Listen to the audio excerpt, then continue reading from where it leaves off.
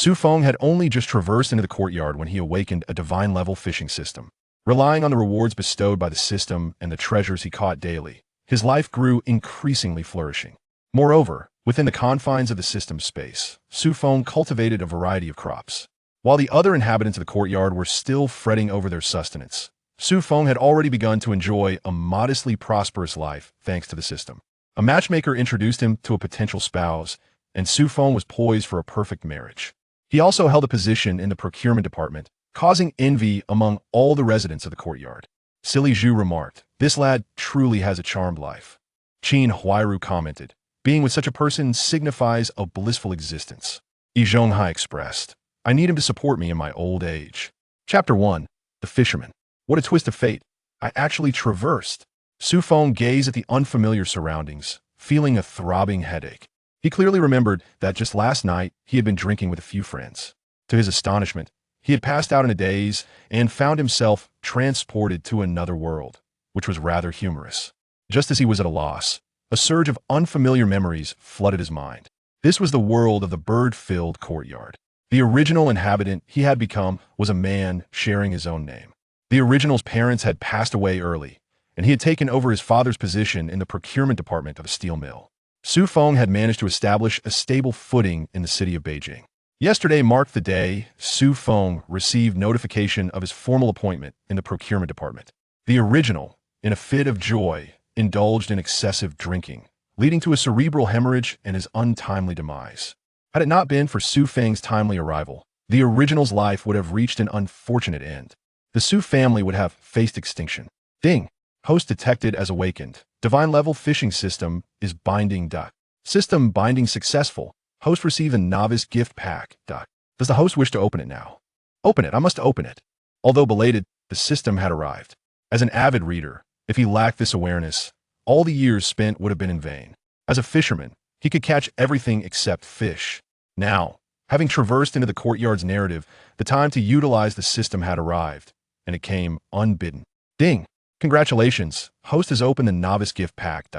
Host has received rewards, spiritual realm spaced. Host has received rewards, 10 unity tokens. Host has received rewards, 10 full restoration pills x1. Host has 1 fishing attempt remaining today. The ethereal realm? Su Feng felt somewhat bewildered. He was familiar with the concept of the Big Union, knowing that 10 Big Union notes amounted to 100 yuan. In the year 1958, possessing 10 Big Union notes was quite a fortune. Even Yi Zhonghai, the 8th-level mechanic residing in the courtyard, earned merely 99 yuan a month. He had 1 more yuan than him. However, what exactly is this ethereal realm? System, what is the purpose of the ethereal realm?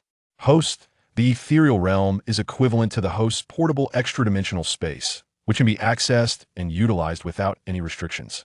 Moreover, within this space, any crop can be cultivated and any livestock raised, with a time ratio of 100 hours in the space equating to 1 hour in the outside world. The host can open the ethereal realm to check the details. This is extraordinary, absolutely extraordinary. It is now 1958, the year preceding the 3 years of hardship to come. Su Feng was well-versed in this historical period. The wretched bear from the north, having fallen out with the new Dragon Nation, issued an order to withdraw assistance, including experts and supplies. Furthermore, they demanded repayment from the new Dragon Nation under the pretext of aiding them. The new Dragon Nation, having been established for only 9 years, was still in its infancy, with everything in ruins and devoid of wealth. Where could they possibly find money? Yet, despite their poverty, with a single command, the entire new Dragon Nation directly transported a significant quantity of agricultural products northward to repay the debt to the bear. However, due to previous issues, such as communal dining and the Great Leap Forward, the agriculture of the new Dragon Nation had indeed suffered considerable losses. Coupled with the bear's relentless demands, they truly found themselves tightening their belts. Therefore, starting from mid-1959, the entire nation fell into a period of 3 years of hardship. During these 3 years, the scarcity of resources was dire, even in the capital city, which was considered the land of abundance. Yet now, Su Feng need not worry. With this ethereal space, he was uncertain whether it could assist the new Dragon Nation through its difficulties. However, at the very least, his own sustenance was assured. In due time, utilizing the resources at hand, he might even be able to win back Lu Shaoi. Open the ethereal realm. Su Feng commanded the system in his mind. Ethereal realm. Area, 100 acres. Number of spirit springs, 1. Cultivation area, 45 acres. Breeding area, 45 acres. Storage area, 10 acres. The cultivation area has automatically planted various types of rice, vegetables, fruits, and other crops, with 200 hours remaining until the next harvest. The breeding area has automatically commenced raising various large and small poultry, including pigs, cattle, sheep, as well as chickens, ducks, and fish, with 200 hours remaining until the next harvest. What? Feng could hardly believe his eyes. Is this the ethereal realm? This is undoubtedly akin to a pastoral fantasy, but in an automated version. Moreover, most importantly, according to the system's projected output times for breeding and cultivation. This means that in the real world, Feng need only wait 2 hours to reap rewards. Wow, this system is remarkable. Feng exclaimed with delight, and then turned his gaze to the spirit spring. The spirit spring was situated in the center of the ethereal realm, a vast pool of spring water. The water flowed continuously from a foam mountain. Through his understanding, Feng learned that this spirit spring belonged to divine spring water. It can not only be used for washing, cooking, and cleaning vegetables, but also for drinking. Feng could draw from it at any time. A single sip would invigorate him, enhancing his vitality. If he were to consume a cup of divine spring water daily for a year, it could extend his lifespan by 50 years. Prolonged consumption would not only preserve his youth, but might even allow him to attain longevity akin to that of the heavens and earth. Good heavens, this was no ordinary divine spring water. It was akin to the ginseng fruit found in the peach blossom garden. Feng hurriedly extracted a cup of spirit spring water from the ethereal realm. Gulp! He felt a warm current flow down, and an indescribable sensation enveloped his entire being. It was a state of sheer comfort. Feng felt elated. With this spirit spring water, he would no longer need to worry about his health. Subsequently, he closed the ethereal realm and checked the 10 complete tonics. 10 complete tonics. After consumption, it can cure all ailments, swiftly restoring the body to its peak state at 18 years old, and will gradually enhance the host's physical attributes to 10 times that of an average person within a month, with the enhancement lasting for 1 month. What a marvelous item. Feng did not dwell on it. With the spirit spring water as a precursor, he directly retrieved the 10 complete tonics. A golden pill, its surface gleaming with a golden light, resembling the golden elixir of the supreme Lord Laozi. Gulp! Feng felt his body gradually brimming with renewed strength. An 18-year-old body is indeed the pinnacle of human physicality. Even though Feng himself was only 20 years old, he was still in the bloom of youth. Yet the feeling of remaining 18 forever was simply exquisite. Confirming that his physical condition was steadily improving, Feng shifted his focus to his fishing counts. Can one still be called a fisherman if they do not fish? System, I wish to fish.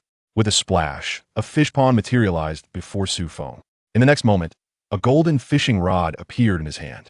Feng skillfully cast the fishing float into the pond. Splash. About a bite. Chapter 2. Eating meat at high noon. With a sudden motion, Feng pulled up his fishing rod. In the next instant, the system's voice resonated in his ears. Congratulations. Host, you have received fishing rewards, 10 large Unity vouchers, 10 pounds of rice, 10 pounds of flour, and 10 industrial tickets. The rewards were somewhat underwhelming. Nevertheless, Feng remained unfazed. The true treasure bestowed by the activated system was the spiritual realm space. However, the rewards from fishing could serve as pocket money. After all, it was 1958, and soon the following year would herald a scarcity of resources. Having something was better than having nothing. Moreover, considering Feng's original job as a procurement officer, possessing such a system was like giving wings to his profession. To begin with, the monthly quotas set for procurement officers were burdensome enough to break the proverbial camel's back. In this era of resource scarcity, the procurement officer's primary duty was to assist the factory leaders in acquiring much-needed food supplies, such as pork and beef. The new Dragon Kingdom had only been established for a few years, leaving everyone in a state of poverty. To indulge in a lavish lifestyle and feast on meat was a privilege that would only be realized around the year 2000. In the present day, dreaming of such a life in the Dragon Kingdom was simply fanciful. Hence, the factory leaders were eager for procurement officers to procure scarce resources, even if just to indulge themselves. This made the procurement officer's role exceedingly challenging. With the implementation of a planned economy, all resources and commodities had to adhere to strict quotas. Even if one had money, purchasing was a futile endeavor. Feng was acutely aware of the historical context, knowing that a severe disaster would commence in the coming year, exacerbating the already limited supplies. To excel as a procurement officer under these conditions was a daunting task. Yet, for Feng, none of this posed any real concern. Armed with a system and a spiritual realm, he could generate an abundance of items within that space, all of which were coveted resources for the factory leaders. While other procurement officers might have to plead for even a few pounds of pork, Feng had the autonomy to fulfill his quotas at will. Of course, he needed to exercise discretion. After all, while he could bend the quotas to his advantage, excessive achievement might attract undue scrutiny. In a time when everyone faced resource shortages, how could Feng possess such an abundance? If inquiries were to arise, he would find himself in a precarious position. Thus, Feng was determined to approach his work with a strategic mindset. Regardless, with his system in place, he need not fret over any challenges. As long as he completed his daily fishing tasks, the rewards would undoubtedly suffice to meet his needs. Moreover, Feng had acquired 10 complete nourishment pills to enhance his physical constitution, truly a miraculous remedy. Despite claims that the populace of the newly established Dragon Kingdom was simple and honest, the reality was quite the opposite. This era epitomized the survival of the fittest. For instance, within their courtyard, Shaju was a quintessential example, frequently bullying Su Damao. According to Feng's memories of the original owner, Shaju had caused him no small amount of trouble. With the nourishment pills at his disposal, Feng could directly bolster his physical capabilities. Should Shaju dare to provoke him again, Feng could easily subdue him with a single punch, ensuring that Shaju would think twice before bothering him again. After organizing his belongings within the spiritual realm, Feng proceeded to sort through the keepsakes left behind by his mother. Among them was a sum of 1,000 yuan, savings accumulated through years of frugality. In terms of vouchers, there were only a few grain and meat tickets, along with 5 cotton tickets. In this peculiar era, specific vouchers were required to purchase goods. One could desire something dearly, yet without the corresponding vouchers, money was rendered useless. Feng carefully stored these vouchers in cash within the system's space, fully aware that their courtyard housed a notorious thief. Although this young rascal was still a child, one could never predict when Jia Zhang's family might entice him into pilfering from Feng's home. Now a formally recognized procurement officer with a monthly salary of 33 yuan, Feng could sustain himself comfortably. With the system's assistance, establishing a family seemed entirely feasible. Glancing at the clock, he noted that it was already 10 in the morning. Today was a weekend, and he was free from work. He prepared a fragrant bowl of noodles, accompanied by a hearty serving of minced meat. With an abundance of delightful provisions at his disposal, he saw no reason to deprive himself. After enjoying his breakfast, Feng continued to tidy up his home, washing clothes that had gone unwashed for several days. He also laundered the bedding and linens, tackling every washable item. Honestly, it was quite exhausting. An automatic washing machine would have been a dream come true. Yet, in this era, electricity was a precious commodity. In the evenings, the city of Sijiacheng experienced power outages. And daytime outages were not uncommon either. The thought of utilizing a washing machine was nothing short of fanciful. The monthly electricity bill would likely exceed his salary. Once the cleaning was completed, Feng had a clearer understanding of his 2-room dwelling, 1 main room and 1 annex, totaling approximately 70 square meters. Compared to other residents in the courtyard, it was neither the best nor the worst, merely above average. However, in the context of Sijiacheng, having 70 square meters in the Nanluo Guxiang area was nothing short of enviable. After finishing the cleaning, Feng wiped the sweat from his brow. Realizing it was already 1 in the afternoon, he prepared some steamed buns made from white flour, accompanied by a savory pork soup, and complemented the meal with sweet and sour pork. Life was treating him quite well. As Feng relished his meal, the enticing aroma of meat wafted into the air. In the front courtyard, Yin Bugue was sniffing the air intently, his curiosity piqued by the delightful scent. Whose family is enjoying such luxury, eating meat at noon? Are they living extravagantly? It's not even the new year, he mused. At that moment, Aunt San chimed in. Who else in our courtyard indulges in meat like that? It's just that bachelor Feng. He can afford to feed himself without worrying about anyone else. Her words sparked a realization in Yin Bugue. Indeed, the Su family was the only one in the courtyard that could indulge in such fare. Unfortunately, while the aroma was tantalizing, it remained out of reach. Seizing the opportunity before the scent dissipated, Yin Bugue could not resist inhaling deeply. After all, it was not illegal to enjoy the fragrance of meat, even if one couldn't partake in the feast. Chapter 3. Are you suggesting I steal? After savoring the smell, Yin Bugue swallowed hard. The aroma of the meat was simply irresistible. He is merely an elementary school teacher, earning a meager salary each month. To him, subsisting on a few eggs and a sip of liquor is a modest celebration of life. The indulgence of feasting on substantial meat is a luxury reserved for the festive season, and even then, moderation is essential. Without the oversight of adults, it is easy to squander one's finances. Such recklessness could lead to destitution. You all must remember, do not be so extravagant in the future, admonished Yen Bugue, gazing at his children. As the saying goes, you cannot be impoverished by what you eat or wear, but poor planning will perpetuate poverty. This mantra is frequently repeated by Yen Bugue, who fervently embodies this philosophy. However, among his children, the eldest, Yen Jieching, merely rolled his eyes without uttering a word. Meanwhile, in the east wing of the central courtyard, as one of the patriarchs of the courtyard, Yi Zhonghai and his wife were also partaking in their meal. On the table, alongside the customary steamed buns, there was cornmeal porridge and slices of cabbage and potato. Of course, a dish of pickled vegetables was indispensable. As the wealthiest couple in the courtyard, Yi Zhonghai and his wife epitomized the principle of discretion in their affluence.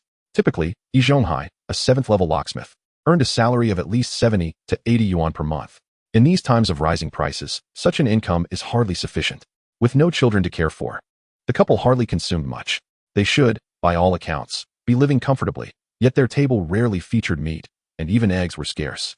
Su Feng, with his meager meals at home, seems to be living in a dire state. Has he given up on marrying? Inquired Yi Zhonghai's wife with curiosity. Yi Zhonghai frowned slightly and retorted, "It is no business of ours. He can eat as he pleases. When the time comes, he will face the consequences. We cannot assist him." His wife pouted at his words, but remained silent. Just then, after finishing his meal, Su Feng heard a knock at the door.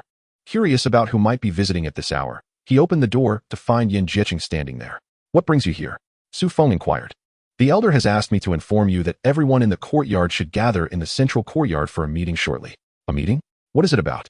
Su Feng asked, intrigued. "I do not know, but I was instructed to notify you." "Please remember to come," replied Yen Jieching, leaving with an expressionless demeanor.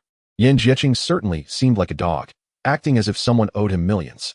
He believed his father, being a mere third elder, held some significant authority and strutted about accordingly. Su Feng, however, was indifferent, as there was no direct conflict of interest. He dismissed Yen Jieching's demeanor as inconsequential. Yet, excitement bubbled within Su Feng. The courtyard meeting was a staple event akin to a drama series, often yielding some intrigue. He was keen to experience what the meeting would entail. After hastily tidying his belongings, Su Feng carried a small stool to the central courtyard. At that moment, Yi Zhonghai was engaged in conversation with Jia Zhangshi. "Dear elder, as you can see, our Jia family is genuinely struggling within this courtyard. We currently have 4 members, myself, Dongxiu, and my daughter-in-law Qin Huairu, making 3 adults.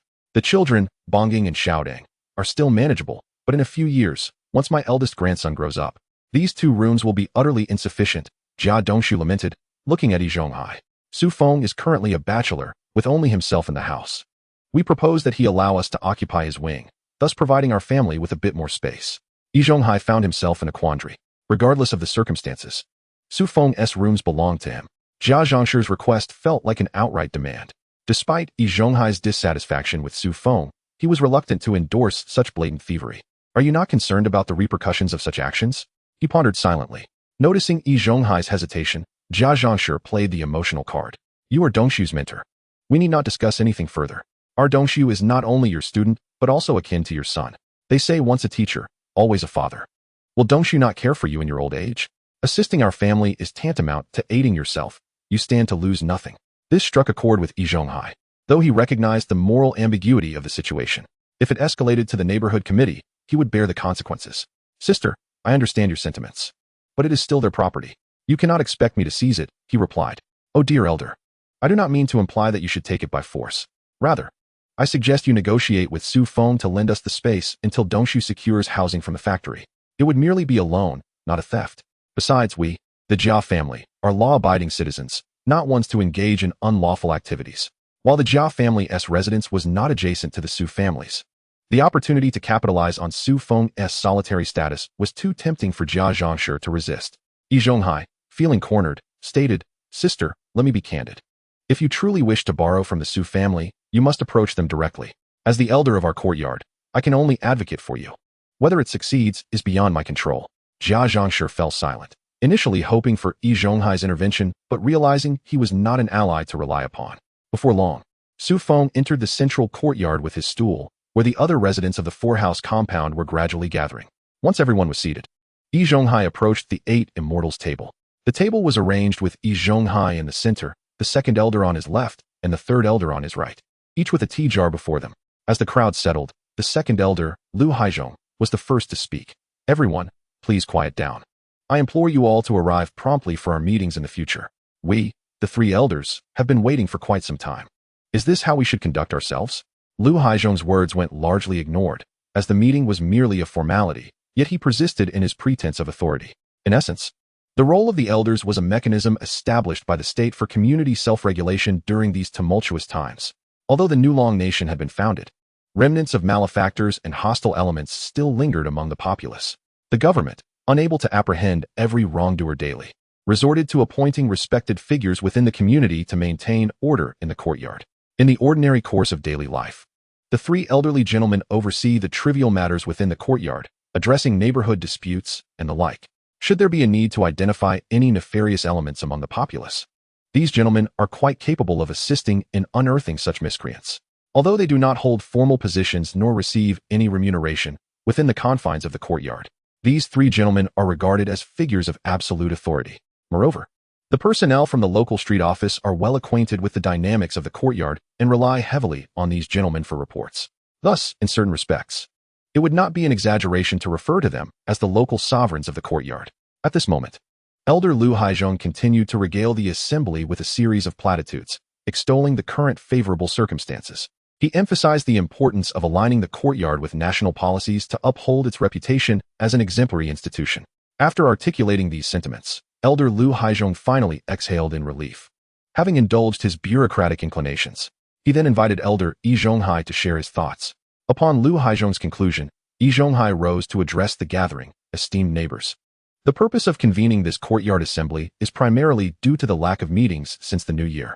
Seizing this opportunity, I, as your elder, wish to convey a few words.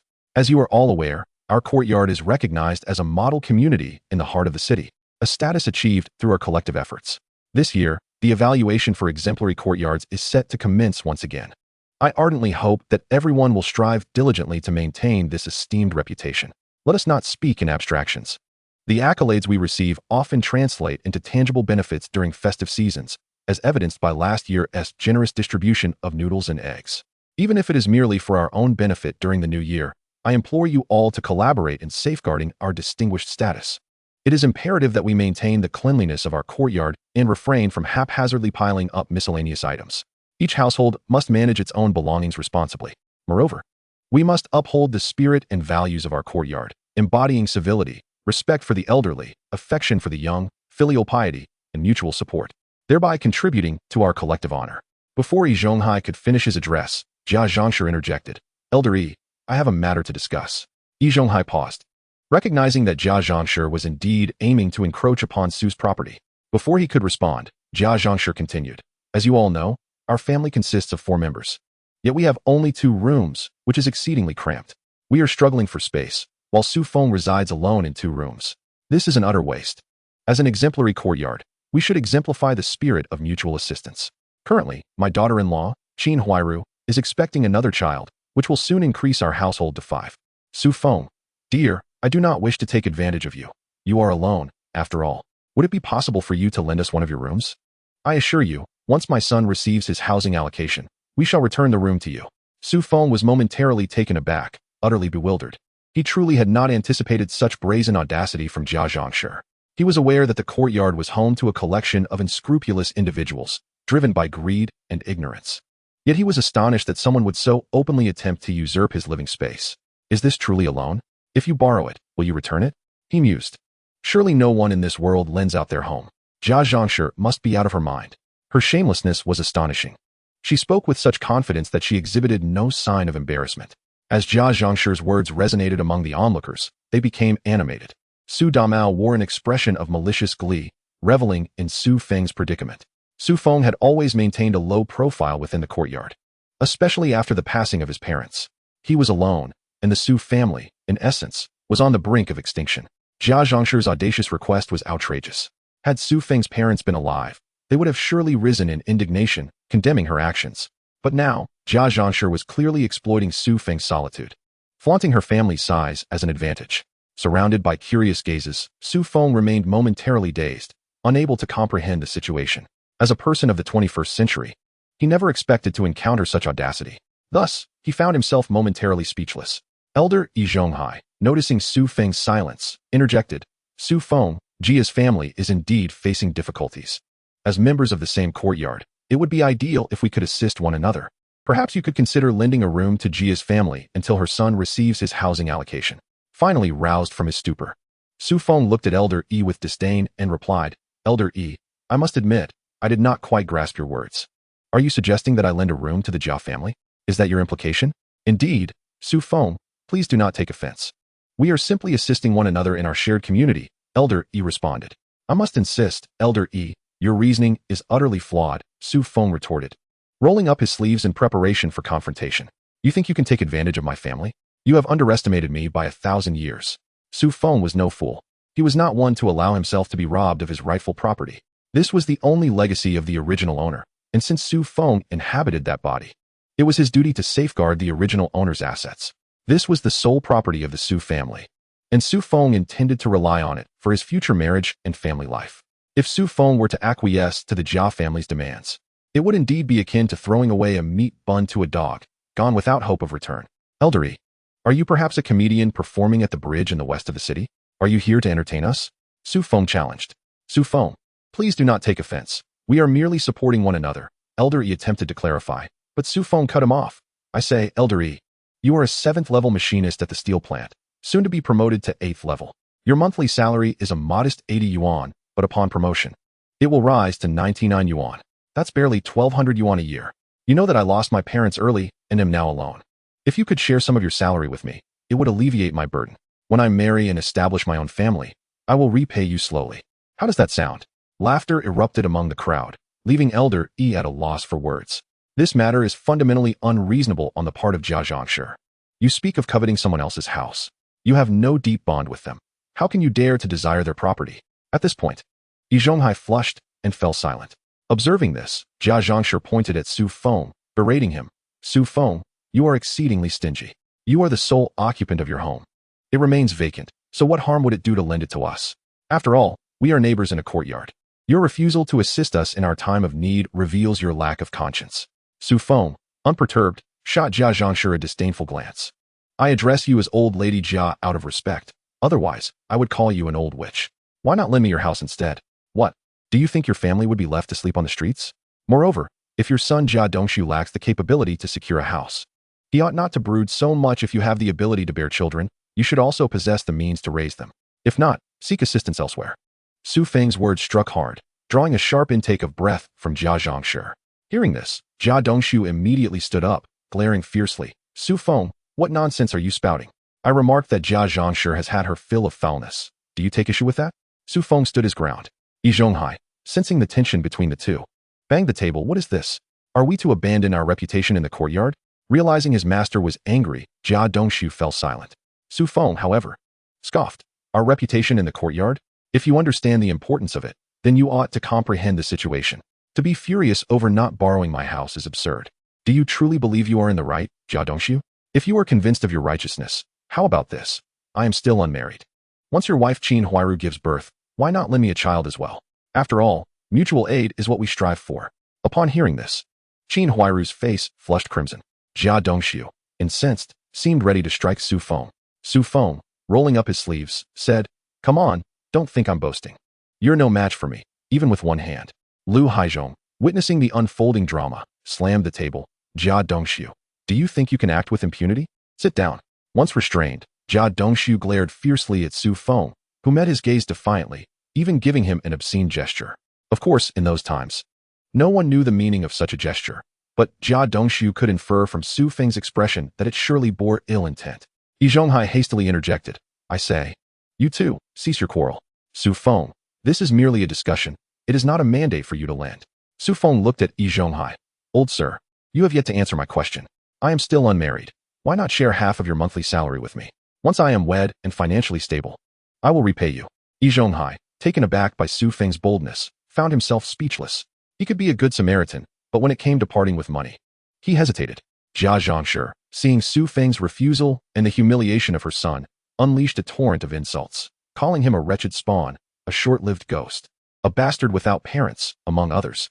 Finally, she collapsed onto the ground, pounding her fists. Old Jia, open your eyes and see. Just because you departed early, Our family of orphans and widows is being bullied. Why don't you show your spirit and take this wretched Su Feng away? Su Feng retorted coldly. Old witch. Am I giving you face? Speak again, and I swear I shall tear your mouth apart. The audacity of her insults, particularly about his late parents, was intolerable. Su Feng refrained from resorting to violence at that moment, demonstrating remarkable restraint. However, witnessing Su Feng's insult towards his mother, Jia Dongshu charged forward. You bastard. Today I will end you. Su Dumao, seeing Jia Dongshu poised to strike, fanned the flames. Fight, fight. Let it escalate. Sha Zhu chimed in. Su Dumao. You seem to revel in the chaos. What business is this of yours?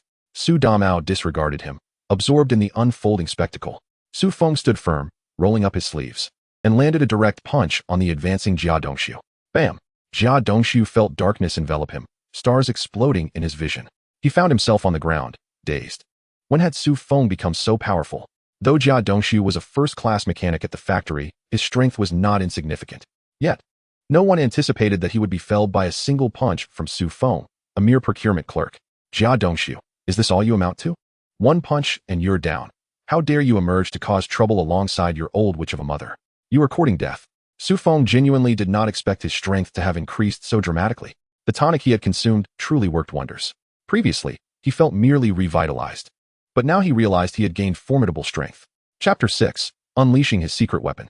Upon seeing her son, Jia Dongshu struck down, Jia Zhangshi sprang to her feet. He is hitting people.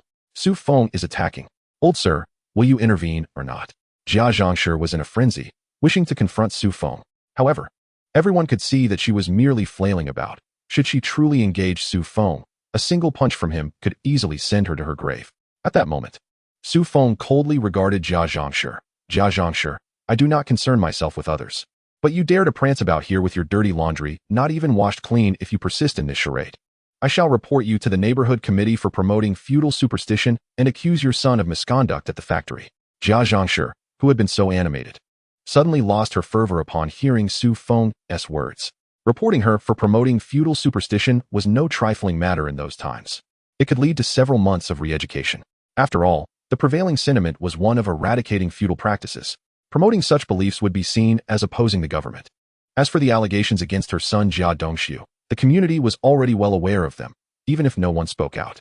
After all, the Jia family had many mouths to feed, and they were discreet about it. Thus, Jia Zhangshi occasionally turned a blind eye to Jia Dongshu pilfering items from the factory, which were ultimately sold for scrap. However, without concrete evidence, most people chose to remain silent. Feigning ignorance is a disservice. Su's family scion. It would be prudent for you to refrain from making baseless statements. Are you aware of the repercussions of such reckless speech? Jia Zhangshi cast a scrutinizing glance at Su Feng. Jia Zhangshi, should you dare utter another word about my so-called fabrications, let me remind you of your son Jia Dongshu from 3 days prior. Before Su Feng could finish his sentence, Jia Zhangshi hastily retreated into the crowd. Disregarding her own son, mumbling, Su Feng, my esteemed age and reputation compel me to overlook your insolence. The onlookers, witnessing Jia Zhangshi's sudden retreat, could not suppress their amusement. Indeed, it seemed Jia Zhangshi was not one to heed caution until faced with adversity. Nevertheless, today, she had received a well-deserved reprimand. At that moment, Su Dumao chimed in cheerfully, Jia Dongshu, how about I go to the police station and clear your name? Su Dumao was one who relished stirring the pot. Observing his intent to escalate the situation, Yi Zhonghai swiftly interjected, enough, Su Dumao. Let us resolve our own affairs within the courtyard. Do you wish to tarnish our reputation as a model community? Su Dumao, do not forget, during the annual egg distribution, you always claim the lion's share. It's no jest. How many truly exemplary courtyards exist in this city? The title of model courtyard is not merely a label. It carries substantial significance. Yi Zhonghai then addressed Jia Zhangshi. Sister Jia, perhaps you could temper your words a bit. I must remind you, the fault lies with you in this matter.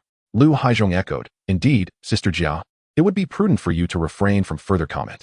This situation is, after all, your doing. Lu Haizhong then turned to Su Feng. I understand this predicament may be somewhat burdensome. However, as residents of the same courtyard, mutual assistance is expected. Consider it an act of kindness towards the Jia family, a way of accumulating virtue. Su Feng, unimpressed by Lu Haizhong's platitudes, retorted, Second uncle, your words are rather facile. Accumulating virtue and performing good deeds is not something I, Su Feng, need to concern myself with. Perhaps, second uncle, you should take it upon yourself? If I recall correctly, you are not exactly known for your virtuous actions. Su Feng continued, I offer you a piece of advice today. Filial piety begins with benevolent parents. You would do well to focus on your own children rather than admonishing others. After all, should you fail to differentiate between your own and outsiders, you may find yourself alone in your twilight years. Su Feng was disinclined to indulge in further discourse with Lu Haizhong, dismissing his notions of virtue. Lu Haizhong was rendered momentarily speechless, unable to fathom that a mere youth like Su Feng would dare to reprimand him, a respected elder of the courtyard. Just as Lu Haizhong prepared to respond, Yi Zhonghai intervened. Second uncle, let us not exacerbate the conflict. We are here to negotiate, not to discuss virtue. Yi Zhonghai then turned to Su Feng. We are indeed neighbors, and the Jia family is genuinely facing difficulties. Furthermore, regarding your mother's estate, it is not irrelevant to consider that she left you a considerable inheritance. Su Feng countered, my mother's bequest is her own affair. The Jia family's housing situation is of no concern to the Su family. Are we indebted to them in some way? Jia Zhangshi interjected. Our house is insufficient for our needs. 5 of us are crammed into a single room. Su Feng replied nonchalantly, that is of no consequence to me. Your family's occupancy is not my concern. Is your daughter-in-law Qin Huairu carrying my progeny? Perhaps. I could offer you one of my rooms if she were to bear my child.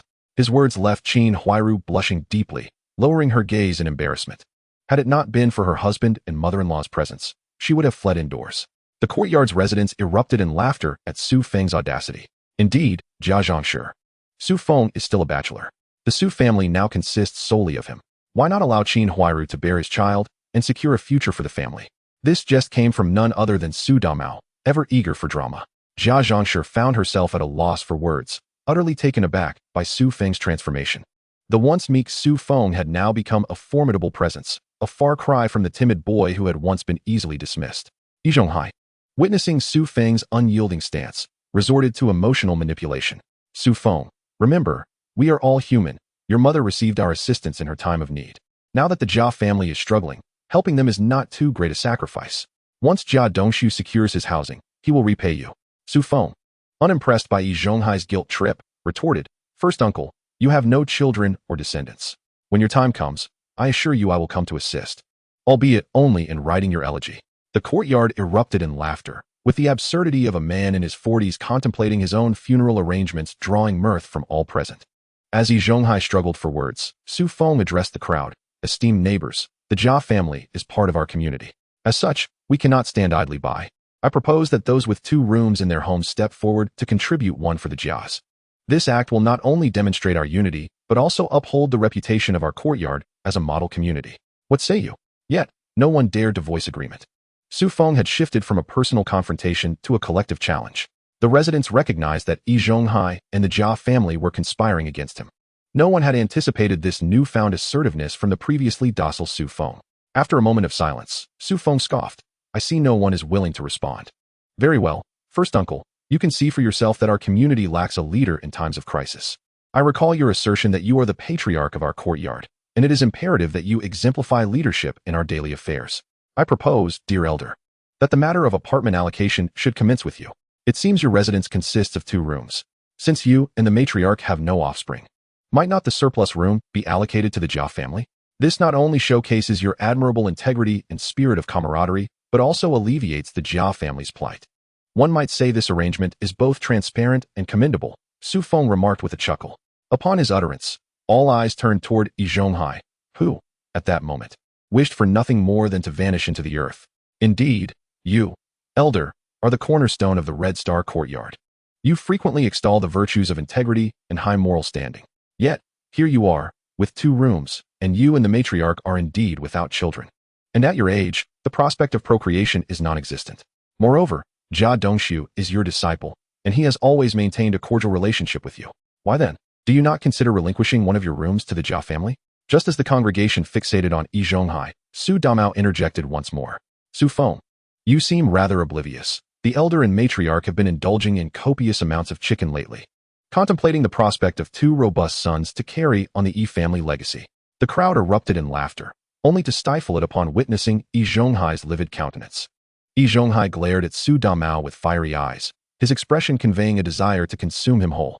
Su Feng, wearing a sardonic grin, remarked, Damao, your words have reminded me. I intend to reserve our family's dwelling for my own children. He then turned toward Bang Gong, asserting, they are my biological sons.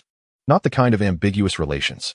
Laughter ensued throughout the courtyard, as Su Feng's unexpected wit delighted the onlookers. It was a rare occasion for Su Feng to exhibit such eloquence. "I'll not let this slide," Jia Dongshu bellowed, still reeling from Su Feng's earlier blow. The insinuation that Bang Geng was not his biological son was more than he could bear. It struck at the heart of his masculinity. Qin Huairu, blushing and flustered, found herself reduced to tears, her gentle nature unable to withstand the barrage. Su Feng observed the scene with arms crossed, tauntingly challenging, "Go ahead, grandson. Show me your prowess." As Jia Dongshu contemplated Su Feng's calm demeanor and recalled the forceful punch he had just received, he hesitated. However, in that tense moment, he caught sight of Su Damao, who was reveling in the chaos. Today's debacle was entirely of Su Damao's making, had he not spouted nonsense about the elder and matriarch contemplating children. Su Feng would not have mocked the legitimacy of Bang Geng. Fueled by indignation, Jia Dongshu, though hesitant to confront Su Feng, found the courage to strike Su Damao instead. Without warning, Jia Dongshu lunged forward, landing a punch squarely on Su Damao's face. Su Damao, clutching his eyes, protested, "Why are you hitting me, Jia Dongshu? I merely remarked on your situation." Jia Dongshu retorted angrily, "It's not my fault if you have a loose tongue." Su Damao found himself on the ground, while the simpleton, Sha Zhu, rushed to join the fray, exclaiming, "Su Damao, you brought this upon yourself." Thus, the spectacle in the courtyard unfolded, with Jia Dongshu and Sha Zhu delivering a thorough beating to Su Damao, who, through no fault of his own, became the scapegoat. Su Feng, observing with amusement, relished the unfolding drama, confident in his enhanced physical prowess. He knew that even with both Jia Dongshu and Sha Zhu teaming up, they could not match his strength, a fact already proven by Jia Dongshu's earlier encounter with his fist. Meanwhile, Su Damao's father, hearing the commotion, rushed outside, eyes ablaze with concern for his son. The elder quickly called out, "Jiefeng, Guangtian, what are you two doing? Get in there and separate them." Chapter 8. The simpleton who cannot distinguish between inside and out. The two hurriedly intervened, pulling apart the combatants, while Su Feng continued to observe with a detached interest. The events unfolding in the courtyard were, in truth, quite entertaining. Since Su Feng's arrival in this era, his greatest fear had been the monotony of life. There was a palpable absence of excitement. The thought of enduring this period until the 21st century was daunting, as he would surely be of advanced age, perhaps too old to appreciate any new wonders. Yet, the amusing antics within the courtyard suggested that his days may not be so dreary after all. With the support of his system ensuring his needs were met, he could simply enjoy the entertainment. Once the skirmish was quelled, Su Damao, visibly disgruntled, exclaimed, "You two cowards. You're all talk behind Su Feng. If you have the guts, go after him instead." Jia Dongshu found himself at a loss. He had faced Su Feng before and had no desire to endure another of his powerful punches. The earlier encounter had taught him a lesson in the strength of Su Feng's blows. Moreover, the situation was not in his favor. Merely having a larger family did not entitle the Jia family to encroach upon others' properties. These principles were irrefutable. Should such reasoning become accepted, then would it not justify violence against those deemed unsatisfactory in their living arrangements? Thus, Jia Dongshu resolved to keep his grievances to himself. Meanwhile, Jia Zhongshi, recognizing Su Feng's formidable nature, was at a loss for how to continue their demands for housing. Aware that provoking Su Feng further would only expose their family's shortcomings, she chose silence. With the tumult subsiding, the elder declared, "All right, regarding the housing issue, we three elders have addressed it in the courtyard assembly. However, it is evident that this matter is not easily resolved. Therefore, you must resolve it among yourselves. Whether to lend or not is a private matter between the Jia and Su families. Let us refrain from involving ourselves in the matters of our courtyard. Everyone should attend to their own affairs. The meeting is adjourned." With that, Yi Zhonghai picked up his teapot and returned to his room. Witnessing this scene, Su Feng felt a twinge of disdain within him. Is this all there is? I expected more from him. After all that, he merely uttered a few words and dashed off. I thought this esteemed elder had grander intentions, yet it amounts to this? As everyone dispersed, Su Feng naturally made his way back home. Meanwhile, in Yi Zhonghai's residence, an elderly woman sat in the living room, quietly shedding tears like small pearls. The cause of her sorrow stemmed from Su Damao's mention of her, and Yi Zhonghai contemplating the matter of their inability to conceive a child. At her age, she was acutely aware of her own struggles. Who wouldn't desire children? Especially for women of this era, being childless could lead to ridicule behind their backs. Society places immense importance on reputation. If she could have her own child, she would exhaust every possible means to achieve it. However, the unfortunate reality remained that she and Yi Zhonghai had been unable to conceive. Both of them were now advanced in years. Despite Yi Zhonghai being the wealthiest individual in the courtyard, holding the highest salary, what good is wealth without an heir to inherit it? He had even been publicly chastised during the courtyard assembly. Contemplating this, the elderly woman began to blame Yi Zhonghai. Oldie, how could you entertain such unreasonable demands from the Jia family? That house belongs to Su Feng. How could Jia Zhang's family have the audacity to request it? This situation is inherently unjust from every angle. If the Jia family lacks sufficient housing, that is their own issue. Jia Dongshu works at the steel mill and cannot even secure a home for himself. That is a reflection of his own inadequacy. Yet, they should not covet Su's property simply because they are in need. Su Feng's mother passed away less than a year ago, and now they dare to lay claim to his house. To put it bluntly, everyone in the courtyard has witnessed this. Should this escalate, it would spell trouble for everyone involved. If Yi Zhonghai claimed he felt no regret, it would be a falsehood.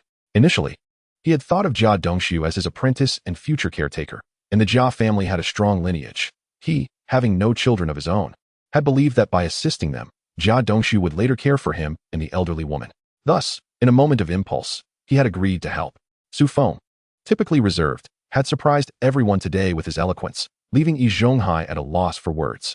Now, not only had he failed to secure the house, but he had also lost face in the courtyard. Such matters often remain unspoken until interests intertwine. Then, one truly understands the fickleness of human relationships. For instance, Yi Zhonghai now finds himself the target of ridicule from the other residents of the courtyard. Feeling vexed and helpless, he could only turn away, head down, silent. Childless and powerless. What a predicament. On the other side, in the front courtyard of the Yin family, Yin Bugue was seated with his wife. The third aunt, wearing an expression of curiosity, whispered, "Old Yin, what has gotten into Su Feng today? He seems like a different person." The third uncle nodded in agreement. Indeed, Su Feng's demeanor today truly reflects that of a family head. However, it is only natural, given that Jia Zhang's family is shamelessly attempting to seize someone else's property. If you ask me, Su Feng's punch to Jia Dongshu was indeed a mere light blow for such audacious demands.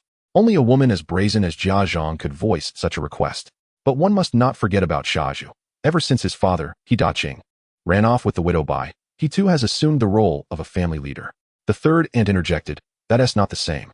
Shaju is simply a fool who cannot discern friend from foe. But Su Feng is different. Did you see his demeanor when he spoke earlier? His decisiveness is worlds apart from Shaju's inability to distinguish right from wrong." The third uncle, smiling, nodded. "Regardless, we shall remain uninvolved in these matters. Let the tempest brew outside while we remain steadfast in our own corner, merely spectators." Chapter 9. Donating money to the Jia family? Everyone is struggling. Su Feng returned home and collected the clothes that had been drying, neatly folding them and placing them into the wardrobe. At that moment, a series of urgent knocks echoed at the door. Su Feng, curious about who could be visiting at such an hour, noted that it was already past 8 o'clock. At this time, most residents of the courtyard would be preparing for bed. Without television or the internet to occupy their time, one would wonder what they could possibly be doing awake at this hour. Driven by curiosity, Su Feng approached the door and opened it. There stood Su Damao, sporting dark circles under his eyes, clutching a bottle of liquor and a plate of peanuts. Upon seeing Su Damao, Su Feng couldn't help but laugh. With his signature small mustache and those panda eyes, he presented quite the comical figure. Su Damao was undeniably a petty man, a fact that the original narrative had illustrated profoundly. Yet, he was a straightforward character. While he might be a small person, he was aware of his own nature and never claimed otherwise, unlike some others in the courtyard who, while appearing respectable, would scheme at critical moments. With a grin, Su Damao said, "Brother, I came to share a drink with you. What do you say?" These peanuts were a gift from a fellow villager. Su Feng, intrigued, replied, "What is it that you're up to, Damao? Why the sudden friendliness?"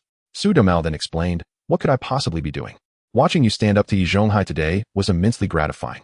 I have long harbored disdain for that bunch of scoundrels. They are always scheming and taking advantage of others." Hearing this, Su Feng too broke into laughter, realizing that Su Damao shared his discontent with Yi Zhonghai and the others. However, Su Damao, often a solitary figure, lacked the support of the group to confront them. Even if his father, Su Fugue, were still around, he would not stand a chance against them. "Brother, today has truly opened my eyes. I have lived in this courtyard for many years, and you are the first to make Yi Zhonghai suffer such a loss. It's infuriating, really. That old man only knows how to wield his status to favor Shaju, just like the deaf old lady in the backyard. Although they appear dignified and respectable, the truth is they harbor malicious intentions. Just consider how Yi Zhonghai favors Shaju. Is that really favoritism? It's merely a way to sweet-talk him and manipulate him into doing their bidding. Shaju, having lost his mother at a young age, is left with an unreliable father. 50 years ago, Shaju's father, He Daqing, followed the widow Bai to Baoding, abandoning his 2 children without a second thought. One might ponder what manner of man he Daqing truly is. Su Damao also launched into a tirade, then turned to Su Feng and said, "Brother, shall we step inside and converse over a drink?" Su Feng, finding himself equally bored and eager for some company, welcomed Su Damao in. Once they had set their belongings down, Su Damao began to speak while sipping his drink. "Consider that fool, Shaju. He cannot discern right from wrong. Ever since Qin Huairu entered our quadrangle, that wretched Shaju has been fixated on her, his gaze fixed upon her as if he were a randy dog spotting a female. Who in our courtyard is unaware of this? Yet, one cannot deny that Qin Huairu possesses a certain allure. It is remarkable how this country girl maintains such beauty, surpassing even the city girls in fairness. That old hag, Jia Zhang, has lucked into such a charming daughter-in-law, yet has the audacity to gossip incessantly. Su Feng, have you noticed how Qin Huairu washes her bed linens daily? It seems to me that Jia Dongshu is exhausting himself with her. At this rate, he may be the one who meets an untimely end." Su Damao chuckled. This was the first time Su Feng had witnessed Su Damao expressing such grievances. To be candid, having seen Su Damao on television, Su Feng had always found him amusing. Now, sitting before him, grumbling while enjoying some peanuts and liquor, the scene was indeed entertaining. Su Damao, oblivious to Su Feng's musings, continued, "Look at that Jia Dongshu, barely reaching 1.70 meters, his frame as frail as can be. How does he expect to live long with those dark circles under his eyes? Just observe, a deaf old lady, a domineering elder, along with Shaju and those mad dogs from the Jia family. Who else in this courtyard has a chance at life? Those 2 old folks are truly wretched. They deserve their fate. I foresee Shaju also facing a similar end. That fool is truly aiding the wicked." At this point, Su Damao could not contain his laughter, making his panda-like eyes all the more comical. "Su Feng, in truth, there are hardly any good folks in our courtyard, so do be cautious. As for this so-called model courtyard, it is merely a facade. I am simply waiting for that deaf old lady to pass. Only then will we have an opportunity to turn the tide. I had intended to endure, but today, brother, you have surprised me. That old hag is the most generous with others' resources, and only Shaju, the fool, falls for it. Others are not so easily deceived. The reputation has been taken by that elder, while Shaju gains nothing, only giving away what little he has. Take the last time when that elder sought donations from the entire courtyard for the Jia family. They claimed the Jia family was in need. Yet each household merely contributed a token amount. But Shaju, each time, donated 5 or 10 yuan, strutting about as if he were a peacock. As if he wished for everyone to know he was a simpleton. Wealth should not be squandered this way. We all know the Jia family cannot even support their own. So why should it be our burden? Shaju rushes to donate. And who does not realize that it is Qin Huairu's form he covets? If it were any other family, one can only imagine whether he would be so generous. Su Damao took another bite of peanuts and continued. It seemed he was on a roll, his face alight with excitement as he looked at Su Feng. "Su Feng, today I am so elated that I will fetch another bottle when I return. This fine liquor is something I usually reserve, but today is more joyous than New Year's. I must indulge." Chapter 10. Today, we must have a proper drink. By the way, remember to teach me a few tricks on how to put that elder in his place. Then I will have my chance to confront him. Su Feng, however, did not share Su Damao's optimism about the ease of confronting the elder today. It was primarily due to Yi Zhonghai's own negligence this time. Given Yi Zhonghai's cunning nature, he was not easily dealt with. Yet, seeing Su Damao's animated demeanor, Su Feng could understand. After all, who had given those panda eyes to Su Damao? It was clear that Jia Dongshu and Shaju had conspired to bully him. But how did Yi Zhonghai act? Upon seeing the elder's arrival, he immediately took sides. Why did he not intervene earlier, waiting until the family was about to rally? In this courtyard, who was unaware of the long-standing animosity between Su Damao and Shaju? They had been at odds since childhood. If one were to argue that they were too young to recognize Yi Zhonghai's bias back then, they were now adults, and Yi Zhonghai still played favorites. How could Su Damao not harbor resentment? Having been repeatedly victimized, it was inevitable that his psyche would twist. It was unfortunate, however, that Su Damao was but one man. Attempting to make waves in the courtyard was nearly impossible. Not only him, but even his father, Su Fugue, could not achieve that. Take the steel factory, for instance. Yi Zhonghai strode about with authority there. As a level 8 mechanic in the factory, he indeed held a position of respect among workers and superiors alike. Consider this. How many could reach level 8 in the factory? Such ranks required rigorous standards and examinations. Even if the Su father and son were merely film projectionists, the factory director would still treat Yi Zhonghai with courtesy. Thus, Su Damao had long repressed a wealth of frustration. Consequently, his grievances toward Yi Zhonghai were profound. In this moment, he found a release here with Su Feng, which inevitably led to a bit of madness. Yi Zhonghai, that old scoundrel, truly was a villain. When he Daqing left, he took advantage of Shaju, using him as a backup without spending a dime, while making Shaju believe he was a good man. Why would he not take advantage of such a situation? Moreover, as long as Shaju and Su Dumao remained at odds, Yi Zhonghai would continue to manipulate the situation, ensuring Shaju remained dependent on him. In the courtyard, aside from Yi Zhonghai, no one else offered Shaju support. It must be said, Yi Zhonghai was a natural PUA master, skillfully manipulating Shaju. In a sense, Su Damao's frequent beatings at Shaju's hands were indeed a result of Yi Zhonghai's machinations. While Su Damao bore some responsibility for his own loose tongue, it must also be acknowledged that Shaju truly lacked common sense. Children might bicker, but as adults, one ought to exercise restraint. Did he not fear inflicting serious harm on Su Damao? According to the original plot, Su Damao was not supposed to be infertile. Su Feng seriously suspected that it was Shaju's doing that led to such a permanent affliction for Su Damao. Su Damao's interference in your matchmaking endeavors is indeed a nuisance. In Su Feng's eyes, this foolish Zhu is hardly a commendable character. Impulsive, devoid of intellect, incapable of discerning good from bad, and unable to recognize the worthiness of individuals. He possesses a lustful heart, yet lacks the courage to act upon it. Moreover, he has a proclivity for meddling in matters that do not concern him. His own sister, He Yushui, suffers as a consequence of his actions. It is no wonder that after graduating, He Yushui promptly vacated the courtyard to work in a textile factory. One must jest. Who wouldn't consider themselves unfortunate when burdened with such a brother? Su Feng certainly does not perceive Zhu as an innocent party. This dimwit being the protagonist of the courtyard is purely the result of a misguided scriptwriter. However, Zhu does possess a modicum of fortune. Had it not been for Lu Xiaoyi's untimely intervention, he might have truly faced the dire fate of being rendered childless by the widow Qin Huairu.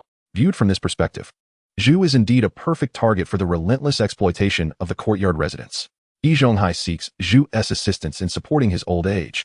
Hence his choice of a wife must be amenable to this arrangement. But is such a scenario feasible? Certainly not. Which wife would willingly care for a stranger in their twilight years? Moreover, she would have her own children to nurture. To neglect one's own offspring for the sake of another is sheer madness. Thus, Yi Zhonghai is bound to disrupt Zhu's matrimonial prospects. As for Qin Huairu, her interference is even more pronounced. The notion of her bearing Zhu's children is utterly ludicrous. With 3 children of her own, the prospect of adding another into the mix is nonsensical. Furthermore, what would a child conceived with Zhu signify? Naturally, Qin Huairu would resort to manipulation, ensuring that Zhu remains childless. Without draining Zhu's resources, how could she sustain her entire household? Regarding Su Damao, their relationship is purely adversarial. Zhu has unwittingly invited this enmity upon himself, fostering a relentless rivalry. Given this reality, what further discourse is necessary? Zhu's misfortune brings Su Damao great amusement. Among these 3 individuals, one a conniving schemer, another a duplicitous seductress, and the last a sworn enemy, one must ponder Zhu's fate. The crux of the matter lies in Zhu's own ignorance. He remains blissfully unaware of his circumstances. When seeking a partner, he fixates on Qin Huairu, insisting on a city household registration. Yet, Zhu's own qualifications leave much to be desired. What rationale exists for a city girl of such standards to wed him? It borders on absurdity. If Zhu were to truly comprehend his situation, as well as the manipulative tactics employed by those around him, he would likely find himself bereft of any prospects. Comparing individuals leads to despair, and comparing goods results in discarding the inferior. In this light, Su Damao appears somewhat endearing. At least he is straightforward and, if unprovoked, will not seek to antagonize you. This quality alone elevates him to the status of a good person. Before long, Su Damao stumbled in, swaying slightly with a bottle of liquor in hand. This fellow seemed to be in high spirits. Su Feng, today I am particularly pleased to see you teaching Yi Zhonghai, and that Fool Zhu a lesson. It brings me great joy, and we must indulge in a hearty drink. Zhu, that rascal, always goes for the jugular, while Yi Zhonghai consistently undermines me, claiming it's all in jest. Why doesn't Zhu engage in such antics with Jia Dongxiu? Does that not make me, Su Damao, a fool? Each time, I bear wounds. Each time, I lie incapacitated for weeks. If this were merely a jest, would it be so severe? That scoundrel Zhu better hope I don't find an opportunity, otherwise, I shall make him pay dearly.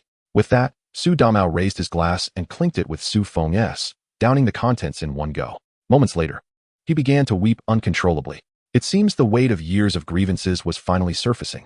Chapter 11. Transitioning from worker to cadre. Seeing that Su Damao was settled, Su Feng promptly assisted him in returning home. Su Fuqian and his wife had not yet retired for the night. Their son, Su Damao, was still unmarried. And as he approached a certain age, they naturally felt concern and worry. Additionally, given that Su Domao was frequently bullied by Zhu and Yi Zhonghai in the courtyard. Their anxiety heightened upon seeing him intoxicated. Their primary concern was that Zhu might take advantage of Su Domao's inebriation. However, upon Su Domao's departure, he explained his reason for visiting Su Feng, and both parents understood how badly their son had been mistreated over the years. Thus, they acquiesced to his request.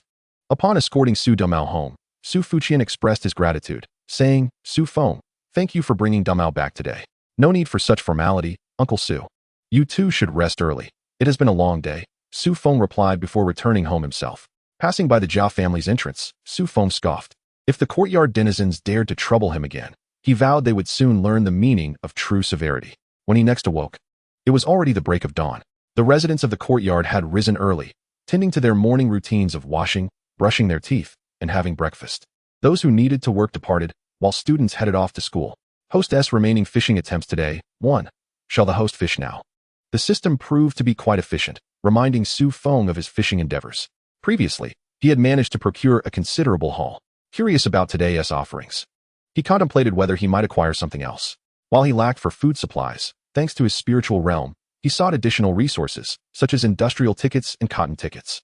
If the system could provide more through fishing, it would be most fortuitous. With a swift motion, Su Feng cast his fishing rod into the water. Within mere seconds, a sharp snap indicated that a fish was hooked. Su Feng's excitement surged. Ding! Congratulations, host. You have successfully caught 10 tickets for the 3 turns and 1 sound. 10 tickets for unity, and an additional 100 acres of usable land in the spiritual realm. Excellent. The expansion of the spiritual realm by 100 acres is a splendid reward. This means Su Feng can now harvest an increased quantity of resources. Most notably, the 3 turns and 1 sound tickets hold significant value in this era. Should an opportunity arise to sell them at the pigeon market, it would yield substantial profit. Observing the growing collection in his possession, Su Feng felt a sense of reassurance. With provisions in hand, he felt no trepidation. Subsequently, he opened his spiritual realm to inspect its contents. After a 24-hour growth period, he had successfully harvested 2 waves of resources. Calculating the timing, it appeared that the world operated on a cycle of 12 hours for growth and harvest. This meant that within a 24-hour period, he could harvest twice. That is indeed splendid news. Upon accessing the system warehouse, the abundance of resources left Su Feng elated. Although the additional 100 acres had yet to yield visible results, he anticipated harvests to come in 12 hours. After yesterday's 2 harvests, Su Feng's system warehouse was suddenly abundant with a significant amount of supplies.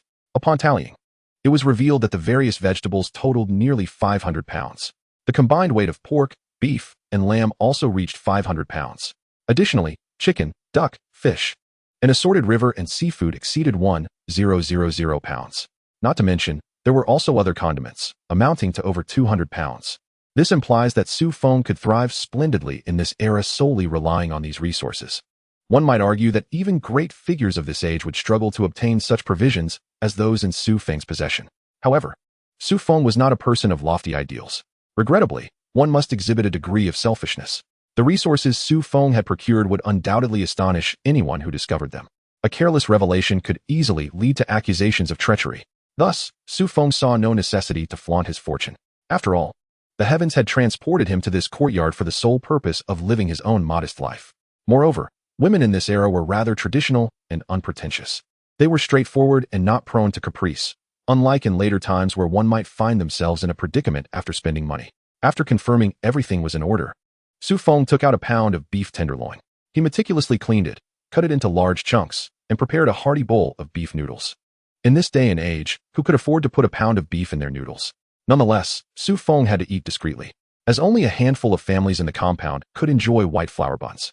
His breakfast of beef noodles would surely incite envy from the Jia family. And should others find out, trouble could easily ensue. Although Su Feng was not afraid of confrontation, he preferred to avoid being besieged. Finding oneself cornered could lead to dire consequences. After breakfast, Su Feng wiped his mouth, ensured everything was fine, and locked the door before heading to work. The original owner had been employed in the procurement department. To speak candidly, working in procurement was tolerable. Although the salary was modest, it was not strenuous. Despite the scarcity of resources during this time, the pressure on procurement staff was immense, prompting many to covertly transition to frontline labor. While Su Feng could not label this as foolish, it certainly reflected a lack of foresight. However, one could hardly blame them, as supporting a family was paramount in this era. This situation revealed the operational dynamics of society. Those lacking resources often found themselves advancing further. Those who switched from procurement to frontline roles invariably regretted their decisions by the time they retired, while those remaining in procurement rarely expressed dissatisfaction once they secured positions in factory administration. Yet, Feng was different. He possessed ample resources and had no worries. His intention was to remain in procurement, accumulate achievements over the years, and leverage connections to secure a position in factory administration, thereby obtaining a modicum of authority. In this era, it was indeed feasible to transition from a bureaucratic role to that of a worker. While it was simple to move from a bureaucrat to a worker, the reverse was fraught with difficulties. Nevertheless, it was not as insurmountable as it would be in the 21st century. Opportunities did exist. Feng was well equipped to seize them. However, should he act impulsively and seek a position as a frontline worker, his fate would be sealed.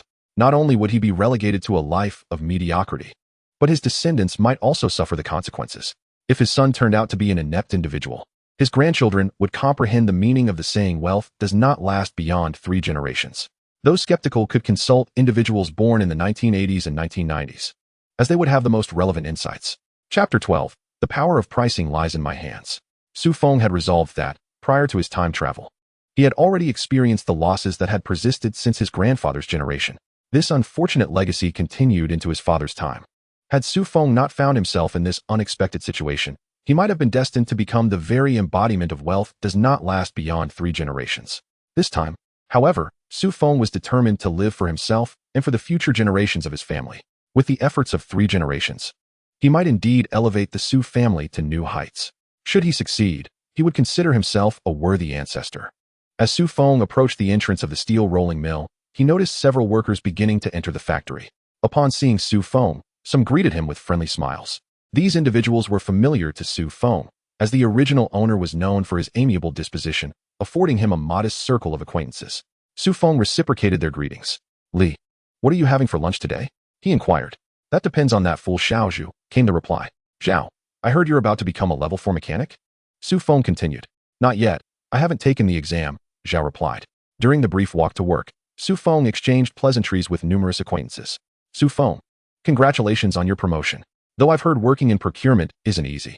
Don't you have to go out every day to acquire supplies?" One colleague remarked. "Indeed, but it's no trouble. I'll just put in a bit more effort. After all, this is the work we depend on," Feng cheerfully responded. "Feng, if you're interested, you could speak to the HR department and come work in our workshop. I can teach you how to operate the crane," another colleague suggested. "Yes. Master E is an 8th level mechanic. Since you're from the same courtyard, you could become his apprentice and eventually achieve that rank too. The monthly salary is 99 yuan. Feng merely smiled in silence. If he were to foolishly pursue a position as a frontline worker, it would be the end for him. After greeting everyone, Feng arrived at the door of the procurement department, where his mentor, Zhang Xiao, happened to be passing by. Feng greeted him warmly, recalling fond memories of Zhang, who had been particularly kind to him. As Feng's guide, Zhang had generously imparted a wealth of knowledge, sharing valuable insights about procurement and how to secure more purchase orders. He was a genuinely good-hearted individual. "Good lad, you've been promoted. Now you must work diligently and not bring shame to your master," Zhang said with a hearty laugh. "Of course, master. By the way, I recently procured some lamb while out shopping. Would you like to come over tomorrow for a drink?" Feng suggested cheerfully. "That sounds great. I haven't had lamb in ages. Bring along your wife and children," Zhang replied. No, it's not easy to get lamb. And having the whole family over is too much. Just the 2 of us will do. Don't overdo it. Just a few pounds will suffice. We can enjoy a little wine together. I'll bring a bottle and some peanuts," his mentor jovially insisted. Feng felt a wave of gratitude. His mentor truly treated him well. However, at this moment, he lacked nothing but food and clothing. "Nevertheless, it matters not, since my master has expressed such sentiments. I shall prepare independently when the time comes." Before long, all the members of the procurement department had assembled. Counting, there were a total of 7 individuals, including Feng and his master. "Master, there are supposed to be 9 of us in the department. Why are 2 absent?" Zhang Xiao quietly inquired. 2 left yesterday for the workshop," he continued, claiming that the wages were insufficient and the work unmanageable. Feng nodded in acknowledgement, lamenting the departure of 2 individuals whose destinies would be irrevocably altered. At that moment, Director Feng of the procurement department entered. He appeared to be around 45 years of age, with a slightly portly physique and a penchant for strolling with his hands clasped behind his back, exuding an air of authoritative presence. Upon entering, Director Feng surveyed the gathering and remarked, "We are now a mere 8 in the procurement department. I hope that each of you can persevere through these challenges, for the work of our department holds considerable promise. Zhang Xiao, ever cheerful, chimed in, Director Feng. Our procurement officers can scarcely purchase anything with the funds we possess. Each day we distribute 2 packs of Tianmin cigarettes. But the materials demanded by the factory leadership remain elusive. Everyone is filled with grievances. It is simply untenable to proceed under these circumstances. Hearing his old colleague speak, Director Feng replied, Lao Zhang, we have been comrades for many years. You are an experienced procurement officer. This is merely the nascent stage of our newly established nation, which is rife with opportunities yet to be realized. With diligent efforts, we shall undoubtedly secure what we need. He then presented a list of tasks for the day, which was not particularly extensive, and encouraged everyone to share the workload. Su Feng received a list detailing various materials such as cloth tickets, oil tickets, meat tickets, and grain tickets, specifying a minimum purchase of 3 pounds for each category, along with sugar and grain tickets. According to the factory leadership's stipulations, each procurement officer was required to acquire at least 3 pounds to fulfill their obligations, although there was no upper limit to this requirement. Subsequently, Su Feng also obtained 2 packs of Tianmin from Director Feng. These cigarettes were distributed to local villagers during procurement trips. Without offering a few cigarettes, one would scarcely receive any attention. It was amusing to witness the reversal of roles. Traditionally, it was the suppliers who sought out buyers, yet in these times, procurement officers ventured into the countryside, hoping to persuade the sellers. However, the challenge was compounded by the scarcity of goods, as villagers needed to reserve some for their own sustenance. It was unreasonable to expect them to provide everything while facing the harsh winds of adversity. Additionally, the new Dragon Nation was still in the throes of industrial development and infrastructure improvements, with agricultural chemicals and fertilizers yet to emerge. Consequently, the yield of crops was alarmingly meager. Securing any supplies was a considerable achievement. Moreover, when any location offered goods for purchase, it was not merely one individual who sought them. Procurement officers from neighboring regions would flock to claim them. Thus, the demand for Tianmin was undeniably high. The villagers were savvy, aware that the procurement officers wielded tickets, and thus held the power to dictate prices. Naturally, they required the appropriate tickets in exchange for their goods. Fortunately, procurement officers could reimburse their expenses upon returning to the factory, alleviating some of the burden. However, the paramount concern remained, the ability to actually procure these materials. For other procurement officers, this was a significant dilemma, yet for Su Feng, it barely registered as a challenge. Chapter 13. Procuring materials. In addition to the option of sourcing materials from the countryside, there existed another avenue. Procurement officers often ventured to the pigeon market, colloquially known as the black market, in search of goods. Generally, this practice was deemed unacceptable. Nevertheless, as procurement officers were ultimately working for the factory, and by extension, the nation, one could argue that they were compelled to take risks to fulfill their quotas. Consequently, if apprehended by the authorities, it was common for them to simply notify the respective units, which would then send someone to retrieve them, often after a small exchange of cigarettes. The organization would not impose hardships upon them, as the higher-ups understood that their actions were driven by the necessity to complete their tasks, rather than personal gain. With a long tenure in this role, the original owner had become quite adept at navigating these challenges. Having gathered the necessary tickets and procurement funds, Su Feng whistled as he exited the office alongside his master. Procurement officers were not bound by fixed hours. Rather, their primary duty was to scour for the materials required by the factory. Only by securing these items could they consider their work complete. Otherwise, their performance would be penalized. Su Feng relished this mode of employment, with its lack of pressure and the clear objective of task completion. There was no one to monitor his attendance. However, failure to meet targets would render daily attendance meaningless. Feeling assured, Su Feng resolved to take a few days of respite. After all, the materials listed on his procurement sheet were already well stocked within his space. Indeed, he possessed more than enough, rendering any concerns trivial. Furthermore, the funds and tickets could be claimed as personal gain, with the potential for reimbursement, constituting a remarkable profit with minimal investment.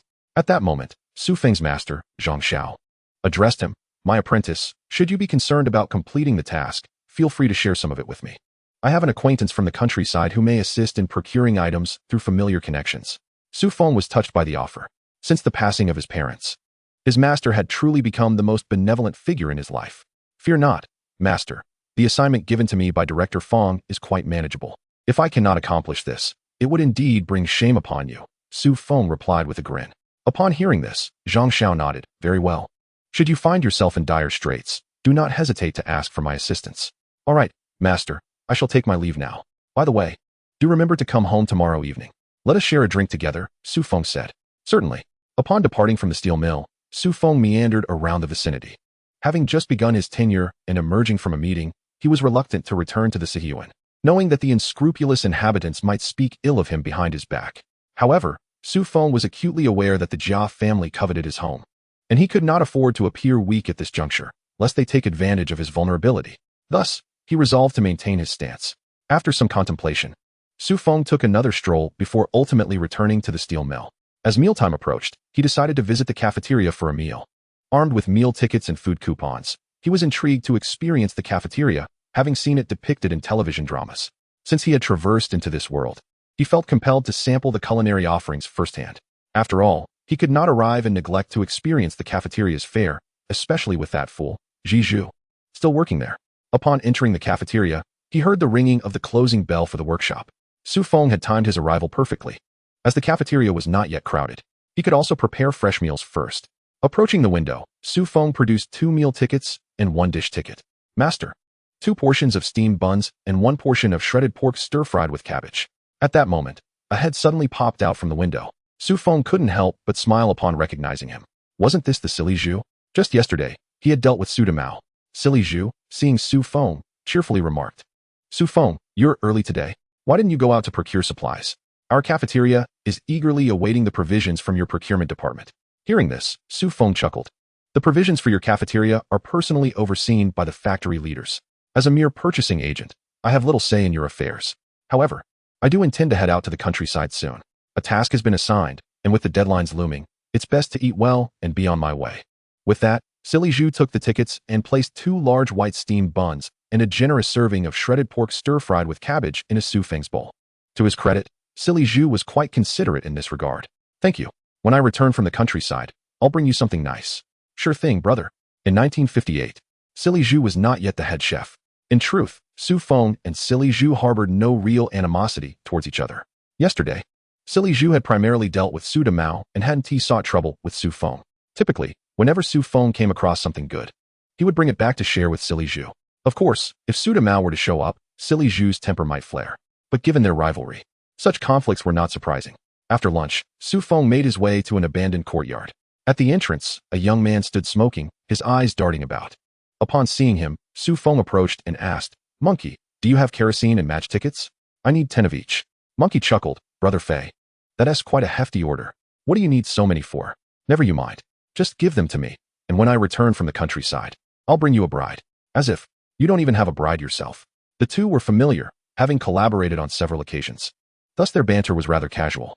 As afternoon approached and the workers were about to clock out, Su Feng found a discreet spot outside the factory to wait. According to the timeline, in a few months, they would commence large-scale steel production. He needed to stockpile some scrap metal and also keep an eye on that scoundrel Jia Dongxiu. This rascal often sneaked off after work to pilfer scrap metal from the factory, primarily to make some cash. If Jia Dongxiu was stealing to support his family, Su Feng would not intervene. After all, everyone was trying to make ends meet. Yet, Jia Dongxiu was not a good person. He sold factory goods because he had fallen into gambling. The elder had warned him multiple times about this issue, but to no avail. Jia Dongxiu continued his misdeeds, maintaining a facade of sincere regret while stubbornly refusing to change. Recently, he had been returning home late, and Su Feng suspected he was off gambling again. Just then, a familiar figure appeared. Jia Dongxiu was sneaking towards a scrap purchasing station. Su Feng's suspicion was confirmed. This rascal was likely trying to sell something pilfered from the factory. However, Su Feng was unconcerned, for he intended to purchase items from the scrap station regardless. If Jia Dongxiu wasn't selling, how could he buy? If anyone were to find out, Su Feng had nothing to fear. He was acquiring goods legally from the scrap station, and where the station sourced its items was none of his concern. Once Jia Dongxiu emerged, Su Feng promptly made his way to the scrap station, procuring some scrap metal and parts, spending nearly a large sum. Over the next 3 days, Su Feng stealthily followed Jia Dongxiu, gradually discerning his routines and movements. On Saturday morning, he deliberately waited for Yi Zhonghai and Jia Dongxiu to come out before executing his plan. Upon seeing Su Feng, both Yi Zhonghai and Jia Dongxiu wore disconcerted expressions, yet said nothing.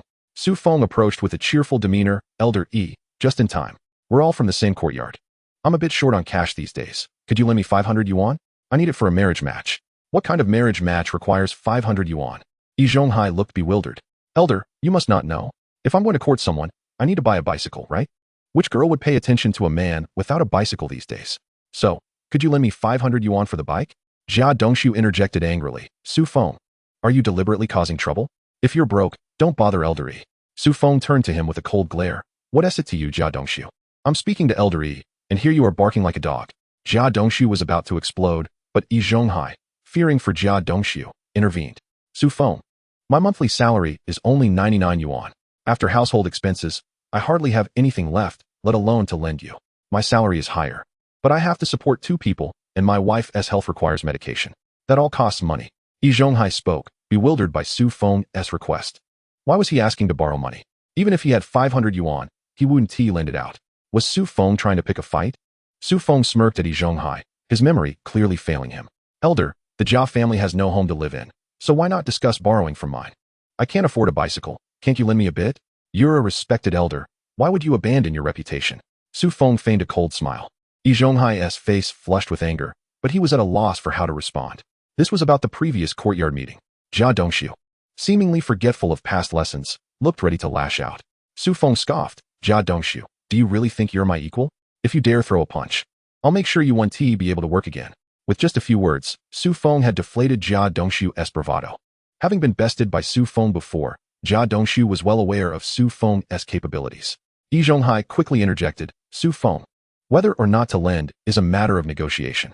Besides, you haven't borrowed anything yet. Can't we just let this go? Indeed, my dear uncle. I have stumbled upon a rather alarming matter that I am uncertain whether you are aware of. Your diligent apprentice has been frequenting the local scrap collection station daily after work. One cannot help but wonder how the management at the steel mill would react if they discovered that your esteemed disciple is pilfering machinery parts to sell for profit. I suspect he might find his employment in jeopardy, Su Feng remarked with a chuckle. Upon hearing this, Jia Dongshu's face turned ashen. Su Feng, please refrain from such baseless accusations. I have done no such thing. Is that so? Then it is indeed peculiar. For I have consistently observed someone resembling you at the Jinshin scrap collection station in Zizaman these past few days. It seems I may need to consult the security department to inquire with the boss. Su Feng's words struck fear into Jia Dongshu, rendering him speechless. Should the security personnel conduct an investigation, the boss would undoubtedly expose him. Jia Dongshu felt a wave of regret wash over him. How careless he had been to let Su Feng witness his actions. Yi Zhonghai, upon noticing his apprentice's distress, quickly grasped the gravity of the situation. It appeared that Su Feng possessed evidence of Jia Dongshu's misconduct, and it seemed likely that Jia Dongshu would not escape unscathed. At that moment, Yi Zhonghai felt an increasing sense of trepidation towards Su Feng, regretting his previous decision to offend him for the sake of the Jia family. Now, it seemed that Su Feng's desire for retribution had been ignited, and he had dealt Jia Dongshu a harsh blow.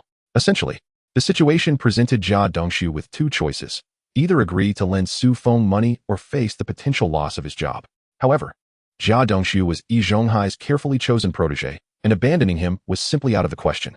Moreover, Yi Zhonghai had invested far more than 500 yuan in Jia Dongshu over the years. If Jia Dongshu were to be dismissed, all that investment would go to waste. Su Feng, whatever the case may be, the Jia family relies solely on Dongshu's income. If he were to be terminated, our entire household would be left in dire straits. Yi Zhonghai stated with a grave tone. Su Feng, however, merely smiled. Oh, uncle, 500 yuan is hardly a mere trifle. This is akin to extortion.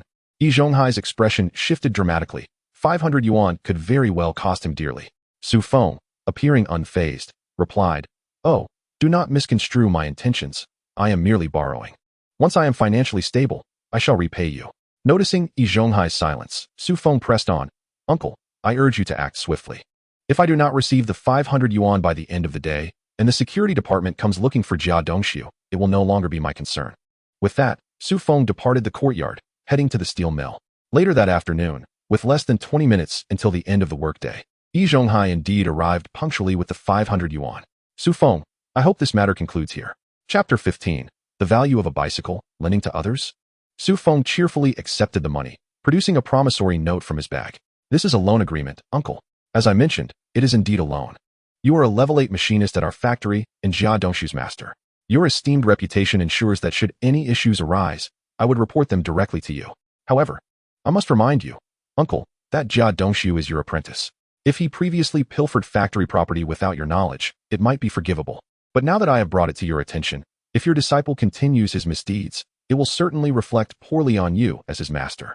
I am a man who cannot abide by evil. I saw what I saw and informed you at the earliest opportunity. The fate of your apprentice now rests in your hands, Feng concluded, turning on his heel to return to the procurement department. Yi Zhonghai felt utterly bewildered. Feng seemed to have intentionally sought to create trouble for him. With 500 yuan gone, he had also inadvertently exposed Jia Dongshu's Achilles heel. What a scoundrel! At such a young age, he possesses such cunning and guile. I should have known better than to provoke him. Truly, misfortune has befallen me through no fault of my own. Looking at the promissory note in his hand, Yi Zhonghai sighed. If only his apprentice had half of Feng's astuteness and meticulousness, perhaps they would not be in this predicament. Feng was certainly clever, utilizing this situation to extort money from Yi Zhonghai, raising suspicions of blackmail. But now, Feng had clearly documented the loan. While he claimed to borrow 500 yuan, the note specified repayment over 50 years. 50 years. Who could say whether Yi Zhonghai would still be around then? Simultaneously, he berated Jia Dongshu for his lack of ambition and Feng for his treachery. With a heavy heart, Yi Zhonghai returned to the workshop.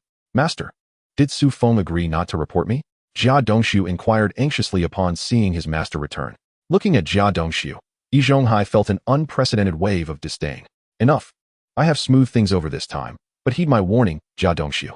If you dare to engage in such behavior again, I will personally escort you to the security department. Master, please, Jia Dongshu pleaded. Enough with the protests. I understand your temperament. Should I catch you in such activities once more, I will sever our master-apprentice relationship. You will no longer be my disciple, and I shall no longer be your master. Upon hearing this, Jia Dongshu finally breathed a sigh of relief, grateful that his master had chosen to forgive him this time, though the matter had been resolved. He silently vowed never to gamble again. After work, Feng cheerfully made his way to the state-run shop, placing a bicycle ticket and 160 yuan on the counter. The sales clerk, noticing his purchase, remarked with a smile, "Comrade, how commendable that you have acquired your own bicycle at such a young age. Indeed, a matchmaker is arranging a blind date for me, and I thought it prudent to save enough to buy a bicycle for this occasion," Feng replied. The clerk, still smiling, accepted the ticket and money. Before long, a shiny new bicycle appeared before Feng. Following that, he purchased a watch as well. After all, it was borrowed money. He felt no remorse spending it. Besides, he had promised to repay over 50 years. As the 1960s approached, Feng knew that prices for both bicycles and watches would rise significantly. To be candid, if circumstances permitted, Feng indeed harbored intentions of amassing a collection of timepieces. Who knows, by the 1960s, he might even find an opportunity to sell them at the pigeon market. Nevertheless, this notion was merely a fleeting thought. After all, one could not so brazenly hoard watches without drawing attention. It would inevitably lead to inquiries about Feng. He was hardly in a position to withstand scrutiny, particularly given the substantial sums of money and notes he possessed, which were difficult to explain. Surely, he could not claim they were bestowed upon him by the system. Thus, it was best to maintain the status quo. After registering at the police station on his bicycle, it was now officially Feng's. Before long, he pedaled back to the courtyard, his spirits lifted. The residents had just returned from work, and at that moment, the ever-vigilant Uncle Yan Bugui was tending to the flowers. As the guardian of the courtyard, he took great pleasure in watering the plants by the entrance, perhaps observing something in the process. Upon seeing Feng arrive with his gleaming new bicycle, he trembled slightly, pointing at it and exclaiming, "Feng, did you purchase this bicycle yourself? Uncle, how could you say such a thing? If I didn't buy it, would it have been stolen? Even if someone were to steal it from me, I wouldn't have the audacity to accept it," Feng retorted with a grin. Yan Bugui inspected the bicycle while emitting a series of approving clicks with his tongue. "Oh, this model is truly exceptional," he mused, running his fingers over it. "The feel of it surpasses that of Aunt San." At this juncture, the other residents emerged, gathering around Feng to admire his new acquisition. "Feng, you are the first among us to own a bicycle. When you have a moment, do let Uncle have a ride," they remarked. "And, Feng, we have always been good to you, so if you lend it to us, you mustn't refuse." "Ah, now? Hold on, everyone," Feng interjected. "Let us establish some ground rules. Bicycles and wives are not to be lent out, so do not accuse me of being miserly. If anyone in your family owns a bicycle, would you be willing to lend it?" "I think not." Feng was no fool. In these times, bicycles were a precious commodity. To lend one to another? Was that not laughable? Besides, they were all from the same courtyard, and surely everyone understood one another's true intentions. This was not merely a request to borrow a bicycle. It was an attempt to take advantage. Feng had no intention of allowing anyone to exploit him in such a manner. Yan Bugui, chuckling, remarked, "Feng, now that you've bought a bicycle, I'll fetch a bottle of fine wine from home to celebrate your acquisition." Chapter 16. Trapping oneself in various ways. Indeed, Yan Bugui was quite the character. It was the first time Su Feng had encountered someone like him. If one were to ponder who in the courtyard was the most cunning, aside from Yin Bugue, who could compare? Without delving into further details, just consider how Yin Bugue had the audacity to expect Su Feng to treat him to a celebratory meal for purchasing a bicycle. What audacity! Such a schemer. Eternally seeking to gain more than he deserves. Su Feng, still amused, replied, "Oh, come now, uncle. What is there to celebrate? I am merely pondering how to navigate the impending famine." Famine? Yin Bugue was taken aback. "Are you implying you bought the bicycle under such dire circumstances?" "Indeed. I purchased it with borrowed funds. Where would I find the means to buy a bicycle otherwise?" Su Feng explained, leaving Yin Bugue even more bewildered. "Who did you borrow from?" Yin Bugue inquired, incredulous. "Why, from Elder E, of course. Who else in our courtyard would lend me money?" Su Feng replied cheerfully. Elder E, a paragon of virtue within their community, not only tended to the needs of the elderly, but also offered assistance to those in hardship. Knowing of Su Feng's orphan status and lack of a spouse, he had graciously lent him money to buy a bicycle, hoping it might aid him in seeking companionship. Upon hearing this, Jia Zhangshi interjected, "That cannot be. My son Dongxiu is his disciple and has yet to borrow money for a bicycle himself. How could he lend it to you?" Yin Bugue could hardly suppress a smirk. Su Feng certainly had a bold tongue. Did he not know what sort of person Zhonghai was? To borrow even a mere pound of cornmeal from him was a feat. Expecting him to lend money for a bicycle was pure folly. Such a bicycle was a significant investment, costing hundreds of yuan.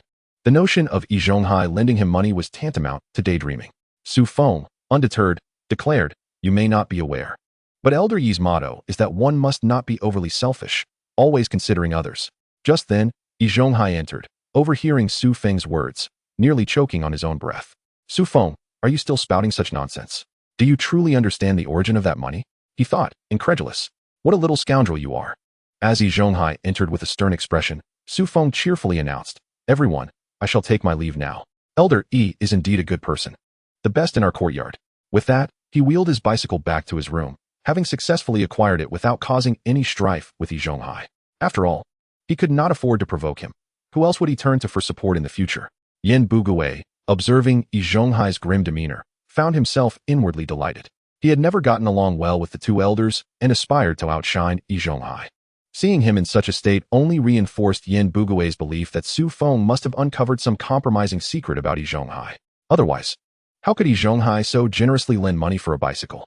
With this thought, Yin Bugue chuckled to himself. The youth of today are truly remarkable. Meanwhile, Jia Dongxiu returned home, reclining on the bed and covering his head with a quilt, lapsing into silence. Dongxiu, did that little scoundrel Su Feng claim your master lent him money to buy a bicycle? Is it true?" Jia Zhangshi could not tolerate the thought that her son's mentor had lent money to Su Feng when her own son had benefited not at all. She was determined to get to the bottom of this. However, Jia Dongxiu remained silent, lost in his own thoughts. Observing her son's reticence, Jia Zhangshi resolved to confront Zhonghai for clarification. "I must ask him about this situation. If my own disciple is ignored, how can I tolerate it when he aids another?" At this, Jia Dongxiu finally spoke. "Mother, please do not complicate matters further. Who my master chooses to lend money to is his own affair. There is no need for you to stir the pot. My son, he is your master. Moreover, he is responsible for your well-being. How can he prioritize outsiders over his own disciple?" Jia Zhangshi insisted. "Alas, my master has been ensnared by Su Feng, and thus had no choice but to lend him money.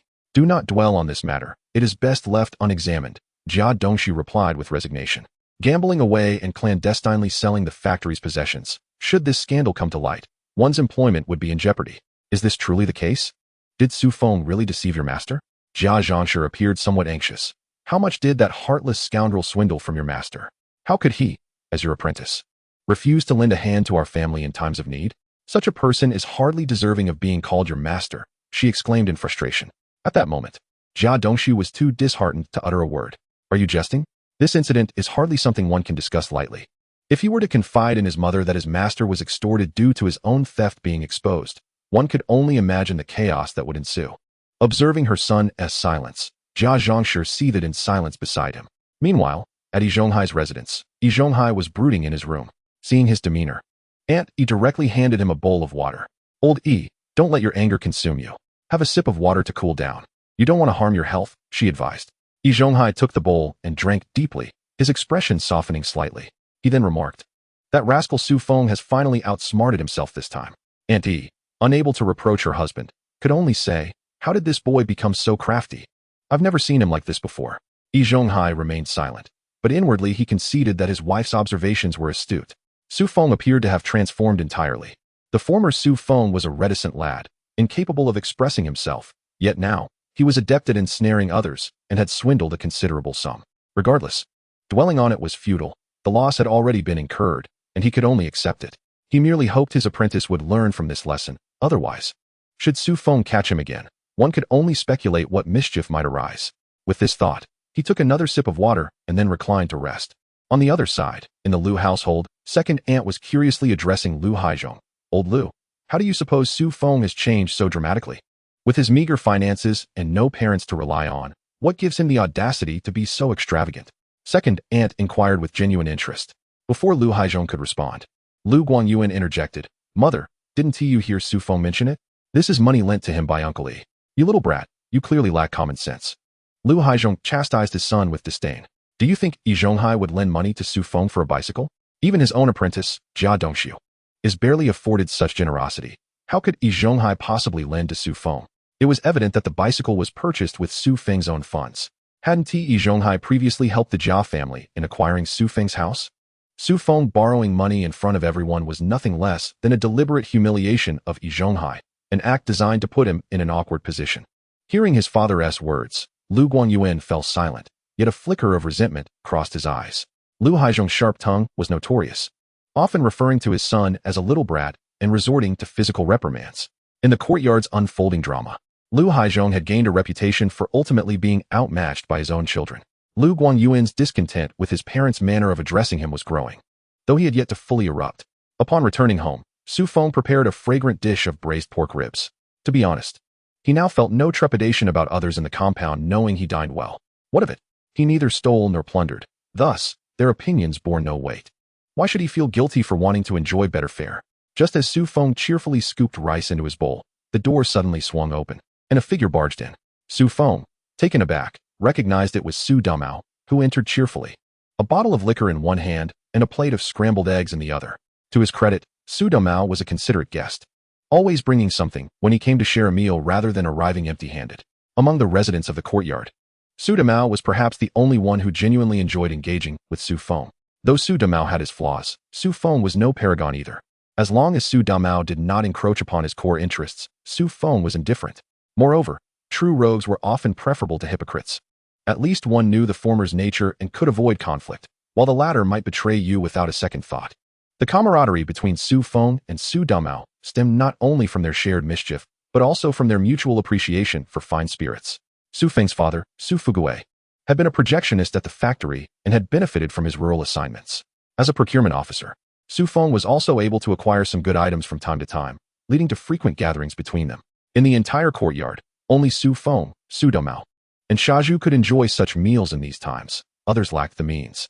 Who wouldn't relish good food and drink? However, one could not allow others to take advantage indefinitely, which gradually solidified their bond. They would each contribute something nice, share a meal, and discuss the happenings of the courtyard along with familial matters. Upon seeing Su Feng indulging in ribs, Su Damao was visibly astonished. Su Feng, I'm not trying to criticize you, but you're being a bit extravagant. It's been years since I've had ribs, Su Damao remarked, swallowing hard. What year is it? 1958. To have ribs to eat is a luxury reserved for the New Year's feast. Even though Su Damao's father often traveled to the countryside, he seldom managed to procure anything worthwhile. Su Feng welcomed Su Damao to sit down, cheerfully saying, Yi Zhonghai treated me to this. Eat to your heart's content. Su Damao laughed heartily. Well then, it seems today I'm benefiting from your good fortune. After placing the scrambled eggs and liquor down, Su Feng fetched chopsticks and bowls for him, and the two began to enjoy their meal with jovial spirits. Given that Su Feng's spiritual realm provided ample resources daily, he was unconcerned about such trivialities. If Su Damao could be of assistance in the future, it would be no issue to occasionally indulge him with beef. Just then, Su Feng suddenly pondered aloud, Brother Damao, Shaju is already 23 this year. Why hasn't he found a partner or gotten married yet? Doesn't he feel any urgency? Upon hearing this, Su Damao burst into laughter. Of course he is anxious. How could he not be? But who would want him with that foul mouth of his? By the way, do you know about his past blind dates? Su Feng furrowed his brow. There is such a thing? I haven't heard of it. Thus, Su Damao began to recount the reasons behind Shaju's prolonged single status over a drink. To speak of it, the matter of Shaju's marriage is well known to all. No one in this courtyard is hindering him, yet he remains unable to wed. 2 years ago, the matchmaker Wang introduced him to a girl, a worker from the textile factory next door. When Shaju first visited her home, he displayed commendable diligence and sincerity. He prepared a lavish spread of delicacies for their initial meeting, much to the satisfaction of all present, who were quite taken with the young man. Thus, he garnered their approval. As fate would have it, Shaju found the girl pleasing to the eye, and she, in turn, deemed him a decent fellow. They agreed to pursue the relationship. In these times, as long as one possesses good character, other attributes pale in comparison. The girl herself was practical, not deterred by Shaju's mature appearance or modest earnings. Having a stable job was considered a significant asset. Everything seemed to be progressing smoothly, and even during that meal, they had tentatively set a date. However, misfortune struck due to Shaju's unfortunate words. As the meal unfolded and spirits soared, her father, somewhat approving, felt compelled to offer a few words of caution. Shaju, my daughter is my treasure. When she arrives at your home, you must not mistreat her, otherwise, I, as her father-in-law, shall not let you off lightly. Such remarks are customary for fathers, who would never suggest that one could treat their daughter however they pleased. Indeed, this was merely a formality, a father-esque protective instinct, and Shaju should have graciously listened. Yet, as Su Feng pointed out, to marry the girl, one must patiently endure such conversations. It would have sufficed for Shaju to feign compliance. But, to everyone's astonishment, he brazenly retorted to his future brother-in-law, declaring, "This is between my wife and me. What concern is it of yours?" Following this, Shaju's displeasure escalated into a confrontation with the girl's brother, inciting the wrath of her entire family, who promptly expelled both Shaju and the matchmaker, tossing aside all gifts. Su Feng was left utterly speechless. Previously, he had thought Shaju's foolishness stemmed from being outsmarted, believing that in matters of love, he would at least act sensibly. However, it became evident that Shaju was simply naive. "I am truly astounded by this fool," Su Feng remarked. Su Damao chuckled until tears brimmed in his eyes. "Indeed. How else could we refer to him as Shaju?" he replied. Su Feng nodded in agreement, recognizing that Shaju's behavior was indeed perplexing. "What happened next?" Su Feng inquired. "What else could happen? With a man like Shaju, there would be no further developments." The matchmaker, incensed by the incident, camped at his doorstep for 3 days, berating him and returning the matchmaking gifts, vowing never to introduce him again. From that point onward, all the matchmakers in the city would steer clear of Shaju. Who would dare to recommend him? Su Feng found amusement in this revelation. Does Shaju have a problem with his intellect? He's essentially cut off his own future. Su Feng mused. Su Damao continued. Yet, it's not entirely hopeless. Some greedy matchmakers, lured by the prospect of his money, still attempted to introduce him to women. Yet none succeeded? That seems implausible, Su Feng pondered. While Shaju was undeniably foolish, he at least held a permanent residence in the city and worked as a formal employee at the steel mill's cafeteria. Su Damao replied. It's because this lad has high standards. He desires a beautiful girl, one with an urban household registration, and she must be educated. I am at a loss for words. He is merely a cook, yet he dreams grandly. Su Feng shook his head, considering the absurdity of Shaju's expectations. With such audacity, could it be that he was inspired by the songs of Liang Jingru? But no, that would be impossible, considering the era. After a hearty meal, Su Feng escorted Su Damao home to rest before returning to his own abode. As he passed by the Jia family, he faintly heard Jia Zhangshi seemingly cursing him, but upon closer inspection, found nothing amiss. He chose to ignore the old hag. It was best not to provoke her, lest he suffer the consequences.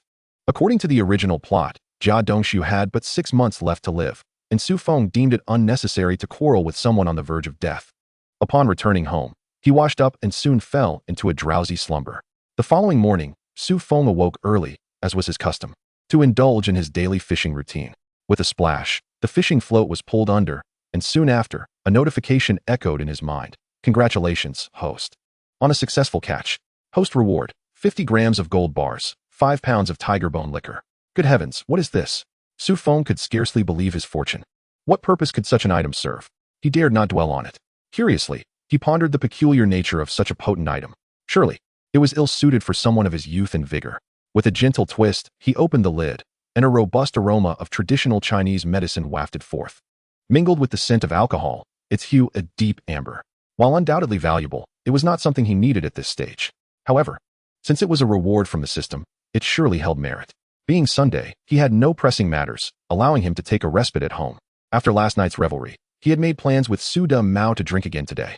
Thus, Su Feng procured 3 pounds of beef and 2 pounds of ribs from his spiritual realm, a perfect feast for the two men. In these times, few had the luxury of such a hearty meal. Certainly, that is far from sufficient. In any case, the spirit world is abundant in resources, and he is indifferent to such matters. Su Damao is a person with whom I can engage in conversation. Listening to him recount amusing anecdotes from the courtyard serves as a modest recompense for him.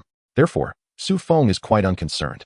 Moreover, next year marks the onset of a period characterized by material scarcity. At that time, even if one wishes to indulge, they would hesitate to bring it to light. It is prudent to savor what one can while the opportunity presents itself. Shortly thereafter, Su Damao arrived at Su Feng's residence, carrying 2 bottles of erguo tu. Su Feng had instructed him to bring the liquor while he would prepare the dishes. Upon witnessing the beef and pork ribs that Su Feng had prepared, Su Damao expressed some concern. Brother Su Feng, it's not that I, Damao, am saying anything, but we shouldn't overindulge. You should save some money. After all, you'll need it to marry in the future. Although Su Damao may be somewhat selfish, he genuinely considers Su Feng's well-being. If it had been someone else, they might have devoured him into poverty. Thus, Su Feng cheerfully replied, rest assured on that front. These provisions were specifically reserved during my procurement trip to the countryside. The factory provided them, though not in abundance. I kept a little for myself. Since today is Sunday, let us enjoy a drink together, shall we? Hearing this, Su Damao felt relieved and set down the liquor. After a series of preparations, the meat began to simmer, filling the air with a delightful aroma. Su Damao then remembered he had brought some peanuts, and the 2 of them headed to Su Damao's home. Chapter 19. For he is but a child. As they passed through the central courtyard, they happened upon Qin Huiru washing bed linens. Su Damao jovially remarked, Sister Qin, you wash bed linens every day? Your household must go through quite a lot. Su Feng chimed in. Indeed, Sister Qin, I wonder if my brother Dongshu can withstand it. Qin Huiru, upon hearing their words, flushed and retorted, Pa? You 2 little rascals. Unfazed, the 2 men laughed heartily and proceeded to Su Damao's home. Having retrieved the peanuts, they returned to Su Feng's residence, munching on the peanuts while awaiting the meat to cook. Su Feng's culinary skills were rather commendable, primarily because he was generous with the oil and spices. As long as the ingredients were well combined, the flavor could hardly disappoint. After laboring for a while, they successfully prepared several dishes and began to drink. With no pressing matters at hand, they took their time. I say, Damao, now that you are a projectionist at the factory, when will you graduate from apprenticeship? Not until next year at the earliest. Working in film projection is no simple task. I have been studying it recently. Thankfully, my father is my master, so I am certain he will impart his knowledge to me. Once I graduate, I will be a formal employee at the steel mill. The courtyard will be our domain. Brother, how delightful it will be to share a drink together. Su Damao said with a grin. The 2 of them, savoring their liquor and feasting on the meat, were in high spirits. However, the residents of the courtyard were truly suffering. In this day and age, to eat meat so freely was akin to flouting the natural order. Those 2 scoundrels, Su Damao and Su Feng, had procured quite the feast, and the aroma was likely that of beef. Aunt Sen wrinkled her nose and remarked, although there was not yet a food shortage due to material scarcity, the majority of families in this era primarily relied on 2-part flour and cornmeal. Only during festive occasions could one expect to enjoy some white flour accompanied by meat. As for vegetables, the standard fare in the city consisted of the same 3, potatoes, cabbage, and winter melon, with the occasional tomato if the season was favorable. These particular vegetables were quite economical. Despite being registered in the city, the residents of the city were quite diverse. One might think they belonged to the city, but the reality was quite distant. Uncle San Yin Bugue swallowed hard. Just now, I saw Su Damao carrying 2 bottles of liquor to Su Feng's home. I suspect today's feast is largely provided by Su Feng. That little brat, with a bit of money, knows not how to conserve it. He should think about saving for his future wife. He is the last of the Su family. Aunt Sen felt a twinge of jealousy. Furthermore, isn't Jiecheng of the same age as them? He doesn't even think to invite our Jiecheng over. Yin Jiecheng shrugged. All right, Mom, they are merely bringing their own ingredients and sharing. Your son's pockets are emptier than his face. Yin Jiecheng, having just graduated from middle school, had not passed the high school entrance exam and had no hope of attending vocational school. Thus, he currently lacked a stable job, spending his days doing odd jobs. He had once sought a free meal from Su Feng, but had only managed to do so twice before Su Feng seized his attentions. Yin Bugue then remarked, You little rascal, do you not consider that in this day and age, who is living well? Have we not seen enough in this city? Now that the new Dragon Kingdom has just been established, everything is still in a state of disarray. Life is indeed tough, but it is better than in the old society. Our Yin family must learn to be resourceful. What does the old saying go? One cannot be impoverished by eating before Yin Bugue could finish. Yin Jiecheng interjected. One cannot be impoverished by eating or dressing. But if one is not careful with their finances, they will suffer. Yin Bugue felt a swell of pride. That's right. When funds are low, One must be frugal. Do not be like that Su boy, living extravagantly. Understand? Yin Jieqing teased. I say, Dad, why not go see what those two are feasting on? Perhaps, as an elder, they might save you a portion. Upon hearing his son's suggestion, Yin Bugue seemed somewhat tempted. He sighed. While I would like to, I doubt I will have the opportunity. I wonder if that scoundrel Su Damao still remembers his Uncle San. Aunt San, observing the exchange between the two, sighed inwardly at their lack of ambition, questioning how she had ended up with such a man. Meanwhile, at the Jia household, Bang Gung tugged at his mother Qin Huairu's arm. Mom, I'm hungry. I want to eat meat. Qin Huairu, feeling helpless, replied, Be good, Bang Gung. In a few days, I will buy some for you. No, I want to eat meat right now. Bang Gung insisted, throwing a fit. Jia Dongshu lay on the kong, swallowing hard without lifting his head. Naturally, he too desired meat, but lacking the means, he could only lie there and swallow his saliva. Jia Zhangshi began to stir trouble. Those two rascals, Su Feng and Su Damao, are from the same courtyard. They feast on such delicacies without sharing a morsel with us, leaving my grandson salivating. Huairu, go to Su Feng's house and ask them to send some over. Qin Huairu shot her mother-in-law a disdainful glance. I want to go. What relationship do I have with them? Am I to beg? Jia Zhangshi was not foolish. Although she often meddled, she knew how to discern the hierarchy. She understood who could provoke whom. Given Su Feng's temperament, could she dare to cross him? Look at how Jia Dongshu had been beaten to a pulp. Yi Zhonghai had been thoroughly taken advantage of. Now that her grandson craved meat, Jia Zhangshi did not truly have the audacity to approach Su Feng's home for a meal. However, Jia Zhangshi was indeed shrewd and swiftly remarked, Perhaps we should let Bonging go. He is just a child and has no fear of embarrassment. He might find our adorable Bonging so charming that Su Feng could even share a morsel with him. As long as adults do not intervene, what harm could there be in a child craving a taste from another's table? Besides, Su Feng is, after all, an adult, and certainly cannot hold a grudge against a mere child of a few years. Qin Huairu contemplated this and did not object. To be honest, the meat indeed smells delightful, which only serves to justify Bonging's desire to indulge. After all, he is just a small child.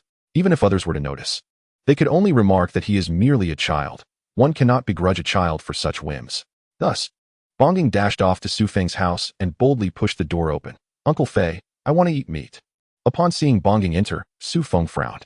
It is precisely because of the teachings of adults that the four-courtyard thief has become what he is today. Adults should refrain from intervening, allowing the child to approach on his own. Chapter 20. Why indulge in such feasting if one is not working? Su Damao merely scoffed, choosing not to comment. After all, this is Su Feng's home. He is not the master here. Had it been his own residence, Su Damao would have already chased him out. Su Feng picked up a piece of beef. Want to eat meat? Why not go home and ask your mother to make you some? With that, Su Feng devoured the beef in front of him. Bonging, being so young, dared not rush forward to snatch it and returned home in tears. Su Damao, witnessing this, finally spoke up. I told you, my good brother, you have stirred up trouble. Jia Zhang is surely scolding you in the courtyard. I don't care if she scolds me, as long as she doesn't prattle on in front of me. Su Damao smiled slightly. I say, brother, Sister Qin is probably at home wiping her tears, her eyes all red. Aren't you concerned? You show no tenderness at all. Brother Damao, spare me your words. Let us not forget that Qin Huairu is Jia Dongshu's wife. Should I feel pity? If I did, wouldn't Jia Dongshu come after me? Su Feng remarked, taking another sip of his drink with Su Damao. Moreover, if I were to give Bonging meat, wouldn't that mean all the children from the Jia family would come for a share? What about the other children? Wouldn't I be inundated with requests? With over 20 children in our courtyard, are we to expect them all to come here for me? I can hardly afford that. It would be utter chaos. Hearing Su Feng's words, Su Damao gave him a thumbs up. You're truly wise, brother. If it were Shaju, I suspect he would do something reckless just for Sister Qin's sake. Su Feng was taken aback. What does this have to do with Shaju? You might not be aware, Su Damao chuckled. Last month, my father and I went to the countryside to show a film, and we ended up with some pork and lamb from the villagers. Since my father couldn't cook, he asked Shaju for help. Naturally, if Shaju came to help, he had to be offered a meal. But guess what happened next? Su Damao continued. While we were eating, Bonging came asking for food, and without a second thought, Shaju filled a bowl with meat for him. Well, that drew all the children from the courtyard. They all came. You can't just refuse them, or else you'd be scolded to pieces. As a result, my father and I barely got to eat anything. All the food was squandered by Shaju. In the end, we had to settle for some peanuts before going to bed. The main issue was that we didn't get to eat any meat, and we were branded fools for it. What a joke. That fool Shaju is hopeless. He can't take his eyes off pretty women, merely because Qin Huairu is attractive. I've seen him stare at her so many times. It makes me want to laugh, Su Damao recounted. Brother Damao, how do you know about all this? Did you witness it yourself? Su Feng inquired, chuckling. Su Damao's face turned slightly red. Not exactly. I just have a knack for observation. Your knack for observation is nonsense, Su Feng thought to himself. Well aware of Su Damao's reputation as the courtyard's greatest romantic, having pursued countless women. If it weren't for Qin Huairu's cleverness, she might have fallen victim to his advances as well. Nevertheless, it must be said that Su Damao is quite astute for his time, always ensuring he does not suffer any loss. As for everyone else, well, that is simply not his concern. On the other side, upon returning home in tears, Bongying was met with a furious outburst from Jia Zhang, that wretched Su Feng and Su Damao, not even giving the child a bite to eat. I will turn their dining table upside down. Qin Huairu quickly intervened.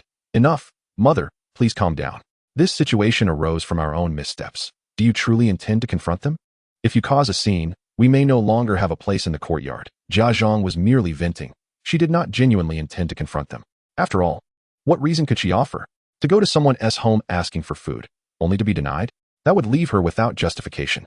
Jia Zhang's commotion did not go unnoticed by Yi Zhonghai, who had already harbored discontent towards Su Feng. Seeing that Su Feng denied Bongying meat, he remarked, "Humph, Su Feng. What is the harm in giving a child a morsel of meat? You should cease your fussing. Is this merely about a piece of meat? If all 20+ children from the courtyard came for a meal, who could afford it? If they came to your home, could you withstand it?" Although Idama was equally reliant on Jia Dongshu for support, he was well aware that the Jia family was not virtuous. Jia Zhang had caused numerous disturbances in the courtyard. It was only because no one wished to confront her that matters had not escalated.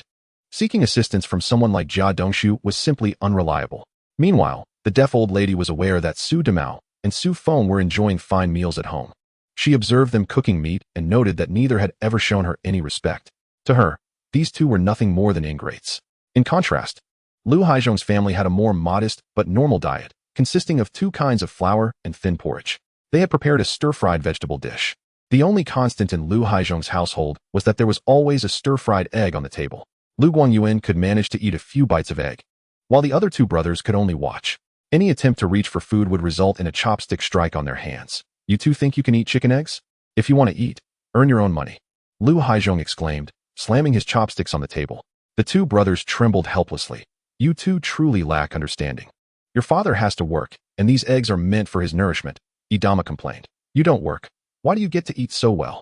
The eldest, Lu Guangyuan, sat silently, pretending not to hear. Each of the 3 brothers had their own thoughts regarding the family situation.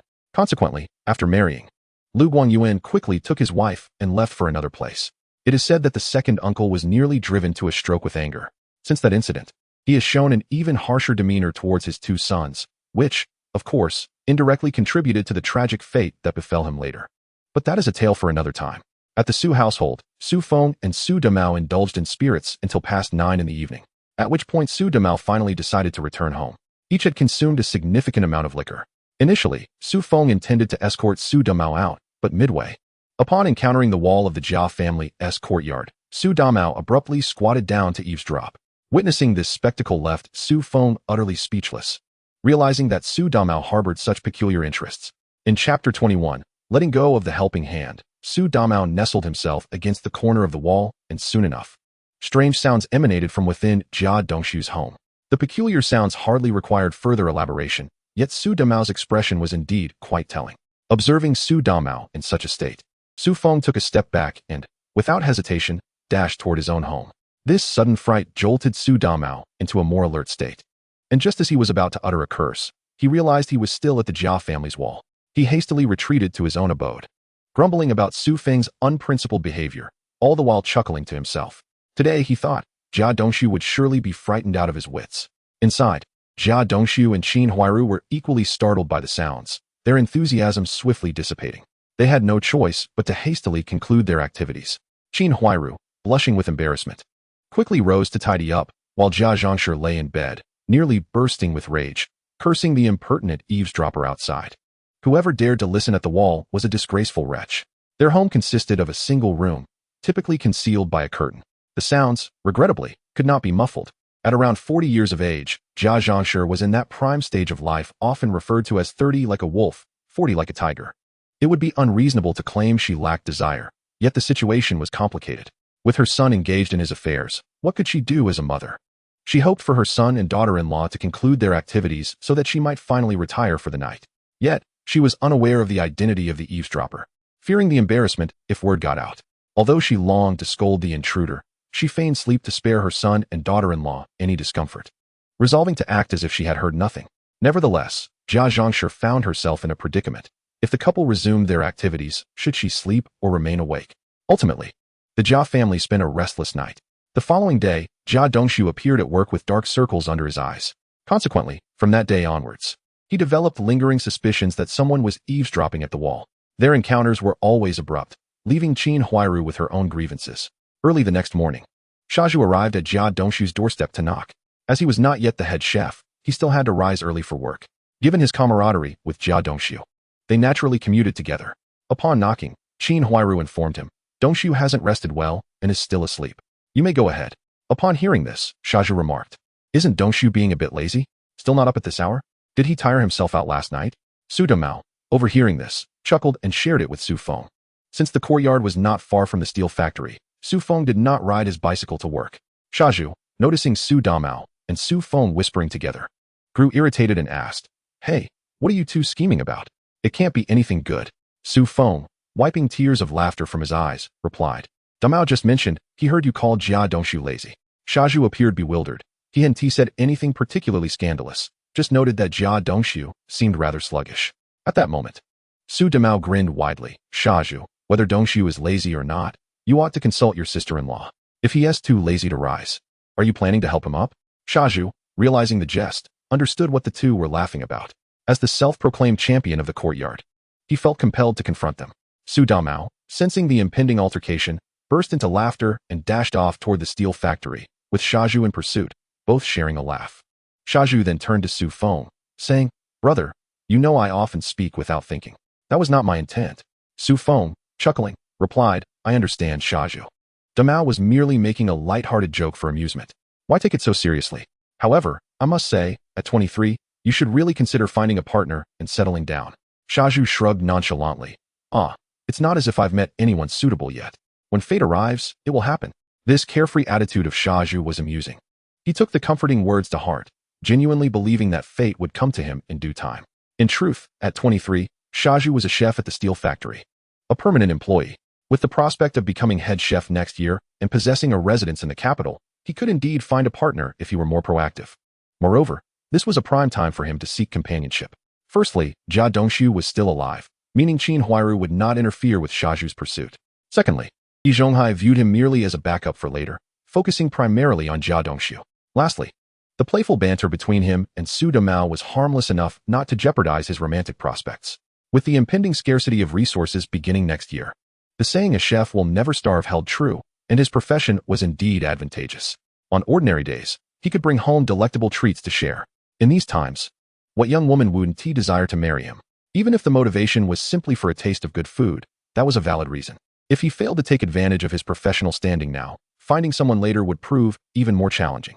Yet, seeing his indifferent demeanor, one might fear that true love had indeed eluded him. Some individuals are simply destined for such fates. In essence, one must respect the course of another's destiny and relinquish the urge to play the savior. Shaju was precisely such a person, seemingly destined to squander his life in the company of a widow. Consequently, Su Feng chose to say no more, for he was not Shaju's father. Shaju would chart his own course. In the workshop, Jia Dongshu spent his day listlessly, devoid of energy, as he fiddled with the parts. It was evident that he was on the verge of dozing off. Occasionally, Jia Dongshu would stifle a yawn, projecting an air of exhaustion. Upon witnessing his disciple in such a state, Yi Zhonghai promptly inquired, Dongshu, what on earth are you doing? Working while fatigued is a grave mistake. Did you not get enough rest? Chapter 22. What simplicity can be found in the people of this era? It is all about human relationships.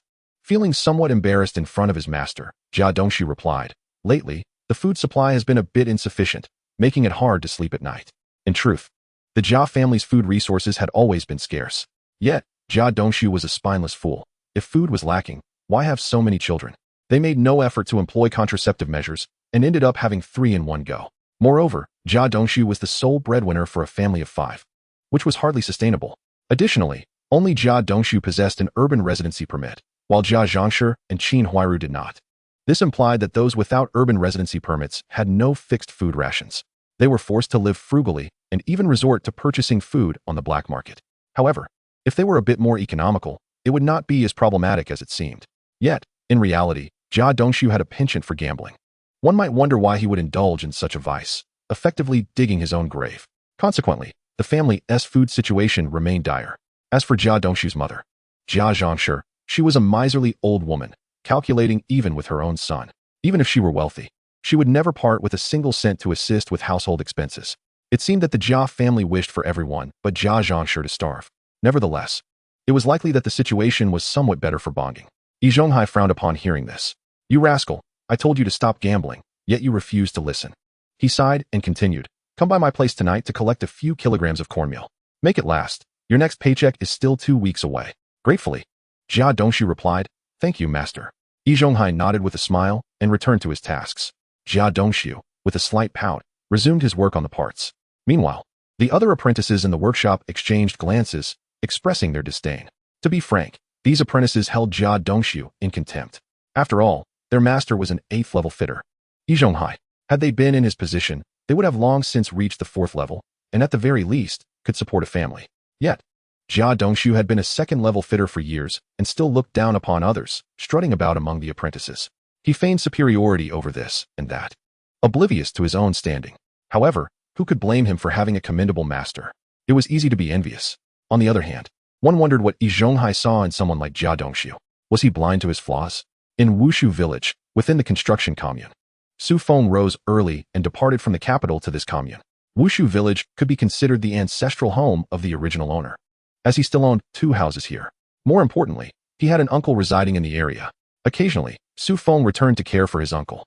Upon arrival, he found his uncle suing Da. "Uncle, I truly appreciate your help this time," Su Feng said as he offered a cigarette. Suing Dao appeared to be around 40 years of age, a year younger than Su Feng's father. Having served in the military, he was robust and well-built. Accepting the cigarette, Suing Da replied, "No need for pleasantries. We are family." He then instructed Xiao Chun, "Go inform the villagers that my nephew Su Feng has come to purchase goods. Tell them to bring whatever they have, and to do so quickly." "Understood, Captain Su," Xiao Chun replied. Before long, 30 to 40 villagers arrived, carrying meat, vegetables, rice, and various other supplies. Essentially, Su Feng managed to acquire most of the goods he needed. However, there were some items he could not procure. Nonetheless, Su Feng was indifferent, for he could always retrieve supplies from his spatial realm. He possessed an abundance of resources, merely withholding them for the moment. The reason for his purchasing expedition was entirely to obscure the origins of his supplies. In this era, resources were indeed scarce, primarily due to industrial development. Consequently, competition among buyers was fierce. Villagers, seizing the opportunity, attempted to inflate prices. Unfortunately, one had no choice but to comply, as the available resources were limited, and the number of buyers was substantial. Su Feng's offered prices were slightly higher than those of competitors. This was due to his ample resources, allowing him to negotiate effectively. Furthermore, he aimed to satisfy his supervisor, otherwise, he would not exert such effort. After all, everything Su Feng was doing was indeed laying the groundwork for his future. "Su Feng, we are selling to you at a lower price because of our relationship with your uncle. Otherwise, we would be charging higher," the villagers said. "Just remember us when you have something good in the future." Su Feng could only reflect on how naive it was to believe that people were simple in this era. If one believed that, they were truly foolish. What simplicity could be found among the people of this time? It was merely the same old tricks. If they were genuinely able to sell at higher prices, would they bother with him at all? Su Feng found it tedious to engage with them and merely maintained a polite facade. To be frank, in other villages, he might have managed to extract some profit.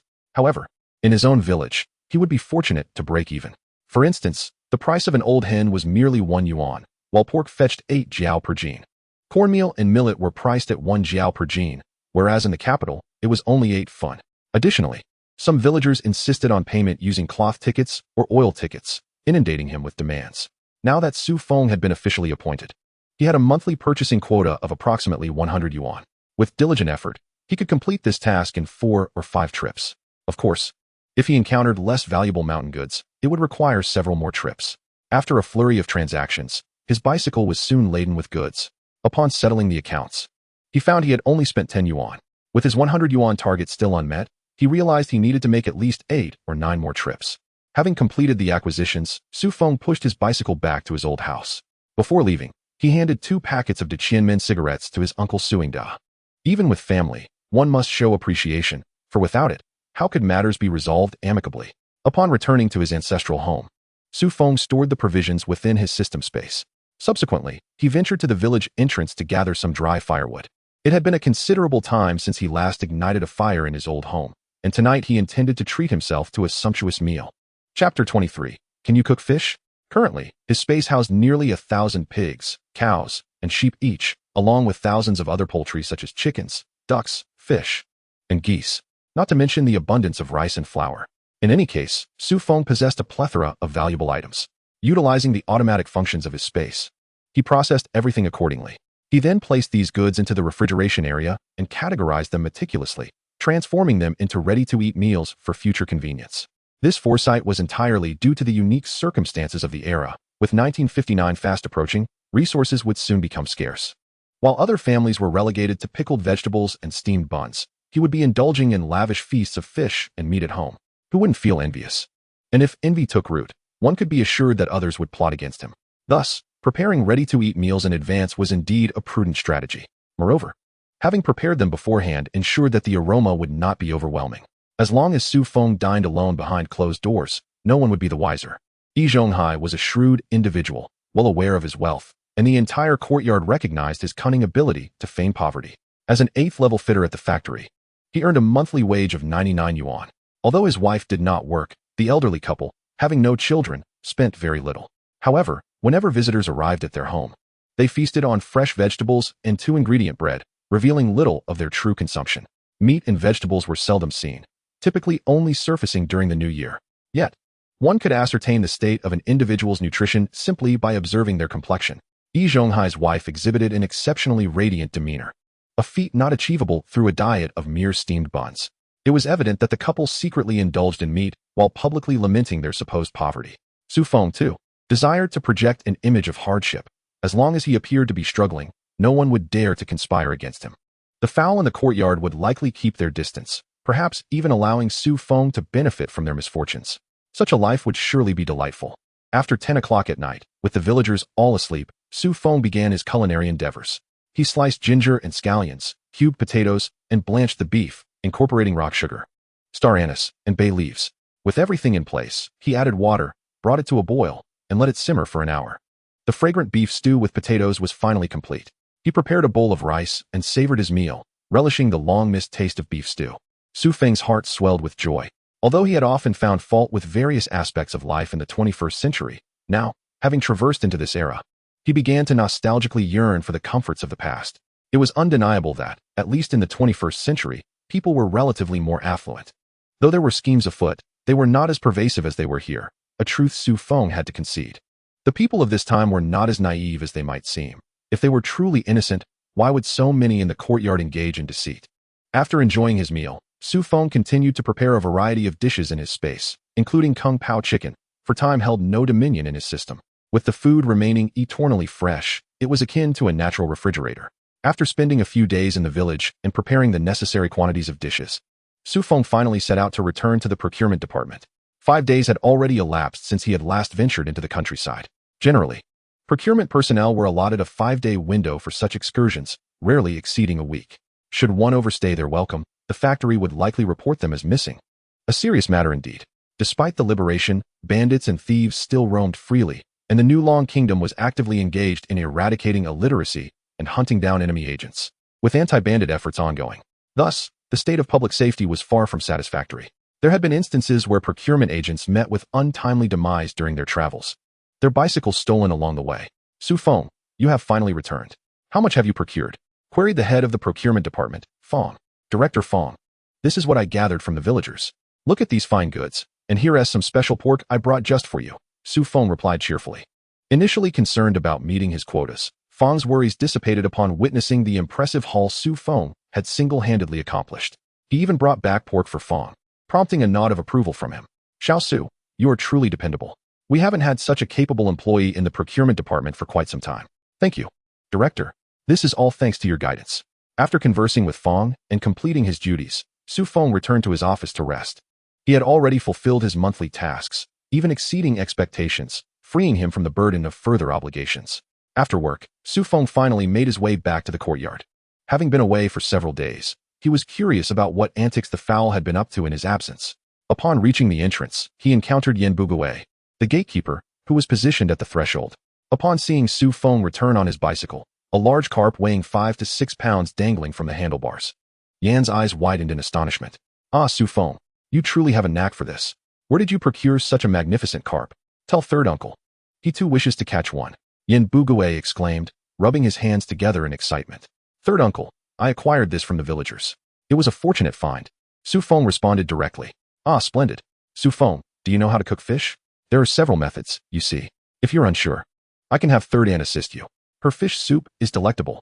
Once it's prepared, you must come over to third uncle's for a meal. Yen Bugue replied jovially. Not necessary, Su Feng firmly declined. Third uncle, you needn't concern yourself. I can manage the fish soup quite well. Please, continue with your business.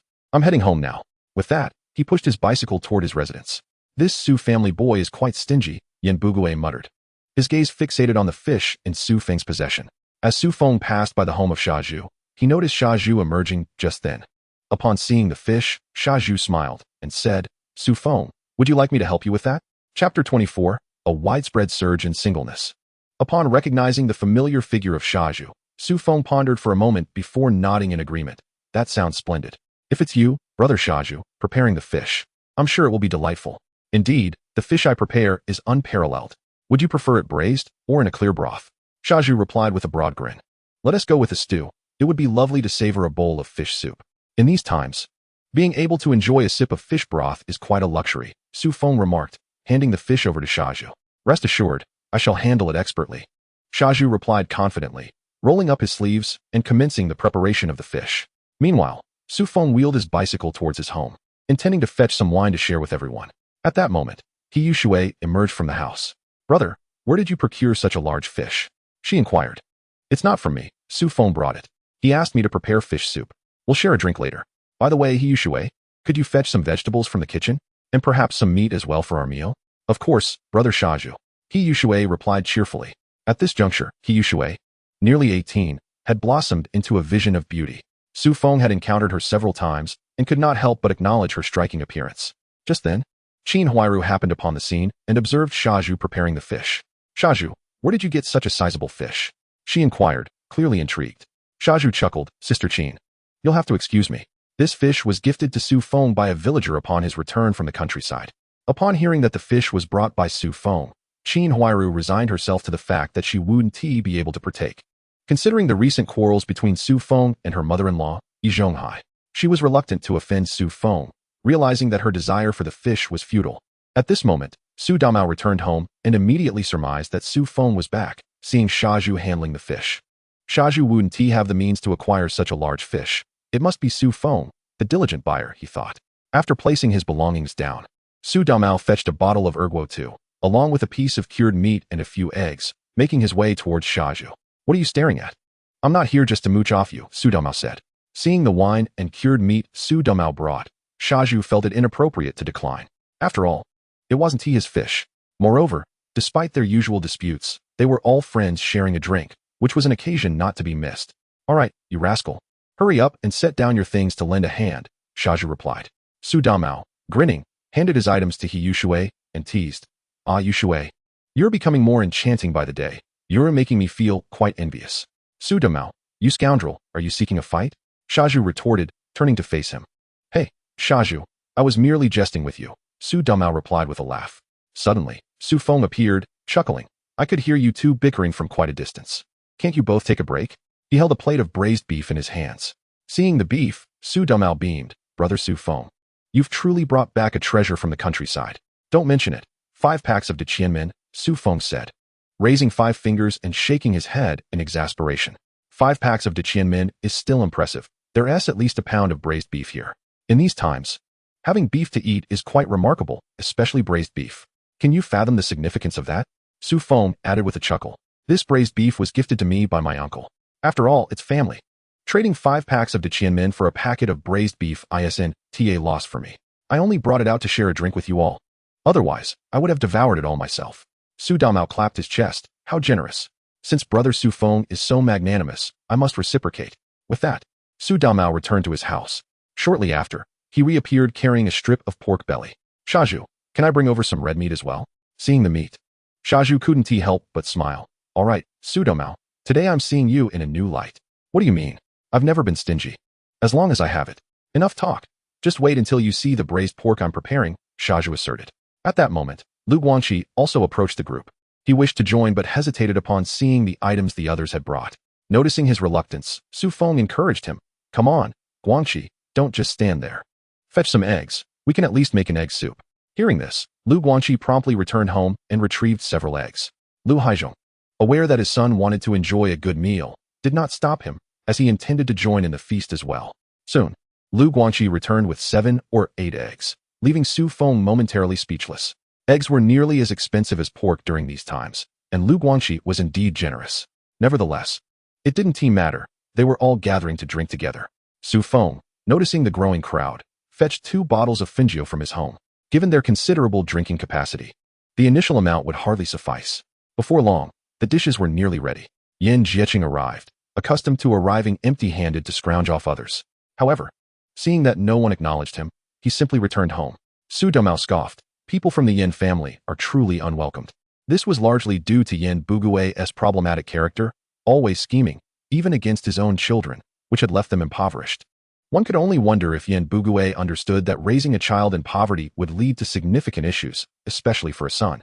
Wishing for his son to have a bright future while simultaneously raising him in a state of deprivation was a recipe for disaster. Regrettably, even in the 21st century, few in Longwa possess such insight.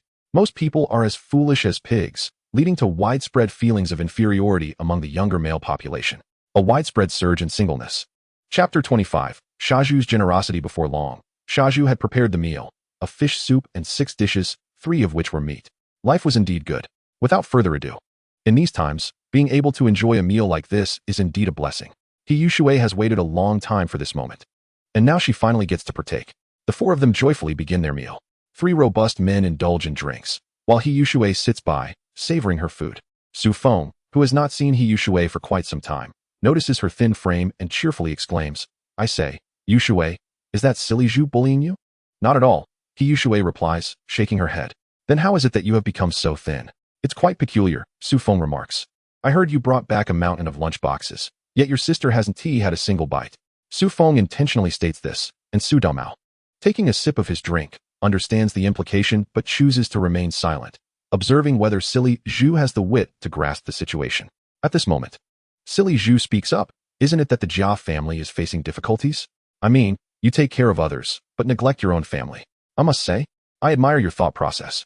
Su Feng, having lived in the Sihiyuan for some time, has come to recognize this troubling trend. People of this era tend to treat outsiders with far greater kindness than their own kin. It is almost imperceptible how harshly they may treat strangers, yet when it comes to their own family, they seem to inflict utmost suffering. It appears to be a shared trait among people of this time, contributing to the mental struggles of those from the 50s, 60s, and 70s. And even affecting some from the 80s and 90s who harbor similar issues, albeit less overtly. The current state of silly Zhu exemplifies this phenomenon. Seizing the opportunity amidst their revelry, Su Feng inquires, Silly Zhu, let us merely discuss this for a moment. I am genuinely curious. You and He Yushui are siblings. Why do you neglect your own sister while tending to outsiders? What do you expect the Jia family to do for you in return? Su Feng straightforwardly questions. Upon hearing this, Silly Zhu takes a sip and replies, it's because I am soft-hearted. I worry that the 3 children of the Jia family aren't eating well. After all, it's not easy for children. Besides, when my father ran off to Baoding with that widow Bai, I was left alone to care for my sister. And I know what it feels like to go hungry. Yet, you do not look after your own home, constantly turning your elbows outward. That is simply unreasonable. Su Feng counters. He Yushui nods in agreement, saying, exactly. I seldom get to eat from my brother's lunchbox. What do you mean? Does your brother's absence affect your meals, or your clothes? Silly Zhu retorts. Su Domao then interjects cheerfully, all right, we've managed to gather here to enjoy some drinks. Come, let us drink. 5 champions, 666, 7 horses, 5 horses Zhao Zilong. Sun the Rogue, let us see if you lose, drink. Despite Su Domao's poor tolerance for alcohol among the group, his skills at playing drinking games have led him to win quite a bit this evening. Meanwhile, in the front courtyard, Yi Zhonghai sits alone, simmering with anger. Those little rascals are feasting without inviting him. Previously, when someone in the courtyard prepared delicious food, they excluded him. Now, they merrily indulge without a thought for him, disregarding his presence entirely. As for the Jia family, chaos reigns supreme. What sort of person is Jia Zhang? To her, not finding money on the street is a loss, and now she finds herself excluded from a feast. Presently, Su Feng and the others are enjoying their meal, all while neglecting to invite Jia Zhang, and even Jia Dongxiu is left out. How can this be? That wretched Su Feng and silly Zhu, who prepared such a feast, did not even think to send some over to them. Do they not understand the hardships the Jia family endures? Those heartless creatures. Eat, eat, why don't you choke on it? Jia Zhang fumes from her calm. Jia Dongxiu, tossing and turning on his bed, wishes to join in but has nothing of substance to bring. He cannot simply show up with a cucumber, can he? Moreover, given that they have already eaten half of their meal, bringing a cucumber now would be futile. Unlike his mother, Jia Zhang, who is more concerned about appearances, Jia Dongxiu feels embarrassed to show up empty-handed. He concludes that it is unnecessary to seek out trouble. Mom, I want to eat meat, I want to eat meat.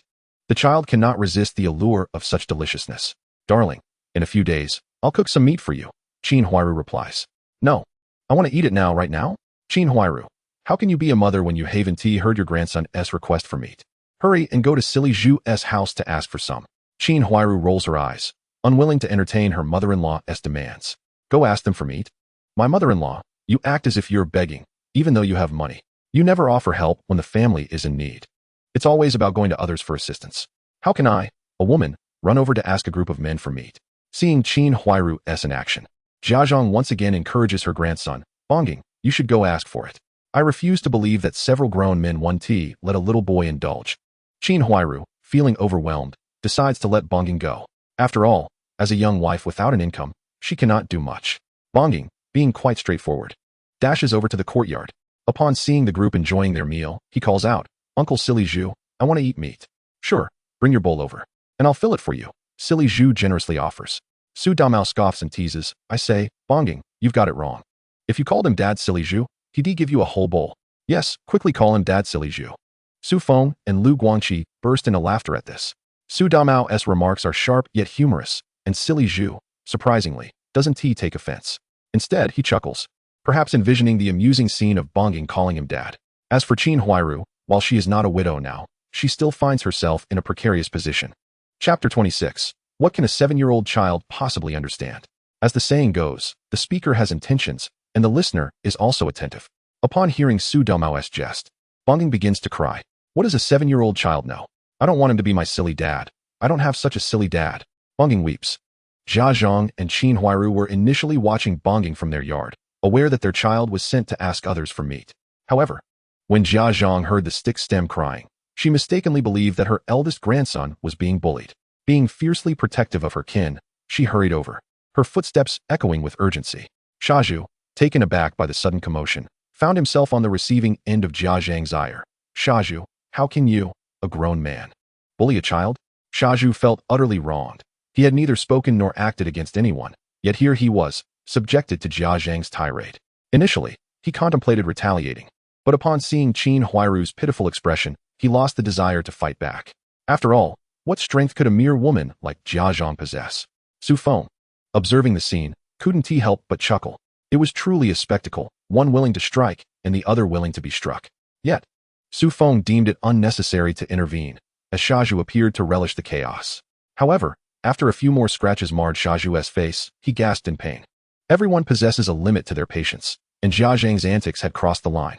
Enough already, Shaju exclaimed, shoving Jia Zhang aside. The plump woman, caught off guard, toppled to the ground, immediately launching into a tirade. You heartless fiends. A bunch of scoundrels picking on us orphans and widows. Old Jia, why don't you take these people away? The onlookers, already disgruntled by a few individuals hoarding food, relished Jia Zhang's fall from grace. Yi Zhonghai, visibly agitated, chastised Shaju. How could you lay hands on an elderly person? Hearing the ruckus, Jia Dongxiu rushed in, feeling compelled to defend his mother.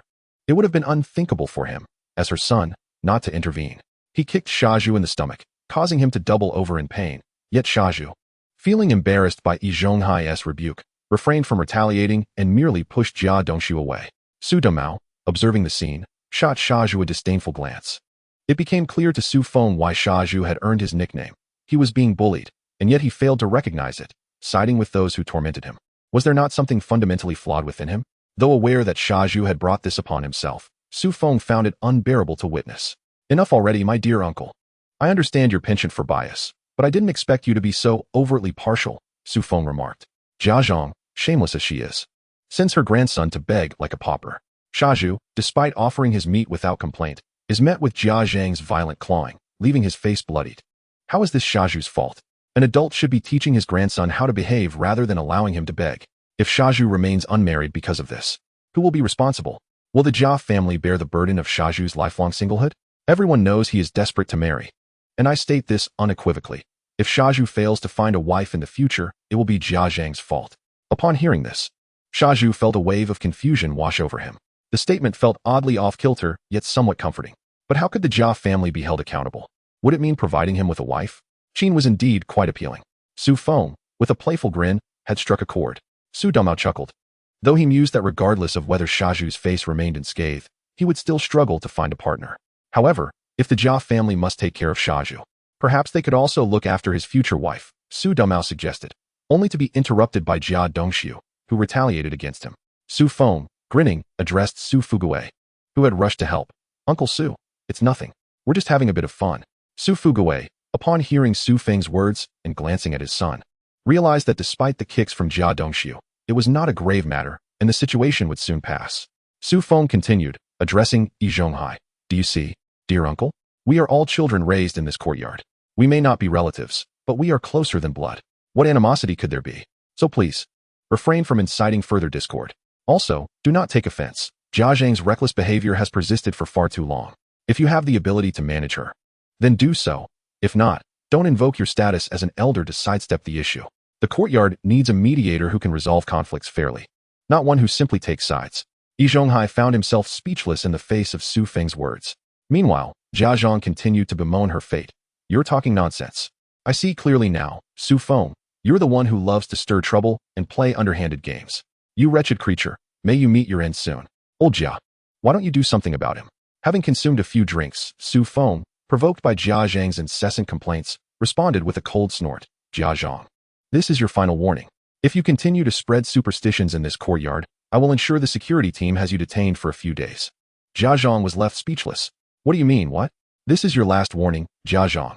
If you dare utter another word about curses or who should be taken away, I will make it my mission to silence you.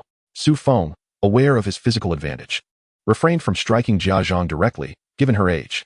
However, he had no such reservations about Jia Dongxiu, whom he swiftly slapped multiple times.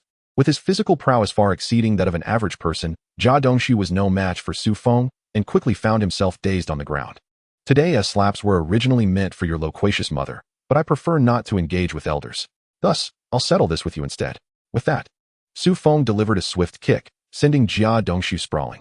The latter, unable to withstand such force, sat on the ground, dazed for quite some time before managing to rise. Chapter 27. Children know not what they do. Su Feng then turned to the now silent Jia Zhang. Jia Zhang, should you dare speak to me in such a tone again, I guarantee that the next slap will land squarely on your face. His eyes glinted with a fierce intensity, instilling fear in Jia Zhang. Turning back to Yi Zhonghai, he continued, Uncle, if you cannot resolve this issue, others will resort to their own methods. If you're so fond of favoring the Jia family, do not be surprised when others show you no respect. Should you fail to address Jia Zhang's behavior after this incident, I will approach the neighborhood committee to seek their intervention. As for you, do not expect anyone to turn to the three elders for assistance. It is clear you lack the ability to resolve matters. The Jia family has caused turmoil in this courtyard for years. Who has ever stepped in to resolve it? The onlookers were utterly astonished by Su Feng's words. It was not that Su Feng was wrong. Rather, he articulated precisely what everyone else had been longing to express. Take, for instance, his condemnation of the elder for partiality and the lawlessness of the Jia family, which resonated deeply within the hearts of all those present in the courtyard. Meanwhile, Su Damao stood excitedly beside him, exclaiming, Su Feng speaks wisely. It's been nearly a decade since the founding of the nation. Can it still be a dictatorship of a few individuals? Yi Zhonghai, seething with rage from Su Feng's retort, shot back. Su Feng, clarify yourself. How have I shown partiality? As the esteemed elder of the courtyard, Yi Zhonghai held a significant status. If he did not retaliate against Su Feng's attack today, he would lose all semblance of authority in the future. You better explain yourself, Su Feng. However, Su Feng was not the type to be easily morally coerced like Shaju. He crossed his arms defiantly and retorted, Yi Zhonghai, you've truly lost your sense of propriety. How dare you utter such words? Regarding the incident with Shaju, tell me, when Jia Zhangshi so brutally assaulted someone, what did you, as the elder, do? You did nothing to stop it, and only intervened after Sha Zhu could no longer bear it, and pushed Jia Zhangshi away. Now you appear here, acting the part of a great authority? That scoundrel Jia Dongshu indiscriminately attacked Sha Zhu. Are you blind? Su Feng continued, his voice rising. And don't take offense, we all witnessed it today. Since you, Yi Zhonghai, believe you're in the right, fine. Brother Dumao. Su Feng turned to the delighted Su Dumao. What is the matter, Su Feng? I saw someone committing extrajudicial punishment and injuring another. We should call the police. When the officers arrive, we'll lay out the truth of the matter and see if Jia Zhangshi doesn't end up behind bars for her actions. Su Feng's eyes glinted with malicious glee as he regarded Jia Zhangshi. Upon hearing this, Jia Zhangshi, who had previously been throwing a fit, suddenly fell silent. Su's kid. Don't slander, she protested. Oh, have you learned some idioms? You know what slandering means. It seems your education isn't lacking after all, Su Feng quipped, his tone dripping with sarcasm. As the situation escalated, Su Damao prepared to call the police, prompting Sha Zhu to step in hastily. All right, let us put an end to this. It's really not a big deal. I don't have any issues here. Why bother the police? Besides, the elder had good intentions in maintaining the unity of our courtyard. Yi Zhonghai was not a fool, as the appointed elder tasked with managing neighborhood disputes. He recognized that Su Feng aimed to escalate tensions. Meanwhile, Su Damao reveled in the chaos. If the police were called, the nature of the incident would change dramatically. Thus, since Sha Zhu had taken it upon himself to mediate, Yi Zhonghai felt compelled to assist. What is the reason for Bang Gung's tears, then? Yi Zhonghai inquired. Su Damao replied, why is he distressed? Just feed him some meat, and let him call Sha Zhu dad. What's the problem? You, Sha Zhu, I'll tear your mouth apart. Jia Zhangshi lunged forward, but Su Feng's icy glare made her hesitate. Lu Guanqi interjected, I say, elder, this matter isn't Su Damao's fault. Bang Gung's crying is his own affair. You're all adults. How can you speak to a child like that? Yi Zhonghai bristled. Su Damao. This all started because of your meddling. Why do you keep spouting nonsense? Su Feng could no longer tolerate Yi Zhonghai's self-righteousness, which rang hollow. Elder, I must say I find your words quite displeasing, Su Feng shot back. Today, he was determined to confront Yi Zhonghai. What? Just because the Jia family has no meat to eat, they shamelessly beg for it?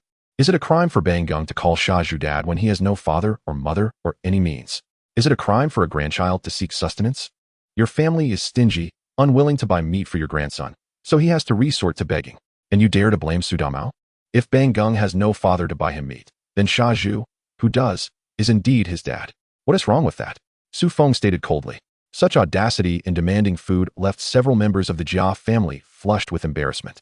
Qin Huairu lowered her head, unable to meet anyone's gaze. If anyone were to say such things, it would already be humiliating enough. Now, being called out publicly, what could be said in their defense?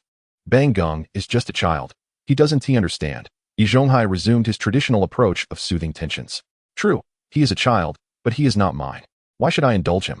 Su Damao, buoyed by Su Feng's support, perked up. Ha! The crowd erupted in laughter at Su Damao's remark. His words held truth. Bang Gung was not his child, and Su Damao was under no obligation to indulge him. Enough. Yi Zhonghai recognized that if this matter escalated further, the Jia family would lose all dignity. He had no choice but to bring the farce to a close. Chapter 28. Delivering numerous slaps to Jia Zhangshi's face. Today's events would end here. Jia Zhangshi, your family is not in the right. Jia Dongshu is neither unemployed nor without a salary, yet you lament over your grandson. How can you refuse to buy him meat? Jia Dongshu was taken aback by Yi Zhonghai's lack of support, momentarily at a loss for words. This isn't just your issue. Indeed, it is your family that is in the wrong. Regardless, today's matter ends here. Jia Zhangshi, if you continue to stir trouble, I will no longer intervene. You can handle it as you wish, Yi Zhonghai declared before falling silent. Seeing Yi Zhonghai's lack of support, Jia Zhangshi ceased her protests. Su Feng then sneered. Well, today wasn't too bad. At least it wasn't overly biased. Upon hearing this, the crowd could not help but laugh. The following morning, Su Feng eagerly opened his fishing system. Ding! Congratulations, host, you have successfully caught a fish, earning the reward of mellow melodies. Mellow melodies enhances the pleasures of the boudoir, effectively aiding the host in elevating the enjoyment of life. The system offers such rewards? To catch something so delightful through fishing is rather intriguing. Su Feng retrieved the so-called mellow melodies from the system space, only to discover it was a stone. A stone? Su Feng was still trying to comprehend this when he suddenly heard strange sounds emanating from within it. Su Feng finally understood. It seemed this item could indeed enhance his life experiences. However, it merely served as an experience. In light of this, one could argue that the item lacks substantial utility. Nonetheless, any reward is preferable to none. Su Feng then returned the stone to his space. Suddenly, a commotion erupted outside, causing Su Feng to pause momentarily before breaking into a smile. He instantly recalled how he had utilized that seductive melody. Well, it appeared that an opportunity had presented itself. With this thought in mind, Su Feng reclined back onto his bed, deliberately retrieving the alluring tune. The sound of a woman's moan filled the air. At that moment, Yi Zhonghai, hiding outside Su Feng's door, was overwhelmed with excitement. Finally, he had caught Su Feng in the act. Yi Zhonghai had merely stepped out early in the morning to relieve himself, but upon hearing the ruckus from Su Feng's home, his spirits soared. Su Feng was single by nature, and in this era, the frivolous entanglements between men and women were taken quite seriously. If Yi Zhonghai managed to seize this opportunity, Su Feng would be utterly doomed. There was no doubt that he would lose his job, and that was a given. Moreover, this scoundrel often clashed with Yi Zhonghai, undermining his authority as the elder of their courtyard. Although Yi Zhonghai had previously harbored a deep-seated resentment, he had not found an opportunity to retaliate until now. With this chance in hand, Yi Zhonghai was determined not to let it slip away. At this moment, Yi Zhonghai dashed to Su Feng's door, shouting, "Su Feng is entangled in illicit affairs. Su Feng is up to no good." The commotion echoed loudly, and Yi Zhonghai, still unsatisfied, kicked the door. Su Feng, meanwhile, concealed under his covers, stifled a chuckle. "Yi Zhonghai, if you don't receive a proper reprimand today, this matter will not end here." Su Feng returned the stone to its place, donned his trousers, and stepped out to open the door. "What do you want?" Su Feng asked, his face displaying impatience. "It's early in the morning. Can't a man get some sleep?" "Sleep? How can you still have the audacity to sleep when you're in the middle of scandalous affairs?" Yi Zhonghai retorted angrily. Su Feng swiftly delivered a slap across Yi Zhonghai's face. "How dare you hit me?" Yi Zhonghai was momentarily taken aback. He had not expected Su Feng, embroiled in scandal, to strike him. Yet, his heart swelled with joy, for this confirmed his suspicions. Su Feng must be fearful of exposure, hence his frantic attempts to silence him. "Yi Zhonghai, if you dare to shout once more, I assure you the second slap will follow," Su Feng warned. Observing that Yi Zhonghai was not jesting, although he longed to say something further, he refrained from continuing his outburst. However, the ruckus Yi Zhonghai had caused was indeed significant, drawing the attention of neighbors. Soon, the courtyard was filled with others, particularly Jia Zhangshi. Upon hearing about Su Feng's alleged scandal, this old crone perked up. The Su family brat was finally facing consequences, and it was the perfect opportunity to expose him and perhaps even have him publicly humiliated. If he were to meet his demise, their family would inherit his house. Jia Zhangshi eagerly anticipated this, envisioning a future where her grandson could marry comfortably with a roof over his head. Jia Dongshu echoed her sentiments. "Indeed, this little scoundrel is no good. We finally have the chance to take him down." Before long, Jia Zhangshi and Jia Dongshu rushed over, unaware that his master was being dealt with. Jia Dongshu yelled at Su Feng, "You little brat. Today, you will pay for your misdeeds." Su Feng responded with a swift kick, sending Jia Dongshu sprawling. "With your meager skills, you dare to cause trouble here?" Su Feng didn't even spare him a glance.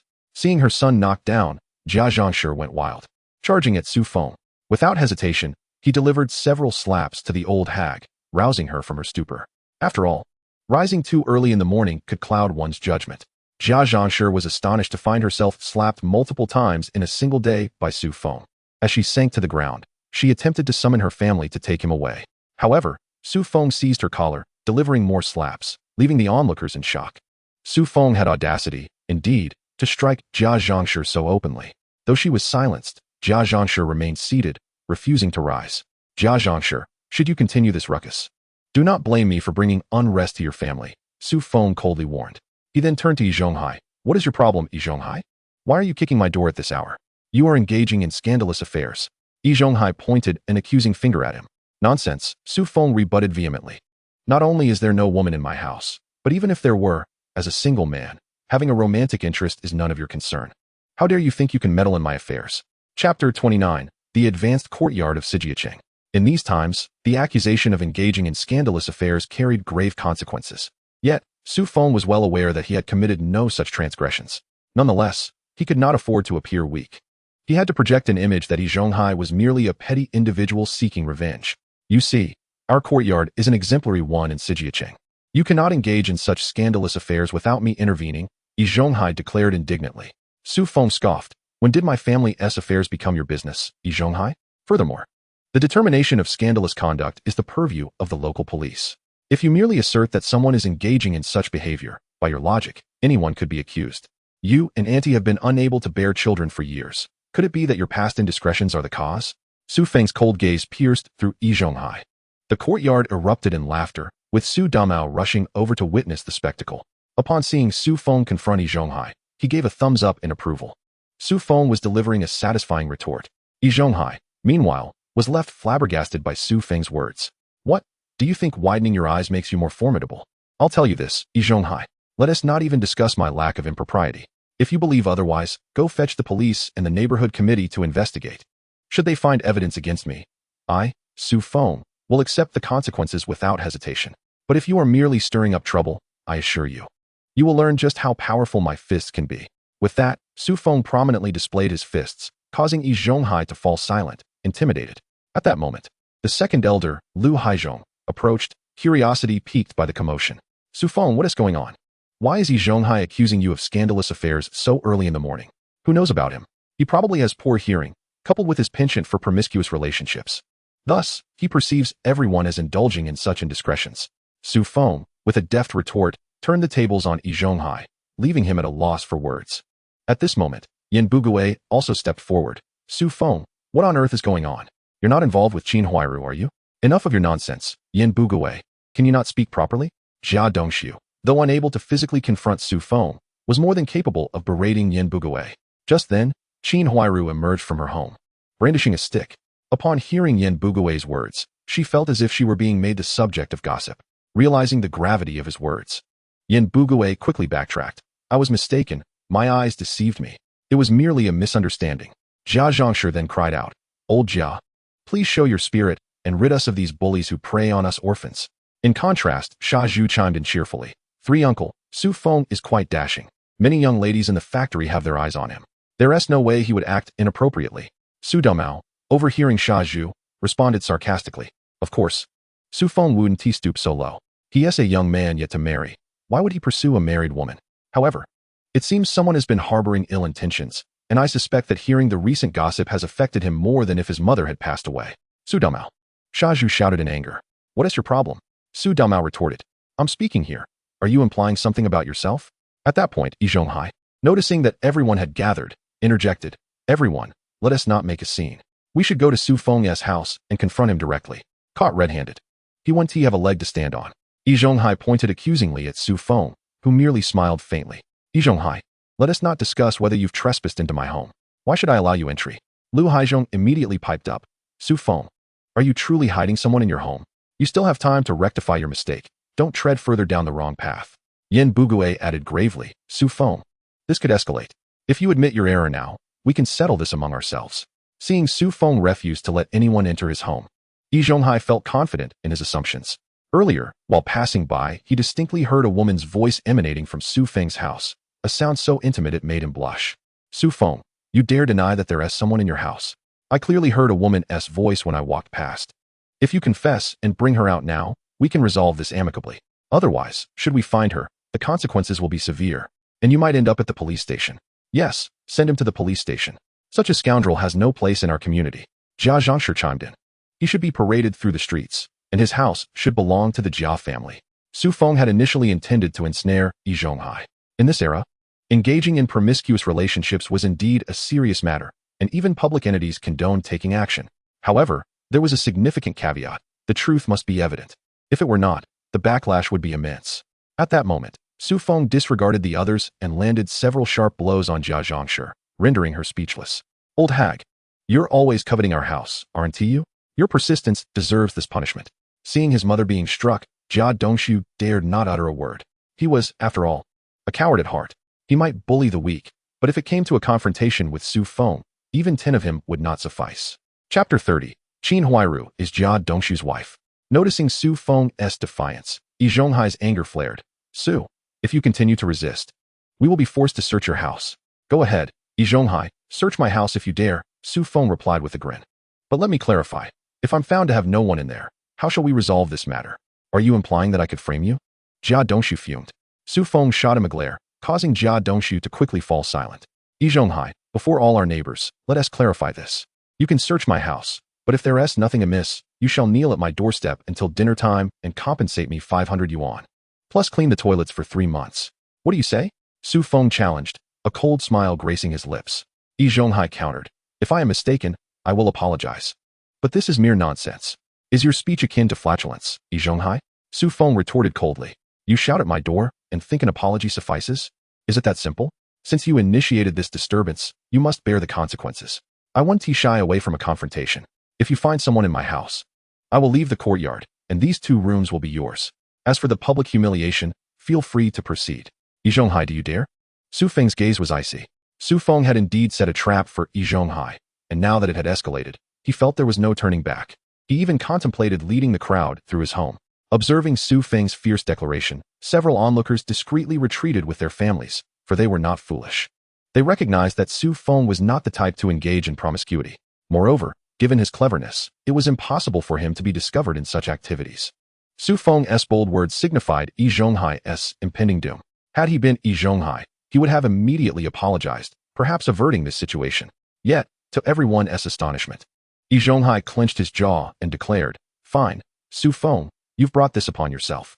Jia Zhangshi, energized by the moment, paid no mind to the marks on her face. Old Yi, go in and apprehend them. This Su family's lad must be hiding someone. From now on, your Su family's house will be occupied by our Jia family. It rightfully belongs to us. Upon hearing this, Su Feng delivered several stinging slaps to her face. Seizing the moment, he relished the opportunity to strike a few more blows, finding a measure of satisfaction within himself. Once the beating was over, Su Feng turned to Yi Zhonghai and said, Go ahead, let me see what you can uncover. At that moment, Lu Haizhong and Yin Bugui also emerged. As the respected elders of the courtyard, their presence was essential in such matters. The 3 elders then entered Su Feng's residence.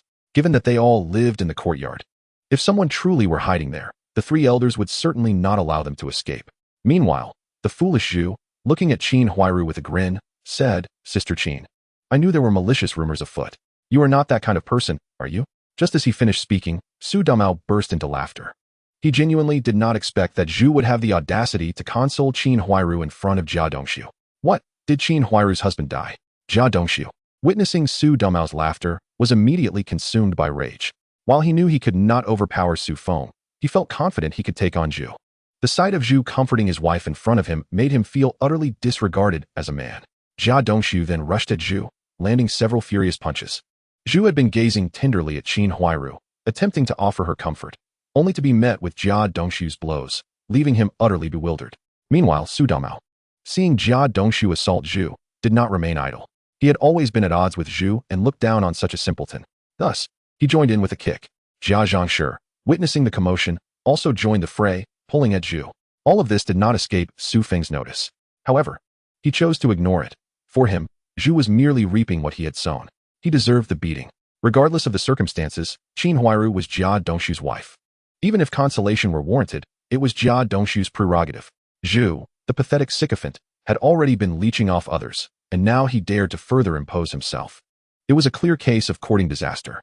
Additionally, in the original television series, Zhu was often portrayed as a fool, which left Su Feng unable to muster any sympathy for him. Such a fool deserved his fate. Before long, the 3 elders emerged from Su Feng's residence. Although Su Feng's home comprised 2 rooms, the space itself was quite limited. It was virtually impossible to conceal a living person within. The elder's complexion shifted dramatically from anger to anxiety, and finally to fear and pleading. He had nearly turned Su Feng's home upside down, and not only did he fail to find a person, but even a fly was nowhere to be seen. The previously arrogant Yi Zhonghai now began to exhibit signs of trepidation. Su Feng had stated that if no person were found, he would have to kneel at his doorstep for an entire afternoon, in addition to compensating 500 yuan and being tasked with cleaning the toilets for 3 months. Although he accepted the fines and the cleaning duties, the thought of kneeling was unbearable. How could there be no one? I distinctly heard someone, a loud voice. Yi Zhonghai muttered in disbelief. Observing Yi's despondent demeanor, Su Feng coldly remarked, What is the matter, Yi Zhonghai? Haven't T found anything? Perhaps I've hidden them in the cellar? Want to search again? Su Feng's words were clearly intended to provoke Yi Zhonghai. Now, he was desperate to find an opportunity to hide, wishing to avoid kneeling at all costs. Just then, he spotted Jia Dongxiu and Zhu fighting. He quickly rushed over to separate the 2, seeking to divert attention away from himself, hoping the matter could be resolved quietly. As the 2 were pulled apart, Zhu defiantly said to Jia Dongxiu, I'll let you off this time. If it happens again, I won't hold back. Chapter 31. Will the elder kneel or not? Su Feng paid them no mind. After all, Yi Zhonghai had accused him of infidelity, and this matter was far from finished. Since he had claimed Su Feng was engaged in illicit affairs, Su Feng would not let the old man off the hook. Today, Yi Zhonghai would pay up. And he would kneel as well. If he refused to kneel, the situation would become even more convoluted. Elder, speak up. Where is the woman you claimed was in my house? The adulteress?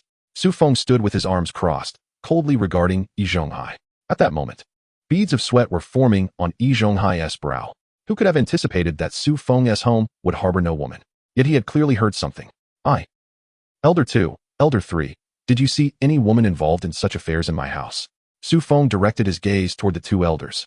No, Lu Haizhong was the first to deny it. He had hoped for Elder 1's position to gain the upper hand against Yi Zhonghai, and he was eager to see Yi suffer. Yen Bugue glanced at Lu Haizhong and Yi Zhonghai before gritting his teeth. No, with both elders openly siding with Su Feng. And indeed, Su Feng's home contained no women. Yi Zhonghai was driven to a frenzy. There was no way to accuse someone of infidelity without evidence. Without evidence, the situation could not be resolved. Now, Su Feng had pinned a charge of slander on Yi Zhonghai, which would haunt him for life. Su Feng, I truly must have misheard. It was my mistake. I apologize, I bow to you. Yi Zhonghai began to plead, but Su Feng interrupted him brusquely. Do not speak of apologies to me. What did we agree upon? Kneel at my doorstep. You won't be getting up until dinner time. And you owe 500 yuan as a fine. You also agreed to clean the toilets for 3 months. Everyone heard it. I'm not forcing you. Su Feng stated directly. Yi Zhonghai was already anxious that Su Feng would bring this matter up, and now that he was at a loss. Su Feng, can we look at my age? No, Su Feng cut him off sharply. How could you dare to spread rumors at my doorstep? If this is confirmed, I'll be the one to suffer. Are you expecting me to just let you go? Su Feng retorted angrily. Yi Zhonghai, who had disregarded his own dignity, was now dragging Su Feng down with him. Su Feng would not let him off the hook. Moreover, if this matter were substantiated, would Yi Zhonghai spare Su Feng in return? Since you have chosen to disregard your humanity, do not expect others to treat you as one. Now trapped in a corner, Yi Zhonghai had no choice but to comply. How could he deny it? As an elder of the courtyard, a mere exchange of words could turn him into an adulterer. If Su Feng's reputation were to suffer, who would marry into his family in the future? This was tantamount to cutting off his own prospects. Su Feng had every right to demand that he kneel for an entire afternoon and compensate him. You owe the money, kneel. Su Feng extended his hand. Yi Zhonghai, feeling utterly helpless, could only respond, fine, I will go home now to fetch the money for you. That will suffice, but Yi Zhonghai, you better not attempt any tricks. If you dare to renege on this, I will immediately report you to the police station and even write a public denunciation against you at the street office. Su Feng retorted angrily. The crowd gasped in astonishment. Goodness, this Su family boy has truly become formidable. He is even contemplating a public denunciation. Such a move is quite ruthless. In this era, once a public denunciation is made, it essentially guarantees notoriety. Yi Zhonghai, after all, is an 8th-grade mechanic at the steel mill and is accustomed to commanding respect. If Su Feng manages to escalate this matter to a public denunciation, Yi Zhonghai's career would undoubtedly be jeopardized. At that moment, Yi Zhonghai was filled with regret. At just over 40, how could his hearing have failed him? He distinctly heard a noise, yet there was no one present. The Su household consists of merely 2 rooms. It is impossible to conceal someone there. As soon as he heard the sound, he rushed inside, leaving Su Feng no opportunity to escape. Could it be that he truly misheard? An elderly woman sat within the house, wiping her nose and tears. The hard-earned money she had saved was pilfered by Su Feng. First 500, and now another 500. How many 500 yuan notes does a family possess? They were on the verge of becoming a household of wealth. Only for it to turn out like this. Is this some kind of joke? Dongmei, lend me 500 yuan, Yi Zhonghai said helplessly. The elderly woman said nothing, turning to retrieve the 500 yuan. Once Yi Zhonghai obtained the money, he stepped outside. Upon arriving at Su Feng's door, he handed over the 500 yuan. However, it was evident that Yi Zhonghai was reluctant to kneel. After all, he was a respected elder in the courtyard, and it seemed unreasonable to kneel before Su Feng. Nevertheless, if Su Feng insisted, Yi Zhonghai would indeed have no choice but to comply. You swore that you would take responsibility for this matter, and now you wish to shirk your duty? At this moment, Yen Bugue quickly intervened to mediate. Su Feng, the elder has already compensated you for the damage to your reputation. Let this matter rest. The elder is of advanced age, and to demand that he kneel. Third uncle, Su Feng interrupted impatiently. Whether you choose to play the Good Samaritan is your business. But I hope you understand. If this had happened to your son, what would you do? The elder lamented that his reputation was tarnished, and if the security department and police learned of this scandal, he could face dire consequences. It was not merely a fine or community service. Allowing Yi Zhonghai to kneel would be an injustice. If he did not kneel, how could it not be said that Su Feng was engaging in immoral relationships? Third uncle, what do you think? Should the elder kneel or not? Su Feng demanded angrily. He must kneel, came the reply. Lu Haizhong, ever the spectator, chimed in, but Su Feng, the elder, is quite advanced in age. What if we consider a compromise? Allow the elder to kneel and apologize in front of everyone, and in return, he can clean the toilets for 3 months as punishment. Su Feng regarded Lu Haizhong thoughtfully. An idea began to take shape in his mind. Given that Yi Zhonghai would surely sever ties with him after today, it might be beneficial to elevate Lu Haizhong to stand against him. Lu Haizhong had long desired to take on the elder's role, and this would allow them to spar against one another, relieving Su Feng of the burden of facing Yi Zhonghai's wrath alone. Chapter 32. The elder had indeed reached the end of his rope. All right, second uncle, everyone has witnessed today's events. It is not that I, Su Feng, am being unreasonable. This accusation is too grave for me to bear. My family has but one heir left. If others claim that I am engaging in immoral relationships, it would spell the end of the Su family. I will not dwell on this matter further. Elder, you must kneel in front of the entire courtyard and apologize, and then clean the toilets for 3 months. Otherwise, there will be no resolution. Su Feng declared furiously. Su Feng was indeed showing Lu Haizhong respect, and the crowd seemed to agree. Previously, Yi Zhonghai had insisted that if he could not find the alleged person, and wrongfully accused Su Feng, he would kneel outside Su Feng's door until dinner time, an ordeal lasting 6 hours. Now, Su Feng had made a significant concession, asking only for a kneeling apology. If Yi Zhonghai could not manage even that, it would be quite unreasonable. Lu Haizhong quickly added, "Old Yi as a man. One must be able to endure and adapt. You have already stated that you would apologize to Su Feng. Now is the time to follow through." Hearing this, Yi Zhonghai reluctantly approached Su Feng and, before the entire courtyard, knelt down to apologize. "I am sorry, Su Feng. I, Yi Zhonghai, wrongfully accused you."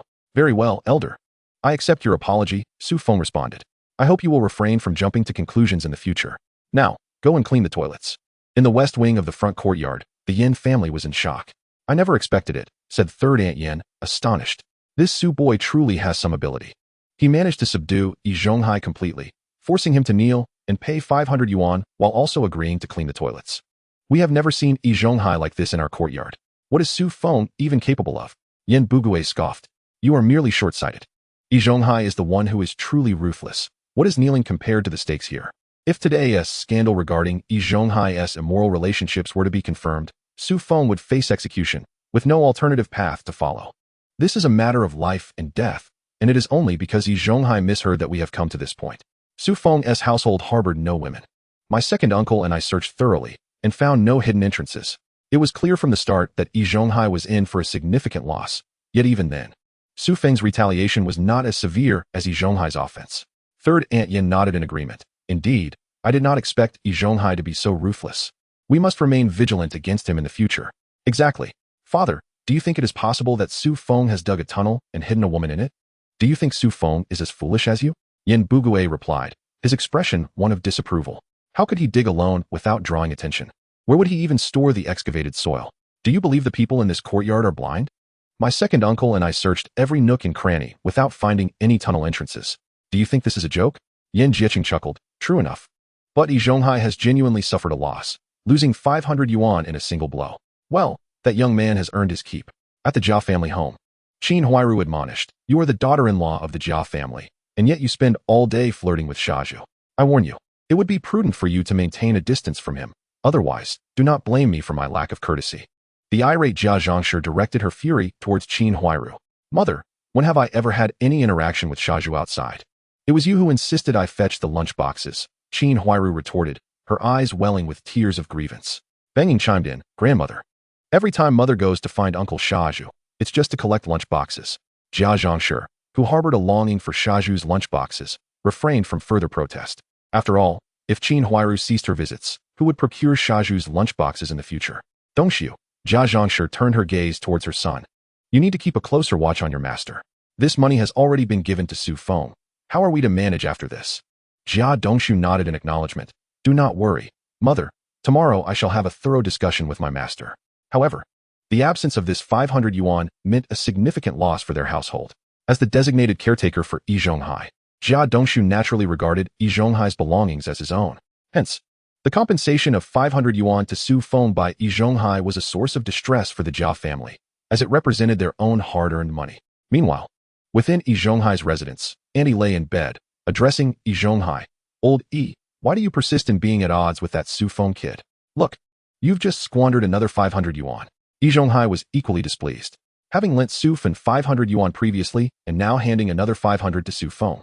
His earnings for over a year had vanished in the blink of an eye, without a single meal or drink. This financial blow weighed heavily on Yi Zhonghai's heart. Yet, he truly could not comprehend the situation. He distinctly heard a woman's voice, yet upon entering, found no one present. What was the meaning of this? Could it be that his hearing was failing him? That seemed improbable. The memory of kneeling and apologizing to Su Feng in front of the entire courtyard filled Yi Zhonghai with indignation. Wasn't that Su family's boy a bit too headstrong? And Jia Zhangshi had continually urged him to devise a means to acquire the Su family's house for her. You are too straightforward. You know very well what kind of person Jia Zhangshi is. The Su family's property has a deed registered with the street office. It's absurd for you to entertain such fanciful notions, Auntie remarked bluntly. Fine, I understand. From now on, I shall maintain a distance from that brat. Yi Zhonghai sighed in resignation. Today, he felt thoroughly humiliated, even compelled to kneel before others. From this point onward, it seemed his authority had diminished. Although Yi Zhonghai verbally asserted he would keep his distance from Su Feng, in reality, it was an impossibility. Given the right opportunity, he would undoubtedly make Su Feng aware of what it meant to regret. One way or another, Yi Zhonghai was determined to avenge the humiliation of today. How could he continue to navigate life after kneeling before everyone? How could he uphold his status as the elder in the courtyard? The existence of someone as exceptional as Su Feng was intolerable. If he were to lead everyone astray, who would be left to support him in his old age? Chapter 33. Can he support us? Regardless, I must ensure Shaju feels indebted to me. Hence, if that is the case, the performance must be executed flawlessly. The following day, when Shaju arrived at Yi Zhonghai's residence and laid eyes on the young lady, his displeasure was palpable. I say, Uncle, why would you introduce me to this woman? She resembles Zhu Beiji's relative. Shaju declared firmly, unwilling to proceed with the arrangement. Yi Zhonghai, taken aback, responded, Shaju, what is your issue? What does it matter if she is a bit plump? A little extra weight is advantageous. It increases the likelihood of bearing healthy, robust children. You truly do not appreciate the finer things in life, Yi Zhonghai continued. Moreover, let me remind you, her father is our workshop director. Just think of the potential benefits in your future employment. Yi Zhonghai considered himself quite clever for providing this assistance to Shaju, expecting gratitude in return. However, unbeknownst to him, Shaju was quite particular about appearances. A slight flaw was acceptable, but not to the extent of being unattractive. Even if her father were the factory director, it would not suffice if she was too unsightly. Shaju flatly rejected the proposal, regardless of Yi Zhonghai's entreaties. This left Yi Zhonghai at a loss. Shaju did not even step inside and returned home immediately.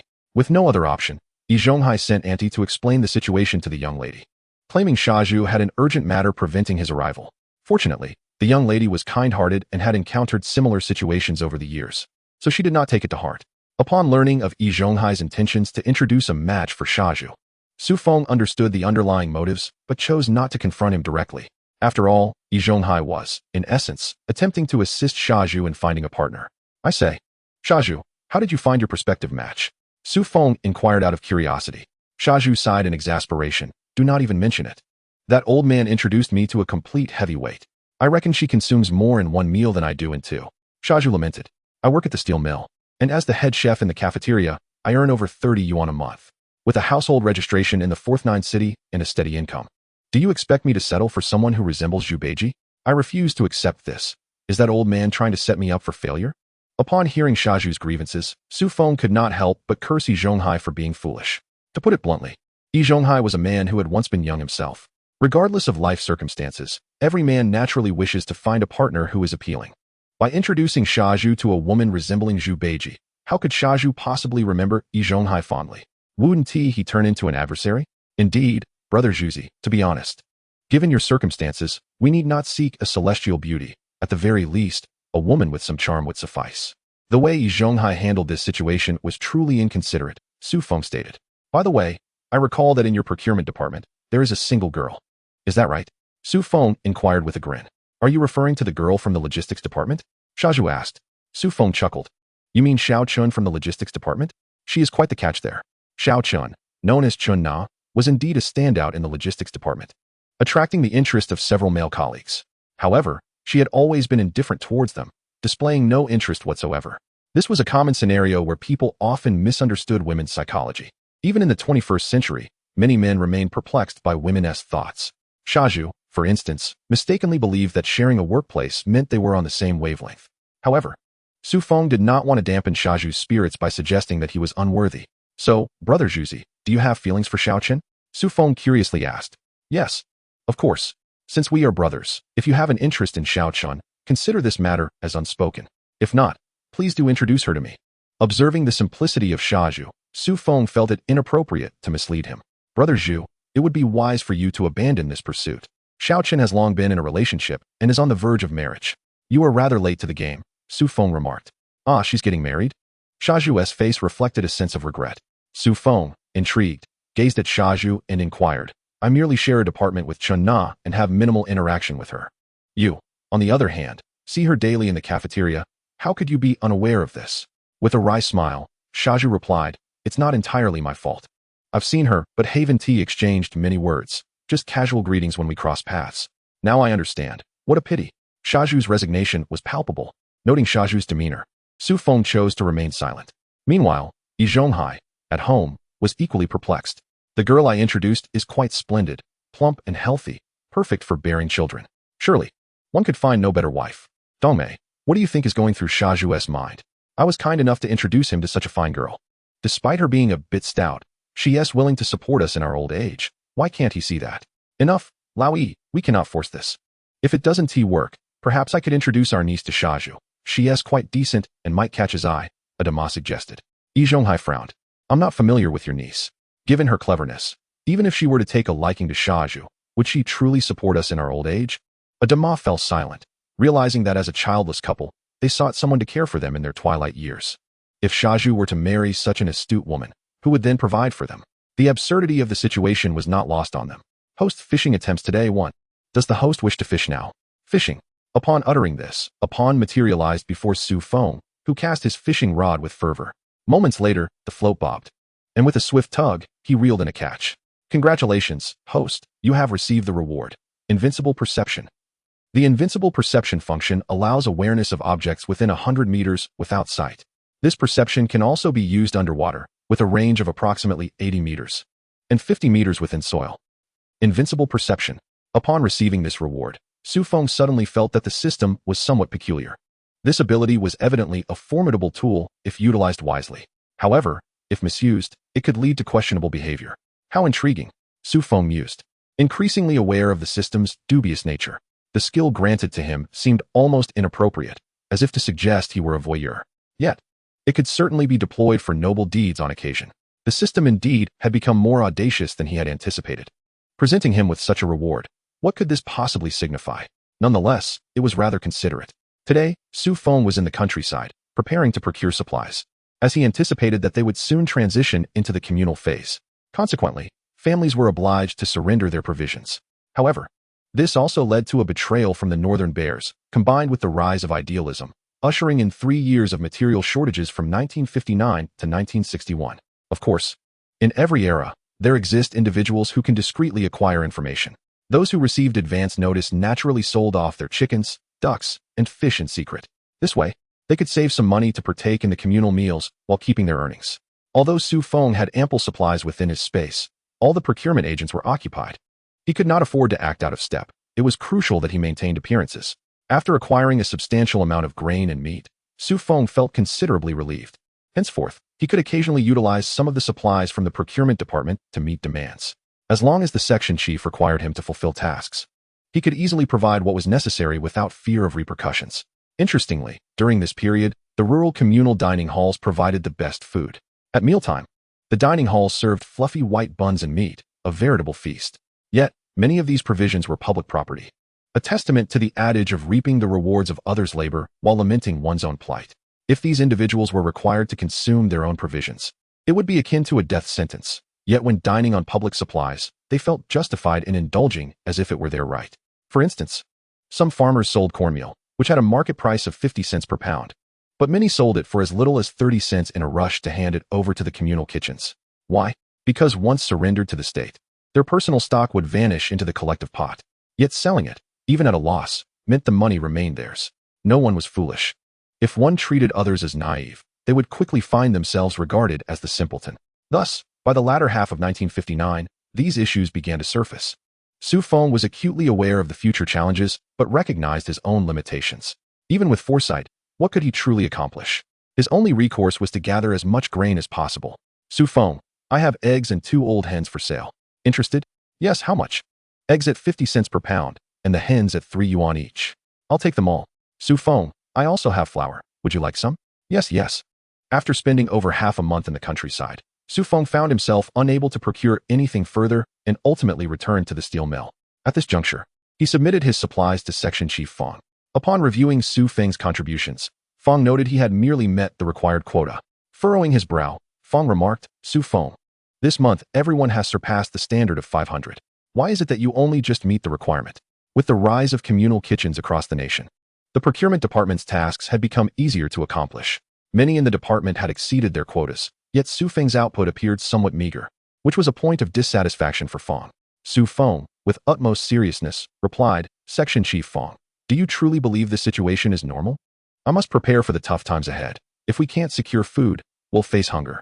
Upon hearing Feng's words, Section Chief Feng finally closed the office door. I remarked, Feng, what you just said could lead to grave errors. The national situation is currently thriving, and we are soon to enter a high-level mode. How could you make such remarks? Feng replied, Chief Feng, just wait and see. If this continues, a future food shortage is inevitable. I refuse to engage in such reckless squandering. Section Chief Feng nodded, seemingly on the verge of saying something, yet remained silent. Feng then seized the opportunity to excuse himself from the office. Having completed his tasks for the month, the rest of his time was his to enjoy. Moreover, having recently acquired the skill of invincible perception, he was eager to test what treasures it might yield for him. Riding his bicycle around the city, Feng scanned at least 100 courtyards. Remarkably, he discovered 3 locations of hidden treasures. Utilizing the night hours, he meticulously excavated the 3 sites. By the time the clock approached midnight, Feng stealthily exited the courtyard. In this era, due to the scarcity of streetlights and the instability of the power supply, the city was shrouded in darkness at night. Seizing this advantageous opportunity, Feng made his way to a 3-entry, 3-exit courtyard in the southern part of the city. Once a residence of high-ranking officials, it had fallen into disrepair, now merely an abandoned estate. Such dilapidated courtyards were abundant throughout the city, likely harboring treasures left behind during chaotic times when families fled without taking their valuables. It was presumed that those families had perished, leaving the treasures for Feng to claim. Upon arriving at the designated location, Feng quietly approached the center of the courtyard. In a spot where earth was piled high, he retrieved a shovel and began to dig. After excavating approximately 3 meters deep, he unearthed a cabinet resembling a safe. While the contents remained a mystery, now was not the time to investigate. Feng placed the cabinet into his storage space, resolving to examine its contents upon returning home. Chapter 35 was merely the beginning. Subsequently, Feng hurried to the next treasure site. After locating both of these points, he returned home with a cheerful demeanor. Once there, he opened the cabinet and discovered an assortment of gold, green currency, and British pounds, along with a firearm and 50 rounds of ammunition. Such a bounty was indeed commendable, presumably buried by those affluent families for protection during dire circumstances. Unexpectedly, these treasures had now fallen into Feng's possession. Indeed, Feng felt a surge of joy at this fortune. Although the gold in his grasp might not yield immediate returns over the next 2 decades, the exhilaration of his discovery brought immense happiness. He proceeded to open the other 2 cabinets, which contained more gold and various pieces of jewelry, likely set aside for critical moments. The wisdom of having multiple hiding places was evidently understood by many. Ultimately, Feng took stock of his findings. In addition to the weapon and ammunition, he had amassed 50 large fish, 150 small fish, and 1,000 yuan in cash. The green currency and British pounds amounted to 5,000 each, alongside a collection of jewelry, bringing the total value to several million in this era. If transported to the 21st century, the worth of these items would escalate even further. This was indeed the essence of overnight wealth. Feng suppressed the urge to shout in delight, for the sensation was truly exhilarating. From this moment onward, he could pave a prosperous path for the Su family, provided Feng continued to tread carefully and faced no challenges over the next 20 years. By the time of the economic reform, he would be around 40 years old, an age ripe for opportunity. Perhaps then, he could elevate the Su family's status and secure a bright future for his descendants. After securely stowing away his treasures, Su Feng decided to visit his grandparents in the western part of the city. His grandparents resided in a narrow alley, with his grandfather named Su Yuqing and his grandmother named Yuan Fuli, based on the memories of the original owner. Both grandparents were once prominent figures in the late Qing dynasty. Su Feng's lineage was reportedly connected to a certain prominent figure from the Beiyang government, who played a role in reclaiming Outer Mongolia. This unique heritage likely facilitated Yuan Fuli's marriage into the Su family. However, as the Beiyang government transitioned to the Republic of China, their fortunes waned. The Su family suffered decline, particularly as the grandfather's branch did not fare well amidst the turmoil of war. Nevertheless, Su Feng's arrival might just be the catalyst for revitalizing the Su family. Since his arrival in this world, he had not visited his grandparents in some time. With his task complete and leisure at hand, it was the perfect opportunity for a visit. Early the next morning, Su Feng departed from his courtyard and made his way to his grandparents' home. His grandparents' residence was a single-entry courtyard featuring a main house, 2 side rooms, and 6 additional chambers, complete with a kitchen and firewood storage. It was evident that such a family lineage had once enjoyed prominence during the Beiyang and Republic periods. Yet, despite its current state, the legacy of the Su family still held weight. As Su Feng stood at the entrance of his grandparents' home, he couldn't help but sigh, realizing that the original owner indeed possessed a degree of status. Perhaps in the future, during the Reform era, he could leverage the Su family's heritage to rise as a distinguished figure. After knocking on the door, it creaked open, and his grandmother, Yuan Fuli, peeked out. Upon recognizing her eldest grandson, she exclaimed with joy, "Grandson, you've come. You little rascal, it's been so long since you visited your grandparents. Have you forgotten us?" Su Feng cheerfully replied, "Grandma, how could I? I've just been rather busy at the steel factory. Otherwise, I would have come much sooner." Yuan Fuli then called out, "Old man, quick, your grandson has returned." Grandfather Su Yuqing excitedly emerged, and within the Su household, there were only a son and a daughter left beneath their care. The son is Su Feng's second uncle. Su Feng's father is the eldest, while this second uncle resides in the capital known as the 49 city. Additionally, Su Feng has an aunt who lives in the northeast. Originally, the Su family could be considered quite prosperous, but unfortunately, the turmoil in Longhua has persisted for a staggering 108 years. After enduring tremendous hardships, the Su family has managed to weather the storm. And it is truly a blessing that they are still standing today. Many families were completely extinguished during the years of conflict, and the Su family is fortunate by comparison. Nevertheless, the members of the Su family have shown resilience. Su Feng's second uncle, Su Chun, is employed at a government agency in the 49 city, effectively living off the state as provision. His second aunt works at the grain bureau as a cadre. In essence, the Su family has managed to retain a portion of their heritage. Otherwise, relying solely on Su Feng, the eldest grandson, would likely lead to the family's decline.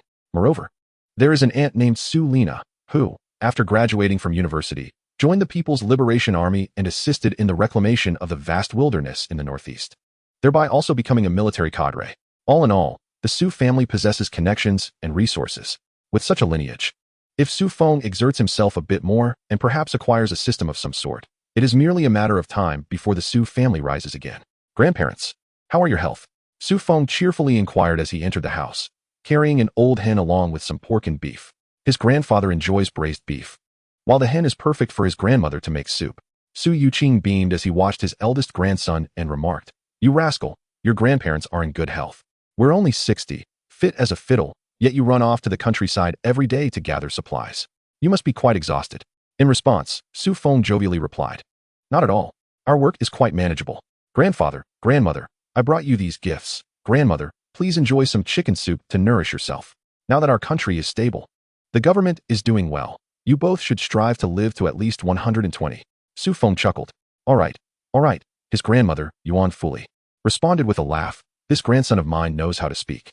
But tell me, when will you bring home a granddaughter-in-law? That would surely delight us." Su Feng felt somewhat helpless at this unexpected pressure for marriage, realizing that in Longhua, it is customary for families to desire a multi-generational household. The elders, after all, can be understood in their wishes.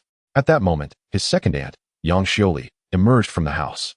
Both Su Chun and his wife, Yang Xiuli, work in the 49 city, with the responsibility of caring for the elderly and the early death of Su Feng's parents. The two elders reside with Su Chun and Yang Xiuli. Yang Xiuli approached Su Feng with a smile, saying, "Su Feng, you little rascal, you haven't been very filial. You rarely come to see your grandparents. It's been quite some time since your last visit." Unlike some other relatives, Yang Xiuli is understanding and dutiful. And with the good family values of the Su family, there are not many issues. Su Feng smiled and replied, Aunt, I've been a bit busy lately, and I wanted to bring back something nice. It would be rather embarrassing to visit empty-handed. Upon hearing this, Yang Shili remarked, You little rascal. You've grown up and learned some manners. But these gifts must have cost quite a bit, right? Su Feng had brought a substantial amount. 2 pounds of pork and a pound of beef, both of which are hard to come by nowadays. Not to mention, the old hen is rather expensive as well. Su Feng placed the items down and explained, Aunt, the countryside is currently establishing large communal kitchens. Eating meat regularly is not a big deal, and besides, the goods I collected for the state can be reimbursed, so it's not a burden at all. As someone working at the Grain Bureau, Yang Xioli is aware of the ongoing establishment of communal kitchens. However, she felt compelled to remind him. Given that he is her nephew, Su Feng, this is just between us. While the communal kitchens are great, you should still set aside some food for yourself. Otherwise, living hand-to-mouth will not benefit you. Su Feng reassured her, Don't worry, Aunt, I understand the reasoning, and I have already made preparations. Seeing her eldest nephew so sensible, Yang Xioli chose not to dwell further on the matter. After all, as a cadre, she must maintain a degree of decorum. She took the items and headed to the kitchen. With her nephew visiting, she certainly wanted to prepare something delicious. Just then, a girl's voice chimed in. Su Feng, you're here. The speaker was Su Feng's cousin, Su Lina, who is now 14 and in middle school. She has blossomed into a graceful young lady, clearly destined for beauty. Su Lina has always been close to Su Feng, and he has been very kind to her. Su Feng took out a bag from his pack containing a pound of white rabbit candy and a pound of mung bean cake. Here, little one. This is a treat from your elder brother. Thank you, Su Feng. Su Lina replied with delight. At her age, she is particularly fond of sweets and cannot resist the allure of Su Feng's treats. Just then, Su Feng's older brother, Su Gang, appeared with a broad smile. Su Gang, who is a few years older than Su Lina and several months older than Su Feng, is technically Su Feng's cousin but feels more like a brother. Su Gang remarked to Su Feng, it seems you are living quite well these days.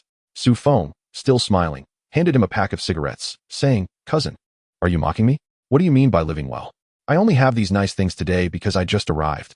On regular days, I hardly have anything. Su Gang, receiving the cigarettes, chuckled, You little rascal, at least you have some conscience. It's not in vain that I used to stand up for you in fights. Although they are cousins, their bond is akin to that of brothers. Su Gang often defended Su Feng in their childhood scuffles. Su Feng responded with a grin, Gang go. If you ever need anything, just let me know. I have plenty of supplies. You little rascal, getting a bit too cocky now, aren't you? Well, I do need a bicycle. Can you get one for me? Su Gang asked directly. Having just enrolled in medical school, he needs a bike for commuting and running errands. Of course, being a young man, having a bicycle could also come in handy for dating. Su Lina interjected, Big brother, that's a bit much. Asking for a bicycle really puts Su Feng in a tough spot. Haha, this little sister of mine knows how to care for Su Feng. Su Lina said, munching on the white rabbit candy. Of course, my Su Feng is the best, treating me to sweet treats. Enjoy your candies. You're so easily bought off with just a bit of sugar. Watching his cousin and sister interact like this filled Su Feng's heart with joy. I have long yearned for such a familial atmosphere. To my astonishment, upon traversing through time, I found myself in the midst of it. At that moment, my grandfather, Su Yuqing, directly inquired, Grandson, how is your work? Is everything satisfactory? Grandfather, my work is going quite well. There's no need for you to worry, Su Feng replied. Very well, since work is not an issue, you should hasten to find a wife. Your parents departed early, and now you are the only one left.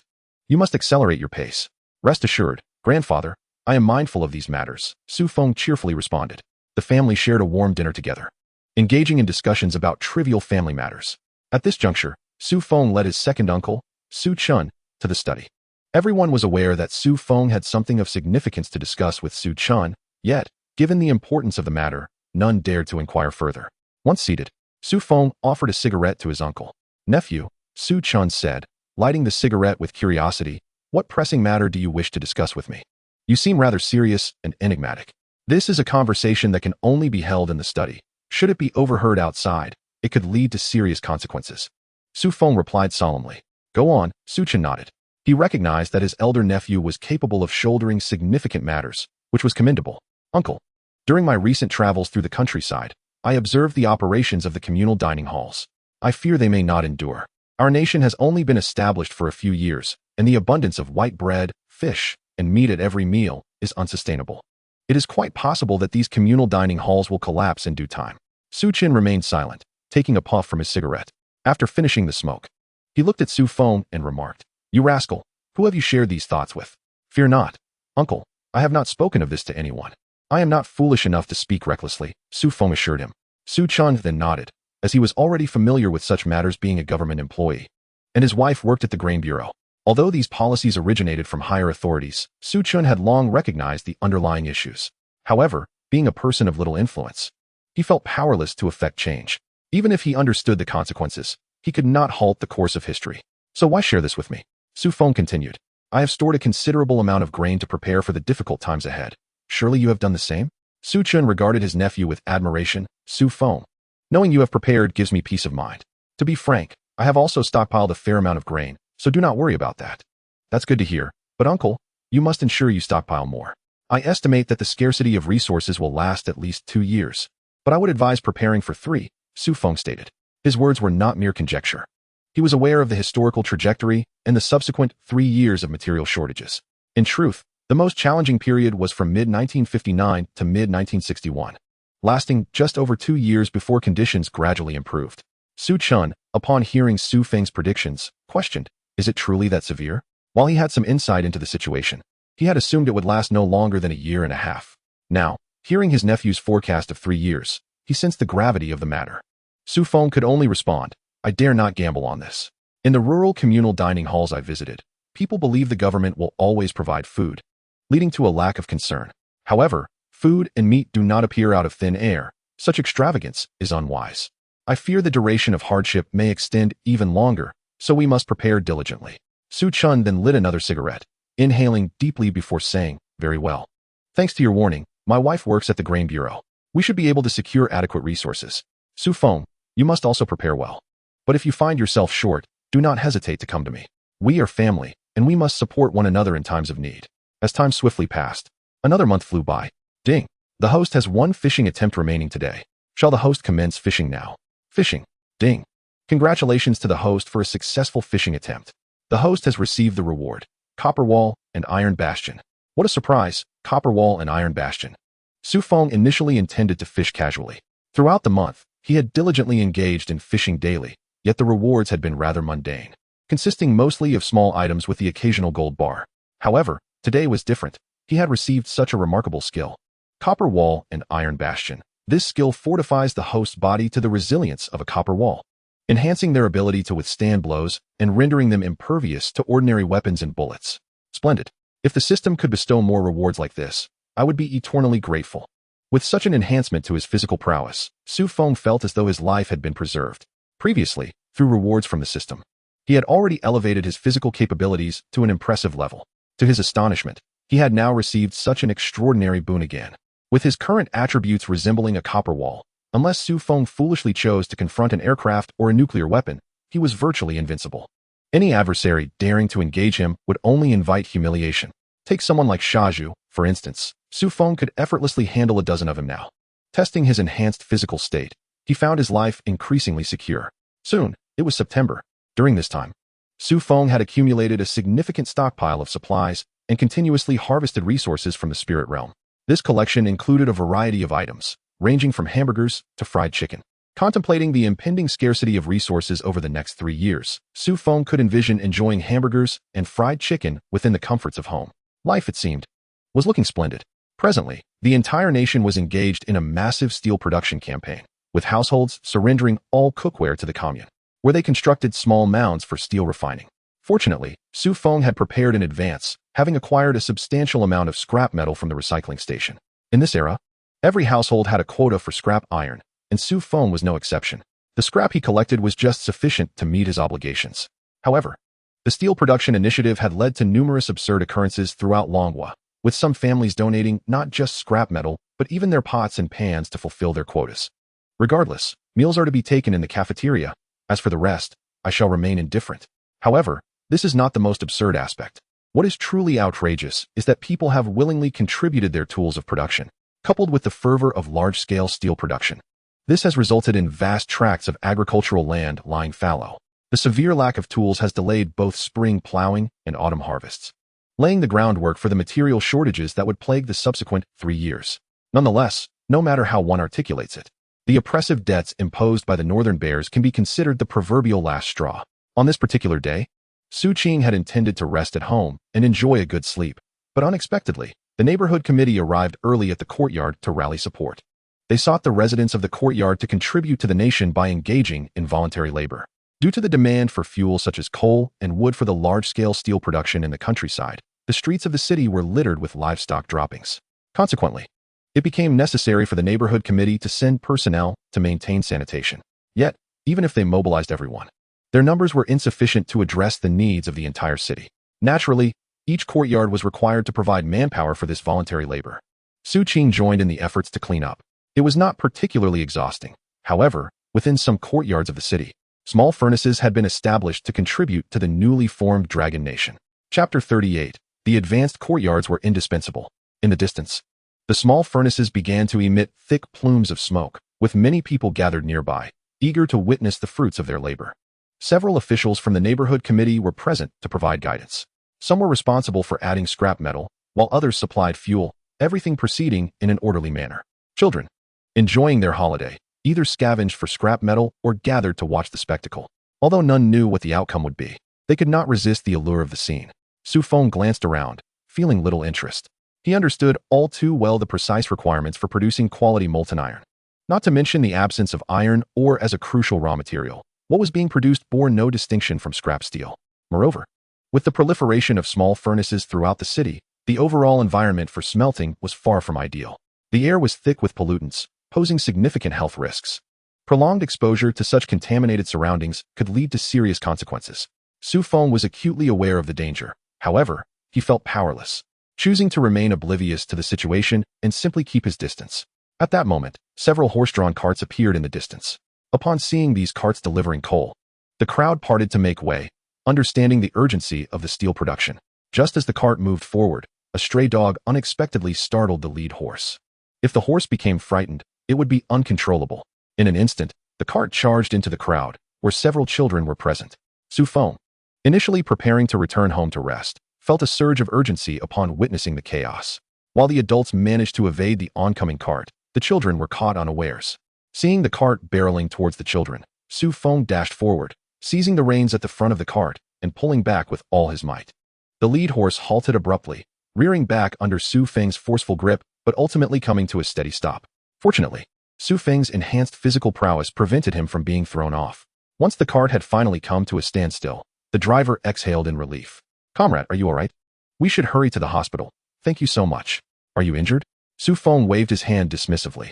"It's nothing, as long as the cart is fine." At that moment, Director Zhang from the neighborhood committee approached. She had witnessed Su Feng's courageous act from the beginning and had anticipated he might be injured. To her astonishment, he appeared completely unscathed. "Impressive.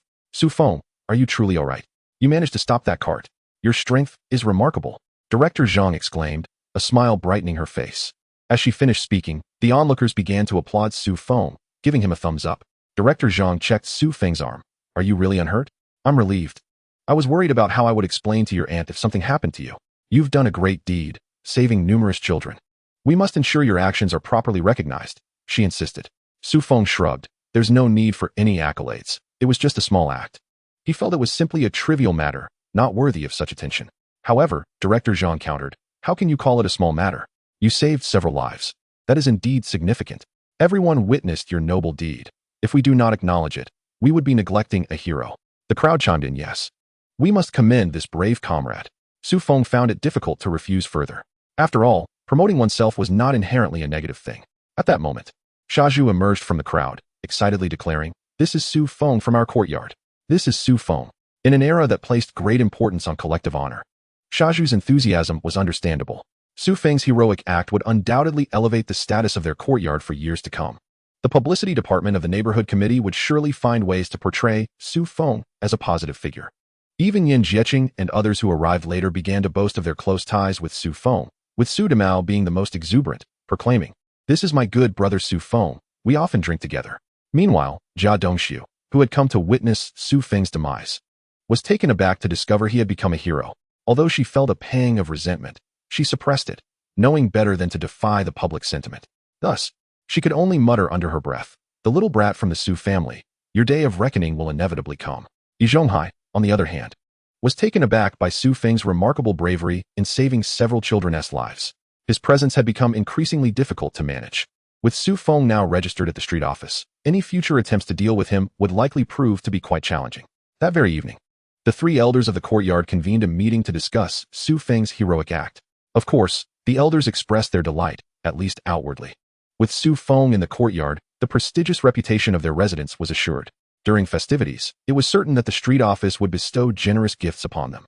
After the meeting, Shaju insisted on treating Su Feng to a meal. Su Feng, however, politely declined, not out of aversion to being treated, but because he had more pressing matters to attend to. He had made plans with Shaju for the following days. Early the next morning, Su Feng went to the street office to seek out Director Zhang.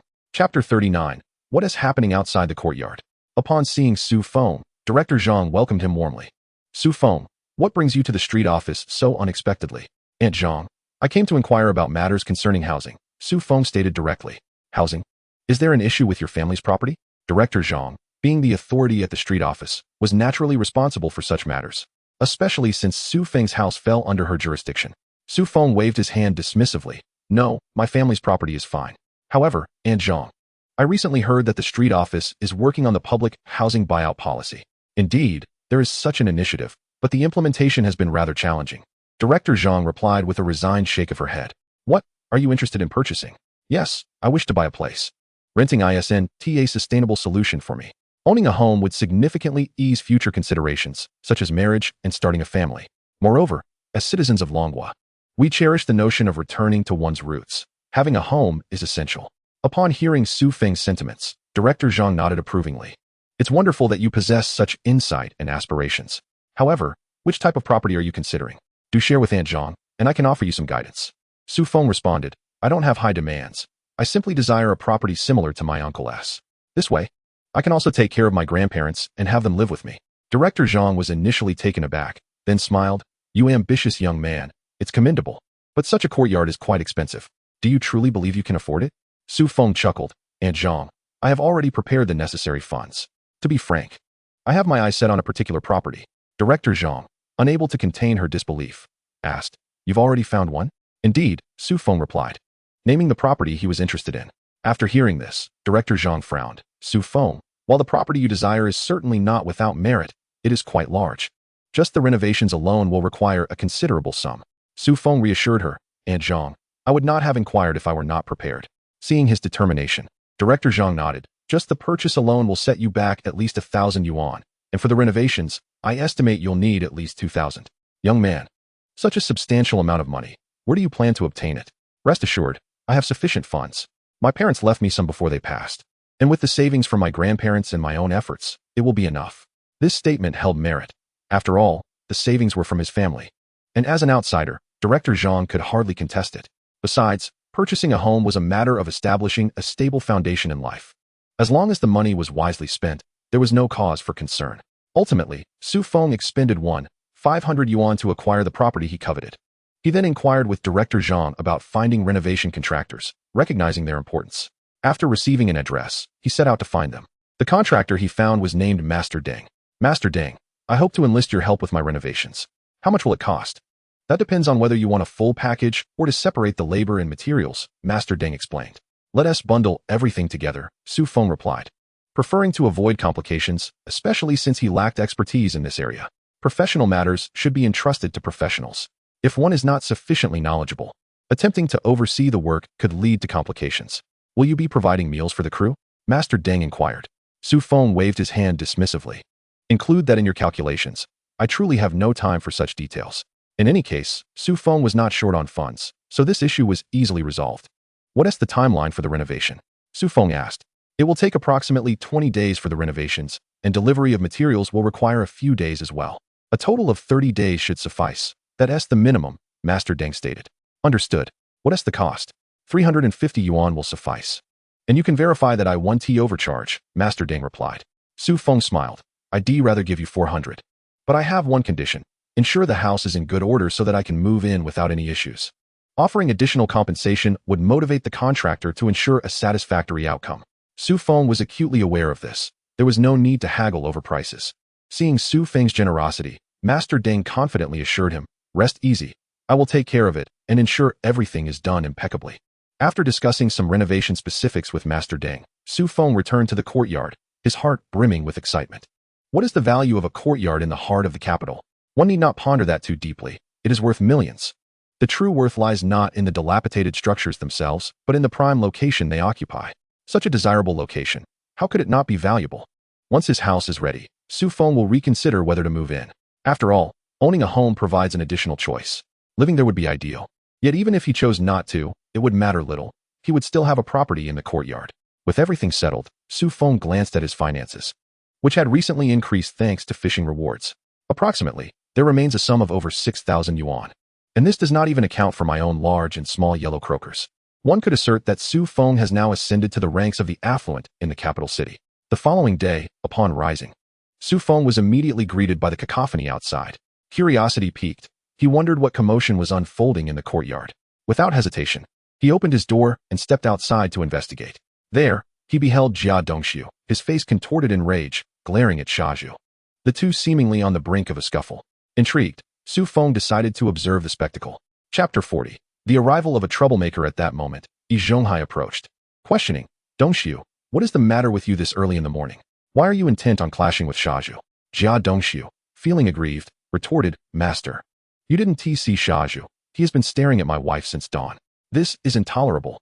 Yi Zhonghai interjected, Dongxiu, must you be so suspicious? Shaju is not that sort of person.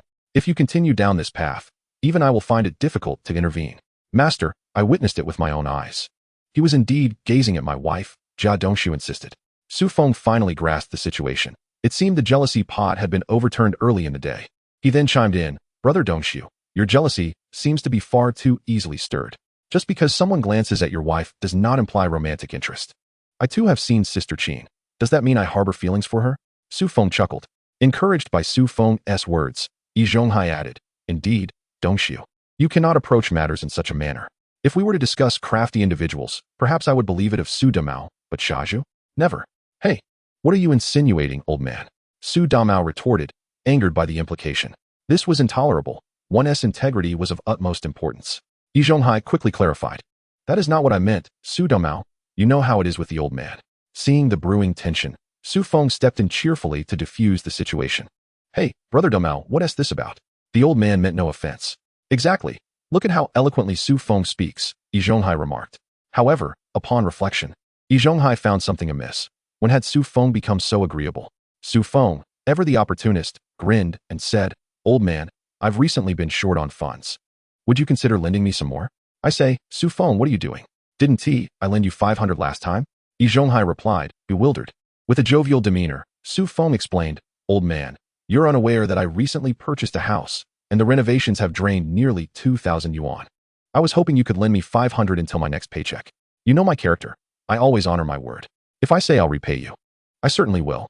Feng's words nearly sent Yi Zhonghai into a spiral of despair. Good heavens.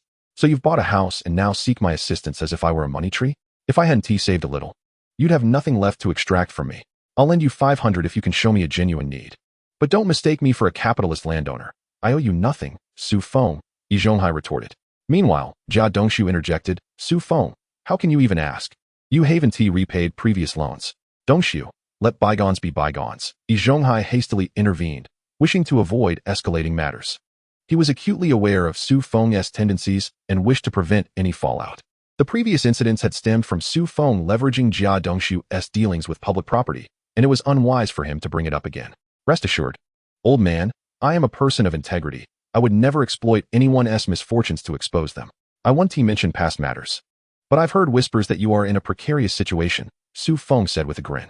Jia Dongxiu's expression shifted dramatically. Feng, cease your ominous talk. How are we in danger? Isn't it common knowledge that Aunt Jia has been consuming painkillers?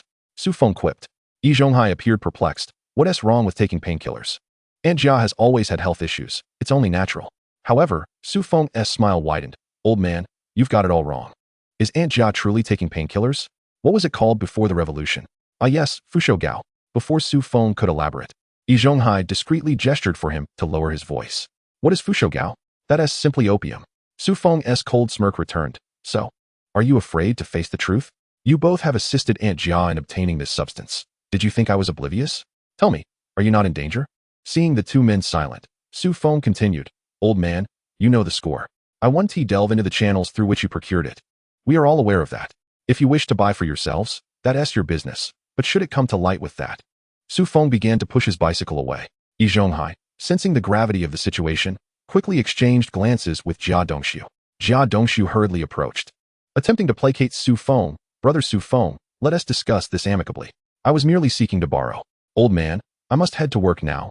When I return, have that 500 ready for me. Rest assured, I will provide a promissory note. The court will recognize it," Su Feng declared, before riding off toward the steel mill. Yi Zhonghai could only fume at Su Feng's audacity. "That promissory note of yours is a joke. Who do you think you're fooling?" As Su Feng's antics unfolded, it became evident that his presence in the courtyard had introduced a new level of chaos. Yi Zhonghai found himself at a loss, for in his quest to maintain order, he could not allow anyone to oppose him. Yet, who could have anticipated the emergence of a troublemaker like Su Feng? A man so troublesome that Yi Zhonghai could hardly comprehend why he found himself bested by Su Feng's cunning. The more he contemplated, the more infuriated he became. However, there was no recourse. Chapter 41. The appetite grew larger with each passing day.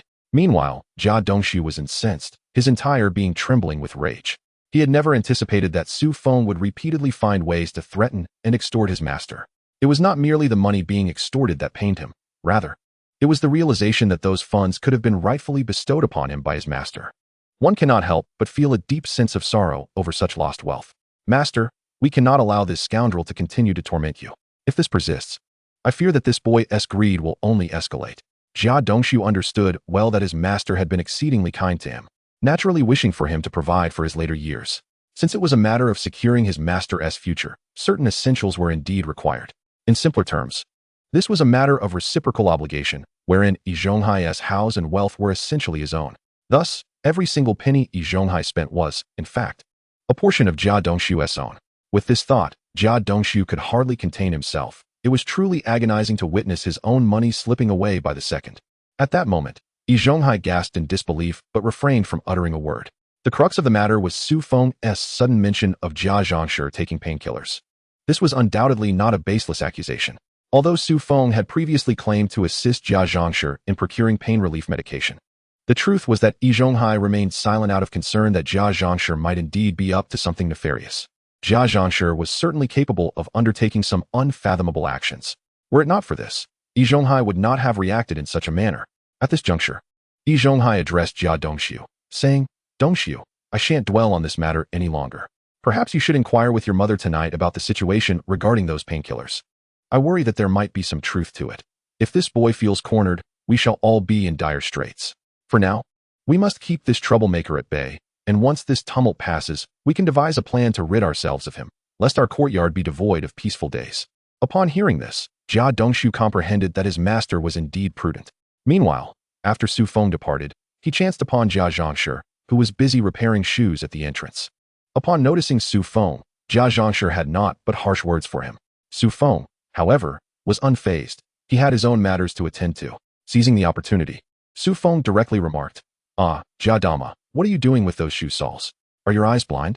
Jia Zhangshi was not one to be intimidated by Su Feng's insolence. Undeterred, Su Feng continued, "How convenient. I am in need of a new pair of shoes. Jia Dama, kindly assist me with that." Jia Zhangshi, upon hearing his words, retorted with fury, "If you need shoes, why not go to your deceased mother for them?" Su Feng replied, "Jia Zhangshi, that remark displeases me. After all these years as neighbors, how many times have I helped your family? Your son runs around like a starving ghost begging for food, and who knows, he might just end up perishing on the streets one day. Your family is bound to face extinction. Is it too much to ask for a little reciprocity?" Jia Zhangshi was taken aback by Su Feng's audacity. "Su Feng, you are undoubtedly the most shameless in this courtyard, and you dare ask me for help? How can you even utter such words?" Su Feng shot back, "What shame? Your Jia Dongxiu has the gall to steal."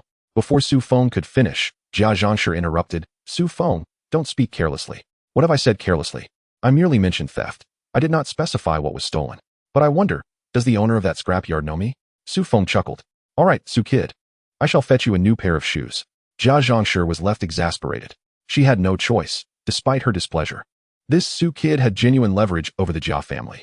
If Jia Dongxiu were caught selling stolen goods at the factory, he would face years in prison, not to mention the possibility of the Jia family facing starvation. "Very well, Jia Dama, I appreciate your assistance with the shoes. I wear size 43, Su Feng said cheerfully. Jia Zhangshi grumbled as she turned to fetch the shoes. "Old Jia, you truly do not protect our Dongxiu from being discovered stealing. Now we have been caught with a leverage. Before long, Jia Zhangshe returned with the shoes and handed them to Su Feng. With a fierce glare, she remarked, "You yourself said we've turned a new leaf. Why bring up past grievances?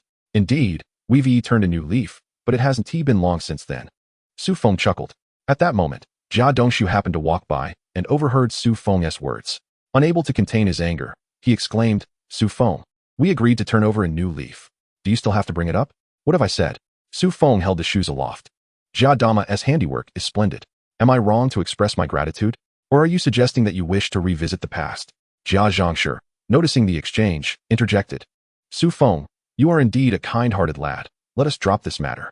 Jia Dongshu felt the weight of silent resentment but remained speechless.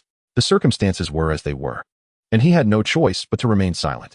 Throughout the day at the factory, Yi Zhonghai simmered with indignation. By the time he returned home in the afternoon, Su Feng was already at his doorstep, pushing a cart. "Uncle Yi, are you home?" Upon hearing Su Feng's voice, Yi Zhonghai's lips twitched slightly. "Oh, it's you, Su Feng. Come in. I have prepared everything for you." Su Feng wasted no time, entering with ease and settling down comfortably. He then addressed Yi Zhonghai. "Uncle Yi, let us discuss our agreed-upon matters." Yi Zhonghai was taken aback. Who would have thought Su Feng would come looking for him right after work? With this in mind, Yi Zhonghai stated, "I have everything ready. Wait here while I fetch it for you." "Great, Uncle Yi. I knew you would come through." Su Feng replied cheerfully. "You truly are the timely rain in my life, just like Song Jiang." Hearing this, Yi Zhonghai felt an urge to harm him. What nonsense about being Song Jiang? This was merely adding fuel to the fire. At that moment, Aunt Yi, curious, asked, "Su Feng, I heard you and Jia Zhangshe talking earlier. Did you two have a quarrel?" Su Feng responded with a laugh, "Not at all. I am quite respectful of the elderly and compassionate toward the young. The truth is, Jia Dama was mending shoes, and she made me a new pair because she saw I had none." Chapter 42. There was no way to continue the struggle. Auntie gasped upon hearing this. What sort of person was Jia Zhangshe to give Su Feng a new pair of shoes? Not only did Su Feng have a grudge against Jia Zhangshe, but even Auntie herself had never received new shoes from her. Su Feng certainly had a knack for the extraordinary. Ever since Jia Zhangshe moved into their courtyard 30 years ago, she had never been seen giving anything to anyone. Su Feng chuckled. "I suppose Jia Dama realized she had wronged me and acknowledged that I am a good person, thus offering me new shoes as an apology." Upon hearing these words, the elderly woman wore an expression of utter disbelief. How could the Jiazhang family ever apologize? Was this not a jest? Moreover, who among them was unaware of Su Feng's actions? At that moment, Yi Zhonghai emerged with money in hand. The elderly woman's countenance darkened upon witnessing this. Yet she refrained from uttering a word. Su Feng, however, feigned innocence and remarked, "Ah, uncle, I truly wish I didn't have to borrow this money today. My circumstances are quite dire. But if you are truly unwilling, then so be it. I cannot force you to lend it to me." With that, he rose to depart, unperturbed by Yi Zhonghai's reluctance to part with his funds. After all, the matter regarding the painkillers was of considerable gravity. Should Su Feng expose it? Even if Yi Zhonghai had no involvement, his status as an elder would inevitably embroil him in the scandal. Who would wish to be caught in such a web? "Wait a moment," Yi Zhonghai said. "Here are 500 yuan, Su family lad. I shall lend it to you." He handed the money to Su Feng, who accepted it with a grin and promptly presented a promissory note. "Uncle, here is the note for your records. I've stated that I will repay you according to the timeline specified, so don't forget," Su Feng said, glancing at the note, which stipulated repayment in 30 years. Yi Zhonghai nearly choked with exasperation. 30 years? How on earth will that be repaid? He had not expected such an audacious individual to emerge from their courtyard. However, the pressing concern remained. Yi Zhonghai had to ensure Su Feng would not divulge any secrets. "Su Feng, what do you suppose is the remedy for Jia Zhang's condition?" Yi Zhonghai inquired. Su Feng replied bluntly, "There is no remedy. She is simply addicted to painkillers. You, being an elder of the city, should know that those who fall into the clutches of such substances rarely manage to break free. It's only a matter of time before one pill a day becomes 3. Yi Zhonghai inhaled sharply, realizing the situation regarding Jia Zhang was increasingly convoluted. The Jia family seemed perpetually embroiled in scandal. Leaving aside the theft committed by Jia Dongshu, Jia Zhang's addiction was a family affair. Not to mention the source of funds for her painkiller purchases. Should the channel be discovered, it would spell disaster. Su Feng, being a young man full of ideas, "Surely you must have a solution?" Yi Zhonghai persisted. "What solution could there possibly be?" Su Feng replied cheerfully. "Let me be candid. Uncle, Jia Zhang is a ticking time bomb in our compound, destined to explode eventually. Now that you are aware, the burden of responsibility is lighter. Had you remained oblivious, the ramifications would have been far graver. You know Jia Zhang, she listens to no one. If I were you, I would distance myself from her family before the situation escalates and entangles you.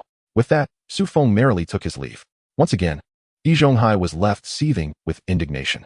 This Su Feng had taken it upon himself to play the savior. The last time Jia Dongshu pilfered from the steel mill, he had done the same, deftly shifting the blame onto Yi Zhonghai. How could this young scoundrel be so wicked? Here he was, having parted with 500 yuan only to be saddled with a hefty burden. The elderly woman, witnessing Yi Zhonghai's distress, hurried to console him. After all, should this matter escalate, her husband's standing would be in jeopardy. Should that happen, it would be as if the sky had fallen for her. Regaining his composure, Yi Zhonghai declared, "That rascal has outsmarted me again." The elderly woman then remarked, "Whom can we blame? Jia Zhang chose to indulge in those substances. Jia Dongshu and Qin Huairu offer no counsel either." "Oh, can anyone reason with Jia Zhang's temper?" Yi Zhonghai retorted. "We still have a few years to deal with this. We can always consult Dongshu and Qin Huairu later. If all else fails, we'll find a way for her to quit. At this juncture, we have no other recourse. Otherwise, things could spiral out of control." Suddenly, an idea struck the elderly woman. "Do you think, dear Yi, that Su Feng might be intentionally trying to frighten us? Perhaps there is nothing to worry about at all." Yi Zhonghai sighed in resignation. "You still don't grasp it. Who truly cares about Jia Zhang's fate? Even if she were to die tomorrow, she would merely be a pile of ash swept aside.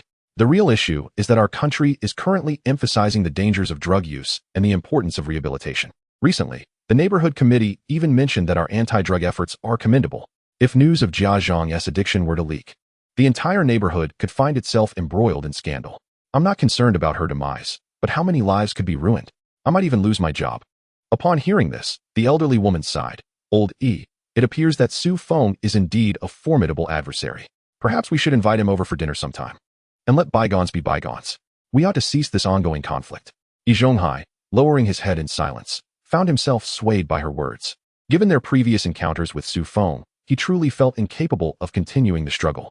A reconciliation might indeed be beneficial, at the very least.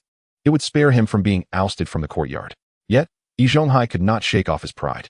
As an accomplished craftsman, he was not one to cower before a young brat. No, he resolved to persist in this conflict. Time would reveal the outcome. Chapter 43, Observing My Current Circumstances. Time flew by swiftly, and soon it was July of 1959. Su Feng had been transported to this era for nearly a year. Throughout this time, he had devoted each day to fishing, amassing a considerable collection of items, including both money and various fish. His growing stockpile instilled in him a sense of confidence. However, as the latter half of the year approached, a nationwide scarcity of resources began to emerge. As the capital city, 49 City was among the last to feel its effects. Yet, the fact that it had reached 49 City confirmed the severity of the situation. In the courtyard, many households found their grain supplies dwindling, with cornmeal replaced by millet flour. Only the wealthier families could still afford to eat steamed cornbread. The ration grain in the city was also diminishing, but at least it was still available. In the steel rolling mill, although the workers managed to have their daily meals, the reality is that there is scant sustenance. Due to the scarcity of resources, the procurement department finds itself devoid of substantial tasks. After all, even if one wishes to procure supplies, the lack of available goods renders such efforts futile. Given the severity of the shortages, the idea of procurement becomes a mere illusion. Nonetheless, as employees of the procurement department, there remains a plethora of responsibilities to fulfill. Currently, the tasks assigned by Section Chief Feng are limited. The extent of what one can acquire is left to fate. If nothing can be procured, then the situation becomes rather precarious. Within the courtyard, the food supply is prioritized for those who labor, followed by children and women, with the elderly receiving the least. Yet, the sustenance amounts to little more than a meager diet of cornmeal porridge. In the Yin family residence, meals consist of 2 servings daily. If Aunt San does not work, there is but one meal, consisting merely of a bowl of thin porridge. Yin Bu Gui fares slightly better, as his meals include half a steamed bun along with the porridge and perhaps a bit of pickled vegetable to accompany it. Yin Jiecheng, having remained at home for nearly half a year, finds the job market in this era devoid of opportunities. A young man subsisting on thin porridge naturally feels the pangs of hunger. "Father, this one tea do, with so little to eat, it's unbearable. Why not lend me some money to find a job?" Yin Jiecheng, too, is suffering from hunger. Yin Bu Gui shoots a glance at Yin Jiecheng, exclaiming, "You little rascal, do you have any idea how precious jobs are nowadays? Even if we emptied our pockets, we might not gather enough to secure you a position. Father, if you merely provide the funds for me to find work, I promise to contribute 5 yuan to the family each month until I repay the loan." "What do you say?" Yin Jiecheng is determined. Yin Bu Gui is not without means. Indeed, he possesses funds. However, it is precisely because of this that Yin Jieqing dares to make such a proposition. Were his father truly destitute, Yin Jieqing would not have ventured to ask, "All right, but how shall we calculate the interest?" Yin Bugui responds with a chuckle. This arrangement seems reasonable enough, allowing him to assist his son in this manner.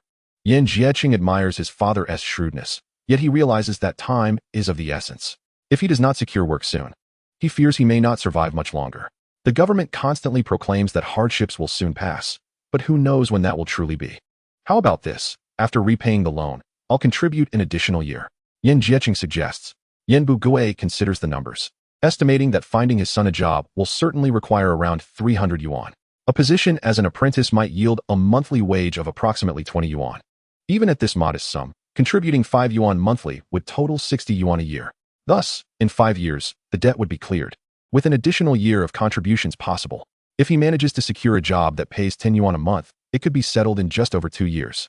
This plan seems feasible, he concludes. Very well, I shall speak with your Uncle Da about it this evening. After dinner, Aunt Sin finally inquires. Shall we go to the bank to withdraw funds? The money at Uncle San's is kept in the bank to accrue interest. As keeping it at home incurs significant losses, Yin Bugui has never engaged in a losing venture. No need to withdraw. I'll simply borrow a bit from Feng. Yin Bugui replies with a smile. Utilizing others' resources and leveraging his connections is second nature to him. Aunt San, now understanding, beams. Indeed, how clever of you. How did I not think of that Su lad? But he is quite astute. How can we extract funds from him? Yin Bugui chuckles. Do not worry. That lad has thoroughly offended old E, and his relationship with Uncle Air is tenuous at best.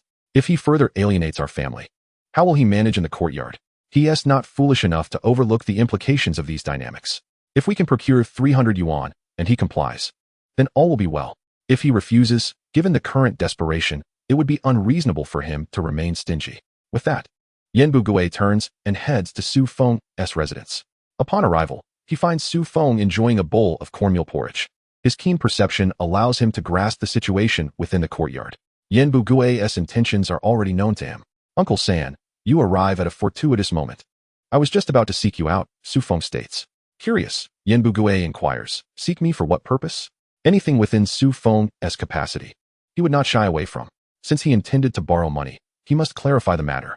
If Feng required his assistance, he would need to borrow from him afterward. Uncle San, my situation is as you see. I need a bit of financial assistance to tide me over. You are aware of my family's circumstances. As a young man, my meager monthly allowance barely suffices. I do not wish to impose excessively.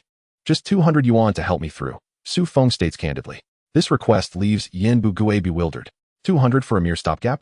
Feng, are you not aware of our predicament? Uncle San has no funds to spare. Come now, Uncle San, such talk is unbecoming, Feng replies with a grin. Did you not just assert your willingness to assist? Indeed, I have 6 mouths to feed at home, and I am the sole breadwinner. Where would I find the means to lend you? Uncle San responds. Uncle San, did not that elder lend you over 1,000 yuan previously? What has become of it? Have you depleted it all? Yin Bugui questions. Feng smirks, recognizing the perceptiveness of Uncle San. Yet he remains unfazed, for the situation cannot be allowed to unfold in this manner. You see, Uncle San, last year I purchased a house and renovated it, spending nearly 2,000 yuan. If I had money, I would not be in this predicament. I intended to buy a home and marry, yet who could foresee this year's misfortunes? Let us not dwell on it, Uncle San. I do not need the full 200. Even a temporary loan of 20 would suffice. 20 for a mere emergency? Feng, you are not asking for my very life. Yin Bugui waves his hands in dismissal. With that, he turns and departs, not wishing to engage further with Feng. He takes the wine he had brought along as he leaves. Feng merely chuckles. He thinks he can play these games with me. As for the impact of the current material shortages, the greatest burden falls squarely upon the Jia family. With only Jia Dongshu holding an urban household registration, the family's rations are pitifully scarce. As Jia Dongshu must work, he requires a greater share of sustenance. Initially, Jia Zhangshi had the opportunity to transfer her household registration to the city. Yet she succumbed to the allure of land distribution in the countryside, and thus never relocated her household to the capital. Qin Huairu was similarly entangled in this predicament. The more dire consequence, however, was that the children's household registrations followed their mother, leaving the 3 children of the Qin family without a fixed allocation. Consequently, Jia Dongshu was burdened with the task of providing sustenance for 6 individuals, exacerbating the already dire circumstances of the Jia family. In better years, they at least received their share of the family's dry stock from their hometown. But now, amidst the tightening grip of scarcity, the prospect of receiving any such allocation seemed utterly fanciful. Previously, when the Jia family faced food shortages, Jia Dongshu could resort to the black market for supplies. Being a wage earner, sustaining a family was manageable under those conditions. Yet now, the black market was devoid of goods. To put it bluntly, the black market thrives only when there are goods to sell. With everyone in desperate need of resources, what could one possibly procure there? The Jia family truly found themselves in a pitiful state. Were it not for the occasional assistance from Yi Zhonghai, it was likely that the entire family would succumb to starvation. When will this wretched existence come to an end? Each day drags on without sustenance, and I am at my wit's end. Jia Zhongshi gazed at the cornmeal, her brow furrowed in despair. Jia Dongshu, with his head hung low, lamented how his mother's avarice had prevented her from securing their household registration in the city alongside Qin Huairu's. She had once considered it a boon to receive a meager annual stipend. Now, faced with adversity, the entire family found themselves in peril. Dongshu, our food supply is nearly depleted, Qin Huairu stated plainly. Upon hearing this, Jia Dongshu's temper flared. He had already borrowed food twice this month. And how could it be gone again? Hadn't he urged everyone to be frugal? Qin Huairu, feeling wronged, defended herself. She had been eating sparingly. But Jia Dongshu and Jia Zhongshi consumed more than anyone else. Faced with this reality, Jia Dongshu had no choice but to rise and say, I'll go seek my master. Before long, Jia Dongshu found himself at Yi Zhonghai's doorstep. After a moment's hesitation, he finally knocked. Master, are you home? Yi Zhonghai exchanged glances with an older woman, both aware of the reason for Jia Dongshu's visit. Dongshu, come in and take a seat, Yi Zhonghai welcomed him. Jia Dongshu felt a twinge of embarrassment. Even though he was known for his audacity, the current situation weighed heavily on him. I say, disciple, do you think you can hide this from me? You've run out of food again, haven't you? Yi Zhonghai stated directly. Master, to speak candidly, I truly feel embarrassed to ask for more food, but there are 6 mouths to feed at home, and without a fixed allocation, it's simply Yi Zhonghai sighed. I too am running low on supplies. You know how things are with me. If you don't believe me, take a look at the rice jar. Jia Dongshu peered inside and confirmed that it was indeed nearly empty. His master had already assisted him twice, and it wouldn't be fair to expect him to give away the last of his rations. I'm sorry, master. With that, Jia Dongshu left Yi Zhonghai's house. Feeling dejected, seeing her son return without food, Jia Zhongshi became increasingly anxious. They truly would starve if they didn't eat. Yet the stark reality was that even Yi Zhonghai had no surplus to offer. The situation had become grave. Previously, they could still manage with some cornmeal porridge, but now, they were out of even that. Jia Zhongshi's heart raced with worry. Don't you? I think we should ask your master to hold a meeting in the courtyard and request some donations for our family. That way, we might be able to purchase some cornmeal to tide us over. Otherwise, we'll have to beg for food. Upon hearing this suggestion, Jia Dongshu's eyes lit up. Yes, my master may be out of food, but other families still have their allocations. They could at least spare us some. With this thought in mind, Jia Dongshu hurried back to find Yi Zhonghai. When Yi Zhonghai saw him return, he nearly expelled Jia Dongshu from his home upon hearing his proposition. To put it bluntly, Jia Dongshu's request was quite audacious. What nonsense was he spouting? As his master, Yi Zhonghai felt a responsibility to him, especially given the expectation of future support. But why should others be compelled to share their rations with the Jia family? What right did they have to expect assistance? Yi Zhonghai, if not for the anticipation of Jia Dongshu's future support, would have had little interest in the affairs of the Jia family. All right, Jia Dongshu, let me be frank. What gives you the notion that you can ask others for food? Do you not realize how precious food is at this time? Is your family the only one that needs to eat? After such a scolding, Jia Dongshu found himself at a loss for words. But, master enough, Yi Zhonghai interrupted. I can arrange for a few donations, but you shouldn't expect any food. That's the reality of the situation. Upon hearing this, Jia Dongshu nodded in agreement. All right. Some money would suffice. I can still purchase food with that. For the sake of his disciple, Yi Zhonghai was deeply troubled, yet he felt constrained by the circumstances, having once been tempted by the prospect of future support from the Jia family. Chapter 45. What is the matter? Do you dare to act, but not take responsibility? Yi Zhonghai approached Lu Haizhong and Yin Bugui, stating, as we all know, times are tough for everyone. However, the Jia family in our courtyard is truly suffering. It has come to a point where Jia Dongshu's single ration must feed 6 individuals, which is bound to lead to problems. We are all part of this courtyard, and in times of crisis, we must extend a helping hand. We cannot simply stand by and watch them starve. Though Lu Haizhong and Yin Bugui were reluctant to assist the Jia family, given their notorious reputation, they recognized the truth in Yi Zhonghai's words. It was simply unacceptable to allow an entire family to perish, especially since it would reflect poorly on the entire courtyard. With Jia Dongshu as the only member of the Jia family with a food allocation, they faced the most significant challenges in terms of sustenance. As the overseers of the courtyard, it was their duty not to turn a blind eye to their plight. Ultimately, helping out where possible was the long-standing principle among the elders of the courtyard. Consequently, the two men began to notify everyone to convene a meeting. Soon, the courtyard was filled with weary and famished individuals gathering for the assembly. Given the scarcity of resources in this era, many were struggling to fill their own stomachs, let alone consider attending a meeting. Lu Haizhong resorted to his usual rhetoric about overcoming difficulties and fostering unity, delivering his speech in a manner more pleasing to the ear than the heart. At this moment, Yi Zhonghai stepped forward to address the gathering. Everyone, you can all see the current situation. The supply of food is indeed tight, and rations have been significantly reduced. It is an undeniable fact that all residents of the courtyard are facing hardships, yet the Jia family is undoubtedly in the most dire straits. I am aware that there have been some frictions among us in the past, however. Given the current circumstances, we cannot simply stand idly by. The resources of the Jia family are severely lacking. Jia Dongshu's salary in previous years barely sufficed to purchase grain. With the soaring prices of food commodities today, it is evident that the Jia family cannot endure this burden alone. Let us extend a helping hand. I shall take the initiative and contribute 5 yuan. And I hope others will also lend their support. Upon saying this, Yi Zhonghai promptly donated 5 yuan. Lu Haizhong followed suit, declaring, I will also contribute 5 yuan. This time, Lu Haizhong genuinely showed his generosity. Yan Bugui, albeit reluctantly, produced 3 yuan and remarked, in my household, it is just me. And I have several mouths to feed. I can only offer 3 yuan.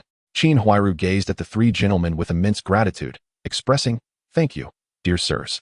We shall forever cherish your selfless assistance and will not forget the kindness you have shown us. Subsequently, Qin Huairu bowed deeply on behalf of the Jia family. Initially, the others were reluctant to donate, primarily because, despite the Jia family's plight, none of the other residents were particularly affluent. However, today, Qin Huairu appeared truly pitiable. Her eyes red-rimmed as she bowed to everyone, eliciting sympathy from those capable of offering help. Especially for Shaju, his heart felt as though it were shattering. Sister Qin, you see, it is just my little sister and me at home. It isn't too dire for us. I will donate 10 yuan. Su Feng, witnessing Shaju's resolve, was left in awe. No wonder He Yushui preferred her brother to remain childless rather than not allow Shaju to be with Qin Huairu. She wanted Qin Huairu to benefit from her brother. Su Feng had previously found it perplexing. After all, He Yushui was Shaju's biological sister. Why was it that in the drama, Lu Xiaoa returned with Shaju's biological son, who was also He Yushui's nephew? He Yushui seemed intent on preventing Shaju from being with Lu Xiaoa. Previously, Su Feng could not comprehend this, but now it made sense. He Yushui was evidently enacting revenge on her brother. You enjoy helping outsiders so much, do you? Very well. Then, you shall not have your son. He will stay with Widow Qin. If you don't stay with her, I, as your sister, will not permit it. As for today's donation, contributing just 1 or 2 yuan would have sufficed. But to step forward and donate 10 yuan, was your family that wealthy? Look at how your own sister is faring. Always fixated on the Jia family.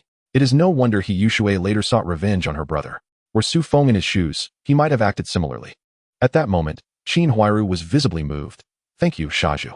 Qin's sister, there's no need for such formalities. We are all neighbors here, Shaju replied, beaming with joy at her gratitude. Nearby, Su Damao cheerfully interjected, ah indeed. The Jia family sister is enduring much hardship. I assent that right, Shaju? Initially, everyone was touched by the scene, but upon hearing Su Damao's words, they began to ponder. Indeed, the Jia family sister was facing considerable challenges, washing her linens more frequently than one washes their face. Shaju's small grievances were apparent to all. Hearing that Qin Huairu was struggling raised eyebrows. I say, Su Damao. You rascal, are you looking for a fight? Shaju retorted. Come now, Shaju, don't play the innocent with me. What have I said?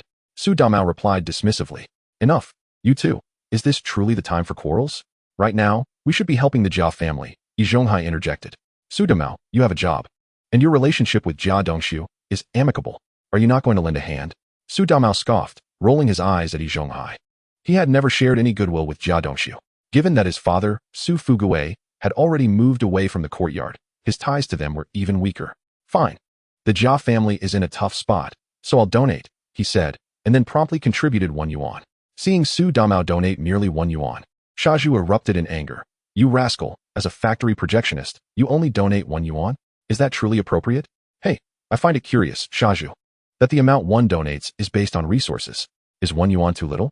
I don't think it is. Would you care to give me some? Su Damao retorted.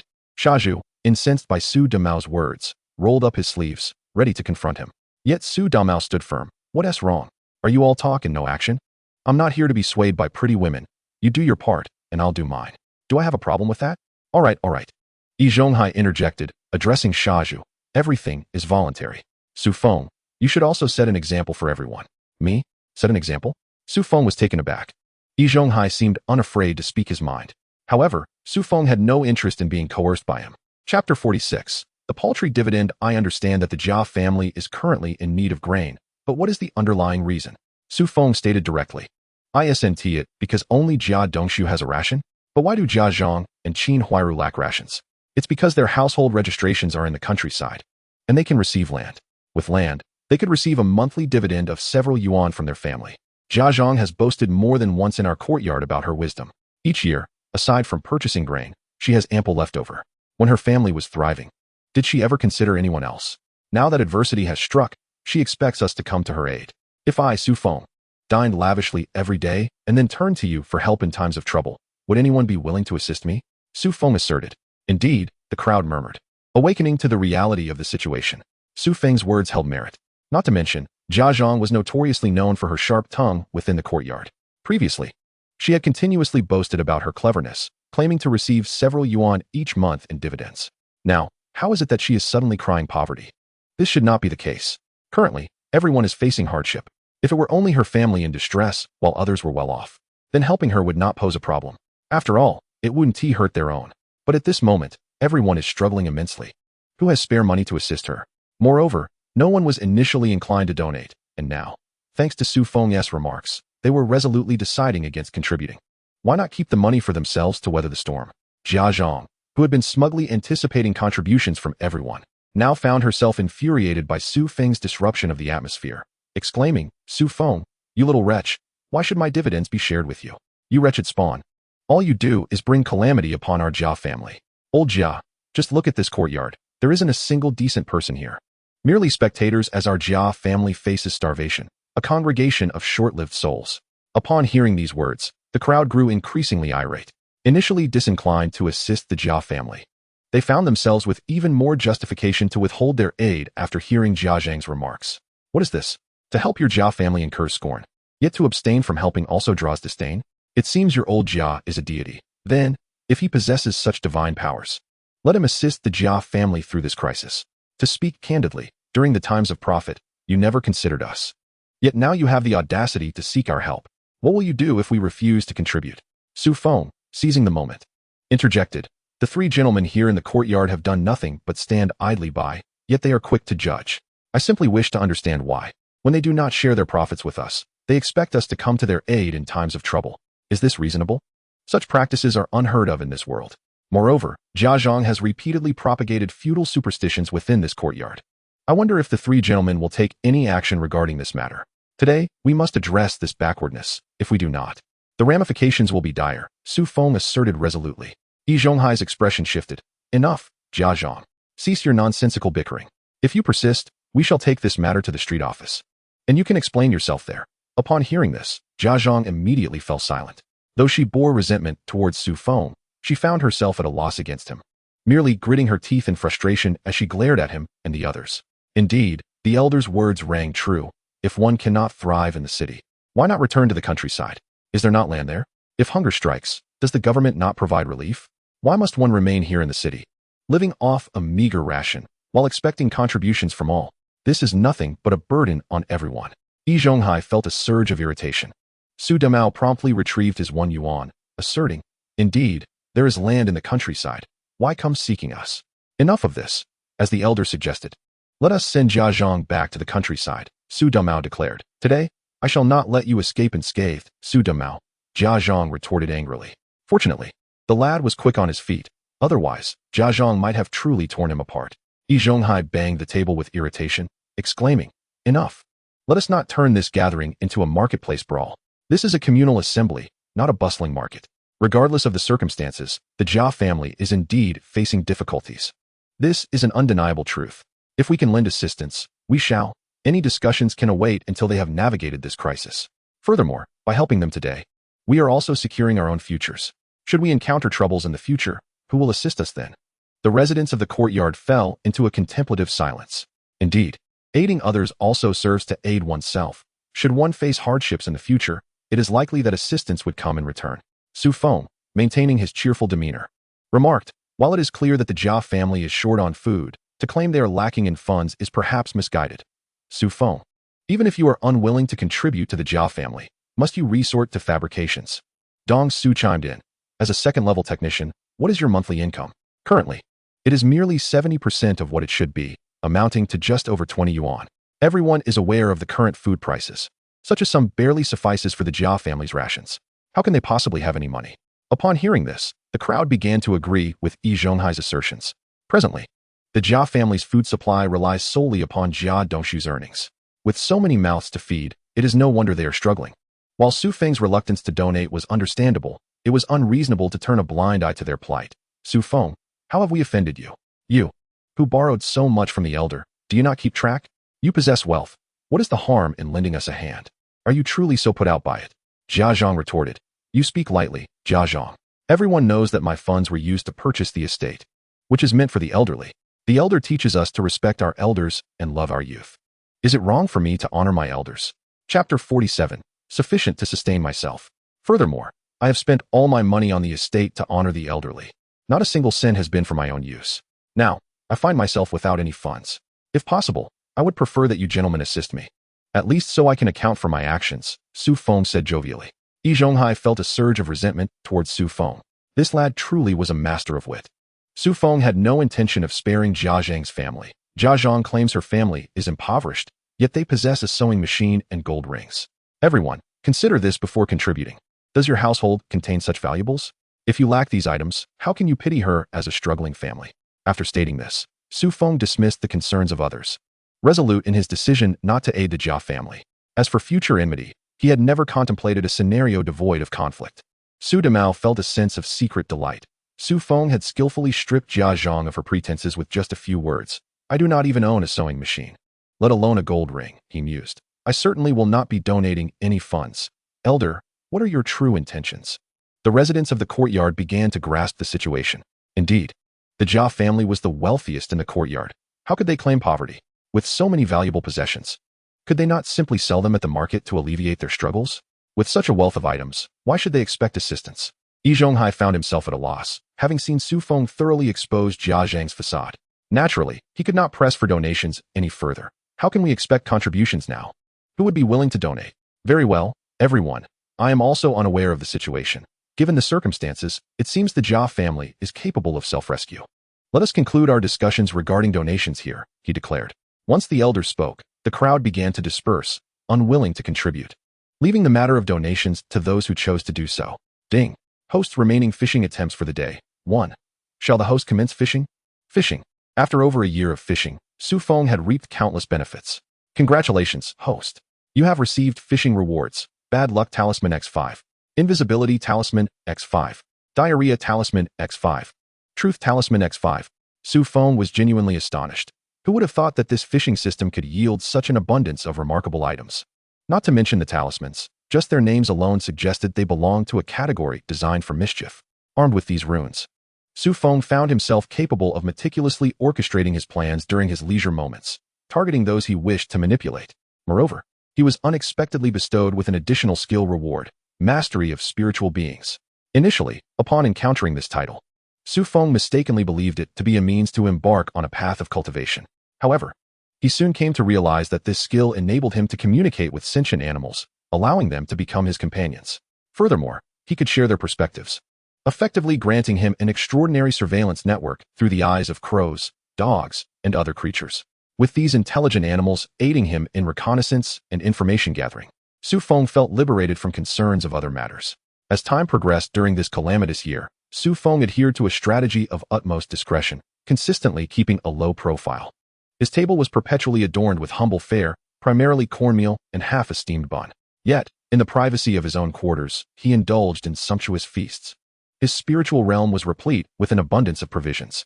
Of course, there were moments when he opted for the modest bun, referring to it as an improvement in his diet, a means to curb excess and shed a few pounds. At long last, the weekend arrived, and Su Feng prepared to visit his grandparents. Fortunately, Both elders possessed urban household registrations, thereby securing their rations. Additionally, his uncle's family had their share, leaving Su Feng's grandparents with the most substantial supply. Given that Su Feng often appeared to lack adequate sustenance, he felt compelled to feign a visit to his uncle's home to gather a few morsels. However, this was merely a pretense. Upon arriving at his grandparents' abode, he revealed the provisions he had meticulously prepared, including meat sauces and other delicacies. Su Feng, you've brought so much delicious food today, his younger sister exclaimed joyfully as she approached him. Su Feng gestured for her to lower her voice. She complied, understanding that in these times, food was a rare blessing. The fact that he could bring such an assortment was indeed commendable. At that moment, Su Feng's uncle, Su Chun, remarked, Su Feng, you've once again brought us an abundance of goodies. Are you sure you have enough for yourself? Indeed, uncle and auntie, rest assured. I only dare to bring if I have enough for myself. If I were lacking, I would certainly not share, Su Feng replied with a cheerful demeanor. It had been quite some time since he had gathered with his grandparents, uncles, and aunts for a meal, and they enjoyed a harmonious conversation. At this juncture, his aunt advised him, Su Feng, you must take care of yourself. With resources so scarce, one can never be too cautious. If, by chance, your own provisions run out, what will you do? We have little to discuss. Just ensure you stay vigilant. Su Feng assured her, of course, auntie. You need not worry. I am well aware of my situation. Having served as a purchaser for so long, I have accumulated enough supplies to sustain myself. Once this period of scarcity passes, things will improve. Seeing Su Feng's nonchalance, his aunt expressed her concerns. Who knows how long this will last? It could take 2 or 3 years before the situation changes. Su Feng silently admired her foresight, recognizing that indeed, the scarcity would persist for more than 2 years. Nevertheless, he remained unconcerned, content in the knowledge that he could contribute as best as he could, with ample provisions at his disposal. Chapter 48, A Testament to Good Genes. Meanwhile, in the Jia household, Jia Zhangshi seethed with resentment, cursing Su Feng. That Su brat is no good. He deserves to perish, a wretched offspring of deceased parents, destined for a short and miserable life.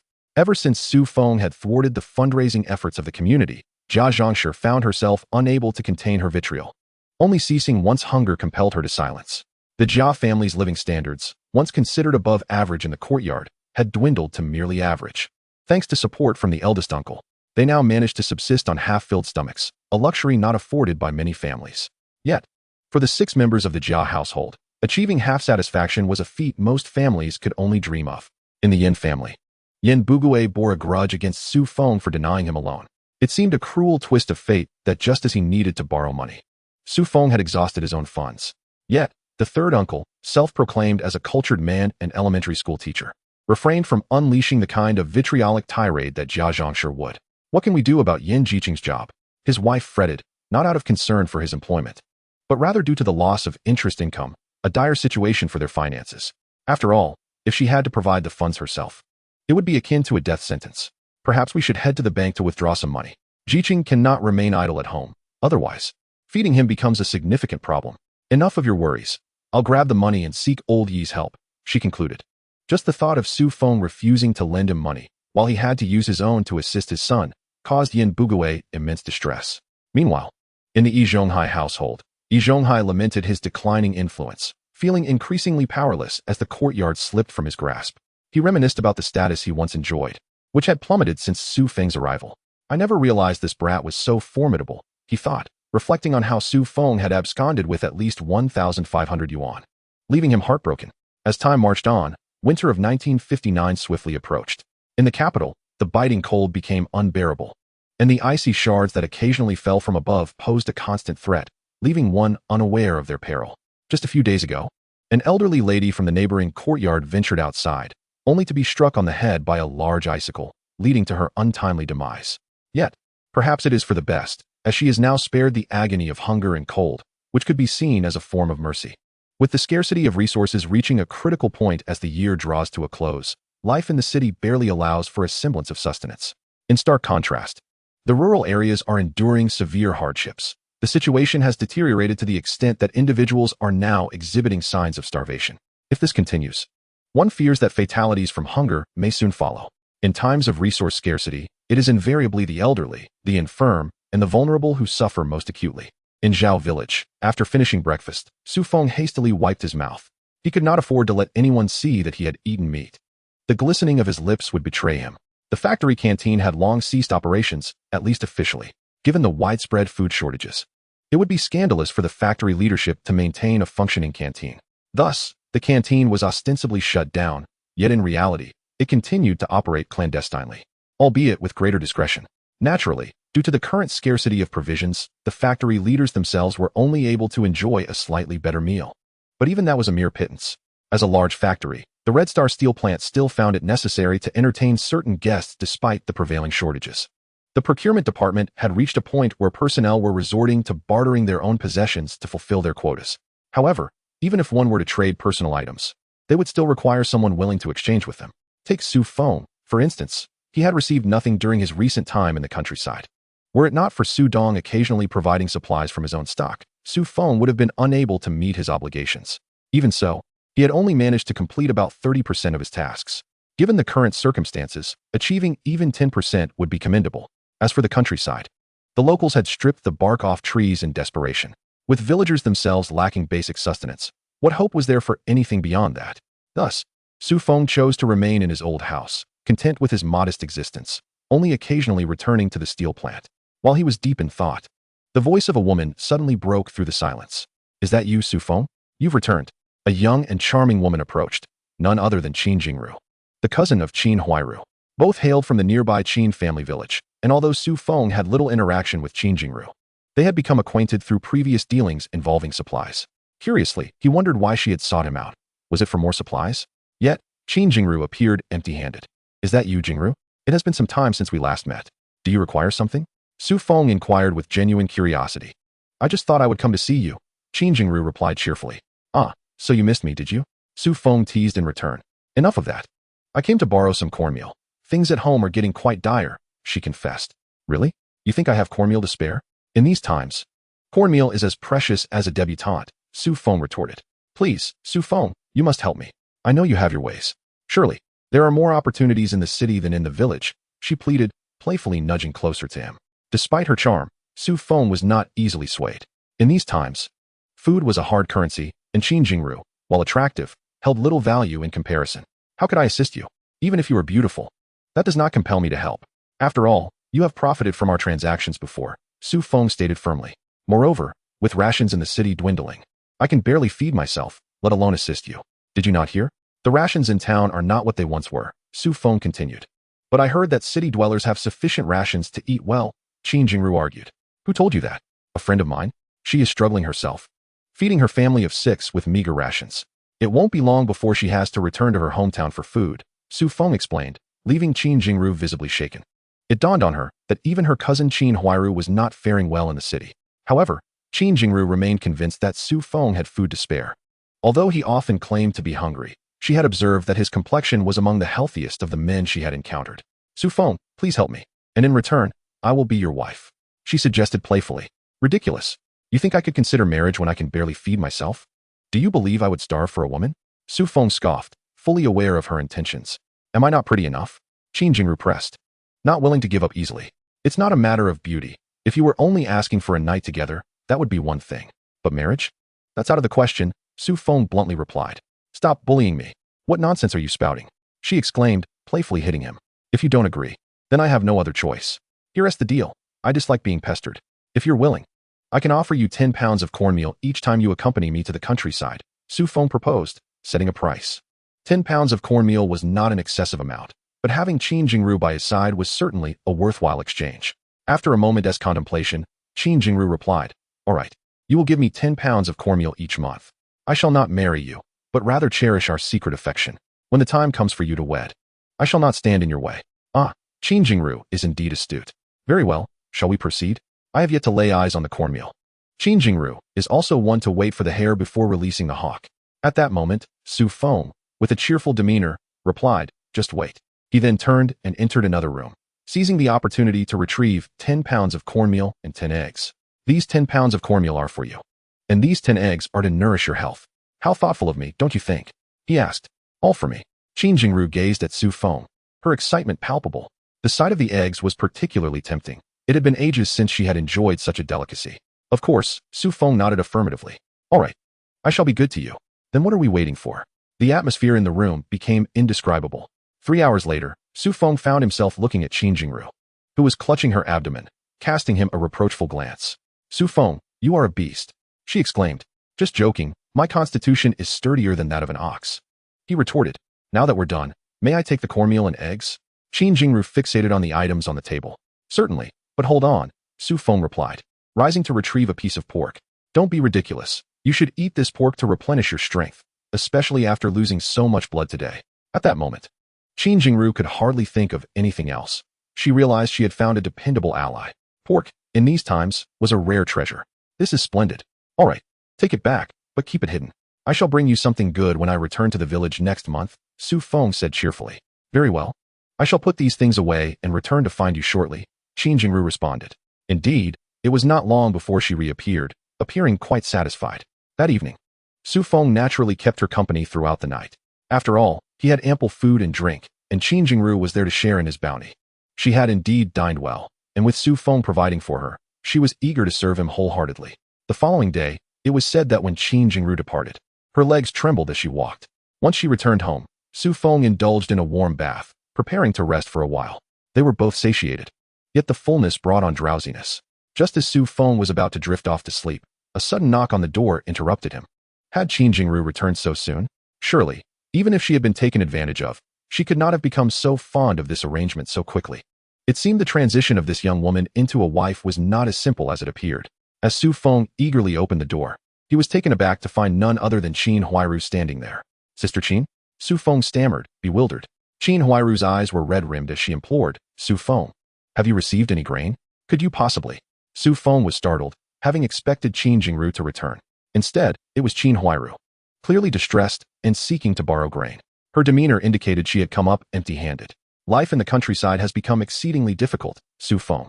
I find myself in a dire situation, Qin Huairu lamented. Su Feng shrugged nonchalantly. I am aware of your hardships, Sister Qin, but this does not concern me. I owe you nothing. As Qin Huairu fixed her gaze intently behind him, Su Feng realized he had forgotten about the food on his table. He had intended to savor the steamed buns, braised beef, and a roasted chicken himself. However, with Qin Huairu's unexpected arrival, she had laid eyes on his feast. He watched as she swallowed hard, her eyes fixated on the delectable spread before her, devoid of her usual reserve. Qin Huairu was astonished to discover that Su Feng was living a life of such abundance. Since marrying Jia Dongxiu, she had always prioritized her husband and mother-in-law when it came to meals, often relegating herself to scraps. Now, in these trying times, her daily sustenance consisted of little more than a bowl of cornmeal porridge and a steamed bun. Faced with a tempting array of food, she resembled a famished wolf. Your means must be quite extensive, Su Feng, to afford such luxuries, while my family barely scrapes by, Qin Huairu remarked again. Sister Qin, spare me your envy. You see me enjoying meat, but you're unaware of the hardships I endure daily, Su Feng replied. I am either toiling in the factory or delivering goods, exposed to the harsh elements, particularly in the biting cold of winter. Do not envy me. Sister Su Feng, I do not mean that. You cannot possibly finish all of this alone. It would spoil. Why not share some with me? Qin Huairu pleaded, her eyes wide with desperation. She had shed all pretense, driven mad by hunger. Su Feng, however, remained firm. That is out of the question. This is my ration. Could you lend me some grain? My husband's allocation is simply insufficient. If you could spare a little. Before she could finish, tears welled in her eyes, threatening to spill over. Seeing her distress, Su Feng felt no inclination to entertain the Jia family's troubles. Listen, Sister Qin, cease your lamentations. If your husband was deceived, do you think I could be fooled as well? Look at your mother-in-law. How many good things does she hoard? In this critical moment, instead of sharing with the family, she encourages you to borrow grain. Given your family's situation, even if I were to give you some, what benefit would I derive? And let us not forget your mother-in-law's sharp tongue. Do you really think I would lend you anything? No. Su Feng rejected her outright. Su Feng, how can you be so heartless? Do you truly wish to see your sister starve? Stop right there. What do you mean by sister? I call you Sister Qin only because you are older than me. In reality, we have no kinship.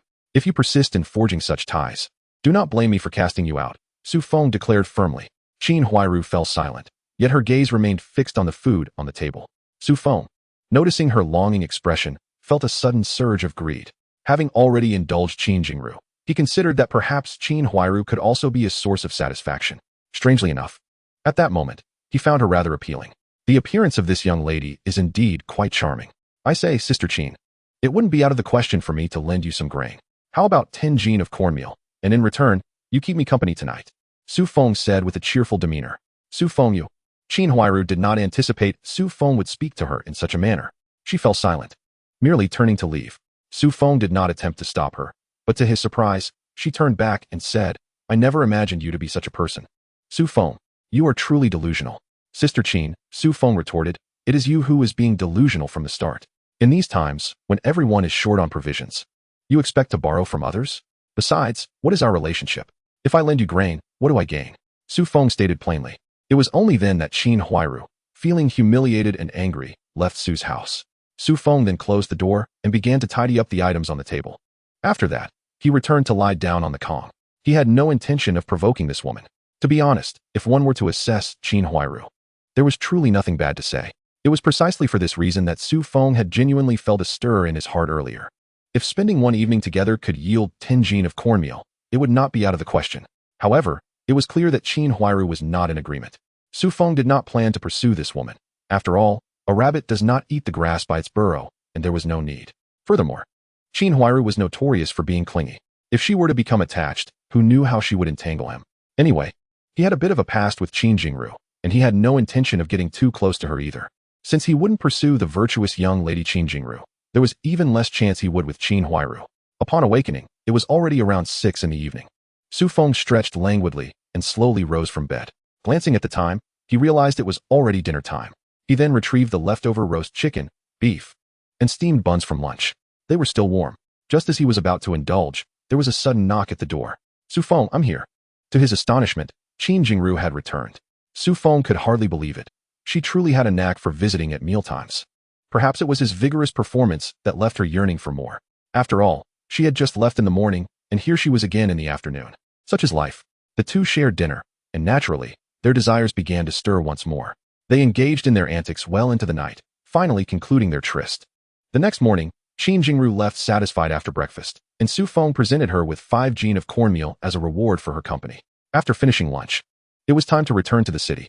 Su Feng made some preparations and rode his bicycle away from Zhejiakan.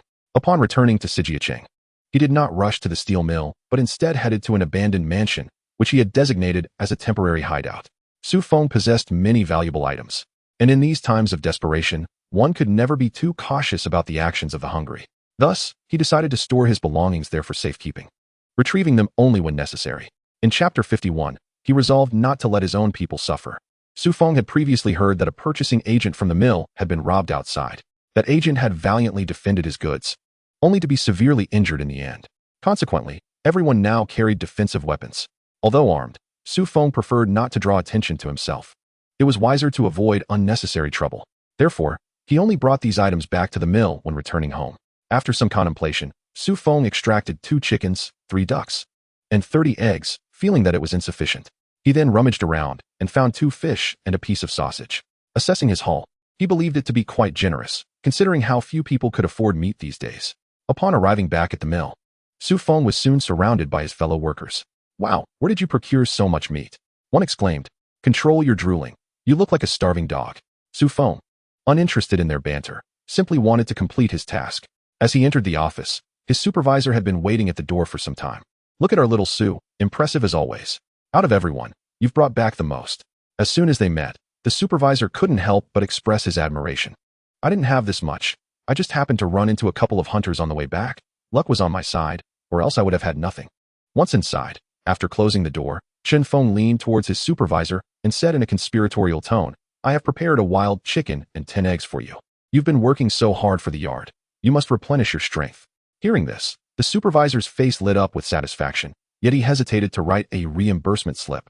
It dawned on Chen Feng that the supervisor was waiting for him to request reimbursement for necessary items.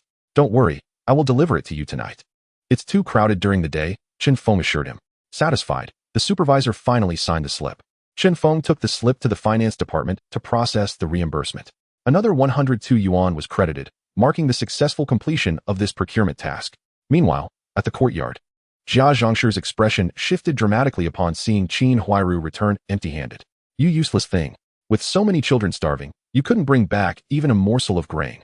After facing humiliation from Su Feng, Qin Huairu felt even more dejected in the face of her mother-in-law's scorn. Mother, what do you expect me to do? The countryside relies on government rations to survive. There's no surplus grain to spare. Jia Zhangshi, though not originally from the city, understood the dire situation in the countryside. He had witnessed two groups of impoverished relatives come to the city seeking help. Yet, as a mother-in-law, he only cared for his own well-being, disregarding Qin Huairu's feelings entirely. A bitter pang struck Qin Huairu's heart. While she could indeed acquire grain, the thought of exchanging her dignity for a few jin of cornmeal felt utterly unworthy. She was not without a husband. He was living quite well. Moreover, Yi Zhongtian occasionally helped out. Even if it wasn't sincere, it still alleviated their food crisis. Though they couldn't eat to their fill, everyone was in the same predicament. Which family had surplus grain? The despicable Qin Feng. Possessing so much grain yet refusing to lend her even a little, was attempting to exploit her predicament for his gain. Once she regained her strength, she vowed to settle the score. At this moment, the very thought of Qin Feng's repugnant words filled her with loathing. As night fell, Qin Feng delivered the promised items to his supervisor. He also selected a few things and knocked on the director's door. Who is it? So late. The director was just about to have his meal when, unexpectedly, someone arrived right at dinner time, which stirred a sense of annoyance within him.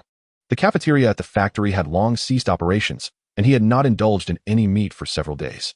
As the director opened the door, he exclaimed, "I've brought you some delightful treats." Upon hearing the director's tone, Qin Feng refrained from pressing his luck. Realizing it was Qin Feng, the director hurriedly opened the door. "You're such a thoughtful lad, still thinking of your director. We should find a time for the two of us to visit your uncle and share a drink."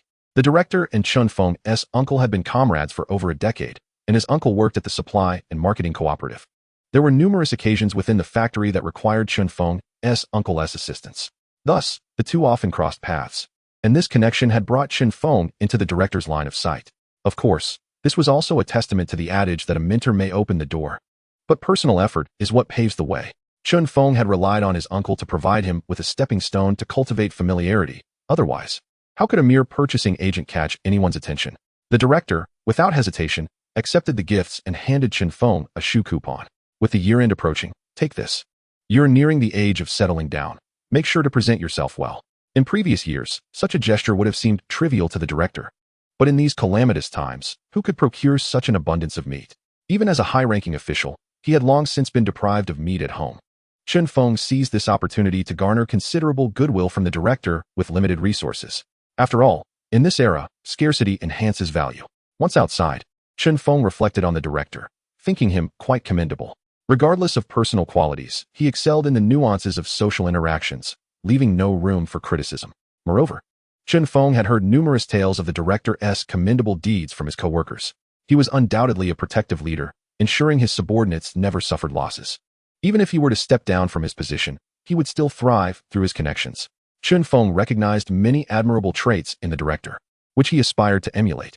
As he pondered, he made his way to his aunt's residence. Soon, he arrived at a courtyard, entirely owned by his uncle. After knocking, his aunt opened the door and welcomed him inside. Qin Feng was generous with his uncle, having brought along 15 wild rabbits, 3 pheasants, and 5 carp. The sheer volume of goods left his aunt astounded, her mouth agape. My heavens, so many fine provisions. Then, a flicker of suspicion crossed her face as she scrutinized Qin Feng. Wait a moment, are you sure about this? Fear not. These were all procured legally and are entirely wild, he reassured her. After meticulously counting the items, Qin Feng understood his aunt's concerns, recognizing that she worried more about the implications than the bounty itself. Even though these goods would command several times their worth in the market, her initial reaction stemmed from fear that Qin Feng might stray down a dubious path. Although he was merely a junior purchasing agent, this role was far more prestigious than that of an ordinary worker, and many would scramble for a chance to secure such a position. In his aunt's eyes, Qin Feng had always been astute and resourceful. Given time, he would surely ascend to leadership. Yet, she still viewed him as a child. Qin Feng's earnest assurances calmed her worries. By the way, dear aunt, I've also brought some prepared dishes. He then produced his offerings, placing them in his grandparents' room, while patiently explaining the situation. Rest assured, these are all obtained through legitimate means. You need not concern yourselves too much. Just enjoy. You both are getting on in years and need to nourish your bodies. Seeing Qin Feng's sincerity, his aunt did not harbor any misgivings. Although she worried about him straying from the straight path, Qin Feng had never been dishonest. We cannot possibly consume all of this. When company arrives, we can serve it to them. As the leader of the supply and marketing cooperative, Qin Feng's uncle often received gifts during festive times, which included invitations to meals. While such delicacies would stand out prominently, his integrity ensured that he had never engaged in corruption. Moreover, he was genuinely impressed by Qin Feng's remarkable capabilities. Even in his current position, he couldn't acquire such a bounty. However, as an elder, he felt it inappropriate to accept so much from Feng without offering something in return. He retreated to retrieve a few banknotes, stuffing them into Feng's hands without counting them. "Uncle, this is my token of respect for you." Feng attempted to decline, but his uncle insisted, sliding the notes into his pocket. "Money can't buy such treasures nowadays. What is a little cash compared to this? Save it for later." Realizing they were family and that his uncle was well off, Feng accepted the gesture without further protest. As he prepared to leave, his aunt selected a considerable portion of what he had brought and handed it back to him. "These are for Aunt Sunday. I know her. I heard her daughter-in-law just gave birth to a boy." They're overjoyed but also worried about providing for the little one during these difficult times. Feng considered the items in his hands, noting that more than half had been set aside. "Trust me, just take them over. Their child is likely struggling for nourishment." Feng acknowledged this, recognizing that they were indeed lacking in nutrition. Furthermore, his aunt and Aunt Sun had been inseparable since their youth, and after both had married. His aunt had often provided for Aunt Sun's family due to her own affluence. Reflecting on this, the items in his hands no longer felt excessive. Simultaneously, Feng silently vowed to return soon, otherwise, the remaining provisions would fall short of their needs. His aunt's request for him to deliver the goods served to spare him a trip outside, while Aunt Sun, being the director of the neighborhood office, wielded some influence in their community. Feng was still young, and establishing rapport with her could prove beneficial in the future. After bidding farewell to Feng, his uncle couldn't help but praise him. "Feng, this lad's future is truly limitless. Just look at these offerings. Even I find myself envious." Previously, his uncle had been concerned about approaching the year-end without any noteworthy gifts for the former leader. Now, with such a bounty at hand, that dilemma had been resolved. Moreover, although the items appeared abundant, it was clear that Feng had thoughtfully curated them. They could hardly consume so much, and the surplus had clearly been prepared with intent. "This child, so young yet remarkably considerate. It seems our family may soon produce another notable figure." His aunt shot him a disapproving glance, unimpressed by his exuberance. The Chun family has but one solitary heir, and they harbor no expectations of him achieving great prosperity. The paramount concern is merely to ensure a life of safety and stability. Chun Ping'an promptly delivered the items into Aunt Sun's hands, the weighty bounty of wild game and eggs resting heavily in her grasp. After a moment of excitement, Aunt Sun finally managed to articulate her thoughts. "Feng, after all these years with your aunt, there is no need for formalities between us." Drawing from her extensive life experience, she discerned that these provisions were meticulously selected, offering considerable assistance for a nursing mother. "These are precisely what my household requires." Feng was taken aback by the profound impact of his modest contribution, which was merely a fraction of his inventory. "Auntie, you are too kind. Our long-standing friendship warrants this gesture," he replied, and Aunt Sun's smile broadened even further. Of course, she would not accept his generosity without offering something in return. After a moment's contemplation, she added, "Feng, do not hesitate to seek me out if you ever need assistance, as long as it remains within legal bounds." This statement stirred something within Feng. Although Aunt Sun claimed to be concerned only with legality, it was evident that there were principles at stake, transcending mere law. One must remember that individuals of this era held principles in the highest regard. Grateful for her words, Feng expressed his thanks before bidding her farewell and returning home. Once home, he was swiftly enveloped by the winter chill, the biting winds howling fiercely at night. After enduring the cold for so long, he was thoroughly chilled to the bone. Once he stoked the fire, it took over 10 minutes for warmth to return. It was then that he recalled the money his aunt and Aunt Sun had given him. He pulled it out and counted carefully. His aunt had gifted him a generous 150, while Aunt Wang had contributed 80. Given the current market conditions, this was indeed a significant sum. However, under the present circumstances, these items were worth more in theory than in practice. Even offering tenfold the price would not guarantee acquisition. Thus, Feng accepted the funds with a clear conscience. It then struck him that he had yet to eat. He prepared a meat sauce and some peanuts while boiling a pot of noodles. After consuming his meal, he felt a comforting warmth envelop him. Having spent the entire day in arduous toil, he lay down in bed and succumbed to a deep slumber. Chapter 53. Has this thought struck me? After dinner, the elderly Yi Zhonghai and his wife found themselves with little to occupy their time and retired early to bed. Yet, they engaged in light conversation. "I saw that Qin Huairu returned today. She must have gone to the countryside to borrow grain, correct?" Uncle Yi inquired solemnly. "Yes, it seems that way." "How much grain did she manage to procure?" "Not much. She returned empty-handed." The entire afternoon, there was unrest in their yard. Yi Zhonghai realized immediately that it was likely due to Jia Zhongshi's influence. However, he felt compelled to defend her. "We cannot place all the blame on her. After all, Qin Huairu has so many relatives in the countryside, and their household registration is there. It's no wonder she couldn't bring back any grain. You know how things are in the countryside, relying on the weather. Who has surplus grain in these times? Just look at how many relatives from the countryside have come here seeking assistance. If they had extra provisions, it would be remarkable. Yi Zhonghai furrowed his brow, pondering for a moment before he said, Alas, if their family is struggling to survive, how can they possibly assist us? We must ensure that our own provisions do not go to waste. It seems prudent to heed the advice of that old lady and invest more thought toward Shaju. We cannot rest our hopes on a single tree. Aunt E nodded in agreement. I too believe that raising pigs is far more reliable than relying on their family. Just consider Jia Zhangshi. Do you think she would remember your kindness? If one day we are too old to be of any assistance, I fear we would be forgotten. As Aunt E spoke, Yi Zhonghai suddenly had an epiphany. He ceased conversing with her, turning his gaze to the window, deep in thought. By the following evening, as everyone returned home from work to have dinner, Feng had just finished his meal and was preparing to delve into his copy of Romance of the Three Kingdoms for another thorough reading. However, as soon as he sat down, he heard three uncles knocking at the door. Frowning, he set his book aside and approached the door, asking through it, Gentlemen, what brings you here at this hour? Perhaps we could discuss it tomorrow? Seeing that Feng had no intention of opening the door immediately, the third uncle's temper flared. You little rascal, I've just finished my meal, and you're already thinking of sleeping? You stand there inside without opening the door, showing no respect for your elders. As the third uncle continued his tirade, Feng finally opened the door and invited the three uncles inside. As the three uncles took their seats and prepared to speak, Yi Zhonghai raised his hand to silence them. After all, they had other matters to discuss, and he had no desire to hear the elder's lengthy admonitions. My good sirs, why not take a moment to digest your meal rather than come to my humble abode? He noted that the atmosphere in their courtyard was relatively pleasant, with no pressing issues at hand. Indeed, the Jia household was the liveliest of all. Apart from that, only Su Damao and Sha Zhu were constantly bickering.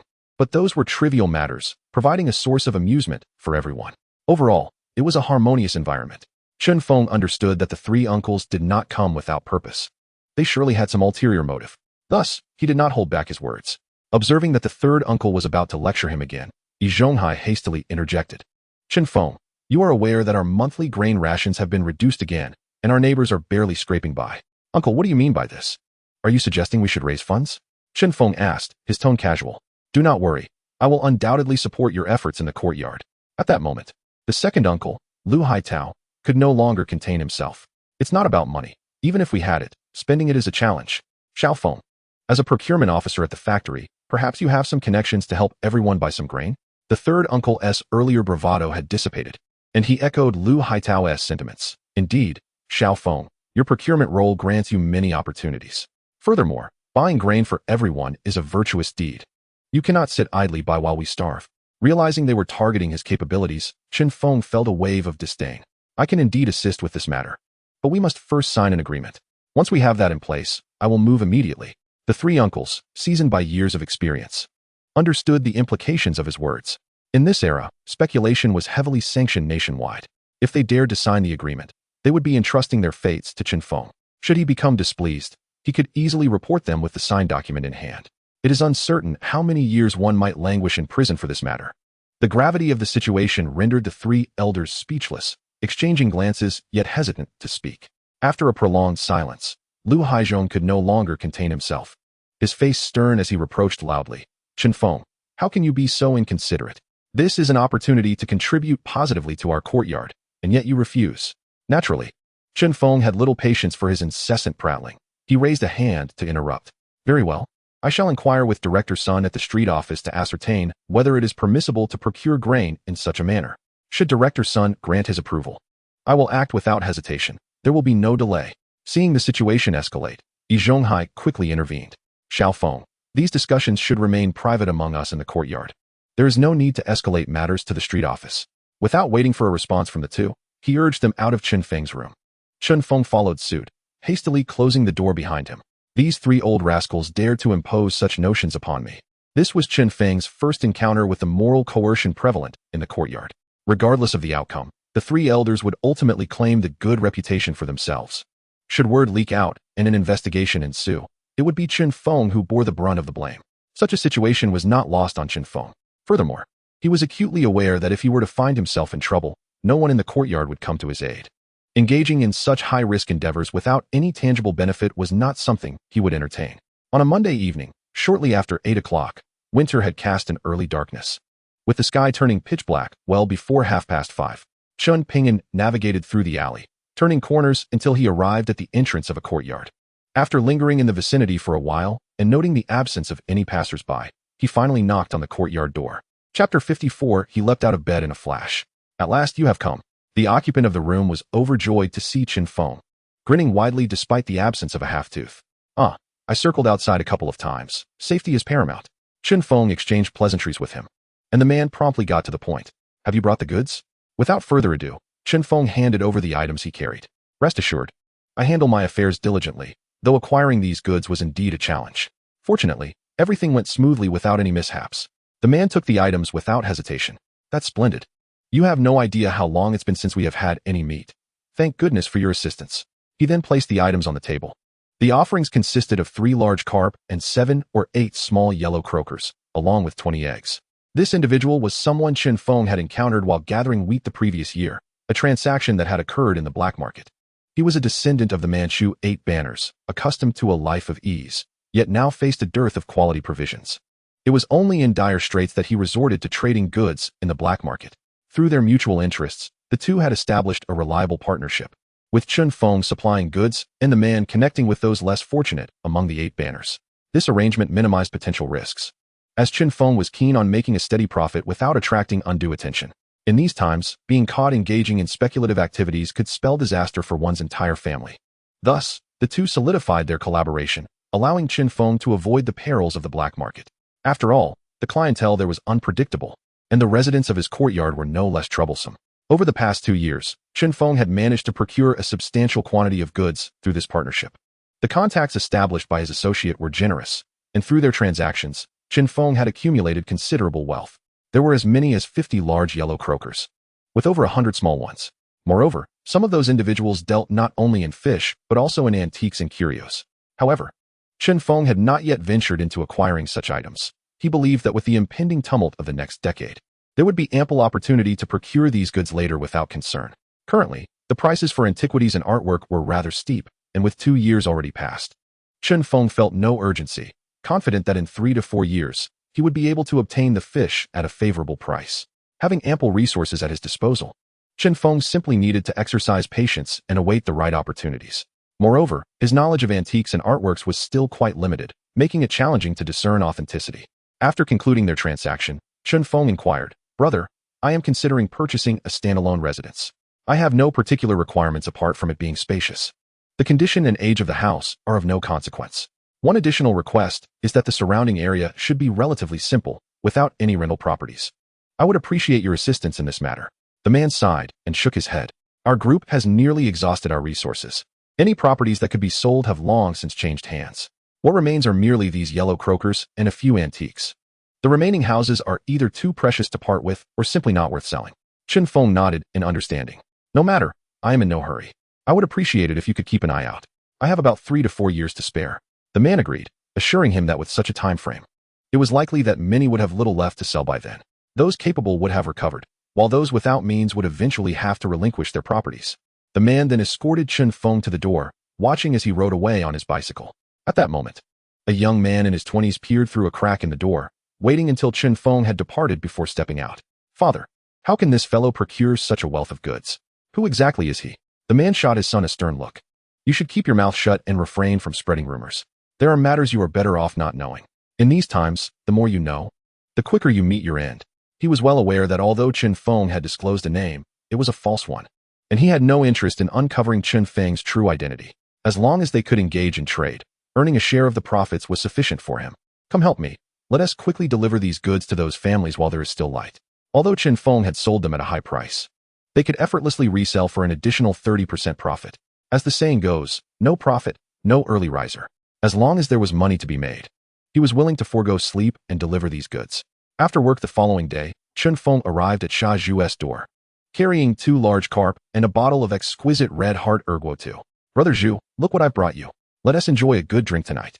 He had timed his visit to coincide with mealtime, knowing that everyone else would be there to mooch off a meal. However, bringing his own ingredients changed the dynamic entirely. especially since he had brought along 2 substantial carp. The aroma of meat had not graced their courtyard for quite some time. Feng desired fish for dinner, yet he was reluctant to dirty his hands with the preparation. Thus, he thought it perfect to dine at Zhu's home.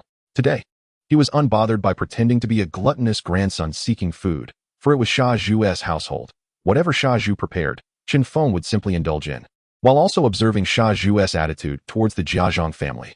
Upon hearing Feng's voice, Zhu sprang up from his bed like a spring, eagerly seizing the 2 carp from Feng's hands. Good brother, you've got the knack. How do you always manage to procure such fine delicacies? Today, I must showcase my culinary skills. He then rummaged through his cabinets to find half a bottle of oil. He was about to prepare his signature dish, braised carp. In this day and age, oil was a precious commodity, often unattainable even with money, and most households were reluctant to use what little they had.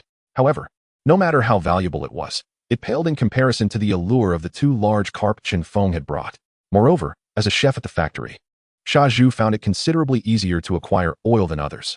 He didn't sneak it home. He brought it openly, unafraid of gossip, given his culinary prowess. Nowadays, the few dishes he brought home each night were merely the factory's large pot meals. The days of enjoying private cooking were long gone, and Zhu had not savored meat in quite some time. Nevertheless, Zhu was never short on food. After all, the cafeteria prepared ample meals daily, and he could easily scoop out 2 servings, which were double what others received. No matter how dire the circumstances, a chef would not go hungry. He might occasionally feel a craving for better fare, but filling his belly was never a problem. This was precisely why Zhu felt secure in his situation. Besides, he had yet to entangle himself with Qin Huairu, so his life remained quite pleasant. While it could not compare to Feng's every meal featuring meat, it was still far superior to the households in the courtyard. Zhu swiftly prepared the fish, heating oil in the pan and commencing his culinary endeavors. Soon, the delightful aroma wafted throughout the courtyard. Bang Gong, the young boy, was playing outside, and upon catching a whiff of the enticing scent, he perked up his nose and began scanning the area for its source. Simultaneously, Jiazhong also detected the meat aroma wafting through the courtyard. Though not as overtly as Bang Gong, she leaned against the window, peering outside with keen eyes. From the direction of the scent, it seemed to emanate from Zhu's home. She wondered if, once the meal was ready, he could possibly bring her a bowl. Jia Dongxiu, overhearing this, responded, "Don't get your hopes up. It's that rascal Feng bringing fish to Zhu for a drink. Otherwise, how would a mere cook like Zhu acquire fish? The small kitchen at the factory has long ceased operations." Qin Huairu, upon hearing this, felt a surge of anger. It was Feng again. How could he manage to obtain such abundant food? Every meal for him included meat, while her own household was down to the last remnants of cornmeal. It was infuriating to think that others were living so well while she was struggling. Jiazhong was unconcerned with such matters. She called for Bang Gong to come inside and personally directed him, "Good grandson, listen to your grandmother. Once they've finished cooking, you go and ask for some meat. Zhu is a simpleton, he'll surely give you some. Make sure to bring the biggest bowl from home." Upon hearing Jiazhong's encouragement, Bang Gong quickly scurried to the cupboard and retrieved the largest bowl he could find. Before long, Zhu had completed the meal, which also included peanuts. Though these dishes appeared simple, they constituted a luxurious feast in such times. This was the finest meal Zhu had enjoyed in quite a while. However, Zhu's home lacked a large dining table. Instead, they had a small round table with 2 wooden stools on either side, requiring everyone to squat while eating. He then called for his sister to join them for dinner. He Yushui had been well taken care of by Zhu. She had not only avoided losing weight, but had blossomed into a lovely young woman. At the same time, Bang Gong stealthily crept in, with his hands behind his back, peering in with large, pitiful eyes, and asked, "Uncle Zhu, what are you eating? It smells so good outside that I couldn't help but come in." Feng observed this and thought to himself that the boy truly had a nose for food, arriving at the scent as if he were a dog. He also wore such a woeful expression, as if not sharing a morsel with him would be akin to a crime. Zhu felt a bit awkward upon seeing the boy. "Brother, this child is nearly as dear to me as family. He is my favorite among all the kids in the courtyard. Look how long it's been since he had meat. He has practically skin and bones. Perhaps we should share some with him." After saying this, he noticed Feng did not object and prepared to find a bowl to serve Bang Gong. Unexpectedly, Bang Gong slyly produced his large bowl from behind him. Feng, witnessing this, couldn't help but feel exasperated at the Jiazhong family's shamelessness. Yet, since Zhu had already agreed, he refrained from further protest. Zhu, seeing the bowl in Bang Gong's hands, felt somewhat resigned, but still divided the majority of the food on the table for him. However, Feng noted that He Yushui had been casting disapproving glances at Bang Gong ever since he entered. He understood that the young girl was aware of the situation, but, being so young, she couldn't take charge on behalf of Shaju. When the food was finally served, Bang Gung appeared almost smug, even sneering at Chen Feng with a soft humph. Chen Feng found the scene both amusing and vexing, silently cursing, "All right, you little brat, just wait." However, Shaju, with his usual obliviousness, remained unaware of the changing expressions of the other three. Instead, he lifted his cup and began to drink heartily with Chen Feng. This was typical of Shaju, who, perhaps due to his nature or the presence of others in the courtyard, could not help but boast. Since Bang Gung had left, no other children dared to enter. Yet, Shaju was unaware. Having given so much to Jia Zhang as child today, he had inadvertently slighted the others. It was no wonder that the other families harbored resentment towards him, especially since Shaju often flaunted his good fortune, boasting about the small kitchen's provisions whenever he returned home. It's no surprise that, when it came time for Shaju to seek a match, none of the neighbors spoke in his favor. It is rather foolish of the pillar to be so inept in handling matters, though certain things may merely be rumors. The more they circulate, the more they tend to solidify into reality. Those who learn of you through others are unlikely to seek validation regarding the truth of such matters. Soon enough, both individuals had their fill. Chen Feng, having indulged a bit too much, returned home, and, neglecting to tidy himself, collapsed into slumber. In the procurement department of the factory, a group of clerks awaited the arrival of their colleagues before proceeding to meet with the department head, after which they all ventured into the countryside. Their primary responsibility was to foster good relations with the rural populace, especially as the year drew to a close. It was essential to maintain ties with hunters and affluent families, for who would sell their goods otherwise? With so many enterprises in the city, each seeking to procure from surrounding villages, it was only natural that those who frequented these places would prioritize their connections. Thus, each procurement officer was tasked with nurturing their relationships, and this period was particularly crucial each year. Chapter 56. Also for the sake of sustenance. Chen Feng had an abundance of resources at his disposal and was indifferent to the rural networks. However, appearances must still be maintained, for the eyes around were ever watchful. She could not allow anyone to discern any inconsistencies. Otherwise, how could she clarify the origins of her provisions? The procurement head granted all officers a week's time, which also accounted for their wages, as every action taken by the procurement team was ultimately for the benefit of the establishment. The other employees in the factory looked upon their treatment without envy, for it was the efforts of the procurement officers that secured their benefits. Were it not for the good fortune they had received during festive seasons, the factory could not have conjured such bounties from thin air. Chen Feng arrived in the afternoon, wandering about her dayaku until she found Chen Yuju's home. She paused briefly in front of the door, allowing Chen Yuju to catch a glimpse of her figure before departing with satisfaction. Naturally, Chen Yuju had noticed Chen Feng's presence early on and was acutely aware of her feelings towards her. That evening, shortly past 9 o'clock, she had lulled her children to sleep and, seizing the cover of night, stealthily made her way to Chen Feng's residence. Knock, knock, knock. The rhythmic sound of her knocking was familiar. Chen Feng turned off the lights in her room and rose to answer the door. Upon opening it, she drew Chen Yuju's delicate form into her embrace. Even before they fully entered the room, they were already entwined. Chen Feng, with an insatiable longing, explored Chen Yuju's soft body. The exquisite curves, the slender waist, and the well-defined, graceful contours of her form stirred a fire within Chen Feng that was hard to quell. As she caressed, Chen Feng marveled internally at how splendid this physique was, far surpassing the likes of contemporary internet celebrities. Yet, she was also curious about how Chen Yuju maintained such a figure, especially in these trying times when even securing enough food was a challenge. Nonetheless, Chen Yuju appeared perfectly proportioned, retaining her slenderness where appropriate, while possessing ample curves in all the right places. The tactile sensation was delightful. Perhaps it was due to her recent visit, but at that moment, Chen Yuju's cheeks bore a rosy hue, intensifying Chen Feng's impatience. The two soon found themselves entwined, with Chen Feng's expertise growing ever more refined, accurately finding the most pleasurable positions, while Chen Yuju was equally responsive. After a vigorous exchange, they lay exhausted upon the bed. After a brief respite, Chen Feng rose to retrieve some provisions to replenish their energy, as this was indeed a laborious affair. Chen Yuju, ever considerate, helped tidy the dishes and even offered her a post-dinner cigarette. After the meal, Chen Feng produced a stash she had prepared for Chen Yuju, revealing 5 pounds of cured meat, 5 pounds of white flour, and 10 pounds of cornmeal. This should suffice for a few festive meals, she remarked. Chen Yuju's eyes sparkled with excitement at the sight of the bounty. Lacking the means to repay Chen Feng adequately, she could only express her gratitude through her actions. The two spent a good 3 hours in their endeavors before finally winding down. At the break of dawn the following day, Chen Feng awoke first. holding Chun Yuju in her arms, feeling a familiar stir of desire. The two engaged once more in their passionate escapades before Qin Feng reluctantly allowed her to return. Before parting, she cautioned, "Be careful with these provisions when you get home. Don't flaunt your fortune. You know the weight of these items in this current climate." Qin Yuju replied, "Rest assured, I understand their significance.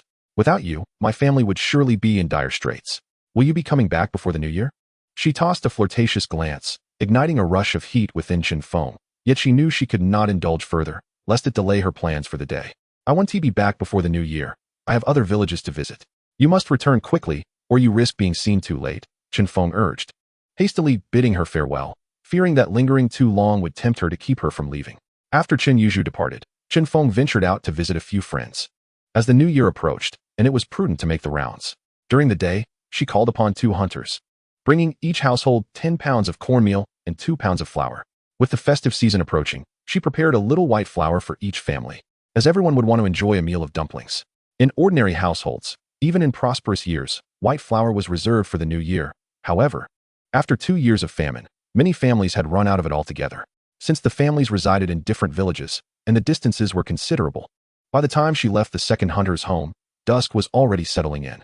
The reason she did not stay at that hunter's abode was not due to a lack of hospitality. On the contrary, they strongly insisted she stay, eager to host her after she had brought such generous gifts. However, Qin Feng had other matters to attend to and had to decline multiple times.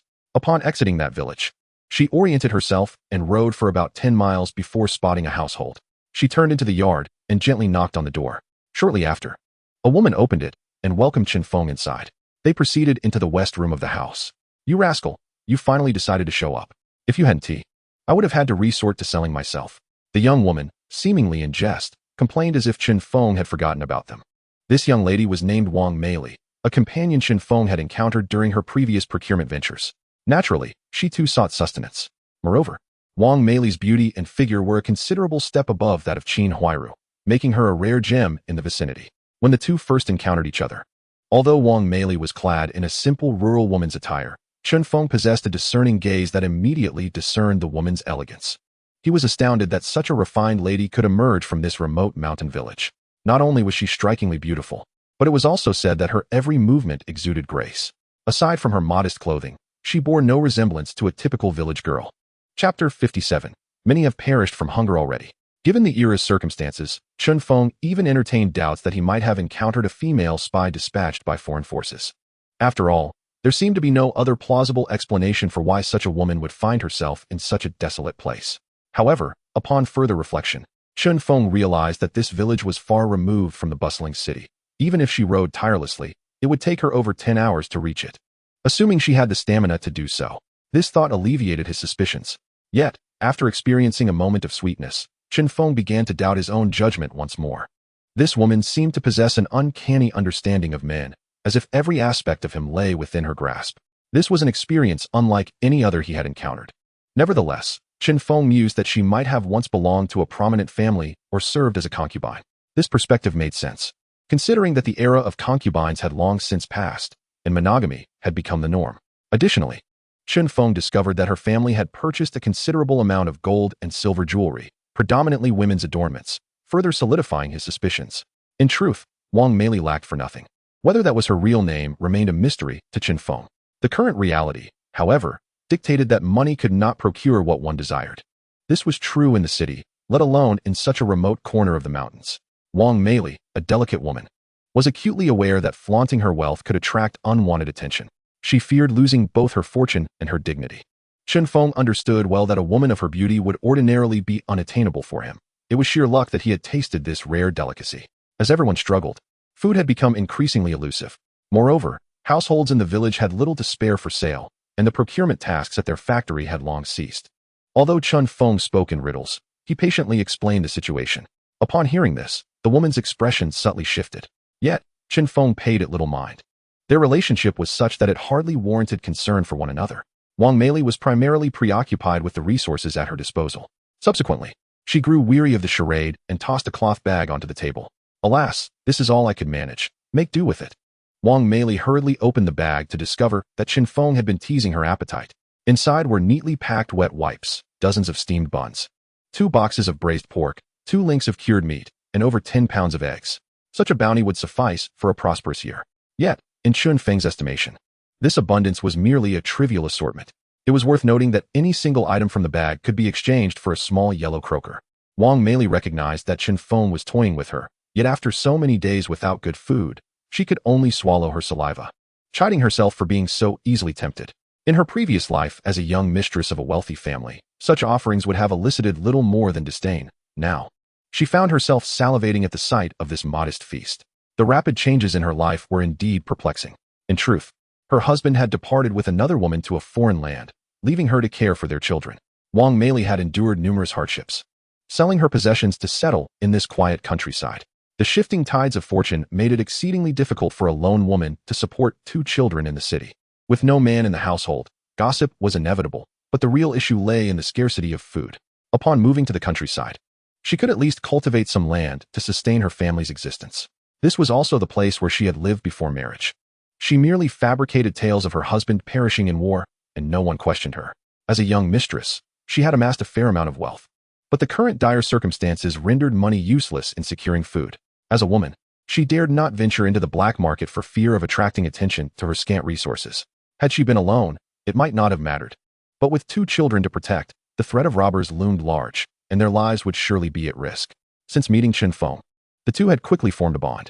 For one, Feng was young and handsome. For another, he possessed sufficient provisions to sustain her children, which was of paramount importance.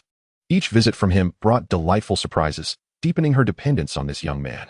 She soon set aside her thoughts, selecting several items from the table and hastily warming them up, knowing that Feng must be famished after his long journey. She did not wish to neglect this little benefactor of hers. Time had grown late, and her children were already fast asleep. After preparing the meal, Wang Meili quietly peeked into the other room, relieved to see her children sleeping soundly, undisturbed by the external commotion. Feng took only a few bites before they embraced and moved to the west room. Wang Meili orchestrated everything, well aware of a man's subtle desires. After all, having served as a mistress for so many years, she had become adept at understanding her partner's inclinations. It would have been impossible for a mere woman to amass such wealth without such knowledge. After their intimate encounter, Wang Meili nestled in Feng's arms and softly remarked, "Did you hear? Many people in the surrounding villages have perished from hunger. Sigh, I wonder when this ordeal will end. We have food at home, yet I hesitate to let the children eat too much, fearing others might notice their vitality." Chapter 58. Do you miss your uncle? Feng comprehended the underlying meaning of Wang Meili's words. He had always felt a profound sense of assurance regarding this astute woman. Gently caressing her shoulder, he offered a soft reassurance. "Fear not, for as long as I am here, you shall be safe. Besides, your intelligence and quick wit will prevent anyone from discovering any of your secrets." Yet, Wang Meili remained uneasy and pressed on with her inquiry. But when will this situation finally come to an end? At a loss for words, Feng hesitated to reveal the harsh truth that there were still 2 years ahead, each year promising to be worse than the last. He pondered whether such revelation might shatter her spirit. Within the confines of their home, apart from the sustenance provided by Feng, all other matters were managed solely by Wang Meili, which undoubtedly weighed heavily on her psyche. She recognized that her question was one that no one could currently answer. In a moment of levity, she chuckled softly, resting her head against Feng's chest, and expressed, "It is truly a blessing to have you. Without you, I cannot fathom how I would manage with 2 children. Perhaps we would have long been consumed by the harshness of this world." Feng, intrigued, ventured to ask a question that had long piqued his curiosity. "Do you not harbor any resentment towards me for taking advantage of your vulnerability?" Wang Meili shot him an exasperated glance, withdrawing from his embrace. "What? Do you consider yourself some kind of insatiable rogue? I can only imagine how many women are queuing up outside, waiting for your attention. You must be overwhelmed by choices. As long as you remember the 3 of us," she continued, "I find myself content." Feng was taken aback by her perceptiveness. "Alas, I am but a powerless individual, striving merely to ensure that those I care for have enough to eat and wear. Ultimately, one must rely on oneself." He had tasted the bittersweet complexities of life and had experienced abandonment more than once. He understood all too well that depending on others was a precarious path. At that moment, she grasped the deeper significance of his words, and with a swift motion, she turned the tables, pinning him beneath her. After a flurry of passion, they lay side by side, breathless on the bed. Wang Meili took a moment to steady her breathing before curling up against Feng. They began to chat idly under the covers. "How was your day? Are you satisfied? Of course, your skills leave me utterly enchanted." Feng then inquired, "What is it? You seem unusually joyful today." Is there something delightful you wish to share? What? Are you not happy? Wang Meili mimicked a pout, countering his question. Of course. I am happy. How could I not be? It is your demeanor that seems rather peculiar today. I suspect something is amiss. Wang Meili fell silent. But a soft chuckle escaped her lips as she nestled deeper into Qin Feng's embrace. I am not entirely sure. Perhaps it is simply your presence today that has uplifted my spirits. I may have come to terms with many things that had once troubled me. So you have found clarity? Qin Feng asked. Perhaps. In the past, I often lamented my existence and resented my circumstances. Why was I born into hardship? And why was I given this form to serve men? After a brief pause, she continued, yet, compared to others, my experiences have been far less arduous. I have never lacked for wealth. And now, even at this age, I have found you to help us through our trials. I believe the heavens have shown me great favor, and for that, I am grateful. Once she finished speaking, Wang Meili fell silent, her lips pursed. Yet her expression hinted at unspoken thoughts, which Qin Feng noticed. Why the sudden silence? Surely, there is more you wish to divulge. Upon hearing his probing, Wang Meili's cheeks flushed with embarrassment. After a moment of hesitation, she finally stammered, well, there is the fact that I have a strapping young man like you by my side, brimming with vitality. What more could I possibly complain about? Qin Feng, pleased with her acknowledgement, felt a sense of pride in his own abilities. Wang Meili, resting atop him, wore a contented smile. Indeed, her reflections were quite astute. Compared to the women of ordinary households, she was merely lacking a formal title. Her experiences had been remarkably favorable. In a time when many were succumbing to starvation, she, a seemingly frail woman, managed to provide for her 2 children, which undoubtedly contributed to her sense of fulfillment. With her heart unburdened, she could now more readily accept Qin Feng's presence in her life. After all, there is nothing more paramount than the gift of life itself. Just as their conversation flowed with ease, a sudden wail erupted from the adjoining room. Wang Meili's child had awakened, frightened by the absence of her mother. Hastily, she donned her clothing and rushed to her child's side, with Qin Feng following closely behind. It appeared that her little one had stirred in her sleep and, upon finding her mother missing, had cried out in fear. Do not cry, my darling, Mama is here. Wang Meili tenderly scooped her daughter into her arms, soothing her gently. Qin Feng, already familiar with the children, entered the room without hesitation. Hello, little ones. Have you missed your Uncle Qin? Hello, Uncle Qin. When did you arrive? I didn't even know. Wang Meili's elder daughter greeted him with a sweet, innocent voice, her familiarity stemming from being slightly older and more aware. Qin Feng, as if performing a magic trick, produced 2 packets of candy and 2 bags of pastries, gifts he had thoughtfully prepared for the girls. His playful antics elicited peals of laughter from the children. Each of you gets a packet. How does that sound? Fair and square, right?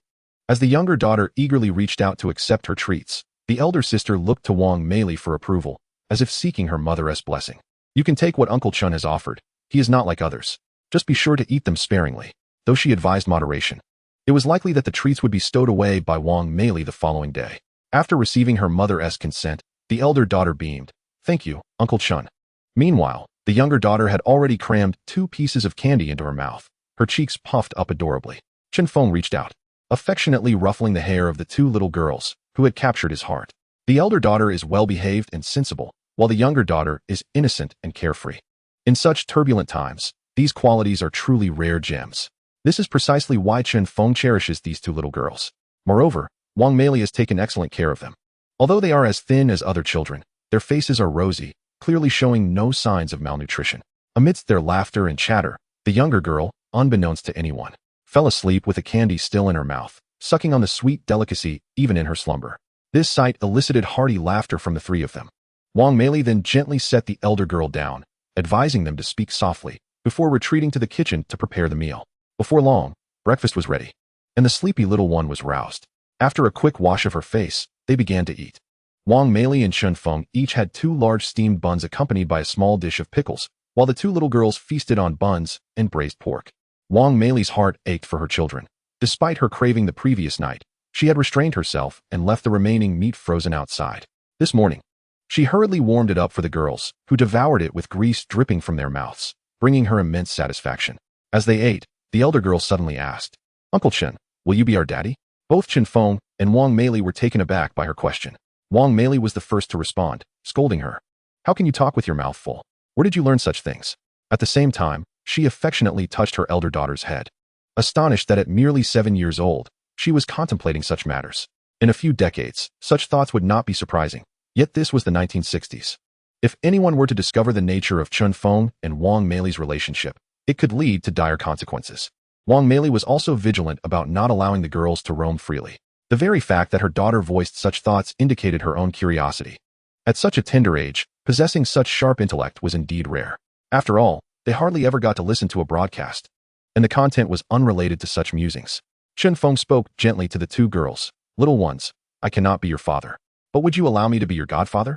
The younger girl, who had been quietly eating, suddenly looked up and asked, if you become our godfather, will we be able to eat meat every meal? Wang Mei was intrigued by how her daughter could express such thoughts. Marveling at the uniqueness of her two daughters, one exceptionally clever, the other a pure foodie, Chun Feng couldn't help but chuckle at her innocent question, playfully pinching her chubby, greasy cheek. Of course, as long as you acknowledge me as your godfather, I will bring you meat whenever I visit. But remember, this is our little secret. No one else must know. Otherwise, even if you call me godfather, there will be no meat for you. The younger girl nodded eagerly, her head bobbing like a chick pecking at grains. Yes, yes, I promise. No one must break their word. Her urgency reflected her fear that Chun Feng might change his mind. Meanwhile, the elder girl, maintaining her composure, added, yes, I also agree to Uncle Chun being our godfather. Hearing the words from both girls filled Chun Feng with joy, and without regard for their meal, he embraced them both. Wang Mei, witnessing this tender moment, felt tears welling up in her eyes. She discreetly turned her head to wipe away her tears, fully aware that a new bond had formed between Chun Feng and her daughters. They were no longer merely engaged in a transaction. An additional layer of connection had emerged. Though Wang Mei tried to remain composed, she understood that their actions bore a certain shame, which brought her a twinge of humiliation. Yet, from that moment on, such feelings would dissipate, for her children now shared a bond of affection with Chun Feng. After breakfast, Chun Feng began to regale the two girls with stories, this time recounting the tale of Zhu Beiji carrying his wife. Within moments, the girls erupted into giggles, eagerly pressing him for more details. Why is Zhu Beiji so foolish? How could he possibly marry someone? When I grow up, I definitely want to marry someone so foolish. It would be exhausting. The elder daughter's insightful remarks were consistently remarkable for her age. Meanwhile, the younger daughter, with her unique perspective, tilted her head in contemplation before asking, just how much food can Zhu Beiji eat in one sitting? Can he eat meat every meal? This question sent the three of them into fits of laughter, further lightening the atmosphere in the room. Chun Feng couldn't resist playfully poking the younger girl's nose. Silly girl, they are monks who cannot eat meat. And Zhu Beiji is a pig. How could he eat pork? After spending a few days together, Chun Feng returned to the city on a Sunday afternoon. Even upon arriving back, he felt a lingering reluctance to leave Wang Mei's warm embrace. It was his first experience of such tenderness, making him understand why people often say that beauty can lead one astray. Upon returning home, before even lighting the stove, there was a knock at the door. Chun Feng felt a twinge of annoyance. Why was someone bothering him right after his return? Opening the door revealed Yan Jieqing, who had recently secured an apprenticeship at the factory through Yi Zhonghai's connections. Their interaction was now less formal, and he seemed rather irritable. Chun Feng, disinterested in engaging with such a petty individual, asked, what is this meeting about? Stop rambling. You'll find out when you get there, Yan Jieqing retorted, displaying impatience. Chun Feng dismissed him with a nod and shut the door. He was acutely aware that the Yin family were opportunists, loyal when benefits were at stake but aggressive when they no longer needed you. Over the years, Chun Feng had grown accustomed to their antics, choosing not to waste his energy on them, knowing that angering them would only affect his appetite. As he checked the time, it was nearly dinner, so he lit the stove, took out 2 buns and a dish of stewed vegetables, and began to eat. After finishing his meal, the room filled with warmth. Chun Feng stretched languidly, his visage betraying a profound weariness as he stepped out of his door. Such gatherings were exceedingly commonplace in the courtyard, and he had long since grown weary of them. Upon entering the courtyard, he was met with the sight of several dimly lit lamps illuminating a throng that had already gathered.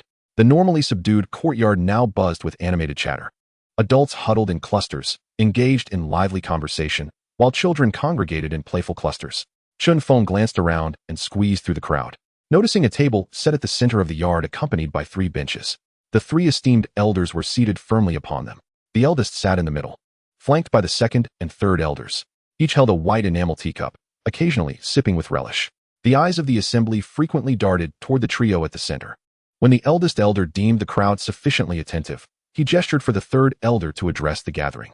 The 3rd elder rose slowly, adjusting his collar and clearing his throat before placing his hands on the table and lightly tapping it 3 times. The sound of his raps silenced the previously boisterous courtyard, signaling the formal commencement of the courtyard assembly. Traditionally, such meetings were presided over by the most venerable elder, yet the second and third elders, with their officious demeanor, were eager to seize the opportunity to speak first. However, the third elder was a moment too slow and was preempted by Lu Haizhong, who, with a protruding belly, leisurely declared, "Listen to me, everyone.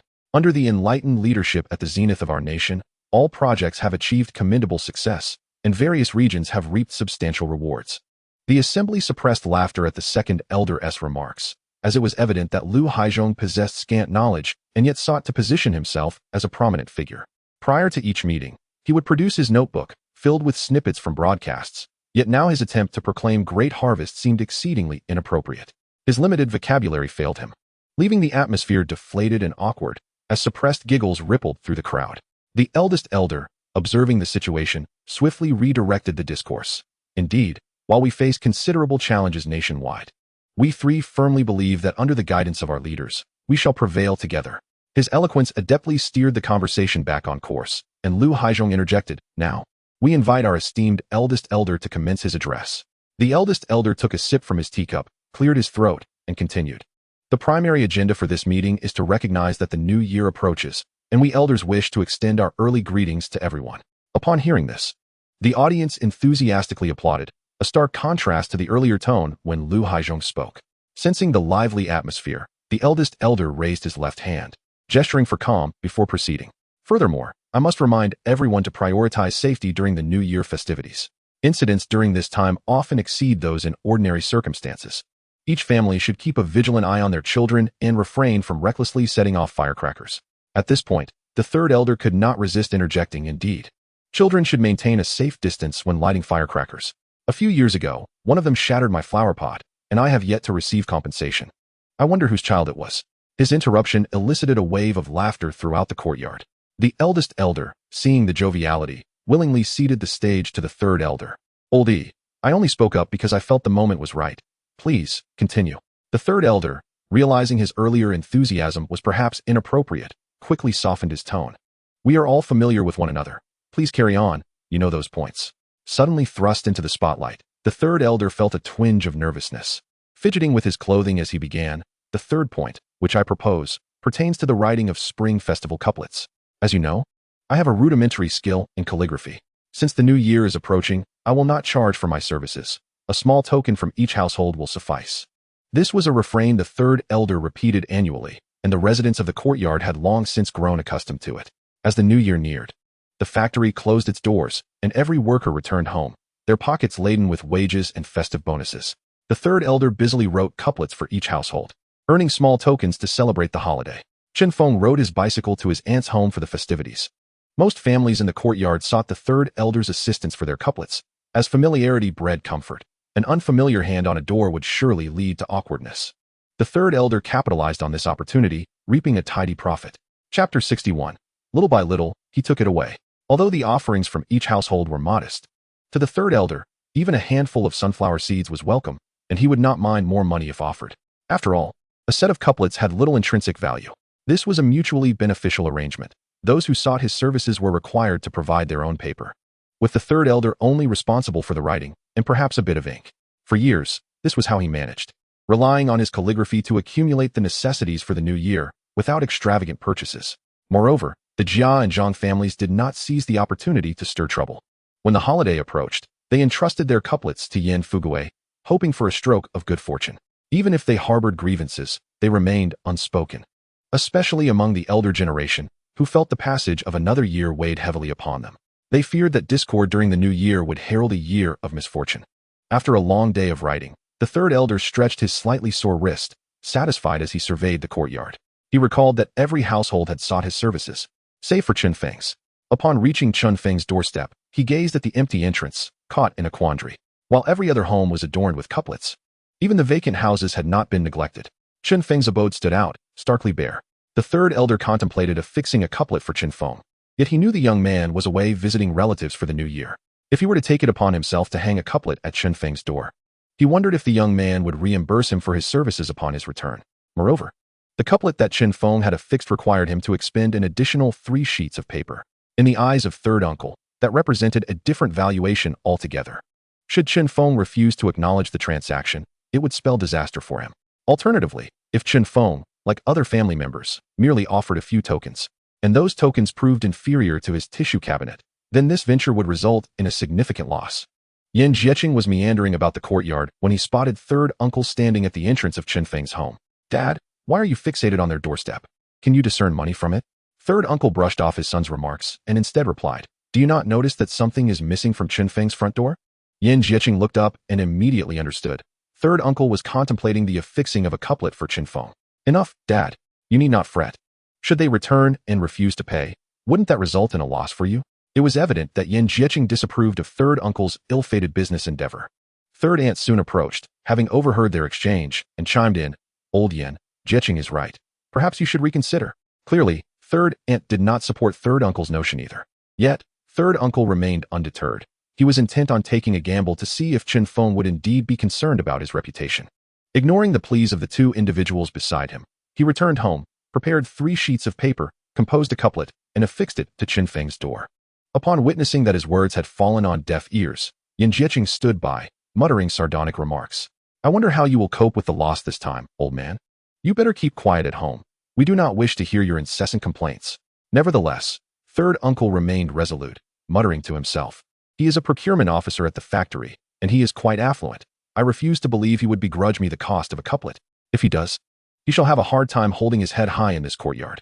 Oh dear father, is this truly a matter of money? Did anyone compel you to do this? You are merely meddling in affairs that do not concern you. It was surprising that such words came from the mouth of a teacher's son. What of meddling? It is the new year. I refuse to believe he would bring upon himself such bad fortune. As third uncle spoke, he had already mentally prepared what he intended to convey to Chen Feng. He planned to assert that he noticed nothing adorning Chen Feng's door. And with the new year upon them, it was customary to seek auspiciousness. As the esteemed third uncle of the courtyard, he was merely acting in consideration of the younger generation. This was a familiar tactic for third uncle, one he had employed successfully in the past. Yan Jieqing observed his father as he stubbornly affixed the couplet, internally grumbling, if I were Chen Feng, I certainly would not pay you. You are the one who is eager to offer. After all, the family business of third uncle hinged on an unwavering principle. One could never be impoverished in sustenance or attire, but calculating poorly would lead to destitution. As the instigator of this philosophy, third uncle had truly embodied its essence. Although they had recently endured a severe drought, resulting in poor harvests, the atmosphere in the courtyard transformed as the new year approached. Each household busily prepared the necessities for the festivities. In their eyes, a year's worth of frugality culminated in these few days. They believed that if they celebrated these days well, the coming year would unfold smoothly. Each face radiated a long-awaited smile, and wherever one went, smiles greeted them. This could also be seen as a celebration of having survived another dismal year. Before the new year, Chen Feng had already paid visits to numerous families, bringing with him an assortment of wild delicacies. While these items might not have been particularly ostentatious, they could still be found in the black market if one were resourceful. Thus, Chen Feng was not overly concerned about the revelation of his secret. On the day of the spring festival, he prepared a substantial bounty to deliver to his aunt. His cousin, upon seeing the delectable offerings brought by her older cousin, was so ecstatic that she danced with delight, completely shedding her genteel demeanor. Observing her daughter's exuberance, although lacking in decorum, his aunt refrained from reprimanding her. Prior to the new year, Chen Feng had already provided their family with considerable provisions, yet most had been given as gifts. Consequently, their household was short on excess. Furthermore, their little girl, only 10 years old, and at an age characterized by a love for food and play, watched as her father gradually removed the many delicacies from their home. Though she did not show it outwardly, she felt a tinge of discontent. After all, had those items remained, most would have found their way into her mouth, being the youngest in the family. Now, seeing her cousin arrive with such an abundance of treats, she was undoubtedly the happiest of all. Chen Feng's aunt was equally astonished by the sheer volume of goods he had once again brought. The wild delicacies he had previously delivered had already been given by her husband to his former leaders and comrades. Although it was all under the guise of nurturing connections, she was aware that part of the motive was to assist his old friends. Understanding his reasoning, she did not object. After all, every household was struggling for sustenance, and encountering meat during the new year was a luxury. Many families were even unable to procure flour. Yet, she never anticipated her nephew would exhibit such generosity. The previous offerings had already left her in awe, and now he had outdone himself. Without regard for Chen Feng's feelings, she quickly pulled him into a small room. You must tell me the truth. How did you acquire all these items? Are you secretly engaging in illicit dealings? Do you realize the severe consequences if anyone discovers this? Speak quickly. Where did all these things come from? Her words spilled forth like a rapid-fire barrage, punctuated by her agitation as she poked Chen Feng's forehead with her finger. Chen Feng found himself at a loss for words, unable to interject or clarify. Finally, after her tirade, she slowed her pace, allowing him the opportunity to respond. Dear Aunt, I have been a procurement officer for many years, covering a radius of 300 to 400 miles. If you say the quantity is excessive, I cannot help that, but securing some items for our family is certainly feasible. Besides, everyone has their own avenues. I swear on my integrity that I have committed no wrongdoing, so please do not pry further. After scrutinizing her nephew for some time, his aunt ultimately chose to trust him. With a sigh, she remarked, You have always been clever and full of schemes. But heed my advice. Be cautious when you are out in the world, and keep your wits about you. Although she had decided to place her trust in Chen Feng, she could not help but impart additional warnings.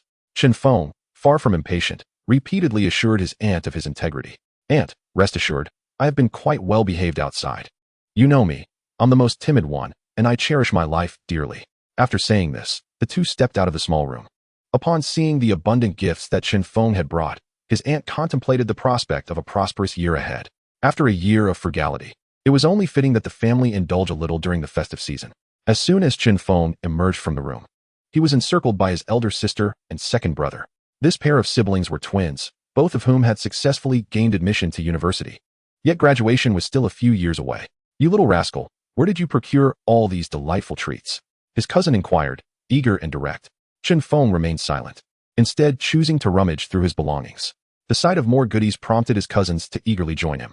From his bag, Chen Feng produced 3 bags of milk candies, 6 pounds of sunflower seeds, and a pound of small cakes, all of which he laid out on the table. At that moment, his little cousin's eyes widened, resembling crescent moons, as she tugged at Chen Feng, causing him to sway back and forth. He raised a finger to his lips, signaling for silence. Shoo, he whispered, urging the 3 of them to keep quiet. He then distributed the 3 bags of candies among them, while also advising his little cousin, remember, you can only have one in the morning and one at night. After enjoying the sweets, brush your teeth, and do not overindulge. Otherwise, you might end up with toothaches, and your teeth will be riddled with cavities. Fearing that his little cousin might not heed his advice, he even resorted to a bit of coaxing. However, the little girl was far too clever to be easily swayed. She was determined to secure the treats for herself first. The others, witnessing her antics, couldn't help but laugh, though they felt somewhat helpless in the face of the family's youngest little princess. As the afternoon approached, Chen Feng's elder brother and his family, along with their uncle, returned home. Both elder brother and sister-in-law were employed in the public security system, his brother at the bureau and his sister-in-law at the police station. She had recently been promoted and had just completed her confinement period, joining the family celebrations for the first time this year. Chen Feng's uncle had just returned from work. The end of the year was a particularly busy time for their supply and marketing cooperative. In such a year, resources were scarce, and the demands for distribution were numerous, with every sector reaching out for supplies. Upon returning home, Chen Feng's uncle was taken aback by the substantial goods his nephew had brought back. Good heavens! Where on earth did this lad gather such an abundance? He felt increasingly perplexed by Chen Feng, who seemed to grow more enigmatic by the day. Meanwhile, Chen Feng's elder sister and aunt busied themselves in the kitchen preparing the New Year's Eve feast. The rest of them found themselves at a loss for what to do and settled in the living room for conversation. Chen Feng noticed that his elder cousin appeared troubled, wearing a frown, and his sister-in-law seemed lost in thought, inattentive to their chatter. After observing for a while, he could not restrain himself from asking, Elder brother, what is the matter? Is there something troubling you? Speak up, and we can all share a laugh together. His words immediately elicited laughter from everyone in the room, especially from his sister-in-law, who was the most amused. His elder cousin's head popped out from the kitchen, curious about the commotion. What is so funny? Do share. Yet, no one responded. They were all too busy laughing, with the little cousin beside their uncle stifling her giggles to the point of almost sniffling. The second cousin even let out a pig-like snort, discovering for the first time that Chen Feng was quite the character. The elder cousin was at a loss for words, unsure how to respond. It's not about food shortages, is it? If you're in need, just let me know. I have enough to share with our family. Chen Feng offered confidently. The elder cousin paused, taken aback by Chen Feng's assurance, before responding, Oh, it's nothing of that sort. It's just a case that remains unsolved, and I can't help but ponder over it. But you're not the one in charge. Why worry so much? Just listen to those who know what they're doing, questioned Chen Feng's second cousin. Isn't this all about vying for promotion? This case involves your elder brother and another colleague competing against each other, his sister-in-law quickly clarified. Oh, so elder brother aspires to hold a position of authority. The little cousin chimed in. This remark sent everyone into another fit of laughter. Once the laughter subsided, the elder cousin explained, well, there's a colleague who joined 2 months after me, yet he is performing better. I merely wish not to be left behind. It's not that I'm overly ambitious. Why not share the details of the case with us? We might come up with some brilliant ideas, Feng suggested. Unable to suppress his curiosity. Although he was not well versed in case investigations, he believed his perspective might yield useful leads. After contemplating for a moment, the elder cousin found merit in Feng's suggestion. A fresh perspective might indeed prove beneficial. Once he had organized his thoughts, he began to speak. Actually, there's nothing confidential about it. It's the case involving the textile factory. We cannot locate the missing female worker. This is our first encounter with a situation where there is no body and no clues. Truly bizarre. While we do have a suspect, he remains tight-lipped and without solid evidence. We cannot charge him, which leaves the case unresolved. The missing female employee, a sensitive case, was the factory's accountant, who had vanished while carrying the payroll for thousands of employees. A rough estimate places the sum at over 40,000 yuan, a considerable amount in this era. Yet, the higher authorities were discreet about the matter, allowing law enforcement to continue the investigation. In those days, the concept of a 10,000 yuan household was virtually non-existent. Possessing even 1,000 yuan in savings was indicative of a wealthy family. The accountant had disappeared shortly after making a bank deposit, seemingly vanishing into thin air. Authorities suspected foul play, but the sole suspect remained obstinately silent. Without any leads on the accountant or tangible evidence, the only option left was to detain the suspect forcibly. The crux of the case hinged on the whereabouts of the accountant. Finding her, regardless of her fate, would likely unravel the mystery. However, despite the days that had passed, not a single clue had emerged. It was incomprehensible for such a significant person to simply vanish in the city. Indeed, our primary goal now is to locate that accountant. Solving this case hinges upon her reappearance, Feng concluded, picking up on the pivotal issue. Have you investigated the route she took after withdrawing cash from the bank? Certainly. The investigation has nearly reached its conclusion, but why do you inquire about this? Do you wish to visit the scene yourself? Sigh, since we find ourselves with idle time, why not take advantage of the quieter streets during the New Year festivities? When you have some free time in the next couple of days, do take me along for a look. If we uncover any clues, that would be splendid. If not, we could simply consider it a casual outing between brothers. Wouldn't you agree? As they conversed, the kitchen had already prepared the meal. Except for uncle and cousin, everyone rose to assist in bringing the dishes from the kitchen. Many hands make light work, and soon the table was laden with food. The family gathered together to partake in the reunion dinner. Aunt, you've prepared 12 dishes today, of which 10 are meat dishes. In a typical household, this would be utterly unthinkable. The family joyfully feasted together. In the blink of an eye, it was the second day of the new year, and Feng accompanied his elder cousin, each riding a bicycle. They traversed the route they had previously determined, which the accountant commonly frequented. This path had been patrolled by the police numerous times, yielding not a single clue. The sole possibility being that the female accountant had never traversed this route at all. Brother, how was that suspect identified? What actions led you to focus on him? Feng's cousin hesitated before responding. Sigh, it's of little consequence. That fellow is merely a gambler. Recently, he has lost a considerable fortune, depleting his entire savings. Coincidentally, he is also a neighbor of the female accountant, both residing in the same alley. At this moment, Feng suddenly proposed, Brother, why don't you take me to the female accountant's home for a look? His cousin immediately frowned, as this matter did not adhere to protocol. Sensing his cousin's discomfort, Feng quickly added, It's all right, brother. We can merely observe from outside. I'm simply curious. With this reassurance, the elder cousin said little more and led the way. Before long, they arrived at a dilapidated residence. Look, that is the suspect's home, Feng remarked. Following his cousin's gesture, he beheld a house in disarray, hardly fit for habitation. It was evident that this dwelling was drafty and unwelcoming during the frigid winter months, rendering it uninhabitable. Reflecting on the fact that the man was currently detained, Feng found solace in the idea that at least he would not suffer from the cold. Noticing that his cousin showed no signs of restraint, Feng began to explore the surroundings of the yard. After more than 10 minutes of searching without uncovering any clues, he found himself chilled to the bone. We've thoroughly investigated this area, yielding no leads whatsoever. Even the hairs found on the ground were meticulously compared. Yet we have come up empty-handed. Could it be that the gambler is wrongfully accused?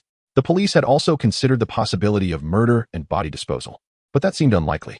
The female accountant had disappeared in broad daylight, and the routes from the bank to her home were bustling with pedestrians. Moreover, the general public today possesses a strong sense of justice. Anyone witnessing something amiss would readily provide information. The police had also contemplated the possibility of the accountant absconding with funds, but a closer examination of her circumstances revealed no such likelihood. In fact, she had previously handled larger sums of cash without incident, and this time, however, things had taken a turn for the worse. Regardless of the individual, someone engaged in such activities would naturally aim to maximize their gains.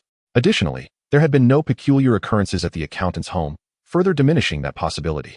After a thorough analysis, Feng concluded that the female accountant had likely been kidnapped or met with foul play, as there was no other plausible explanation for her disappearance.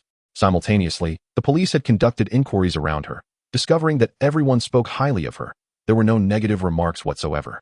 Therefore, the accountant bore no motive to commit a crime.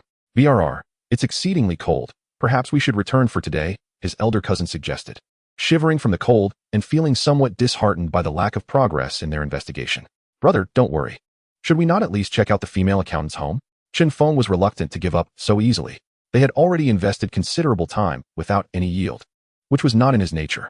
We've already examined her home, the elder cousin replied, leading Feng to the accountant's residence. Upon entering the yard, Feng immediately sensed something amiss. There was a vegetable cellar, typically used by ordinary families for winter storage. Yet, within that cellar lay a corpse, shrouded by decaying vegetable leaves. The entrance to the cellar was conspicuous, with no signs of tampering, suggesting that the police had overlooked this area. Although Feng had discovered a potential lead, he could not reveal it outright, fearing it would startle his cousin into immediate investigation. After surveying the yard, he casually inquired, "Brother, have you thoroughly checked this place?" "Of course we have. There was no sign of anything unusual. We even brought a police dog along. Moreover, there were no traces of struggle within the home. What could possibly be wrong?" Feng slowly retrieved a pack of cigarettes from his pocket, offering one to his cousin. "Does anyone else live here?" "Surely, she cannot live alone. She has a husband. Both work at the textile factory," his cousin replied. "Have you investigated her husband?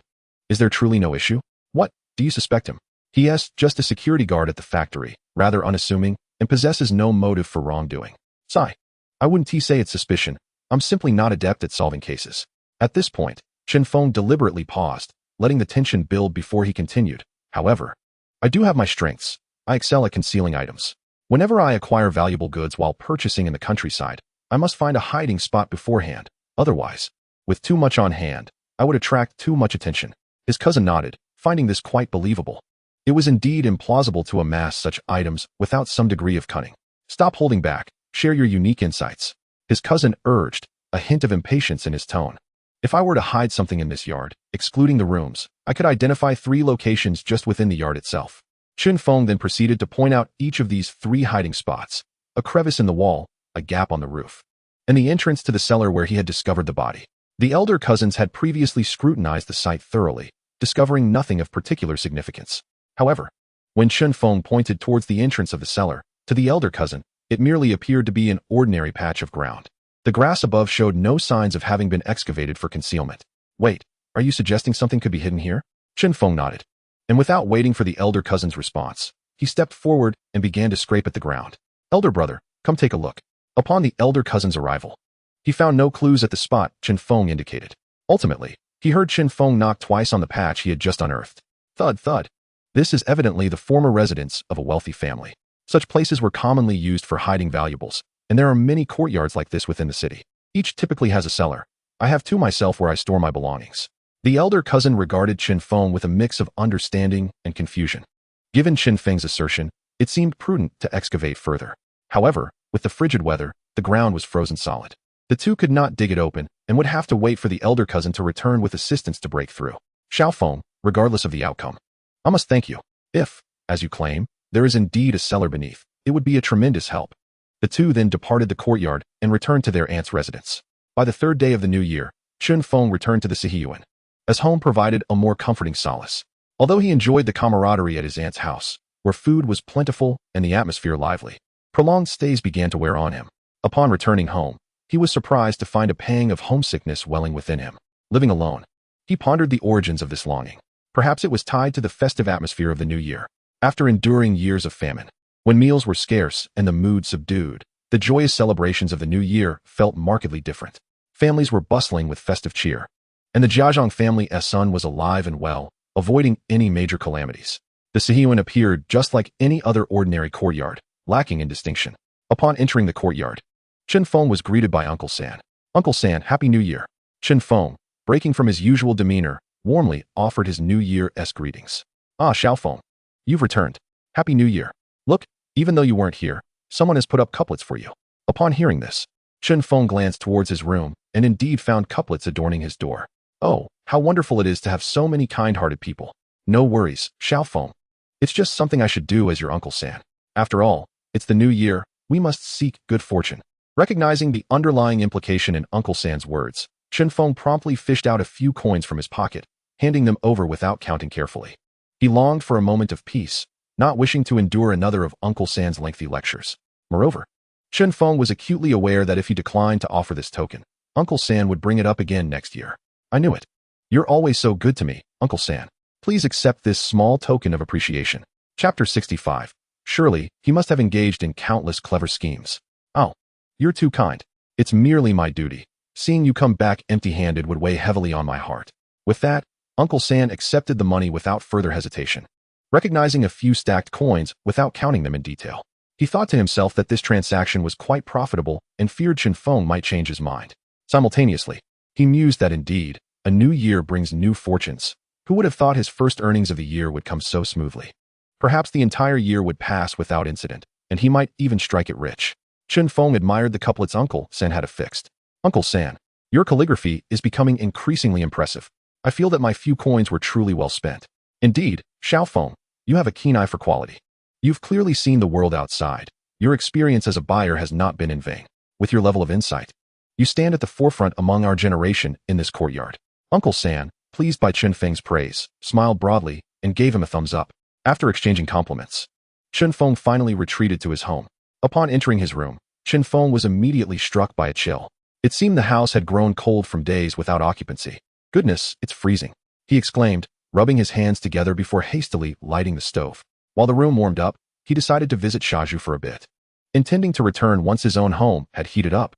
As he approached Shaju's door, he hesitated momentarily. After all, Shaju was a confirmed bachelor. Who knew what he might be doing alone at home? With that thought, Feng chose to knock instead. If he were to push the door open and witness something inappropriate, it would certainly lead to an awkward encounter in the future. Yuju, I've come to wish you a happy new year. Feng, come in. It's freezing out here. Warm yourself. Feng entered quickly, shutting the door behind him to trap the warmth inside. When did you learn to knock? You just got back today? And we haven't had a proper meal together for the new year yet. People say a new year brings new beginnings. And I was just afraid you might have found yourself a sister-in-law. Can you imagine how awkward it would be if I opened the door to find a sister-in-law inside? Shaju, hearing this, couldn't help but envision such a scenario, and a smile crept across his face, though he feigned indifference. Come on now, don't tease me. How could you say that? You've got a job, a house, and you're presentable. If you're looking for someone suitable, aren't they the ones lining up to come to you? At this, Shaju couldn't resist a grin at Feng's flattery. Of course. Just look at who I am. My standards are high. Otherwise, some kids would be in the running for soy sauce. After some light banter, Feng finally inquired, so, how was your new year? Did you celebrate with those elders? What else could we do? It was just me and Yuju celebrating. A few dumplings and some bread. And that was the extent of our New Year's festivities. Feng understood. Currently, Yizonghai had not directed his attention towards Shaju. The Jiazhong family's son was alive and well. There were not many in the courtyard who shared a close bond with Shaju, so it was likely that only the two siblings celebrated together.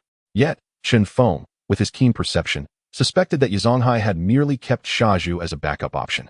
Just moments ago, he had seen Bangung emerging from Yizonghai's residence. As the second choice, Shaju certainly wouldn't receive the best treatment. Nonetheless, Feng found it perplexing that despite Shaju's seemingly carefree demeanor, he was astute enough to notice the dynamics at play. After the death of the Jiazhong family's son, Yizonghai had brought the three families together to celebrate. How could Shaju not see through that? Regardless of his thoughts, Feng found himself devoid of any coherent ideas. So he decided to let it be. After all, the people around him were living quite well. How did that old man from the other side celebrate the new year? Were it only he and his wife experiencing such desolation? After taking a sip of his drink, Feng inquired.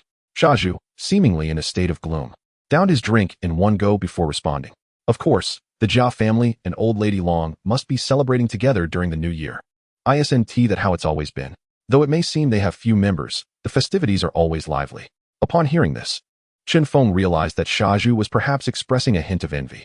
Nevertheless, upon reflection, it was indeed heartwarming that these two siblings consistently spent the new year together. The little one, Yushue, hadn't yet matured, She was still at that age where she craved food but had no one to accompany her. Shaju continued to speak. In essence, Shaju was akin to being alone at home, harboring all his thoughts within.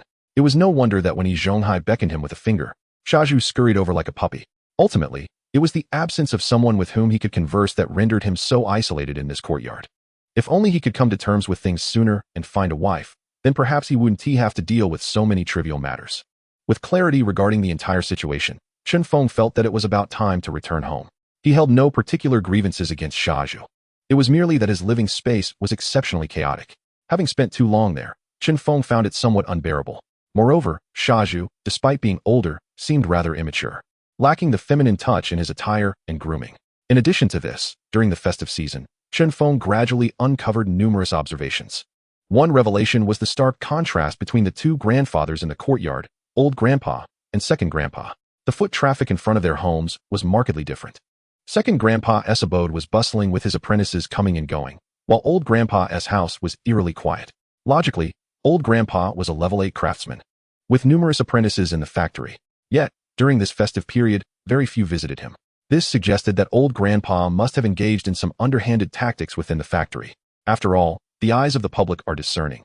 Having taught so many apprentices, it was implausible that not a single one expressed gratitude. Hence, the issue clearly lay with old grandpa. Chen Feng resolved to uncover the truth and deliberately strolled around the entrance of the courtyard for a couple of rounds. The results were quite telling. The apprentices of second grandpa greeted him warmly whenever they recognized him. For his status as a purchasing agent allowed him seamless access within the factory.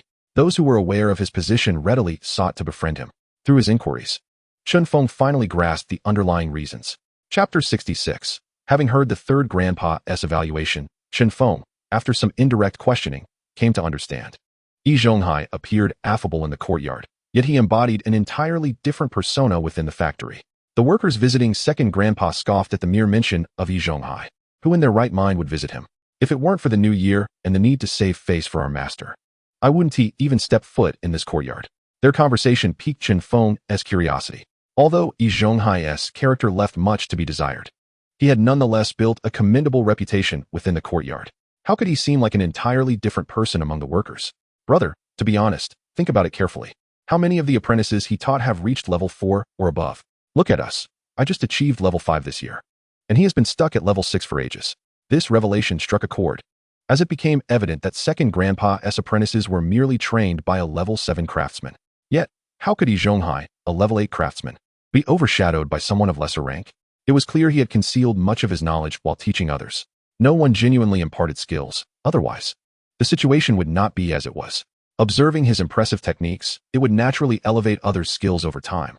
Yet he had only produced a batch of level 4 craftsmen, which explained why no one cared to engage with him. Chen Feng pondered Yi Zhonghai's mindset. As a level 8 craftsman, he stood at the pinnacle among workers. Even if he feared being surpassed by others, achieving that without a considerable passage of time was impossible.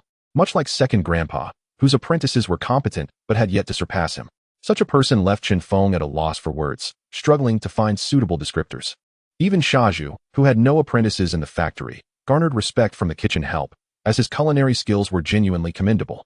Furthermore, in terms of interpersonal relationships, Shaju was quite astute, having no enemies in the workplace apart from Su Damao. Of course, there was also the security captain, but that was another story. Although Yi Zhonghai maintained this facade within the factory, he still put on a show of decorum in the courtyard. Otherwise, he wouldn't have been able to claim his position as the elder. Lu Haizhong and Yin Fugui had always been envious of his status. With this newfound insight, Chen Feng understood that one must view the individuals in the courtyard from multiple perspectives, for one could never truly know what kinds of creatures reside alongside them. In the blink of an eye, over a month had passed since the new year, and the factory had returned to its usual rhythm, with everyone long since emerging from the festive cheer. One day, while Chen Feng was out in the village sourcing supplies, he overheard passers-by discussing Shaju's upcoming blind date, a significant event in the courtyard. Moreover, the blind date was due to arrive shortly. According to third grandpa, Shaju had even gone so far as to purchase half a kilogram of pork to entertain this prospective match.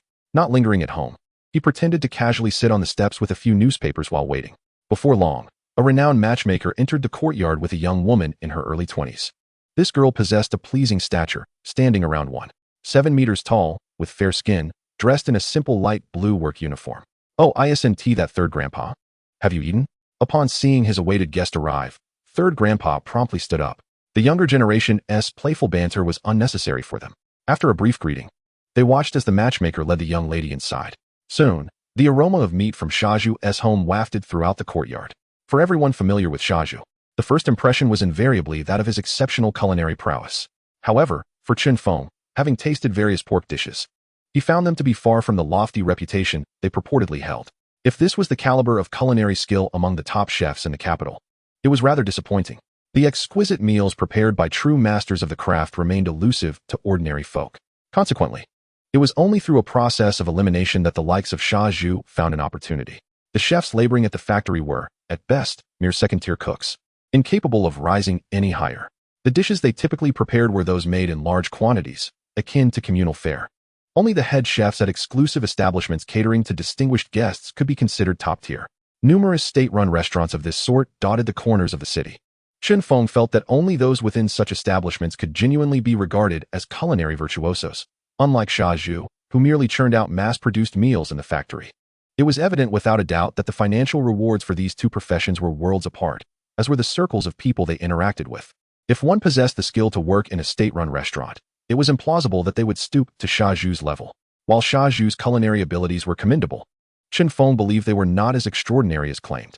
He was particularly adept at Sichuan cuisine, and Feng had only sampled his dishes of that style. Shaju had boasted of his capability to prepare Tin family cuisine, but whether he had ever done so remained uncertain. In this day and age, gathering the necessary ingredients for such dishes would indeed pose a challenge. Furthermore, Feng had heard the evaluation from Sandy Yi, who stated that among all the dishes he had ever tasted, Shaju's was the second most delicious. While making this claim, Sandy Yi humorously held up 2 fingers.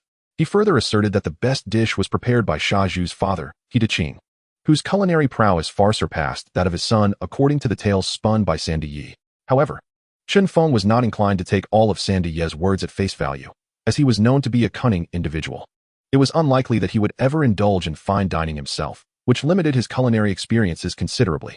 Shortly thereafter, the matchmaking session at Shaju's abode concluded, with the matchmaker escorting the young lady out. Given the brevity of their encounter, it was evident that the meal had likely gone uneaten. The girl, having departed without even dining, probably held little interest in Shaju. Chapter 67, lacking noteworthy merits. Observing the opportunity presented to him, Sandy hurried into the house, fetching a nearly empty bottle of Niu-Lan-Shan liquor to seek out Shaju. Just as he stepped outside, a sense of unease washed over him. He turned back, sneaking into the house to discreetly add half a bowl of water to the bottle. What had once been a bottle nearing emptiness was now over half full. This old man was relentless in his pursuit of any opportunity to capitalize on others' misfortunes. Yet, despite Shaju's boisterous demeanor, he was quite generous, albeit selectively so, especially towards women of grace and beauty. However, in this regard, Yen Fugue had little chance to take advantage of Shaju. The numerous women Shaju had previously brought home had never even brushed against Sandy Yi's grasp. It was not for lack of effort on Sandy Yi's part, but rather that Shaju had outright rejected him in those instances, leaving him with nothing but disappointment. The gifts Shaju had brought back from the workplace had mostly been given to He Yushui, with some also shared with the elderly Long in the courtyard. The bond between Long and Shaju was one of the rare instances of harmonious interaction devoid of blood ties. This likely stemmed from the fact that Long favored Shaju, as one must always reciprocate when one partakes of another's kindness. The remainder of the offerings, aside from what Shaju consumed himself, found their way to the Jiao family, motivated by a desire to alleviate the hardships faced by the children there. At this moment, Feng sat in the room, having turned his thoughts around, and decided to join the fray with a bottle of Erguo-Tu in hand. Brother Zhu, how did it go? Any luck with the girl? Although he had already surmised the probable outcome, Feng feigned ignorance. Don't mention it. It was clear that she wasn't interested in me. Her disdainful gaze said it all. Shaju lamented, thoroughly disheartened, feeling that his half a gene of pork had been wasted, not to mention the emotional investment. What's so special about her? The cooks in my factory earn no more than those common laborers. Look at my house, 2 spacious rooms. Once Yushui gets married, I'll still have one all to myself. I have no obligations to support anyone, which means I'm unencumbered. What sort of bride could I not find? I refuse to believe it. This year, I am setting my sights on finding a wife, one even more beautiful and taller than her, just to make her envious. Upon concluding this proclamation, Shaju downed the rest of his drink in one go. Sandy remained silent, focusing on the feast laid out before them, devouring the dishes with great zeal to fill his own belly before patting it and speaking. Indeed, Xiao Feng, with Sha Zhu's attributes. He could pick and choose from the maidens throughout the entire city. If you ask me, that girl simply had too high of an opinion of herself, having seen too many suitors, which likely muddled her judgment. Just wait for the day she regrets her decision. Sandy Yi was certainly one to echo the sentiments of the food he had consumed. It was merely his mouth that was adept at verbalizing such thoughts. Having already profited from the situation, he now felt inclined to offer some words of encouragement, spewing forth a torrent of praise for Sha Zhu. At this moment, Sha Zhu felt a tad tipsy, for indeed, it is not the wine that intoxicates, but the man who succumbs to its effects. Let them be proud and regretful. It will serve them right. Feng typically indulged in their banter while extracting useful information from their words, gradually piecing together the current circumstances. It was clear that Sha Zhu had taken a liking to the young lady, who indeed held promising prospects. She was a formal employee at a textile factory, and notably, the youngest daughter in her family, having been cherished and pampered throughout her upbringing. She had several elder siblings, all of whom were well established in their careers. Although her parents were somewhat elderly, they received pensions, meaning the family bore no burdens. Most importantly, she possessed an education, a quality where Sha Zhu could not compete. And this extended to her appearance as well. The young lady exuded the poise of a refined lady, while Sha Zhu presented himself in a rather disheveled manner. It was no wonder she would take one look at him and lose interest. After exchanging only a few words, she hastily excused herself, claiming she had matters to attend to at home. It was a shame that all the effort Sha Zhu had put into preparing such a splendid meal went to waste. In truth, during this era, matchmaking encounters typically took place in parks or restaurants. Some, with a touch of artistry, opted for bookstores or cinemas. The matchmaker had specifically arranged for this meeting to occur in Sha Zhu's home. After all, Sha Zhu's only notable skill lies in this one area, which he can truly showcase at home. Moreover, it allows the young lady to see the living conditions, particularly these two spacious rooms. He must first display all his most striking advantages to attract her attention. The room in which Sha Zhu currently resides is the main room of the courtyard, spanning 30 to 40 square meters, larger than many bedrooms. Additionally, He Yushui's room is of a similar size. A few days later, news arrived through intermediaries that the lady was not interested in Sha Zhu. Last week's matchmaking endeavor also ended in failure. Sha Zhu, not being foolish, sensed during their initial meeting that the young woman was not taken with him, and thus he entrusted the matchmaker to put in more effort on his behalf. Having accepted a generous gift from Sha Zhu, the matchmaker diligently advocated for him. Had it been any other family, the matchmaker's silver tongue might have swayed opinions. However, the young lady in question was the youngest daughter, unburdened by familial obligations, and naturally inclined to follow her own inclinations. Eventually, the matchmaker could only advise Sha Zhu to visit personally, offering numerous suggestions. Yet after 2 visits yielded no favorable results, the matter fizzled out. In the matchmaking arena, Sha Zhu lacked many advantages, while his shortcomings were quite pronounced. For instance, his unpleasant demeanor, poor hygiene, and occasional propensity for brawling, particularly impulsive behavior, were all significant deterrents. One glance at his nickname reveals his unsavory reputation in the outside world. Although he has only a younger sister, the thought of needing to care for her for years weighs on the minds of potential suitors. After all, lacking even the most fundamental emotional foundation, the notion of him attending to his sister is unappealing to any respectable family. This is one of the drawbacks of matchmaking. Yet alas, Sha Zhu lacks the means to seek a partner independently. Chapter 68. An innate kindness. Thus, he must rely on the matchmaker for assistance. This time, he seems to have found the right person, as the matchmaker has already visited 4 or 5 times. Although the young ladies have changed several times, she has genuinely made an effort on Sha Zhu's behalf. After accepting Sha Zhu's generous gift, she has been sincerely working to assist him. However, after more than a month of back and forth, the matchmaker concluded with a poignant observation. Whenever someone found Sha Zhu appealing, he himself was unsatisfied with them. The elderly gentleman in the courtyard often remarked that had Sha Zhu's father still been alive, he would have been married long ago. If his father were present, their living standards would undoubtedly have been much higher, and they would likely have moved out of the courtyard long ago, residing in a standalone house. In such circumstances, Sha Zhu's advantages would have far surpassed those of others. Furthermore, had there been an elder capable of guiding Sha Zhu, he would not have been so capricious in his choices. In this era, there are not many romantic tales. It is about 2 individuals who find mutual attraction, and when both families meet and are satisfied, the alliance is considered suitable as long as they are of equal standing. Indeed, Sha Zhu's father did provide him with the largest room in the courtyard. Without these 2 rooms, it is likely that fewer women would have even considered visiting Sha Zhu. Moreover, he raised Sha Zhu to adulthood, imparting to him a valuable skill set. Even Sha Zhu's current job at the factory was arranged by Daqing back in the day. Even in his presence, Shaju received substantial assistance. As for other matters, that is another story. Furthermore, Daqing was only in his 40s and possessed some wealth, giving him greater capability and a more polished approach to interpersonal relationships than Shaju. He could not be expected to support the two siblings indefinitely, leaving Shaju to live a life of solitude. Not to mention, a diamond bachelor such as him would undoubtedly attract the attention of many widows. By a twist of fate, he encountered a young and charming widow, awakening the family's ancestral genes. Without hesitation, he eloped with her. There is no need to mention his father or Daqing. Even now, should Shaju encounter such a woman, he would likely find it hard to resist. The widow needed a man to provide for her, and she found in him a suitable companion. Shaju, however, remained oblivious to her intentions. Consequently, Daqing had no choice but to leave the two siblings and seek a means to support another family. In retrospect, this mirrors what Shaju might face in the future, neglecting his own son to raise another S. It seems that Daqing's only regret in life may be for his little daughter, Yushui. Yet, how could Shaju possibly feel he has wronged anyone? All his troubles stem from his own actions. Furthermore, he cannot absolve himself of responsibilities towards Yushui. Even now, he diligently sends her monthly living expenses. However, unbeknownst to him, Daqing, despite his intelligence, misjudged the character of those around him. Every month, the living expenses were entrusted to Yizongshan for delivery, yet one elder misappropriated the funds. No one would have suspected that the highest-paid worker in the courtyard could conceal a young girl's living expenses in his own pocket. In his dealings with others, he never exhibited such avarice.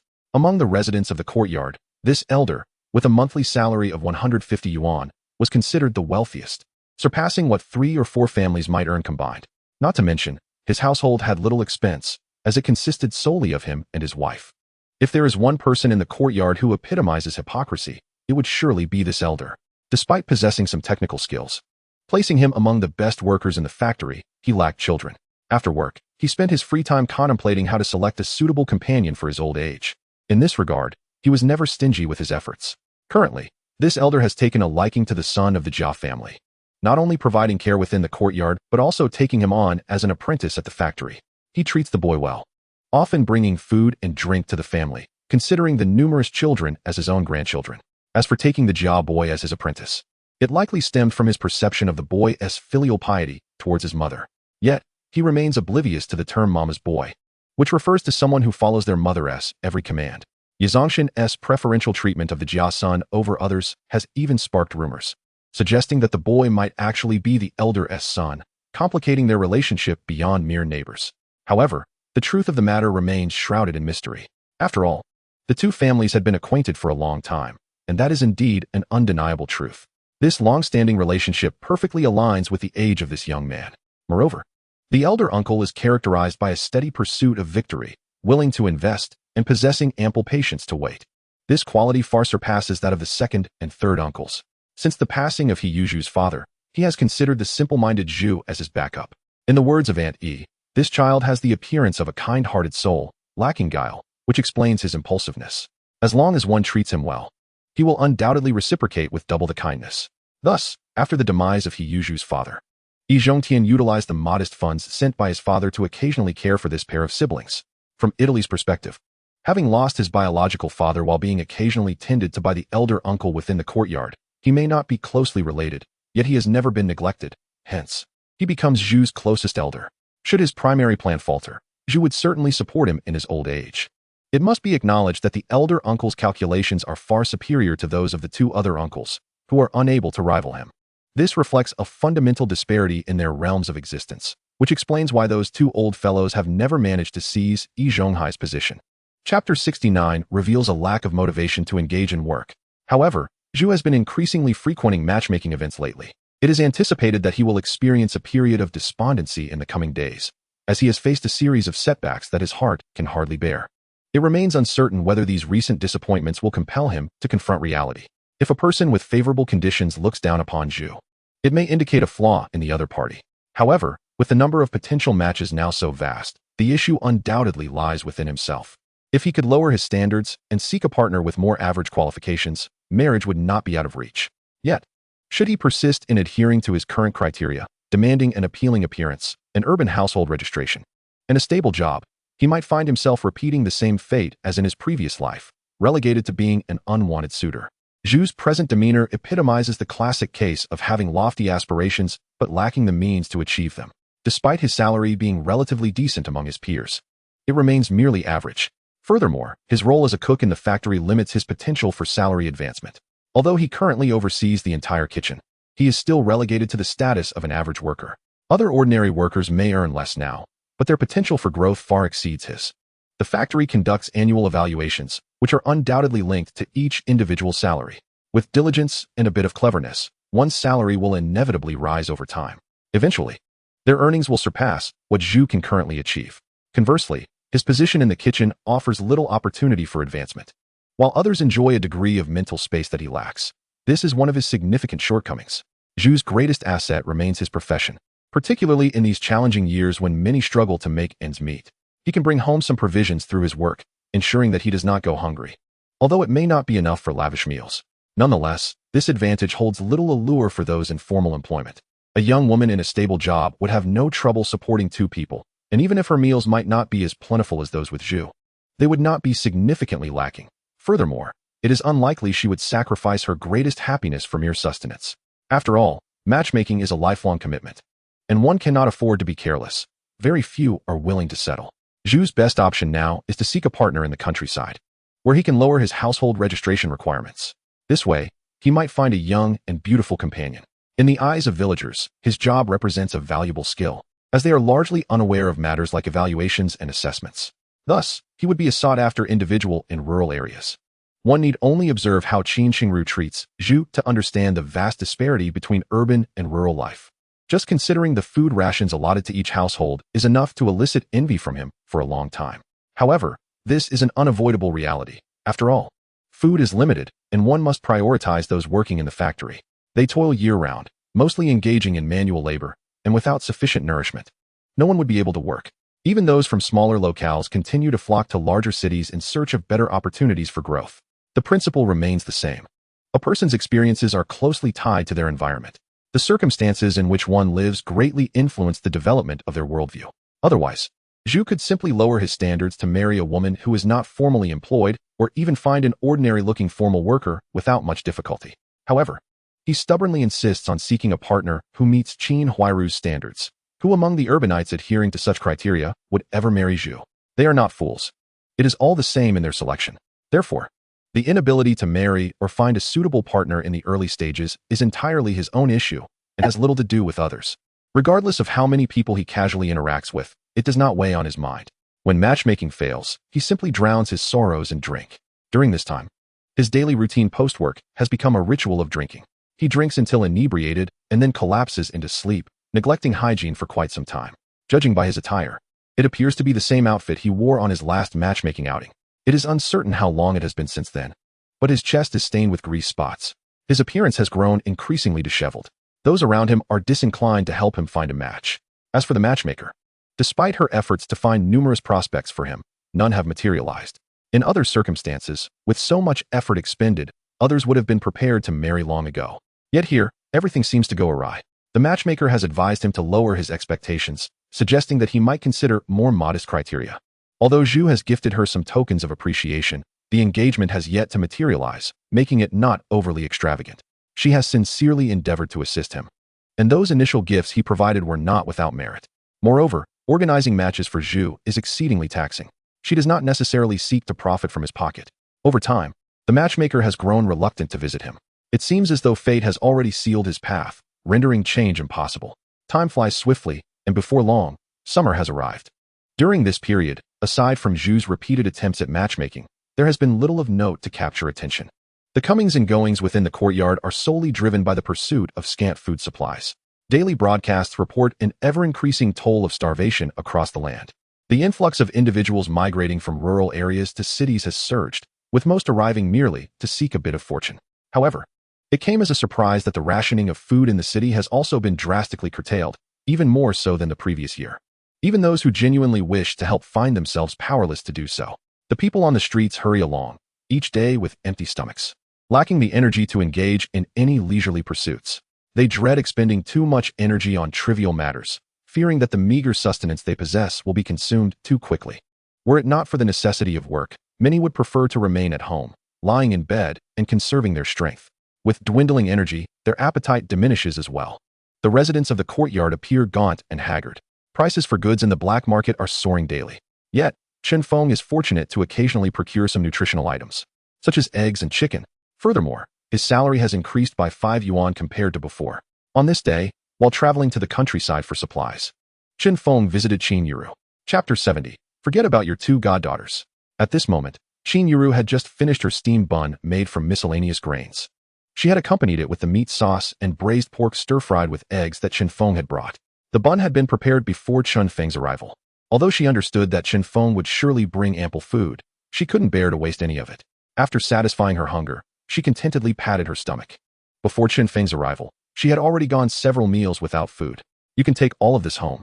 Feng indicated towards the meat sauce and pork on the table, while pulling out a cloth bag he had prepared in advance. But do remember, be extremely cautious while consuming these. Don't let anyone see. Upon hearing Feng's patient admonitions, Qin Yuru chuckled softly. What?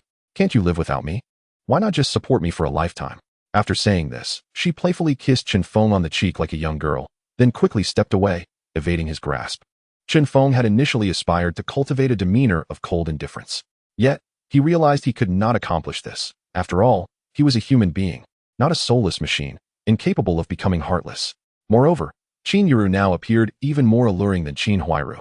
The two women's figures were comparable, but Qin Yuru, having eaten better, radiated a vitality far superior to that of Qin Huairu, elevating her overall complexion several notches. I find myself perpetually hungry, always with an empty stomach. This sentiment resonated with the current plight of the majority. Yet, Qin Yuru, at least occasionally, benefited from Feng's generosity. The disparity in their lives was stark. Observing Qin Yuru's playful antics before him, Feng feigned annoyance. That bag contains quite a bounty for you, if you don't behave. I might just take it all back.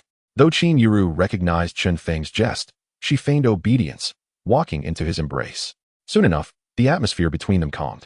Qin Yuru dutifully lit a cigarette for Feng, then began to tidy up the remnants of their earlier engagement. After exhaling a puff of smoke, Feng inquired, "How are things in the village?" Pausing for a moment, Qin Yuru replied, "The situation is dire. Many are utterly drained of strength and cannot perform agricultural labor. They survive on merely 2 bowls of thin porridge each day. You saw it for yourself when you arrived. The leaves on the mountains are barely budding, as they have been harvested for food. Alas, had it not been for you, the 3 of us would have likely starved long ago." As she spoke, she began to sob softly. Feng sighed helplessly. There's little that can be done. The city is in a similar state. In fact, it's far worse than one might imagine, as the population density has stripped the surrounding hills of greenery. Even inedible weeds are being scavenged to mix into watery porridge for survival. Times are tough everywhere. Had I not prepared a substantial stockpile beforehand, I would likely be in the same predicament. I doubt I would have the strength to keep running to your aid. After Feng spoke, Qin Yuru remained silent. Moving closer to him, my parents are in the same condition, their bodies swollen and unable to move, let alone work. I wish to assist them, to bring them some food, but I am frightened. I dare not go. Upon hearing this, Feng dropped his previously light-hearted demeanor, his expression sobering as he asked, "What? You can't be serious?" "No, I am scared. Besides, my supplies are limited, and I worry they might become dependent on me, causing my children to suffer as a result. While they are my parents, I now have children of my own. I am also a mother. I am torn, feeling compassion for my children while not wanting to abandon my parents. However, given the current circumstances, I have no choice but to prioritize my children." As she spoke, tears streamed down her face once more. After a lengthy silence, Feng gently reassured her, "It's all right. You are doing the right thing. When food is scarce, it is only natural to ensure your children are fed first. What parent wouldn't do the same? This is the harsh reality of village life. In a village, you can scarcely walk a few steps without encountering a relative. Everyone knows each other. If you open this door, it will become complicated in the future. Thus, one must harden their heart and turn a blind eye. If you show weakness, the outcome is predictable. Eventually, you will be devoured by those you wish to help. While your intentions may be noble, you cannot use your kindness as a litmus test for the treachery of human nature. Otherwise, you risk losing everything. You need not worry excessively about your parents. They are seasoned individuals who have endured such hardships before. As long as they are willing to take action and remain diligent, they will not starve. The most challenging times of the year are winter and the early spring." After comforting Qin Yuru, Feng rolled over and got up. A tempestuous flurry ensued, and after several rounds of vigorous intimacy, the bed was left in disarray, completely unfit for sleep. Only after both had expended their energy and changed the sheets did they finally succumb to a deep slumber. After delivering provisions to Qinyiru, Chen Feng hastened to aid Wang Meili in her time of need. He calculated that if he delayed any longer, Wang Meili would not be able to endure much longer. Upon seeing Chen Feng, Wang Meili immediately exclaimed, "What is the matter? Have you forgotten about us three? While forgetting me is one thing. Surely you can't have forgotten your two goddaughters." Hearing Wang Meili's sarcastic tone, Chen Feng realized he had indeed arrived a few days late. Approaching her, he embraced Wang Meili in a comforting manner. "Why don't I just take you all to the city to live?" At this suggestion, Wang Meili appeared startled and quickly pushed Chen Feng away. "Let us put an end to this. The three of us have finally found a moment of tranquility here, and we must not disturb it any further. Moreover, with so many people in the city, the crowd is both numerous and watchful, and the scrutiny is quite severe. I am rather timid and dare not venture out." After some contemplation, Chen Feng recognized that this was indeed not an opportune moment. Food supplies in the city are exceedingly scarce, and inspections are stringent everywhere. Thus, it is best to refrain from any further actions. Chapter 71. Why must we stir things up unnecessarily? Chen Feng did not keep Wang Meili in suspense. He quickly revealed the items he had brought along. "These provisions should suffice for a while. Be sure to store them well.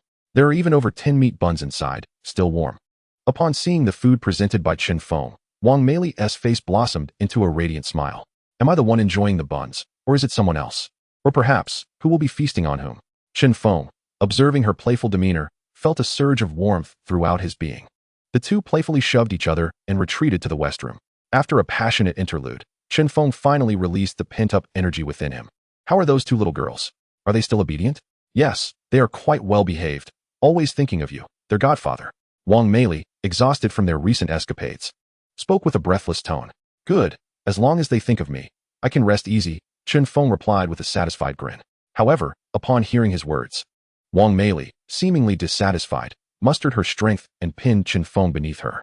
With a hint of feigned grievance, she lamented, "Why do you only care for them? What about me? No one cares about me."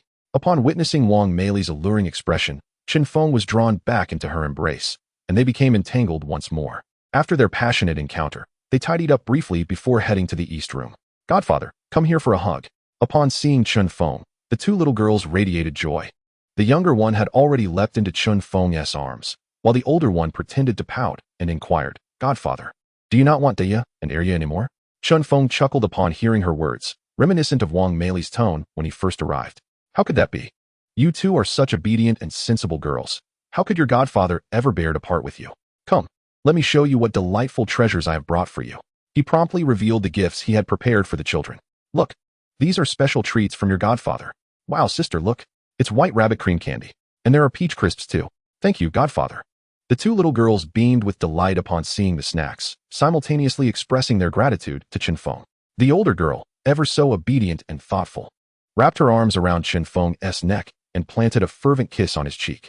Seeing this, the younger girl began to feel jealous and rushed over, wanting her share as well. Witnessing the joy shared among the three, Wang Meili felt a deep sense of happiness. Alas, Chen Feng could not remain by their side indefinitely. While the two little girls competed for the snacks, Chen Feng seized the opportunity to stealthily pat Wang Meili's alluring figure. "Let us indulge in some playful antics later," he whispered. Wang Meili, taken aback, glanced at Chen Feng, recalling the playful escapades they often engaged in, most of which were devised by him. Many of these experiences were new to her. Could there be further surprises in store? Noticing the look of confusion in her eyes, Chen Feng leaned in closer and quietly instructed, "Later, I want you to wear some of those old outfits you have kept for me to see." "What outfits?" "I have long disposed of my old things." Chen Feng gently grasped Wang Meili's delicate face and gazed into her eyes. "I have a feeling you still possess quite a few. At the very least, you must have kept one chi pao, for that style was all the rage back in those years." Upon hearing Chen Feng's words, Wang Meili fell silent, her expression turning serious. Realizing she was still unwilling to reveal the truth, Chen Feng continued, "Do you think I would believe your previous claims? I am not a fool. Even if you currently wear only a coarse cloth gown, I sensed your unique aura the moment we met. After all this time spent together, do you still doubt me? Do you think I lack money? Each time I visit, I bring you so much food." Wang Meili, contemplating Chen Feng's words, thought to herself, "Indeed, this young man is not short of wealth. Yet, should she divulge the truth?" Subsequently, she replied, "Of course, I know you have money. Anyone who can procure such abundant food must have considerable wealth. However, I have no interest in that. If I wanted to make money, I could easily find a way. But in this current climate, food is worth more than gold.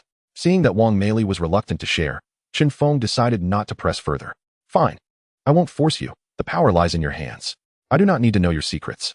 I merely hope that our relationship, which has evolved from its initial state, could be more open and sincere. You may choose to end this relationship at any time. All you need to do is speak.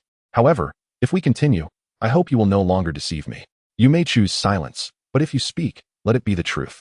Upon hearing Chen Feng's words, Wang Meili stood frozen, staring at him, and then suddenly sank to the ground, weeping uncontrollably. Woo-woo. How can you press a woman like this? Is it fair? Yes, I once served others, and I do possess some jewelry, but must I divulge everything? Seeing Wang Meili in tears, Chen Feng felt a pang of concern and drew her into his arms. All right, if you don't want to say anything. It's fine. I am not interested in how much you have. I do not wish to pry into your past experiences. Wang Meili ceased her sobbing and looked into Chen Feng's eyes. Then what exactly do you want me to say? Why must you stir things up like this? You did not deny having a cheap how earlier. Hurry and change into it for me to see. I wish to know how the attire of those high-ranking officials truly appeared. Wang Meili stared at Chen Feng for a long while, finally realizing his intentions, which left her both amused and exasperated. You rascal! Do you intend to frighten me like this? You should have said so earlier. After all this scheming, are you trying to give me nightmares tonight? Though she did not explicitly forgive Chen Feng, she still retreated into the inner room, continuing to chatter away.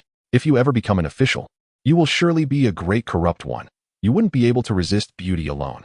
Chapter 72. Why are we discussing principles today? Thank you for the compliment. My lady, Chen Feng added with a final remark. Before long, Wang Meili emerged, having changed into her attire. Upon seeing her appearance, Chen Feng felt no inclination to exchange any playful banter. He had pressing matters at hand and was in a hurry. He rushed forward, embracing Wang Meili and heading straight towards the west room. During this period, Chen Feng had resumed his treasure-hunting endeavors. His previous forays into treasure-seeking had yielded a plethora of valuable items. Now, with time on his hands and a lack of other engagements, he ventured into various abandoned estates. To his astonishment, he unearthed a considerable bounty: large yellow fish, small fish, and yellow fish combined, totaling over 300. He also discovered more than 600 silver coins, along with a multitude of other jewelry and ornaments whose names eluded him. Although Chen Feng could not enumerate each item's name, he surmised that any of these treasures would fetch a handsome price if sold. He couldn't help but reflect on how adept the affluent were at concealing their possessions. Were it not for his extraordinary luck, he doubted he would have ever stumbled upon even a fraction of these treasures. However, he took solace in the fact that their concealment had ultimately benefited him. Chen Feng no longer experienced the exhilaration he felt when he first embarked on his treasure-hunting journey. The items he now possessed, while undoubtedly valuable, were of no practical use to him. He could not find a suitable outlet for their conversion into cash. In this peculiar period, redeeming gold required a visit to the bank, necessitating the registration of one's real name, undergoing scrutiny, and providing a clear account of the gold's provenance. Chen Feng had no intention of engaging in such folly. Even if he were to consider it, that would be a matter for the distant future. For now, he needed to meticulously store each item. Yesterday, during the weekend, Chen Feng took a leisurely stroll and, upon returning, was greeted by a cacophony emanating from the courtyard. Curiosity piqued. He wondered what the commotion was about. Why was there such a ruckus today? Could it be that Jia Zhang's son had met an untimely demise? Surely not.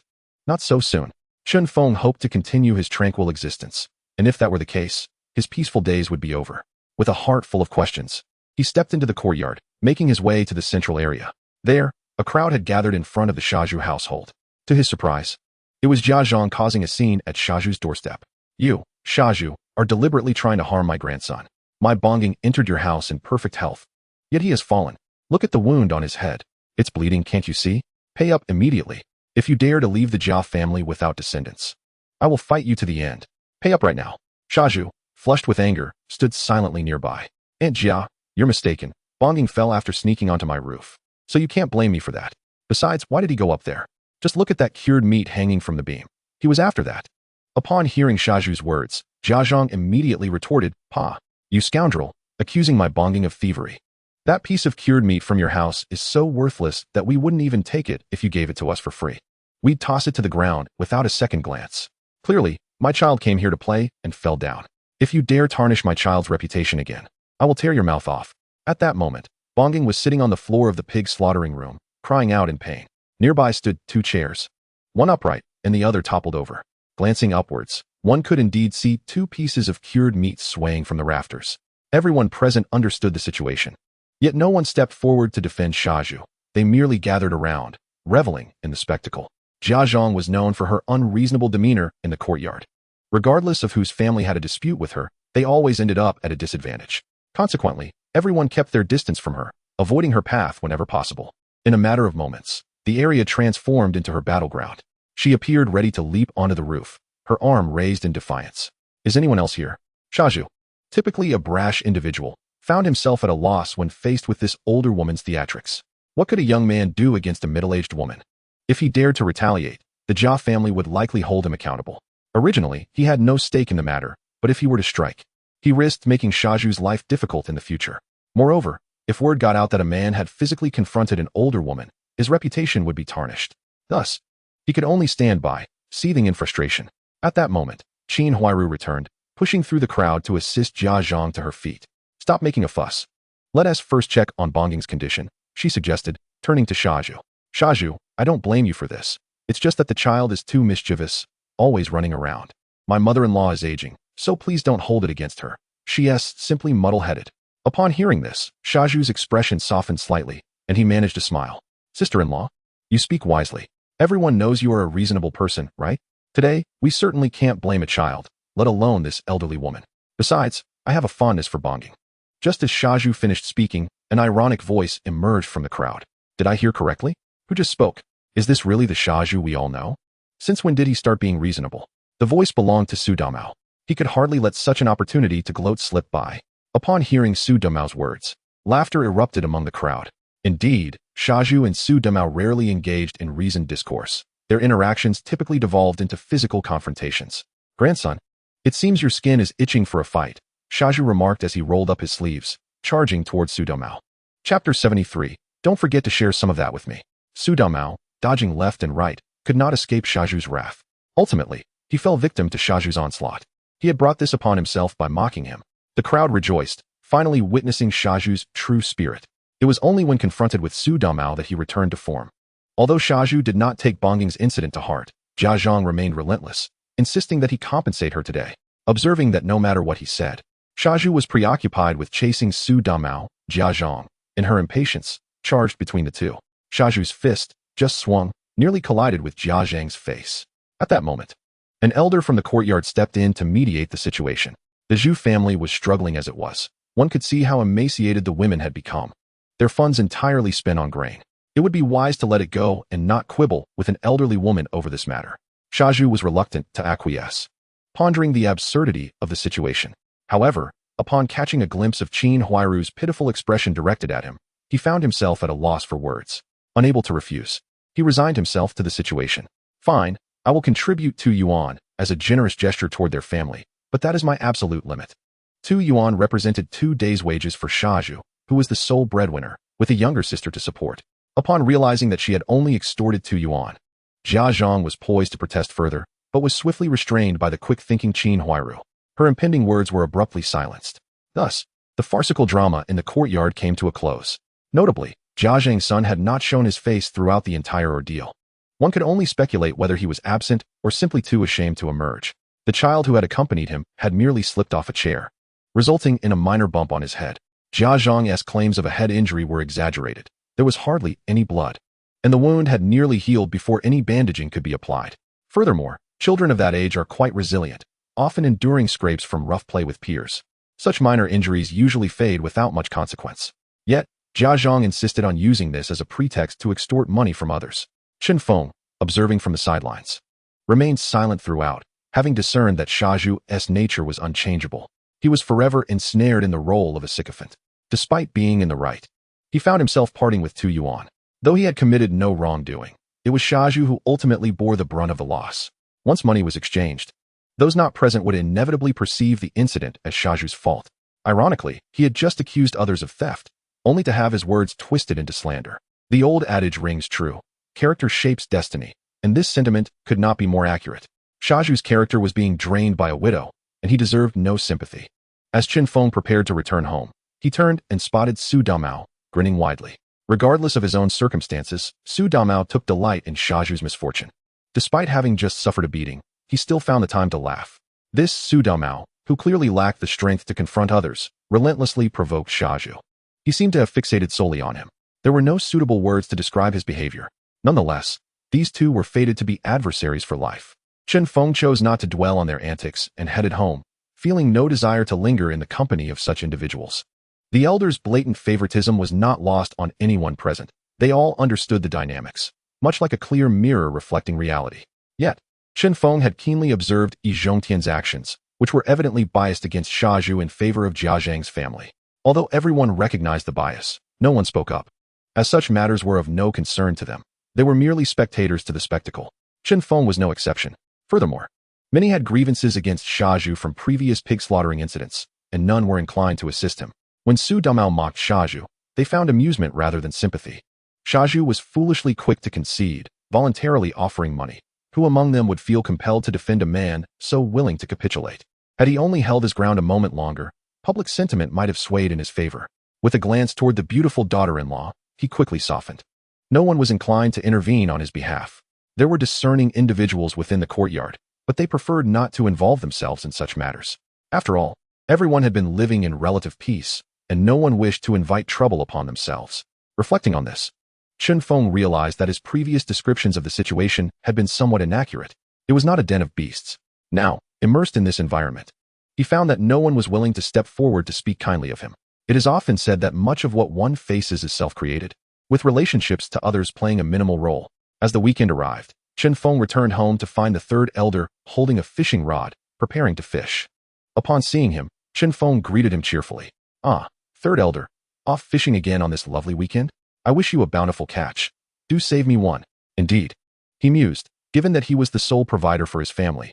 If he did not venture out for some wild game, he might not eat meat for months. "If I catch plenty, I'll surely share one with you." Feng, upon hearing this, thought to himself, "It would be remarkable if you were to give me fish for free. The sun would rise in the west first." After expressing his thanks, Feng turned to leave. But the third elder called him back. "Xiaofeng, you're still single, aren't you? How about I set you up with someone? Just tell me what you like. No need to worry about me, third elder. I'm quite free and at ease as I am. Why would I want someone to manage me? What kind of thinking is that? Marriage is a significant milestone in life. The sooner you marry and have children, the better." The third elder persisted, clearly determined to convince Feng. Chapter 74. The quest for a piece of meat is proving to be exceedingly difficult. Feng, observing the third elder's unyielding demeanor, hastily waved his hands, saying, "Having a son doesn't guarantee filial piety. If one is unfortunate enough to marry a wayward wife, who has to say the child is even yours? I want nothing to do with such matters." With that final remark, he strode into his house without looking back.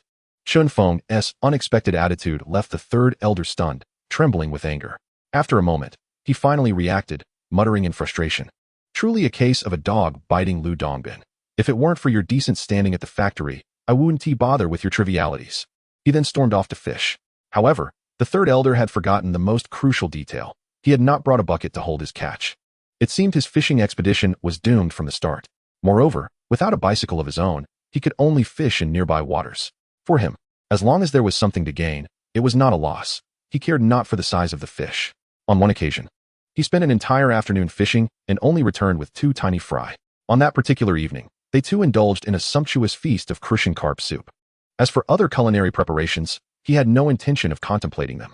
In their household, every drop of oil was regarded as a precious commodity, with fish soup being the most economical choice. That morning, Feng had merely tidied up the house a bit, and by noon, Su Damao unexpectedly dropped by for a meal. However, Su Damao was quite perceptive. He never arrived empty-handed. Regardless of what he brought, be it a morsel of preserved meat or a few eggs, he always contributed something.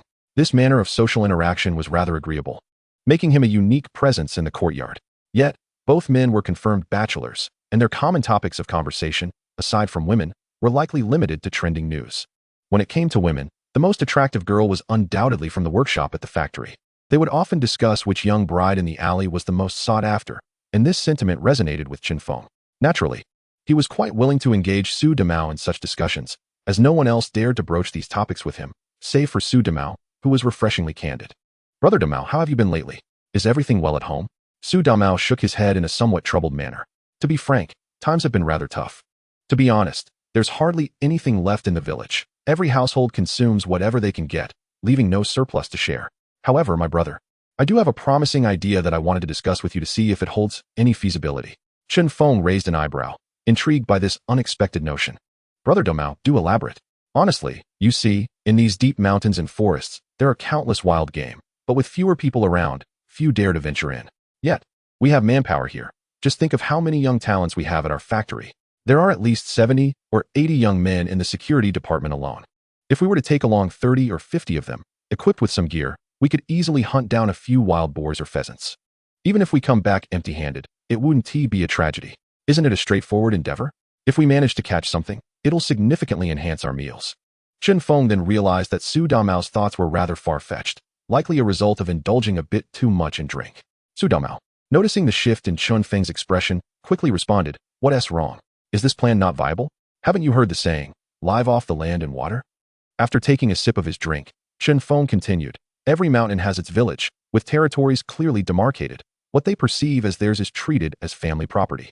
Even if you were to infiltrate their domain without being detected by the local hunters, what you catch would ultimately remain with them. The villagers hunt together, distributing their spoils amongst themselves, with the hunter merely receiving a slightly larger share.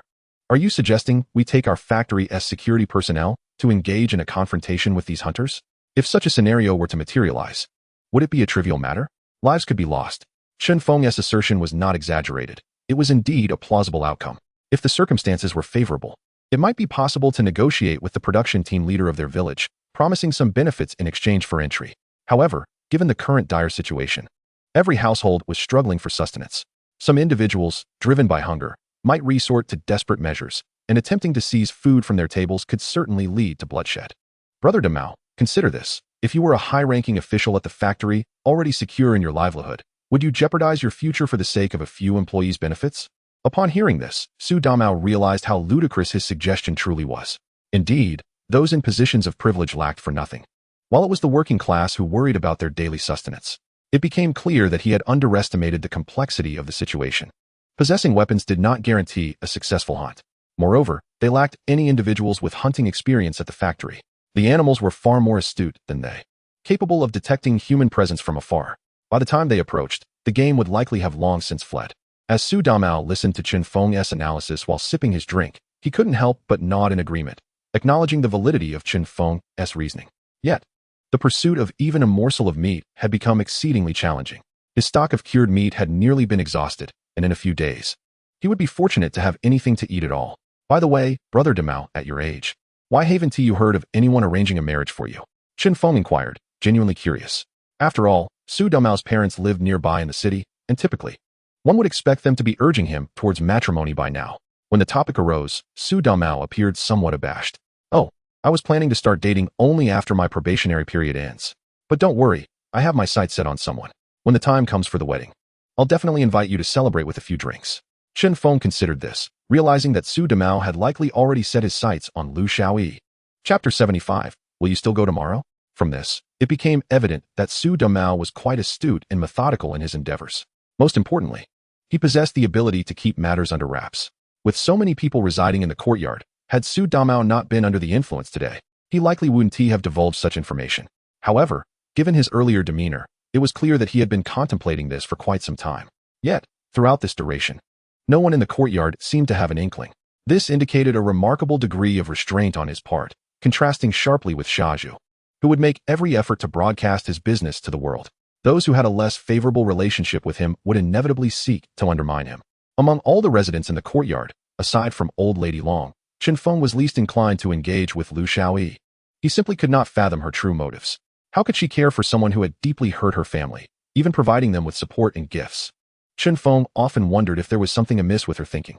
If she didn't possess some form of masochism, it was difficult to explain her actions. A normal person wouldn't behave in such a manner, especially towards someone who had harmed her parents. If it were merely a matter of enduring personal suffering and eventually choosing to forgive, that could be understood. However, Lu Xiaoyi's insistence on her parents forgiving that individual was something Feng found utterly unacceptable. Moreover, he lacked any desire to alter Lu Xiaoyi's fate. If her character remained unchanged, no one could influence her. Even if assistance were provided to navigate her current troubles, she would inevitably find herself ensnared in new predicaments down the line. Moreover, Feng is certainly not the kind of benevolent soul who can concern himself with the affairs of others.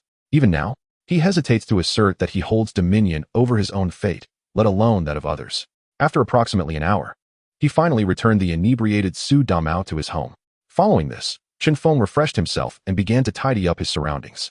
By around 8 or 9 in the evening, he rode his bicycle to deliver 15 pounds of eggs to his aunt's residence.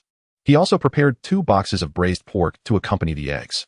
His sister-in-law had recently given birth to a robust baby boy, whose chubby, fair complexion brought immense joy to his aunt. It is a common occurrence nowadays for young mothers to face issues with insufficient milk supply. Thus, bringing eggs as nourishment is a thoughtful gesture.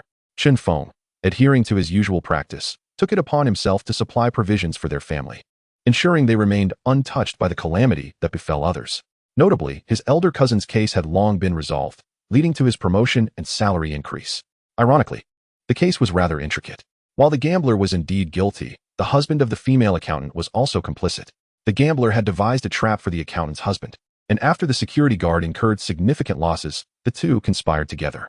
Ultimately, they not only shattered their own families but also found themselves imprisoned. Thus, in life, certain matters must remain untouched. A careless encounter with them could lead to dire consequences. During this period, Feng was exceedingly cautious with his meals, fearful that others might unearth his secret. Nevertheless, he recognized that such a ruse could not endure indefinitely, as his demeanor was markedly distinct from that of his peers. Even with the best attempts at disguise, the difference would remain glaring. It is worth noting that there were still 2 years left in this phase of his life. With time, those who struggled to find adequate sustenance would inevitably experience physical changes. Even Feng, no matter how discreet he tried to be, might find himself at risk. However, the incident with third uncle going fishing had indeed sparked a brilliant idea in Feng's mind. If he could occasionally procure fish and openly enjoy them in front of everyone, even if he gained a little weight, it would likely raise no suspicions. After all, the fish would be right there.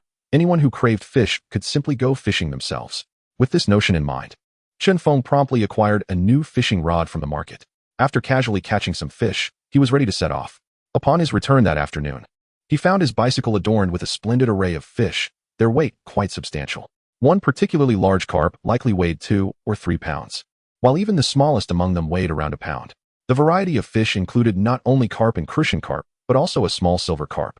Feng intended to prepare the large carp as grilled fish for dinner. Third uncle, idly wandering near the entrance of the courtyard, caught sight of Feng's impressive haul from a distance. His disbelief was palpable as he observed the bounty, his glasses nearly slipping off his nose. He rushed over, pointing at the fish in astonishment. "My goodness, are these real? Feng, where did you catch them? Tomorrow, I want to accompany you." Third uncle lamented that recently, fishing had yielded only small fry, hardly enough to satisfy a meal, let alone serve as a proper catch. In his heart, he mused that even if he brought home the fish, he would scarcely have enough to share with his family, who were all eagerly awaiting their share. It seemed more prudent to exchange them for money, which would offer him greater peace of mind. As he gazed at Feng's abundant catch, a twinge of jealousy began to stir within him. How could this kid be so fortunate? Why can't I have such luck? It infuriates me. If I could catch this many fish every time, I might as well quit my teaching job and focus solely on fishing. I could feed my entire family with ease. Third uncle, do you truly think these are fake? Of course, they are all from my catch. Who else would bring me fish? I'm merely a humble supplier. Feng declared, puffing with pride as he showcased his spoils. Feng, will you go again tomorrow? Bring third uncle along. It would be beneficial for both of us to have each other as support. Wouldn't you agree? Third uncle's intentions were clear. He was eager to accompany Feng to his fishing spot. Feng, considering this a fortuitous alignment with his own desires, resolved to first tease this old rogue's appetite before revealing his plan. Feigning a cough, he said, "Third uncle, I've been rather busy lately. Let us discuss it later. Besides, with so many fish here, I have enough to last me several days. I might not even finish them all, so I've certainly satisfied my cravings for now." After saying this, he wheeled his bicycle into the courtyard. Yet, third uncle persistently followed him, fully aware that Feng was merely flaunting his bounty. Ironically, it was third uncle who had first suggested fishing in their courtyard, and he had been the only one to maintain the practice. Unexpectedly, Feng had surpassed him, achieving remarkable success in fishing right from the start. However, there was no time for anger. Third uncle was singularly focused on uncovering Feng's fishing location. "Oh, Feng, why not this? Later, I'll come by your place. It's been ages since we had a drink together. Let us enjoy a good glass today." Third uncle pondered that since he couldn't extract the information directly, perhaps a few drinks would loosen Feng's tongue. The sight of the fish had already whetted his appetite. If he could snag a few bites for free, it would be a tremendous gain. Feng shot a disapproving glance at third uncle and replied, "Third uncle, you know the times we are living in. Isn't this just a daydream? It's been ages since any savory aroma wafted from my home. I can hardly spare any for myself. Even if you placed a whole cow in front of me, I could eat it all by myself. Calculating the time, Feng realized he hadn't had meat in several hours. From this perspective, he was indeed speaking the truth and was quite sincere. Third uncle, embarrassed, smiled sheepishly and stepped aside, allowing Feng to enter the courtyard. In truth, third uncle never genuinely expected to dine on Feng's fish. It was merely a habit. Regardless of the outcome, one must always attempt to cast one's line. This was third uncle's second guiding principle in life. Who knows, if Feng inadvertently let something slip, he might just end up with a meal. Even if Feng refused, he would suffer no loss. Moreover, at this moment, there were no other souls in the courtyard, leaving only the two of them, shielded from the ears of outsiders. With no one to overhear, there was no one to mock him. It was only Feng, left to defend himself with empty words. Thus, he entered the courtyard, fish in tow. A few curious onlookers, peeking through the windows, caught a whiff of the fishy aroma and discreetly craned their necks to see Feng returning with his fishing rod. They could only swallow hard, suppressing their own desires. After all, in these trying times, who could resist the allure of meat? It had been months since they last savored even a hint of its richness. Despite their efforts to stifle their cravings, their mouths betrayed them, watering at the thought. This reaction was entirely natural. Anyone who had endured such prolonged hunger would respond similarly upon encountering meat. Feng, either intentionally or inadvertently, cast his gaze around and noticed the few inquisitive faces peeking in. The expressions of those onlookers revealed to him just how significant his catch was. He had not anticipated that a mere handful of fish could evoke such longing in these people. He silently resolved to be more discreet in his future endeavors. As these thoughts swirled in his mind, he stepped into the courtyard, secured his catch, and began the process of preparing the fish. He placed them beside the water trough and picked up his tools to start removing the scales. Feng had long mastered this task, and after scraping the scales off, he utilized a kitchen knife to clean out the entrails. Afterward, he commenced the preparation of the accompanying ingredients. Tonight, he intended to feast on grilled fish. So he began gathering the necessary components, including potatoes and bell peppers, none of which were in short supply. He also readied some scallions, ginger, and garlic, treating them with a simple finesse before setting them aside. This time, he even retrieved his nearly depleted dabanjiang, mindful of its scarcity, alongside oil, salt, and vinegar. Given the inclusion of green and red peppers, he refrained from adding any dried chilies or overly pungent spices. Once all preparations were complete, Feng set about crafting his grilled fish. The sound of oil sizzling in the pan filled the air as he slid a whole fish into the hot oil. Oh no, I forgot to sprinkle salt. I must avoid sticking. Although Feng was quite adept in the culinary arts, it had been some time since he had prepared meat in front of others, and he had overlooked this crucial step. Fortunately, the fish emerged from the pan intact. After frying it to perfection, he began sautéing the accompaniments. Soon, the courtyard was awash with the tantalizing aroma of grilled fish. At this moment, everyone in the courtyard was acutely aware that Feng had returned with several large fish and was busy cooking. Jealousy coursed through their hearts. Yet none possessed the skill to replicate his feat, leaving them feeling helpless. They could not simply rush out and seize his grilled fish. That would be utterly disgraceful. Though it had been a long time since they had savored the taste of meat, they were not so desperate as to resort to such measures. After all, the residents of this courtyard were, at the very least, employed workers who could manage a daily meal. If they truly found themselves in a position where food was unattainable, they would have long vacated the courtyard. In the Jiazhong family, the eldest grandson, Bang Gong, was already crying from the tantalizing scent wafting in. Yet, there was nothing to be done. Feng was certainly not an easy mark, and the differences between them were stark. Thus, Qin Huairu had never let her child out, fully aware that even if he were to venture outside, he would be denied any food. After all, she had attempted this before, nearly at the cost of her own safety. Moreover, the current circumstances were even more dire than before. Given Feng's character, he was unlikely to share even a morsel. Recognizing this outcome, she chose to keep Bang Gong confined indoors to spare them both the humiliation. Meanwhile, Jia Zhang sat fuming on the Kong, cursing the lack of respect shown by the young man who had caught a few fish without even considering to share. This ungrateful wretch, she muttered. He has no upbringing, no regard for the elderly or the young. Caught a few fish, and doesn't he even think to bring some to me? He never find a wife with such a lack of filial piety. Qin Huairu, listening to her mother-in-law's tirade, struggled to swallow her own saliva, feeling the pangs of hunger. Their household was worse off than others. They could barely afford the meager cornmeal buns, and each meal was just a thin gruel. The portion Qin Huairu received was little more than water.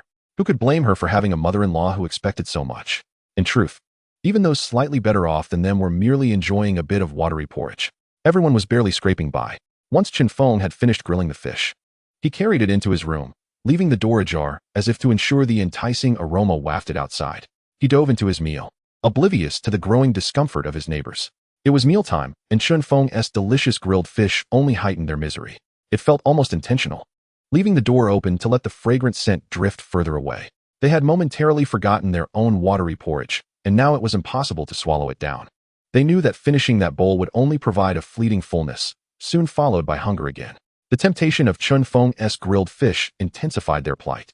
Little Zhu, peering out the window, pondered the situation, ensnared by the fragrance of Feng's cooking. Although he worked as a cook at the factory, his meals were significantly better than those of many others. Yet, opportunities for meat were scarce. The factory hadn't even started preparing extra meals yet. In this current climate, even if they did, they couldn't indulge as they used to. After all, supplies were limited.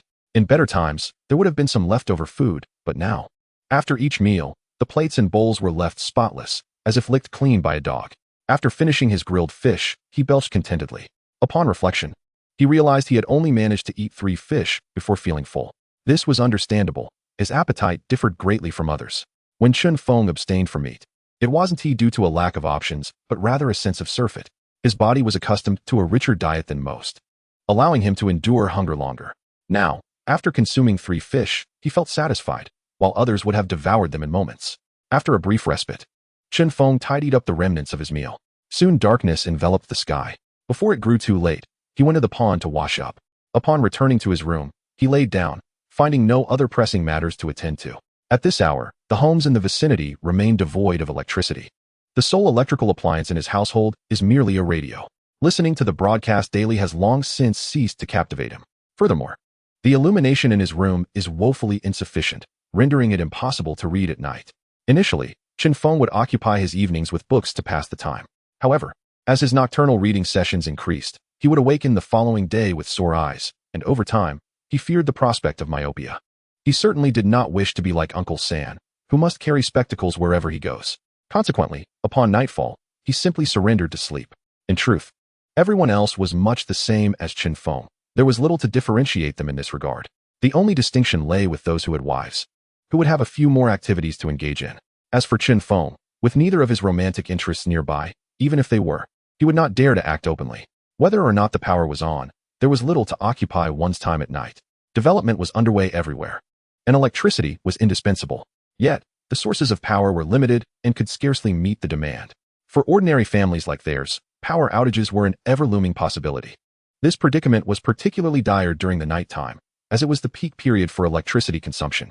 After all, they only utilized lighting after dusk and apart from desk lamps. There was little else that required electricity. Lying in bed, Feng gradually drifted off to sleep. Around midnight, under the glow of the moonlight, he perceived a shadow stealthily entering his room. Although Feng always ensured to secure the door while sleeping, the sultry weather rendered it impossible to shut the window. The shadow had slipped in through the window. As he scrutinized the small shadow in the moonlight, he realized it was none other than Bang Gong, the grandson of the Jia family. This little rascal had taken advantage of his small stature to silently infiltrate Feng's room. Once he activated his external capabilities, he could discern every detail within the room, even in complete darkness, and tonight, the moon was particularly bright. Nevertheless, upon reflection, it was merely a few fish. He was not lacking in that regard. This serendipitous opportunity might serve well for an experiment to ascertain the potency of the fortune he had previously acquired. After rummaging about upon entering, he discovered several grilled fish. He then prepared to slip back out through the window. Before departing, he cast a glance at the seemingly slumbering Feng. Spitting softly in disdain, he then leapt from the window frame. Stealthily, he returned home, making not a single sound along the way. Feng also noticed the little act of audacity Bang Gong exhibited before he left. What a little scoundrel. He stole my belongings and had the audacity to spit at me. Upon securing the fish, Bang Gong began to indulge in his feast on the way home. Their homes were not far apart. It was merely a few steps. However, in those few steps, he managed to devour most of the grilled fish. Upon reaching his doorstep, Bang Gong quietly let out a satisfied burp and rushed to the water bucket, gulping down a mouthful of cool water. Although the grilled fish had only been seasoned with green and red peppers, the spiciness was still quite intense for a child. Moreover, the aromatic spiciness was a tantalizing delight to the palate. Despite the heat, he found himself unable to stop, unable to restrain his cravings. Feng utilized his external capabilities to observe the current situation at the Jia household. He noted that nearly everyone inside was asleep, with only half a person awake for mischief. It seemed Bang Geng had ventured out for thievery, unbeknownst to the adults in their household. Just after finishing a fish, Jia Zhangshi awoke to the enticing aroma.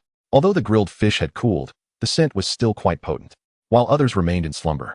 This old lady was the first to awaken, demonstrating the sharpness of her nose.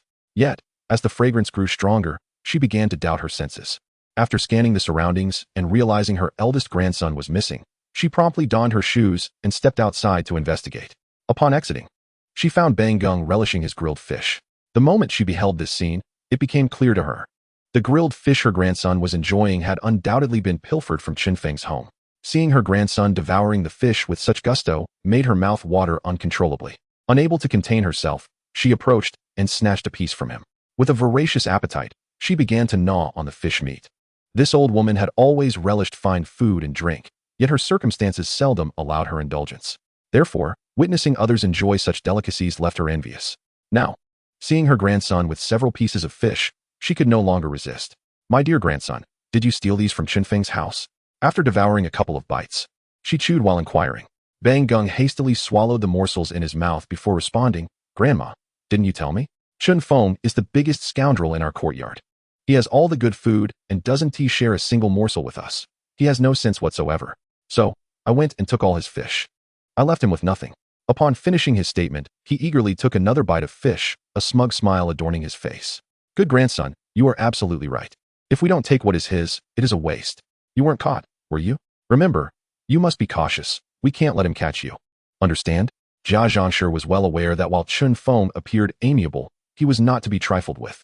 Although she did not fear this young lad, she felt compelled to issue a warning. The incident with the foolish pig family had only recently transpired. Should another debacle arise, their family would truly be unable to hold their heads high. The grandmother and grandson continued to murmur while savoring their grilled fish. Inside, Qin Huairu and her husband, still in a hazy state, caught a whiff of the fish's aroma. It was summer, and the heat was already oppressive, although the grilled fish had cooled. Its scent remained robust. The two were roused by the enticing fragrance. Given that it was customary for families to finish their meals before dusk, and several hours had elapsed since, their stomachs were now empty. Unable to resist the temptation of the fish's aroma, they ventured out to investigate. Upon emerging from the inner room, they beheld the grandmother and grandson, each with a grilled fish, eagerly munching away. Without a doubt, Qin Huairu recognized the source of the fish. Alarmed, she rushed over and snatched the fish from Bang Geng's hands, demanding, "You little rascal. How could you do such a thing? Who told you to steal grilled fish from Feng's house?" After Qin Huairu uttered those words, she suddenly realized that something was amiss. Even if someone had indeed instigated the situation, it was most likely her mother-in-law who had done so. Fortunately, her mother-in-law had not participated in this affair. If she had, it would have merely been to indulge in the feast. Moreover, her mother-in-law was currently preoccupied with savoring fish and meat, leaving her no time to reprimand Qin Huairu. Half a year old, upon noticing the fish meat in his mother's hand being snatched away, became as frenzied as a young wolf, fiercely competing with Qin Huairu for it. With a sense of helplessness, Qin Huairu relinquished the fish to her son. She then glanced at her husband, who stood nearby, his brow furrowed in contemplation. After a prolonged silence, he finally spoke. "Well, it is what it is. The deed has been done. Both of them have consumed the fish. And can we possibly expect them to regurgitate it? How long has it been since our child had meat? You, as his mother, know better than I do. He is undoubtedly craving it. But what if Feng discovers this?" Qin Huairu felt a twinge of anxiety. After mulling over the matter for some time, Jia Zhangshi remarked, "Let us erase all traces. Who could possibly know it was our child who pilfered the fish? Moreover, without evidence, even if he were to accuse us, he would have no substantial proof against us." At that moment, feigning enjoyment of the roasted fish in his hands, which had now reduced to mere bones, he reluctantly set it aside after greedily sucking on it. He slowly continued, "My son speaks the truth. Should Feng dare to confront us, we will demand he present evidence." "No evidence. That old hag cannot escape my wrath." After uttering these words, he shot a reproachful glance at Qin Huairu, seemingly blaming her for siding with outsiders. Not long after, the few roasted fish that had been pilfered found their way into the stomachs of the grandmother and grandson. This evening, with resignation, they cleared away the leftover fish bones. They buried them in a random pit in the yard. In his heart, he felt a profound sense of frustration, thinking, "Well, it is done. The food has been consumed, and the events have transpired. There is nothing more to be done. Yet, Qin Huairu also contemplated that their child had become spoiled due to their indulgence. She truly needed to discipline him. Or else what kind of person would he grow up to be? After disposing of the fish bones, when Qin Huairu stepped back into the house, she found Bang Geng still licking his fingers. Her irritation flared instantly. She pointed at Bang Geng, ready to deliver a stern lesson. However, before she could utter a word, Jia Zhangshi, sensing the tension, quickly interjected, "Indeed, my eldest grandson is the most filial and quite capable. Mother, how can you educate Bang Geng in such a manner? He is still young. We cannot teach him to steal," she exclaimed. "No matter how old he is, such behavior cannot be condoned. Are we not leading him down the path of crime?" Qin Huairu felt speechless, yet her words fell on deaf ears. In Jia Zhangshi's eyes, it seemed as though everyone in the courtyard owed him something. The household's possessions were meant solely for his family's consumption. Even if they were stolen, it was deemed acceptable. Upon hearing her daughter-in-law's remarks, Jia Zhangshi retorted defensively, "Chen Feng, that rascal, is nothing but a scoundrel. What is wrong with eating a few of his fish? It is only right. Have you forgotten? If it weren't for his meddling, our family would have received donations from the neighbors long ago. He is to blame for our current predicament. Every time I think of that boy, I feel enraged. He is truly a product of neglect." Chapter 79. Such a commotion early in the morning. Seeing Jia Zhangshi's demeanor, Qin Huairu dared not contend further. "All right, mother, enough already. Please lower your voice. The neighbors are trying to sleep. If you wake them, it could lead to serious trouble." Upon hearing this, Jia Zhangshi lowered her voice but resumed her tirade, as if everyone in the courtyard owed her money. Perhaps it was the recent consumption of fish that had invigorated her. However, just as she was passionately berating the neighbors, she suddenly felt a chill on her forehead, as if something had brushed against it. But when she reached up to touch it, there was nothing there. She dismissed it as a mere illusion, attributing it to her sleeplessness. Unbeknownst to her, at that very moment, Bang Geng, who was on the verge of slumber, experienced the same sensation. Yet, it was fleeting, and thus it went unnoticed. After Jia Zhangshi finished her tirade, the family finally attempted to settle down for the night. However, it was not long before the chaos resumed. A mere 30 minutes had passed when Bang Geng began to complain, "Mom, my stomach hurts. Oh, it hurts so badly." Perhaps due to his young age, his stomach was the first to rebel. Just as he hastily got up to find a place to relieve himself, Jia Zhangshi, lying on the bed, echoed his sentiments. "Oh no, my stomach is starting to hurt too. It hurts so much. Oh no, I can't hold it any longer." As Bang Geng had just begun to lower his pants, a torrent of yellow liquid erupted from him. Meanwhile, Jia Zhangshi, still on the bed, could not contain herself either. The room was immediately filled with a foul stench. Jia Zhangshi's eldest son, covering his nose, rushed out of the room, seeking fresh air in the courtyard, leaving Qin Huairu to clean up the mess left by the two of them. Qin Huairu had no choice but to hold her nose and brace herself to start tidying up. However, after just a couple of swipes with the broom, she could no longer contain herself and retched. Yet, the ordeal was far from over, as this scene would repeat every few minutes. Qin Huairu had to find 2 buckets and place them beside the two of them, always prepared for the next bout. Otherwise, she would spend the entire night cleaning and be left utterly exhausted. Initially, the two of them could discern what they had expelled, but soon, the contents became unrecognizable. A mixture of yellow, green, and red, an assortment of colors. At first, they thought nothing of it. "You two ate the fish too quickly. It is only natural for your stomachs to react poorly. Especially after having gone so long without meat, consuming so much at once is bound to cause issues." They were accustomed to such occurrences, having seen it happen before. Many children who rarely eat meat would inevitably face such consequences after indulging during festive occasions. However, as the night wore on, the two continued their ordeal. Given that both the elderly and the young lacked stamina, after several rounds, they could hardly stand upright, collapsing onto the bed, groaning in discomfort. At this moment, Qin Huairu and her husband began to sense that something was amiss. In the past, even if they had experienced discomfort after suddenly consuming meat, relief would typically come after just 1 or 2 trips to the restroom. However, observing the two individuals on the bed, there was not a hint of improvement to be seen. Even if they had consumed the peaches of immortality, it should not have led to such a dire situation. Moreover, they had already expelled quite a substantial amount from their stomachs. Logically speaking, given their usual modest intake, their belly should have been empty by now. Yet, they continued to perform in this manner. In the stillness of the night, they found themselves with little recourse, forced to wait until dawn to assess the situation and devise a plan. This predicament weighed heavily on Qin Huairu, and her husband, upon witnessing the scene, disregarded the turmoil and retreated to the courtyard to sleep. After all, it was summer, and the warm weather meant that sleeping outside would not bring a chill. Thus, only Qin Huairu remained to tend to the ailing grandmother and grandson. Throughout the night, Qin Huairu endured unprecedented torment, having retched numerous times while attempting to clean up after them. Typically, her own meals were modest, consisting only of a bowl of thin rice porridge for dinner, and even that was more diluted than most. By now, her stomach was utterly devoid of sustenance. Finally, their family managed to endure until dawn. Upon the first light, Jia Zhang's son hurriedly knocked on Yi Zhongtian's door. Observing his wife suffering, he felt a pang of sympathy. Moreover, if the two afflicted individuals were not examined soon, it could lead to dire consequences. Who is it? At such an early hour, the loud knocking had disturbed Yi Zhongtian from his dreams, and he emerged reluctantly from his slumber.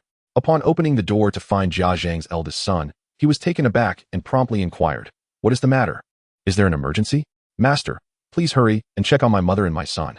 They seem to have ingested something that has caused relentless diarrhea since last night." Upon hearing these words, Yi Zhongtian recognized the gravity of the situation and wasted no time in hastening over to assess the circumstances. The ruckus from the knocking, coupled with their lack of discretion in their conversation, had roused the others in the courtyard. One by one, they emerged to discern the cause of the commotion. What is going on? Is there flooding, or have thieves entered? The early morning disturbance left many irritable, with some even contemplating uttering curses. Who knows? That son from the so-called noble family is banging on doors at this hour. Let us go see what is happening. Just then, Auntie, having just dressed, stepped out of her room and collided with someone, leading to the ensuing dialogue. The situation involving Jia Zhang and his grandson, who were inexplicably afflicted with diarrhea all night, had drawn a crowd to their doorstep. As they approached, the overwhelming stench assaulted their senses, causing several to take a step back. The foul odor was far more pungent than that of a public restroom. Witnessing the downfall of the once esteemed Jia family, some revelers could hardly contain their glee. For the elderly matriarch was known for her abrasive demeanor, often engaging in quarrels with neighbors and always managing to come out on top. Thus, seeing her and her grandson in such dire straits brought a sense of delight to those who had previously suffered her wrath. Feng, awakened by the clamorous noise outside, joined the throng gathering at Jia Zhang's doorstep. Every resident in the courtyard had emerged, and Feng had no choice but to follow suit, lest his absence raise suspicions. As he approached the vast open space ahead, he was abruptly met by his grandson, retreating in disgust. What on earth happened here? This is unbearable. Did someone come here in the middle of the night and leave a mess? Even if it's your own family, you can't just wallow in filth. How are the neighbors supposed to live with this? Who could possibly eat breakfast after being assaulted by such a stench? Feng's insinuations were crystal clear, yet he felt the need to escalate his remarks further. I say, eldest son of the Jia family, your kin cannot be so selfish. There are so many people residing in this courtyard. Even if you have given up on your own well-being, consider the rest of us. At that moment, Yi Zhongtian stood at the entrance, wishing to defend Jia, yet uncertain of how to articulate his thoughts. The onlookers, having heard Feng's bold declarations, erupted into laughter. Though they had previously indulged in a bit of schadenfreude, Feng's loud voice had captured their attention. The eldest son of Jia Zhang, now visibly distressed, had not attended to the ailing duo the previous night, yet he too had suffered sleeplessness from the stench wafting from their quarters. Anxious upon witnessing their condition that morning, he was already in a tumultuous state when Feng's words reached his ears, inciting further ire. He charged forward, seizing Feng by the collar and unleashing a tirade of indignation. "You little rascal, how dare you come here to gawk? You better provide an explanation today, or we're not done here." Though Feng was well aware of the circumstances, he feigned innocence. "What explanation? Isn't it your family that has caused this uproar? Why should I be accountable? Do you take me for a servant, responsible for your family's misfortune?" Feng, even in this moment, wished to provoke the nearby elder, eager to see what his reaction would be. Although his collar was firmly grasped, the force exerted upon him posed no real threat. He mused that the elder's fury likely drew upon every ounce of strength he had left. After all, having married a woman like Qin Huairu, it was a wonder if he possessed any excess vigor at all. In his current state, he was little more than skin and bones. Were it not for the present circumstances, one might suspect he had fallen into vice. "Ah, Feng, you dare to act as though you're unaffected? My mother and son are in this state because they consumed your family's grilled fish. Why are you unscathed, while they suffer so?" The onlookers in the courtyard were taken aback upon hearing this. It became evident to everyone that the grandfather and grandson had succumbed to temptation and attempted to pilfer from others. Astonishingly, after committing theft, they had the audacity to cast blame. However, upon learning that Feng had allegedly poisoned the grilled fish, the gravity of the situation dawned on them. Just how deep could their animosity run? It seemed rather unfounded. Feng feigned astonishment, exclaiming, "What do you mean your family stole my grilled fish? That is simply impossible. Do not jest with me. My fish was right here when I awoke. He was unperturbed, having anticipated such a confrontation. The doubts began to arise in the minds of his accusers. My child, in a fit of greed last night, stealthily ventured out while we slept to pilfer your grilled fish. Surely, you must be aware of this. Feng, maintaining his act of shock, retorted. Are you out of your wits? My grilled fish is perfectly safe at home, right on my table. Why would I concern myself with your family's misdeeds? Moreover, how can you, as a father, so readily accuse your own child of theft? I always thought Bang Bang was quite well behaved. How could he possibly commit such an act? Are you truly his father? You've tarnished your own child's reputation with your baseless claims. The crowd was left speechless by Feng's words, and even the son of Jia Zhang was rendered mute by the confrontation. It was indeed a small courtyard that could weave such fantastical tales, with bizarre occurrences becoming increasingly common this year. One man insisted his son was a thief, while another sought to defend the accused, and notably, the defender was the very one who had reported the theft. Truly, the world had become increasingly confounding. At this juncture, an elder who had been observing quietly finally spoke up. Now that we're all present, why don't we all proceed to Feng's home to ascertain the truth? He glanced at Feng as he spoke, and Feng realized that his earlier words had struck a nerve. However, given the elder's stature, he, along with the others in the courtyard, had no choice but to comply and follow him to Feng's residence. Upon reaching Feng's door, he confidently pushed it open. As the door swung wide, the first sight that greeted them was the dining table Feng usually used, adorned with a platter perfectly arranged with 4 grilled fish. Just as Feng had claimed, not a single fish was missing. Chapter 81. How could there be no missing fish? Now it was Jia Zhang's son who found himself in disbelief. Unable to trust his own eyes, he rushed forward to lift the platter, scrutinizing it closely, and indeed, there were 4 fish, all accounted for. Impossible. Absolutely impossible. How could you not have lost any fish? The neighbors who had gathered began to speculate that perhaps the boy had lost his senses, instinctively stepping back to maintain a safe distance. Feng's fish remained intact within his home, laid out right on the table. Yet this boy insisted his son had stolen them. When faced with the evidence, he remained unconvinced. What sort of father would unjustly accuse his own child? At that moment, Yi Zhongtian, also perplexed by the unfolding drama, cast a doubtful glance at Jia Zhang's son. After all, it was inconceivable that Feng had risen in the middle of the night to prepare the fish. Not only would the commotion have been disruptive, but the enticing aroma would surely have roused anyone from slumber. He had experienced that very phenomenon the previous afternoon. If he had caught a whiff of the savory scent during the night, it would have awakened him without fail. Furthermore, the gathered crowd was hardly enjoying a sound sleep. They were merely lying in bed, restless, stirred at the slightest noise. Yet, Jia Zhang's son, possessed by a strange obstinacy, suddenly shouted at the crowd, "Impossible. Absolutely impossible. I have evidence. My wife buried the fish bones and spines from last night's meal. I will take you all to dig them up." Although he had not personally undertaken the task, he believed he knew the approximate location. However, his declaration only earned him further disdain from the crowd.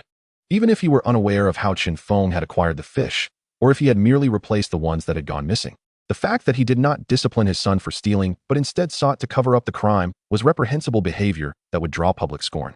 One could not help but reflect on the failures of a father who neglects to educate his child. Initially, it was thought that only Jia Zhang was the rogue of the family, but it soon became apparent that the entire household was steeped in moral decay. If one were to excuse Bang Bang as potential transgression due to his youth and ignorance of consequence, what could be said of a parent who fails to acknowledge wrongdoing and actively assists in concealing it? The father's character was tarnished by his own words. The elder, having overheard his foolish disciple, felt he had misjudged the young man. With such a lack of integrity, it was unlikely he would treat others with respect.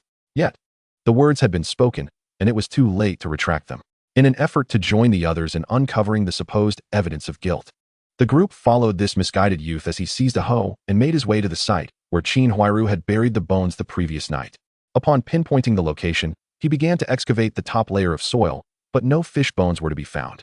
Undeterred, he continued to dig, convinced of his innocence, but still uncovered nothing. The murmurs of the crowd grew louder, with many suggesting that the boy had lost his mind. Some even speculated that he had committed some wrongdoing outside and was now cursed. There were even bold claims of summoning a shaman to exorcise the courtyard.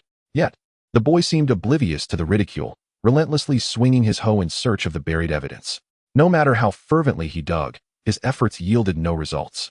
The elder, noticing the boy's increasingly erratic behavior, approached him and halted his actions. "Wait a moment. Are you certain you buried the fish bones here?" he asked impatiently. "Yes. I saw my wife buy them. It's definitely here." The boy stubbornly clung to his assertion. Yet, Chun Feng's grilled fish remains untouched, and you cannot find the bones. How do you explain this? At that moment, a voice rang out from the crowd. What a splendid spectacle we have today. Could it be that your old ancestor has blessed you with some fine food? You have turned yourselves into mere fish bones. It was only when your elderly patriarch noticed that your children were eating messily that he decided to take the fish heads and bones away. Indeed. Do you not often hear our Aunt Jia lamenting about her own elderly patriarch? Perhaps this time, it may just have an effect. The individual who uttered this remark was none other than Su Demao. However, after hearing his words, the onlookers felt an unsettling chill creep down their spines. A few even succumbed to involuntary shivers. Thankfully, it was daytime. Otherwise, these spectators would have fled in terror. Oh no, they are having diarrhea again. Someone, come quickly. At that moment, Qin Huairu called out from within the house. The pair of grandparents and grandchildren had been suffering through the night, and there seemed to be no sign of relief. If this continued, it might truly become dire. Upon hearing her words, Jia Zhang's son finally grasped the gravity of the situation. No longer fixated on the fish bones, he shot a menacing glare at Chen Feng before retreating into his home. Chen Feng returned the glare in kind, remarking, "Indeed, one tends to learn from the company one keeps." This saying is undeniably true. Even a monkey can become enlightened by following a monk. This was a veiled jab at Yi Zhongtian. However, knowing that this was not the moment for a confrontation, Chen Feng refrained from mentioning Yi Zhongtian's name directly. Although Yi Zhongtian recognized the implication, he chose not to react immediately. Instead, he approached Chen Feng and remarked, "Xiaofun. The child may have had a restless night and is in a state of panic. Do not stoop to his level. Once he has settled matters at home, I will bring him to you to apologize." Yi Zhongtian, far from being offended by Chun Feng's subtle mockery, was instead seeking to defend his disciple. The onlookers, sensing that the drama was far from over, followed the commotion to the Jia family's doorstep. Upon arrival, they were greeted by a familiar and foul stench. Even more pronounced than before, the individuals at the front could not suppress their retching sounds. "Never mind, I will not witness this spectacle any longer. You all carry on. I shall return home, lest I vomit up my last meal." Hearing this, a few others chose to leave alongside him. Chapter 82. Why don't you drink it yourself? Upon entering his home, Jia Zhang's son was met with the unnerving sight of Bang Gung trembling uncontrollably. A noxious odor emanated from his direction, filling the air. Qin Huairu's complexion was ashen.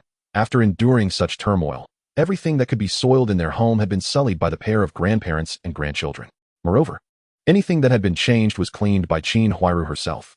The two were entirely reliant on her care. As the crowd continued to observe, the pair of grandparents and grandchildren went through another round of distress. With no other options, Qin Huairu called her husband back. The two on the bed were now utterly exhausted. "Think of something quickly. This cannot go on like this. There is no sign of improvement. If they continue, it may lead to a tragedy." Just as Qin Huairu pleaded with her husband, Yi Zhonghai entered, pinching his nose. Despite Jia Zhang's son appearing rather despicable, Yi Zhonghai was unwilling to abandon the young man. He could not allow his previous efforts to go to waste over a single remark. They could not afford to delay further. If they did not seek medical attention soon, it might be too late. "Listen to me. We must take them to the hospital," he insisted. Thus, Yi Zhonghai firmly established the plan. He stepped outside and called out, "Zhuzi, go find a flatbed cart to take Aunt Jia and her grandson to the hospital. If this continues, we may be facing 2 lives at stake." "But they have a man in the house. Why should I?" Zhuzi began, only to be cut off by the pleading look in Qin Huairu's eyes. Instantly, his complaints evaporated. "Rest assured, sir, I will handle this task without fail. After all, we are exemplary youths." With just a glance, it was not easy to coax Zhuzi into action. Soon, several individuals scrambled to transport the pair to the hospital. As for what happened next, Chen Feng was unconcerned. The talisman he had prepared was effective for 3 days. As long as the time elapsed, even without a hospital visit, they would recover. Alternatively, there was another method to nullify the effects prematurely, administering the 5 grains reincarnation soup. Just the name of the concoction suggested its repulsiveness. However, Chen Feng had no intention of sharing this solution with them. They had brought this upon themselves. At that moment, the talisman was affixed to Jia Zhang and her grandchild, invisible to anyone but Chen Feng. As for the vanished fish bones, that was indeed the fruit of Chun Feng's handiwork. The previous night, he had prepared 4 grilled fish, allowing them to cool before discreetly observing the Jia family's movements. Sure enough, it was not long before Qin Huairu stealthily opened the door to handle the evidence. The moment she stepped out, Chen Feng seized the opportunity to dispose of the fish bones. All of Chen Feng's efforts throughout the night were aimed at thwarting the little thief. By evening, the Jia family finally returned from the hospital. Both Jia Zhang and Bang Gung were brought back as well. They had spent the entire day in the hospital, causing the doctors and nurses to retch several times. However, after examining them, The doctors found no underlying issues, attributing their condition to a case of food poisoning. They prescribed some antidiarrheal medication and sent them on their way, advising them to take the medication for a few days and return only if there was no improvement. It was evident that the pair had caused quite a stir at the hospital, and since no medical issues were detected, they were promptly dismissed. Keeping them any longer would likely have led to the hospital closing its doors. After placing Bang Gung on the bed, Qin Huairu looked at him with deep concern. Bang Gung, you are on the verge of dehydration. Your face is as pale as paper, devoid of any color. Just as she settled him in, the child erupted again. Oh dear, what shall I do? My son. Heartbroken, Qin Huairu could only cradle Bang Gung in her arms and weep. Yet, she had no viable solutions. After a day and night of turmoil, her spirit was spent. Her husband was equally ineffectual, and at this critical moment, he had no ideas to offer. Realizing that this was not a sustainable situation, Yi Zhonghai gathered everyone in the courtyard for a brief meeting. Everyone was aware of the troubles the Jia family had faced that day, and the purpose of the gathering was to brainstorm potential solutions to aid them in their time of need. Yi Zhonghai pondered that since the hospital could not ascertain the root of the ailment, he might as well seek out any folk remedies that others might know. With a mindset of trial and chance, he hoped for some luck. Although everyone chimed in with various remedies they had heard from uncertain sources, the suggestions felt rather dubious. At that moment, Feng stood up and proposed, since no one seems to have a viable solution, I do have an idea that I wonder if I should share. His words were directed at the elder, who urged him to speak without delay, sparing no time for suspense. Seeing the elder's agreement, Feng felt no reason to withhold his thoughts. I have heard of a traditional remedy, known as the 5 grains reincarnation soup. Consuming it might enable one to expel toxins and experience improvement. Upon hearing Feng mention the 5 grains reincarnation, Jia Zhang's son abruptly stood up. You mischievous scoundrel. What nonsense are you peddling? Why don't you drink it yourself? Feng, however, was too disinterested to engage with him, continuing, isn't this akin to warm faces pressing against cold backsides? Elder, you insisted I share, and here he is, standing up to curse. Yi Zhonghai, observing the scene, firmly pressed Jia Zhang's son back onto his seat, instructing him to listen attentively. Although Jia Zhang's son wished to protest, he lacked the courage to confront his master. It appeared that Elder Yi was indeed knowledgeable. Feng was not merely boasting. He had witnessed this remedy being utilized successfully. While he had no particular skills at the factory, he was merely a procurement officer, yet his travels had afforded him greater exposure to various people and events. Initially, the crowd harbored some skepticism, but as Feng elaborated, his narrative gained credibility, particularly when he mentioned his role as a procurement officer. The feasibility of his suggestion began to resonate more significantly with the audience. Xiong Damao, amidst the crowd, listened intently to Feng's earnest storytelling. However, he remained oblivious to the truth behind Feng's words. By the end, he could not restrain a laugh, not out of mockery, but because he seemed to grasp Feng's underlying intentions. Others may not have had sufficient interaction with Feng to discern his motives. But Xiong Damao was confident that Feng's proposal was a form of retaliation against that family. Elder Yi, ignoring Xiong Damao's outburst, turned to Jia Dongxiu and remarked, I believe this method is not without merit. It is worth a try. After hearing him, he recalled having encountered this remedy before and acknowledged its potential to save lives. Noticing that both men still hesitated, Feng added, Consider this. Your elderly matriarch has been waiting for your son in such a state. Do you truly believe she can continue to wait much longer? The condition of Bang Gung was indeed dire. He was on the brink of collapse, and should this continue, it would be difficult for him to survive another day. Feng merely sought to enlighten them, never intending to jeopardize the boy's life by suggesting a solution. For Bang Gang, his father was present to advocate for him, but matters with Jia Zhang were more complicated.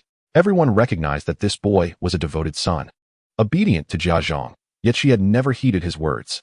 Such a decision could only be made by Jia Zhang herself, and it was a conversation that only her son could initiate. No one else could intervene.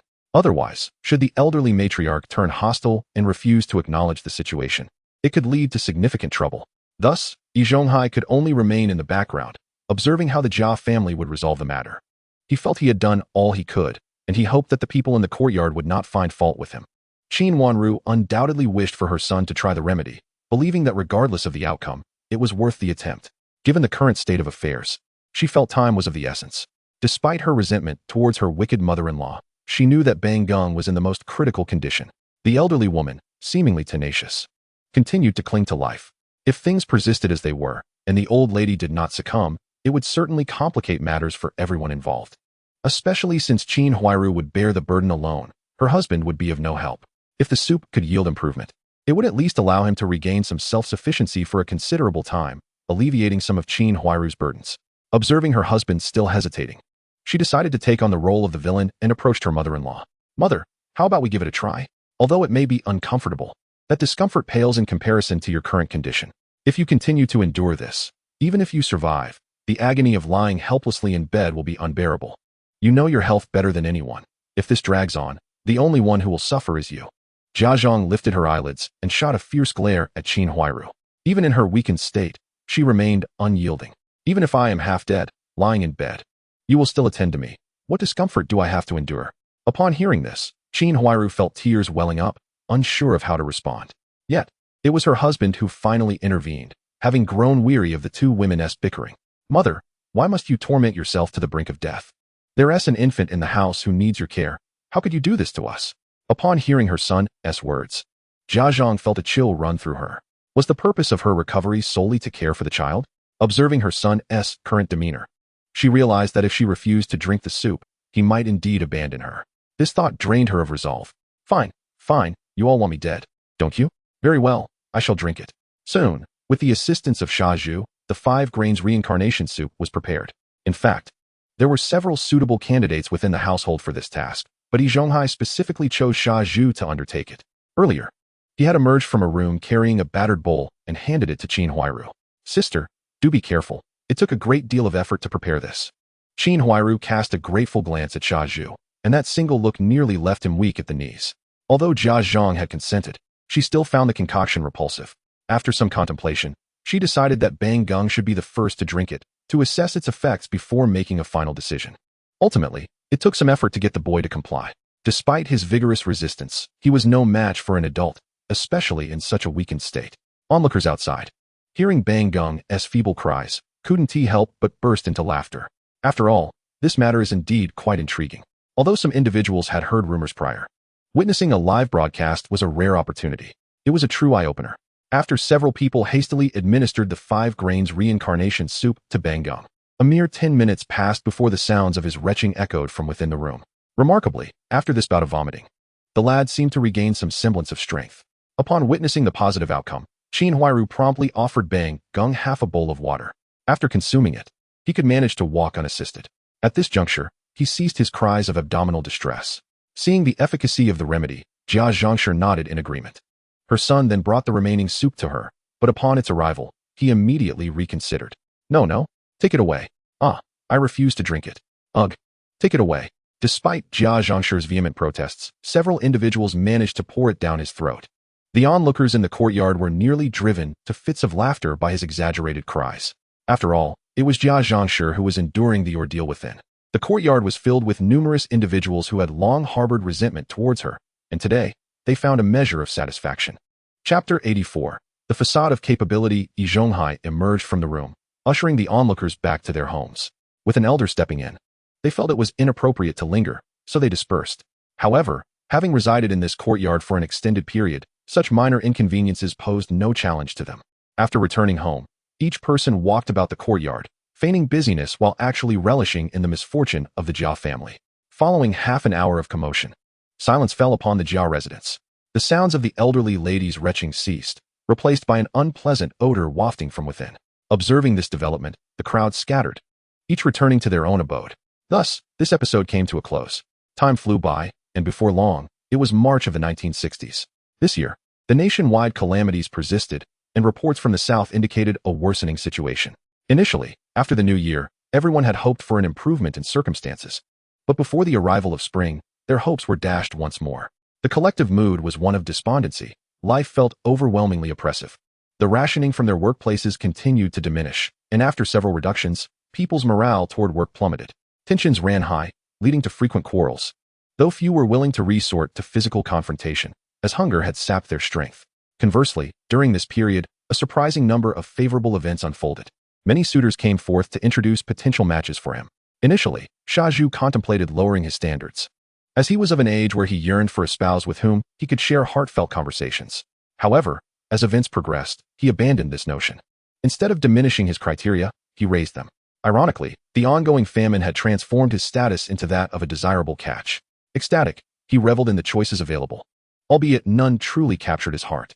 On one particular day, the local matchmaker introduced a young woman to Sha Zhu, suggesting they meet and see if any mutual affection could blossom. The young lady, just in her early 20s, donned a somewhat faded blue work uniform. Standing at slightly over 165 meters, her fair complexion was particularly striking given the years of famine. Lacking elders at home, Sha Zhu took her to greet Uncle E and Auntie E to ensure a proper introduction. At that moment, Feng was also at home, and, though he did not venture outside, he activated his surveillance to observe the proceedings clearly, even eavesdropping on their conversation. The young woman had not yet secured employment. Hailing from an ordinary working-class family, she was not an only child. She had an older brother and sister, as well as a younger brother and sister. Positioned in the middle of her family, she faced challenges, although her siblings above were already employed and her sister had married. The younger siblings were still in school. After tidying himself up at home, Sha Zhu joyfully admired his reflection in the mirror, satisfied with his clean appearance. He then adjusted his bed linens, glancing around the room, which he had thoroughly cleaned, even washing the long-neglected bedding. It was evident he had put in considerable effort, perhaps influenced by someone else's advice. It was clear that he found this young woman quite appealing. Sha Zhu, a confirmed romantic, allowed his preferences to dictate his standards. This young lady certainly appeared more attractive than those he had encountered previously. Though his expectations were high, he was indifferent to her employment status. Hello. I work as a cook at our factory. We lack for nothing at home. My monthly salary exceeds 30 yuan, which should suffice for your needs if you were to marry me. As for your plans after marriage, it's entirely up to you. If you wish to work, you may do so, and if not, you can stay home to care for the children and manage household chores. The young lady listened intently to Sha Zhu's enthusiastic discourse. When he mentioned children, her cheeks flushed crimson. Seeing her reaction, Sha Zhu was momentarily taken aback. Fortunately, he was standing, or he might have embarrassed himself in front of her. He thought to himself, this girl is truly captivating. If only he could share a bed with her. He would wake up smiling from his dreams. Evidently, the young lady was quite pragmatic, openly expressing her intentions and future aspirations. I certainly intend to work. I cannot place the entire burden of the household on one person. I am not a lazy individual, and I can support myself. Upon hearing this, Sha Zhu dismissively interjected. It is only right for a man to provide for his family. If he cannot even support his wife and children, what kind of man is he? Such a man should simply run out and end his own existence. There is no reason for him to live. Upon observing the young lady below, he found her earnestness to be quite endearing, prompting him to strive even harder to present himself favorably. This approach, after all, proved to be quite pragmatic. Exhibiting a sense of responsibility and capability garnered him considerable affection from her, despite her grounded nature and her intent to seek employment. She yearned for a considerate partner who could cherish her, which introduced a different layer to her aspirations. The matchmaker, having introduced the two, settled nearby to witness their interaction. Having facilitated countless introductions before, she had lost count of the number of young women she had matched with him. Yet, it was this particular girl with whom he conversed the most, and he was notably the most enthusiastic in their exchange. Observing their rapport, the matchmaker seized the opportunity to excuse herself, as her presence would only serve to constrain the budding connection between them, akin to surveillance. At that moment, an elderly gentleman and lady, overhearing their mutual admiration, began to extol the virtues of the young man. Zhuzi has always been a commendable youth in our community, showing great respect towards the elderly, and he is exceptionally kind to his neighbors. In our backyard lives an elderly lady without children. For many years, Zhuzi has often attended to her needs, doing so voluntarily without anyone asking him. The elderly gentleman continued, my wife and I have lived our lives without children, and we have always taken an interest in Zhuzi's well-being. To us, he is like our own child. He is a considerate and understanding young man, treating us with the same respect and care as he would his own family. Therefore, if you two were to become a couple, do not hesitate to approach us with any difficulties. We are, after all, like one family, and I will do everything in my power to assist you. However, Zhuzi, oblivious to the underlying implications of the gentleman's words, merely took them at face value, assuming the elderly man was in high spirits and merely praising him. As he chuckled along, the young lady found herself increasingly satisfied with him. Although he lacked in physical appearance, his stable job and absence of vices were commendable traits. In this day and age, a reliable partner was indeed a rarity. If she were to marry Zhuzi, her family would not suffer from want, and he could support her household as well. Additionally, he owned his own home, relieving her of the burden of caring for parents. Thus, the young lady was inclined to advance her relationship with Zhuzi, seeking a stable life devoid of extravagant desires. Yet, after the elderly gentleman's remarks, a flicker of doubt crept into her mind. Was he implying that Zhuzi was to be treated like a child?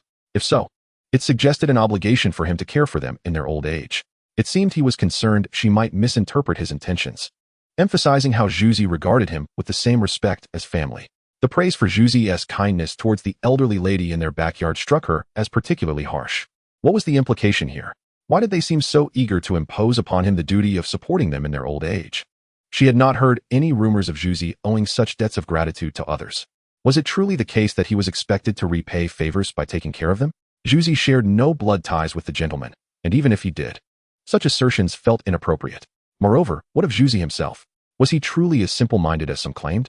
As these thoughts swirled in her mind, the affection she had once felt for him began to dissipate. After all, he was capable, employed, and able to support himself and his sister. What need had they for external assistance? Living together as siblings, their lives were uncomplicated. Yet, the impression that he was overly eager to care for the elderly in the community left her uneasy. Did he lack paternal or maternal love? Ultimately, she could no longer bear the atmosphere in the courtyard. Everything felt amiss, and her words grew scarce. Unable to endure the discomfort, she concocted an excuse to leave. Meanwhile, Zhuzi continued to fervently describe his vision of a beautiful future, oblivious to the shifting expressions around him. When she seized her chance to depart, he, still cheerful, followed her, suggesting they meet privately in the future. However, the young lady was disinclined to engage further, and Zhuzi, too, sensed her reluctance to meet again. Shortly thereafter, the matchmaker re-entered, and Zhuzi, disheartened, remarked that the girl was not interested in him. The matchmaker shot him a sharp glare before turning to leave. Zhuzi was left bewildered, struggling to comprehend the sudden turn of events. Initially, their conversation had flowed effortlessly, and the young lady had seemed quite eager. Yet, her abrupt departure and change in demeanor left him perplexed. This was the first time he had been so taken with someone, and he was unwilling to let this opportunity slip away so easily. He resolved to seek another chance to inquire about her dissatisfaction or any flaws in himself that might have irked her, believing he could rectify them. The elderly gentleman and lady exchanged glances, understanding that Zhuzi's hopes had likely dimmed. They recognized that even if she married him, she would not be inclined to care for them in their old age. The gentleman then advised Zhuzi, "It is nothing to lament. You and this girl simply lack compatibility. It is apparent she has an unstable temperament. If she were to marry, there would undoubtedly be many conflicts. Besides, as a chef at the factory, you need not worry about finding a partner. Rest assured, we will have the matchmaker search for someone more suitable. When it comes to finding a wife, one must be diligent. You deserve a partner who meets your expectations to ensure a fulfilling life together. Given your current standing, you are quite sought after in the city. You need not fear remaining single." Upon hearing this, Zhuzi felt momentarily swayed, yet his temper flared. What was the meaning of it all? She looked down on him, yet he had no interest in her either. She was relying on her parents for support, while he sought a partner with independence. He resolved to present his future wife to her, relishing the prospect of her reaction. Though he spoke with bravado, a tinge of disappointment lingered in his heart, for he regretted the departure of such a beautiful young lady. At last, under the auspices of the matchmaker, Shaju found himself meeting several young women. It remains a mystery what Shaju was truly thinking. His standards seemed to escalate with each encounter. No matter who he met, he found fault. Either one had shortcomings or another lacked appeal. Yet, he failed to reflect upon his own myriad flaws while critiquing others. Moreover, news of Shaju's situation had spread throughout the nearby streets and alleys. Households with daughters were reluctant to entertain the prospect of a match, fully aware of his lofty expectations. This tale even reached the ears of the neighborhood office, where Director Sun, upon encountering Shaju, would casually inquire about his romantic endeavors. "Shaju, have you found someone yet?" Naturally, Director Sun would never address him as Shaju directly, opting instead for a more amiable appellation. "What can I say, Director Sun?" Shaju replied, wearing a smile. "I've been on numerous blind dates, yet none seems suitable. Do you have any recommendations?" Director Sun rolled his eyes and responded, "I have none for you. You're not exactly lacking in options. It's your picky nature that's become common knowledge around here. I truly wonder what kind of woman you seek to marry." Shaju's criteria were quite lofty. He desired a young, beautiful woman with a stable job and a local household registration, preferably with an education as well. Even if she had a job, it had to be a formal one. As for beauty, she had to outshine Qin Huairu, who was already a paragon of attractiveness. Given such a plethora of requirements, it would indeed be a marvel if he were to find a suitable match. Despite his apparent lack of intelligence, he did not fully disclose his intentions to Director Sun. He finally spoke. "I've heard that quite a few refugees have arrived in our city recently. Our neighborhood office is responsible for their resettlement. I must mention, there are indeed some lovely young women among them, though they lack employment and sustenance. However, your standards seem reasonable. I wonder if you would be willing to meet them?" Upon hearing that there were beautiful young women, Shaju's spirits lifted instantly. Really? How many are there? Director Sun had accurately gauged Shaju's desires. Though rumors painted him as exceedingly choosy, the truth was that Shaju was merely a straightforward lecher. As long as a woman met his standards of beauty, he was indifferent to everything else. Beauty is subjective, Director Sun chuckled. You'll have to see for yourself. But let me make one thing clear. Even if you bring someone home, the government won't provide you with extra rations. That is not an issue at all. I can handle it. Just let me know when we can arrange a meeting. Shaju eagerly agreed before Director Sun could finish his explanation. His mind was filled with thoughts of attractive women, and he paid little heed to the details, confident that he wouldn't lack for food. By Sunday, the neighborhood office had brought the young women for the blind date. Director Sun was indeed efficient, earning Shaju's sincere admiration. He prepared a modest meal of 4 dishes and a soup to welcome the young lady. Living in a courtyard, news of such occurrences spread rapidly. Shaju's blind date was no exception, and soon, neighbors gathered to witness the event. As soon as the young woman entered, the crowd began to whisper and comment. Oh, she's quite beautiful, hardly inferior to our Qin Huairu. I beg to differ. Qin Huairu is far from her, looking as slender as a bamboo pole. Why are these girls so blind, flocking to Shaju? Su Damao chimed in, his tone laced with envy. Chen Feng merely observed the spectacle. The young woman was indeed strikingly beautiful, easily qualifying as a campus belle in any future era. Even the matchmaker had introduced several attractive candidates to Uncle Xiao, but this one was arguably the most beautiful. Shaju, unable to contain his excitement upon seeing her, nearly exclaimed, I do. The young woman's appearance was to his liking. Apart from being a bit slim, she had no other flaws. Given the times, a slender figure was quite normal. Shaju planned to treat his future wife to the best meals he could offer. The young woman appeared to be in her early 20s, considerably younger than Shaju, with 2 long braids cascading down her back and large, sparkling eyes. Shaju found her utterly enchanting. After a brief exchange of introductions, the young woman revealed that she was alone, having fled to the city after the recent loss of her parents to illness. In these times, anyone who fell ill rarely met a good end. She also had a younger sister who had been lost during their escape, and it was uncertain when they might reunite. Observing Shaju's stammering and nervous demeanor, the staff from the neighborhood office briefly explained both Shaju's situation and that of the young woman before leaving them to converse privately. As the reality of their situation settled in, Shaju felt a wave of nervousness wash over him, his hands fidgeting against his pants. After a prolonged silence, he finally managed to stammer, I work as a chef at our factory, earning over 30 yuan a month, so I'm not lacking in food. My household is comfortable enough to accommodate another person, and we have 2 rooms. My sister is soon to be married. After much deliberation, he reiterated his advantages to the young woman.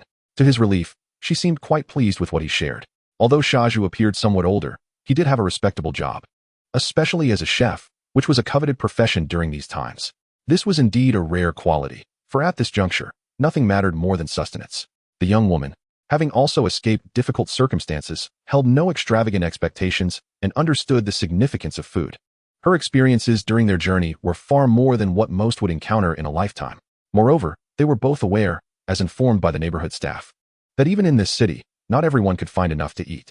Shaju, after boasting about his situation for a while, glanced over to find the young woman gazing at him with a look of admiration. In his heart, joy blossomed like a flower. He was exceedingly satisfied. Chapter 87. Earning such a sum monthly. Observing the mutual appreciation between the 2 individuals, the elder gentleman spoke up. Zhuzi is indeed a commendable child from our courtyard. He regularly shows filial piety towards the elderly in our community and is exceptionally kind to our neighbors. There is a deaf old lady living behind our yard, whom Zhuzi frequently attends to, not only providing her meals, but also purchasing new clothes for her. Such devotion is rarely seen, even from a biological grandson. My wife and I, having no children of our own, have come to regard Zhuzi as our son. He, in turn, treats us with the utmost respect, caring for us like we are his own family. If you 2 were to unite, know that regardless of any future difficulties, you can always seek our assistance. After all, we are family. There is no need for formalities. Whatever you propose, I will wholeheartedly endeavor to assist. The elder's words were familiar to Shaju, who had heard them countless times before. Yet, he remained oblivious to the underlying meaning, mistakenly believing it was a compliment directed at him. In fact, he even added, for all these years, we owe a great deal to uncle and aunt for taking care of my sister and me. They have treated us like their own children, and I naturally hold them in sincere esteem. The young lady, initially unperturbed by the elder's remarks, found herself momentarily taken aback by Shaju's response. Nevertheless, she refrained from speaking, continuing to listen with a smile. However, The elder couple noticed the subtle change in her expression. Exchanging glances, they simultaneously thought, "This young lady may be a tough nut to crack. She appears to have a strong will and likely won't agree to support us in our old age." Having lived together for half a lifetime, the couple shared an unspoken understanding. Although the young lady seemed quiet at present, if she intended to agree to take care of them, she would have likely engaged in the conversation. After all, it seemed as though Shaju had inadvertently paved the way for her. Yet, she remained silent throughout, her attitude unmistakably clear. After careful consideration, Yi Zhonghai concluded that this young lady must not be allowed to stay. He needed to devise a plan to thwart any possibility of her involvement, for otherwise, controlling the situation would become exceedingly difficult, jeopardizing their future care. Thus, the group enjoyed a pleasant meal together, laughter filling the air, until they turned their attention to how best to return the young lady home. Upon their return, he called Shaju aside and inquired, "Juzi, what do you think? Have you taken a liking to this young lady? Do you wish to marry her?" The bluntness of the elder's inquiry caused Shaju, a man of a certain age and still single, to blush. After a moment of bashful contemplation, he replied, "Uncle, I believe she is a suitable match and intend to marry her. Besides, I am not getting any younger." Hearing Shaju's words, Yi Zhonghai furrowed his brow slightly. This was not the response he had hoped for, but given the situation, he had no choice but to resort to desperate measures. "Juzi, it's not that I want to burden you with my concerns. I only have your best interests at heart. Look at this young lady. Her household registration is rural, and her manner of speaking reveals a lack of education. If you marry her, Su Damao will surely mock you. Consider the other bachelors in the courtyard. What do you think their opinions would be? How will you face them in the future?" The barrage of rhetorical questions left Shaju momentarily dazed. He reflected upon his standing. Although he was not particularly esteemed, he still valued his dignity. If he were to heed his uncle's words and marry this girl, he would find it challenging to maintain his reputation within the courtyard. Thus, he began to waver. Although Shaju was not the sharpest tool in the shed, the young lady was far from naive. Sensing his hesitation during their second encounter, she decisively chose to abandon any interest in him. By the time Shaju realized what had transpired, she had already found another suitor and commenced discussions about marriage. Frustration welled up within Shaju. Yet he remained perplexed as to where things had gone awry. In the Jiazhong family's courtyard, the hardships continued to mount as the years of famine dragged on. Even with the occasional offerings of food from the elder gentleman in the courtyard, it was but a drop in the bucket, failing to alleviate their plight. After all, the elder was preoccupied with his schemes concerning Shaju and had no genuine intention of aiding their family. Meanwhile, Jiazhong's son had spent his entire salary on food, which consisted of the poorest quality cornmeal. Even sifting through the mixture revealed clumps of dirt and decaying leaves. Despite pouring all his earnings into this venture, their family was limited to 2 meager meals a day, both consisting of gruel. Qin Huairu was too afraid to attempt making steamed buns, as it would require too much flour. Left with no other options, they resorted to this desperate measure. However, the monotony of their diet was unbearable. Just yesterday, Jiazhong could no longer tolerate the scant offerings. Today was even worse. After prodding the contents of his bowl with chopsticks for what felt like an eternity, he found the porridge was clear enough to see the bottom. Unable to endure any longer, Jiazhong cried out in hunger. Despite feeling profoundly weak and uncomfortable, he refrained from venting his frustrations at his son, as he was deeply concerned for him. Instead, all his ire was directed at Qin Huairu, who became the target of his derision. Yet, after repeated instances, Qin Huairu grew weary of his scorn and chose to ignore him. Jiazhong, feeling equally disheartened, shifted his focus to their neighbors. He did not confront them directly, but rather yelled insults from the confines of his room. "Uneducated wretches. Chen Feng, you wretched soul. Occasionally bringing home fish, yet never considering to share a morsel with this old lady. Enjoy your meals. One day those fish bones will surely get lodged in your throat. Yi Zhonghai, you are no better. Is that meager amount of cornmeal supposed to suffice? Can't you spare a bit more? With all that money you earn every month. Do you two gluttons even fear choking on your excess?" Shaju, the ne'er-do-well, would return home daily with his lunchbox, never bothering to drop off a bit for them. "If my eldest grandson suffers from hunger, I will not let this rest with you scoundrels." His so-called son was utterly powerless to assist his elderly mother. He had already given away a significant portion of his rations to her, but the entire family relied solely on him for sustenance. Moreover, he lacked any extra funds to purchase more food. Chapter 88. The time and place have been set. His earnings were already meager, and now the only food available could be found on the black market, where prices had skyrocketed to exorbitant levels. He spent every penny on food, yet it barely sufficed. Though he lamented the dire state of his family, he felt powerless to change their circumstances. Lost in thought, he turned his attention to Chen Feng. Originally, everyone had the opportunity to improve their lives. However, that donation incident caused Feng to deliberately create disturbances. From that moment onward, he harbored resentment towards Feng, constantly seeking an opportunity to teach him a lesson, yet that moment never seemed to arrive. One day, while he was working and overhearing his colleagues' conversations, he learned of some information. Feng had recently returned from a rural procurement trip, reportedly with a bountiful harvest, including several varieties of meat and dozens of eggs. Upon hearing this, he suddenly felt that his chance had come. After all, with so much time spent in contemplation, his thoughts had become quite agile. Moreover, he frequently frequented the black market. He pondered, at this age, food prices had skyrocketed. Feng, with so many valuable items in his possession, he doubted he wouldn't engage in private selling. He mused to himself that if it were him, he would certainly seize such an opportunity. Reflecting on this, he concluded that Feng would likely think the same way. With a plan forming in his mind, he became increasingly pleased, feeling as though he had already vented a significant portion of his frustration. On that day, as Feng finished work and rode his bicycle home, he was suddenly intercepted. Gu, you are the procurement officer at the factory, right? Feng stopped his bike and turned to look at the person who called him. He vaguely recognized him as Zhou Dehai, a notorious troublemaker in their neighborhood. Although he hadn't committed any heinous acts, his petty antics were indeed bothersome. Initially, Feng had no intention of engaging with him, but since Zhou Dehai had initiated the conversation, he felt compelled to respond. What do you want? Just say it directly. Although they were familiar with each other, they had never spoken before, and Feng was uncertain about Zhou Dehai's intentions in stopping him. Upon hearing Feng respond, Zhou Dehai felt a surge of excitement and quickly pulled Feng into a secluded corner. He then spoke in a conspiratorial tone. Gu, I'll get straight to the point. My family's food supplies have run out, and there's nothing available on the black market right now. Knowing your connections and resources, could you help me out with some cornmeal? We can negotiate a price. I'll pay whatever you ask. Feng, upon hearing this, was taken aback, as he found Zhou Dehai's request ludicrous. They had barely exchanged words in the past. Why would he sell him anything without a valid reason? Even if the price were favorable, there needed to be a justification. Furthermore, Feng was accustomed to dealing with individuals he knew well, at the very least. He preferred those who would not betray him.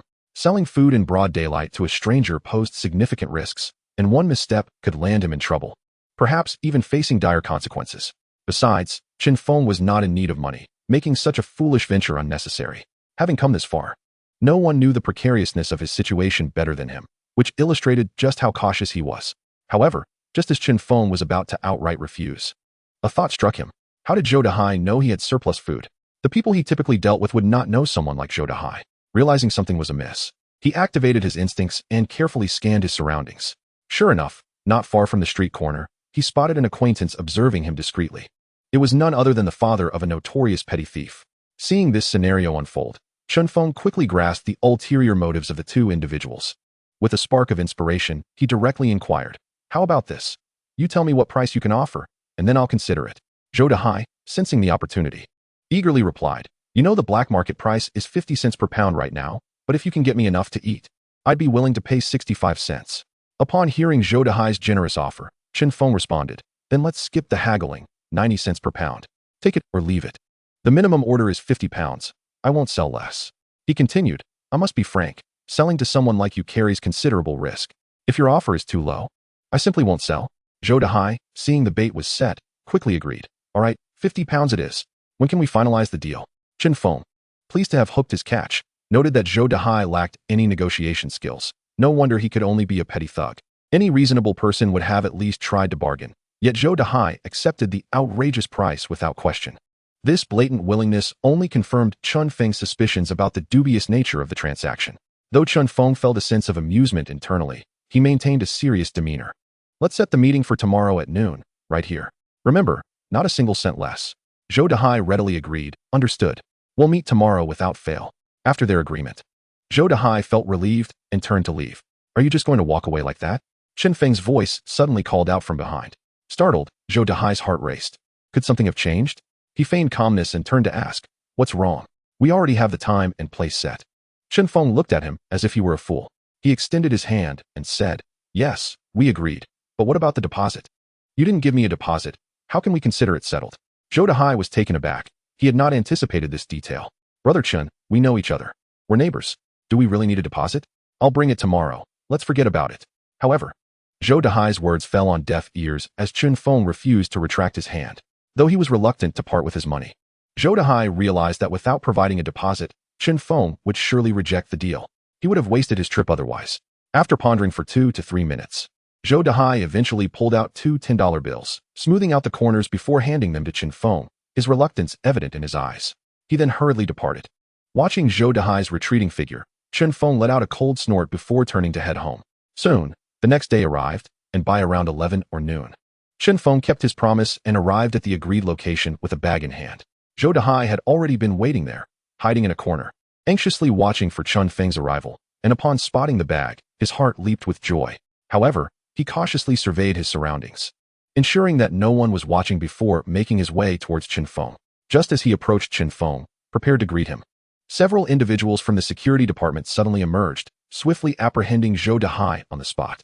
Realizing he had fallen into a trap set by Feng, Zhou Dehai glared at him, unleashing a torrent of curses. Feng, you scoundrel. Just wait. I'll make you pay for this once I get out. He shouted. Is there a leader around? I want to report that brat for taking my 2 $10 deposits. The head of the security department, upon hearing Zhou Dehai's words, could hardly be bothered to respond. Just the day before, Feng's sister-in-law had accurately relayed the entire incident to the factory authorities. Naturally, the 2 $10 bills had long been handed over to the leadership, leaving them unperturbed by any potential complaints. Moreover, their camaraderie with Feng was far from trivial. He always brought back good things for them whenever he returned from the countryside. Zhou Dehai, an outsider, had no leverage in their eyes. Feng approached the head of the security department, pulling a cigarette from his pocket and offering it, saying, I truly appreciate your help, as well as that of all the brothers in the security department. As he spoke, he distributed cigarettes to those around him. Their relationships with Feng were generally amicable, and he was known for his integrity in dealings, never neglecting their needs. Thus, they escorted Zhou Dehai back to the factory. Upon returning, they promptly began the interrogation of Zhou Dehai, as Feng had instructed. You see those words, confess and be lenient, resist and be harsh. Did you catch that? Yes, I did. Zhou Dehai, having been in and out of this place numerous times, was well aware of the rules. Will you speak up on your own? Or shall I have my brothers assist you? With no backbone to speak of, Zhou Dehai capitulated immediately as the questioning commenced. Hey boss, don't rush me. I'll explain. There is someone named Jia in the factory who sent me to find that Feng kid.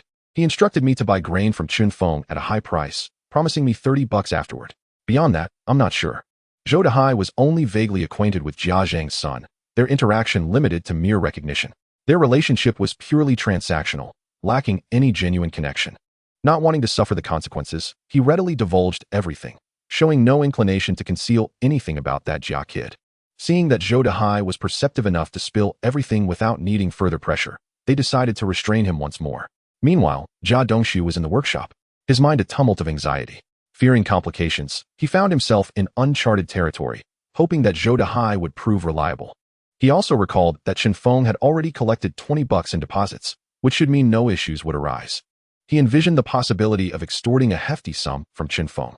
If Feng failed to grasp the situation and reported him instead, it would still serve as a form of retribution. With both eyewitnesses and material evidence, Feng would surely be at a loss, leaving Jia Dongshu in a position of power over him. As he pondered this, a sense of pride swelled within him. He had not even needed to intervene directly. With a single move, he could take down the seemingly insignificant Feng. Reflecting on this, he felt a surge of satisfaction. Feng, you finally have met your match. Even if you don't perish, I will ensure you suffer. The thought of Feng's potential downfall quelled Jia Dongshu's earlier trepidation. Unbeknownst to him, disaster was approaching. While Jia Dongshu was lost in his daydreams of future triumphs, the security department personnel had been searching for him for quite some time.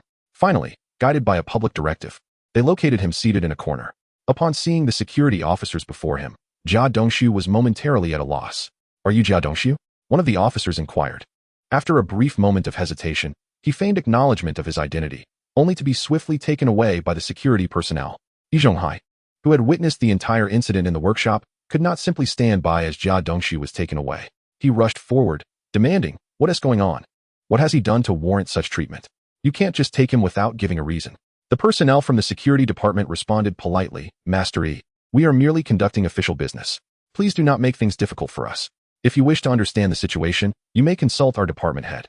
As an esteemed 8th-level mechanic, Yi Zhonghai was a valued asset to the factory, and the officers were wary of offending him. At that moment, Jia Dongshu realized that his misdeeds had been uncovered. Desperate, he called out to his mentor, Master, please help me. It's Chen Feng. He is the one who set me up. You must save me. As he pleaded, he was unceremoniously dragged away by the security department personnel. Hearing this, Yi Zhonghai caught the most crucial piece of information amidst Jia Dongshu's frantic cries. Although he was unaware of the specifics of his apprentice's wrongdoing, it was clear that Chen Feng was involved.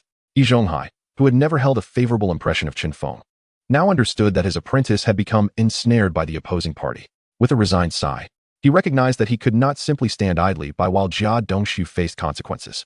After all, he had invested so much in his apprentice. To abandon him now would result in significant losses.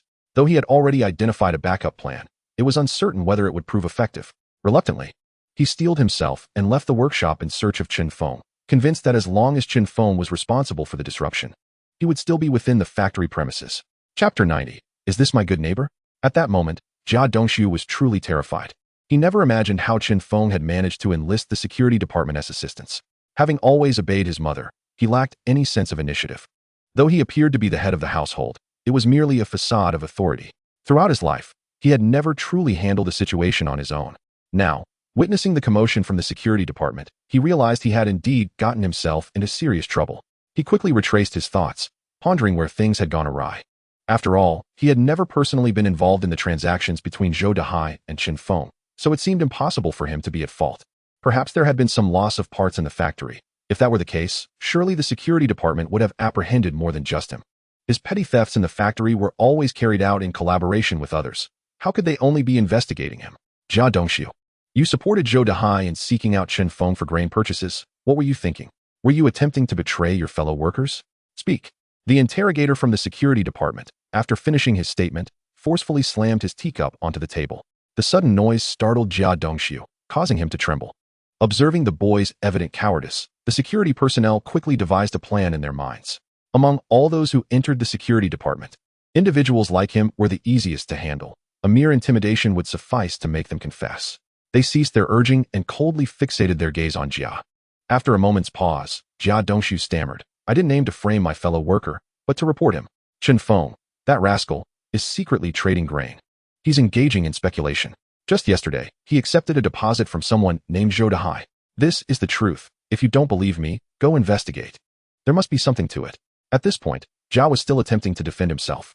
Upon hearing his words, the interrogator wasted no time in retorting. Chen Feng has already reported this matter to the authorities, including the deposit he received. Why, if you were so keen on exposing him, did you not come forward this morning? Do you think of yourself as part of the security department, trying to apprehend him yourself? Now that your accomplice has been caught, you suddenly claim you wish to report him. Do you think we are fools? Yi Zhonghai quickly learned the details of the situation. True to his status as a skilled technician, he was relatively respected within the factory. Regardless of how the workers viewed him, the minor leaders treated him with considerable courtesy. Upon grasping the full context of the incident, Yi Zhonghai felt a wave of helplessness wash over him. This boy was simply too foolish. Although he had not directly instructed him in these matters, he had never acted behind Yi Zhonghai's back either. Why couldn't he grasp the essence of the situation?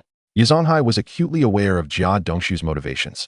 He merely wished to see Chen Feng suffer a bit, or perhaps even to devise a scheme to have him imprisoned. However, how could one openly express such intentions? Moreover, to execute such a blatant plan while relying on such an unreliable person was utterly foolish. Had Yi Zhonghai acted in his usual manner, he would have distanced himself from the situation, casually letting it circulate among others. By doing so, he could have easily absolved himself of any responsibility, claiming he was merely musing aloud or discussing with others. Even if someone were to uncover his thoughts later, they could not hold him accountable. Jia Dongshu's current actions were undeniably foolish. He had effectively implicated himself the moment trouble arose. After much contemplation, Yi Zhonghai ultimately decided against seeking out Chen Feng. Discussing this matter within the factory would be somewhat inconvenient, and he felt he could not handle it alone. Once back in the courtyard, however, he devised a plan. Sure enough, upon returning after work, he immediately sought out Chen Feng. While the root cause of the situation stemmed from Jia Dongshu's unwarranted interference, it had ultimately fallen into Chen Feng's hands. As long as Chen Feng communicated with the security personnel, Jia Dongshu would soon be released. Even if, hypothetically, Jia and his family had indeed resorted to purchasing grain illegally, it would only be because they were too many mouths to feed. Failing to buy grain would surely lead to starvation. With such a justification, the factory would not overly penalize Jia Dongshu. After all, many were watching. At worst, he would be detained for a couple of days before being released. Yi Zhonghai quickly located Chen Feng and directly broached the subject. Xiao Feng, I'm aware of what transpired today. Indeed, that bastard made a grave mistake. You nearly suffered a grievance, and I, as his elder, am here to apologize on his behalf. But he was merely confused in the moment. Tomorrow, please speak to the factory and have him released. Upon seeing Yazonghai approach, Qin Feng was unsurprised, as he had anticipated this. However, he was not easily swayed. Then tell me, when has this boy ever done anything right? Yazonghai was momentarily at a loss for words. He hadn't expected Qin Feng to pose such a question. Yet, upon reflection, it indeed seemed that the boy had never acted correctly. Regardless, Yazonghai was determined to rescue Jia Dongxiu, and, with a forced smile, replied, Xiao Feng, we are all neighbors in the same courtyard. Must we allow things to escalate to such a degree? Qin Feng shot Yazonghai a disdainful glance. It appeared he had resorted to moral coercion once again, a tactic he found perpetually effective. However, Qin Feng was not one to be easily placated. That boy tried to set a trap for me, aiming to get me imprisoned or to catch me off guard. Is this the behavior of a good neighbor? I am simply steadfast in my convictions. Otherwise, he would have already succeeded in his scheme against me. Had I been the one imprisoned, would he have come to my aid? Yazonghai was momentarily taken aback by this remark. Truthfully, had Qin Feng been wronged, Yazonghai would not have intervened. However, he could not express this directly, so he decided to bypass the comment and asked straightforwardly, then just tell me, what would it take for you to let him go? Chapter 91, just let him go. Feigning contemplation, Qin Feng finally replied, how about this, Yazonghai? You could offer me some compensation for this underhanded scheme. I was nearly frightened into losing my appetite. I think I deserve some recompense for that, don't you? How about 300? I suppose that would be a fair concession. Upon hearing Qin Feng's demand, Yazonghai turned on his heel and walked away, his mind racing with strategies.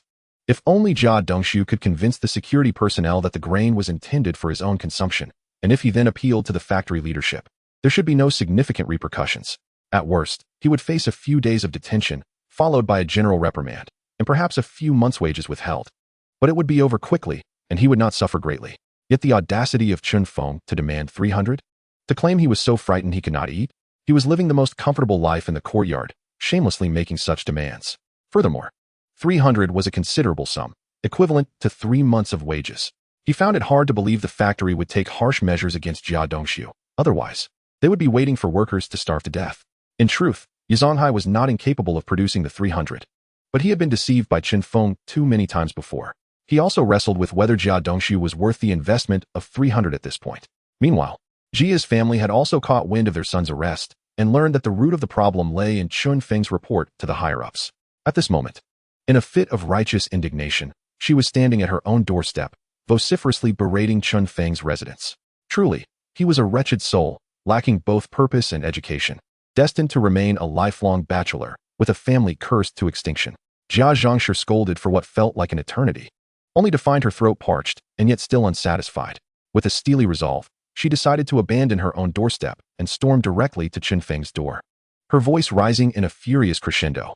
Qin Feng, you little bastard, come out here at once. Hurry to the security office and release my son, or I swear I will throw myself at your doorstep today. She shouted. Yazonghai, are you going to stand idly by? If you remain silent, I shall take this matter to the streets. Her blatant threat was unmistakably directed at the elder. Upon hearing this, Yazonghai quickly stepped forward to silence Jia Zhangshi. My dear sister, please refrain from your tirade. I am currently convening a meeting of all concerned parties to discuss this situation. Your presence is becoming a distraction. If you wish to listen, then do so, but if not, I urge you to return home. You have already offended Qin Feng, and should he refuse to relent, we do not know if your son will ever return. Jia Zhangshi, hearing Yazonghai's words, finally quieted down. Soon, he summoned the other 2 elders to the courtyard. His intention was to resolve the matter on his own turf, for once outside, his methods might not be as effective with Qin Feng. Furthermore, as Jia Dongxiu's mentor, any gossip regarding this incident could tarnish his reputation. Deep down, he understood that if Qin Feng would only relent and cease pursuing the matter, Jia Dongxiu would soon be freed. Thus, convening this meeting was of utmost importance. Before long, the 3 elders gathered everyone in the central courtyard. One elder cleared his throat and spoke directly. We have summoned you all today to discuss the incident regarding Jia Dongxiu's dismissal. Those of you working at the factory may have already heard about this uproar. Ultimately, this situation is merely a misunderstanding. We all reside in this courtyard and are well aware of the Jia family's circumstances. Even in times of plenty, their lives are fraught with hardship. Given the years of turmoil, they have long since been unable to put food on the table. Let us speak honestly. Is there a family here whose provisions are sufficient? Jia Dongshu's share alone cannot feed everyone in the household. Thus, it follows that he sought alternative means to procure grain, which led to today's incident. He learned that Feng, being a procurement officer at the factory, might possess surplus supplies and could assist him in acquiring food. However, given the existing animosity between them, he could not approach Feng directly and instead sought to engage a third party to act as an intermediary. Unfortunately, the individual he chose, Zhou Dehai, is notoriously unreliable.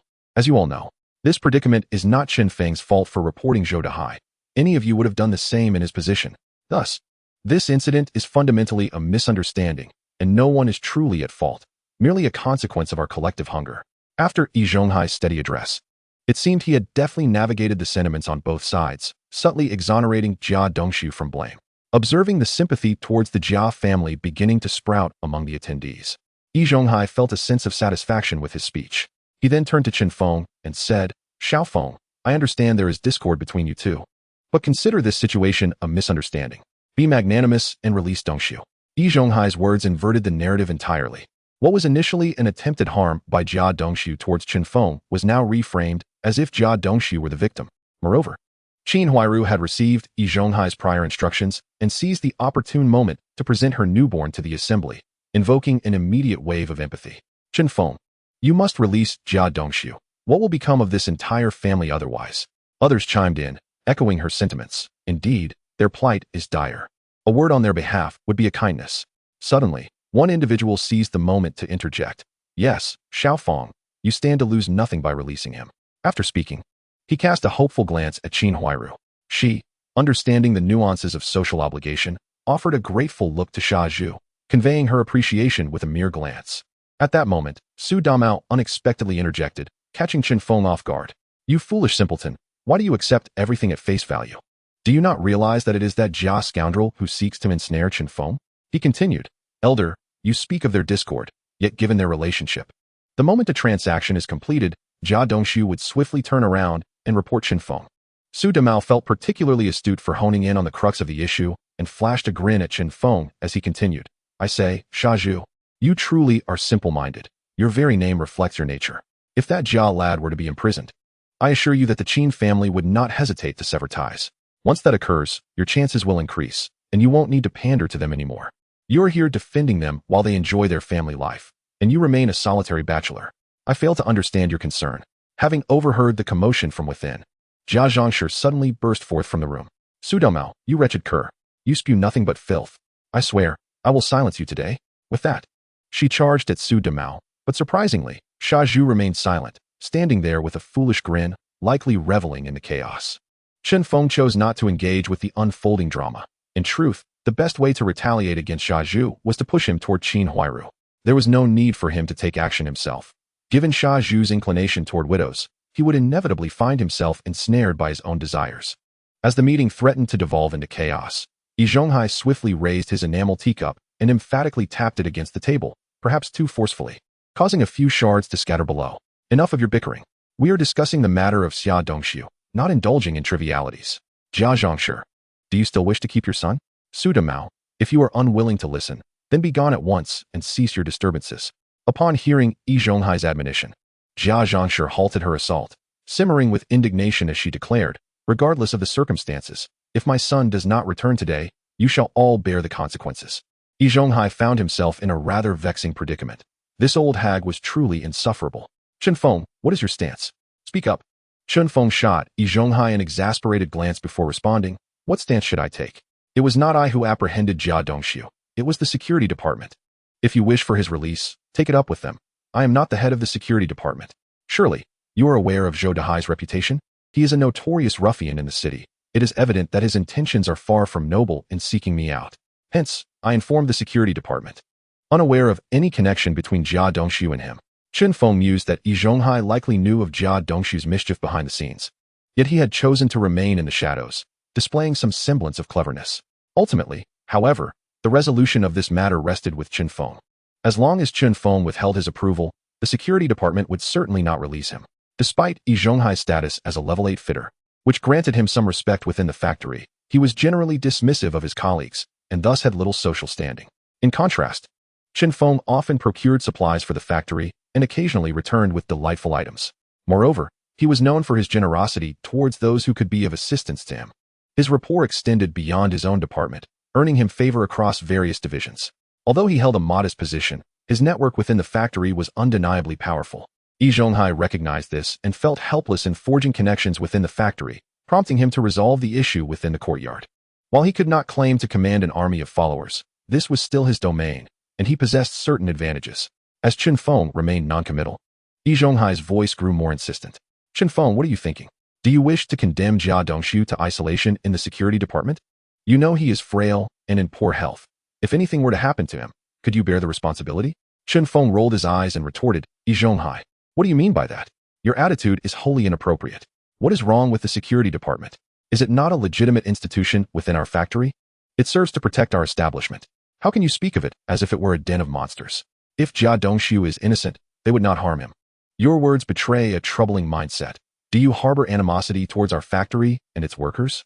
Otherwise, how could you disparage a department dedicated to our safety? The security department has always upheld fairness and transparency. Are you implying that they wrongfully accuse the innocent? If Jia Dongshu is indeed faultless, the security department will certainly clear his name and release him. If he is at fault, that is his own doing. Do you not trust our security personnel? Moreover, even if I wish to intervene for his release, do you think I am the head of the security department? Do you believe I can simply decree his release? Given your current stance, as Jia Dongshu's mentor, you should concur that the factory ought to conduct a thorough investigation into the matter. Yi Zhonghai was momentarily dumbfounded by Feng's barrage of words. The weight of the implication struck him. Being accused of such sentiments in this era was no trifling matter. He realized that had he not been a level 8 fitter, Feng's rhetoric could have led to his immediate detention by the security department. However, upon reflection, he felt his confidence wavering and hastily denied, "That was not my intention. When have I ever doubted the comrades in the security department? What I meant to say is that Dongshu is our neighbor. We all reside in the same courtyard. We must consider the community's reputation. If he remains detained for an extended period, it could tarnish our courtyard standing. For the sake of our shared reputation, you should visit the security department and clarify the situation." After his explanation, Yi Zhonghai applied further pressure on Feng. Unfazed, Feng replied, "What does this have to do with me? I am not privy to his affairs. I only reported Zhou Dahai. Jia Dongshu is a matter the security department is investigating themselves. What should I tell them? That they have mistakenly detained the wrong person, or that they are deliberately holding Jia Dongshu? How am I to know what he thinks?" At that moment, Qin Huairu, who had been cradling her child, could no longer contain herself and interjected, "Feng, my Dongshu genuinely needs to buy food for our family. You are well aware of our circumstances. We have been neighbors for quite some time. Today, I am pleading with you. Just visit the security department and speak a word on our behalf. They may very well return the items." With a quivering voice, Qin Huairu implored, and upon hearing her distress, Sha Zhu felt a pang of sympathy and chimed in.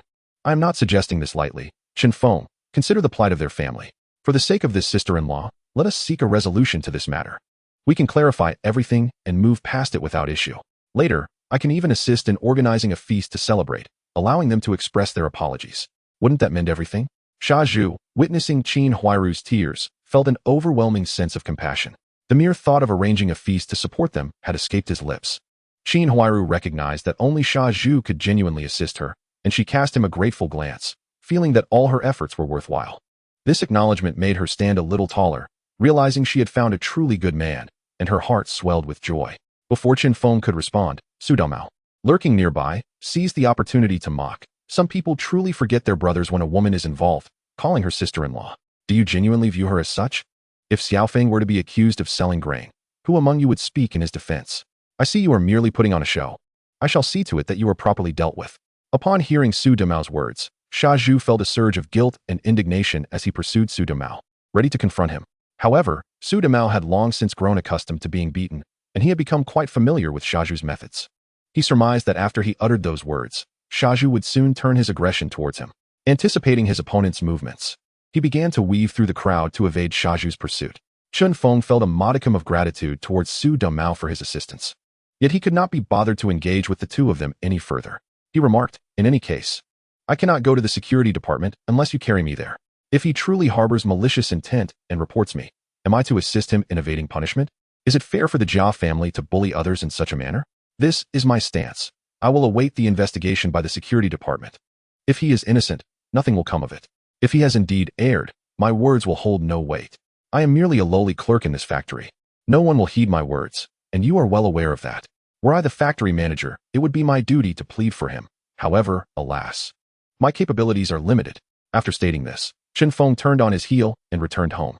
He was resolute in his decision, no matter what. He would not intercede on behalf of that Jia Dongshu. While others might be oblivious, Feng was acutely aware that Jia Dongshu intended to harm him. If such behavior went unpunished, he would no longer be Feng. The reason Feng refrained from directly dealing with this scourge was that he himself was on the brink of collapse. By the time he became a mere photograph displayed on the wall, he would no longer hold any grievances against him. The meeting today had indeed reshaped the courtyard's perception of Feng. He spoke with reason and evidence, and his actions were undeniably ruthless. However, those who typically held a grudge against Yi Zhonghai found a sense of satisfaction in hearing Feng's accusations against him. It was evident to the discerning that Yi Zhonghai was genuinely flustered at that moment. Such a spectacle was a rarity within the courtyard. There were indeed some astute individuals residing here. If Jia Dongshu possessed any ulterior motives, it would inevitably lead to a bitter confrontation between the two. Feng's bargaining with him was far from excessive. Some even reflected on their own experiences, contemplating how they might react even more decisively than Feng had. Feng, you uneducated scoundrel, you wretched brat. Old man, take a look at the people in this courtyard. There are no good souls among them. Hurry and take them down below and have a word with them. They only know how to bully us orphans and widows. It's utterly disgraceful. Isn't Jia Zhangshi engaging in superstitious practices? Uncle, will you intervene? If you won't, then I shall take it upon myself.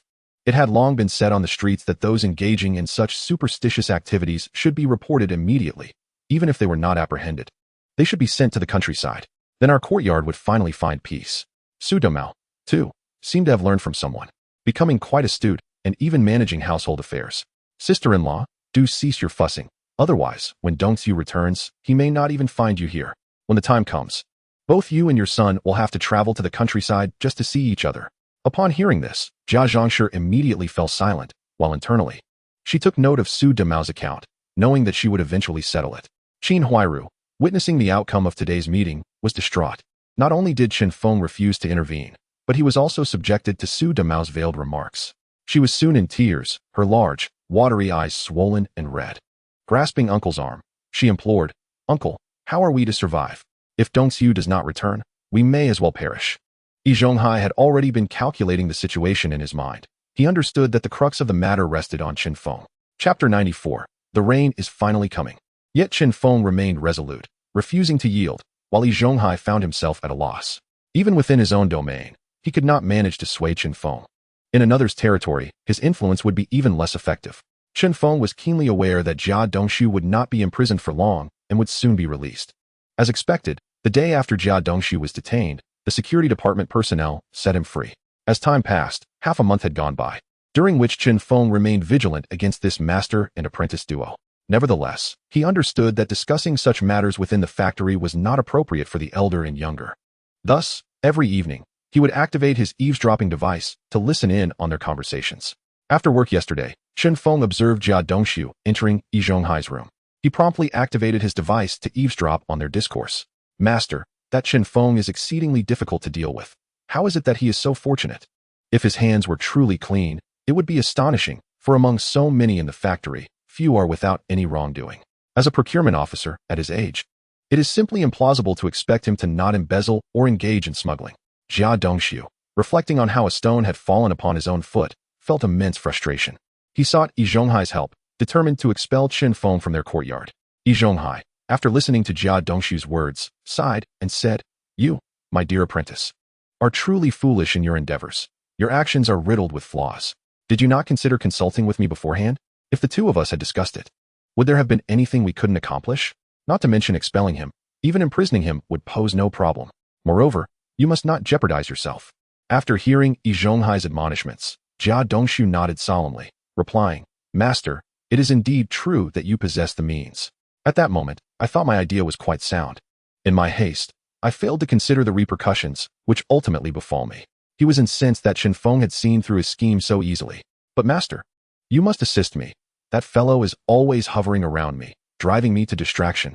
Yi Zhonghai pondered for a moment, took a sip of water, and then spoke thoughtfully. You, having just offended Feng, can be assured that he will be on high alert around you. If I may suggest, now is not the time for action. You must learn to be patient. However, you have made a valid point. Based on his previous conduct, if Qin Feng were truly innocent, it would be quite remarkable. I have a plan. We can find someone to keep an eye on him. Once he slips up, we can catch him in one fell swoop. But this must be done subtly. We cannot draw too much attention. After speaking, Yi Zhonghai gazed outwards, his eyes fixed on the direction of Qin Feng's home, his expression revealing a hint of ruthlessness. Observing his master's demeanor, Jia Dongshu realized that he was prepared to take action and quickly nodded in agreement. Master, please tell me what to do, and I will heed your every word. With you by my side, there is no doubt we can drive him away this time. However, this is a matter unknown to many. Their conversation has reached Qin Feng's ears. Now, attempting to find a weakness of Qin Feng in the shadows is utterly futile. Moreover, even if Qin Feng were unaware of their discussion, they would still be incapable of uncovering his schemes. Each time Qin Feng engages in various transactions, he meticulously surveys the surroundings beforehand. It is during such moments that his advantages manifest their utmost potential. Furthermore, he only proceeds with dealings when he is assured of absolute security. The audacity of these two to believe they could easily ensnare him is truly a delusion. The thought of being constantly preoccupied by their schemes leaves Qin Feng with an unsettling feeling. To be plotted against without retaliating would render him unworthy of his name. While the two disciples ponder their next moves, Qin Feng is equally devising strategies to counter them. At that moment, a throng of neighbors suddenly gathered in the courtyard. Pointing and gazing skyward, Qin Feng noticed this commotion and stepped out of his room. Upon exiting, he observed that the sky had become heavily overcast. The rolling dark clouds were on the verge of obscuring the sun. The atmosphere gradually grew somber. Could it be that rain was imminent? If it were to rain at the airport, the current situation might improve. After enduring years of drought, the fields were barely yielding crops. It was no wonder that every household had emerged. They had been tormented by these harsh conditions for far too long, and now they finally glimpsed hope. Naturally, they wished to witness this spectacle. As more people congregated, they all gathered in the spacious courtyard. The central courtyard, being the largest of the three, was typically where everyone convened for meetings in the courtyard and where they enjoyed chatting in small groups. It had become a veritable hub for information within the entire compound. Any news or developments from various households spread quickly through this central space. Oh my heavens, it's finally going to rain. Indeed, I find myself more excited about the rain than seeing my own mother. Absolutely. Who wouldn't he feel this way? We can hardly afford a meal now. If we receive a few downpours, wouldn't our crops prosper? Yes, good days are finally on the horizon. I just wonder how heavy the rain will be. I hope it pours relentlessly and washes away this calamity of famine. Living day by day with hunger is truly unbearable. Listening to the chattering of the people in the courtyard, Yi Zhonghai and Jia Dongshu also emerged from their room. After such an extended period without rain, everyone in the courtyard was eagerly anticipating a torrential downpour. Even if this storm prevented them from earning a living for a few days, they would gladly accept it. For rain signified the arrival of better days. Chapter 95, An Impeccable Cleanup. Upon seeing Yi Zhonghai and his disciple, Qin Feng suddenly conceived a brilliant idea. The system had previously gifted him a thunderstrike talisman that he had yet to utilize. Today, as circumstances provided the perfect opportunity to test the efficacy of this talisman. In the past, the items bestowed by the system had been non-lethal, even those designed to cause harm. For instance, the talisman he once employed on the Jia family duo had indeed caused them great distress, yet it had spared their lives. They had nearly recovered from that ordeal. Qin Feng had long forgotten the foul stench that had pervaded the courtyard during that incident. Thus, he felt no hesitation in testing the power of the talisman. Employing his spiritual awareness, Qin Feng affixed 2 thunderstrike talismans atop the heads of the master and disciple. Both men simultaneously felt a chill above their heads and instinctively looked up at the sky, mistakenly believing raindrops were falling on them. They also subconsciously reached up to touch their heads. At that very moment, 2 bolts of lightning streaked across the sky, striking them directly on the head. A resounding boom echoed, causing them to collapse to the ground in unison. My goodness, did this old man just get struck by lightning? Is that Jia Dongshu beside him? How could he have been struck too? With so many people present in the courtyard following the incident, one individual quickly reacted and noticed the 2 collapsed figures on the ground. Upon hearing their words, the entire courtyard turned its attention to the 2 men who had been struck by lightning. However, they were not merely spectators. This was a serious matter. The crowd banded together, each lending a hand to move the 2 men to a safe distance. They observed that Yi Zhonghai and Jia Dongshu had lost all their hair, leaving only bare scalps. However, their heads were charred, emitting wisps of smoke, and their bodies reeked of burnt flesh, due to their position when they fell. With their mouths agape, their still white teeth were clearly visible. The 2 men lay there motionless, giving the impression of having been fatally struck by lightning. A braver soul cautiously approached Yi Zhonghai, checking for signs of life. Feeling a breath, They then placed a hand on Ilong Hai's chest. Although still warm to the touch, his heart continued to beat steadily. With this knowledge, the crowd understood that the two were not dead, at least not yet. However, none of them had any experience in such matters. This was their first encounter with someone struck by lightning, and they were at a loss for what to do. A woman, hearing that her husband had been struck by lightning, rushed into the courtyard and immediately knelt beside Zhonghai. Zhonghai, oh Zhonghai, what has happened to you? Please don't scare me. Simultaneously, Jia Zhongshi approached upon witnessing her son's dire condition, so frightened that she collapsed to the ground, muttering, Dongxiu, dear son, please wake up. You mustn't leave me. Qin Huairu also received the news and hurried to the courtyard. Seeing her husband in such a state, uncertain if he was alive or dead, tears streamed from her eyes. Dongxiu, please wake up. If you leave us, how will we survive? As the crowd watched the women weeping inconsolably, they felt utterly helpless. At that moment, Lu Haizhong regained his composure, with the old man struck by lightning. He was now the de facto elder of the courtyard. Stepping forward from the crowd, he cleared his throat and, imitating the elder's tone, spoke. Quickly, that post. Go fetch a cart and take Uncle Da and Jia Dongxiu to the hospital. Stop dawdling here. Ah, yes, hurry over here with me. How many of you are there? I can't lift these two large gentlemen by myself. Although Sha Zhu discerned that the two elder gentlemen were deliberately mimicking Yi Zhonghai's manner of speaking, he chose to disregard it. After all, urgent matters took precedence, and he dared not act foolishly at this moment. He hastily ran outside to fetch the cart. At the back of the crowd, a man donned in a large hat was hiding, having just witnessed quite a spectacle. When the throngs of over 10,000 people were being reprimanded, he had just emerged from the back courtyard. Initially, upon seeing the master and disciple emerge from the room, he was displeased and rolled his eyes at the duo. Little did he expect that this very gesture would grant him a front-row seat to the live broadcast of their reprimand. Today, he felt a sense of vindication, chuckling heartily. Were Uncle Da and Jia Dongxiu plotting some nefarious scheme within the manor? It hadn't rained in years, and now, as these two exited the room, they were struck by lightning. One could only speculate about the unscrupulous nature of their discussions. Upon hearing Su Domao's remarks, the onlookers in the courtyard took a moment to process his words. How unfortunate for this master and disciple. With so many people gathered, nearly every household was represented. Yet, it was only these two who faced reprimand, and they had barely stepped out of the room. If they had been discussing virtuous matters, it would indeed be a rarity. Su Domao's words were overheard by a crying Aunt E, who paused in her lamentations, momentarily forgetting her tears. She pondered, could it be that there truly is a god? Before any wrongdoing was even committed, lightning struck. How frightening. Although Aunt E was unaware of the specifics of the discussions between the master and disciple, she was acutely aware that their dialogue was directed at Feng. They had mentioned his name several times, and towards the end, even emitted sinister chuckles. Su Domao, you ought to cultivate some virtue. Even now, you continue to mock Uncle Da. If Sha Zhu were present, he would surely be incensed. After all, Su Domao was incorrigibly cheeky. Hearing this, Su Domao glanced towards the courtyard entrance, noting that Sha Zhu had yet to return, and added, while you may fear Sha Zhu, I am not afraid of you. You are not Yi Zhonghai. I would have subdued him long ago. Su Domao, you heartless scoundrel. I shall tear your mouth apart today. At that moment, Jia Zhongshi, seated on the ground, finally regained her composure and had overheard Su Domao's previous remarks. Initially distraught over her son's reprimand, she now felt an overwhelming surge of anger at Su Domao's taunts. With newfound strength, she turned and pushed herself up from the ground, rolling up her sleeves and charging directly at Su Domao, baring her teeth like a fearsome demon. Seeing Jia Zhongshi's current state, Su Domao felt a twinge of fear and hastily dodged. He was familiar with the antics of Sha Zhu, having evaded them countless times.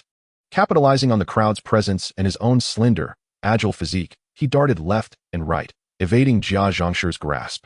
The crowd in the courtyard began to chuckle at the spectacle, and the tense atmosphere gradually dissipated. However, Jia Zhongshi remained relentless, pursuing Su Domao while vociferously berating him. Amidst this chaos, Feng seized the opportunity to pretend to affix a lightning strike charm to his head. Seconds later, a sharp crack echoed through the sky. Smoke billowed from Jia Zhongshi, and she collapsed to the ground. Initially, the crowd did not perceive anything amiss, but upon witnessing Jia Zhongshi's fall, they stood frozen in disbelief. Could it be that today, divine retribution had indeed manifested? Or had the heavens mistakenly targeted her instead of the intended Yi Zhonghai? Nonetheless, the neighbors did not dwell on such thoughts, as they held no affection for Jia Zhongshi. No one stepped forward to assist. Instead, they gathered around to observe. As they exchanged glances, they noticed that Jia Zhongshi's once gray hair had turned black and was now oddly styled, creating an unintentionally comical appearance. In retrospect, her visage was no longer as repulsive as it had seemed before. Suddenly, someone in the crowd could not contain a laugh, prompting an uproar of laughter throughout the courtyard. It had been quite some time since such a harmonious scene had unfolded within these walls. As the crowd marveled at Jia Zhangshi's new, absurd hairstyle, the previously reprimanded master and disciple slowly regained consciousness. Yi Zhonghai gasped sharply, sitting upright and blinking at the gathered throng, still bewildered by the events that had transpired. Those who heard Yi Zhonghai's voice turned to see him awake and hurriedly informed their companions. "Look, Uncle Da has awakened. Are you all right? Thank heavens you appear to be well, albeit somewhat dazed." The crowd gathered around Yi Zhonghai, exchanging glances and assessing his condition.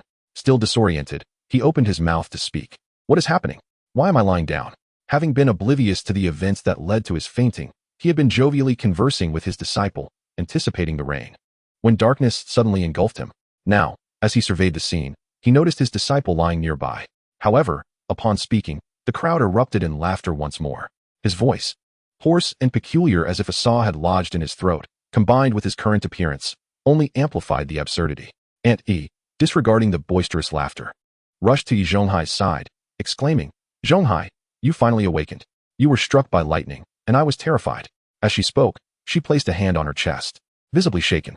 At that moment, Jia Dongshu also stirred awake. He twisted his neck, which had begun to ache, and cast a glance at the surrounding crowd, who were equally perplexed by the situation. He then inquired, "Wasn't it supposed to rain? Why is the ground still dry? It hasn't rained at all. How did I end up here? Who is the scoundrel that smeared ash all over me? It's such a mess. How am I to wash this off?" Upon hearing Jia Dongshu's voice, Qin Huairu pushed her way through the throng. "Dongshu, you're truly awake. You scared me to death. Thank heavens. Thank the heavens for your protection." Seeing Jia Dongshu regain consciousness, she too leaned over him, lost in her thoughts. After crying for quite some time, she suddenly remembered an important matter she had overlooked. Her mother-in-law had also been struck by lightning. Though her feelings towards her mother-in-law were far from warm, she thought it would be better if she passed away sooner. However, in a moment of reflection, she realized that her own reputation as a virtuous daughter-in-law could not be tarnished. She was, after all, regarded as the ideal wife by others. With this in mind, she quickly addressed the two individuals before her. "I'm relieved you both are all right. Please, go check on my mother. She was also struck by lightning." As she spoke, tears welled in her eyes. Ultimately, the well-being of her husband was paramount, and she needed to maintain her act and uphold her virtuous persona. After uttering those words, Qin Huairu hurried to her mother-in-law, Jia Zhangshi, and began softly calling out, "Mother, wake up. How are you? You mustn't be harmed. Our family relies on your judgment."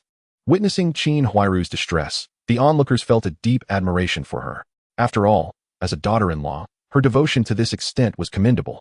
Everyone was aware that Jia Zhangshi had often made things difficult for her.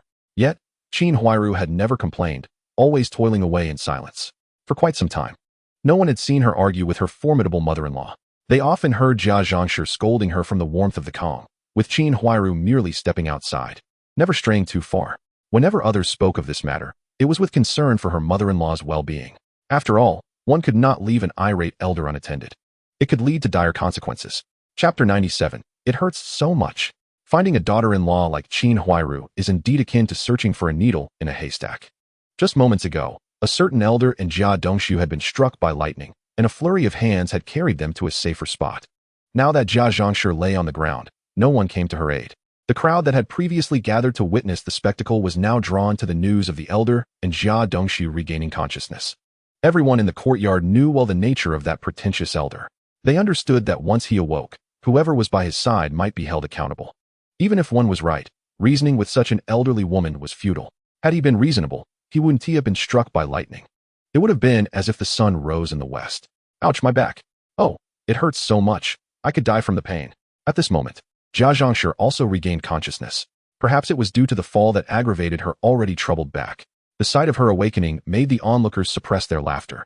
Afraid they might attract her ire, they could only stifle their amusement and whisper amongst themselves. Jia Zhangshi scanned the crowd and remembered that she had been chasing Su Domao. However, Su Domao had already slipped away into the crowd, making it impossible for her to find him. Frustrated after searching in vain, Jia Zhangshi's anger intensified upon noticing the amused faces around her. What a bunch of ungrateful wretches. What is so funny? At my age, I fall to the ground, and no one comes to help me up? She scolded for a while, but the crowd remained indifferent. Typically, people would scatter when faced with Jia Zhangshi's temper, as they had only gathered to gawk and had no desire to attract trouble. However, her current predicament was so ludicrous that they hesitated to leave, unable to resist the spectacle. Yet no matter how much she yelled, no one dared to engage in a debate with her. The crowd had long mastered the art of treating this old shrew like air. Seeing that no one was paying her any mind, Jia Zhangshi directed her ire at the heavens. "Oh, heavens, have you lost your sight? Do you not see the deceitful souls around? With so many beasts in this courtyard, why do you choose to strike my family?" Just as those words left her lips, a thunderclap resonated from above. Jia Zhangshi was struck by lightning once more. And this time, it was evident that it was far more severe than the last. She swayed for a moment before collapsing to the ground, gasping for breath. Her mouth agape, exhaling but not inhaling. Witnessing this scene filled the onlookers with trepidation. After all, who among them had not committed a few misdeeds? Despite the comical nature of Jia Zhangshi's misfortune, no one dared to laugh. As they glanced skyward again, a sense of reverence washed over them. They had witnessed a tangible event. Just after she had uttered her reproach, a bolt of lightning had struck her head. This was an absurdity that had occurred right before their eyes. Yi Zhonghai and Jia Dongxiu felt a wave of unease. They had seen nothing when they were struck. But now they had witnessed Jia Zhangshi suffer the same fate again, and they feared another bolt might be aimed at them. The crowd exchanged nervous glances at the sky and then at Jia Zhangshi, instinctively retreating a few steps, wary of being caught in another strike.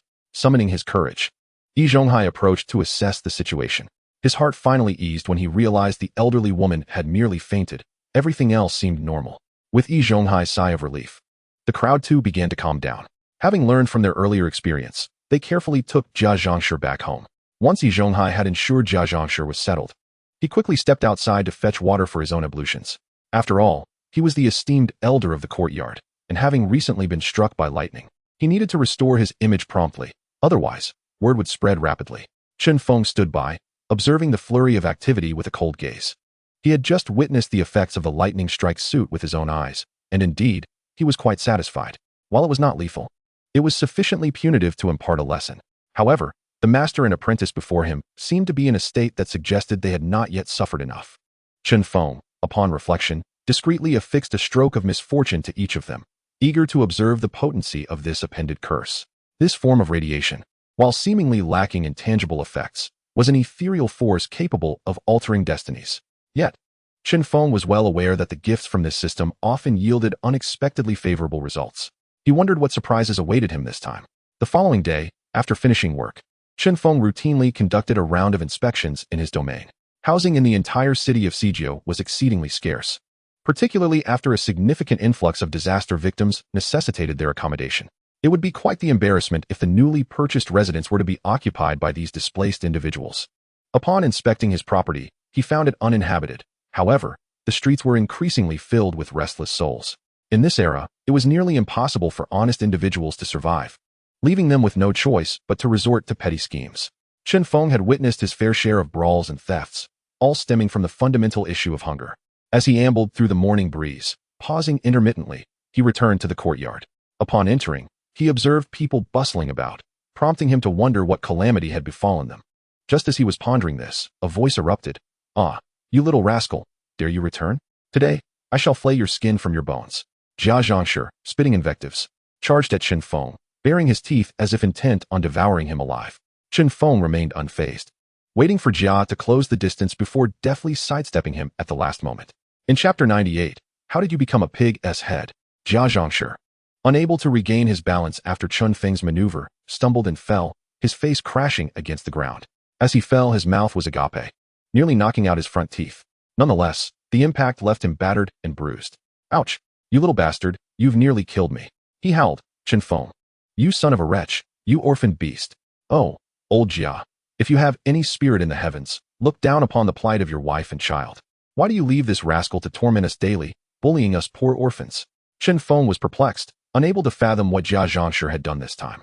Upon his return, Jia had not only resumed his tirade but seemed intent on a relentless vendetta.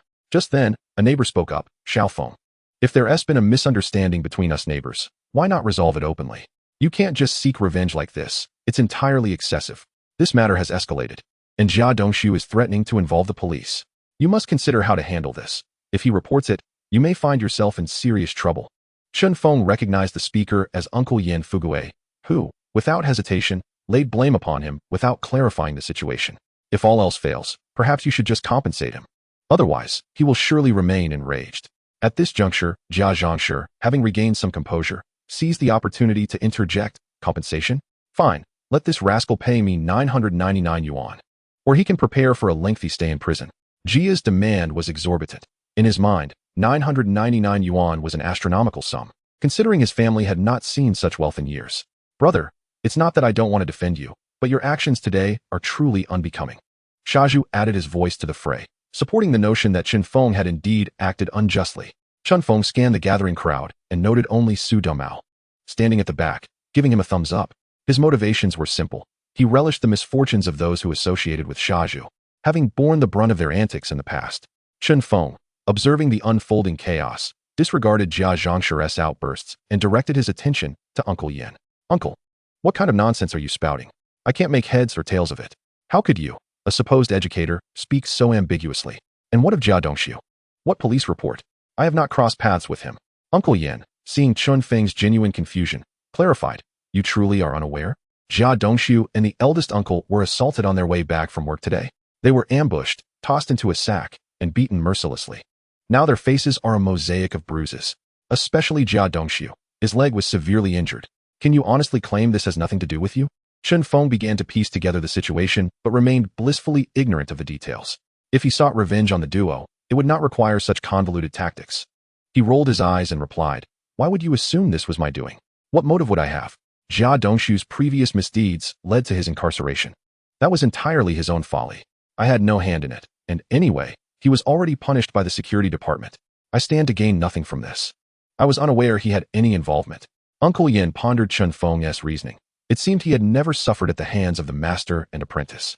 If he were indeed seeking vengeance, there would be no justification. Still, he questioned, if it wasn't you, where have you been since work ended? Feng rolled his eyes again and explained, after work, I went shopping. It was bustling over at Dongxiamen, so I lingered there for a while. Moreover, there was a ruckus as two groups of comrades clashed, and quite a few people were involved. Those two from the neighboring courtyard were present as well. If you doubt me, ask them if my account aligns with theirs. Upon hearing Feng's unwavering confidence, Uncle Yin surmised that it was unlikely Feng was behind the incident. However, even if he managed to pass this hurdle, he had no intention of explaining things on Feng's behalf. Thus, he spoke up, you should quickly go and explain to your elder uncle. Both of them still believe that you are the one who orchestrated this.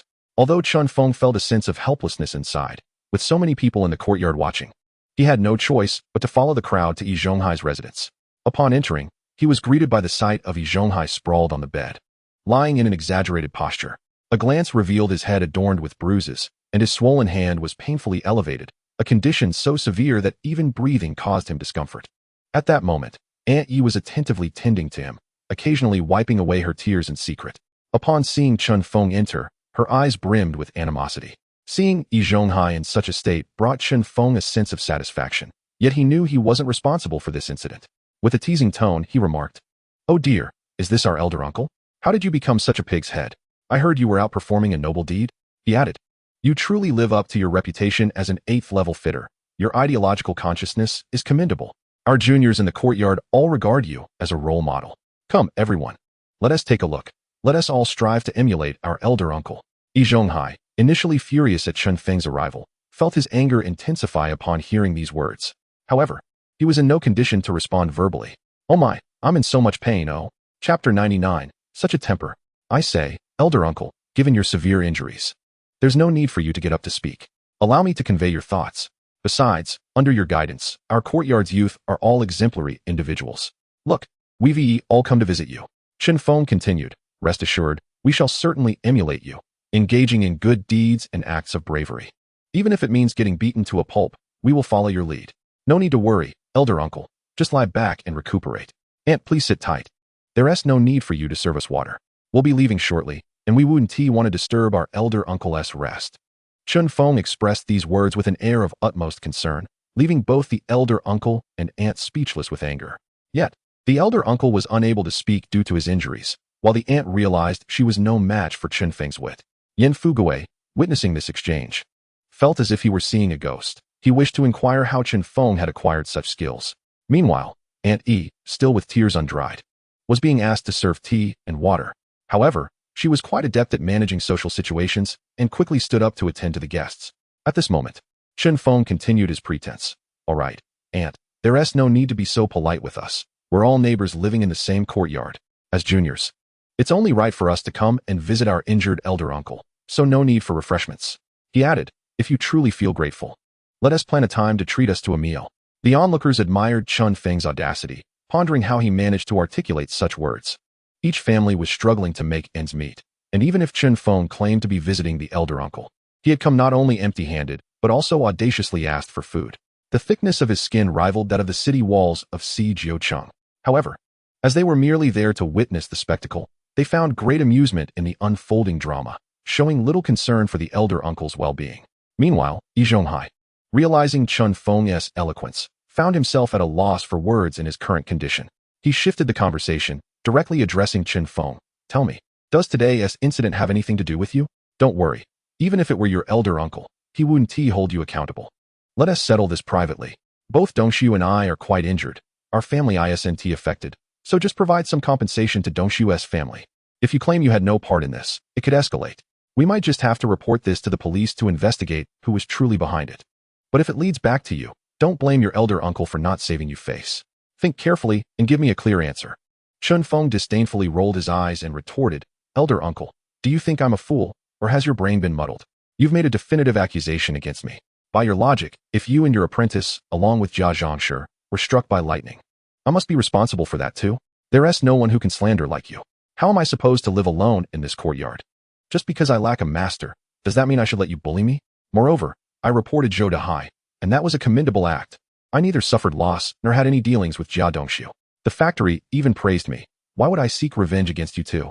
Upon reflecting on Chen Feng's words, Yi Zhonghai realized there was some truth to them.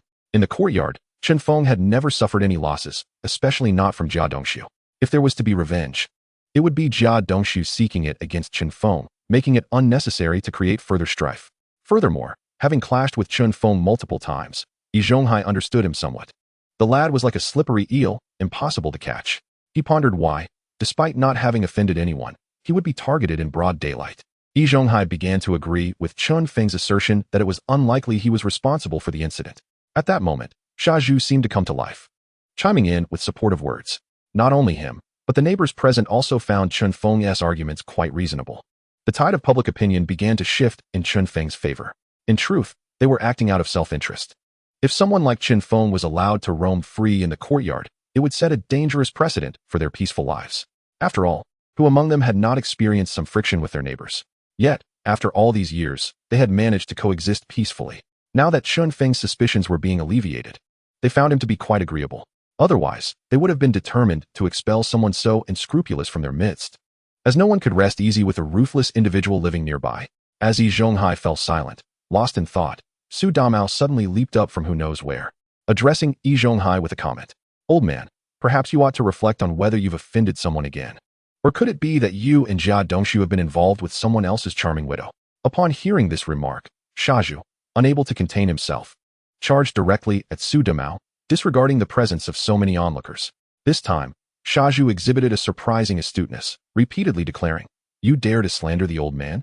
Today, I shall rip your head off and use it as a ball to kick. Su Damao was utterly unprepared for Xia Zhu's fiery disposition, and in a flash, he fled outside. The neighbors, however, were well aware of Yi Zhonghai's character and felt that Su Damao's words were indeed rather excessive, though crude in their delivery. They held a kernel of truth. Could it be that the old man truly committed some heinous act and is now facing retribution? After all, how could he have been struck by lightning and then assaulted in broad daylight? Chapter 100. The Threads of Evidence. As such thoughts circulated, an odd atmosphere enveloped the room, and the gazes directed at Yi Zhonghai shifted uneasily. Sensing the growing tension, Yi Zhonghai cleared his throat and, despite the excruciating pain, spoke, Ladies and gentlemen, as you can see, I am currently in quite a predicament, making it difficult for me to host you properly. Therefore, I shall not keep you any longer today. Allow me to rest for a day, and tomorrow I will accompany Dongshu to the police station. We must thoroughly investigate this matter and bring the hidden hand behind this chaos to justice, so that we may return to a semblance of normalcy in our lives. After uttering these words, he cast a meaningful glance at Chen Feng. Chen Feng, understanding the implication, realized that suspicion still lingered towards him. However, he remained unfazed. After all, he was innocent, with a solid alibi to support his integrity, leaving him unconcerned. Yet, Chun Feng pondered who the heroic figure might be behind these events. If he were to encounter them, he would certainly express his gratitude. Days passed, and news from the police station began to surface. Ultimately, it turned out to be a territorial dispute between two factions. One group, intent on enjoying their spoils in secrecy, mistakenly targeted Yi Zhonghai and his apprentice. Upon hearing the investigation report, Yi Zhonghai felt utterly speechless. He couldn't fathom how he had drawn such misfortune, first struck by lightning, then assaulted, only to discover that they had mistakenly attacked him. Had they not erred, he might have seized the opportunity for vengeance. Instead, the assailants bore no relation to him, leaving him with a profound sense of injustice. Despite the culprits being apprehended, he harbored a wish that they were Chun Feng and his ilk instead. The knowledge that they were not only intensified his frustration, leaving him feeling utterly constrained. A few days later, Feng resumed his customary stroll after work, a routine he had diligently maintained of late. This served a dual purpose: to scout for additional treasure locations and to check on his home where his grandparents were currently residing with his aunt. This arrangement also helped obscure the provisions they consumed, for Chun Feng could not bear the thought of his grandparents suffering. He intended to ensure that they received the finest offerings.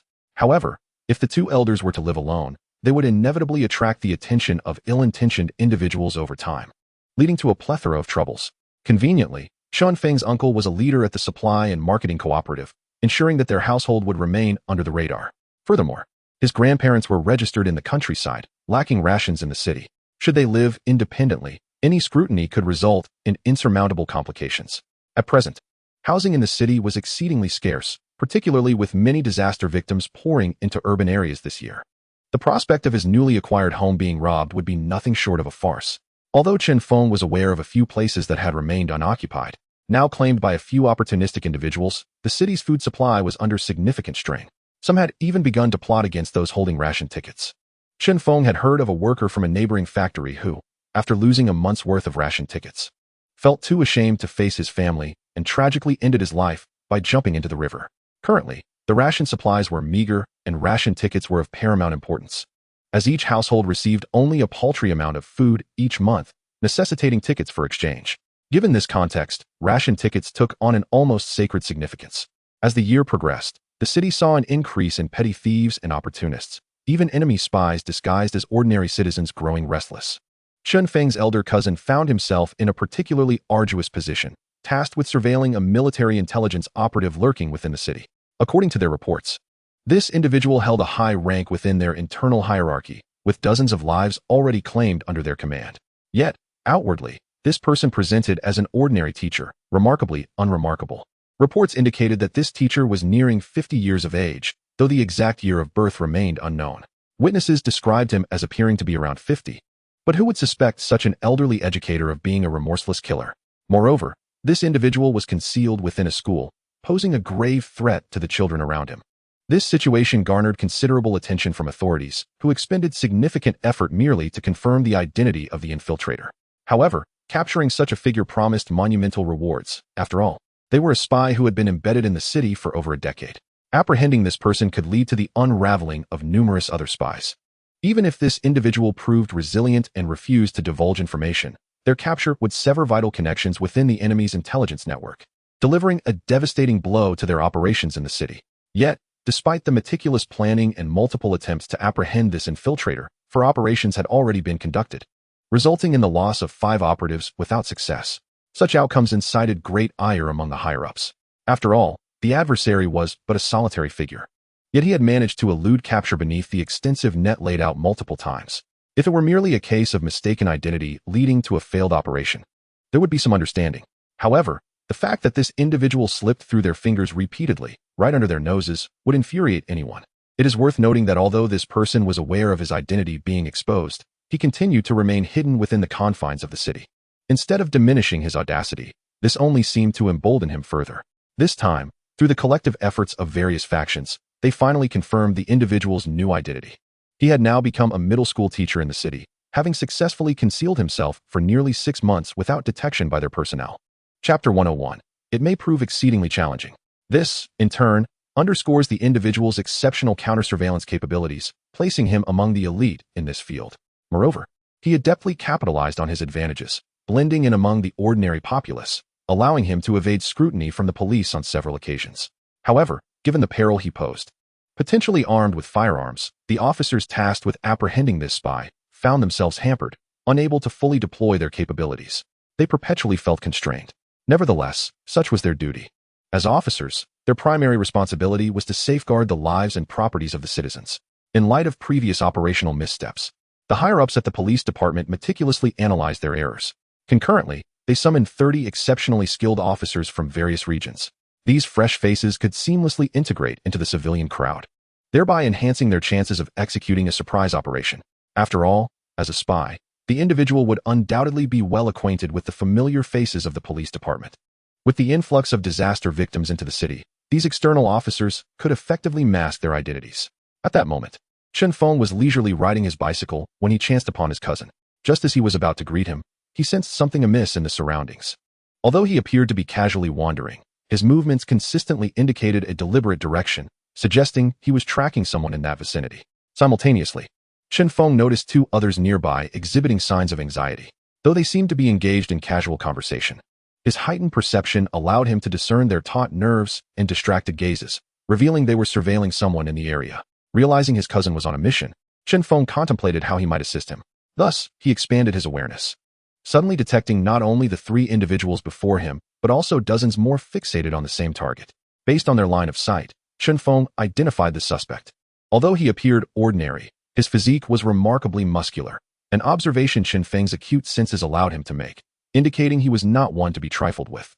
Once the target was established, Feng surveyed the surrounding environment. This was a main street, and although the peak rush hour had passed, a significant number of people were still traversing the thoroughfare. Feng hastily summoned his small companion, eager to witness the unfolding capture operation. However, upon spotting the suspect, Feng reconsidered his strategy. Engaging with such an individual could likely put him in jeopardy. Moreover, given the number of officers already in position, they were undoubtedly capable of apprehending the target. If they failed, it would be ill-advised for Feng to intervene, especially since he preferred to avoid entanglements with official personnel. Feng's objective shifted from aiding his cousin to ensuring his safety, for the suspect's capabilities remained uncertain, potentially making him a formidable adversary. If his cousin, in a moment of impulsivity, rushed forward, he could easily become the first to face danger. With this in mind, Feng remained acutely observant of the scene. The suspect appeared to be around 50 years old, casually carrying a bag of flour, strolling leisurely along. It was evident he maintained good relations with the locals, as many greeted him. This could likely be attributed to his position as a teacher. Nevertheless, the more Feng scrutinized, the more he perceived him as an ordinary individual. Without his unique abilities, it would have been impossible to detect any distinguishing traits in the man. Soon, the individual approached a corner, where several people exchanged furtive gestures before stealthily encircling him. Just as they closed in, an explosion of powder erupted among them, catching the officers off guard.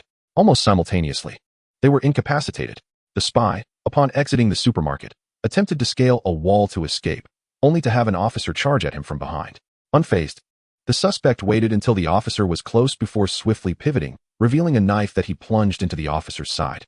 A swift kick sent the officer sprawling to the ground. The officers, momentarily disoriented by the powder, quickly regained their composure and rushed to surround him. Yet, the suspect, seemingly driven by madness, wildly brandished his knife, preventing anyone from approaching. Officers within a 10-foot radius found themselves swiftly overpowered. After dispatching the closest officers, the spy dashed into the street, seamlessly blending into the crowd. Suddenly, the previously vibrant street erupted in chaos as gunfire rang out, sending the crowd into a panic as they scattered in all directions. The once peaceful atmosphere was instantly shattered. Seizing the opportunity, the suspect vanished amidst the throngs of people, swiftly disappearing from view. The entire incident unfolded with astonishing speed, leaving the officers unable to seal off the perimeter in time. Feng's cousin and the other officers gritted their teeth, resolute in their determination to trace the suspect's whereabouts. However, given the earlier pandemonium, there was little hope of uncovering any clues. The suspect's unremarkable appearance belied his agile prowess, and now it was unclear where he had fled. Nevertheless, they persisted, having encountered similar situations before. If they could not ascertain the rogue's location within the shortest span of time, in just a few days, that individual will swiftly assume a new identity to lurk within the city. When the time comes to unearth this person, it will likely prove to be an arduous challenge. For such individuals, adopting a new identity is undoubtedly a simple task. Their daily occupation revolves around this very skill. Moreover, given the high rank of this spy, one can only speculate how many alternate identities he possesses. Chapter 102. Such a pity for that splendid visage. Feng had just witnessed the entire process through the eyes of his pet. It appeared as though every movement of his was executed with meticulous consideration, devoid of any superfluous gestures. Initially, he cast an unknown powder to obscure the vision of the pursuing officers, thereby neutralizing the threat posed by the nearby police. The entire sequence unfolded in what seemed like the blink of an eye, with the individual displaying not the slightest hesitation. Coupled with his astute assessment of the situation, he swiftly abandoned the notion of scaling a wall to escape, instead fixating his attention on the throngs of people. Once he infiltrated the crowd, he seized the opportunity to incite chaos, laying a solid foundation for his imminent flight. After all, he was acutely aware that a considerable number of officers lay in wait among the populace, so he cleverly concealed himself within the masses, allowing the pandemonium he created to further obscure his trail. This individual executed his actions with a fluidity that was nothing short of impressive. Feng held a deep admiration for his performance. Merely observing it was exhilarating. However, this spy did not stray far from the scene. Shortly thereafter, he found refuge in a courtyard just 2 kilometers away from the site of his near capture. Upon entering the courtyard, he calmly greeted acquaintances, betraying no sign of the life and death ordeal he had just endured.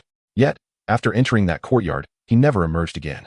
Feng meticulously noted the room into which the man had disappeared. After careful consideration, he summoned another pet to keep a vigilant watch on this target. Subsequently, Feng turned and made his way home, contemplating the opportune moment to act and deliver this individual to his cousin. Should a suitable opportunity not present itself, he would simply relay the location to his elder cousin, which would suffice. Despite the individual's remarkable skills and cautious nature, his successful evasion from the encirclement was primarily attributable to his intellect. He possessed a remarkably clear thought process, enabling him to perceive the overarching situation with ease. Effortlessly, he identified the weakest point in the encirclement and adeptly utilized the surrounding elements to his advantage. This was the crux of his ability to escape. Otherwise, he would have been ensnared by the numerous officers pursuing him, had he not conceived the idea of creating chaos, or if the environment had not facilitated such turmoil. He would have undoubtedly been captured. In contrast, the officers bore a far heavier burden of considerations, including the safety of the surrounding civilians, striving to minimize panic at all costs, which in turn hindered their efficacy. The fugitive spy, known as Sun Chong, was exceedingly pleased with his recent performance. He was one of the highest-ranking officials of the military intelligence in this city, and this marked his 5th successful evasion from government capture. Should this account be chronicled in future times, he would be remembered as a legendary figure, given the increasing brilliance of his exploits. Although he was unaware of how many officers he had dispatched that day, he had already eliminated 5 in prior encounters. He harbored great confidence in his achievements. Now, he was poised to activate his next identity, a scrap collector on the streets. This persona was far simpler to assume than others, which is why he had reserved it for last, as it permitted multiple utilizations. Having undergone years of specialized training under the regime, he could fluidly transition between various roles. To embody a scrap collector, he simply needed to appear over a decade older than his actual age, a task easily accomplished. Additionally, he would adopt a deliberately disheveled appearance. He was certain that if he were to cross paths once more with the officers who had previously confronted him, they would fail to recognize him. This confidence stemmed from his extensive experience as an operative. He envisioned himself traversing the streets, collecting refuse and scrap, only to exchange it for cash at the recycling station, a stark contrast to the life he had led as a teacher. However, he now found himself with ample time to contemplate his mission. Suddenly, the sound of a glass bottle shattering behind him jolted Sun Chong back to reality. He swiftly turned to gauge the source of the noise while scanning the surrounding area for any signs of danger. This reflexive vigilance was a skill honed over years of espionage and had allowed him to evade traps on multiple occasions. Then, a voice emerged from behind him. "Hey, old man, how do you navigate the streets? You just smashed my family's vase in broad daylight. This is an antique, do you understand? I had already arranged a buyer for it, and you've just destroyed it. Don't even think about shifting the blame. Just pay up." As Sun Chong listened to the accusations directed at him, he continued to assess his surroundings. After scrutinizing the vicinity, he confirmed that there was no one else nearby. He exhaled in relief. As long as it wasn't the police closing in on him again, he could manage anything else. However, he was also aware that if the authorities were to encircle him once more, they would likely deploy a larger contingent to control the situation, as had occurred in previous encounters. Yet, with only this single individual before him, Sun Chong was certain that he was not a police officer. Amused by the antics of the person before him, he thought, "What a day to forget to check my luck. How did I end up encountering such a character? Clearly, this is a case of fraud." He scrutinized the young man, noting his handsome features and striking appearance, only to discover that he was but a petty rogue. What a waste it was for such good looks to be squandered. Before joining the military intelligence and becoming a spy, Sun Chong had been a notorious ruffian in the underworld. He had seen all manner of people and was not the least bit intimidated by such trivial matters. After all, it was precisely through the art of deception that he had managed to survive thus far. Without it, he would have perished long ago. The absurdity of this situation unfolding before him was a revelation. Young man, don't you see I'm merely a scrap collector? If you're going to pick a fight, shouldn't you target someone with deeper pockets? Look at my tattered belongings. This is all that holds any value. Chapter 103. Muzzle this fellow. Otherwise, feel free to take whatever precious items you can find in my vehicle. Just leave the car behind, as I rely on this rickety cart to sustain myself. Upon observing that his adversary was nothing but a naive greenhorn, Sun Chong patiently began to elucidate the situation. After all, he had once traversed this path and thus possessed a modicum of experience. Despite the young man's attempt at deception, Sun Chong felt a flicker of sympathy for him. Ultimately, everyone is striving to make a living. At his age, he had already endured his share of tribulations, prompting him to offer a few words of wisdom to this junior. After appraising the young man in his mind, he heard him declare, "I couldn't care less about your troubles. If you don't compensate me today, you won't be leaving. To be frank, this antique has already been appraised at no less than 250. However, recognizing your predicament, I'll let you off with just 225, a mere 25 less than it's worth. Hand over the cash, and you can be on your way. I assure you, I won't complicate matters." Sun Chong was taken aback by the young man's inability to grasp the gravity of the situation. He realized that he could not afford to be ruthless with this youth. Doing so would squander his current standing. Under normal circumstances, he would have tossed this impudent lad to the ground without a second thought. But given his unique circumstances, he had to exercise restraint. "Listen here, lad. I may be an elderly man, but can you truly justify extorting me like this? If that bottle of yours were worth even $1, I would have considered it a treasure. You dare demand 225? You certainly possess a bold tongue." Sun Chong couldn't help but chuckle inwardly at the audacity of this brash youth. "You should perhaps return and refine your skills in deception before attempting to swindle anyone else. If you can't deceive an old man like me, how do you expect to con the wealthy? That pathetic bottle of yours is so easily recognizable. I can discern exactly where it was purchased. If you plan to engage in this line of work, at least have the sense to distance yourself from where you acquired it." The young man, upon hearing Sun Chong's assessment, suddenly realized the clumsiness of his approach. He humbly admitted, "I never anticipated being so easily seen through. Do I truly have that many flaws?" Sun Chong found himself both exasperated and amused by the naivety of today's youth. Yet, as he looked upon the young man, he was reminded of his own youth. Finally, he offered a piece of advice. "Let us not delve into other matters. If you intend to deceive, at least procure a more convincing antique. I'm not suggesting you steal a genuine artifact, but it should at least resemble one. There are bound to be shards of antiques left in the markets. With some effort, you could piece together a plausible imitation. If all else fails, spend a little money to buy something that resembles an antique. It doesn't require a substantial investment. Even a half-authentic piece will suffice. When it comes time for authentication, you will have something that stands up to scrutiny." Upon hearing Sun Chong's guidance, the young man gazed at him with admiration. Compared to himself, Sun Chong seemed like a seasoned veteran in this field. Eagerly, he grasped Sun Chong's hand, exclaiming, "You are truly a master. Your wisdom in a single statement surpasses what I could learn in a month of experience. How about I shadow you from now on? Teach me well, and I shall earn money to repay your kindness." As he spoke, the young man, fearing rejection, earnestly added, "Though I engage in this trade, it is purely out of necessity. I am genuinely devoted to my family. I assure you, I speak the truth." Sun Chong shook his head with a smile. "Look at my age. You should know what kind of society I grew up in. Back then, engaging in this trade was a matter of survival, not like today. If you truly wish to provide for your family, there are plenty of respectable professions. Why not pursue one of those?" Despite Sun Chong's admonitions, the young man remained steadfast in his admiration, seemingly intent on clinging to him. Observing the young man's persistence, Sun Chong felt a twinge of helplessness. While he could easily lure the lad to a secluded spot and deal with him, he hesitated, recognizing a reflection of his younger self in the boy. After much contemplation, he resolved to impart further guidance to this audacious youth. "Consider this. The essence of this trade encompasses several key points. The first point is," but before Sun Chong could finish his thought, he suddenly collapsed to the ground. Just before losing consciousness, he realized that this young man was no ordinary individual. He had been deftly deceived by someone far more cunning than he had anticipated. Feng nudged the unconscious Sun Chong, confirming he was indeed out cold, and then relaxed. He knew better than to underestimate such a character. Seizing the opportunity, He struck Sun Chong on the back of the head with considerable force, feeling the strain in his wrist from the effort. Nevertheless, he had successfully subdued the man, who merely lay unconscious, posing no threat of fatality. In the end, Feng retrieved a length of rope from his spatial storage, binding Sun Chong securely to ensure he could not escape. Once satisfied that the man was thoroughly restrained, he shifted him onto the cart. He then scavenged through the pile of debris, selecting a blanket to cover Sun Chong, leaving only his head exposed, crafting the appearance of having brought a patient back from the hospital. Feng was well versed in this ruse, having practiced it with others in his courtyard multiple times. They always returned in the same guise, evading suspicion. Finally, he transported Sun Chong to the residence he had acquired, unloading him from the cart. With a forceful tug, he tore a strip of cloth from Sun Chong's garment, using it to gag him, and then blindfolded him with another piece of fabric. Once all was in place, he unceremoniously deposited Sun Chong into a room. With everything set, Feng leisurely rode his bicycle to the city police station, where he intended to meet his cousin. Chapter 104. Perhaps be a touch more enthusiastic than others.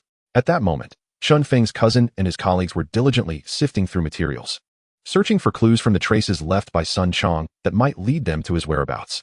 However, despite the passage of time, they had yet to uncover any leads, resulting in a rather somber work atmosphere. Just then, a police officer approached Feng's cousin. "Someone is looking for you outside. They have been waiting for quite a while, claiming to be a relative of yours. You should go down and greet them." "All right, Lao Wang. I will step out for a moment." After speaking, my cousin stepped outside. "Xiao Feng, it's been ages. What brings you here? Have you encountered any trouble?"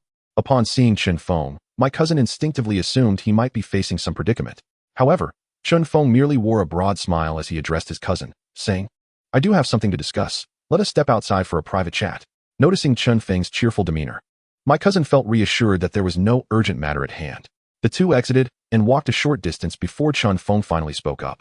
"Cousin, I saw you the other day. Were you not handling a case at that market near Dongzaimen?" My cousin, initially curious about Feng's mysterious tone, was taken aback when Feng inquired about an incident from a few days prior. "Who informed you of this matter? You shouldn't be aware of it." My cousin's brow furrowed slightly as he fixed his gaze on Feng. "Rest assured, I witnessed it myself. No one told me. And I do not know your colleagues at the police station. Furthermore, while I have not worked in this field, I possess some understanding of your protocols. I observed you all seemingly attempting to apprehend someone. Did you ultimately fail to catch them?" After hearing this, my cousin let out a sigh of relief and replied, "Indeed.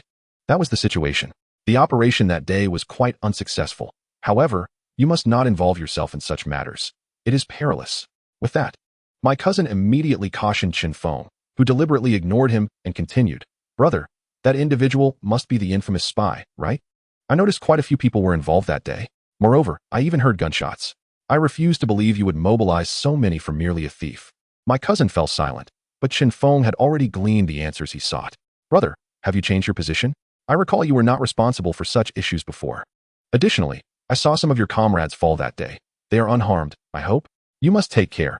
Even if not for your parents' sake, consider your wife and child." Upon hearing Feng's words, my cousin retrieved a pack of cigarettes from his pocket and offered one to Feng. After lighting it and taking a deep drag, he remarked, "The individuals who went that day were fortunate. Although they sustained serious injuries, they managed to survive. Even if they recover completely, they will no longer be able to work on the front lines and must step back. There was also another who suffered minor injuries and is currently receiving treatment in the hospital. This path is one I chose for myself, no matter how challenging. I must persevere. Wouldn't you agree? To achieve something in my role, this place offers me far more opportunities than my previous position. In my former role, I dealt with trivial matters daily, and I felt myself becoming overly fussy." Hearing this, Feng chuckled and then remarked, "You wouldn't believe it, but I think I might have subdued that spy you were after. Otherwise, I would take you to see it." My cousin was left dumbfounded. It was only when Feng gently nudged him that he regained his senses, immediately inquiring, "What are you talking about? You captured that individual? Don't jest with me." In my cousin's eyes, while his younger cousin appeared socially adept, he lacked any substantive skills. Before Feng became a purchasing agent at the factory, he wouldn't even dare speak to strangers. It was only after spending more time in that role that he gradually became more loquacious. Now, it seemed Feng had gained some capabilities, frequently acquiring unexpected items, and at such a young age, his family had never lacked for food. My cousin understood that Feng had made quite a few connections outside. Otherwise, it would be impossible for him to obtain such a continuous supply of food. However, the things Feng had done and his inherent character bore no relation to capturing spies. He had faced Sun Chong 3 times already and had witnessed his abilities firsthand. Moreover, the police had repeatedly dispatched personnel to surround him, yet he managed to escape effortlessly. Each time he fled, substantial time and resources were required to track him down again. Even in a direct confrontation, it was likely that Sun Chong could take on 10 opponents without issue, and the outcome was far from certain. Now, for Chen Feng to claim he had apprehended the spy was nothing short of absurd, a ludicrous jest at that. Observing his cousin's disbelief, Chen Feng felt it necessary to clarify his words and share some information with him, albeit cautiously. For he needed to safeguard his own secrets to avoid attracting the police's attention. Are you truly certain that individual is Sun Chong? We have been attempting to capture him for over half a year without success. You aren't mistaking him for someone else, are you? If you are wrong, you could be in serious trouble. While my cousin sensed that Chen Feng was trying to provoke him, he couldn't help but worry about Chen Feng's safety. No worries. If I am indeed mistaken, then so be it. At worst, I'll give him a couple of face-saving tickets. I refuse to believe he would pursue consequences against me. After all, we are just ordinary people, perhaps slightly more enthusiastic than others. Even if it turns out to be a mistake, I trust the person I confronted would forgive me. My cousin had witnessed Chen Feng's extravagant nature before, and he was amused to hear him casually mention offering 2 food tickets. In this day and age, not to mention 2 food tickets. Even one is something many families must budget carefully. To casually offer 2 tickets is enough to indicate that one has indeed been generously treated. Chen Feng, observing that his cousin had relaxed and was amused, quickly took hold of his cousin's hand and led him to his residence. Upon arriving in the courtyard, my cousin beheld an individual bound tightly. Although Chen Feng had not covered the person's face, my cousin still found it difficult to ascertain whether this individual was indeed Sun Chong. Seeing the situation, Chen Feng went inside to fetch a basin of water and a cloth. After wetting the cloth, he began to scrub the individual's face vigorously. Before long, the makeup adorning Sun Chong was wiped away. Upon seeing the man's true appearance, my cousin stood frozen in place. Good heavens, this fellow is indeed Sun Chong. My colleagues have tirelessly pursued leads on this individual day and night, only to discover that he has fallen into the hands of my own cousin. I am fully aware of my cousin's capabilities. In terms of martial prowess, he is virtually non-existent. Nevertheless, it seems that Sun Chong has encountered misfortune, having been brought down by a cunning ruse of staged accidents. After all, he is a top-notch agent, and it appears that disregarding martial ethics does have its advantages. My cousin stood in place, momentarily stunned, before finally reacting with palpable excitement as he seized Chen Feng's arm. By heavens, it truly is him. This is the spy you mentioned. There's no mistaking it. You, my friend, are indeed my lucky star. Do you have any idea how much effort we expended in pursuit of this man? You have rendered an invaluable service, and I shall bestow upon you your due reward. Seeing his cousin's exuberance, Chen Feng thought that were it not for his grip, he might have leaped with joy. However, upon hearing about the impending reward, Chen Feng quickly began to decline. Cousin, do not jest. This line of work is beyond my capabilities, and I have no desire to become an official. I am far too accustomed to a carefree existence. If I were to join your ranks, I would surely suffocate. Moreover, this honor holds little value for me. You should take full credit for this achievement. If you fear others may not believe you, simply say that I assisted you from the sidelines. Upon hearing Chen Feng's words, his elder cousin appeared taken aback before responding. How can that be? That would be deceitful. This individual was clearly apprehended by you. Why would I claim otherwise? Understanding his cousin's upright nature, Chen Feng patiently continued. Cousin, we are family. Besides, I am not part of your system. This award means little to me. You know this better than I. In other words, if I caught him, it is as if you caught him too. I am counting on you to introduce me to some influential friends once you rise in rank. How about this? If you feel guilty, just say that you orchestrated everything and I was merely your subordinate, executing your orders. If your superiors inquire, simply state that you suspected this man was Sun Chong but were not entirely certain, which is why you sent me out. With this, his elder cousin's demeanor softened somewhat. Chen Feng felt resigned. It seemed he had to expend considerable effort to ensure his cousin received the credit. Thus, the two brothers deliberated in the courtyard for quite some time before finalizing their narrative. They then transported the still unconscious Sun Chong to the municipal bureau. After all, as a premier spy, he needed to be interrogated by a higher authority, as protocol dictated. Inside the municipal bureau, a group of leaders sat at the conference table, observing Chen Feng's cousin as he recounted the events. The more they listened, the more incredible the tale seemed. This is how it transpired. Unable to ascertain the situation, we acted independently, and to our astonishment, it truly was Sun Chong. After his elder cousin finished speaking, Chen Feng supplemented the account with additional details, rendering the entire capture process vividly compelling. Although they provided a meticulous account, with every detail interlocking seamlessly, the leaders still found it difficult to accept. To apprehend this ace agent, The spy division had mobilized numerous officers on multiple occasions, resulting in countless injuries and even the tragic loss of 5 team members. Yet they had failed to capture Sun Chong. Yet this Chen Feng, what extraordinary fortune had befallen him. With but a single brick, he had managed to incapacitate Sun Chong. They could not help but scrutinize Chen Feng's physique, especially in light of Sun Chong's previous performances. Even 20 Chen Fengs would likely struggle to overpower Sun Chong. Nevertheless, Chen Feng's demeanor appeared almost naive, and coupled with the flawless narrative concocted by the two, the leaders in attendance pondered for a lengthy period without detecting any inconsistencies. They could only reluctantly concede to the reality of the situation. Comrade Chen Feng, we extend our gratitude for your contributions to the safety of our citizens. You have accomplished a remarkable feat, and we shall contact your factory to commend you at your next assembly. Chen Feng scratched his head, feigning modesty as he replied, "Isn't this what I was supposed to do? Please do not hold it against me for taking matters into my own hands. If this were not the case, I could be in serious trouble." The leaders felt a wave of helplessness wash over them. Were it their own subordinates, they might feel pleased but would still need to reprimand them in order to uphold the authority of the police force. However, since Chen Feng was not part of their ranks, they refrained from admonishing him. To Chen Feng's surprise, the speed of operations at the factory was remarkably swift. Within just 5 days, he received an individual first-class merit award. This accolade would undoubtedly pave the way for a promising future within the factory, as there would be no peers with qualifications as favorable as his. However, due to the sensitive nature of the espionage case, and to protect Chen Feng's personal information, given that numerous undercover agents remained at large, the factory did not hold a public assembly to celebrate his achievement. Chen Feng was quite content with this outcome, as he preferred to avoid drawing attention, which might lead to unwanted scrutiny. After all, the people within the factory and the surrounding elite were often resentful of other successes. It was prudent for him to maintain a low profile. Chapter 106. A sense of pride. A notification from above decreed that the grain rations for every household in the city had been reduced once more. This exacerbated the plight of those who were already struggling to make ends meet. Yet, there was little anyone could do to alter this grim reality. Everyone understood that the current disaster was worsening. Even if the rations were not further reduced, there would undoubtedly be insufficient grain to distribute. Now, families in the courtyard were reduced to 2 meals a day, breakfast and dinner. Those who worked found their situation slightly more bearable, as they could enjoy an additional bun each day.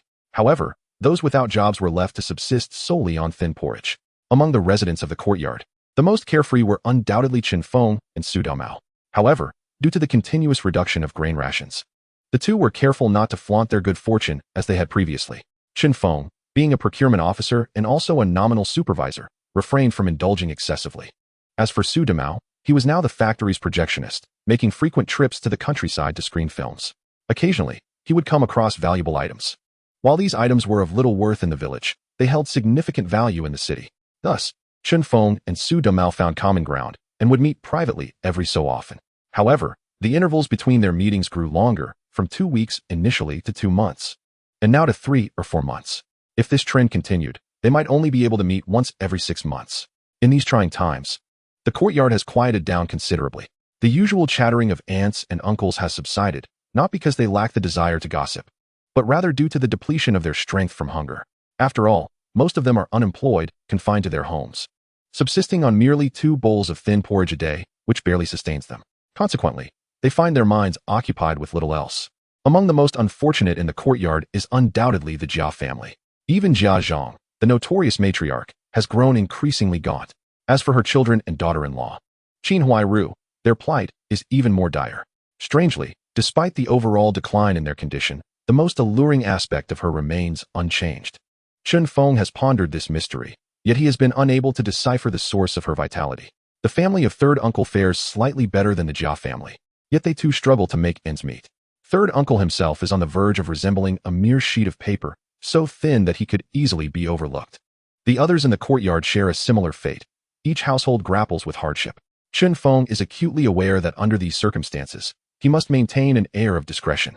Though he remains unassuming, he enjoys a nutritional advantage over others. While he has not gained weight, he undeniably appears healthier than his neighbors. Should he exhibit any ostentation, it is likely that envy would be directed towards him. One day, Chen Feng glanced at the calendar and decided to meet with his business partner. Their transactions were conducted in private, and after each trade, they would agree on the time and place for their next meeting. This time, Chen Feng intended to ascertain the needs of his clients for the upcoming month. Most of them were descendants of the former 8 banners. who were particularly discerning when it came to food, thus making them Chen Feng's most significant clientele. With the diminishing food supplies on the market, he had established a custom with them. All transactions would be conducted in gold and silver. After all, these precious metals would retain their value regardless of the circumstances. This arrangement suited his clients well, as they relied on their indulgent lifestyles for survival. With only a limited supply of gold and silver at home, they found it exceedingly difficult to procure food otherwise. In addition to this group, Chen Feng also had a few other clients. However, those clients typically ordered in large quantities, as they belonged to affluent families within the city. Thus, Chen Feng dealt with them directly, avoiding middlemen. Navigating through an obscure alleyway, Chen Feng made several turns to ensure he was not being followed before finally approaching the entrance of a courtyard. Moments later, the door swung open, and he swiftly entered. "Sister May, what do you require for next month?" he inquired without taking a seat, his hands clasped in a gesture of respect. Chen Feng was diligent in adhering to the protocols of their dealings, fully aware that the woman before him was associated with a prominent businessman in the city. However, that businessman had absconded with his entire fortune and family years prior, leaving behind debts that had become their burden. Nonetheless, before his departure, he had bequeathed a considerable amount of possessions to them, including 2 shops and a wealth of jewelry, which had enabled them to survive during these trying times. The 2 shops, previously thriving in a prime location, now only provided rental income, severely diminished since he could no longer manage them personally. As a result, their financial situation had drastically worsened. What was once a comfortable living had become insufficient. By last year, Sister May had already begun to dip into her savings. If this continued, her reserves would soon be depleted. Moreover, her children were growing up, her son would soon need to marry, and her daughter would eventually wed as well. These savings were originally intended for their future. Regrettably, she now had no choice but to sacrifice them for sustenance. Noticing Sister May's hesitation in responding, Chen Feng grew perplexed. Her beauty rivaled that of Wang Meili, and having lived in the city, she possessed certain advantages over her. However, one could not compare her to the current version of Wang Meili, who was far from her league. Chen Feng had previously entertained some inappropriate thoughts about Sister May, yet he had misjudged her financial standing. Furthermore, Sister May was a woman of pride. Even a starving camel is larger than a horse. Should she liquidate some of her jewelry, she could easily provide her family with ample food for a time. "Young brother," she finally admitted, "I must speak frankly with you. I am encountering difficulties. This household is on the verge of collapse." After a brief pause, as if weighing her words, she proposed, "How about this?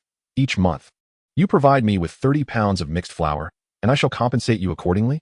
This request, born from considerable internal conflict, reflected her struggle. Although she had been reduced to a subordinate, she had only ever been with one man in her life. Unlike Wang Meili, Sister May had initially sought companionship, someone capable of supporting her and her children. However, her status as a single mother burdened her with 2 dependents, making it difficult for her to attract a capable partner. Conversely, seeking a man of lesser means would not resolve their living situation. If she were to marry a respectable man, her savings would likely be compromised.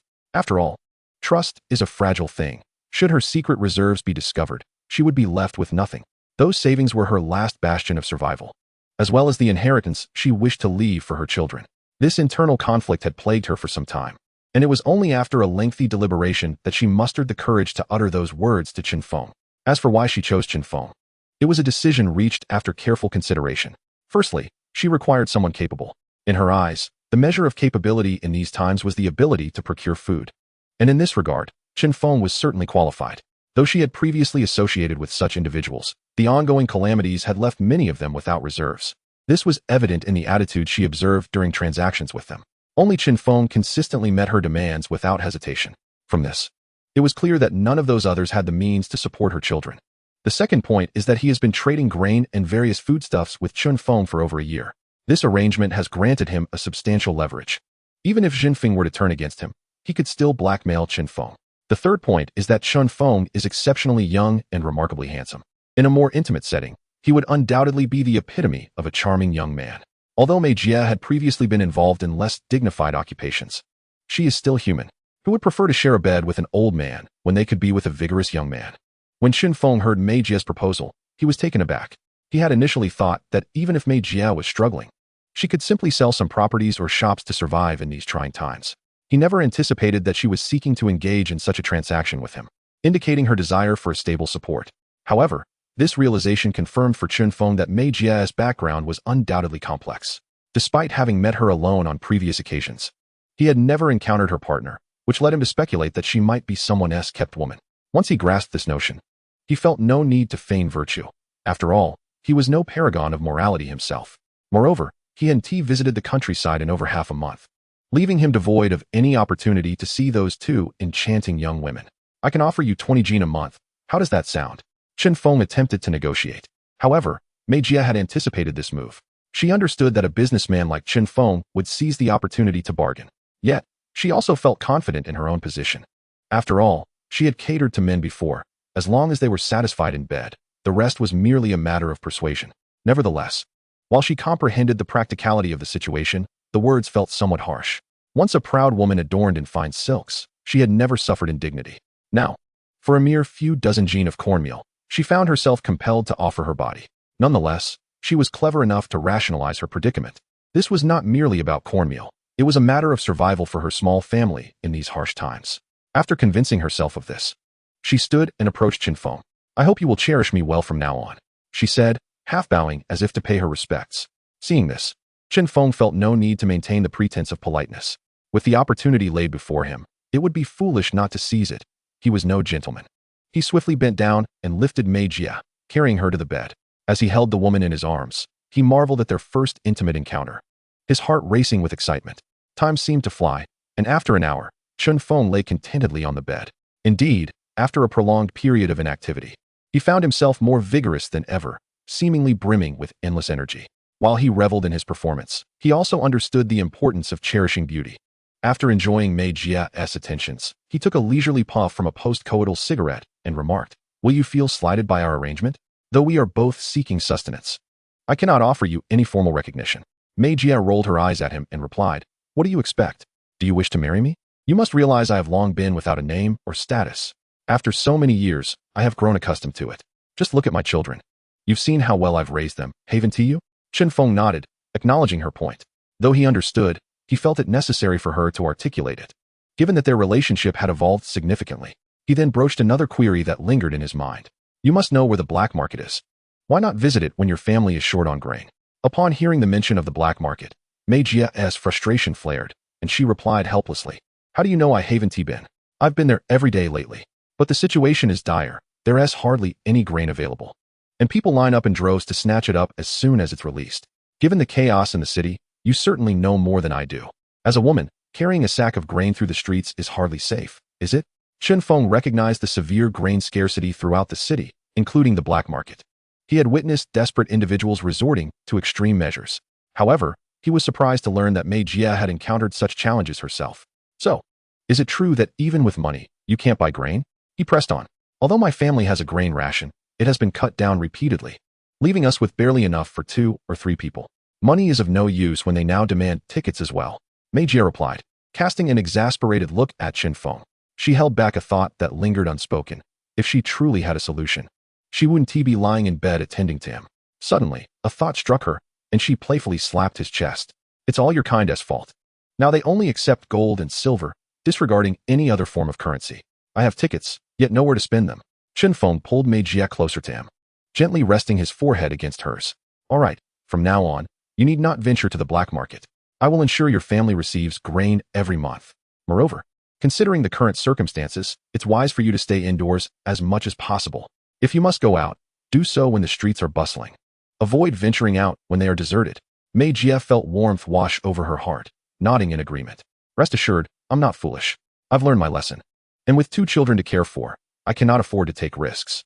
If something were to happen to me, they would be left with nothing." After their conversation, they resumed their passionate exchanges. Following 2 intense rounds, Chen Feng finally felt satisfied, holding Mei Jia in his embrace. He softly asked, "Are there any difficulties at home? Please, feel free to share."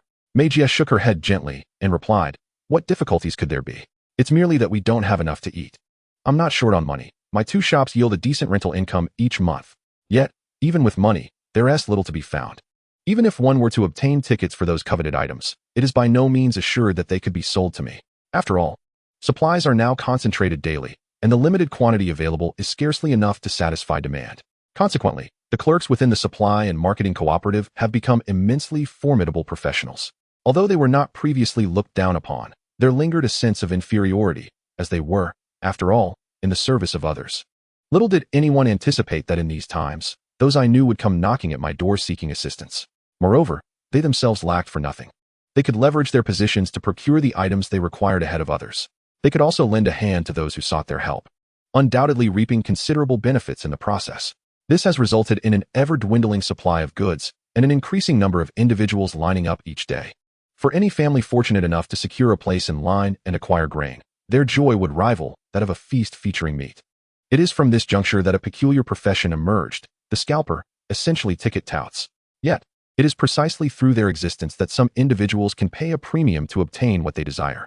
For instance, the prominent families residing in the courtyard, such as the Sanda family and the Jia Dongshu household, exemplify this trend. During the distribution of grain tickets, they would convert their fine grain tickets into those for coarse grain. Otherwise, with so many people in their households, the meager tickets allocated would render them unable to even enjoy a bowl of porridge, leading to dire consequences. However, despite this reality, the emergence of such individuals has further exacerbated the corruption within the supply and marketing cooperative. Thus, they possess both merits and demerits, contingent upon the individuals they encounter. The existence of grain tickets is fundamentally a protective measure against the black market imposed by those in authority. The introduction of grain tickets has facilitated a more unified management of the entire market. Yet, with the issuance of grain tickets, oversight in other areas has become considerably lax. In recent days, Feng has endured a relentless struggle. Those around him are each little more than skin and bones. Feng is not a heartless individual.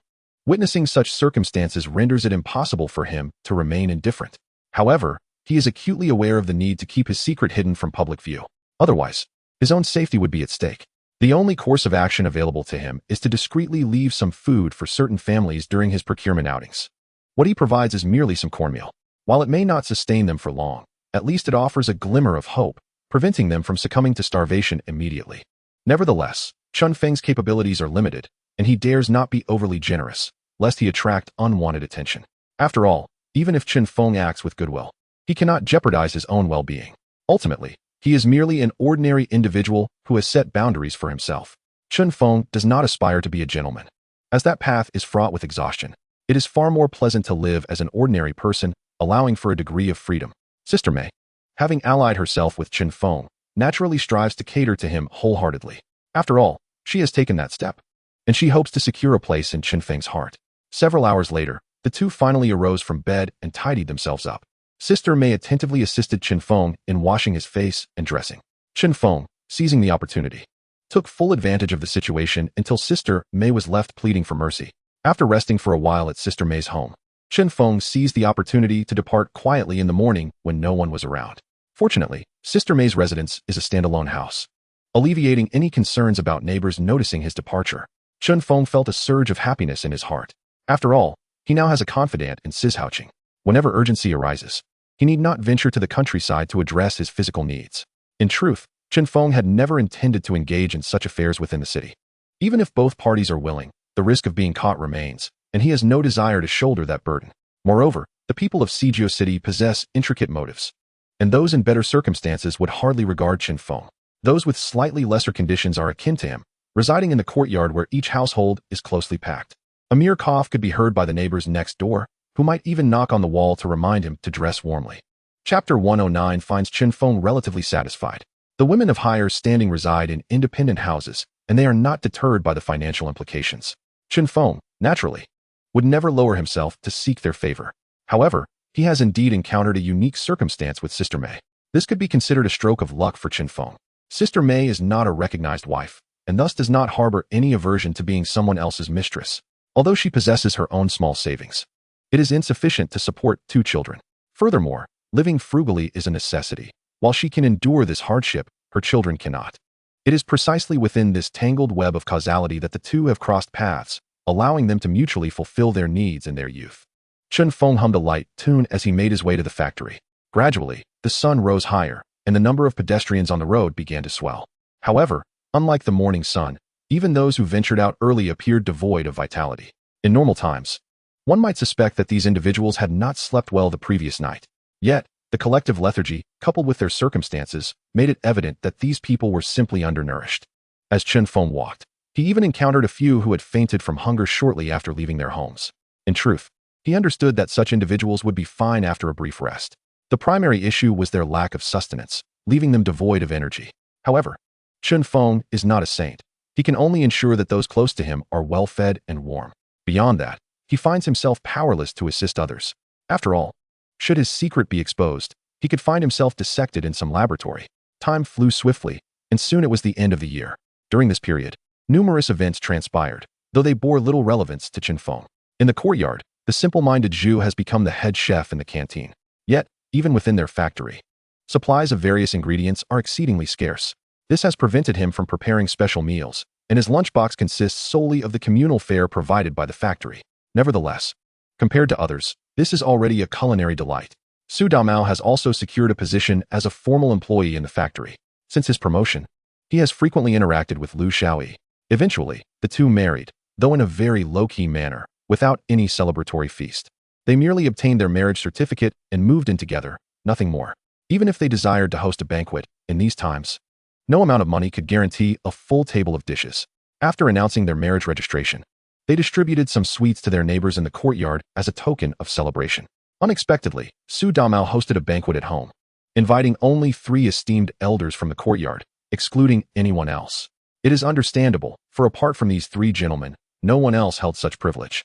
Although the 3 elders felt somewhat awkward, the prospect of enjoying a sumptuous meal brought smiles to their faces as they readily accepted the invitation. Strikingly, Su Damao, in a departure from his usual demeanor, declined the elders' congratulatory gifts. Thus, a few well-wishing phrases were exchanged, as is customary at such an age for those who wed. However, the bride Su Damao married was extraordinary. Much like Su Damao's father-in-law, she possessed not only a keen political acumen, but was also a successful entrepreneur. The reason for marrying his daughter to Su Damao stemmed from his observations of emerging trends in the political landscape. This judgment was the result of his own contemplations. Consequently, he sought out Su Damao, a working-class son-in-law. Yet, he had not anticipated the vast repercussions of this decision. Even with prior preparations, he could not entirely shield himself from the ensuing turmoil. Had it not been for his connections and the groundwork he laid, his family might have faced utter devastation. Nonetheless, Feng believed that the smooth escape of Lu Banqing from the capital was merely a plot device for the next development in the storyline. If such a situation were to arise, one could only hope for the best. After all, Lu Banqing's reputation in the capital was formidable. Despite his connections, who would dare to release him without justification? Anyone capable of withstanding the pressure to set him free would also ensure his stability within the capital. Su Damao's father moved out when the couple wed, leaving the courtyard residence to Su Damao and his wife, Lu Xiaoyi. Ever since Su Damao's marriage, Xia Zhu had been in a constant state of anxiety, even bringing numerous gifts to beseech matchmakers for assistance. However, the matchmakers were exasperated by his persistence, having encountered him countless times before. Yet, Xia Zhu's generous offerings proved irresistible, prompting them to introduce him to several young ladies. Nevertheless, after numerous attempts, the outcome remained unchanged.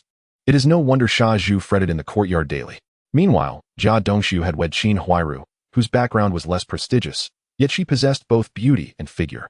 After their marriage, she bore several children, leading the Jia family to flourish.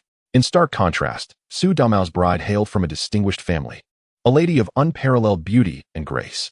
After all, grace is an attribute that cannot be cultivated by mere imitation. However, Xia Zhu, despite numerous matchmaking attempts, was still without success. Watching others with their spouses and children filled him with distress. Yet, when comparisons arose, Xia Zhu's standards only escalated. With Qin Huairu as a benchmark for beauty and Lu Xiaoyi as a comparison for grace and cultural refinement, it became increasingly difficult for him to lower his expectations. If one were to meet such criteria, it would seem impossible to find someone of that caliber willing to marry a man of Xia Zhu's standing. In truth, had Xia Zhu genuinely desired to marry and start a family, many of his previous suitors would have been suitable candidates, and they had expressed satisfaction with him. Alas, Xia Zhu's standards inexplicably rose. He dismissed any prospect that did not measure up to Qin Huairu's appearance, and now, with Lu Xiaoyi as a point of reference, he began to seek a similar level of grace. Feng found himself puzzled by Xia Zhu's audacity. Who had instilled such confidence in him? Could it be Liang Jingru? Yet, Liang Jingru was likely still a mere child. Chapter 110. Beneath the rod, a filial son emerges. Xia Zhu's thoughts were not overly complex. In the courtyard, he was the eldest among his peers, considering himself the elder brother to them all. This perception spurred a desire to compare himself with others. How would his peers regard him if his wife did not measure up to theirs? This was a sentiment deeply rooted in his psyche. He even feared that if he married someone deemed inferior, he would no longer be able to hold his ground in the courtyard.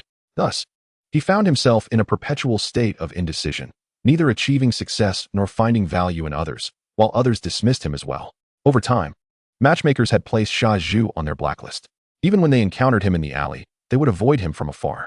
Gradually, no one was left to introduce potential matches for him. Now, Feng's salary had risen to 50 yuan, and he had recently been promoted to deputy section chief in his department. However, as his position was a temporary appointment, he was not yet recognized as a cadre within the factory. Outside his department, no one acknowledged him. Ever since Feng refrained from lending money to Huairu, she had avoided making eye contact with him. Even when they crossed paths, she would feign distraction, looking down to avoid engagement. Feng found this quite satisfactory, as he did not wish to attract the attention of such a manipulative woman. Those whom she favored would likely face dire consequences. Jia Dongxiu, having missed an assessment due to a prior misstep with Zhou Dehai, remained a secondary machinist at the factory. His salary had stagnated, while his peers advanced to higher ranks. Meanwhile, rumors circulated that Huairu was pregnant again. Such youthful audacity was rare. However, given Jia Dongxiu's reckless lifestyle, it seemed he was not far from a grim fate. Presently, Jia Zhangshi spent her days either arguing with neighbors or sitting at their doorstep crafting shoe soles. Feng noted that she hadn't changed the soles of her shoes in several days. At her current pace, he wondered if she could complete 2 pairs in a month. Nevertheless, he suspected that her crafting was merely a facade to entertain herself and keep an ear out for neighborhood gossip. With her ears perked, she eagerly listened for any intriguing news. Whenever there was a gathering, she would eagerly join the conversation, suggesting that her shoe craftsmanship was less about necessity and more about passing the time. Moreover, the water basin in front of their home was shared by the entire courtyard, and with so many people fetching water, she could easily overhear a wealth of information. As for the Jia family, they had a remarkable talent among them who appeared to have awakened their potential, frequently wandering over to Xia Zhu's home. Placing Xia Zhu in the limelight, one can see that his meager possessions are nearly depleted. However, he only dares to exhibit such audacity within the confines of Xia Zhu's home. When venturing elsewhere, he treads lightly, pilfering the slightest morsels. Even so, he refrains from frequenting others' homes. After all, in his eyes, Xia Zhu's abode, a veritable haven, suffices for his needs. It is precisely due to Xia Zhu that the sycophantic tendencies have seemingly reached their zenith. This has allowed Bongging to rummage through his house and abscond with numerous items. Yet, as of now, Jia Dongxiu is still thriving, and Xia Zhu only dares to cast furtive glances during the day, never daring to engage in any impropriety. However, whenever Huairu presents herself in a pitiful manner before Xia Zhu, he promptly capitulates, devoid of any inclination to resist. This very dynamic has rendered Bongging increasingly unruly. From Feng's perspective, Bongging's minor habits, aside from the evident shortcomings in parental guidance, bear considerable responsibility from Xia Zhu himself.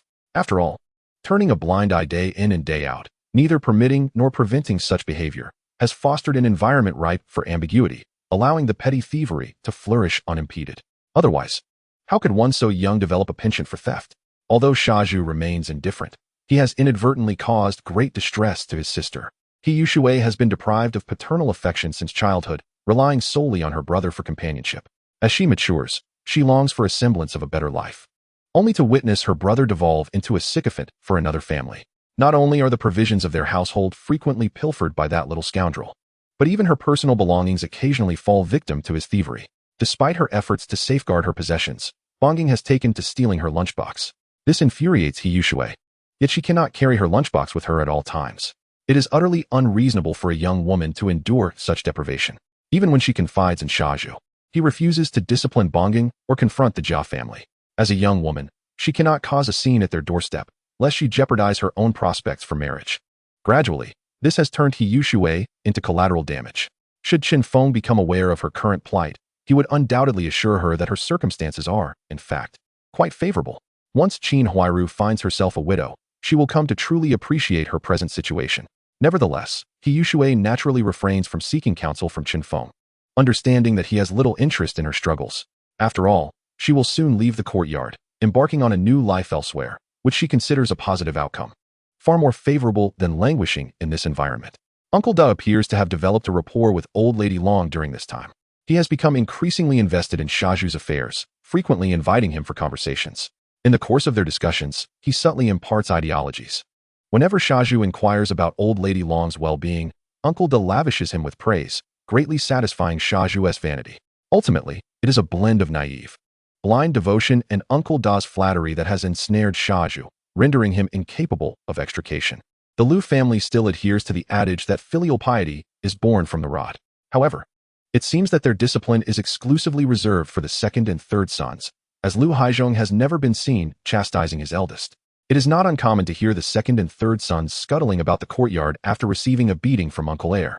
Feng can hear it all quite clearly from inside. Initially, the neighbors intervened to mediate between father and son, urging Uncle Heir to temper his wrath. Yet Liu Haizhong, in a fit of temper, would recognize no one, insisting on venting his frustrations on his sons. Over time, the neighbors ceased to intervene, fully aware of Liu Haizhong's temperament. After all, he was merely punishing his own offspring, not someone else's. If, by chance, he were to cause serious injury, it would still be a family matter. This stands in stark contrast to Uncle San's approach to parenting. He never resorts to physical punishment, priding himself as a learned man. As a disciple of Confucius, he considers himself distinct from the ordinary. Even in educating his children, he merely alludes to classical texts, embodying the archetype of a scholar, though it remains uncertain whether he is a genuine one. Furthermore, Uncle San has a penchant for pedantic speech, often correcting others' mistakes to showcase his erudition. Nevertheless, his children have absorbed his frugality, ensuring that they would fare well independently. In the courtyard, the other families have little of intrigue to share, each consumed by the toils of daily life. Even when events transpire, they are minor trifles. During this period, Feng has engaged in numerous transactions with his regular patrons. Some have reached a breaking point, their reserves of gold and silver nearly depleted, prompting them to sell family heirlooms for cash. Feng, having studied this trade, has benefited significantly from these dealings, while others scramble to fill their bellies. Feng seizes the opportunity to quietly amass a fortune. After all, artifacts and paintings in this era hardly command high prices, and he is no philanthropist. When individuals present their items, he skillfully negotiates prices, ensuring ample profit without being excessively ruthless. Soon, spring of 1962 arrived. On this particular weekend, Feng awoke later than usual. After a simple meal to satisfy his hunger, he proceeded to the central courtyard to fetch some water. With the weekend upon him, he intended to take advantage of the time to wash clothes and such. The water well serves as a hub for information in the courtyard, where the local matrons gather to gossip. Their conversations revolve around mundane topics, international affairs, national policies, and local regulations, or the latest happenings in their households, serving as fodder for idle chatter. Did you notice? That old lady Jia Zhang is at home all day, doing nothing. Her daughter-in-law is pregnant. Yet she has to juggle caring for the child while washing clothes and cooking. That old woman has it easy, remarked the third aunt, filled with envy for Jia Zhang's lifestyle. She often reminisces about how they manage their lives. However, I've heard that since Qin Huairu became pregnant again, that Shaju has been bringing plenty of delicious food to his good brother's home. Every day, there's a lunchbox going back and forth between their two homes. Silly Zhu's sister sometimes returns home to find herself without a meal. Just look at how emaciated he has become. Who would believe that he has an elder brother working as a head chef in the factory? Indeed, hasn't he, Silly Zhu, recently received a promotion and a raise? Yet, despite his endeavors, the members of his family seem to be perpetually starved. But let us not dwell on that for now. Have you noticed how quiet Jia Zhang has been these past few days? No more clamor or ruckus. Whenever she encounters someone, she boasts about how their family is blessed with many children, and now they are to welcome another grandson. Just look at the wrinkles on her face. All of them creased from joy. Qin Huairu has resided in this courtyard for many years. Ever since her marriage, she has been able to give birth to a grandson for Jia Zhang every couple of years. She is also exceedingly filial to her mother-in-law. Regardless of her inner thoughts, she performs her duties with remarkable devotion. The neighbors all praise Qin Huairu as a diligent, capable, and intelligent daughter-in-law. Although she hails from a rural background and still holds a rural household registration, the local matrons envy her greatly. After all, in the face of genuine filial piety, who cares about such trivialities as household registration? However, Feng is acutely aware that although the courtyard appears tranquil now, such fortunate days are nearing an end. Following the birth of little Huaihua, Jia Dongshu's time to become a father is not far off. Feng has a rather lukewarm impression of Jia Dongshu. He perceives him as timid, cowardly, and lacking in responsibility. He aspires to emulate his master's cunning, but fails miserably. And he cannot muster the daring nature of his mother. Deep down, Feng holds a disdain for such men. The delectable provisions of the Jia family all seem to find their way into Jia Zhang and the stout fellow's mouths. The lesser fare goes to Qin Dongshu. Qin Huairu has a small child who has just learned to walk and talk, yet can only consume the coarse cornmeal buns. But this was before the famine. Now, they are fortunate to have a bowl of thin porridge to share. Yet, their family is quite astute in their calculations, ensuring that all their money is spent on food. Even when they lack funds for grain, they remain unperturbed, simply sending Jia Dongshu to the home of Yi Zhonghai to lament their poverty, prompting Yi to willingly hand over money. Yi Zhonghai has likely lost count of how much he has lent them over time. In any case, they have never bothered to keep track, as they have no intention of repaying him. After all, they are all too aware that Yi Zhonghai is counting on Jia Dongshu to support him in his old age and will not quibble over such minor matters. Though Jia Zhang and the stout fellow are rare examples of plumpness, Jia Dongshu is decidedly gaunt. This disparity is partly due to the current state of affairs. After all, no one is adequately fed, and their family's predicament is far graver than others. Their household consists of only one urban registration, which supplies food for 5. Without Yi Zhonghai's support and the occasional boxed lunches from Silly Zhu, they would have long since queued for Mengpo's soup. Additionally, one cannot overlook Qin Huairu's appearance. Who would dare to marry her? Chapter 112. Qin Huairu is pregnant. Jia Dongshu spends his days clinging to his wife, seemingly producing children one after another. This latest news of Qin Huairu's pregnancy has spurred both Silly Zhu and Su Damao into a frenzy. Silly Zhu muses that for Jia Dongshu, childbirth has become as easy as laying eggs, each instance more effortless than the last. Yet, here he stands, still unmarried. Consequently, his yearning to escape the ranks of the single grows anew. However, the matchmakers in the vicinity have blacklisted him, unwilling to introduce him to potential partners. Silly Zhu is not as foolish as his name suggests. Recognizing the matchmaker's indifference, he sought assistance from the street office. The street office had previously attempted to introduce him to several candidates, all of which came to naught. Undeterred, Silly Zhu turned to the Women's Federation at the factory. Feeling that this was insufficient, he even enlisted the help of an elder from the courtyard to help him search. He has exhausted every acquaintance he could think of, requesting introductions from all. With no luck in finding widows, he remains resourceful, knowing not to hang his hopes on a single opportunity. He portrays his plight, detailing how challenging life has been. The townsfolk are aware of Silly Zhu's hardships. His wife passed away early, and his father ran off with a widow. The two siblings have relied on each other to survive, and he has been quite responsible in ensuring his sister's safe upbringing. Those who know of his unfortunate background, combined with Silly Zhu's theatricality, feel pity for him. Director's son, I am filled with sorrow. At my age, I remain without a wife, and I am nearing 30. Others mock me, suggesting I will be a lifelong bachelor. I can hardly bear it. He laments. Director, do you think my conditions are poor? I have a stable job, a home, and I am a chef. I have worked hard to reach this point, yet I am still without a partner. Look at the children in our neighborhood. Some of them are already in school, while I remain a solitary man. After pouring out my heart, I finally secured Director Sun's agreement to keep an eye out for suitable candidates. With this approval, Silly Zhu swiftly shifted his focus to his next target. While serving meals at the factory, he began scanning the crowd for the Women's Federation representative. Upon spotting her, he ladled a generous serving of vegetables directly into her lunchbox. The representative, pleased with Silly Zhu's demeanor, felt a surge of joy. Should she successfully find him a partner, Silly Zhu would undoubtedly repay her kindness in the future. The enthusiasm among those introducing him to potential matches was unparalleled.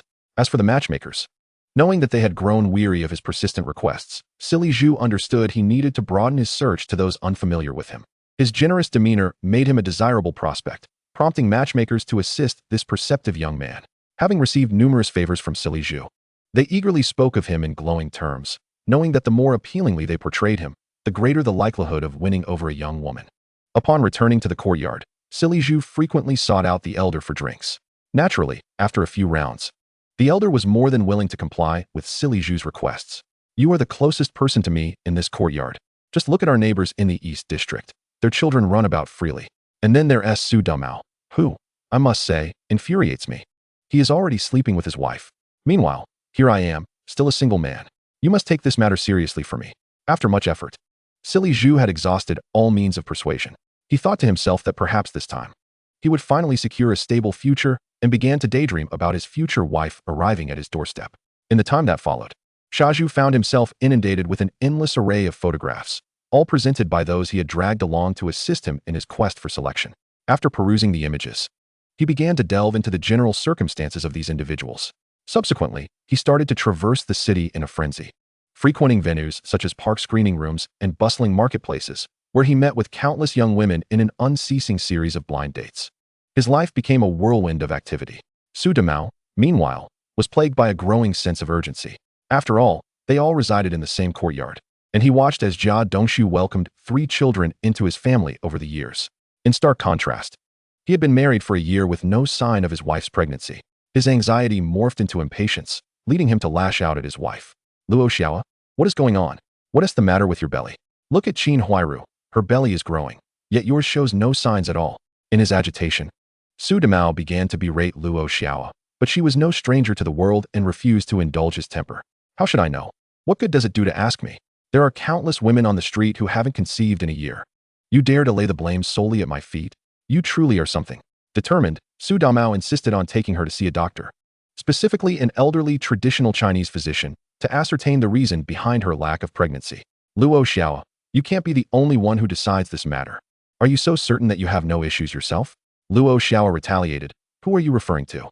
Look at yourself, lazing around the house, incapable of doing any chores, relying entirely on me. Now, you can't even provide me with a child. What good is marrying you? Su Damao, do you have any sense of reason? Do you possess any conscience? Reflect on how you treated my parents when you first came to our home, promising to treat me well. Just a year has passed, and this is how you uphold your promises? Su Damao had invested considerable effort into marrying Luo Xiao, planning meticulously even before his employment was secured. He had frequently visited her family to discuss their union. In truth, Su Damao was primarily motivated by financial gain, drawn to the status of Luo Xiao's father within the factory. He envisioned that marrying her would not only secure wealth, but also pave his way to success in the workplace. Chapter 113, Capturing Luo Xiao. Without delving into unnecessary details, he hoped to avoid decades of struggle, believing that with her as his wife, he could simply wait for prosperity to come. Given his humble origins and limited capabilities, he saw no fault in seeking shortcuts. In fact, Su Damao was somewhat of a pioneer in this line of thinking. Marrying a good wife and then sitting back to await promotion and wealth was a notion that placed him decades ahead of others. The Luo family, on the other hand, chose Su Damao as a son-in-law primarily to leverage his worker status. Luo Xiao's father recognized the increasing value of the working class in the near future. Moreover, Su Damao's mother had once worked as a servant in the Luo household, establishing a familiarity between the two families. Now grown, Su Damao was not only tall but also possessed a silver tongue, able to charm those around him. His position in the factory afforded him a certain degree of respectability. And aside from his slightly larger physique, he had few significant flaws, at least in the eyes of Luo Xiao's father. Ultimately, Su Damao employed an aggressive approach to win over Luo Xiao. Their marriage initially seemed sweet, yet a year later, he had yet to enjoy any of its benefits. He remained merely a lowly projectionist, returning home to serve his wife, who held him in little regard as a son-in-law. His charm failed to translate into any tangible value. And without the worker identity and the support of Luo Xiao's mother, their union may not have materialized so easily. Following their marriage, Luo's father refrained from discussing his son-in-law with anyone and repeatedly warned Su Damao against using his name for personal gain. It must be said that Luo's father had a discerning eye for character. Had he not set limitations in advance, Su Damao might have found himself embroiled in trouble, bringing shame not only upon himself, but also upon Luo. Today, having just indulged in drink, Su Damao allowed a year's worth of pent-up grievances to spill forth. The discord between the couple marked the beginning of cracks in their marriage, just a year into their union. From this moment on, their lives were mired in constant arguments. As these disputes continued, Luo Xiao grew weary. Resigning herself to the situation, she began to explore various remedies to address her health issues, often experimenting on herself. Su Damao's attitude shifted dramatically as well. He frequently neglected his home life, channeling his attention towards the local widows, who held a certain admiration for him as a projectionist, making it easier for him to approach them. Whenever there was a task requiring him to venture into the countryside for film screenings, he eagerly participated. Just a year prior, he had been reluctant to travel to rural areas, finding the offerings to be meager and the commutes exhausting. However, this year, with conditions improving across various regions, he found that if entire villages could gather something worthwhile to present, his role as a projectionist would be easily fulfilled. In this era, the 6-day workweek prevailed, leaving only one day of rest. During weekends, both adults and children enjoyed their time off at home. After breakfast, third uncle would take his post at the entrance of the courtyard, watering his plants while greeting passers-by. Oh, Lao Lu, are you taking your wife and children back to your family? You seem to be visiting quite frequently.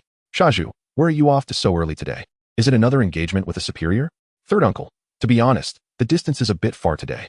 If I don't leave early, I want to make it on time, but I must be on my way now. Shaju patiently explained his situation when suddenly, third aunt poked her head out to inquire. Old man, how do you know what Shaju is up to? After a dismissive curl of his lips, the third uncle blinked his eyes and remarked, You ought to take a look at the loafers in our courtyard. That foolish Zhu hardly counts as a figure of significance. Just observe the time. Zhu's already out and about. And look at his impeccable attire. If he weren't off catering for others, would he ever rise so early?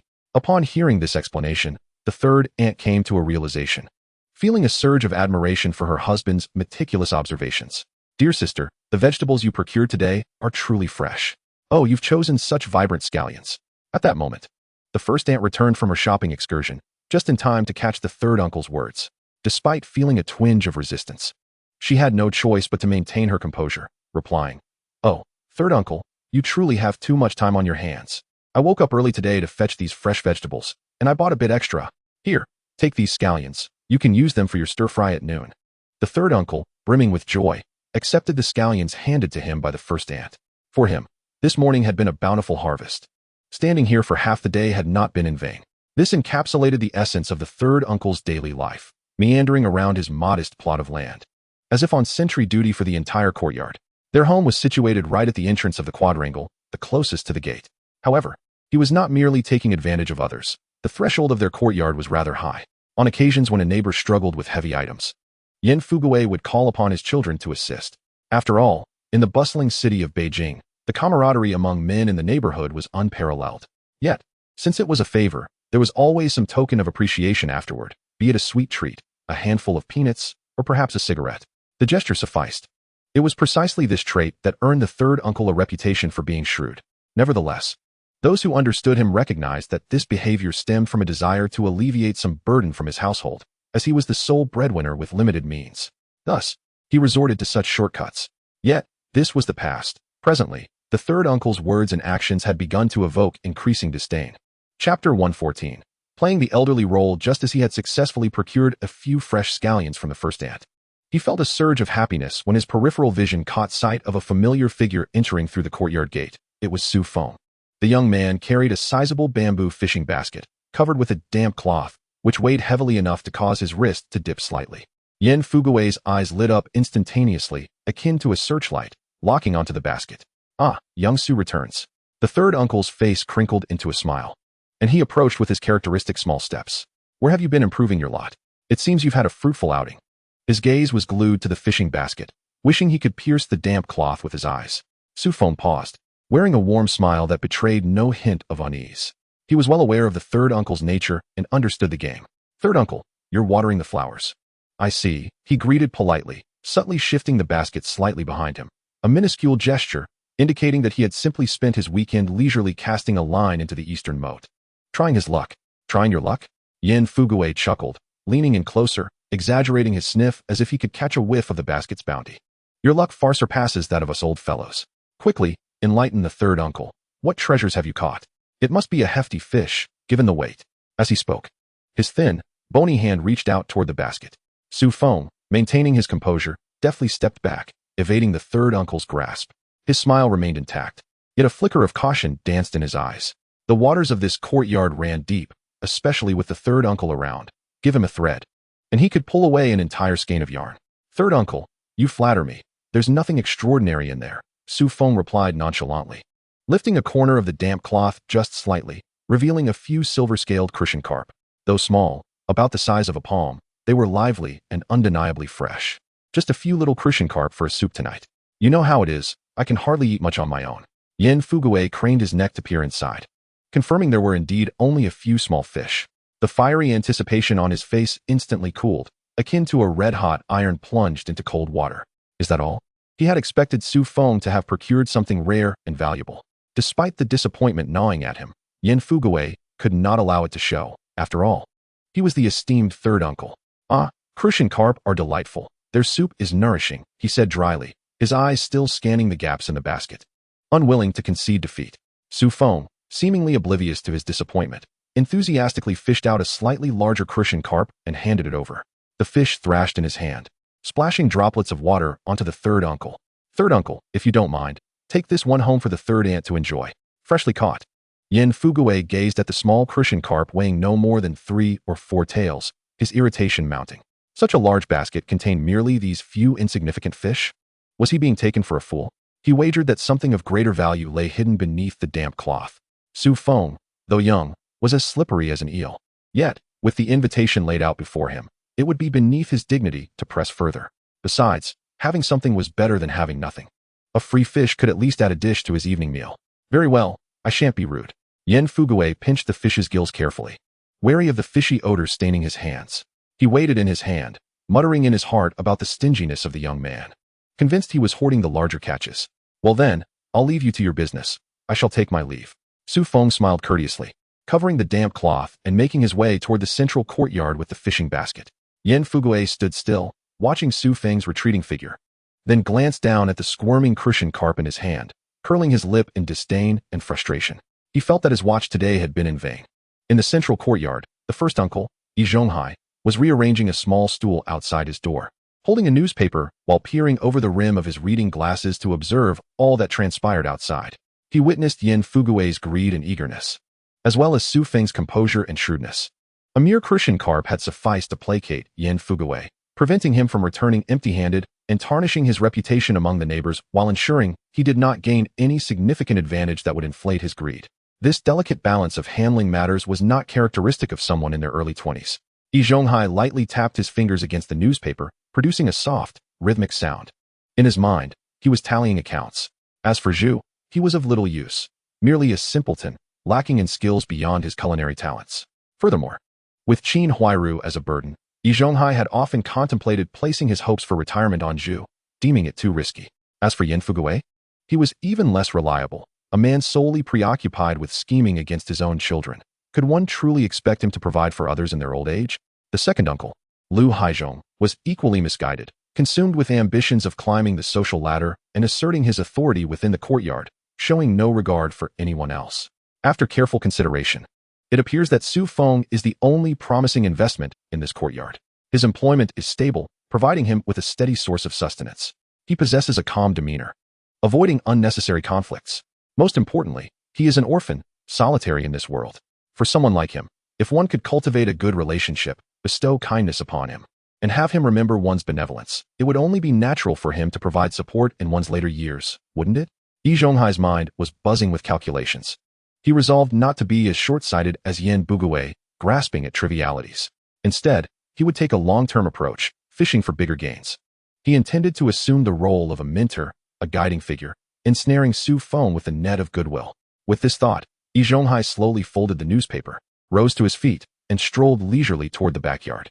He needed to find an opportunity to converse with Su Feng. Meanwhile, in the front yard, beside the water basin, Qin Huairu was scrubbing the family's laundry. Soap suds rose as she scrubbed vigorously, yet her thoughts had long since drifted elsewhere. She had noticed Su Feng's fish basket. When Yen Fugui caught that fish, Qin Huairu felt a subconscious tightening in her throat. Fish. She could hardly recall the last time her family had enjoyed a meal of fish. The children were growing and constantly complaining of hunger. Chapter 115. Just how much oil must have been used. Xiao Dang and Huaihua were also looking pale and thin. As a widow, struggling to raise 3 children while contending with a cantankerous mother-in-law, she relied solely on her meager pension and the few coins earned from sewing, leading to a life of constant financial strain. She watched as Su Feng passed by with his heavy fish basket, his silhouette appearing almost luminous in her eyes. Why? Qin Huairu couldn't fathom it. They all lived in the same courtyard, worked in the same factory. How could Su Feng's life be so much better? Was the procurement officer's profit truly that significant? It didn't seem so. She knew other procurement officers at the factory, yet none seemed to enjoy the abundance that Su Feng did, frequently encountering meat and fish. Her gaze transitioned from envy to a complex blend of emotions that were difficult to articulate. Within that mix lay jealousy, desire, and a hint of calculation. She recalled Shaju, who had been kind to her, often bringing back leftovers from the cafeteria to assist her family. However, Shaju's assistance was merely what others had left behind. In contrast, Su Feng had created his own wealth. Qin Huairu halted her scrubbing, staring blankly at her reflection in the basin. It revealed a woman worn down by life's trials. Suddenly, she felt that Shaju was akin to a bowl of plain rice that could temporarily satiate hunger, while Su Feng resembled a plate of braised meat that could transform flavors and inspire hope. This thought flashed through her mind, startling even herself. She quickly lowered her head, scrubbing the clothes more vigorously, as if attempting to wash away that dangerous notion. Yet, that seed had been sown. She began to ponder how she might draw closer to Su Feng, how she could persuade him to assist her family.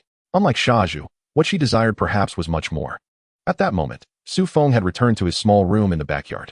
With a clatter, he shut the door behind him. isolating himself from all outside scrutiny and gossip, and let out a long sigh of relief. This courtyard was akin to a grand stage, where everyone performed with great effort. He had to remain vigilant, ensuring he played his role well. The room was modest, yet impeccably organized. A single bed, a writing desk, a coal stove, and a cabinet stood in the corner. Simple, yet clean. He placed the fish basket on the table and carefully removed the damp cloth covering it. As the cloth lifted, the truth was revealed. Beneath a few small crucian carp, there lay 2 substantial grass carps, each weighing at least 3 to 4 pounds.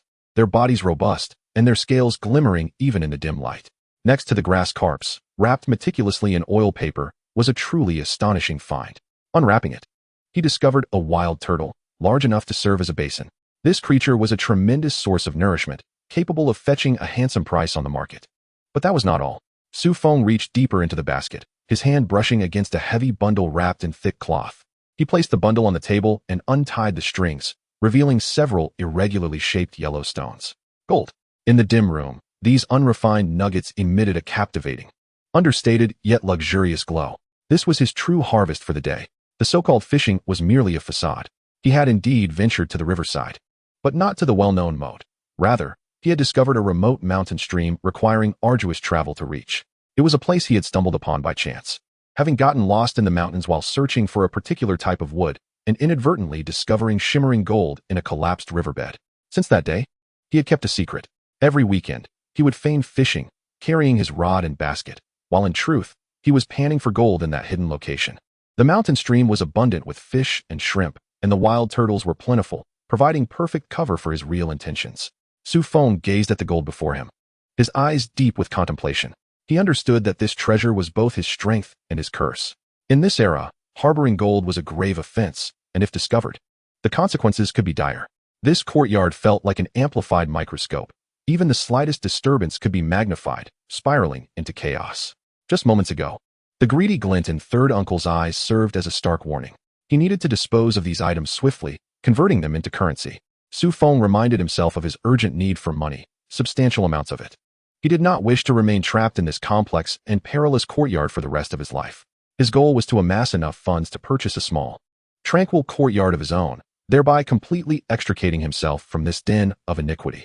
He carefully re-wrapped the gold, hiding it beneath a movable brick under his bed. The large turtle he placed in a covered wooden basin, concealing it in the cabinet. It was too conspicuous to reveal easily. He decided to treat himself tonight with a braised grass carp. As for whether the aroma would waft out and attract more covetous eyes, a slight smile crept onto Feng's lips. Let it waft. He wished to demonstrate to the residents of the courtyard that he, Feng, had the capability to live well. Yet, at the same time, he would not allow them to easily take advantage of him. This intangible wealth would compel those with ulterior motives to think twice before acting. As night descended, smoke began to rise from the chimneys of every household. The courtyard was permeated with the aroma of cornmeal porridge, pickles, and a melons of indistinguishable scents. However, an overwhelmingly enticing fragrance unexpectedly wafted from the backyard, seizing everyone's attention like an invisible hand. It was the aroma of braised fish. The salty scent of soy sauce mingled with the caramelized sweetness of sugar, accompanied by the robust essence of scallions, ginger, and garlic sizzling in the pan, all harmonizing with the inherent delicacy of the fish, creating an irresistible allure. Whose house is that? Who is cooking fish? It smells so good. I could die from hunger. How much oil must have been used? The aroma wafting in the air seemed to emanate from the backyard, specifically the front yard of the Jia family. Bonging, listlessly nibbling on a steamed bun, dropped it onto the table with a resounding thud upon catching a whiff of that enticing scent. Mother, meat. It smells like fish. His eyes sparkled with excitement as he inhaled deeply. Qin Huairu's heart sank suddenly. She was well aware of the source of that delightful aroma. Who else could it be but Feng? Earlier that afternoon, he had dispatched a small crucian carp to third uncle, and now, he had locked himself away to feast on a sumptuous fish. That rascal. Jia Zhongshi's aged visage darkened as she remarked with a biting tone, "Humph. Some young folks have no qualms about indulging themselves in lavish meals while neglecting their neighbors. What an ungrateful wretch. He has lost all sense of decency." Yet, as she scolded, her mouth watered incessantly.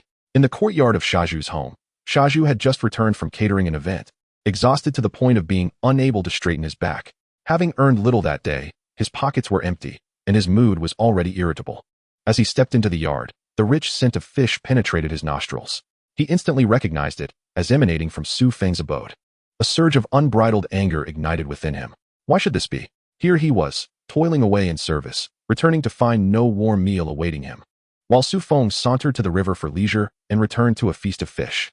The more he pondered, the angrier he became, feeling that life was utterly unfair. He glanced at his empty lunchbox, then breathed in the tantalizing aroma that gnawed at his insides, and kicked the doorframe in frustration. Damn it, what a show-off. In the backyard, at the home of Uncle Yi Zhonghai, and he also caught the fragrance and remarked to Yi Zhonghai, "Oldie, do you smell that?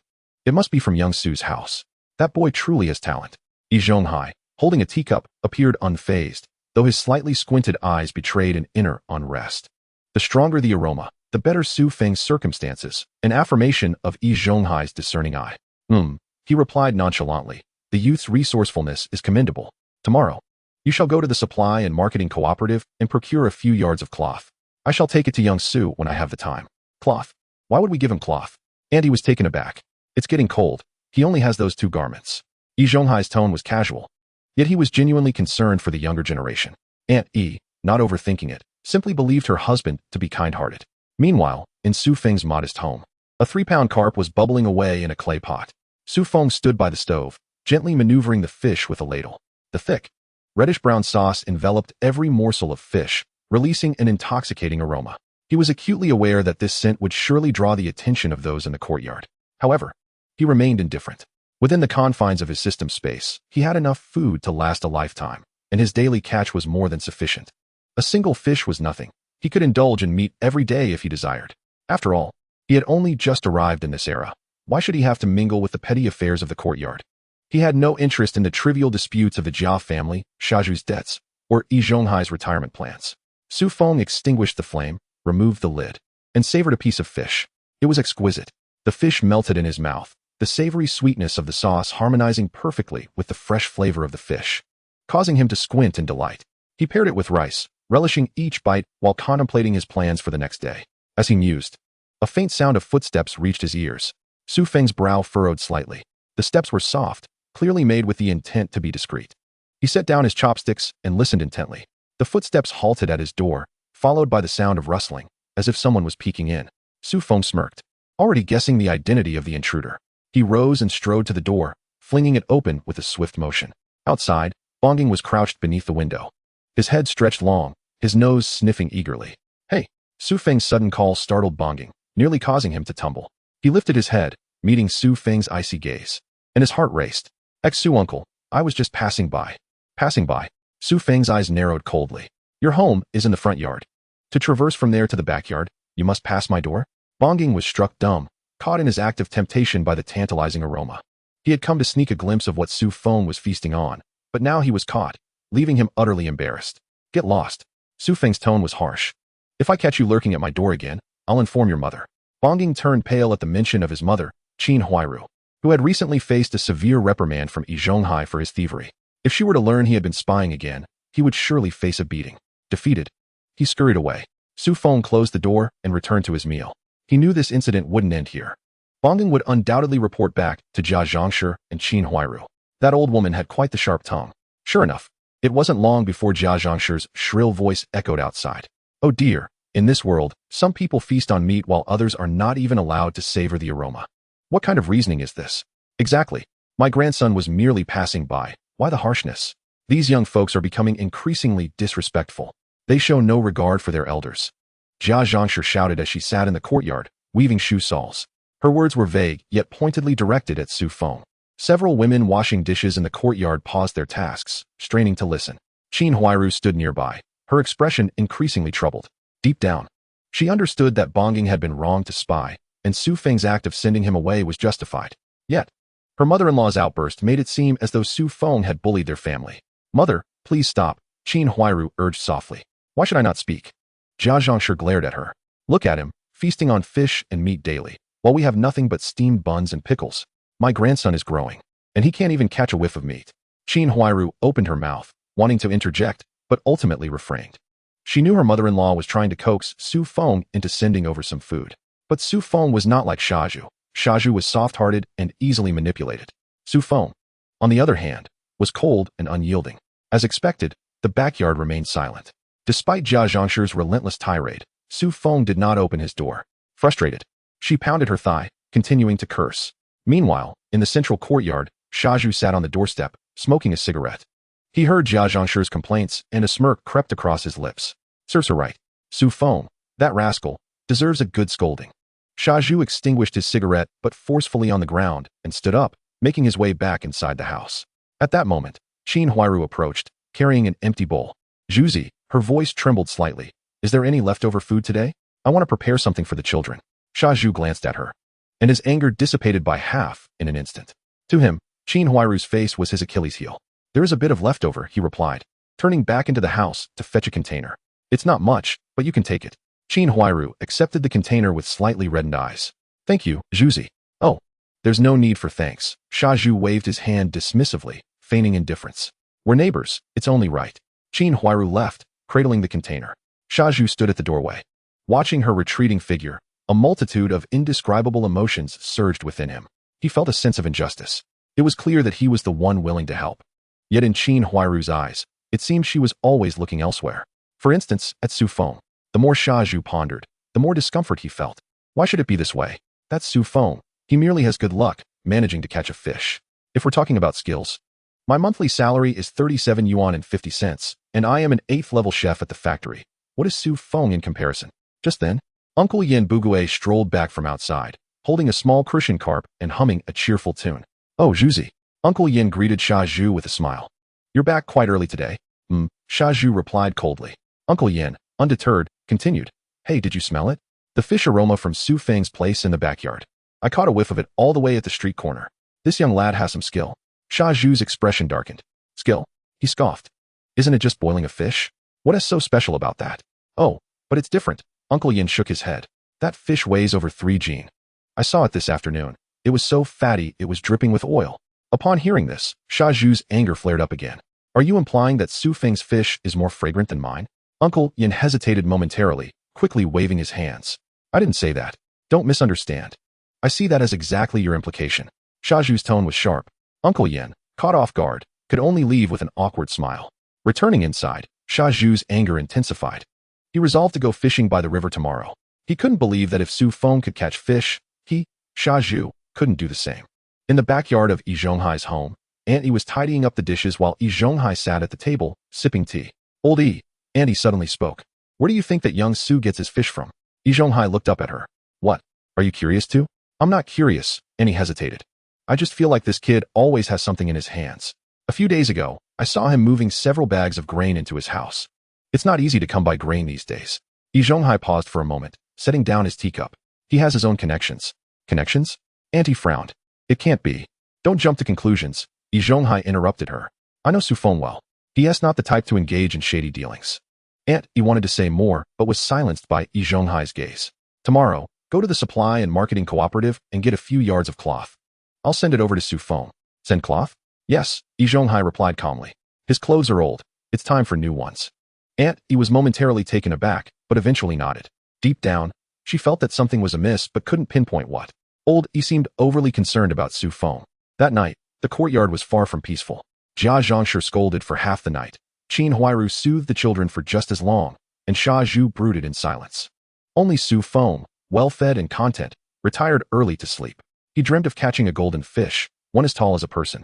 The fish spoke, telling him that as long as he wished, the system could grant him the power to command the winds and the rain in this era. Su Feng chuckled. Command the winds and the rain?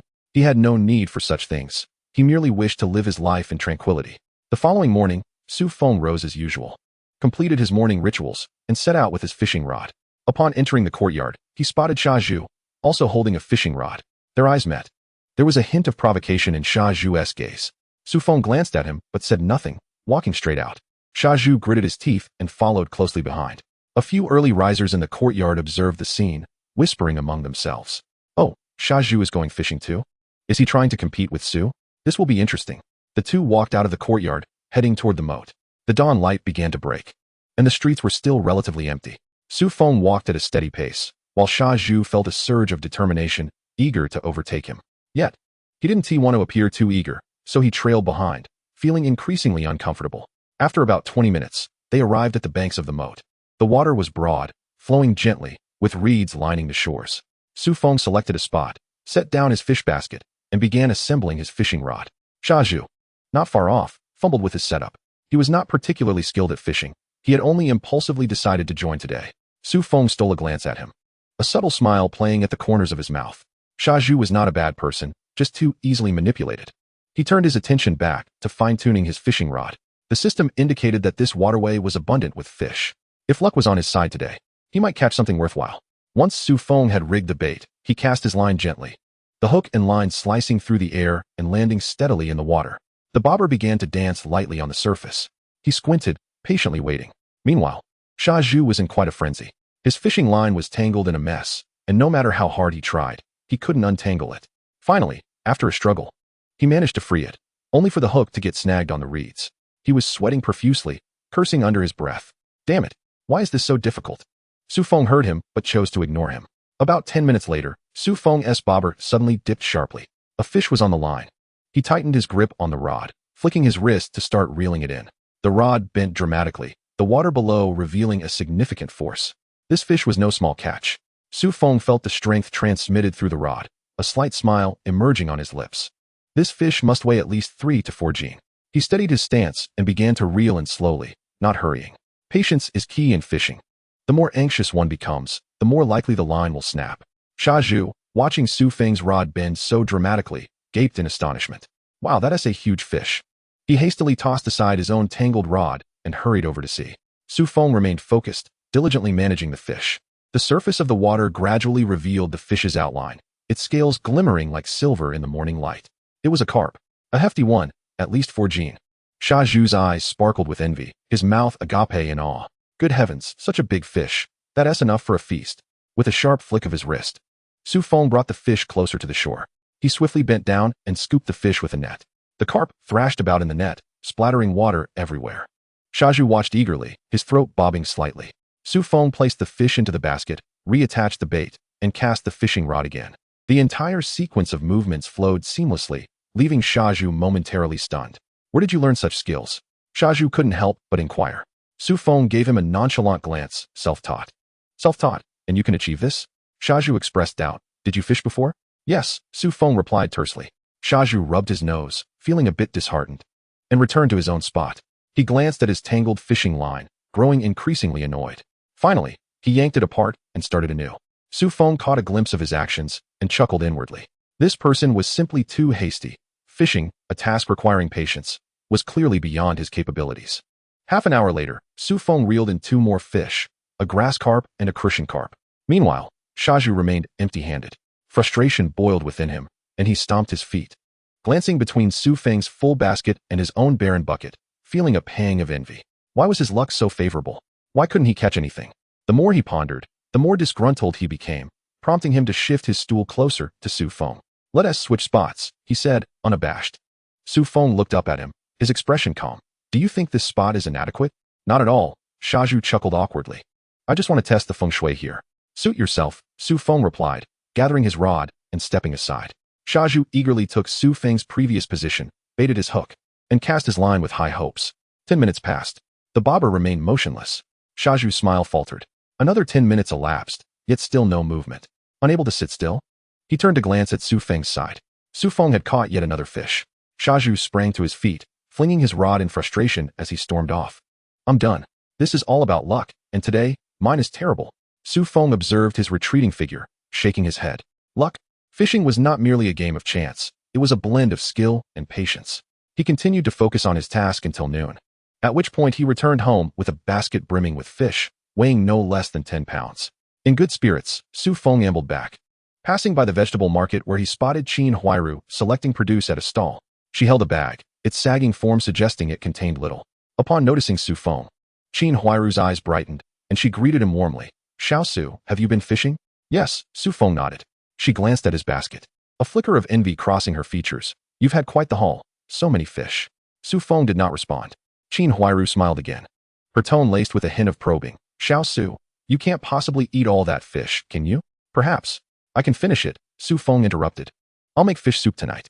Qin Huairu's smile faltered momentarily before returning to normal. That's good. Fish soup is nourishing. After a pause, she added, my brother Bonging hasn't been well lately. He keeps saying he wants to eat fish, but unfortunately, we can't afford it. Su Feng did not halt his pace, walking past her. Qin Huairu stood frozen, gripping her bag, her smile completely vanishing. Nearby, a vendor chuckled. Qin Huairu. Did you hit a wall? Qin Huairu forced a smile. No, just chatting. I see. Xiao Su is quite astute. The vendor lowered her voice.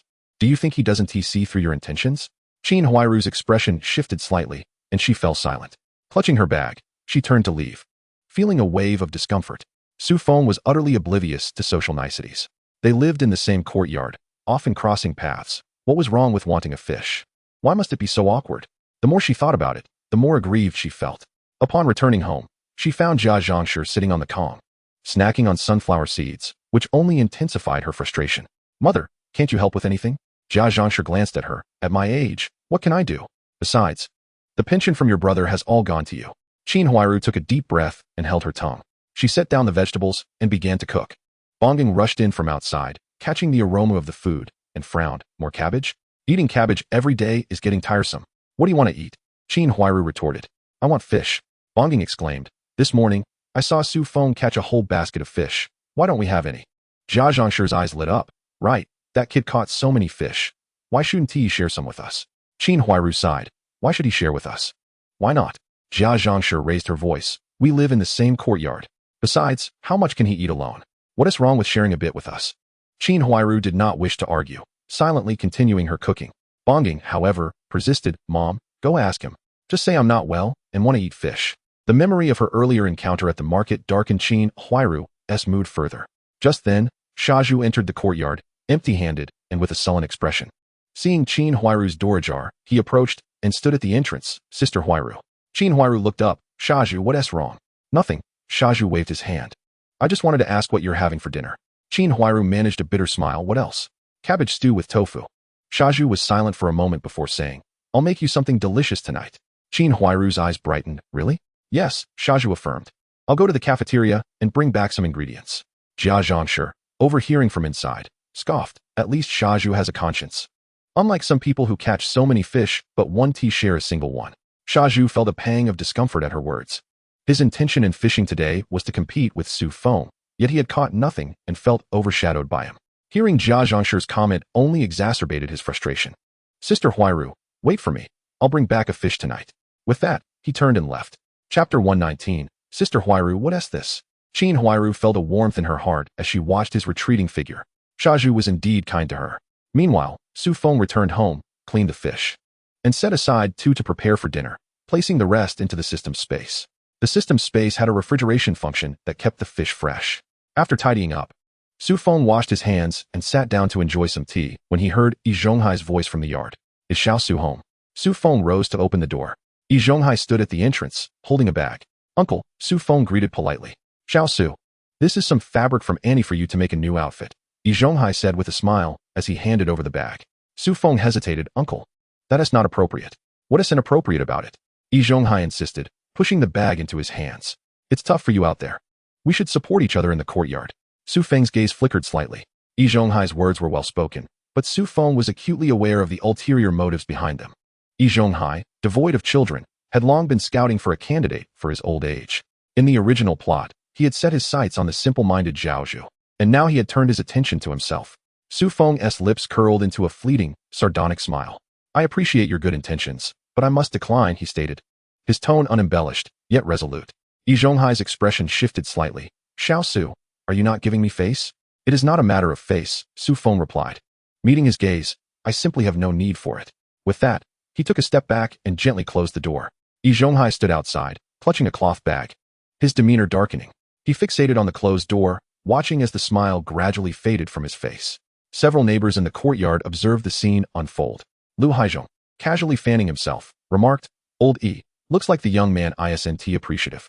Youthful spirits tend to be straightforward, he added. Yi Zhonghai managed a strained smile, tucking the cloth bag under his arm as he turned to return home. Lu Haizhong, watching his retreating figure, scoffed, still hoping to take Su Feng as a godson? Dream on. Yen Bugue adjusted his glasses and chimed in. Old E miscalculated this time. Su Feng lacks neither sustenance nor clothing. What reason does he have to support you in your old age? Upon returning home, Yi Zhonghai flung the cloth bag onto the table. Aunt E was preparing a meal and, noticing his grim expression, cautiously inquired, What's the matter? Su Feng didn't he accept? He did not, Yi Zhonghai replied, sitting down and taking a sip of tea. That boy is impervious to persuasion. And he sighed. Perhaps you should consider someone else. There are plenty of young folks in the courtyard. Who else? Yi Zhonghai set his cup down. Zhaozhu? His mind is utterly ensnared by Qin Huairu. He is unreliable. Su Damao? He is a treacherous ingrate. The others are even less suitable. And he fell silent. Su Feng's attributes were indeed commendable. He had a job, capabilities. And his demeanor was composed, unlike the impulsive Zhaozhu. Yet, such individuals are the hardest to manipulate. Yi Zhonghai pressed his lips together, a glimmer of resolve crossing his eyes. If gentleness fails, one must resort to firmness. After all these years in the courtyard, there was nothing Yi Zhonghai could not manage. As evening descended, tendrils of smoke began to rise. Zhaozhu returned from the cafeteria, carrying a lunchbox filled with braised fish and several dishes. He walked straight to Qin Huairu's doorstep. Placing the lunchbox on the table, Sister Huairu, this is for you. Upon opening the lunchbox and seeing the fish, Qin Huairu's eyes glistened with emotion. Zhaozhu, you are truly too kind to our family. Jia Zhongshi leaned in, grabbing chopsticks and diving into the lunchbox. Only Zhaozhu has a conscience, unlike some people. Zhaozhu caught the insinuation in her words, and a wave of frustration surged within him. Grandma, who are you talking about? He mumbled through a mouthful of fish. Who do you think? Jia Zhongshi scoffed. That Su fellow, of course. He caught so many fish, yet wouldn't he spare a single one for us. Zhaozhu's expression darkened. Qin Huairu tugged at Jia Zhongshi's sleeve, whispering, Mother, let it go. What is wrong with what I said? Jia Zhongshi raised her voice. In this courtyard, whose family does not share the good things? He is an outsider. Does he not understand the rules? Several families in the courtyard overheard. Lu Haizhong's household chimed in. Dad, can we go ask Su Feng for some fish? What for? Lu Haizhong shot his son a glare. Do you want to lose face? Lu Guangtian retorted. But the Jia family is thinking the same. The Jia family is the Jia family. We are us, Lu Haizhong said sternly. Moreover, Su Feng is shrewd. Do you think he would treat you kindly if you went to ask? In Yan Bugui's household, Aunt San was cooking and lamented. Old Yan. It's been ages since we had fish. If you want fish, go buy some, Yan Bugui replied, not lifting his head from his account book. Buy? How much would that cost? Aunt San's voice rose. Then don't eat it, Yan Bugui snapped, closing the ledger. You think you can get it for free? Su Feng is no Zhaozhu. You won't get anything from him. Aunt San pouted, falling silent. Meanwhile, Su Feng was in his own home, skillfully preparing the two fish. His technique was deft, slicing the fish into even fillets with precision. He poured oil into the pan, and once it heated, added ginger, garlic, and scallions, releasing an enticing aroma that wafted through the courtyard. Zhaozhu, standing at Qin Huairu's door, caught a whiff of the scent, and his expression soured further. Jia Zhongshi sniffed the air. Oh, whose house is making fish? It smells delightful. It's definitely Su Feng's, Lu Guangtian said, but he is stingy. Jia Zhongshi grumbled.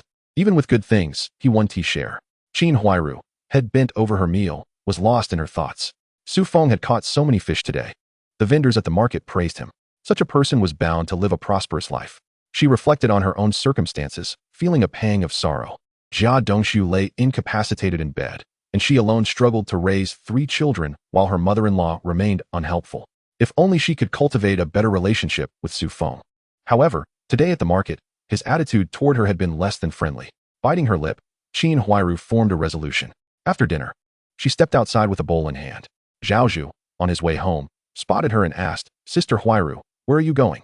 I'm going to borrow some soy sauce. She replied with a smile. We've run out. Zhaozhu nodded, not thinking much of it. Qin Huairu approached Su Feng's door and gently knocked. Who is it? Su Feng's voice came from within. It's me, Qin Huairu. She lowered her voice. Xiao Su, I'd like to borrow some soy sauce.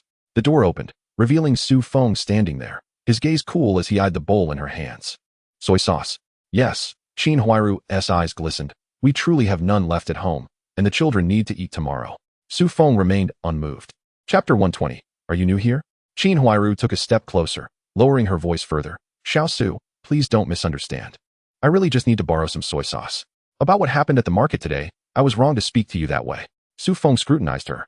The woman's eyes brimmed with tears, her demeanor pitiful. Were it Zhaozhu in his place, he would have softened immediately. But Su Feng was not easily swayed. Sister Qin, I don't have much soy sauce at home, he replied calmly. You should borrow from someone else. He began to close the door. Qin Huairu, flustered, pressed her hand against the door. Xiao Su, please step aside. Su Feng's voice turned colder.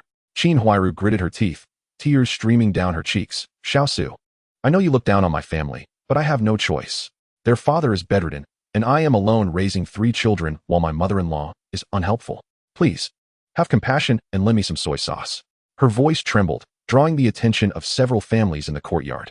Yi Zhonghai emerged from his house, observing the scene with a furrowed brow. Xiaosu, Sister Huiru's family is indeed in dire straits. Please lend a hand. He approached, his tone carrying an air of admonition. We all live in the same courtyard. We should support one another. Su Feng glanced at him, a sardonic smile gracing his lips. Here we go. This is moral coercion, just as I anticipated. The old man was right. Indeed, we should support each other, Su Feng replied evenly. But may I ask, how much does the Jia family earn each month? Yi Zhonghai was taken aback. What does this have to do with wages? Everything, Su Feng countered. Sister Qin works at the steel factory, earning $27.50 a month. Even though Jia Dongxiu is bedridden, the factory still provides a living stipend. Adding it all up, it must amount to more than 30 yuan for a month, right? Qin Huiru's expression darkened. Indeed, 30 yuan to sustain a family of 5 was no trivial matter. Su Feng continued, but I alone earn merely 28 yuan a month, and I must send money back home to support my parents. Tell me, should I offer assistance? Yi Zhonghai was momentarily taken aback by his question. The onlookers in the courtyard fell silent. Su Feng's reasoning was undeniably sound. After all, why should someone in dire straits help another? Qin Huiru's tears flowed even more profusely, and this time, her sorrow was genuine, not feigned. She had not anticipated that Su Feng would speak so candidly in front of so many people. Yi Zhonghai's face turned ashen. Xiaosu, such words cannot be uttered. Huiru's family has both the elderly and young to care for. How can you possibly compare? Are you implying that single individuals should support those with families? Su Feng retorted, gazing at him. What rule is that? Yi Zhonghai found himself momentarily speechless. Lu Haizhong observed from the sidelines, feeling a surge of satisfaction. He had finally met his match. Yin Bugue adjusted his glasses, remaining silent. Su Feng was indeed articulate. Qin Huiru stood there, caught in a dilemma. She held her bowl, tears cascading down. Su Feng regarded her with indifference.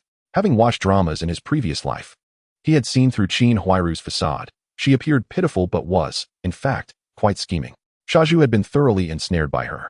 Did she think this tactic would work on him? Not a chance. Sister Qin, I truly cannot lend you any soy sauce. Su Feng's tone softened slightly. However, I can inform you that the supply and marketing cooperative is still open. You could purchase a bottle there for just a few pennies. With that, he gently closed the door.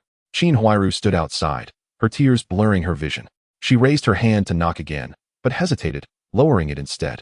Yi Zhonghai observed her with a sigh. Huiru, you should return. Qin Huiru turned and walked away slowly, her back radiating an indescribable desolation. Yet, no one felt sympathy for her. Jia Zhongshi, standing at her doorstep, saw Qin Huiru return empty-handed and immediately scolded her. You can't even borrow a bit of soy sauce. What else can you do?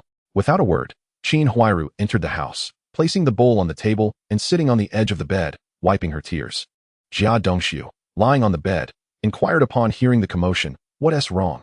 Nothing, Qin Huiru replied, wiping her tears. Let us go to sleep. Jia Zhongshi continued her grumbling at the door. That Su fellow is truly despicable. He indulges himself while watching the neighbors suffer without offering a hand. The families in the courtyard heard her but remained silent. Help? Why should they? Upon returning home, Yi Zhonghai found Aunt Yi tidying up the dishes. Oldie, that Su Feng is not easy to deal with, she remarked quietly. Difficult or not, we must confront him, Yi Zhonghai replied, a shadow crossing his eyes. I refuse to believe he can maintain such obstinacy indefinitely. As night deepened, the courtyard fell silent. Su Feng lay on his bed, reflecting on the earlier events. Qin Huiru's ploy was merely a test to gauge whether he could be easily manipulated. The outcome had evidently disappointed her. Yi Zhonghai's stance was equally clear. Softness would not suffice, and a more forceful approach was undoubtedly forthcoming. A cold smile crept across Su Feng's lips. Bring it on, he thought. Let us see who can truly challenge me in this courtyard. The following morning, Su Feng rose as usual, washed up, and had breakfast. He prepared a bowl of fish porridge accompanied by several side dishes, relishing the meal. In contrast, most families in the courtyard subsisted on cornbread and pickled vegetables. Shaju, carrying his lunchbox to work, paused at Su Feng's door, drawn in by the delicious aroma. A wave of frustration surged within him. Why was Su Feng entitled to such a feast? He too yearned for a better life. Yet Qin Huiru's family was a burden. Recalling the previous night's events only intensified Shaju's resentment towards Su Feng. Sister Huiru is in such a pitiful state. Can't you lend a hand? Must you be so harsh with your words? His anger mounting, Shaju quickened his pace. Upon arriving at the cafeteria, he slammed his lunchbox onto the table. Ma Hua jumped in surprise. Master, what's the matter with you? Nothing, Shaju replied tersely, just get to work. Ma Hua dared not ask further and bowed his head to chop vegetables. At noon, a newcomer arrived at the factory, a girl named Lu Xiaoyi, freshly graduated and assigned to the publicity department. Lu Xiaoyi was strikingly beautiful and possessed a cheerful disposition, capturing the attention of many upon her arrival. Su Daomao happened to pass by, and upon seeing Lu Xiaoyi, his eyes lit up. He straightened his clothes and approached her. "Comrade, you must be the new recruit?" Lu Xiaoyi looked up at him, smiling as she nodded. "Yes, I'm Lu Xiaoyi, just assigned to the publicity department." "Welcome, welcome," Su Daomao beamed. "I'm Su Daomao, the projectionist. If you have any questions, feel free to ask me." Lu Xiaoyi offered a polite smile. "Thank you." Just as Su Daomao was about to say more, Su Feng walked by. Dressed in a clean Zhongshan suit, he stood tall and exuded a composed aura. Lu Xiaoyi's eyes brightened upon seeing him. Su Daomao noticed this and felt a pang of anxiety, hastily adding, "That's Su Feng. He works in the procurement department." Chapter 121. Yet, many are swayed by such tactics. Lu Xiaoyi nodded, falling silent. Su Feng entered the cafeteria, collected his meal, and settled in a corner. While eating, he discreetly observed Lu Xiaoyi. This girl was destined to become Su Daomao's wife in the original storyline. Unfortunately, he did not cherish her, leading to their eventual separation. Su Feng diverted his gaze, continuing his meal. He held no particular interest in Lu Xiaoyi. Although she was charming, her naive disposition made her easily susceptible to deception. In the afternoon, Su Feng went to procure supplies. Riding his bicycle, he took a leisurely tour around the streets, purchasing various items and stopping by the fishing spot to check the conditions. The reservoir was devoid of people. Su Feng found a suitable spot, casting his fishing rod into the water. This time, he opted not to use the system, simply enjoying the act of fishing. Before long, his rod began to twitch. Reeling it in, he caught a grass carp weighing over 2 pounds. He placed the fish in his basket and continued fishing. By the end of the afternoon, he had caught 7 or 8 fish. On his way back, Su Feng encountered Qin Huairu, who was riding her bicycle loaded with a bundle of sorghum. Upon seeing Su Feng, her eyes flickered, and she greeted him. "Xiao Su, are you off fishing again?" Su Feng nodded but did not stop. Qin Huairu bit her lip and hastened to catch up. "Xiao Su, about yesterday, I was in the wrong. Please don't take it to heart." Su Feng halted his bicycle, looking at her. "Sister Qin, I haven't taken it to heart." "That's good to hear," Qin Huairu smiled. "I was worried you might misunderstand me." Su Feng remained silent. Qin Huairu continued. "Xiao Su, seeing as you've caught so many fish, could you spare me one? My son has been craving fish." She glanced at the bundle, where her son, Bang Gong, chimed in. "Uncle, I want to eat fish." Su Feng regarded them, a cold smile curling at the corners of his mouth. "Here we go again," he thought, observing Qin Huairu's expectant expression. He found her tactics all too familiar. First, an apology, then a child's plea for sympathy, followed by a request. "Sister Qin, it's not that I am unwilling to give," Su Feng said calmly. "I have use for this fish." The smile on Qin Huairu's face faltered. "You have use for all of it? Little Su, surely you cannot consume so much alone?" "I intend to barter with it," Su Feng replied straightforwardly. "Everything is in short supply these days. This fish can exchange for quite a few tickets." Her words rendered Qin Huairu speechless. Biting her lip, her eyes reddened. "I understand." With that, she pushed her cart away. Bang Gong turned back to glance at Su Feng, her eyes filled with resentment. Su Feng paid her no mind as he rode his bicycle back to the courtyard. Upon entering, he spotted Third Ant at the gate, sorting vegetables. Her eyes lit up upon seeing the fish in Su Feng's basket. "Little Su, you've caught so many fish again." "Yeah," Su Feng acknowledged, pushing his cart inside. Third Ant hurried to catch up. "Little Su, could you sell me a fish?" "I'll pay you." Su Feng halted, regarding her. "Third Ant, how much?"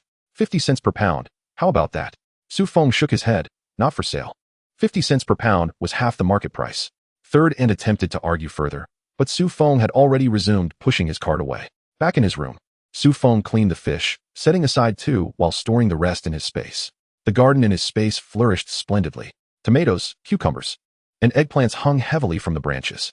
Su Feng picked some vegetables and gathered a few eggs. The chickens in his space laid over a dozen eggs daily. Exiting the space, he began preparing dinner: braised fish, scrambled eggs, and smashed cucumbers. These 3 simple dishes exuded an enticing aroma, making everyone in the courtyard salivate. The window of the Jia family was open, and Bang Gong leaned against it, gazing longingly at Su Feng's home. Qin Huairu returned from outside, and witnessing her son's demeanor filled her heart with both bitterness and sorrow. Her family had only a soup to accompany their cornbread today, while Su Feng enjoyed meals replete with meat and fish. Why was that?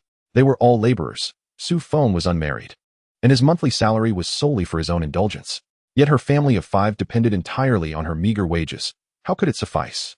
As these thoughts weighed heavily on her, tears began to flow. Jia Zhangshi, sitting on the Kong, noticed her daughter-in-law's weeping and scoffed. Why are you crying? If you have the ability, go borrow some money. Mom, I can't borrow anymore. Qin Huairu wiped her tears. I've already borrowed several times from Shaju. Then ask someone else, Jia Zhangshi replied impatiently. There are plenty of people in the yard. Someone will lend you. Recalling Su Feng's earlier demeanor, Qin Huairu felt a knot of frustration in her chest. How could he be so heartless? As a widow with 3 children, her burdens were immense. Could he not lend a helping hand?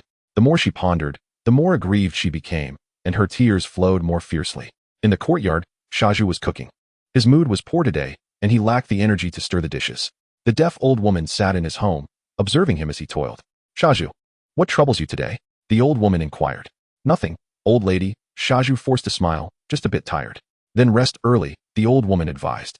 Don't dwell on others' affairs. Shaju was taken aback. What do you mean, old lady? I may be old, but I'm not confused, she said slowly.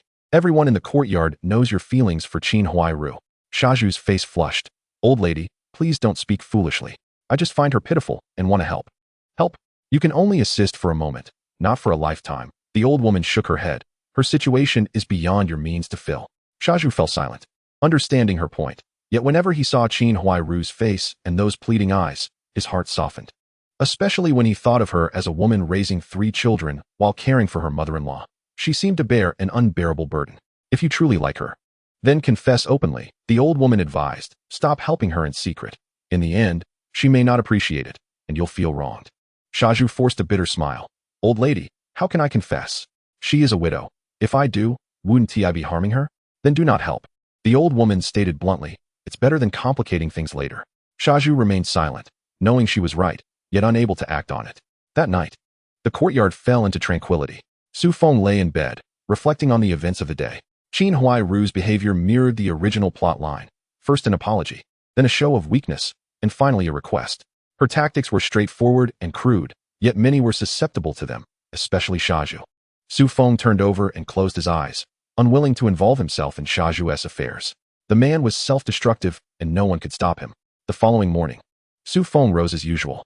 He first wandered through his space, gathered some vegetables, and fed the chickens. Afterward, he prepared breakfast, and upon finishing, set off for work. Upon arriving at the purchasing department, the director called him over. Little Su, today you need to head to the countryside. There's a batch of sweet potatoes. Check on their quality. Understood, Su Feng replied. He took the introduction letter and rode his bicycle out of the city. Life in the countryside during this era was harsher than in the city. Upon reaching the village, he found the village chief, a man in his 40s with dark skin, who spoke courteously. Comrade, this batch of sweet potatoes is of good quality. Take a look, he said. Su Feng squatted down and examined the sweet potatoes. They were large and intact, truly impressive. All right, I'll take them. When can they be delivered? Su Feng inquired. They can be delivered the day after tomorrow. The village chief assured. Rest assured, we guarantee quality. After agreeing on a price, Su Feng signed the contract. As he was about to leave, the village chief added, Comrade, if you need anything else, feel free to ask. We also have corn and potatoes. Su Feng pondered for a moment. How much corn do you have? 3,000 pounds. Then I'll take that too, Su Feng decided. You set the price. The village chief was elated. Selling grain was a significant boon for the village. Su Feng departed the village and rode back to the city. Along the way, he detoured to the reservoir. The weather was splendid, perfect for fishing. He found a spot, cast his line, and soon began to catch fish. Luck was on his side today, as he reeled in all large catches. The biggest fish weighed a hefty 5 pounds. Su Feng fished until the afternoon before packing up. His basket was filled with a dozen large fish. On his way back, he encountered Lu Xiaoyi. Lu Xiaoyi, riding her bicycle, spotted him and greeted him cheerfully. Comrade Su, are you fishing again? Yes, Su Feng nodded. Lu Xiaoyi's eyes brightened at the sight of his basket. Wow. So many fish. Your fishing skills are impressive.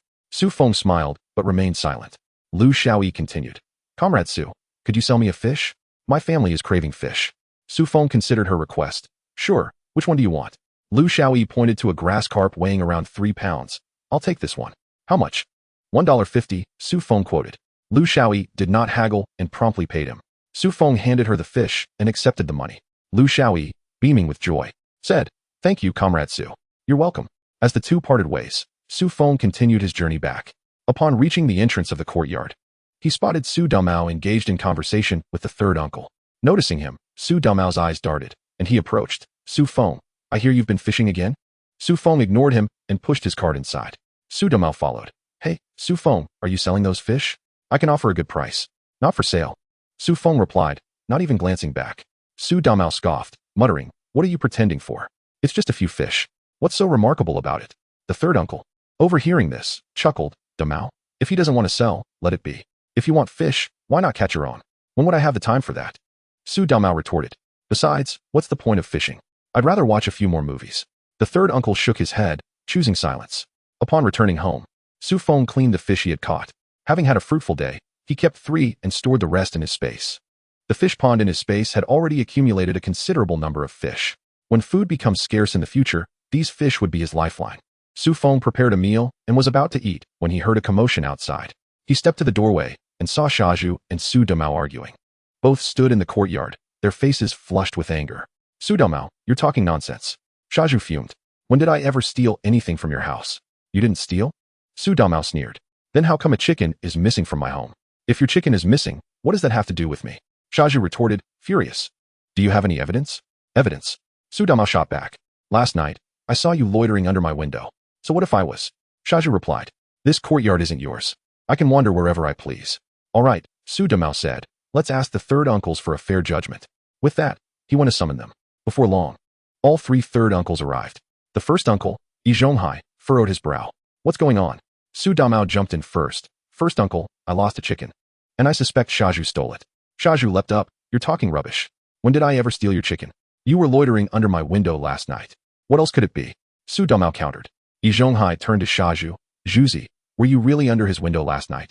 Shaju's face reddened. I was just passing by. Passing by? Su Damao scoffed. So you stood there for half an hour just passing by? The onlookers in the courtyard had gathered to watch. Qin Huairu stood among them. Her gaze on Shaju, her expression complicated. Su Feng leaned against the doorframe, observing coldly. He recalled this scene. In the original story, Shaju had indeed not stolen the chicken. It was actually Bang Geng who had taken it. However, Shaju had taken the blame to protect Qin Huairu's family. As anticipated, Yi Zhonghai said, Damao, do you have any evidence? If not, you shouldn't make unfounded accusations. Su Damao found himself momentarily speechless. He had no evidence. Just then, Bang Geng squeezed through the crowd and quietly spoke up. I saw it. Everyone turned to him. Bang Geng lowered his head and whispered, last night. I saw Uncle Shaju under Uncle Su's window with a bag. The courtyard erupted in chaos. Shaju's face fell. Bang Geng, what nonsense are you spouting? Bang Geng lifted his head, his eyes red. I'm not lying. I really saw it. Qin Huairu's complexion drained of color, and she quickly grabbed her son, Bang Geng. Don't say such things. But it was too late. Su Damao seized on this statement. Did you hear that? Even a child saw it. Shaju, what do you have to say now? Shaju trembled with rage, disbelief filling his eyes as he looked at Bang Geng. He had cared for the boy immensely. Su Feng glanced at the fish in his basket, and then at Qin Huairu and her son. Not for sale, he stated firmly. Qin Huairu's smile faltered. Xiao Su. What do you mean by this? Sister Qin, I caught these fish to take home and eat, Su Feng replied calmly. If Bang Geng wants fish, he can catch his own. With that, he mounted his bicycle, preparing to leave. Qin Huairu grew anxious and blocked his path. Xiao Su, it's just one fish. You have so many. What is the harm in sharing one with us? Su Feng halted, his expression growing colder. Sister Qin, I've said no, and I mean it. Please step aside. Bang Geng began to cry. Mom, he won't give us any fish. Qin Huairu's eyes brimmed with tears, her voice quivering. Xiao Su, how can you be so heartless? The child is crying. Chapter 123. Suburban farm. Su Feng paid her no mind, maneuvering around her bicycle and riding off. Behind him, he could hear Qin Huairu's sobs and Bang Geng's wails. He did not look back. He had seen this act too many times before, playing the victim, tugging at heartstrings, and then resorting to moral coercion. He was not swayed by such tactics. Upon returning to the courtyard, Su Feng placed the fish inside. In the yard, third aunt was washing clothes. Upon seeing Su Feng return with the fish, her eyes widened. Xiao Su, you caught so many fish again. Su Feng nodded, not saying much, and headed straight into the house. Closing the door, he began to prepare the fish. Tonight, he would cook braised fish and marinate the rest. Just as he was busy, footsteps approached, followed by a knock at the door. Su Feng wiped his hands and opened the door to find Yi Zhonghai standing there. Xiao Su, are you home? Yi Zhonghai greeted with a smile. The first uncle has come to see you. Su Feng stepped aside. First uncle, please come in. As Yi Zhonghai entered, he caught sight of the fish on the cutting board, his eyes brightening. Xiao Su, your fishing skills are quite impressive. Su Feng did not respond, but poured a glass of water and handed it to him. Yi Zhonghai accepted the water, took a sip, and sighed. Xiao Su. I came today to discuss something with you. First, uncle, please go ahead. Yi Zhonghai set down the cup, looking at Su Feng. Huairu returned earlier, crying and telling me you refused to give her a fish. Xiao Su, don't you think this is a bit? First, uncle, Su Feng interrupted. It's my fish. I can give it to whomever I choose, and if I choose not to, that is my right as well. Yi Zhonghai was momentarily taken aback, his expression darkening. Xiao Su, that kind of thinking is not right. We are all neighbors in this courtyard. Helping each other is what we should do. Huairu's family is struggling. What is wrong with sharing a fish with her? Su Feng scoffed. First, uncle, if Sister Qin's family is in difficulty, that is her concern. I am under no obligation to assist her. Yi Zhonghai's face flushed with anger. Xiao Su, your awareness is lacking. Su Feng remained unfazed. First, uncle, if there's nothing else, I need to prepare dinner. This was a clear dismissal. Yi Zhonghai stood up in anger. Fine, you have your principles. Don't regret it later. With that, he stormed out. Su Feng closed the door and continued preparing the fish. He knew Yi Zhonghai would not let this go easily. Sure enough, after dinner, a meeting was called in the courtyard. The 3/3 uncles sat behind a table, and the residents gathered around. Qin Huairu sat in the front row, her eyes red, looking as if she had been wronged immensely. Shaju sat beside her, offering words of comfort now and then. Su Feng stood at the back, his expression impassive. Yi Zhonghai cleared his throat. We've gathered everyone here today because an issue has arisen in our courtyard. He turned to Su Feng. Some comrades lack awareness and are unwilling to assist their struggling neighbors. Such behavior is deserving of criticism. Su Feng remained silent. Uncle Lu Haizhong seized the opportunity to speak. Indeed, Uncle Yi is correct. In our courtyard, we have always emphasized mutual assistance. Comrade Su Feng, having caught so many fish, what harm is there in sharing one with the Huairu family? Uncle Yin Pugue chimed in. Precisely, young Su, your actions are rather inappropriate. Su Feng cast them a glance, responding coolly, Gentlemen, the fish I caught is the result of my own labor. Whether I choose to share it is my prerogative, and you have no authority to interfere. Uncle Yi Zhonghai pounded the table. Su Feng, what kind of attitude is this? Su Feng met his gaze. Uncle Yi, what is wrong with my attitude? I am merely speaking the truth. Yi Zhonghai was so incensed that he was rendered speechless. At that moment, Qin Huairu spoke up, her voice choked with emotion. Su Feng, I know you harbor grievances against me, but you cannot ignore the children because of me. They are starving. Tears streamed down her face as she spoke. The people in the courtyard began to whisper among themselves.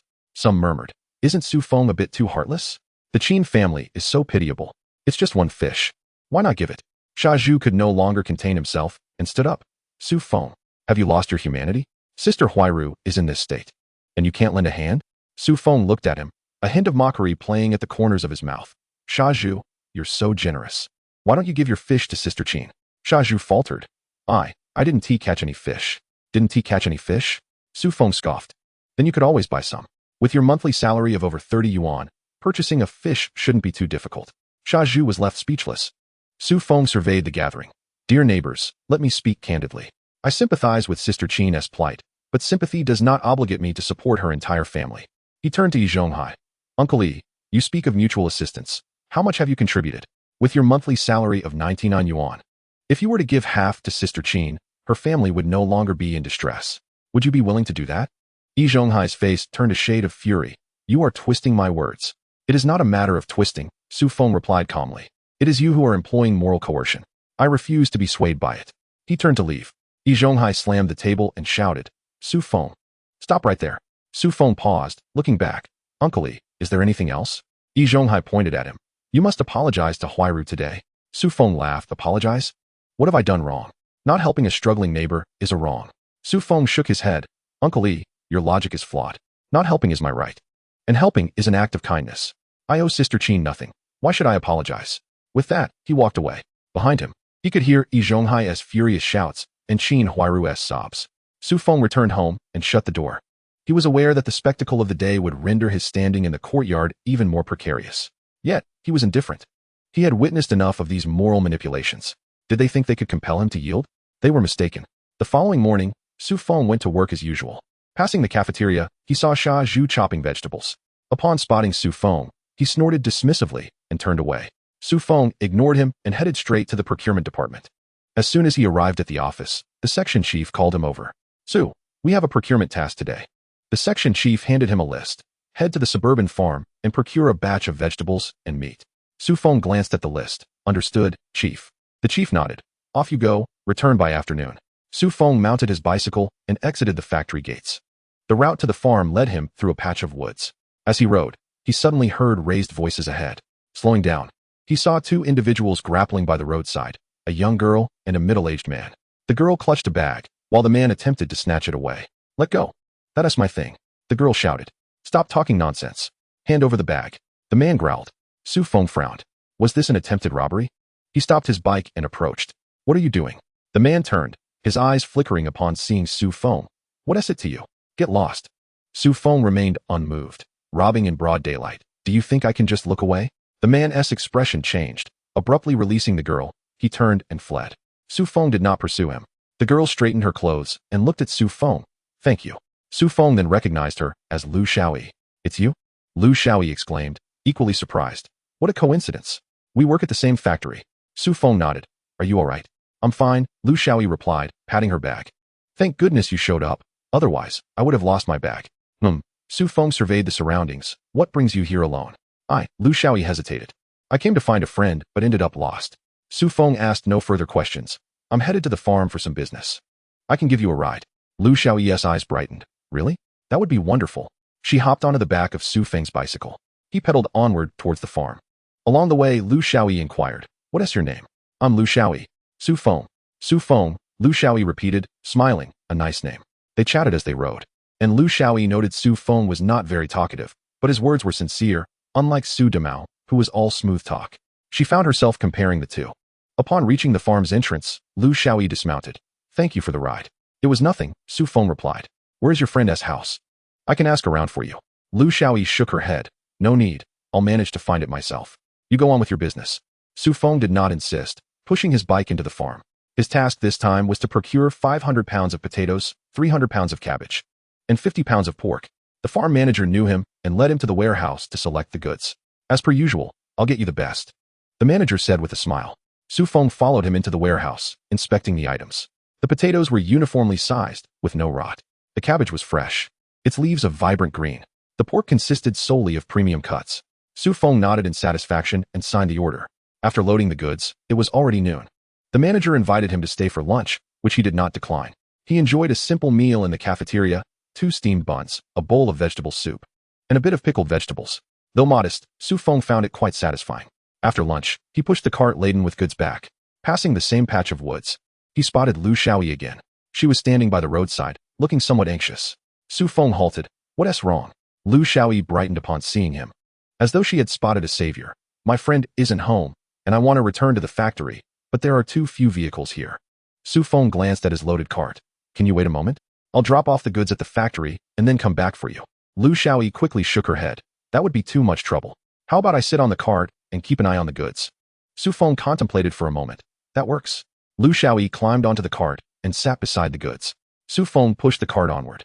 As they traveled, Lu Xiaoyi initiated a conversation. "How long have you been in the procurement department?" "Half a year." "Are you familiar with everyone at the factory?" Su Feng pondered. "Somewhat." Lu Xiaoyi hesitated, then quietly asked, "Do you know Su Damao?" Su Feng understood in his heart. This girl was inquiring about her future husband. He replied succinctly, "I know him." "What kind of person is he?" Lu Xiaoyi's voice grew softer. Su Feng did not answer directly but instead countered, "Why do you ask?" Lu Xiaoyi's cheeks flushed slightly. "The person my family introduced to me is him." Su Feng fell silent for a few seconds. According to the original storyline, Lu Xiaoyi was destined to marry Su Damao, and her fate was far from blissful. Su Damao was selfish, always seeking advantages for himself, and had a penchant for extramarital affairs. Yet, this was a private matter of theirs. As an outsider, it would be inappropriate for him to comment. Every individual possesses both virtues and flaws. Su Feng spoke slowly. "The crux lies in whether you can accept his shortcomings." Lu Xiaoyi nodded thoughtfully. Upon returning to the factory, Su Feng unloaded the goods into the warehouse. Lu Xiaoyi assisted in moving several bundles of cabbage. Once they finished, she dusted off her hands, saying, "I truly appreciate your help today." "It's nothing," Su Feng replied. Lu Xiaoyi smiled faintly and turned to leave. Su Feng watched her retreating figure, feeling a pang of sentiment. Such a kind-hearted girl, destined to marry a man like Su Damao. It was indeed a pity. However, that was not his concern. He had his own life to lead. In the evening, after work, Su Feng rode his bicycle back to the courtyard. As he entered the gate, he heard a commotion in the front yard. It was third Uncle Yan Bugue quarreling with his wife, third aunt. "Just look at you, getting cheated even when buying vegetables." Third aunt fumed. Yin Bugue defended himself. How was I to know that the cabbage was rotten inside? It looked perfectly fine on the outside. What good is that? You bought a pile of rotten leaves for 50 cents. Su Feng shook his head and pushed his bicycle toward the middle courtyard. Yin Bugue was notorious for being stingy. He always sought the cheapest options when buying groceries, often falling victim to scams. Upon reaching the middle courtyard, he found Yi Zhonghai smoking in the yard. Upon seeing Su Feng, his expression turned somewhat awkward. Su Feng nodded in acknowledgement. Yi Zhonghai hesitated before speaking. Xiao Su, about yesterday. Su Feng interrupted him. Uncle Yi, let bygones be bygones. Yi Zhonghai sighed. You, my boy, have too hard a temperament. In this courtyard, if you don't have a strong will, you'll be bullied mercilessly. Su Feng replied coolly, that may be so. Yi Zhonghai was left speechless. Su Feng wheeled his bicycle into his room. He was well aware of the true nature of Yi Zhonghai. Beneath his congenial facade lurked ulterior motives unknown to anyone. Such people were best kept at a distance. During dinner, Su Feng retrieved a fish from the system space. He had caught it that day, weighing 2 pounds and remarkably fresh. He planned to prepare it braised. Just as he finished cleaning the fish, a knock echoed from outside. Su Feng wiped his hands and opened the door. Standing outside was Qin Huairu, holding an empty bowl and sporting a sycophantic smile. Su Feng, I see you're cooking fish. Could you spare a little for my son? He has been craving it. Su Feng glanced at her. Sister Qin, I only have 1 fish. It's barely enough for myself. Qin Huairu's smile faltered, just a tiny bit. I won't ask for much. There truly isn't any, Su Feng replied, preparing to shut the door. Qin Huairu, flustered, blocked the entrance. Su Feng, how can you be so unkind? My family is struggling. Can't you lend a hand? Su Feng coldly regarded her. Sister Qin, your family's hardship has no bearing on me. Qin Huairu was left speechless with indignation. Well, did you manage to get any? Su Feng was no longer courteous. I recall your family received a wage of 27 yuan and 50 cents last month. This month should be similar. Nearly 30 yuan a month to care for 3 children and a mother-in-law. If you budget wisely, you shouldn't be starving. Qin Huairu's face paled. She had not expected Su Feng to know her salary. My wages are hardly sufficient, she protested. Su Feng chuckled. Whether it suffices is your concern. But do not covet what I earn. Every penny I make is my own, owed to no one. With that, he firmly closed the door. Outside, Qin Huairu stood, gritting her teeth, her eyes reddening. She returned home with her empty bowl. Her mother-in-law, Jia Zhang, sat on the Kong. Well, did you get any? Qin Huairu shook her head. No, that little bastard. Jia Zhang cursed, an orphaned wretch, destined to remain a bachelor for life. Banging cried nearby, Mom, I want fish. Qin Huairu soothed him. Be good. Tomorrow I'll buy you some candy. I don't want candy. I want fish. Banging insisted, with no other choice. Qin Huairu continued to console him. Yet, her mind was racing. Su Feng was a tough nut to crack. She needed to devise a strategy to handle him, or life in the courtyard would be unbearable. She recalled Shaju, who had always treated her well, bringing her family treats. Perhaps she should seek Shaju's help? Resolving this, she wiped her tears and made her way to Shaju's door. Upon knocking, Shaju opened the door and, seeing her, smiled broadly. Huairu, what brings you here so late? Qin Huairu, with reddened eyes, began, Zhuzi I. Before she could finish, tears streamed down her cheeks. Seeing her cry, Shaju's heart ached. What's wrong? Who bullied you? Qin Huairu wiped her tears. I approached Su Feng, hoping he'd share some fish for banging, but not only did he refuse, he also hurled a slew of hurtful words at me. Shaju's anger flared. This kid has no decency. Picking on a widow, what kind of man is that? Zhuzi, please don't be angry, Qin Huairu implored. I just feel disheartened and wanted to talk to you. Shaju patted his chest. Don't worry. I'll take care of this for you. If he has fish, I'll get you an even bigger one tomorrow. Qin Huairu looked at him with gratitude. Zhuzi, you're so kind to me. Shaju felt elated at her words. He invited Qin Huairu inside. Please sit. Let me get you a glass of water. Qin Huairu sat down, her mind wandering elsewhere. Shaju, though sincere, was too easily manipulated. All it took was a few tears, and he would do anything. Such a person needed to be skillfully managed. Meanwhile, Su Feng was in his room, preparing the braised fish. The fish was tender, and the sauce was rich. He savored it with rice, feeling quite satisfied. After finishing his meal, he retrieved a watermelon from the system space, one he had caught yesterday. Slicing it in half, he scooped out the flesh with a spoon. The watermelon was sweet and refreshing, far superior to anything purchased outside. Just as he was enjoying it, he heard more commotion outside. Su Feng set down his spoon and walked to the window to look out. In the courtyard, Shaju was conversing with Qin Huairu, standing close and sharing laughter. Su Feng shook his head. Shaju was completely captivated by Qin Huairu. Nevertheless, it was none of his concern. He continued to relish his watermelon. After finishing, he lay down on his bed and opened the system interface. He still had fishing attempts available for the day. He clicked the fishing button, casting the rod. Watching the bobber rise and fall. After a while, it suddenly plunged. Su Feng quickly reeled in the line. System prompt. Congratulations, you have caught an old hen. Su Feng chuckled to himself, feeling quite fortunate. An old hen can lay eggs, which is just what he needs.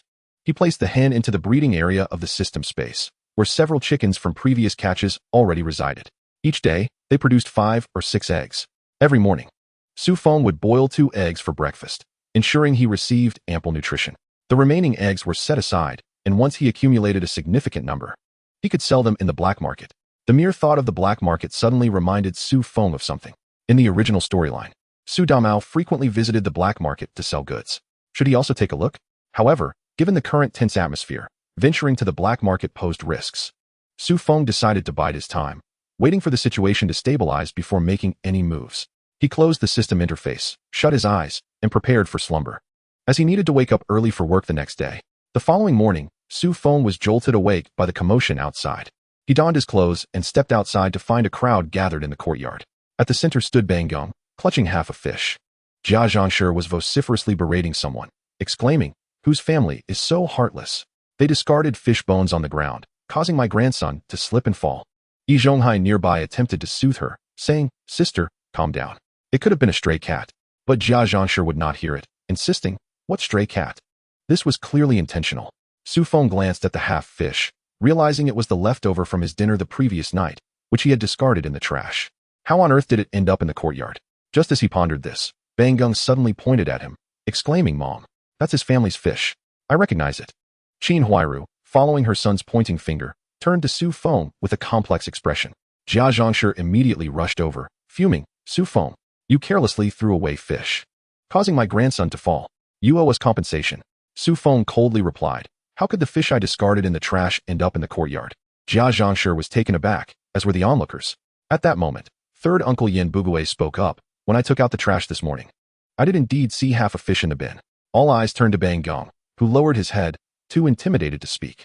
Qin Huairu's expression changed. "Bang Gong, did you take it from the trash?" Bang Gong muttered, "I just wanted to take a look." Jia Zhangshi immediately defended her grandson.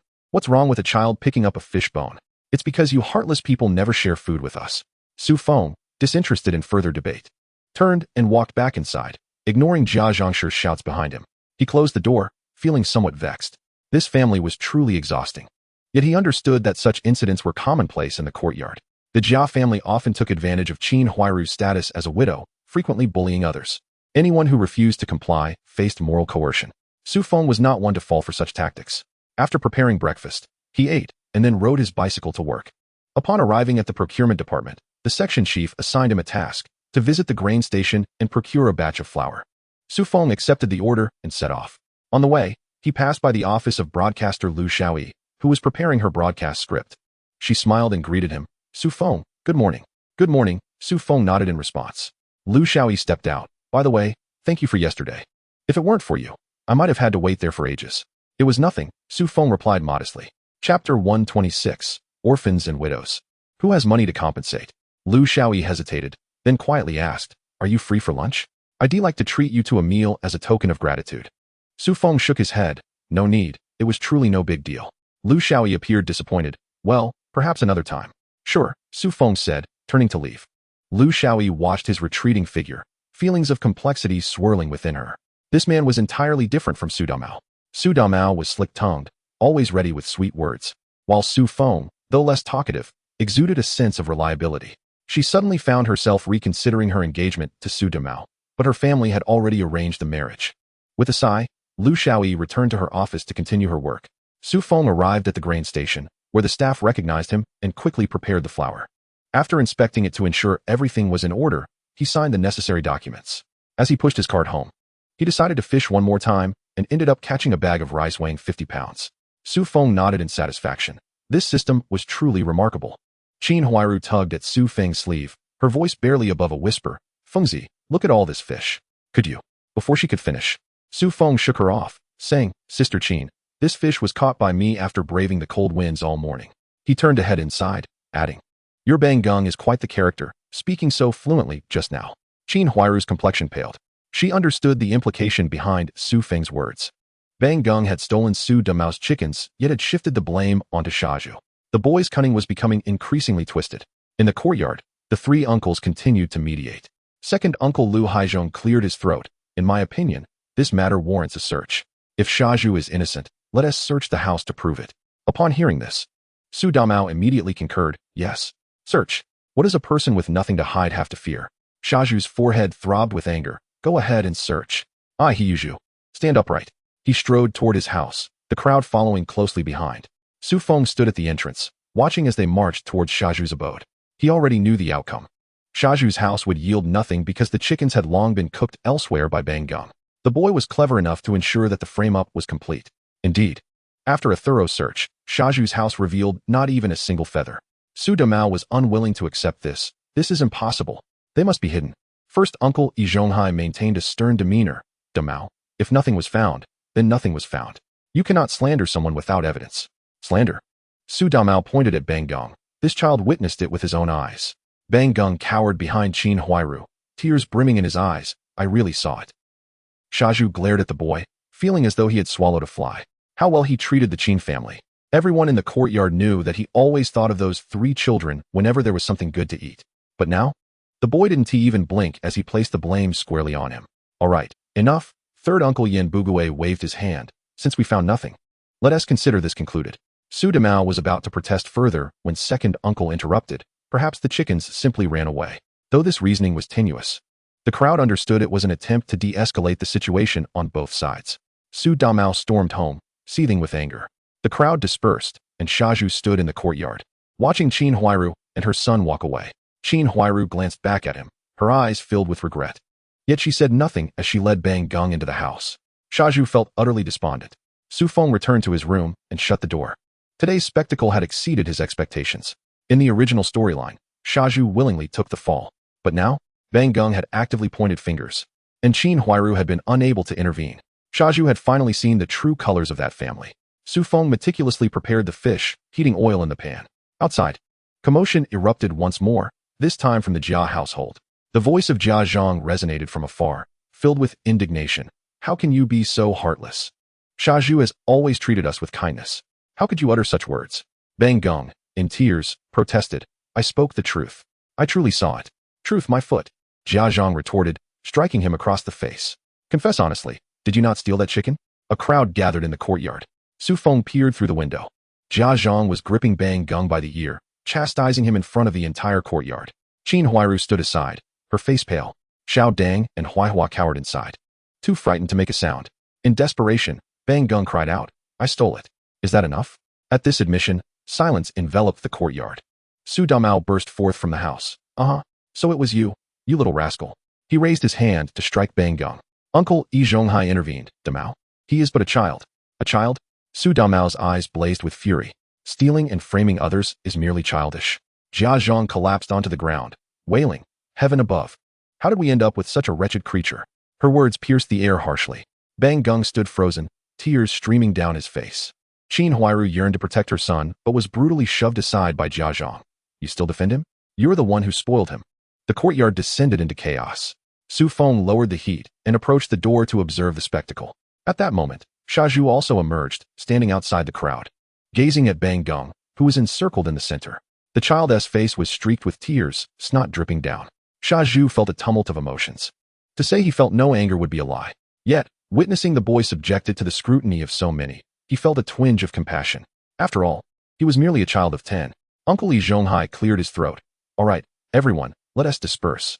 The child's theft is wrong, but education is paramount. Education? Su Damao scoffed.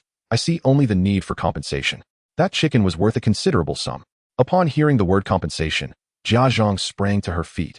Compensate for what? The chicken never reached your mouth. Never reached my mouth. Su Damao laughed in disbelief. Then whose mouth did it reach? Jia Zhang retorted defiantly. Regardless, the chicken is gone. And you will not eat it. On what grounds do you demand money? Such a statement was utterly unreasonable. The crowd frowned in disapproval. Second Uncle Lu Haizhong maintained a stern demeanor. Jia Zhang, your words are unjust. Stealing necessitates compensation. That is the rule. Rules? Jia Zhang plopped back down on the ground. We are a family of orphans and widows. How could we afford to pay? With her outburst, the crowd fell silent.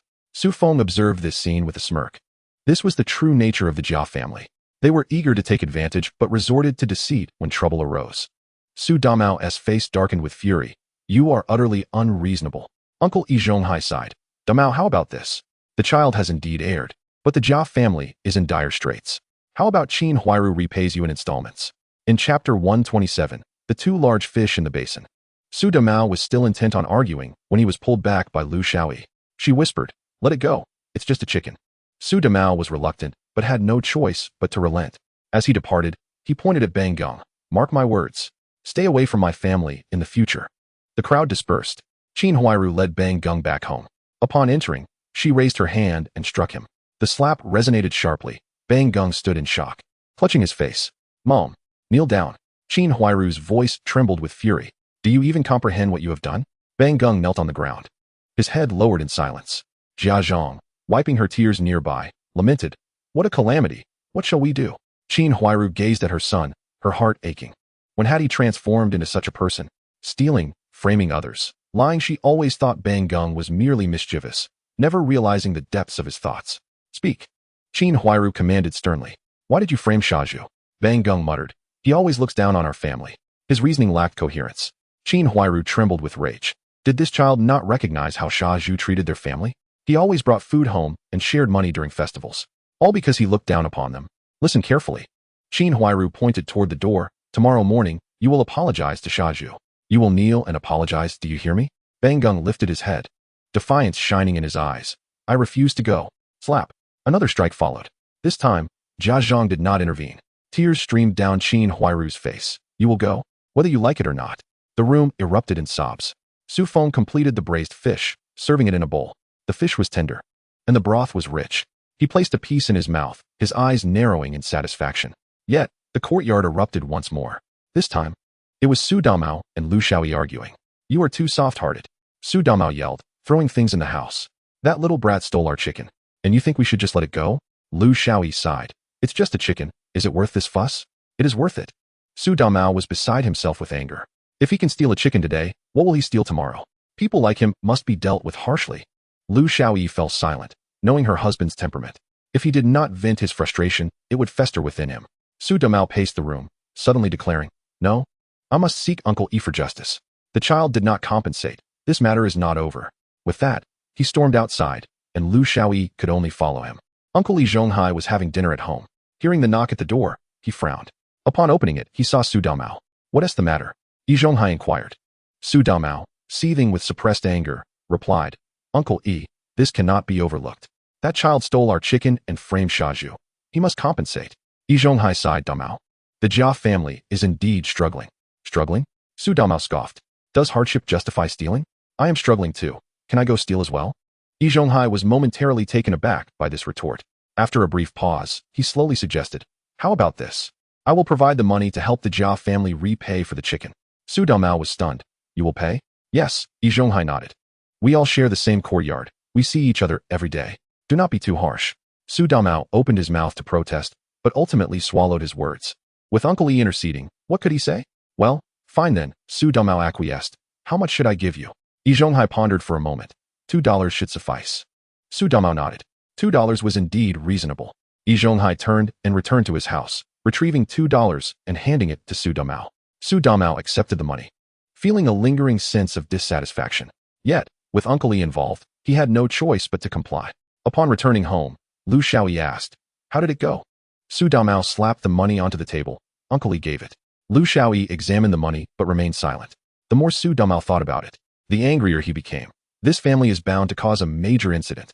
Lu Xiaoyi urged, Let it go. What's important is that we got the money. Su Damao snorted coldly, choosing to remain silent. After finishing his meal, Su Feng meticulously washed the dishes.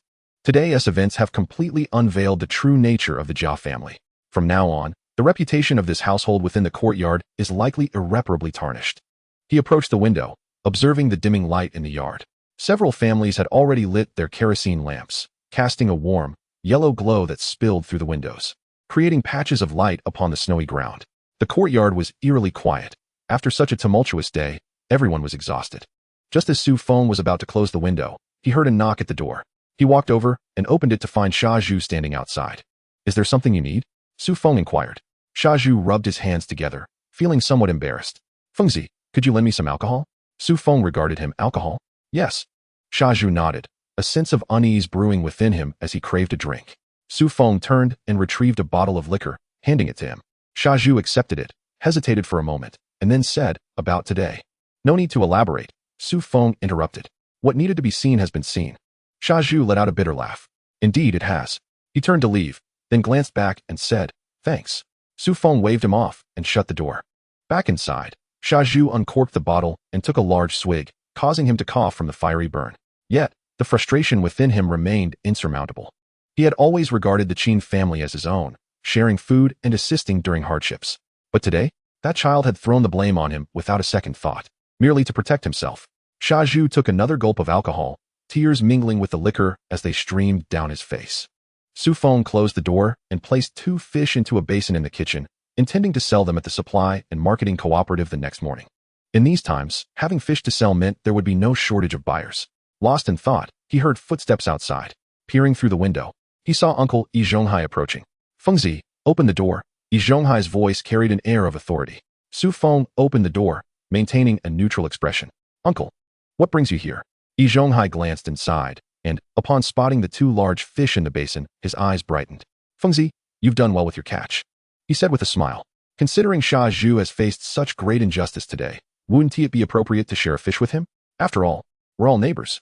Leaning against the doorframe, Su Feng replied, Uncle, Sha Zhu's misfortunes have nothing to do with me. Isn't the essence of neighborly harmony to mind one's own business? Yi Zhonghai's smile faltered. Now that you're doing well, it's only right to extend a helping hand to others. Su Feng recognized the familiar tone. The old man was attempting to impose a moral obligation upon him. What sort of rules are these? Su Feng retorted. Is it a rule when Qin Huairu's family frames someone and steals? Yi Zhonghai was momentarily speechless. He opened his mouth but could only muster, the child is still young and doesn't he understand? So ignorance justifies theft? Justifies slander? Su Feng fixed him with a stare. Uncle, your standards are remarkably flexible. Yi Zhonghai's face flushed with embarrassment, and he turned to leave. As he reached the center of the courtyard, he glanced back at Su Feng, his expression tinged with dissatisfaction and a hint of calculation. Su Feng closed the door, fully aware of Yi Zhonghai's intentions. The old man had always been on the lookout for someone to care for him in his old age. Previously, he had set his sights on Sha Zhu, and now he seemed to have shifted his attention to Su Feng. Outside, Qin Huairu stood hesitantly at her door, contemplating whether to offer an apology to Sha Zhu, but unsure of what to say. While Bang Gung had indeed erred, what could she do? He was her son. With a sigh, Qin Huairu pushed the door open and entered. Inside, Bang Gung sat on the bed, gnawing on a chicken leg, while Xiao Dang and Huaihua looked on eagerly but dared not reach for it. Mom, you're back, Bang Gung mumbled, his mouth full. Seeing her son's gluttonous display, Qin Huairu felt a tightening in her chest. Bang Gung, I know what you did today, she said softly. You shouldn't have spoken to Uncle Sha Zhu like that. Bang Gung looked up, devoid of remorse. I didn't say anything wrong. No one can prove otherwise. Qin Huairu was taken aback. When had her child become like this? Do you understand how good Uncle Sha Zhu has been to our family? Her voice trembled. If it weren't for him, you 3 would have gone hungry long ago. Bang Gung dismissed her concern. He is foolish. He deserves it. With a sharp crack, Qin Huairu slapped Bang Gung's face with all her strength. The blow caused him to drop the chicken leg onto the floor. He glared at her, eyes burning with resentment. You hit me? You actually hit me for that, fool? I'm your son. I am your mother. I cannot stand by and watch you go astray. Tears streamed down Qin Huairu's face. If you continue down this path, something terrible will happen. Bang Gung stood up and forcefully shoved her aside. Get away. You only care about outsiders. He shouted before grabbing his coat and storming out. Xiao Dang and Huaihua shrank into a corner, too frightened to make a sound. Qin Huairu collapsed onto the floor, covering her face as she wept. What had become of this family? In the courtyard, Su Damao stood at the door, arms crossed, having witnessed the entire scene unfold. Qin Huairu has brought this upon herself, he scoffed. Indulging a child to this extent, she deserves it. Lu Xiaoa emerged from the house. Enough already. She is pitiful enough as it is. Pitiful? Su Damao scoffed. Her son stole my chicken. You think she deserves sympathy? Lu Xiaoa, unwilling to engage in a quarrel, turned and returned inside. Su Damao spat disdainfully before following her in. Meanwhile, Sha Zhu sat in his room, holding a steamed bun but unable to eat it. He reflected on the kindness he had shown to the Qin family over the years. Whenever there was meat or vegetables, he always remembered to share with them. During festivals, he ensured to give the best treats to their children. But now, that child had coldly cast him aside without a moment's hesitation. Sha Zhu tossed the bun onto the table and lay back on his bed, staring blankly at the ceiling, his heart heavy with unutterable sorrow. The following morning, Su Feng rode his bicycle to the supply and marketing cooperative. He sold the 2 fish for 3 yuan, a commendable sum in these times. On his way back, he decided to fish once more, this time catching a pouch of high-quality tea leaves. Satisfied, he tucked it away, pondering the delightful brew he could prepare for himself in the future.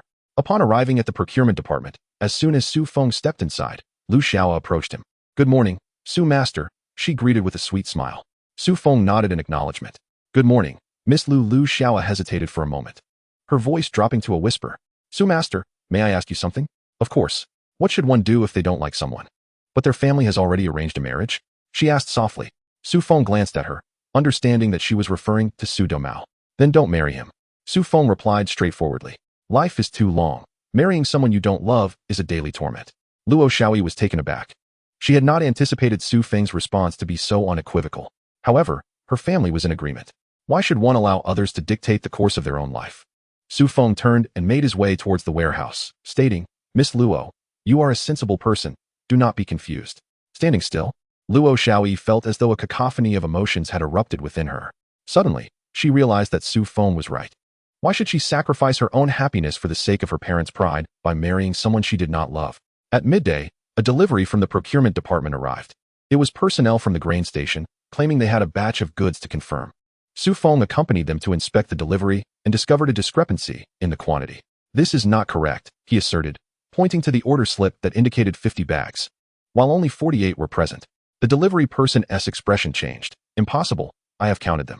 "Then count again," Su Feng said in a calm tone that brooked no argument. Reluctantly, the delivery person recounted and, indeed, confirmed that 2 bags were missing. The delivery person, now sweating, said, "I will return immediately to rectify this." Su Feng nodded. "Thank you for your assistance." Once the individual departed, Luo Xiaoyi approached. "Master Su, you are truly impressive. You noticed the discrepancy at a glance." "It is a matter of principle," Su Feng replied. "When it comes to public property, not a single unit should be lacking." Observing his earnest demeanor stirred something within Luo Xiaoyi. How wonderful it would be to marry someone like him. Her cheeks flushed, and she quickly dismissed the thought, considering that he barely knew her. In the afternoon, when work concluded, Su Feng returned to the courtyard. Upon entering, he noticed Bang Gung squatting in the corner, drawing circles in the dirt with a stick. Su Feng ignored him and proceeded to his room. Bang Gung glanced up, his eyes filled with resentment. A realization dawned on Su Feng. The boy had taken an interest in him. Once inside his room, Su Feng locked the door, contemplating how to guard against this spoiled child. He had no desire to return one day, only to find his home ransacked. That evening, the courtyard buzzed with activity once more. Uncle Lu Haizhong convened a meeting for all residents. The agenda was to address the ongoing security issues within the courtyard. Lu Haizhong cleared his throat, stating that items had been frequently going missing, and urged everyone to remain vigilant. Indeed, Su Damao chimed in. "I have yet to locate my missing chicken." Uncle Yin Bugue adjusted his glasses, suggesting, "We ought to form a patrol team to take turns monitoring the area at night." This was a commendable idea.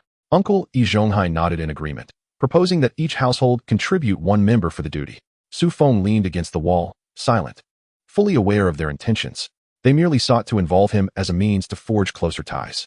As expected, Yi Zhonghai's gaze shifted towards him. "Fengzi, you are young and strong. We shall rely on you for the patrol." "Uncle, I am already exhausted from work during the day," Su Feng directly refused. "If I am also to patrol at night, when would I sleep?" Yi Zhonghai's expression darkened. "This is for the safety of the entire courtyard. Everyone must contribute." Su Feng retorted, "Then you should take the lead." Yi Zhonghai was momentarily at a loss for words. The others stared at the ground, hesitant to speak up. Ultimately, Uncle Yin Bugue intervened, suggesting, "Let us begin with the younger generation, and those older can follow suit." Su Feng turned and returned to his room. He cared little for these trivial matters. How the residents chose to fuss was of no concern to him. Qin Huairu stood at the back of the crowd, watching Su Feng's retreating figure. A pang of envy struck her. She admired his ability to live so freely, unencumbered by the judgment of others, unlike herself, who felt perpetually ensnared in the scrutiny of those around her. Bang Gung stood beside her, whispering, "Mom, that Su Feng is too arrogant." Qin Huairu looked down at her son, feeling a chill in her heart. What was he planning? The following morning, Su Feng proceeded to work at the factory as usual. Upon arriving at the procurement department, Luo Xiaoyi handed him an envelope. "Master Su, this is the reimbursement from yesterday's delivery." Su Feng accepted the envelope, weighed it in his hand, and without opening it, locked it in his drawer. "Aren't you going to count it?" Luo Xiaoyi inquired, intrigued. What for? We will reconcile the accounts later, Su Feng replied, sipping from his tea mug. One must remain cautious, yet it is also vital to not display such wariness overtly. Luo Xiaoyi nodded thoughtfully, recognizing that Su Feng approached his work with an air of deliberate scrutiny, seemingly casual, yet profoundly attentive. This cautious nature set him apart from the more boisterous individuals in the courtyard. Around 10 in the morning, the section chief summoned Su Feng to the office. Xiao Su, we have a procurement task this afternoon. The chief handed him a list, instructing him to accompany old Zhang to the suburbs to gather a batch of mountain goods. Su Feng examined the list, his brow furrowing slightly. Mountain goods are notoriously unpredictable. The quality hinges on the discretion of the purchaser, and if the goods returned were subpar, it would tarnish the factory's reputation. Very well, I shall go this afternoon, he replied. The chief patted his shoulder. Do well, I have high hopes for you. Upon returning to the office, old Zhang was already packing his belongings. In his 50s, he had worked in the procurement department for over 20 years and was quite the seasoned veteran. Xiao Su, come along, and let me show you the ropes of procurement. Old Zhang grinned. Su Feng felt a surge of wariness. This old fellow surely had ulterior motives. In the afternoon, the two of them set out in the factory's truck towards the suburbs. On the way, old Zhang began to pry. Xiao Su, how are you finding life in the courtyard? It's manageable, Su Feng replied, keeping his responses brief. I hear the residents there are quite complex, old Zhang continued, lighting a cigarette. There's a fellow named Yi Zhonghai. He is an 8th-level fitter and a prominent figure in our factory. Su Feng remained silent, noticing Su Feng's reticence. Old Zhang switched topics. Let me tell you, the procurement business is quite murky. It's common for the other party to offer a little incentive when receiving goods. Don't be foolish enough to refuse everything outright. The section chief never taught me that, Su Feng replied coolly. Old Zhang laughed heartily. What the chief says are the official rules. We who do the work must find ways to secure some benefits for ourselves. Su Feng turned to gaze out the window, opting to disengage from the conversation. Upon arriving at the purchasing site, they were greeted by a middle-aged man wearing a tattered cotton coat. Master Zhang, you have finally arrived, the man said with a broad smile. The goods are ready for your inspection. Old Zhang hopped out of the truck and approached the pile of goods, rummaging through them. Su Feng followed closely behind, observing intently. The quality of the mountain goods was indeed commendable. The walnuts were large and plump, and the wood ear mushrooms were thick and clean, yet the quantity seemed off. Old Zhang, the order states 500 pounds of walnuts, but this pile appears insufficient, Su Feng remarked. The middle-aged man's expression faltered. Old Zhang shot Su Feng a glare. Xiao Su, what do you know? Mountain goods are measured by gross weight. Once dried, they naturally weigh less. That may be so, but they should still be weighed, Su Feng insisted. The middle-aged man quickly interjected, we can weigh them. I'll bring the scale right away. When the goods were finally weighed, it was confirmed that they were indeed short by over 50 pounds. Old Zhang's expression soured, and he whispered to Su Feng, are you intentionally trying to make things difficult for me? Am I making things difficult for the public funds? Su Feng countered. I must fulfill the task assigned by the section chief. Old Zhang was so furious that he was rendered speechless. In the end, the middle-aged man had no choice but to replenish the goods, which finally brought the quantity to the required amount. On the way back, old Zhang did not utter a single word to Su Feng. Su Feng, relishing the silence, leaned back in the carriage and closed his eyes to rest. He was aware that he had likely offended old Zhang, but he was indifferent. Principles, once compromised, often lead to further concessions. Upon returning to the courtyard in the evening, Su Feng entered just as he heard Qin Huairu sobbing. A circle of people had gathered in the yard, all trying to console her. Not wishing to join the fray, Su Feng retreated to his room. Shortly thereafter, someone knocked on his door. Upon opening it, he found it was Uncle Yin Buguei. Fengzi, the child from Qin Huairu's family has caused trouble again, Yin Buguei whispered. He stole the teacher's fountain pen, and now the teacher has come to confront us. What does that have to do with me? Su Feng inquired. Isn't it that I hope you can offer some advice? Yin Buguei replied with a forced smile. You are educated, more cultured than us rough folks. Su Feng scoffed. Uncle, you have 3 children. Which one of them is not more cultured than I am? You must have mistaken the person you are seeking. With that, he attempted to close the door. Yin Buguei blocked the door with his hand. Fengzi, we all share this courtyard. We see each other every day. And so? Su Feng interrupted. Why should I concern myself with the matters of Qin Huairu's family? If her child has stolen something, let it be dealt with accordingly. Yin Buguei's expression stiffened, and he awkwardly withdrew his hand. Su Feng shut the door. Fully aware of the intentions of those in the courtyard, they all wanted him to bear the brunt of the blame. He would not fall for such a trap. Not long after, the voice of Yi Zhonghai drifted in from outside. The child is still just a kid. Teacher, please don't hold this against him. We will compensate you for the pen at its full value, if that works for you. The teacher's voice was stern. This is not merely a matter of money. The child's character has issues and must be addressed seriously. Qin Huairu cried even harder. Teacher, I beg you, please don't expel banging. Su Feng sat in his room, envisioning the scene outside. Qin Huairu must have been tear-streaked. Yi Zhonghai wore a grave expression, and Jia Zhangshi was likely hiding inside, too afraid to emerge. This family would one day bring about their own demise. The following morning, as Su Feng was heading to work, he spotted Banging squatting in a corner, clutching a twig. This time, he was not drawing circles, but rather scribbling on the ground. As Su Feng approached, he realized the boy was writing his name. With each repetition, he jabbed the twig into the earth with force. Su Feng's heart sank. This child truly bore a grudge against him. However, he felt no fear. He would simply remain vigilant and ensure that this boy did not succeed in his mischief. Upon arriving at the factory, Lu Xiaoyi approached him with a mysterious demeanor. Su Master, I heard that you went to collect goods with old Zhang yesterday and made him quite angry. Who said that? Su Feng raised an eyebrow. It's all over the factory. Lu Xiaoyi lowered her voice. They say you are too serious and lack understanding of social niceties. Su Feng snorted coldly. It is they who do not understand the rules. Lu Xiaoyi looked at him, a flicker of concern in her eyes. Su Master, behaving this way will offend people. Let them be offended. Su Feng poured himself a cup of tea. I do not rely on them for a living. Lu Xiaoyi opened her mouth to speak, but ultimately refrained from further persuasion. She realized that Su Feng possessed an inherent stubbornness. This obstinacy rendered him out of place in an era that heavily emphasized interpersonal relationships. Yet, it was precisely this quality that made her find him increasingly appealing. During lunch, a dispute erupted in the cafeteria. Su Feng, carrying his lunchbox, went over to investigate and found Shaju in a heated argument with a fellow worker. Who says my cooking is bad? Shaju rolled up his sleeves, ready for a fight. I'm talking about you. Today's dish is so salty it could kill someone, and you don't want anyone to say a word? The worker retorted defiantly. Shaju's face turned crimson with anger. You know nothing. This is the method my master taught me. Su Feng shook his head and found a corner to sit down. Shaju's temper still flared. Offending others in the factory would inevitably lead to trouble. Sure enough, a couple of days later, the cafeteria supervisor summoned Shaju for a reprimand. Su Feng heard from Lu Xiaoyi that Shaju nearly had his wages docked. It was only thanks to Yi Zhonghai's intervention that the matter was resolved. In the afternoon, Su Feng returned to the courtyard as usual. Just as he reached the entrance, he saw second uncle Lu Haizhong standing there. Fengzi, I've been waiting for you for half a day, Lu Haizhong said with a smile. I want to discuss something with you. Su Feng's guard went up. Second uncle. You may speak. It's like this, my son Lu Guangtian wishes to transfer to the steel rolling factory. Could you possibly help with a word? Lu Haizhong rubbed his hands together. I know you know quite a few people in the procurement department. Second uncle, you are putting me in a difficult position. Su Feng interrupted. I am just a small procurement officer. I do not wield such influence. Lu Haizhong's expression changed. Fengzi, your words are not quite right. We are all neighbors. Shouldn't we help each other out? Should we? Su Feng replied with a cold laugh. If I were to ask you for a favor, would you help me? Lu Haizhong was momentarily speechless. Su Feng circumvented him and walked straight into the courtyard. Behind him, Lu Haizhong's angry voice called out. You little brat, have you grown wings? Su Feng could not be bothered to respond. The people in this courtyard always sought to take advantage of others.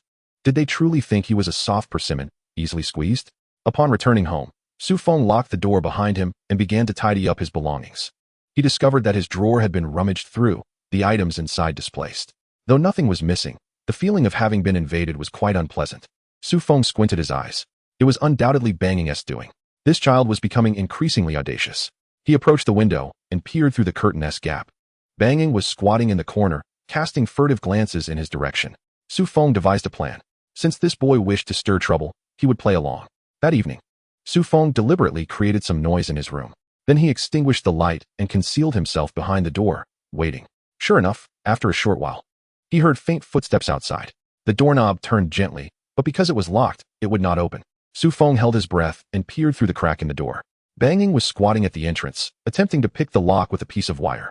After waiting for a while, Su Feng suddenly flung the door open.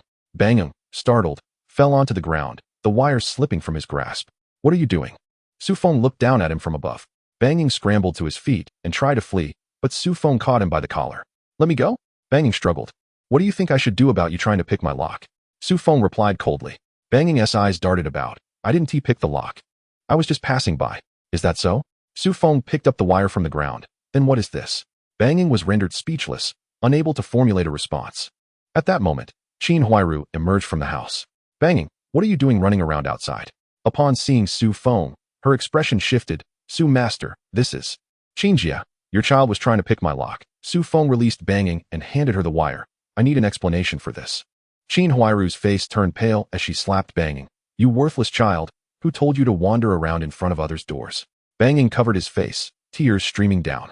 However, the look he cast at Su Feng was filled with resentment. Su Feng's heart was filled with heightened vigilance. This child had become irredeemably wicked. Sister Qin, I do not wish to escalate matters, Su Feng stated calmly, but you must keep a close watch on your son and ensure he does not provoke me further. Qin Huairu nodded repeatedly. Master Su, I apologize. I will certainly discipline him properly. Su Feng turned and returned to his home, slamming the door with a resounding thud. He was well aware that Qin Huairu could not control the boy. This child had been spoiled by Jia Zhangshi, ignoring all admonitions. In the days that followed, Su Feng became increasingly cautious. Every time he left the house, he would place a strand of hair in the door crack and check upon his return to see if it had been disturbed. Indeed, every few days, he would discover the hair missing. Clearly, someone had entered his home while he was away. Su Feng kept this knowledge to himself, merely hiding away his valuables. Simultaneously, he began to observe the boy's activities in the courtyard. The lad spent most of his time wandering about, occasionally playing with Xiao Dang and Huaihua, or sitting alone in a corner. Su Feng noticed that the boy often sneaked out of the courtyard, and he was uncertain of his whereabouts. One day, Su Feng took a half day off and deliberately followed the boy. After school, rather than returning home, he headed out of the city. Su Feng trailed him from a distance, watching as he turned into a narrow alley. In Chapter 131, Do you dare to negotiate with me? A group of teenagers was smoking in the alley when they spotted the boy approaching, laughing and gathering around him. What good stuff did you bring today, Bonging? The boy pulled a watch from his pocket and handed it to one of them. This batch is decent. The boy's acquaintance examined the watch, declaring it worth 10 yuan and offering 5. No way, it has to be at least 8, Bonging haggled. You dare to negotiate with me? The other boy retorted, slapping Bonging on the head. Take it or leave it. Gritting his teeth, Bonging ultimately accepted the 5 yuan. Su Feng, hidden in the shadows, observed everything clearly. It turned out that the boy not only stole from home but also from elsewhere, and he had already allied himself with this group of delinquents. Su Feng did not reveal himself but quietly left the alley. He needed to devise a means to instill some sense into Bonging, otherwise, it would inevitably lead to a serious incident. Upon returning to the courtyard, Su Feng sought out Uncle Yi Zhonghai. Uncle, there is something I must discuss with you. Yi Zhonghai, sipping tea inside, quickly gestured for him to sit. Xiangzi, what brings you here in such haste? I saw Bonging outside mingling with a group of delinquents. Su Feng stated directly, and he was selling stolen items to them. Yi Zhonghai's expression changed dramatically. What did you say? I witnessed it with my own eyes. Su Feng recounted the events. Yi Zhonghai fell silent for a long moment before sighing deeply. This child is becoming increasingly outrageous. Uncle, you must find a way to manage him, Su Feng urged, or it will be too late once he commits a serious crime. Yi Zhonghai nodded. I understand. I will handle this matter. As night fell, the lights in the courtyard extinguished one by one. Shaju sat on the edge of the bed, resembling a statue. The wine bottle was nearly empty, yet the sense of suffocation had not dissipated. Rather, it had grown heavier. He raised his hand to wipe his face, dampening his palm. Suddenly, the sound of soft footsteps approached from outside. Shaju did not look up but muttered, Who is it? The door opened slightly, and Qin Huairu peeked in, holding a bowl emitting steam. Zhuzi, I made you some hangover soup, she said softly, her tone cautious. Shaju glanced at the bowl but did not take it. Qin Huairu bit her lip and placed the bowl on the table. Please drink a bit. Don't harm your health. Shaju scoffed. So you do care about me? Qin Huairu froze, her eyes immediately reddening. Zhuzi, what do you mean by that? What do you mean? Shaju suddenly stood up. Your Bonging stole Su Damao's chicken, and yet you placed the blame on me. What do you mean by that? Tears streamed down Qin Huairu's face. Zhuzi, I know I have wronged you, but consider this, Bonging is still a child.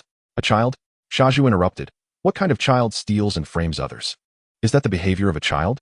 Qin Huairu struggled to find her words, choked with emotion. Shaju took a deep breath, lowering his voice.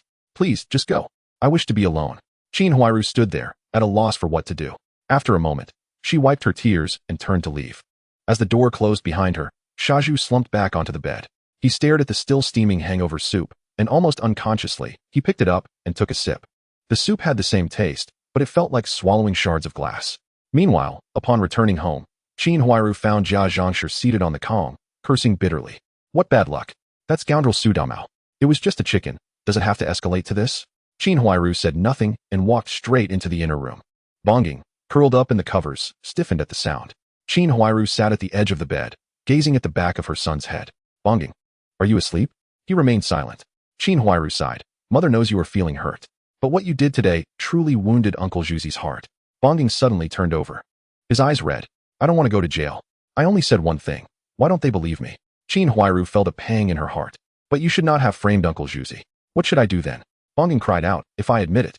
Uncle E and the others will definitely make me turn myself in. Mom, I'm scared. Qin Huairu embraced her son, tears streaming down her cheeks. She gently stroked Bonging's head, her voice trembling. Mother understands. Mother knows everything. Outside, Jia Zhangshi continued to curse. Su Dumao, that wicked scoundrel, will eventually face retribution. Qin Huairu shut her eyes, feeling as though a heavy stone weighed upon her heart. She knew that after this incident, Shaju would likely never treat their family the same way again. But what could she do? She could not simply stand by and watch her son be taken away, could she? Su Feng lay in bed, his mind surprisingly clear. The drama of the day had unfolded even more spectacularly than he had anticipated. The Jia family had fully revealed their true nature, and Shaju had come to see reality. As for how the situation would develop further, it would depend on the choices these individuals made. He turned over and soon drifted into slumber. The following morning, Su Feng rose as usual to wash up. The atmosphere in the courtyard felt distinctly peculiar. Typically, at this hour, Qin Huairu would be washing clothes by the faucet, exchanging pleasantries with the others in the courtyard. However, today, she simply kept her head down, hastily finishing her laundry before retreating indoors. Third aunt passed by her, snorting in disdain without a greeting. Qin Huairu bit her lip, her movements becoming even more hurried. Su Feng observed this with keen awareness. This was the price of losing the people's trust. He grabbed his lunchbox and headed outside, encountering Su Damao just then. Upon seeing him, Su Damao greeted him warmly. Xiangzi, heading to work? Su Feng nodded. Yes. Su Damao leaned in closer, lowering his voice. Thanks to you yesterday, or else I would have been at a loss for words. Su Feng replied nonchalantly. It was a mere trifle. Su Damao rubbed his hands together. I'll treat you to a drink another day. Su Feng neither accepted nor declined, merely waving his hand as he walked away. Su Damao watched his retreating figure, a glimmer of calculation flickering in his eyes. The lad is no ordinary character. He must cultivate his connections diligently. Su Feng exited the courtyard and strolled along the path to his workplace. The streets had already come alive, bustling with vendors selling breakfast, street cleaners, and individuals pedaling bicycles on their way to work, a constant ebb and flow of people. He purchased 2 steamed buns from a roadside stall, indulging in their soft, thin skins and generous fillings, savoring the delightful mingling of savory meat juices and the fragrance of scallions. Upon arriving at the procurement department, Su Feng dutifully poured himself a cup of hot water. Director Li, seated behind his desk poring over documents, looked up and said, Ah, Su, I have a task for you today. Su Feng set down the cup. Please go ahead. Director Li handed him a list. These items. Go to the market and procure as much as you can, especially eggs and cabbage, which the canteen will need in a few days. Su Feng glanced at the list and nodded. Understood, I shall attend to it right away. Chapter 132, Bound to reap what one sows. Director Li smiled contentedly. Off you go. And remember to keep the accounts clear. Avoid any mistakes. Su Feng acknowledged with a nod and stepped outside. He made his way directly to the vegetable market. The markets of this era were far from the clean and orderly establishments of later times. The ground was uneven, littered with vegetable scraps and murky water. The cacophony of vendors calling out their wares created a din that could be quite grating. Su Feng halted in front of an egg stall. The vendor, a middle-aged woman, was dozing on a small stool. Upon noticing a customer, she perked up. Comrade, looking to buy eggs? Su Feng crouched down, inspecting an egg against the light. How much per pound? 80 cents, the vendor replied swiftly. Su Feng shook his head. Too pricey. 65 cents. The vendor widened her eyes in disbelief. 65 cents? Are you asking me to starve? Su Feng stood up, feigning to walk away. The vendor panicked. Hey, wait. 70 cents. That's the lowest I can go. Su Feng turned back. 68 cents. Take it or leave it. If not, I shall seek another vendor. After a moment's hesitation, the vendor gritted her teeth. Fine. How many do you want? Su Feng calculated. 20 pounds to start. The vendor's eyes brightened as she efficiently began weighing the eggs. Once packed, Su Feng handed over the money, receiving the goods in exchange. He then visited the cabbage stall, employing the same bargaining tactics to acquire 50 pounds of cabbage. After a busy morning, he had nearly fulfilled the list. Su Feng pushed the borrowed cart back, filled to the brim. As he passed an alleyway, he spotted an elderly man basking in the sun against a wall. The old man cradled a bamboo basket covered with a cloth. Su Feng felt a tug of curiosity and approached. Sir, what are you selling? The elder lifted his eyelids, slowly unveiling the cloth. Inside the basket were several live rabbits, huddled together. Su Feng's eyes lit up. How much? The old man held up 2 fingers, 2 yuan each. Su Feng crouched closer for a better look. The rabbits appeared plump, their fur sleek. 150 each, I'll take them all, Su Feng proposed. The old man shook his head. No way, the minimum is 180. Su Feng pondered for a moment, deeming the price reasonable. Deal. He counted out the money and handed it to the old man, lifting the 4 rabbits along with the basket. The old man accepted the payment and leaned back against the wall, closing his eyes as if nothing had transpired. Su Feng placed the rabbits atop the cart and continued on his way to the office. Upon reaching the procurement department, he found Director Li smoking outside. Noticing Su Feng return with a laden cart, he nodded approvingly. Excellent efficiency. Su Feng unloaded the items. Director, please verify. Director Li inspected the goods and glanced over the accounts. The quantities match. Where did these rabbits come from? Su Feng recounted the truth. Director Li chuckled. You struck it lucky. Let us keep these rabbits for the canteen's dinner tonight. Su Feng acknowledged and organized the items in the warehouse. By the time he finished, it was nearly noon. He washed his hands and was about to head to the canteen for lunch when Director Li called out. Su. Wait a moment. Su Feng turned. Director, is there something else? Director Li retrieved a pack of cigarettes from his drawer and handed them to him. Here, take this. You handle your tasks reliably. This is a reward. Su Feng accepted the cigarettes with gratitude. Director Li waved him off. Go eat. This afternoon, there's little to do, so just stay in the office and organize some materials. Su Feng nodded and stepped outside. The canteen was not crowded. So Su Feng ordered a bowl of braised pork over rice and settled into a corner. After only a couple of bites, he noticed someone sitting across from him. Raising his head, he saw old Zhang from the procurement department. Old Zhang, holding a bowl, smiled and said, Su, I heard you snagged a good deal today. Su Feng took a bite of meat. Just lucky, that's all. Old Zhang clicked his tongue. Luck alone isn't it. Your bargaining skills are among the best in our department. Su Feng chose not to respond, focusing on his meal. Seeing that Su Feng was reticent, Old Zhang refrained from further inquiries, and they finished their meal in silence. In the afternoon, Su Feng returned to the office to begin organizing procurement records. The materials appeared tedious, yet meticulous verification was essential to avoid even the slightest error. He flipped through the documents, marking any discrepancies with a pen.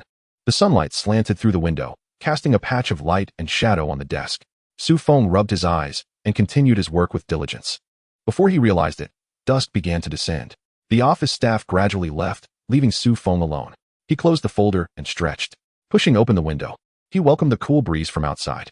After tidying up, he locked the office door and made his way home. The streets were sparsely populated, with only a few streetlights illuminating the darkness. Upon reaching the entrance of the courtyard, he noted that the lights had already been lit. As Su Feng stepped inside, he noticed Shaju sitting on the steps, lost in thought. He approached. Haven't eaten yet? Shaju glanced up and shook his head. Not hungry. Su Feng chose not to press further and headed straight into the house. Just as he entered, he heard Qin Huairu's voice from outside. Zhuzi, I saved you some dinner. Shaju remained silent. Qin Huairu added, It's getting cold. Don't sit out there. Come inside and eat something. Finally, Shaju spoke. Sister, let us not continue like this. Qin Huairu was taken aback. What do you mean?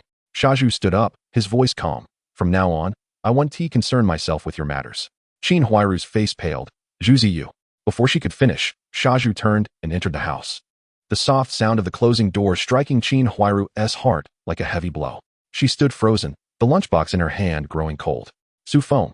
Inside the house, listened to the exchange outside, a subtle smile playing on his lips. It seemed Shaju had finally awakened. He lit the stove, boiled a kettle of water, and prepared to brew some tea. The courtyard gradually settled into tranquility, with only the wind whistling past the eaves. As night deepened, Su Feng lay in bed, contemplating the arrangements for the following day. There were still rewards from the system he had yet to claim, and he needed to find a moment to address them. Additionally, while the work in the procurement department wasn't particularly exhausting, it required diligence. As for the trivial matters of the courtyard, he needed only to observe. After all, some individuals were destined to reap the consequences of their own actions. The next morning, Su Feng was roused by the clamor outside in the courtyard. He threw off his blanket, dressed, and walked to the window. A circle of onlookers surrounded the yard, where Qin Huairu knelt on the ground, weeping, while Jia Zhangshi sat on a small stool, vociferously cursing. That heartless fool, Shaju, has simply turned his back on us. Jia Zhangshi's voice boomed like a trumpet. Qin Huairu wiped her tears and pleaded, Shaju, are you really going to just watch us perish from hunger?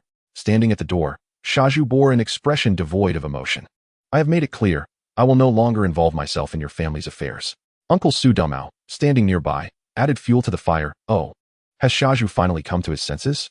Aunt Air, pulling at Su Dumao, cautioned, mind your tongue. This is their family's matter. As twilight descended, Yi Zhonghai emerged from the house, clearing his throat. Enough of the ruckus. Let us converse civilly. Jia Zhongshi immediately rushed over. Uncle Yi, you must intervene on our behalf. Yi Zhonghai frowned as he turned to Shaju. What is the matter with you? Qin Huairu's family is indeed in dire straits. It would be only right for you to lend a hand. Shaju shook his head. Uncle Yi, my own circumstances are hardly affluent. Yi Zhonghai's voice grew stern. You can fill your own belly while your entire family goes hungry. How can you claim to be in need? Clenching his teeth, Shaju retorted, regardless. I will not assist any longer. With that, he turned and slammed the door behind him, plunging the yard into an eerie silence. Qin Huairu's sobs grew more pronounced, tears cascading down her cheeks. Jia Zhongshi continued her tirade. That ingrate. We have treated him so well, and now Su Feng, having had his fill of the commotion, turned to gather his belongings in preparation for work.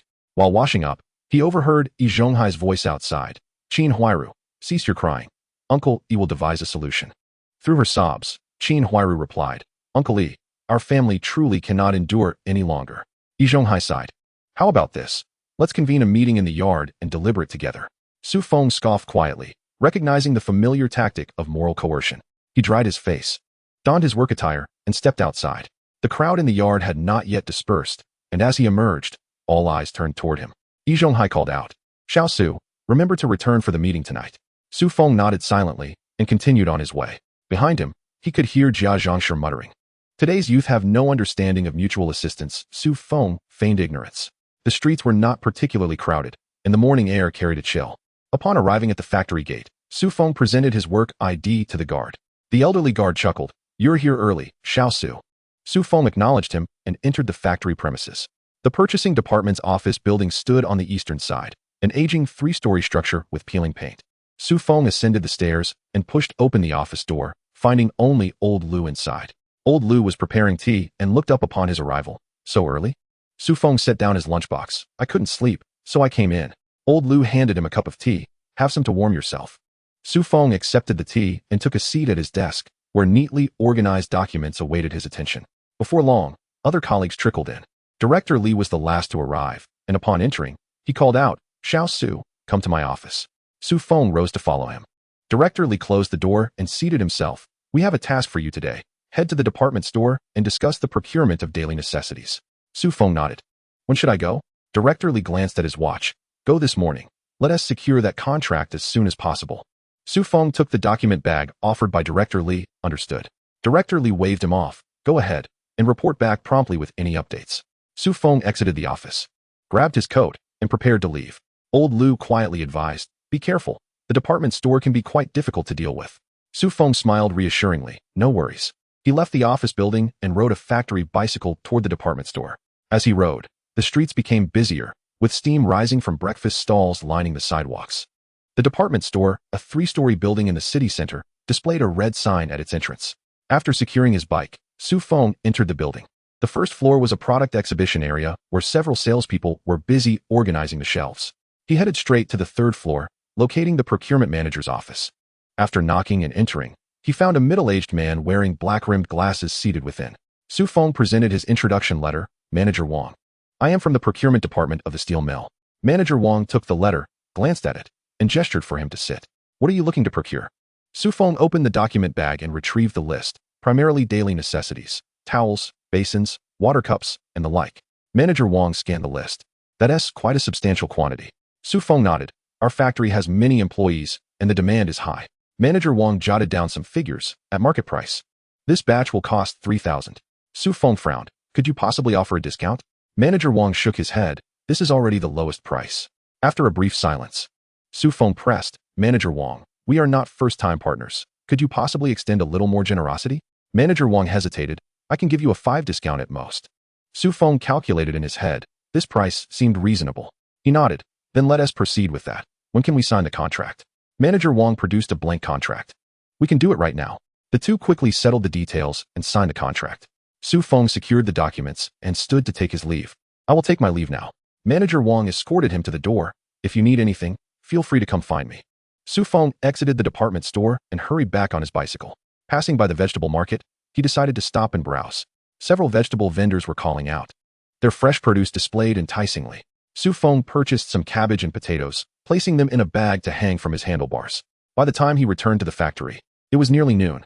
He handed the contract to Director Li, who reviewed it with satisfaction, nodding, "Well done." Su Feng humbly responded, "It was nothing." Director Li closed the contract. "Let us go eat. There is not much scheduled for the afternoon." Su Feng acknowledged and exited the office. The cafeteria was bustling with noise, with a line for meals stretching out the door. Su Feng took his place at the end of the line, gradually moving forward. Finally, it was his turn. The chef served him a generous helping of food. "Xiao Su, you're in luck today. We have braised pork." Su Feng thanked him as he accepted the lunchbox, finding an empty seat to sit down. Just as he took a few bites, someone sat down across from him. Su Feng looked up to see Xiao Wang from the warehouse. Xiao Wang lowered his voice. "Su Gu, I heard there is a meeting in your courtyard tonight?" Su Feng picked up a piece of meat. "You're quite well informed." Xiao Wang chuckled. "My cousin lives in the courtyard next door. I saw it this morning." Su Feng chose not to respond, continuing his meal. Xiao Wang persisted. "That Qin Huairu is quite something. I've heard Shaju has spent a fair amount on her." Su Feng set down his chopsticks. "Mind your own business." Xiao Wang laughed awkwardly. "I'm just curious." The two finished their meals in silence. In the afternoon, Su Feng remained in the office, occasionally glancing at the newspaper. As the sky darkened outside, colleagues began to leave for the day. Su Feng gathered his belongings, locked the door, and set off for home. The streetlights had already illuminated, casting a warm glow on the ground. Upon reaching the entrance of the courtyard, he found a considerable number of people already gathered inside. Yi Zhonghai sat in the center on a chair, flanked by Uncle Air and Uncle San. Qin Huairu sat in a corner, her head bowed as she wiped her tears. Jia Zhangshi continued her invective nearby. Su Feng stepped into the courtyard, finding a discreet spot to stand. Yi Zhonghai coughed twice and declared, "Now that everyone is here, let us commence."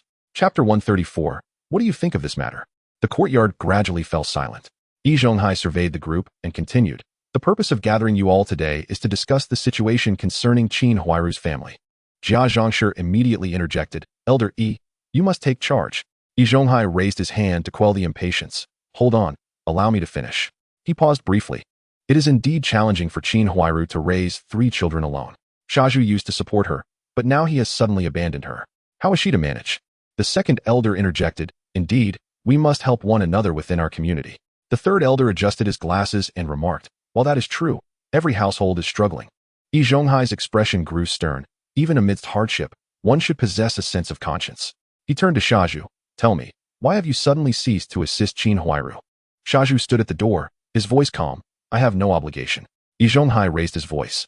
"Is it so wrong to lend a hand to a neighbor when you are well fed?" Shaju shook his head. "Elder Yi, that is not right. Why should I assist her family?" The courtyard fell into an uneasy silence. Yi Zhonghai's face darkened. "What do you mean by that?" Shaju met his gaze directly. "I mean it in the literal sense. I owe nothing to Qin Huairu's family, nor do I have any duty to support them all." Jia Zhangshi leaped up. "You ungrateful wretch."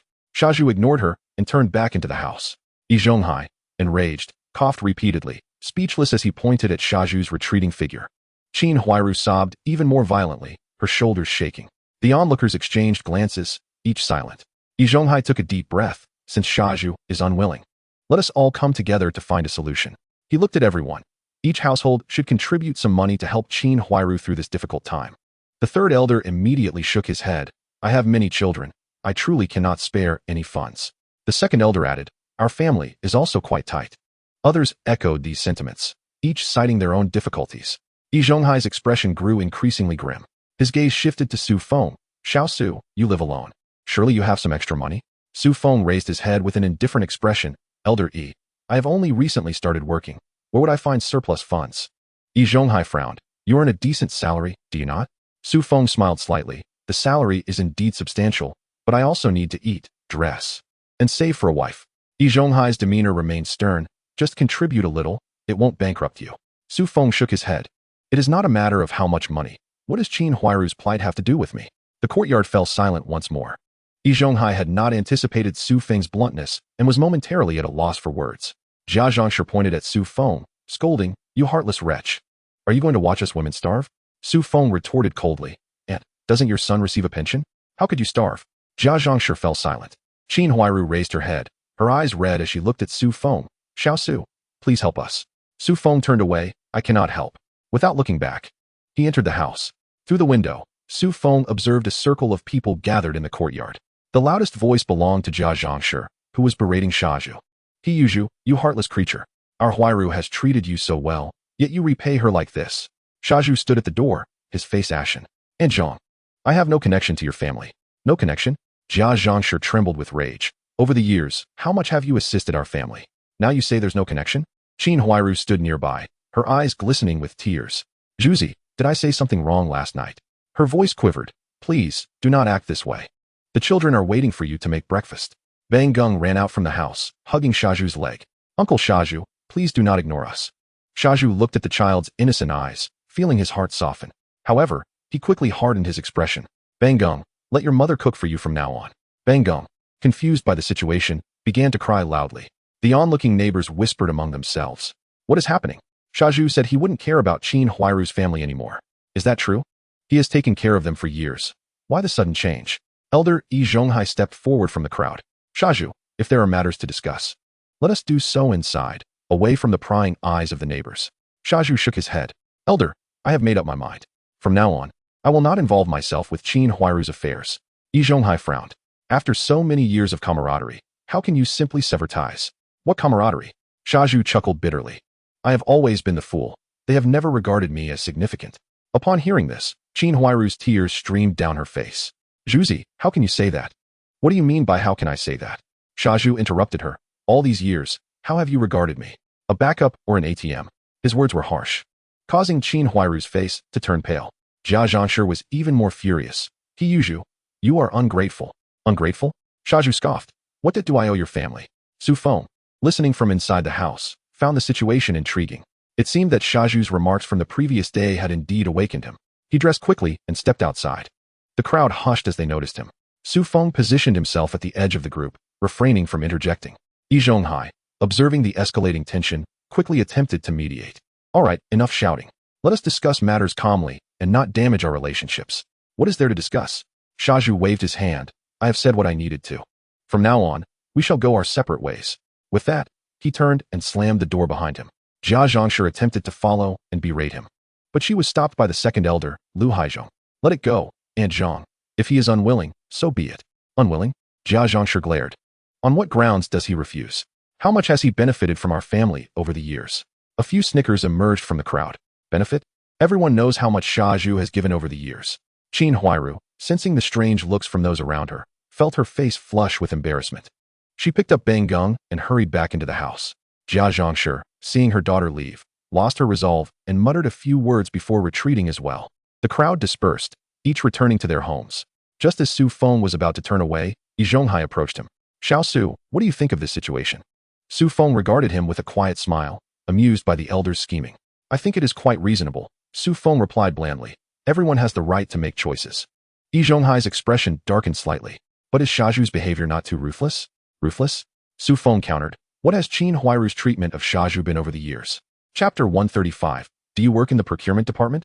Yi Zhonghai was momentarily taken aback, struggling to respond. Su Feng, disinterested in prolonging the conversation, turned and returned to his room to freshen up. As he prepared to leave for work, he heard raised voices outside. This time, it was the second elder reprimanding his son, Lu Guangtian. You good for nothing, trying to slack off again? Lu Haizhong's voice was fierce. Get to work immediately. Lu Guangtian retorted defiantly. Why should I go? Guangfu is sleeping at home. Must I rise early? He is the leader, and you are the subordinate. Thus you must heed his commands. What utter nonsense. Lu Guangqi felt his face flush with indignation, exclaiming, I'm done with this. With that, he pushed through the tangled hair and bolted out of the courtyard. Lu Haizhong chased after him a few steps, but was unable to catch up, stamping his feet in frustration. This ungrateful son. Su Feng shook his head. The familial relationships within this courtyard were more intricate than one could imagine. He secured the door and made his way to the office. On the way, he encountered old Wang from the neighboring courtyard. Xiao Su, I heard there was quite a commotion in your courtyard last night. Su Feng casually replied, nothing significant. Wasn't it because Shaju and Qin Huairu had a falling out? Old Wang inquired, his face alight with gossip. Su Feng chose not to engage and quickened his pace, uninterested in such trivial talk. Upon arriving at the office, his colleagues in the procurement department had already begun their tasks. Old Zhang greeted him as he entered. Xiao Su, how did the documents from yesterday turn out? Basically problem-free, Su Feng replied, handing over the folder. There are a few areas marked that need re-verification. Old Zhang flipped through the pages and nodded in understanding. All right, I see. Director Li emerged from his office, holding a list in hand. Xiao Su, today you are coming with me to the steel factory to negotiate a procurement contract. Su Feng acknowledged this with a simple okay. The two boarded the factory's jeep and headed towards the steel mill. During their drive, Director Li briefed him. The procurement quantity is substantial, and we must negotiate a favorable price. Lighting a cigarette, he added, the purchasing director over there, surnamed Sun, is quite shrewd and not easy to deal with. Su Feng took note of this. Rest assured, I shall do my utmost. Upon arriving at the steel factory, the guard checked their introduction letter and granted them entry. The factory grounds were vast, bustling with workers. Director Sun, in his 40s and wearing glasses, appeared quite capable. Director Li, it's a pleasure to finally meet you. He greeted warmly, shaking hands. And who is this? This is our department S. Xiao Su, who specializes in procurement negotiations. Sun scrutinized Su Feng with a flicker of disdain in his eyes. So young, what skills could he possibly possess? Please, take a seat, he invited them, regarding this collaboration. Our factory's stance is quite clear. Director Li extinguished his cigarette. Please, go on, Director Sunday. The price cannot be lower than the market rate. And payment must be made in cash upon delivery, Sun stated firmly, establishing this as their bottom line. Director Li's expression darkened. Under these conditions, their factory's profit margin would be minimal. Su Feng lifted his teacup and took a slow sip. Director Sun, I'm afraid such conditions may not be entirely feasible. Sun raised an eyebrow. Oh, how so? First, we are long-term partners and should be entitled to preferential pricing. Su Feng set down his teacup. Second, the stipulation of cash on delivery is overly stringent. Typically, payment is made upon receipt of goods. Sun scoffed. Young comrade, business does not operate in such a manner. Leaning back in his chair, he continued, our factory's steel is in high demand. We need not worry about sales. Su Feng, unperturbed, responded, if there is such a high demand, why did you reach out to us first? Sun was momentarily taken aback. Indeed, it was they who had initiated contact with the machinery factory to establish a partnership. He hesitated, caught off guard. Su Feng seized the opportunity. As I understand it, the steel factory has recently experienced some surplus production and urgently seeks a stable sales channel. Looking directly into Sun's eyes, he added, our machinery factory has substantial demand and can guarantee a long-term collaboration. Sun's expression shifted. This young man had surprisingly grasped their factory's situation so well. However, he attempted to regain control. Let us discuss specific figures. Su Feng produced a calculator and proposed an 8 reduction on the market price, with payment within 3 days post-delivery. What do you think? Sun pondered this, realizing that while the offer was lower than expected, it was not unreasonable. Moreover, the machinery factory had a strong reputation, minimizing concerns about delayed payments. 8 is too much, he countered. I can go as high as 5. 7. Su Feng insisted firmly. That is our bottom line. The two engaged in a back-and-forth negotiation for nearly an hour, ultimately settling on a 6 reduction from the market price. Director Li observed the exchange, secretly admiring Su Feng's negotiation skills. After signing the contract, Sun's demeanor noticeably softened. Xiao Su, you are quite impressive. At such a young age, you possess remarkable negotiation prowess. Su Feng humbly smiled. Thank you, Director Sun. I still have much to learn. Upon exiting the steel factory, Director Li patted Su Feng on the shoulder. Well done. I am quite pleased. Your efforts were instrumental in securing this price. By the time they returned to the factory, it was already past 3 in the afternoon. Director Li submitted the contract for review by the finance department and then told Su Feng, that will be all for today. You may leave early. Su Feng tidied his belongings and prepared to head home. As he passed the cafeteria, he noticed a few workers still dining inside. He purchased 2 buns and ate while walking. Upon returning to the courtyard, he sensed an unusual atmosphere. Typically, at this hour, several aunties would be chatting in the yard, but today it was eerily quiet. Just as Su Feng stepped inside, he heard cries emanating from Qin Huairu's home. Mom, I'm hungry. Just a moment, dear. I will prepare dinner, Qin Huairu's weary voice responded. Previously, it was always Shaju who cooked for them at this hour. Now, they had to fend for themselves. Su Feng returned to his room, igniting the stove to prepare a meal. Before long, a knock sounded at the door. Upon opening it, he found third uncle Yin Bugui standing there. Xiao Su, are you home? Yin Bugui inquired with a smile. I have a matter I wish to discuss with you. Su Feng invited him inside to sit. What is it, third uncle? Yin Bugui rubbed his hands together. I heard you work in the procurement department? Su Feng nodded. My son, Yin Jieqing, has been searching for a job recently. I was wondering if you could assist in finding him a position? Yin Bugui looked at him hopefully. A temporary job would suffice. Su Feng understood that the old man was trying to manipulate the situation. This was a delicate matter. He shook his head. I just started. My influence is limited. Yin Bugui's face fell slightly.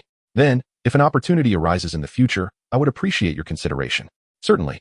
I will keep an eye out for opportunities, Su Feng replied courteously. Yin Bugui lingered for a while longer, but realizing he could not extract any further information, he eventually took his leave. As dusk approached, Su Feng finished preparing dinner and was about to eat when raised voices erupted outside. This time, it was the first and second uncles embroiled in an argument. Lu Haizhong, what do you mean by this? Yi Zhonghai's voice was filled with anger. If you choose not to intervene in courtyard matters, that is one thing, but to make sarcastic remarks is unacceptable. What sarcastic remarks did I make? Lu Haizhong retorted. Shaju's reluctance to assist Qin Huairu is his personal choice. But Huairu, a widow with 3 children, is in such a difficult position, Yi Zhonghai countered. While it is indeed challenging, it is unreasonable to expect Shaju to shoulder the burden alone, Lu Haizhong replied defiantly. Why should he be obligated to help? Yi Zhonghai was rendered speechless in his frustration. Su Feng, listening from inside, thought to himself that occasionally, Lu Haizhong did speak some sense. 2 individuals were embroiled in a heated argument in the courtyard, drawing an increasing number of neighbors to the scene. Su Feng stood at the doorway, holding a bowl as he ate, thoroughly enjoying the commotion. Su Damao sauntered back from outside, a fish in hand. Observing the situation, he cunningly sidled up next to Lu Haizhong. Elder Dazhong is quite right, he remarked with a sardonic tone. That fool Shaju has pretended to be a good person for so long, and now his true colors are finally showing, aren't they? Yi Zhonghai frowned. Su Damao, this is none of your concern. How can it not be? Su Damao retorted, hands on his hips. As a member of this courtyard, I have every right to voice my opinion. I simply cannot abide by those who, despite living comfortably themselves, refuse to lend a helping hand to those in need. Su Feng nearly laughed aloud upon hearing this. Su Damao was indeed a master of speaking nonsense. Everyone in the courtyard was well aware of his own character. Qin Huairu emerged from the house, holding little Huaihua in her arms, her eyes red with tears. Gentlemen, please stop arguing, she said, her voice choked with emotion. I am the one who has burdened everyone. Yi Zhonghai sighed. Huairu, this is not your fault. Elder Dazong, I know you are a good person. Qin Huairu wiped her tears. But I cannot keep troubling others, can I? From now on, I shall find my own solutions. With that, she turned and returned to the house. The crowd gradually dispersed, and the courtyard fell silent once more. After finishing his meal, Su Feng cleaned his bowl and chopsticks. He contemplated how resourceful Qin Huairu truly was. With just a few words, she had absolved herself of blame and garnered even more sympathy from Yi Zhonghai. Quite impressive. Later that evening, around 7, Su Feng entered the system space. He had yet to examine the fruits of his fishing expedition. Congratulations, host. You have caught 3 large yellow croakers. Congratulations, host. You have caught 50 pounds of japonica rice. Congratulations, host. You have caught 10 pounds of pork. Su Feng nodded in satisfaction. These items could be stored in the space, allowing him to consume them at his leisure. He then checked the planting area. The cabbage was flourishing and would soon be ready for harvest. The potatoes were also nearing maturity. Exiting the system space, Su Feng lay down in bed, preparing for sleep. Outside, he heard footsteps, soft, as though deliberately muted. He perked up his ears to listen. The footsteps paused briefly at his door before moving toward the backyard. Su Feng turned over, not giving it much thought. The next morning, Su Feng went to work as usual. Upon arriving at the procurement department, he overheard several colleagues discussing something. Have you heard? Director's son from the steel factory has been investigated. Is that true? Absolutely. He was taken away last night. Su Feng felt a jolt of surprise. So soon? He sought out Director Li and quietly inquired. Director Li, what happened with Director's son? Director Li waved his hand dismissively. Don't concern yourself with that. We have already signed the contract and made the payment. It has nothing to do with us. Su Feng understood. It seemed Director Sun had been up to no good for quite some time, and this time he had run afoul of the law. Fortunately, he had been cautious during negotiations and left no incriminating evidence behind. Around 10 that morning, someone arrived from the factory manager's office, requesting that Director Li and Su Feng come in. Upon entering the office, they found the factory manager reviewing documents. Director Li, Su, sit down, the manager said, looking up. You both did well with the recent steel procurement. Director Li quickly downplayed the praise. It's all due to your capable leadership, manager. All right. The manager waved his hand with a smile. I hear that Su played a significant role in the negotiations. Su Feng stood up. That's all thanks to Director Li's excellent guidance. The manager regarded him with appreciation. Young man, you exhibit both capability and humility. He paused for effect, therefore. Starting next month, you will be appointed as the deputy director of the procurement department, assisting Director Li. Su Feng was taken aback. Such a rapid promotion? Director Li was also somewhat surprised, but quickly recovered. Manager, Su is indeed competent. I concur. As they exited the manager's office, Director Li clapped Su Feng on the shoulder. Well done, kid. His smile was genuine. Work hard from now on. The future is bright. Su Feng recognized that Director Li genuinely admired him. After all, His promotion posed no threat to Director Li. It could even help alleviate some of his burdens. Upon returning to the procurement department, the news had already spread. Several senior colleagues gathered around to congratulate him. Deputy Director Su, we look forward to your guidance in the future. Not at all. We are all colleagues here.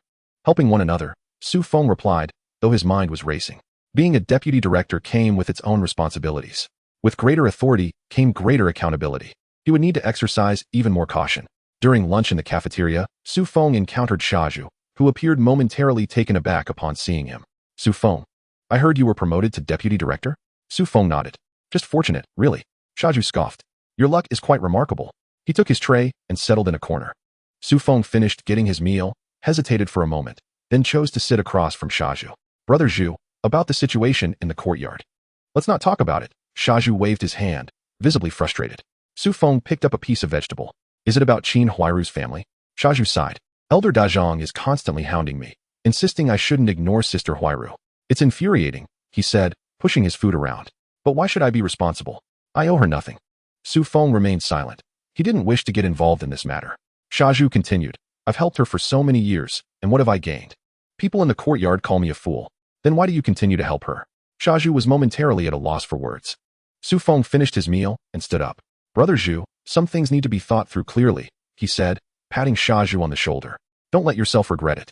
With an early into the workday, Su Feng returned to the courtyard by 5 o'clock. Upon entering, he spotted Qin Huairu at the faucet, doing laundry. She appeared exhausted. Her hair disheveled and her complexion pale. Su Feng nodded in greeting. Qin Huairu looked up and forced a smile. Su, you're off work? Yes. I heard you were promoted to deputy director? Impressive. A flicker of envy crossed her eyes. Su Feng chose not to respond, heading straight into his room. He was aware that Qin Huairu was attempting to forge a closer connection, but he had no desire to entangle himself in that trouble. That evening, Su Feng prepared a delicious meal, braised pork with white rice, accompanied by sautéed vegetables. The enticing aroma wafted through the courtyard. Meanwhile, in Qin Huairu's home, her son Bongging began to throw a tantrum. Mom, I want to eat meat. There isn't any at home, Qin Huairu replied with a tone of exasperation. I don't care. I want meat. Bongging cried, throwing a fit. All right, Bongging, I'll figure something out tomorrow, she soothed. But the boy continued to wail. Su Feng listened, unfazed. That child had been spoiled. Trouble was bound to ensue. After finishing his meal and tidying up, he prepared to enter the system space when a knock sounded at the door. This time, it was Elder Yi Zhonghai. Is Su at home? Su Feng opened the door. Elder, what brings you here? Yi Zhonghai stepped inside, surveying the room. I have heard that you have been promoted to deputy director. Congratulations. Thank you, old master. Yi Zhonghai settled himself, cleared his throat. Xiao Su, I have a matter to discuss with you. Su Feng's heart sank. Here it comes. Please, go ahead. You see, Huairu's family is in dire straits. Yi Zhonghai sighed. Now that you are the deputy director, with an increased income, could you possibly lend a hand? The smile faded from Su Feng's face. Old master, that may not be appropriate. Why is it not appropriate? We are all neighbors. It is only right to assist one another. Su Feng shook his head. Old master, I have only just started working, and I need to save money to marry a wife. His tone was calm. Moreover, Huairu's family's affairs are not my responsibility, are they? Yi Zhonghai's expression darkened. Xiao Su, your words are quite uncalled for. Huairu is a widow raising 3 children. It is no easy task. It may indeed be difficult. Su Feng stood up. But that is her concern, not mine. Yi Zhonghai, now enraged, rose to his feet. How can you, a young man, be so cold-hearted? Cold-hearted? Su Feng chuckled. Old master, your words are rather harsh. I have no familial ties to Qin Huairu. Why should I be obligated to care for her? Yi Zhonghai was momentarily at a loss for words. He stormed out of Su Feng's room, while Su Feng closed the door, feeling utterly unfazed. These people always seek to impose moral obligations on others, but unfortunately, he was not swayed by such tactics. The next morning, Su Feng went to the steel mill as usual. Upon arriving at the procurement department office, he noticed Deputy Director Li standing at the door. Xiao Su, is it? Come with me. Su Feng followed Deputy Director Li into his office. Li closed the door and retrieved a notebook from his drawer. Inside was a new assignment. This month, a batch of special materials needed to be procured. He lowered his voice. These are for the leaders. Do you understand? Su Feng glanced over the list, which detailed various scarce materials. 500 pounds of pork, 300 pounds of flour, and 2,000 eggs. In this day and age, acquiring these items is no small feat. Time is tight, and the task is heavy. Deputy Director Li lit a cigarette. The factory has high hopes for you. Su Feng pondered. There were indeed these items in the system space, but he could not use them all. He needed to devise a plan to fulfill the task without drawing suspicion. Rest assured, I will handle it well, exclaimed Su Feng. Li nodded in satisfaction. If you need anything, do not hesitate to ask. Upon returning to his office, Su Feng began contacting various supply and marketing cooperatives. After several phone calls, he received the same response. No stock available. Leaning back in his chair, he drummed his fingers on the desk. It seemed he would have to resort to some unconventional channels. In the afternoon, Su Feng rode his bicycle out of the factory, heading straight to the pigeon market in the west of the city. Although this place was not above board, it had everything one could need. Once there, Su Feng wandered around until a middle-aged man approached him. Brother, what do you need? Pork, flour, and eggs, large quantities. The man's eyes lit up. Follow me. They turned into a small alley and entered a dilapidated courtyard filled with various items concealed by burlap sacks. How much do you need? 500 pounds of pork, 300 pounds of flour, 2,000 eggs. The man gasped. So much. What is your business? Su Feng produced his work ID.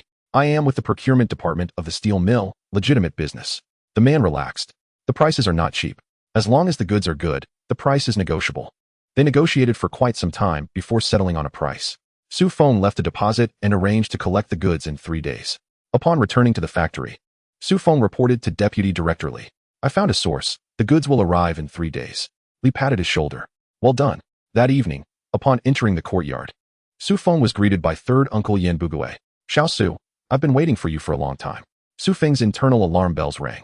This old man never engaged in unprofitable dealings. His intentions were surely nefarious. Is there something you need, third uncle? Yan Bugue rubbed his hands together, his eyes squinting with a smile. You see, my third son is getting married soon and would like to borrow your bicycle. Su Feng maintained his composure. Third uncle, the bicycle is my tool for work. I cannot lend it. Just for 1 day. It's only 1 day. Yan Bugue grew anxious. When has anyone in our courtyard not helped each other out during such occasions? Helping out is one thing, but the bicycle truly cannot be lent. Su Feng walked towards the house. If it gets damaged, I will have to pay for repairs. Yan Bugue's face turned a deep shade of anger. You young man. How stingy you are. Su Feng could not be bothered to engage further and closed the door. Inside, he sat on the edge of his bed and entered the system space. The crops within were thriving. The wheat gleamed golden, the corn ears bent the stalks. Chickens and ducks roamed freely, and the pigs in the pen were plump and healthy. Su Feng strolled to the vegetable patch and picked a few cucumbers. Taking a bite, he enjoyed the crisp, juicy taste. Now this is truly good stuff. He wandered around the space, selecting some pork, eggs, and flour. These items could be mixed in with the goods procured from the pigeon market, stealthily and without detection. Just as he was about to exit the space, he suddenly heard a commotion outside. Su Feng withdrew his consciousness from the space and listened intently. There was a quarrel in the courtyard. He opened the door to find Shaju and Su Damao engaged in a scuffle in the middle courtyard. What did you say? Repeat that. Shaju clutched Su Damao's collar. I said Qin Huairu has her eyes on your lunchbox, not on you. Su Damao struggled. You fool. Do you really think she is interested in you? Shaju raised his fist to strike. Su Damao let out a cry, crouching down and covering his eyes. Old Master Yi Zhonghai rushed out to break up the fight. Shaju, stop. Qin Huairu also dashed out from the house, grasping Shaju's arm. Brother Zhu, don't fight. Shaju, panting heavily, shook off Qin Huairu's hand. Don't stop me. I must teach this brat a lesson today. Su Damao scrambled to his feet, hiding behind Old Master Yi. Look at this. This is Shaju's true nature. He resorts to violence at the slightest provocation. Is there no law anymore? Old Master Yi frowned. Shaju, this is not right. Shaju sneered. Not right. He started the insults first. Su Feng leaned against the doorframe, observing the unfolding drama. Second Uncle Lu Haizhong also appeared, wearing a stern expression. Everyone, calm down. What kind of behavior is this? He cleared his throat. Tonight, we will hold a courtyard meeting to clarify the matter. In less than half an hour, all the residents gathered in the middle courtyard. The 3 elder men sat behind an 8 immortals table, resembling a court trial. Shaju and Su Damao stood on opposite sides. Second Uncle Lu Haizhong rapped on a tea jar. Silence, silence. He assumed an authoritative demeanor. Today, this matter must be thoroughly discussed. Su Damao, nursing his swollen eye, exaggeratedly complained. Dear neighbors, evaluate this. Shaju attacked me for no reason. Can this be simply overlooked? Old Master Yi Zhonghai turned to Shaju. Shaju, what do you have to say? Shaju held his head high. He insulted me first, calling me a fool and saying that Sister Huairu is using me. Su Damao scoffed. Did I say anything wrong? You have assisted her for so many years. How does she regard you? Qin Huairu's complexion turned ashen, her gaze lowered in silence. The elder spoke in a grave tone. Su Damao, one ought not to speak recklessly. Am I speaking recklessly? Su Damao surveyed the crowd, all eyes upon him. Who do you think receives the food box daily from Shaju? The people in the courtyard began to murmur among themselves. The third elder, Yin Bugue, adjusted his glasses. Zhuzi, helping others is commendable, but there must be limits. Shaju's face flushed crimson. I wish to help. How does that concern you? The second elder, Lu Haizhong, slammed his hand on the table.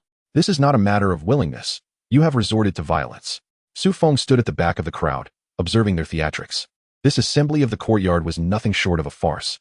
The three elders, under the pretense of upholding justice, each had their own ulterior motives.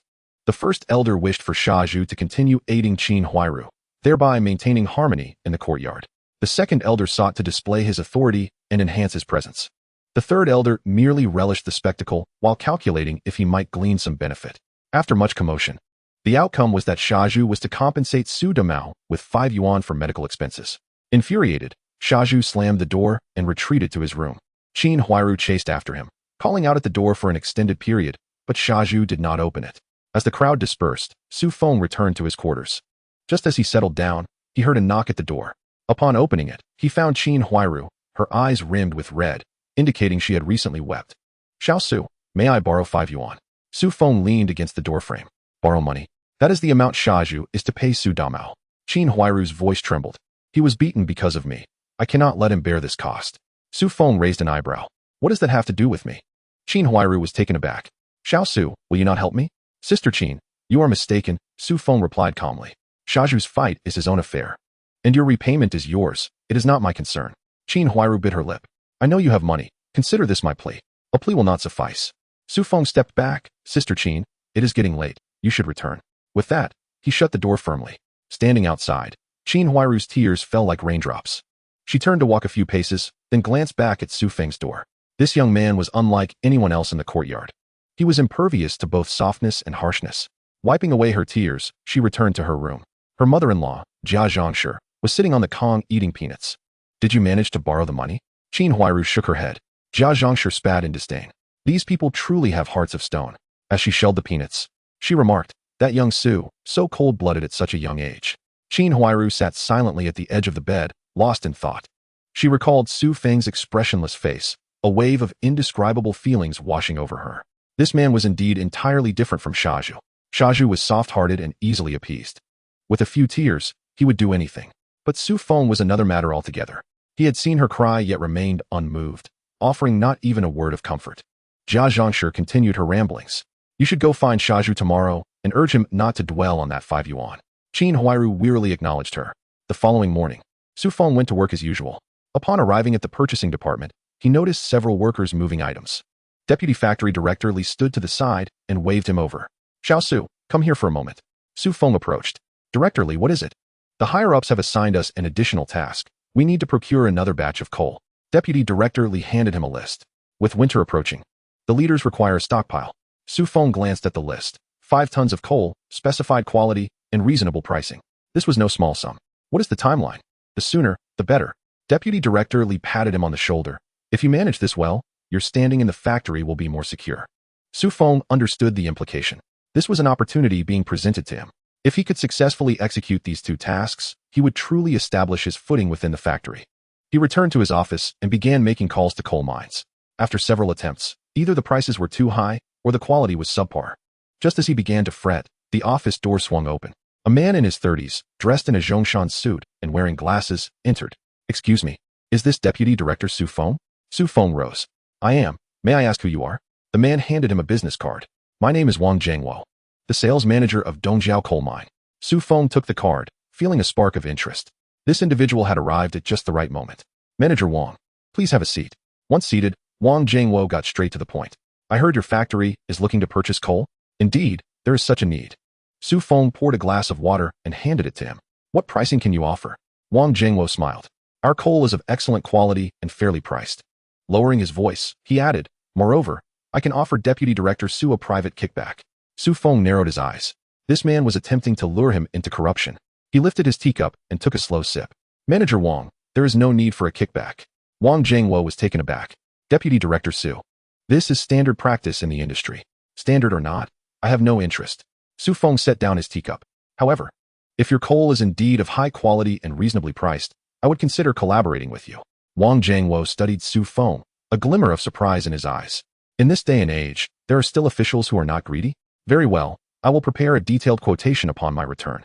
Chapter 139. What have you caught today? After bidding farewell to Wang Zhengwo, Su Feng leaned back in his chair. This Wang Zhengwo was no ordinary individual. He had tested the waters immediately, gauging whether Su Feng was someone he could manipulate. Fortunately, Su Feng had not taken the bait.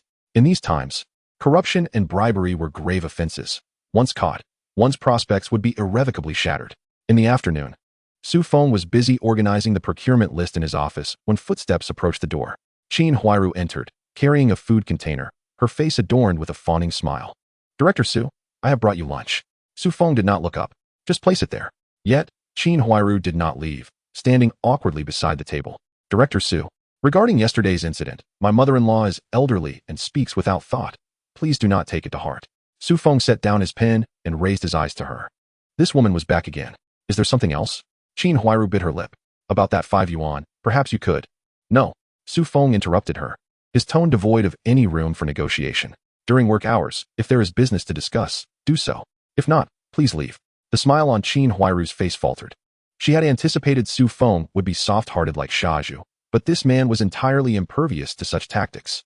The silence in the office grew heavy, punctuated only by the ticking of the clock on the wall. Qin Huairu's eyes gradually reddened. Director Su, my family is genuinely in hardship. That is your family's matter. Su Feng picked up a document, flipping through it. It has nothing to do with me. Qin Huairu stood frozen in place.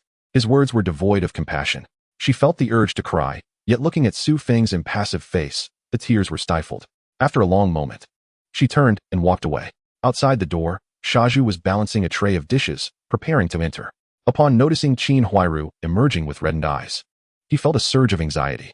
Sister Qin, what troubles you? He inquired. Qin Huairu merely shook her head, uttering not a word, and hastily departed. Furrowing his brow, Shaju stepped into the office. Director Su, it's time for your meal. He placed the dishes down but hesitated, words caught in his throat. Su Feng glanced at the spread, 2 meat dishes and a vegetable, substantial enough.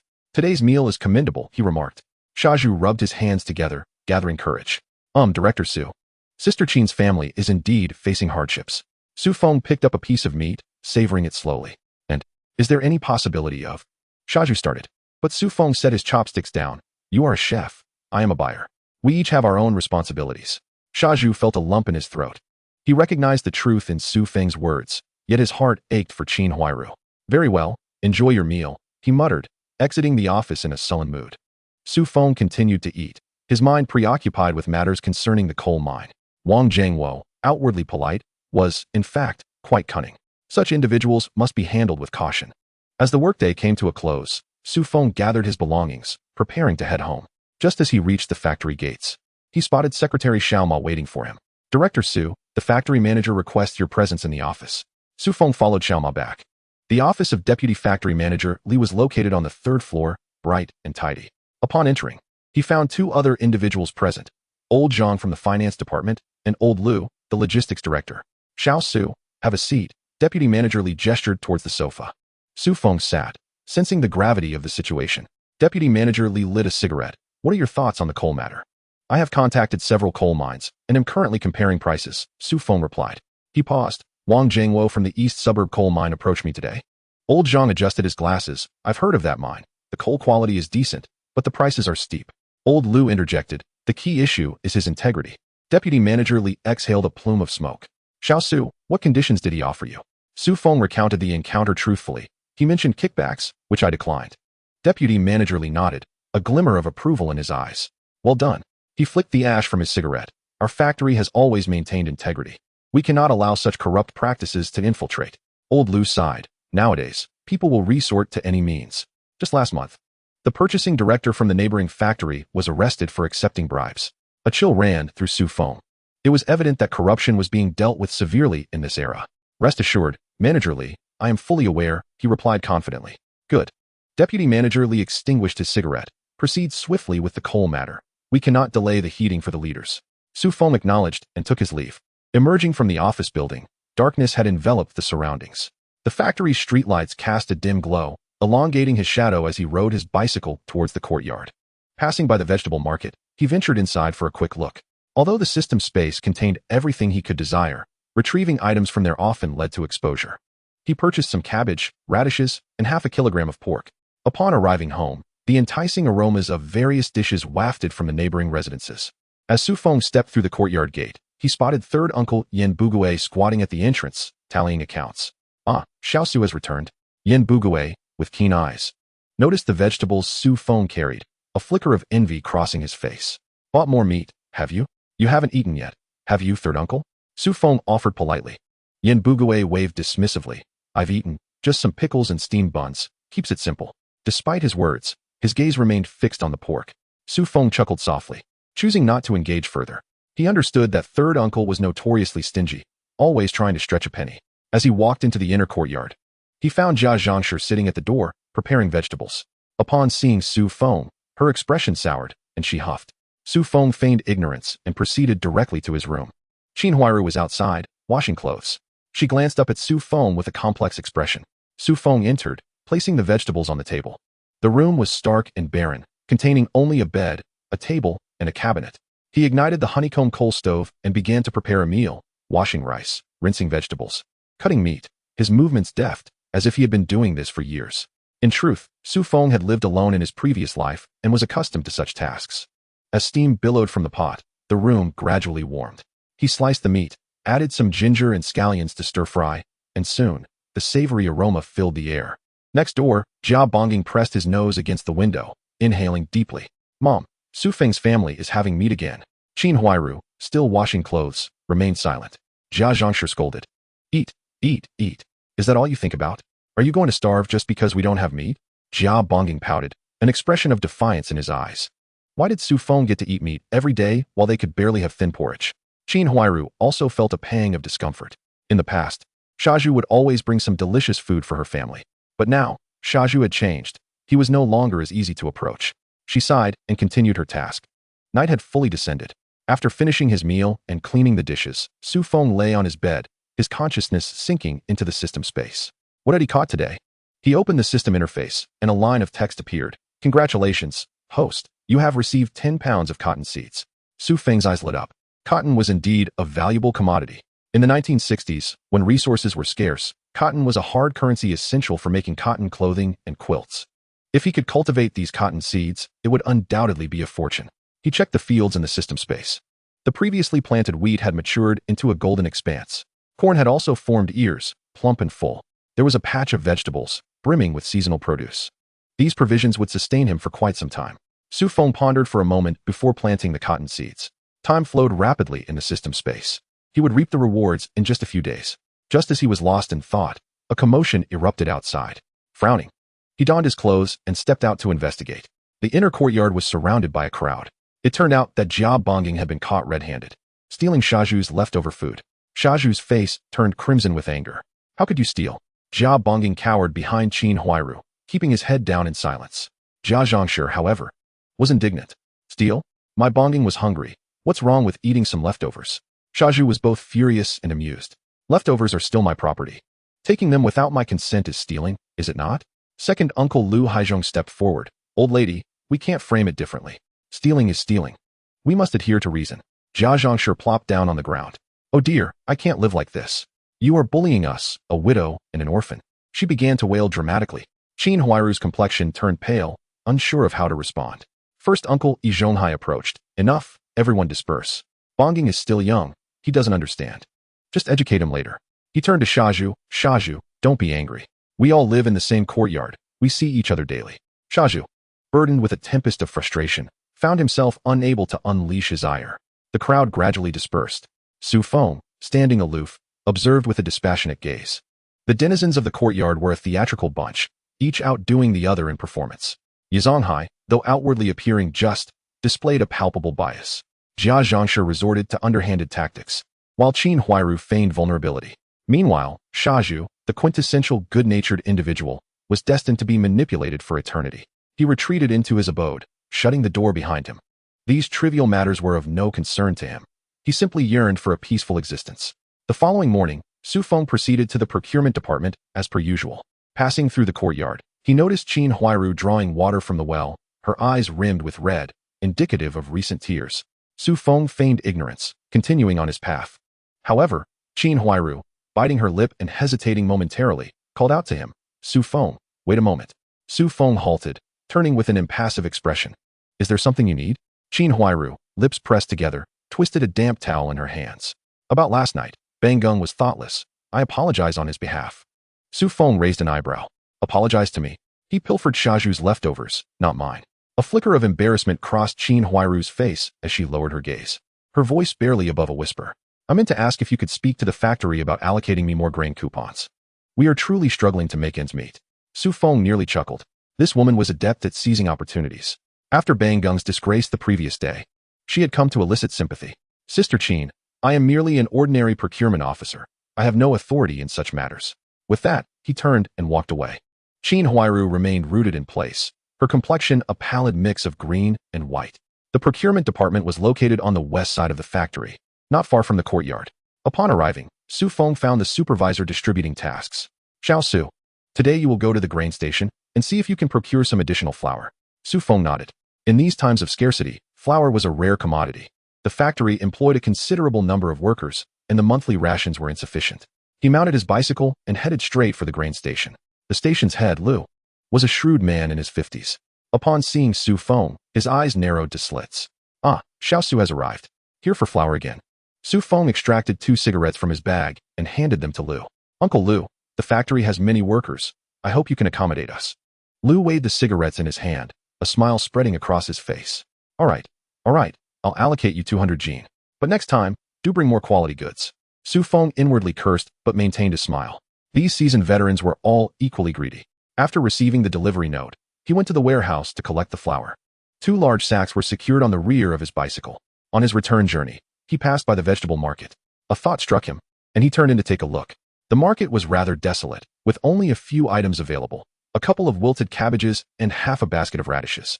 In a corner, an old farmer was shouldering a basket of eggs. Su Feng approached. Sir, how much for the eggs? The old farmer looked up, his face weathered. 20 cents each, tickets required. Su Feng pulled out the money and coupons from his pocket. I'll take 30. The old farmer's eyes lit up as he hurriedly packed the eggs into a basket. Su Feng accepted the basket, mentally calculating. The chickens in his system space had begun laying eggs, but he still needed to maintain appearances. It wouldn't he do to consume eggs daily without ever purchasing any.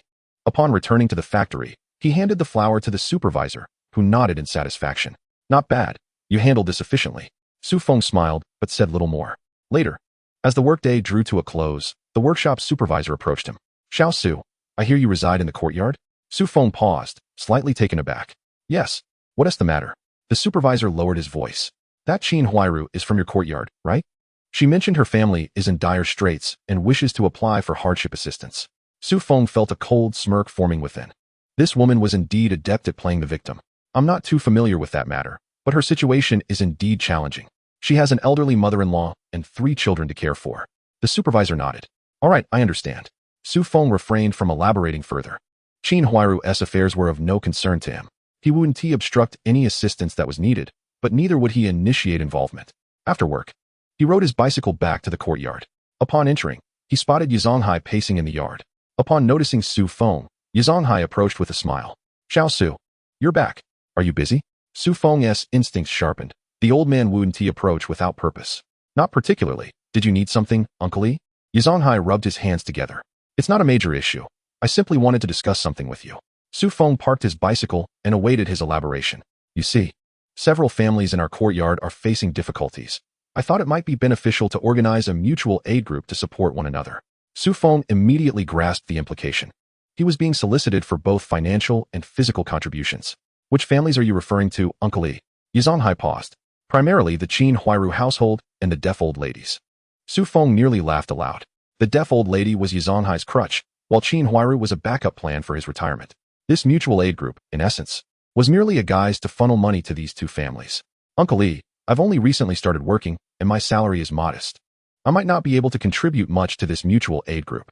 Yizonghai's expression darkened. To have someone refuse to participate in a newly proposed initiative was somewhat embarrassing. Xiao Su, you're being too distant. We are all neighbors and should support one another. Su Feng maintained an unflinching demeanor.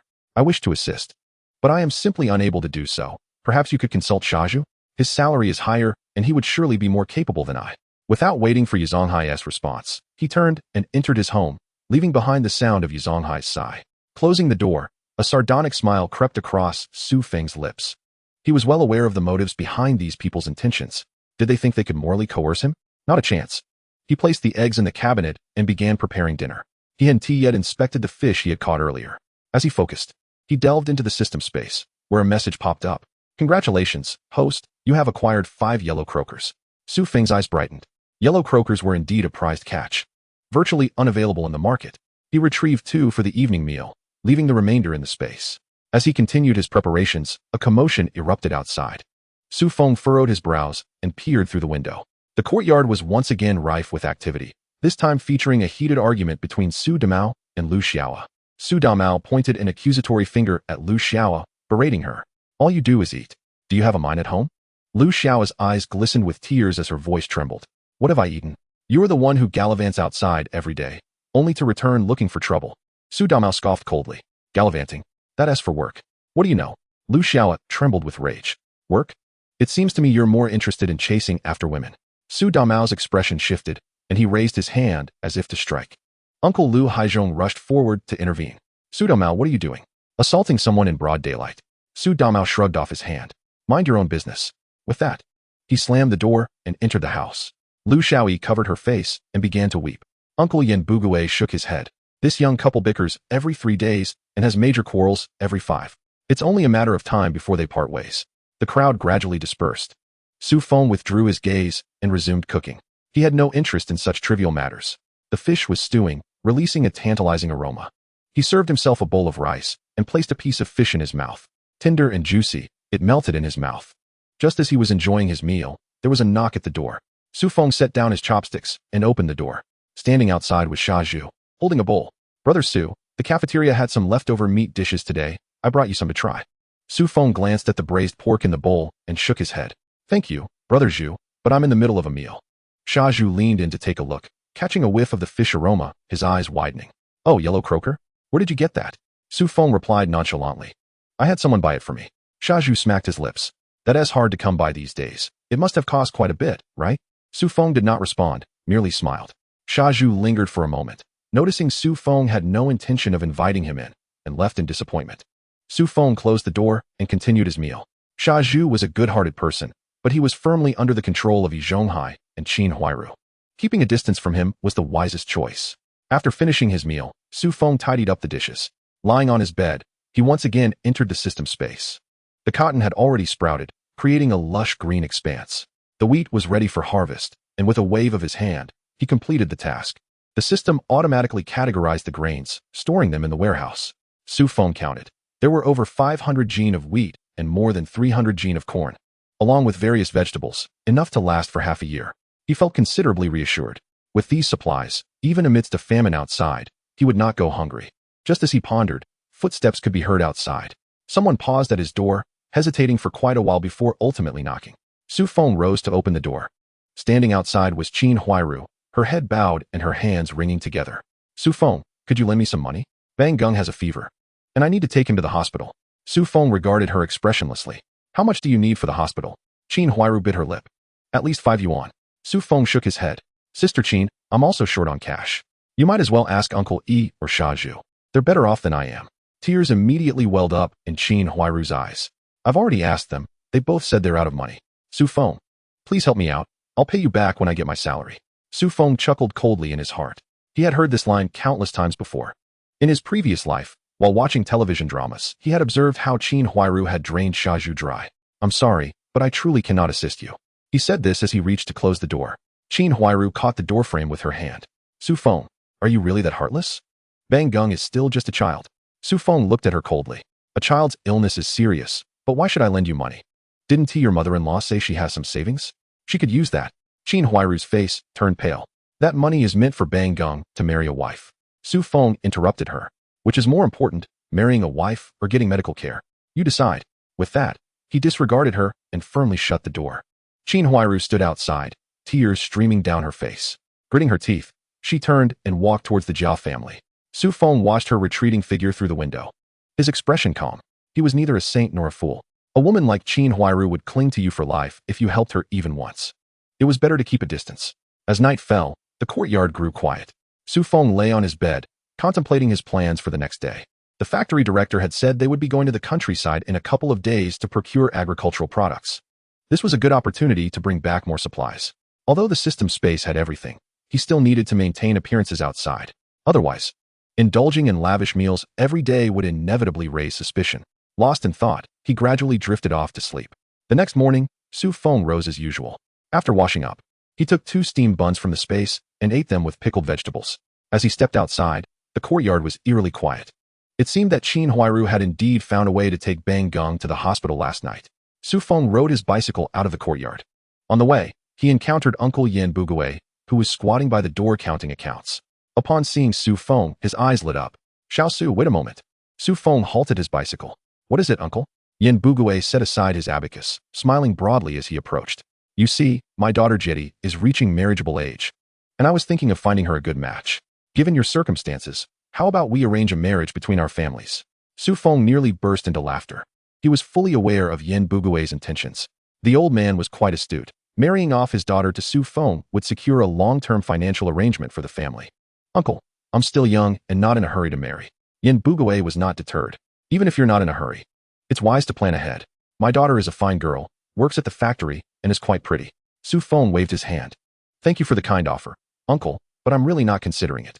With that, he mounted his bicycle and rode away. Yin Bugui stood there, his expression somewhat sour.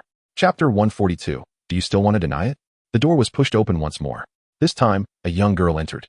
Her hair styled in 2 braids, with a round face that appeared quite clever. "Deputy Director Su, Director Li asked me to deliver some documents to you." Feng looked up.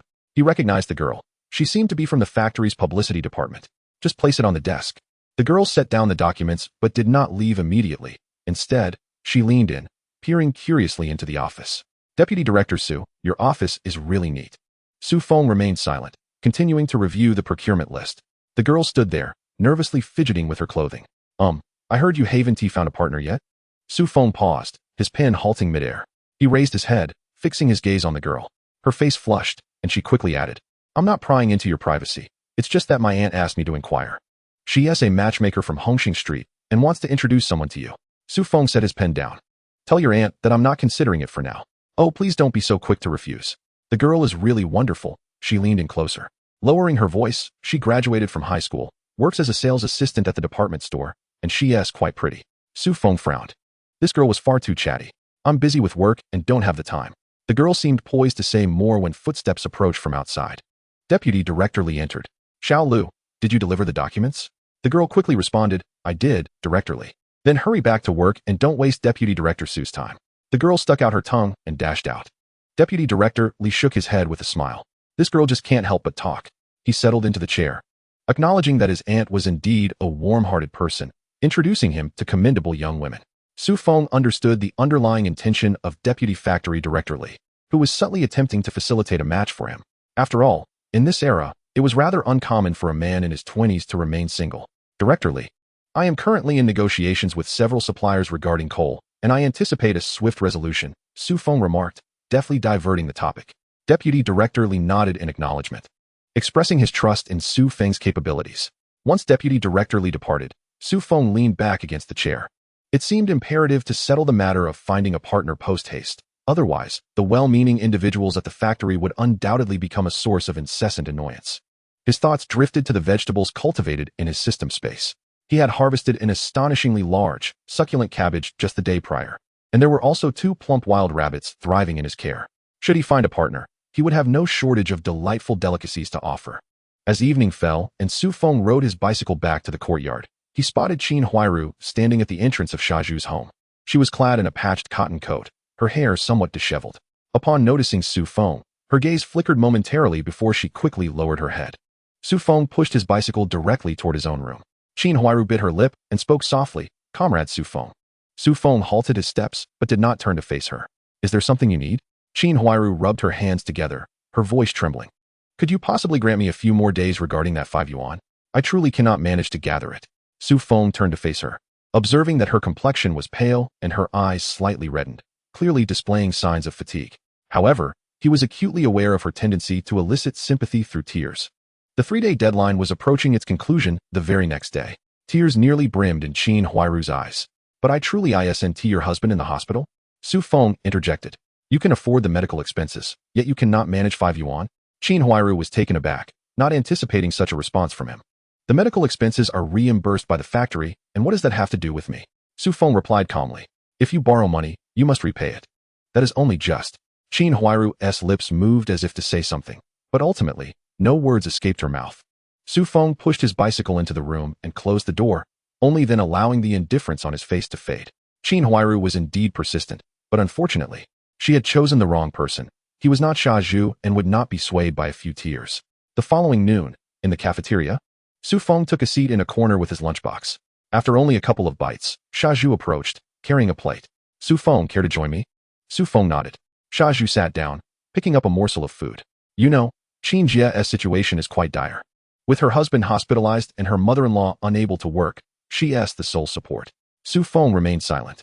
Xia Zhu continued. Yesterday, Qin Jie asked me to lend her money, claiming she would repay the 5 yuan to you. Su Feng raised his eyebrows. You lent her? Xia Zhu scratched his head. I'm a bit strapped as well, so I could only give her 3 yuan. Su Feng responded with a non-committal "oh" and resumed his meal. Xia Zhu observed him closely. Aren't you at all sympathetic? After all, she is our neighbor. Borrowing and repaying is a matter of principle, Su Feng replied, setting down his chopsticks. If her family is in distress, she should seek assistance from the factory or the neighborhood committee. Not repaying the money she borrowed from me is simply taking advantage of an honest person. Xia Zhu opened his mouth, but was at a loss for words. He suddenly felt that Su Feng had a point. Yet, he also wondered if being so stern towards Qin Jie was excessively heartless. As they continued their meal, Deputy Director Li approached. Su, how are the coal negotiations progressing? Su Feng stood up. I have already contacted 3 suppliers and will be inspecting the coal quality tomorrow. Deputy Director Li nodded in satisfaction. Excellent. Your efficiency is commendable. He patted Su Feng on the shoulder. By the way, there is a dinner gathering tonight. You should accompany me. Su Feng paused in surprise. A dinner gathering? Several leaders from upper management wish to meet you. Deputy Director Li lowered his voice. They've heard about your successful procurement efforts. Su Feng's heart stirred with excitement. This was indeed a favorable opportunity to make an impression on the higher-ups, which would benefit his future prospects. I'll be there on time, he affirmed. After Deputy Director Li left, Xia Zhu leaned in closer. Wow. Off to meet the big shots? Su Feng, you're on the path to success. Su Feng merely smiled and said nothing. In the late afternoon, Su Feng returned to his office, where he found an additional document on his desk. It was a quotation from Wang Zhengwo's side. He examined it closely. The pricing was indeed lower than that of the other suppliers, with detailed quality descriptions. However, Su Feng refrained from making any hasty decisions, opting to inspect the coal in person the following day to avoid potential complications should there be any issues. Lost in thought, he was suddenly interrupted by the sound of an argument outside his door. Frowning, he stepped out to investigate. 2 workers were embroiled in a heated dispute. One was the warehouse manager, Old Zhang, and the other was a workshop worker named Xiao Wang. Clarify this. When did I ever steal anything from the warehouse? Old Zhang's face was flushed with anger. Xiao Wang retorted defiantly. I saw you putting things into your bag yesterday. Are you trying to deny it? A crowd had gathered around them. Su Feng approached. What is going on here? Upon seeing Su Feng, Xiao Wang quickly explained, Deputy Director Su.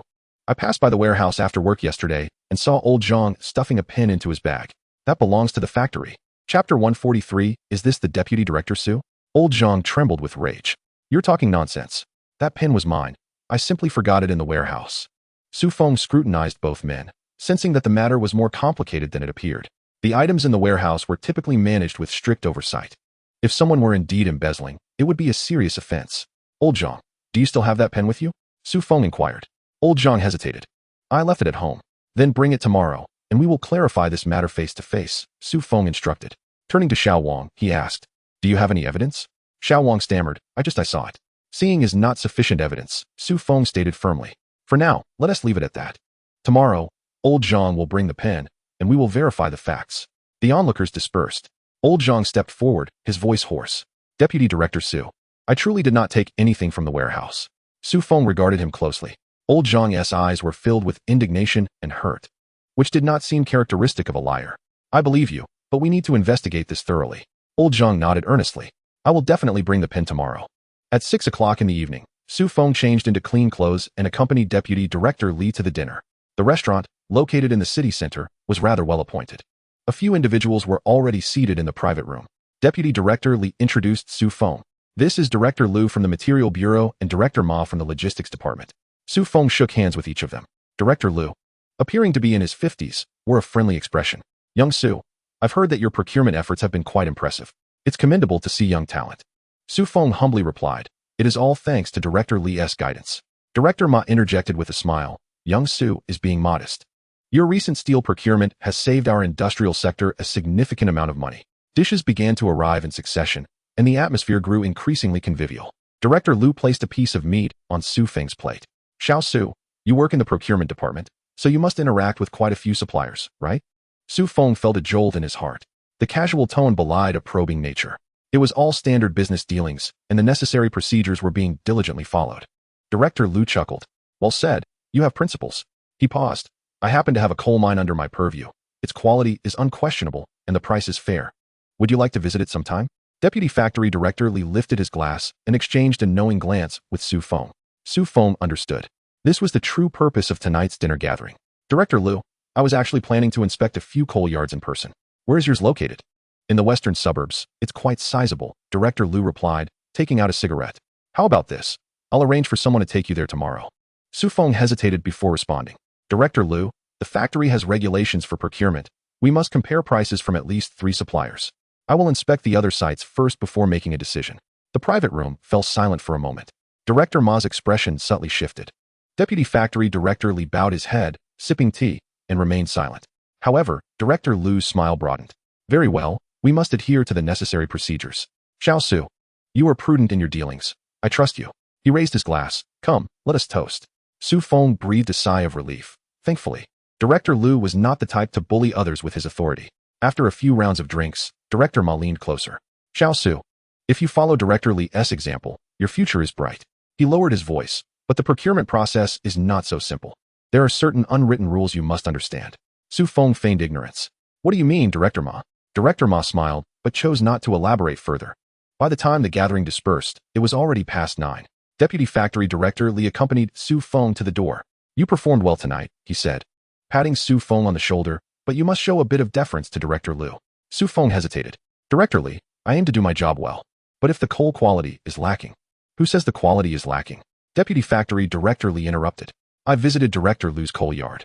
The goods are indeed reliable. You'll see for yourself. Su Feng nodded. Then I shall go tomorrow. Upon returning to the courtyard, the lights were still on. Uncle San was tending to his flower pots under the moonlight. Oh, Xiao Su, you're back. Out late.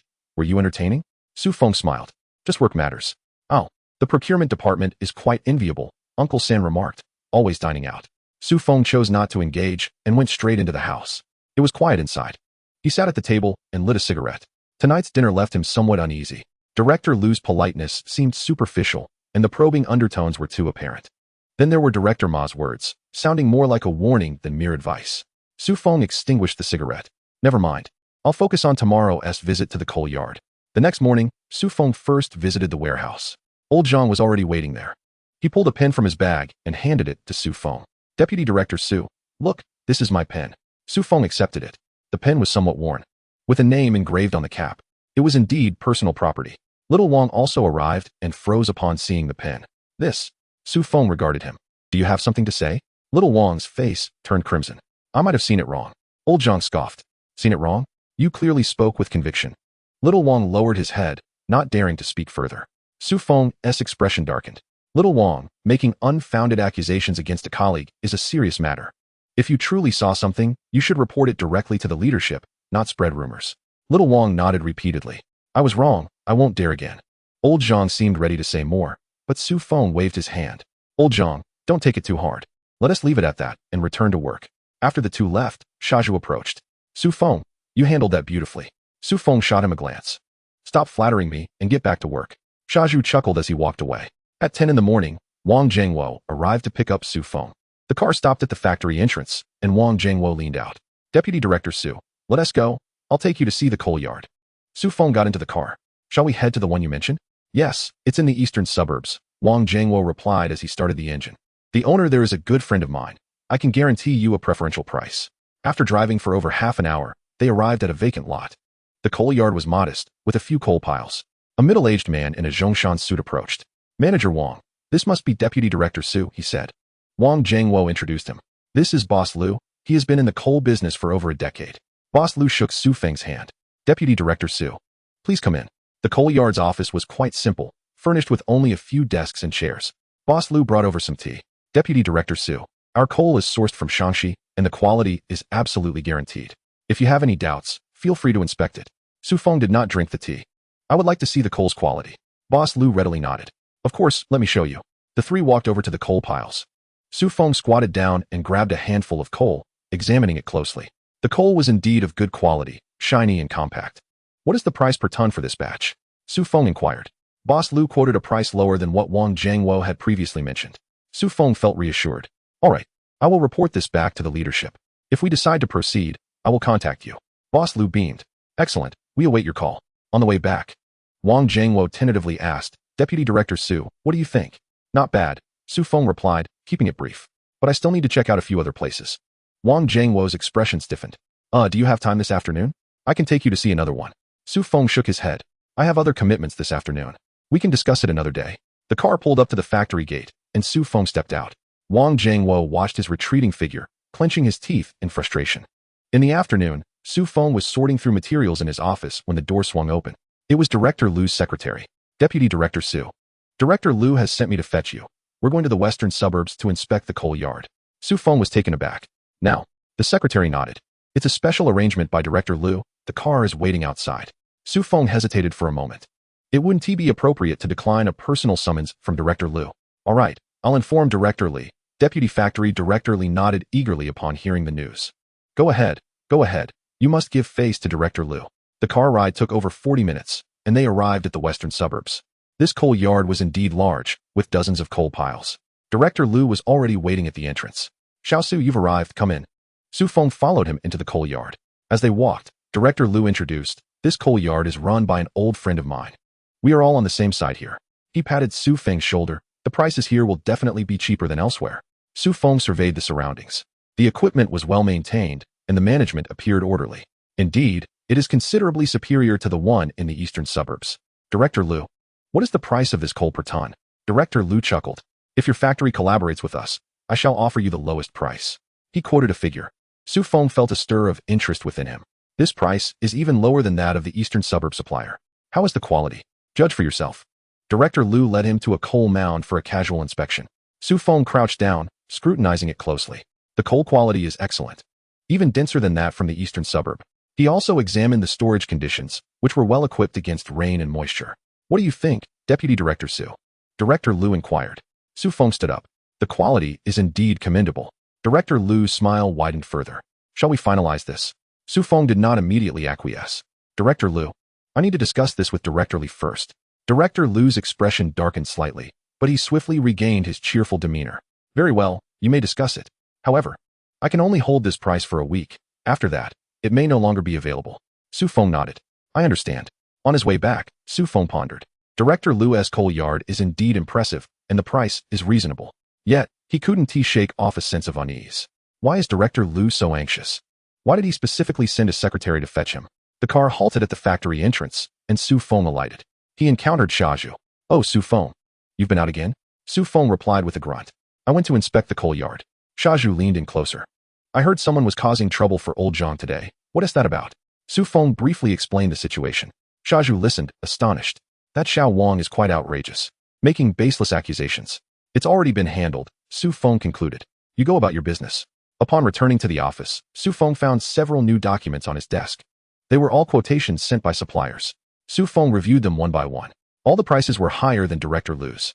He lit a cigarette and leaned back in his chair. If the conditions are considered alone, Director Lu's coal yard is indeed the most suitable.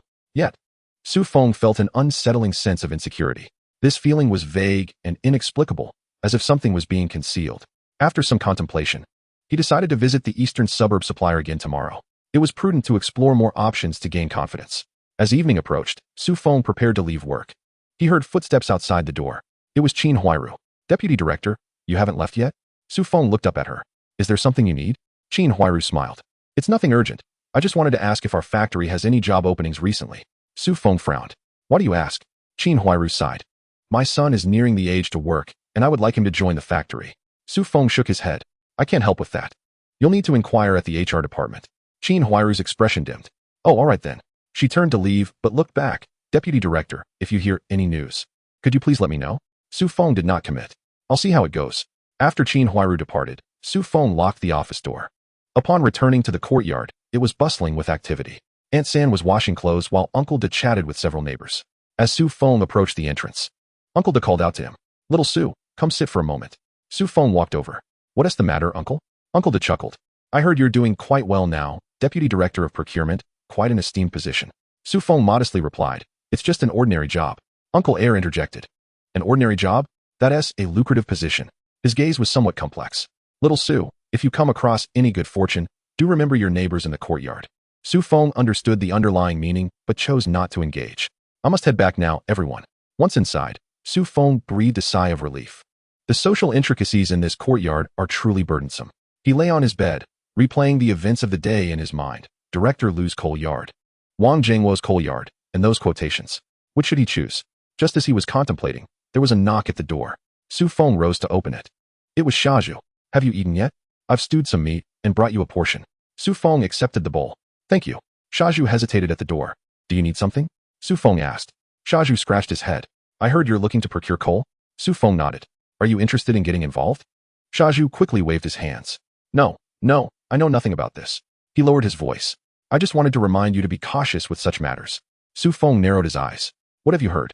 Shaju glanced around, ensuring no one was listening. "I heard from old Wang in the logistics department that there was an issue with a procurement from another factory regarding coal." "What kind of issue?" "They said stones were mixed in with the coal, rendering it substandard." Shaju paused. "That procurement manager was ultimately dismissed." Su Feng's heart tightened. "Thanks, I'll be careful." After Shaju left, Su Feng returned to his desk. It seems the procurement process is more intricate than he had anticipated. He must exercise greater caution. Chapter 145. To steal that bit of fabric? Su Feng treaded lightly, pushing open the door to the courtyard, dew from the tiles dripping onto his shoulder.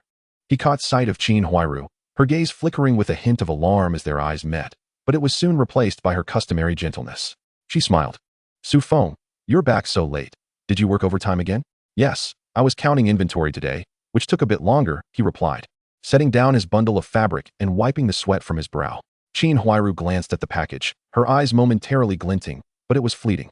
She turned back to her laundry, water splashing in the lamplight, creating glimmers of silver.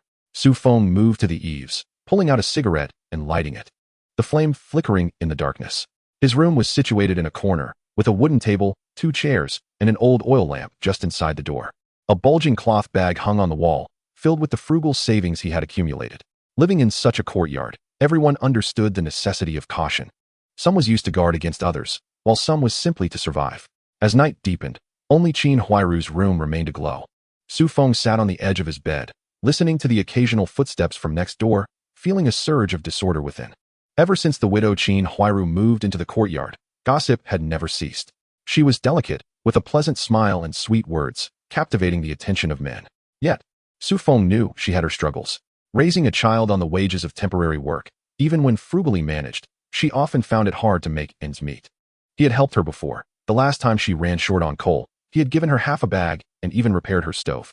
That evening, she brought him a bowl of hot soup as a token of gratitude. The taste of the meat in that soup lingered in his memory. But from that day on, he realized his feelings towards her were no longer innocent. The wind seeped through the window cracks, stirring the fabric bag.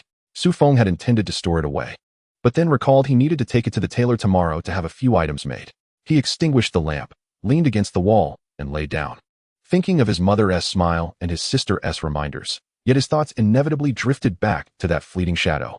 In the twilight between dreams and wakefulness, he heard a cat meow outside, followed by soft footsteps. He thought he must have misheard. Yet those footsteps drew ever closer, akin to someone stealthily traversing the courtyard, pausing momentarily at his doorstep before retreating a few paces and vanishing into the enveloping night. The following morning, at the break of dawn, Su Feng rose to commence his workday. The yard was suffused with the fresh, damp scent of the rain that had fallen the previous night, and faint footprints lingered upon the muddy ground. Upon closer inspection, they were the delicate imprints of a woman's shoes. He furrowed his brow but thought little of it. As he approached the door to retrieve the fabric, his hand hesitated mid-air, for half the bundle was missing. He stood dumbfounded for a moment, an ominous chill skimming through his heart. He distinctly remembered placing the entire package on the table, carefully folding the closure. Now, the remaining portion lay in disarray, as if someone had rummaged through it. His hand instinctively clenched, a fine sheen of sweat forming in his palm. Who had entered? He silently pondered. the echoes of last night's footsteps resurfacing in his mind. Qin Huairu. No, that was impossible. She was not that kind of person. Yet, he recalled the small, shallow shoe prints, unmistakably not belonging to a man. The thread of doubt within him was forcibly suppressed, yet the more he suppressed it, the more it smoldered like embers in the dark. Upon returning home from work that evening, he deliberately veered towards the water tank. Qin Huairu was bent over, washing her child's school uniform, strands of hair sticking to her damp forehead. Upon seeing him, she smiled. Su Feng, you're home so early today. He nodded, his gaze inadvertently drifting to her clothesline. There hung several pristine pieces of fabric, precisely of the kind he had given away. The colors and patterns matched perfectly, the sunlight glinting off them, dazzlingly bright. His heart felt pricked, yet his lips forced a semblance of a smile. This fabric looks lovely. Where did it come from? Qin Huairu lifted her head, her fingers brushing the fabric lightly, her smile natural. The neighbor gave it to me, saying she had extra fabric that she wouldn't use, so I could make some clothes for the child. It's quite good material. I assenti it. Su Feng gazed into her eyes, her smile pure and untainted, as if nothing was amiss. He swallowed hard, simply nodding. Yes, it is good fabric. That night, he lingered in the room for a long while. Outside, laughter resonated as the neighbors gathered around a bonfire, chatting idly. Someone mentioned Qin Huairu, praising her for her competence and thoughtfulness, asserting that whoever married her would be fortunate. Su Feng kept his head down, refraining from interjecting. The cigarette in his fingers burned down to the end, searing his skin. He could have questioned her, confronted her about the fabric, but he refrained, for he had seen the flicker of pride in her eyes, fragile as glass, easily shattered by a single touch, and he could not bear to do that. Yet, this reluctance birthed a silent resentment and disappointment that spread within him. Days passed, and Qin Huairu's clothing grew increasingly new. Her child donned the small cotton jacket made from that fabric, frolicking in the courtyard, laughter ringing clear. Su Feng occasionally caught sight of this, his heart a tumult of emotions. Night fell, and he dared not leave items carelessly on the table, ensuring they were locked away in the cabinet.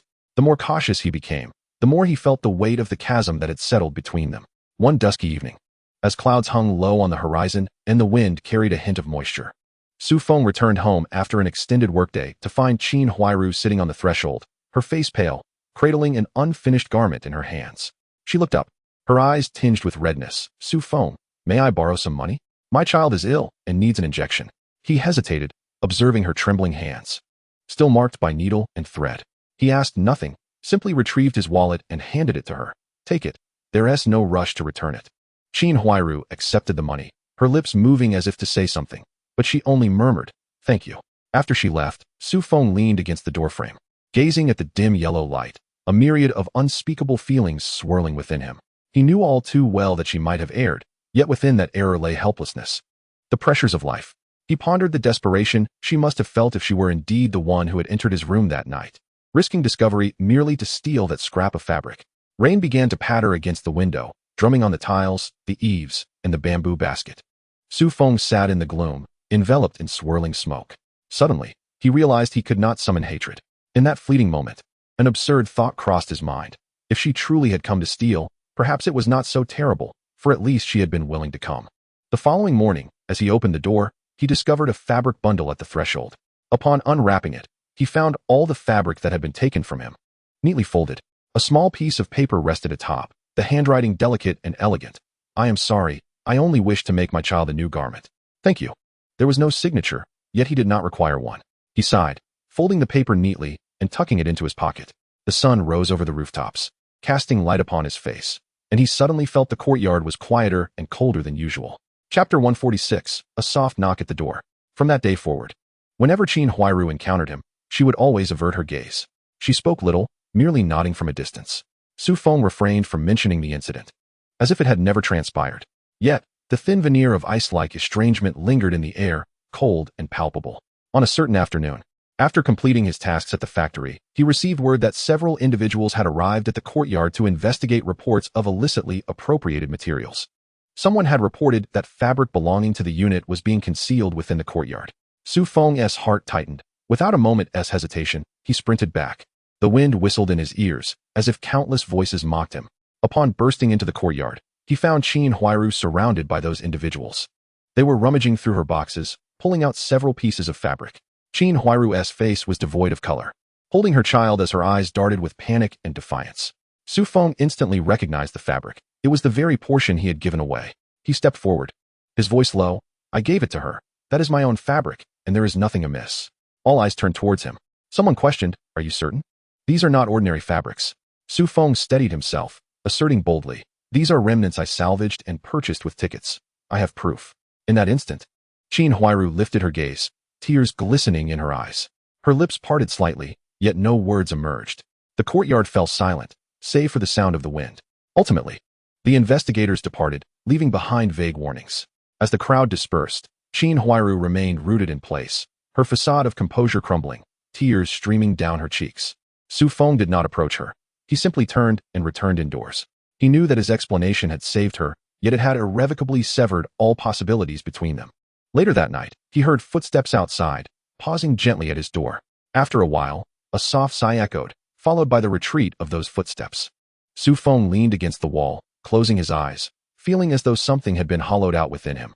He flicked the ash from his cigarette with force, the sparks tracing a faint arc in the darkness before vanishing onto the ground. He knew who it was. It was Huairu. After that incident, she rarely showed herself in the courtyard, not even allowing her child to play outside. The laughter that once filled the air was replaced by an enduring silence. Feng felt an obstruction in his heart, neither guilt nor pity, but rather an indescribable agitation. He wished for things to pass. Yet the silence only deepened the chasm between them. The following morning, as the residents of the courtyard emerged in small groups to fetch water, hushed whispers floated about. Someone remarked, I've heard the authorities are cracking down. Anyone with excess items must provide explanations. Another chimed in, as for the Qin family, it seems they've escaped for now. But, such matters can tarnish one's reputation. Feng, carrying his tool bag, paused momentarily but did not turn back, merely acknowledging them with a non-committal sound. Halfway down the path, he suddenly recalled the look in Huairu's eyes. The moment she had raised her gaze, an unfamiliar impulse surged within him, a desire to draw closer, yet fear held him back. This contradiction tightened like a taut string, remaining unyielding since that day. That evening after work, he delayed his return to the courtyard, instead wandering to a small shop at the alley's end, purchasing some vegetables and a small block of tofu. The rain had fallen all night, leaving the streets damp, the lights reflecting in the puddles like shards of silver. He trudged back to the courtyard, his feet splashing through the water. As he pushed the door open, he was greeted by the sound of coughing from within, clearly that of a child. Frowning slightly, he set down his belongings and walked over to the adjacent room.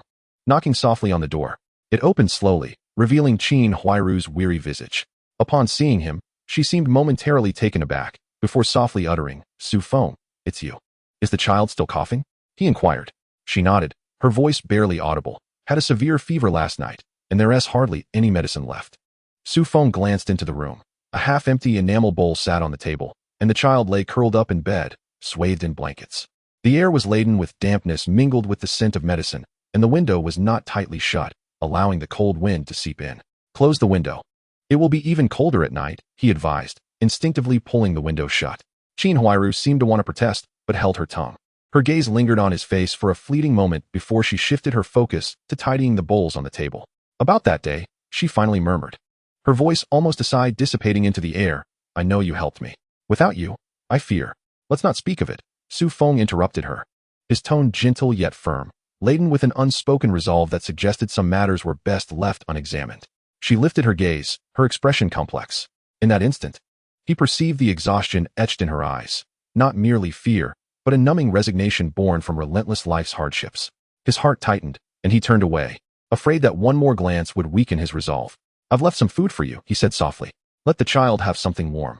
It might help him rest better. Huairu paused, as if contemplating her response, then simply nodded, thank you. As he stepped outside, the night was gradually deepening. The wind rustled through the clothesline in the courtyard, making the damp garments sway gently, droplets of water falling onto the ground. Feng reached the entrance when he suddenly noticed mud on his shoes, remnants of the damp earth at her doorstep. He stared at it for a while, an inexplicable warmth rising within him. That night, he tossed and turned, unable to find solace. The wind battered against the window, creating a clattering sound that echoed in the stillness. Her lowered head and that whispered thank you floated through his mind. Light as a feather yet settling heavily in his heart, lingering long after. He knew he ought to refrain from such thoughts, yet they surged like a tide, relentless and overpowering. A few days later, the child's condition improved, and Huairu began to venture outside. She was more reticent than before, yet each time their paths crossed, she would offer a slight nod. Su Feng understood that this polite distance was her means of self-preservation, a way to shield him from unnecessary entanglements. Yet, the clearer he saw this, the more unsettled he felt. That evening, a light rain began to fall in the courtyard. Raindrops pattered against the tiles, creating a delicate symphony. Su Feng was inside, mending tools when he suddenly heard a gentle knock at the door.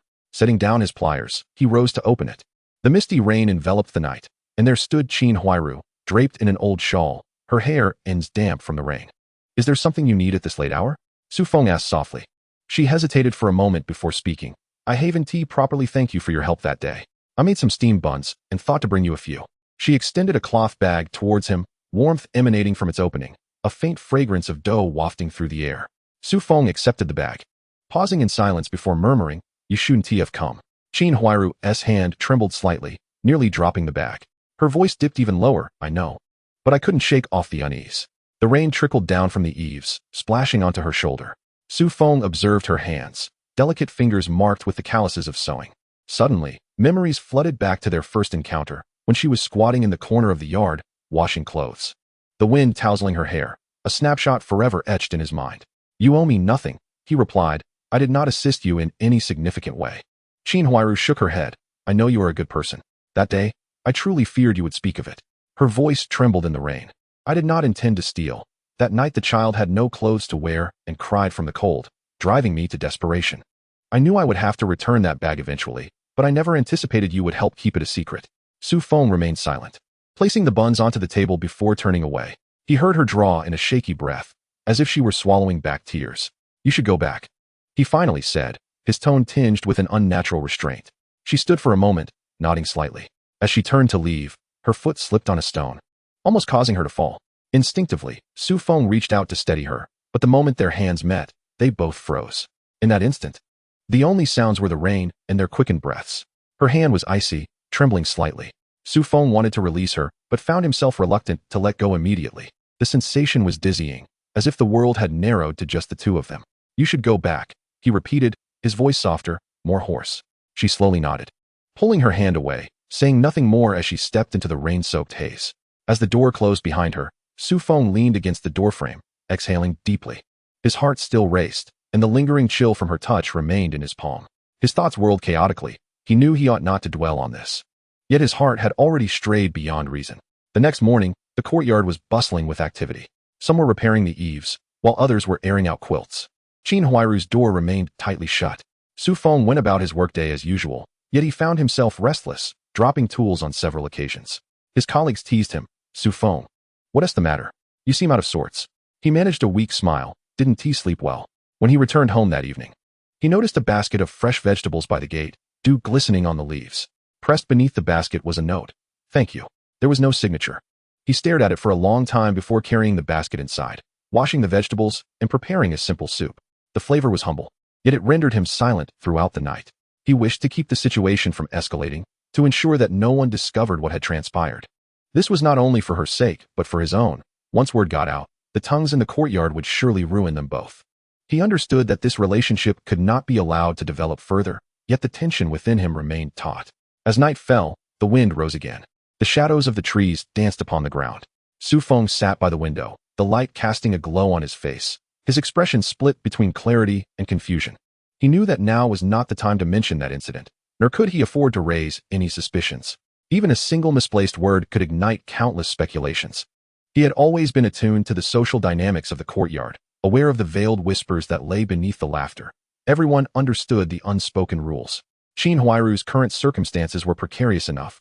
Should he utter even a single additional word, he could very well ruin her. With this thought, he took a deep breath and resolved to prepare something to eat. In the corner of the kitchen lay a few simple ingredients. Flour bought a few days prior, a half a radish, a pinch of salt, and a bit of sauce. He washed his hands and rolled up his sleeves. The iron pot on the stove was rusty. He wiped it down a few times, ignited a flame, and watched as the fire licked the bottom of the pot, illuminating his solemn face. The dough became pliable under his hands, warmth seeping into it, the subtle aroma of flour wafting through the air. As he kneaded, thoughts drifted to tomorrow's market. Perhaps he could buy some beans or some cured meats to send home to his mother. Yet, he couldn't help but recall the steamed buns Qin Huairu had brought that night, warm, fragrant, and soft, carrying the essence of her touch. The mere thought slowed his hands. The water in the pot came to a boil. He scooped out some dough, shaping it into several small pancakes, laying them around the edges of the pot. Steam billowed towards him, obscuring his vision and clouding his thoughts. Unconsciously, he glanced out the window, where her house remained dark, no lights glowing within. He pondered whether she had already retired for the night, or was perhaps fretting over the morrow. A person like her would never allow anyone to witness her weariness. The steam from the pot dripped onto his hand, pulling him back to reality as he hurriedly picked up the cloth to wipe it away. Once the flatbreads were cooked, a delicate fragrance wafted through the room. He gazed at the few pieces of bread, then glanced at the bowl nearby, hesitating before scooping some shredded radish. Lightly stir-frying it with oil and sprinkling a pinch of salt. The oil sizzled in the pan, the flames reflecting in his eyes.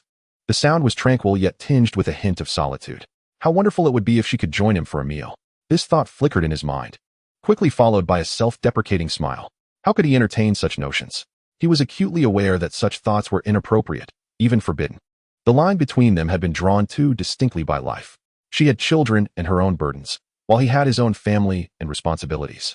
The image of her standing at the door that night lingered in his mind, yet he dared not revisit that gaze. He dished out the stir-fried vegetables and took a bite. The taste was mild but still quite pleasant. Halfway through, he suddenly heard footsteps at the gate. The steps were light, neither hurried nor slow, as if deliberately restrained. Su Feng's heart tightened. He recognized that sound. It was her. Sure enough, moments later, a soft knock came at the door. "Su Feng, are you there?" Her voice was gentle, yet held a hint of trepidation. Su Feng set down his bowl and chopsticks. Walking over to open the door, the wind outside carried a hint of moisture, and there stood Qin Huairu, holding a small bowl of hot soup. Her hair was tousled by the night breeze, her face slightly pale, yet her eyes shone with a cautious smile. "I made some soup and had extra, so I thought I'd bring you a bowl," she said softly. Su Feng stared at the bowl of soup, which contained floating green onions and tofu. Its aroma reminiscent of home. His throat tightened. He wanted to say something but held back, merely nodding as he reached out to take it. "Thank you," he whispered. "Did you just cook?" she asked, her head peeking into the room, smiling gently, her smile mingling shyness with sincerity. "Just something simple to fill my stomach," Su Feng replied, stepping aside to invite her in. She hesitated for a moment but eventually stepped inside. The warmth inside was scant, and the light cast two shadows on the wall. Her gaze fell upon the dishes on the table, and she suddenly smiled bashfully. "You've prepared more than I do at home." Chapter 148. One cannot eat so much. Su Feng pressed his lips together, searching for words but not daring to draw too close. He could only smile ambiguously. "It's nothing. Your soup looks far more fragrant than mine. I just boiled it casually, adding a bit of green onion," Qin Huairu said, tucking her hair behind her ear with a gentle motion. The calluses on her fingertips hinted at her hard work, a detail that tightened Su Feng's chest again. A silence enveloped them, punctuated only by the occasional sound of the wind outside. Qin Huairu lifted her gaze to meet his, and suddenly spoke softly. "Su Feng, I've always remembered how you saved me that day. Let us not talk about it." Su Feng quickly interrupted, his voice low, knowing that the less said about that day, the better. "You must understand, at times like this, rumors can be destructive." She paused, nodding. "I understand. It's just that." She bit her lip, as if swallowing her words. "I want you to know that I am not ungrateful." Su Feng looked at her. Her words pricked his heart like a fine needle. He wanted to say, "I know," but the words caught in his throat, and after a long pause, he managed to squeeze out, "I've never blamed you." She raised her head, her eyes glistening. They locked eyes, the light flickering. The air so still one could hear their heartbeats.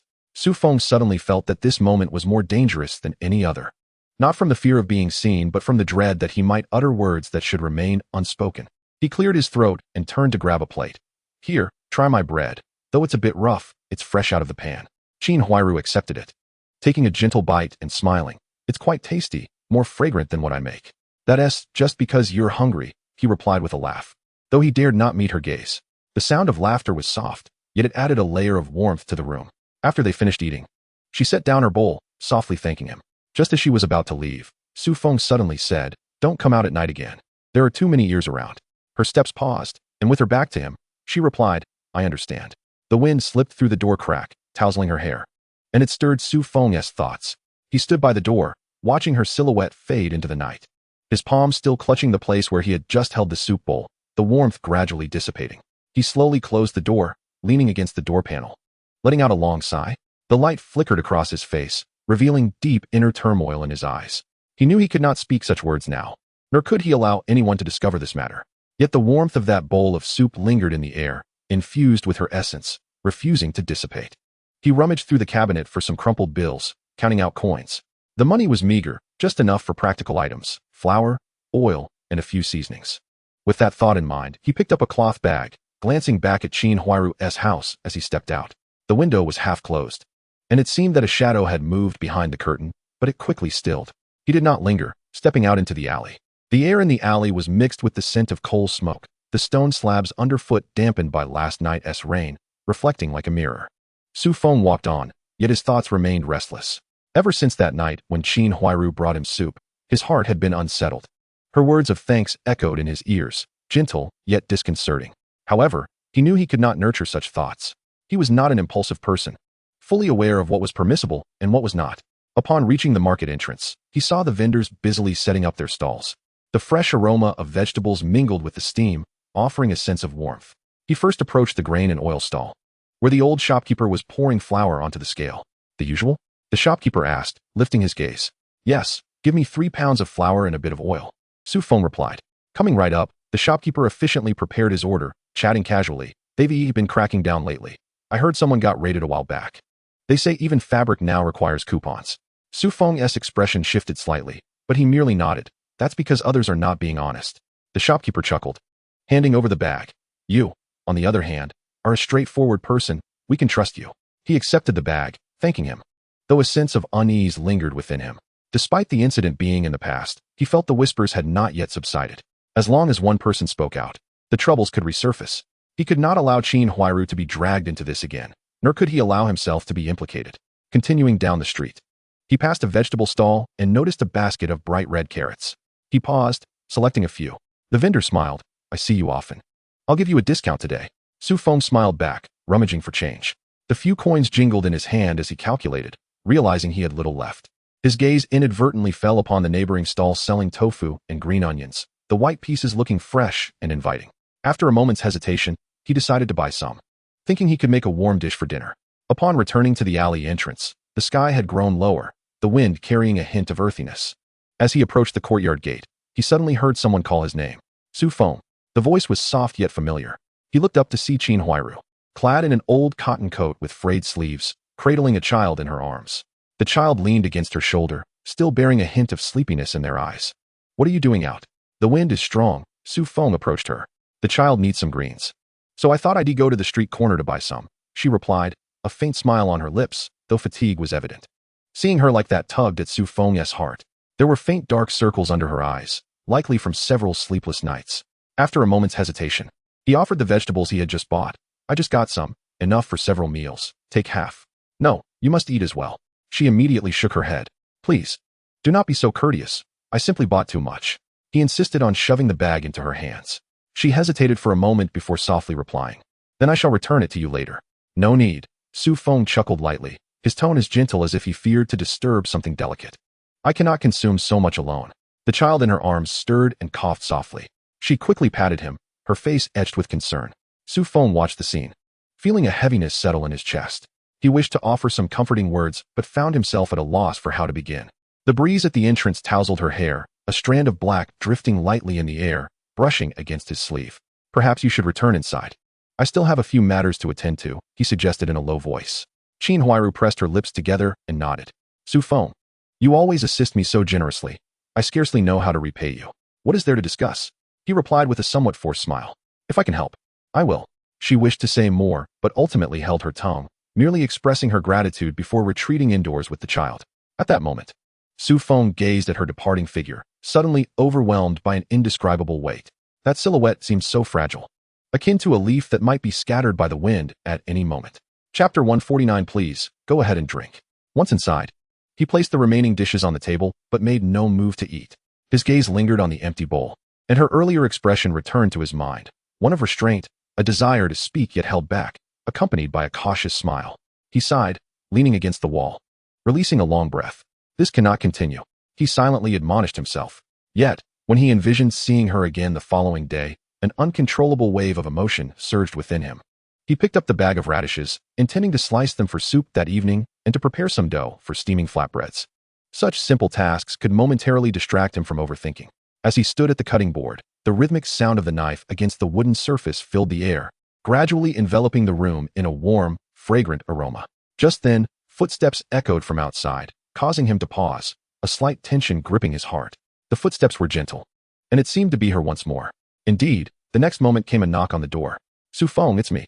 He set down the knife, wiped his hands, and opened the door. Outside stood Qin Huairu, holding a small basket containing a few green vegetables and a small block of tofu. I thought about it. I felt uneasy after taking so many of your vegetables earlier, so I brought you some. She spoke softly.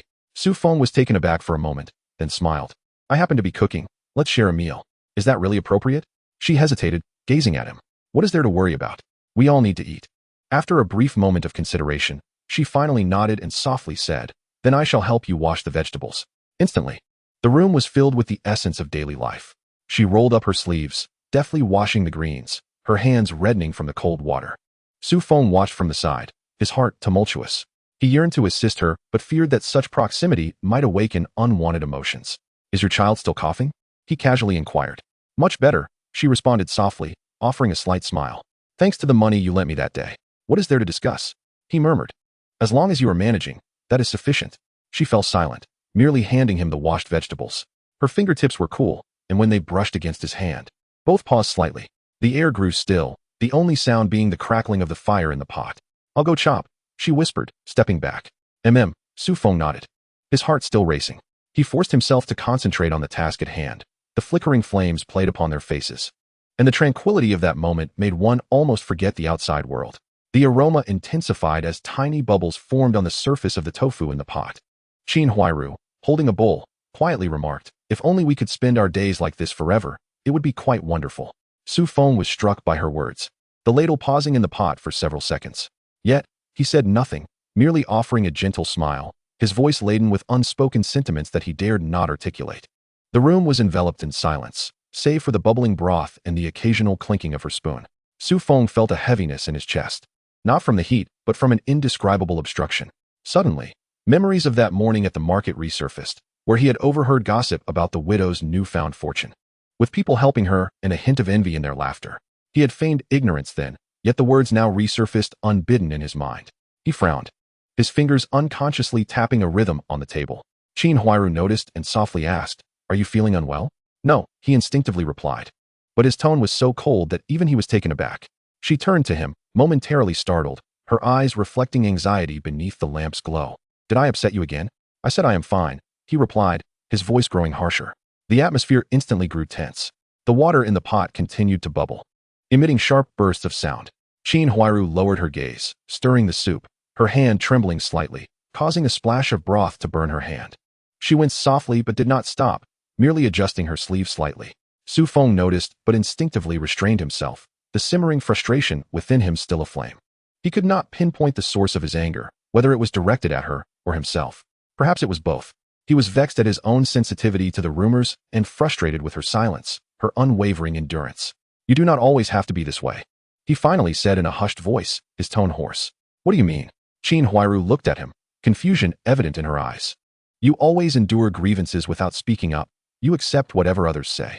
Do you think that by remaining silent, they will stop gossiping? She was momentarily taken aback, her lips moving slightly.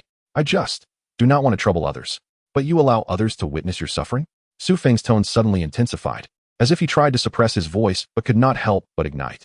Qin Huairu stared at him, her eyes wide with surprise and a hint of distress. She opened her mouth, wanting to respond, but his stern demeanor silenced her. Turning away, she lowered her head, her voice barely audible. You seem rather troubled today. Feng was struck by her words. He suddenly realized she was right. He indeed felt troubled, troubled by the rumors, troubled by his own chaos, and most of all, troubled by his inability to maintain a clear boundary. He sighed, running a hand over his forehead, the irritation still simmering. It is not directed at you. He lowered his voice, bitterness lacing his tone. I simply do not want to see you subjected to such talk. Qin Huairu listened quietly, her expression complex. Her hands continued to move, yet they were noticeably stiff. I know those words are unpleasant, she whispered, but I have no choice.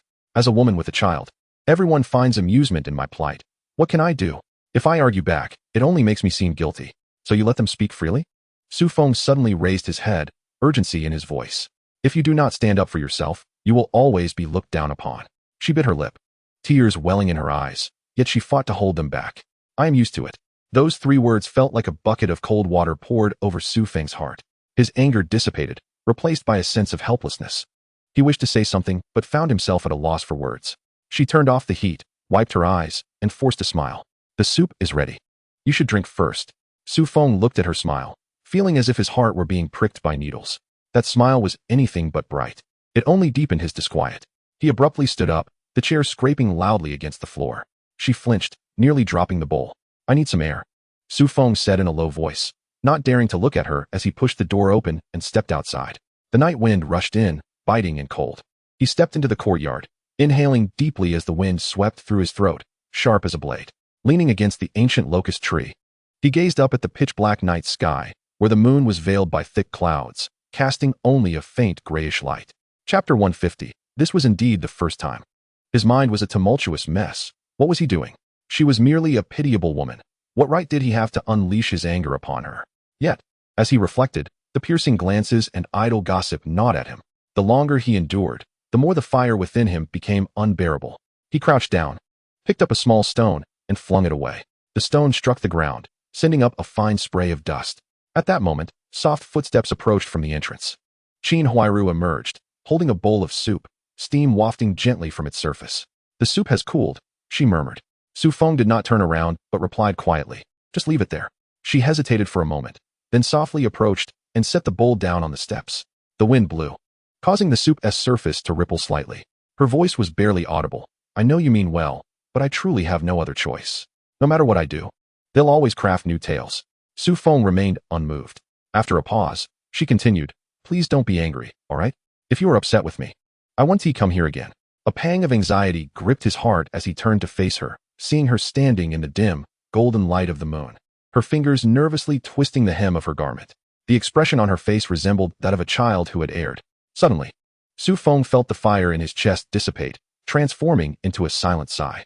I'm not blaming you, he said, but sometimes when I hear them speak like that, it unsettles me. I understand. She lowered her gaze, but I'm also afraid of dragging you down. This confession left him momentarily speechless. He looked into her eyes, which held genuine fear, not of public scrutiny, but of him being ensnared in the mire as well. Feng's heart softened. He recalled the mocking laughter and the scrutinizing gazes, feeling foolish for his anger. From now on, no matter what they say, don't let it bother you. He spoke softly. I can discern things for myself. She lifted her gaze to meet his, her eyes shimmering with a gentle light, not bright, but imbued with a tenderness that stirred the heart. She nodded slightly and replied, I will remember. The two fell into a comfortable silence, with only the sound of the wind rustling through the courtyard and the shadows of the trees dancing upon the ground. The warmth of the soup gradually dissipated, and at last, the moon emerged from behind the clouds, casting a hint of light. Feng stood there, still harboring a trace of anger. Yet it transformed into a silent ache at her words about being afraid of involving him. He looked down at the bowl of soup, letting out a soft sigh. He had merely intended to prepare a meal, yet it had escalated to this. He did not comprehend why he felt anger. Perhaps it was a mix of compassion and frustration, or perhaps a blend of both. Yet one thing was clear. His emotions should not be a burden for her to bear. You should go back. Don't catch a chill, he said gently. Suddenly, he recalled that there was still some flour and sugar in the cupboard, remnants from a time when he had contemplated making snacks. He had thought that the people in the courtyard could occasionally catch a whiff of sweetness, perhaps alleviating the bitterness of life. However, he had become preoccupied with repairs, and the ingredients had languished untouched for months. Now, it seemed wise to take them out and bake some cookies, perhaps to find a moment of solace. As he began to work, his movements were somewhat clumsy, pouring flour, mixing in sugar, adding water, each step mechanical. While he worked, he listened to the occasional footsteps outside the courtyard, their presence eliciting an inexplicable tension within him. Kneading the dough, his palms became coated in flour, the dry particles floating in the air, mingling with the warm yellow light of the oil lamp, reminiscent of silent snow in the winter. Yet his thoughts were far from tranquil.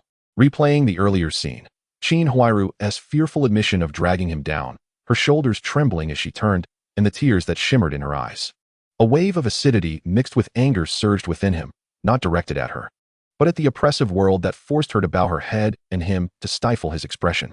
The sound of his palms striking the dough echoed dully. He paused, his breath quickening. The dough flattened beneath his touch, and he kneaded it again, squeezing with a force that felt as if he were trying to crush the anger within him. Suddenly, a soft knock resonated from outside the door. Feng's hand stilled, his heart racing. The sound was gentle, yet carried a familiar tenderness. Without needing to look, he knew it was her. Feng, it's me. Indeed. Her voice was warm, tinged with a hint of caution. He hesitated for a few moments before setting the dough aside to open the door. As he swung it open, Qin Huairu stood there, cradling a small bowl, its mouth covered with a cloth, a tantalizing aroma wafting from within. The child was not in her arms, presumably asleep. Her demeanor was somewhat shy, and upon seeing him, she seemed to gauge his mood. "I made you some ginger soup with brown sugar," she said softly. "It's chilly, and you've worked up a sweat. Drink something warm." Su Feng gazed at the bowl, his throat tightening. In that instant, all his anger seemed to dissipate, leaving only an unspoken sorrow. He accepted the bowl and murmured, "Thank you. What are you still busy with?" She inquired, noticing the flour on the table. "Baking some cookies." Su Feng replied, his voice low and tinged with weary restraint, "Just passing the time. Is there anything I can help with?" Her tone was light, yet carried an urgency. As if fearing his refusal, Su Feng initially intended to decline, but seeing the cautious glint in her eyes, he swallowed his words. Then, "Could you help me knead the dough for a while?" She responded with a gentle affirmation, setting her shawl aside and rolling up her sleeves. Her hands appeared delicate, but bore the roughness of life's toil. Tentatively, she pressed down a few times, glancing at him to ensure she was doing it right before gradually beginning to knead. "Have you done this before?" Su Feng asked. "I've seen others do it when I was young," she smiled softly, "but this is my first time trying it myself." Her smile was faint, yet brought a warmth to the atmosphere of the room. Su Feng watched her concentrated expression, suddenly noticing beads of sweat forming on her forehead, glistening in the lamplight. He wiped his hands with a cloth, wanting to reach out and help her wipe them away, but ultimately he merely shifted, refraining from acting. "You don't need to apply too much force," he advised. "The dough requires lightness, not strength." She responded softly, yet continued diligently. Her fingers moved delicately over the dough, her actions meticulous, as if fearful of damaging it. Watching her hands, an unexpected warmth surged within Su Feng. This warmth nearly made him forget why he was angry, why he felt restless. The room was now filled only with the sounds of kneading and breathing. Time seemed to stretch, the shadows dancing on the walls, casting a cozy haze. After a while, Qin Huairu lifted her head. "Is this all right?" Su Feng approached to inspect, nodding in approval. "About right." Chapter 151. At last, a sense of calm enveloped them. He fetched an old mold, dividing the dough into small pieces, pressing them into rounds. Qin Huairu stood beside him, carefully passing items while watching him intently. She occasionally smiled, her laughter tinged with a hint of awkwardness, yet genuine. "Your skills are truly impressive," she remarked softly. "If I had learned to do this earlier, I could have treated the child to some sweets." Su Feng replied quietly, "In the future, if you wish for some, just come by. I'll make extra." She paused, nodding gently as if afraid to disturb the tranquility. As the cookies baked in the iron pot, their aroma soon filled the room, mingling with the sweetness of sugar and enveloping them in a warm, relaxing embrace. Leaning against the table, Qin Huairu gazed at the flames, her eyes gradually softening. She seemed lost in thought, her lips curving into a slight smile. Su Feng watched the flickering firelight, feeling his heart gradually settle. The anger that had once consumed him melted away like steam, slowly dissipating into the air. He suddenly realized that his anger was not directed at her, but rather at his own helplessness. The impulses to protect her, the emotions suppressed by whispers of gossip, all gradually dissipated amidst the flickering flames tonight. "Su Feng," she softly called his name. Do you often cook alone like this?" "Indeed," he replied with a faint smile, his voice husky. "Living alone leaves little choice." "Don't you feel lonely?" "Lonely?" he echoed, pausing for a moment. "Sometimes, but I forget when I get busy." She nodded gently, refraining from further inquiries. Yet, there was a hint of tenderness in her gaze. She reached out, picking up a freshly baked biscuit, and carefully placed it on a plate. The biscuit was still hot, causing her to retract her hand from the steam, and she laughed, saying, "See, it really does smell wonderful. Don't rush to eat yet." Su Feng picked up his chopsticks to turn the biscuits, noticing their edges had turned a golden brown. A long-forgotten sense of satisfaction stirred within him. It was a feeling of accomplishment, a taste of life. He scooped a few biscuits into a bowl and offered them to her.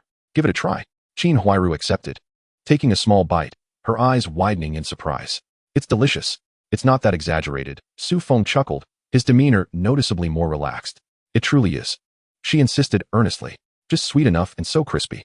Su Feng gazed at her, and suddenly, something within him stirred gently.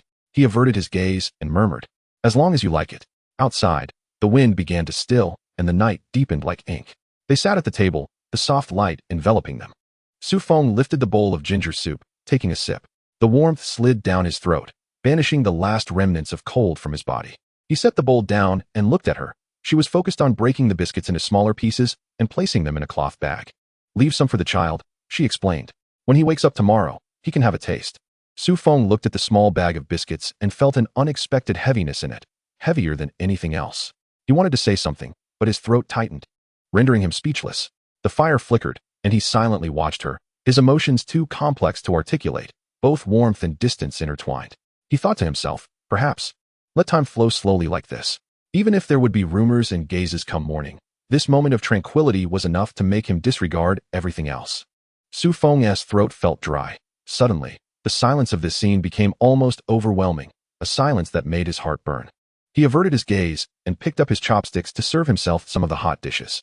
The food had cooled somewhat, with delicate oil glistening on the broth. Yet the aroma still lingered. You should sit down and eat too, he said softly. I'm not hungry, she replied quietly, her tone laced with hesitation.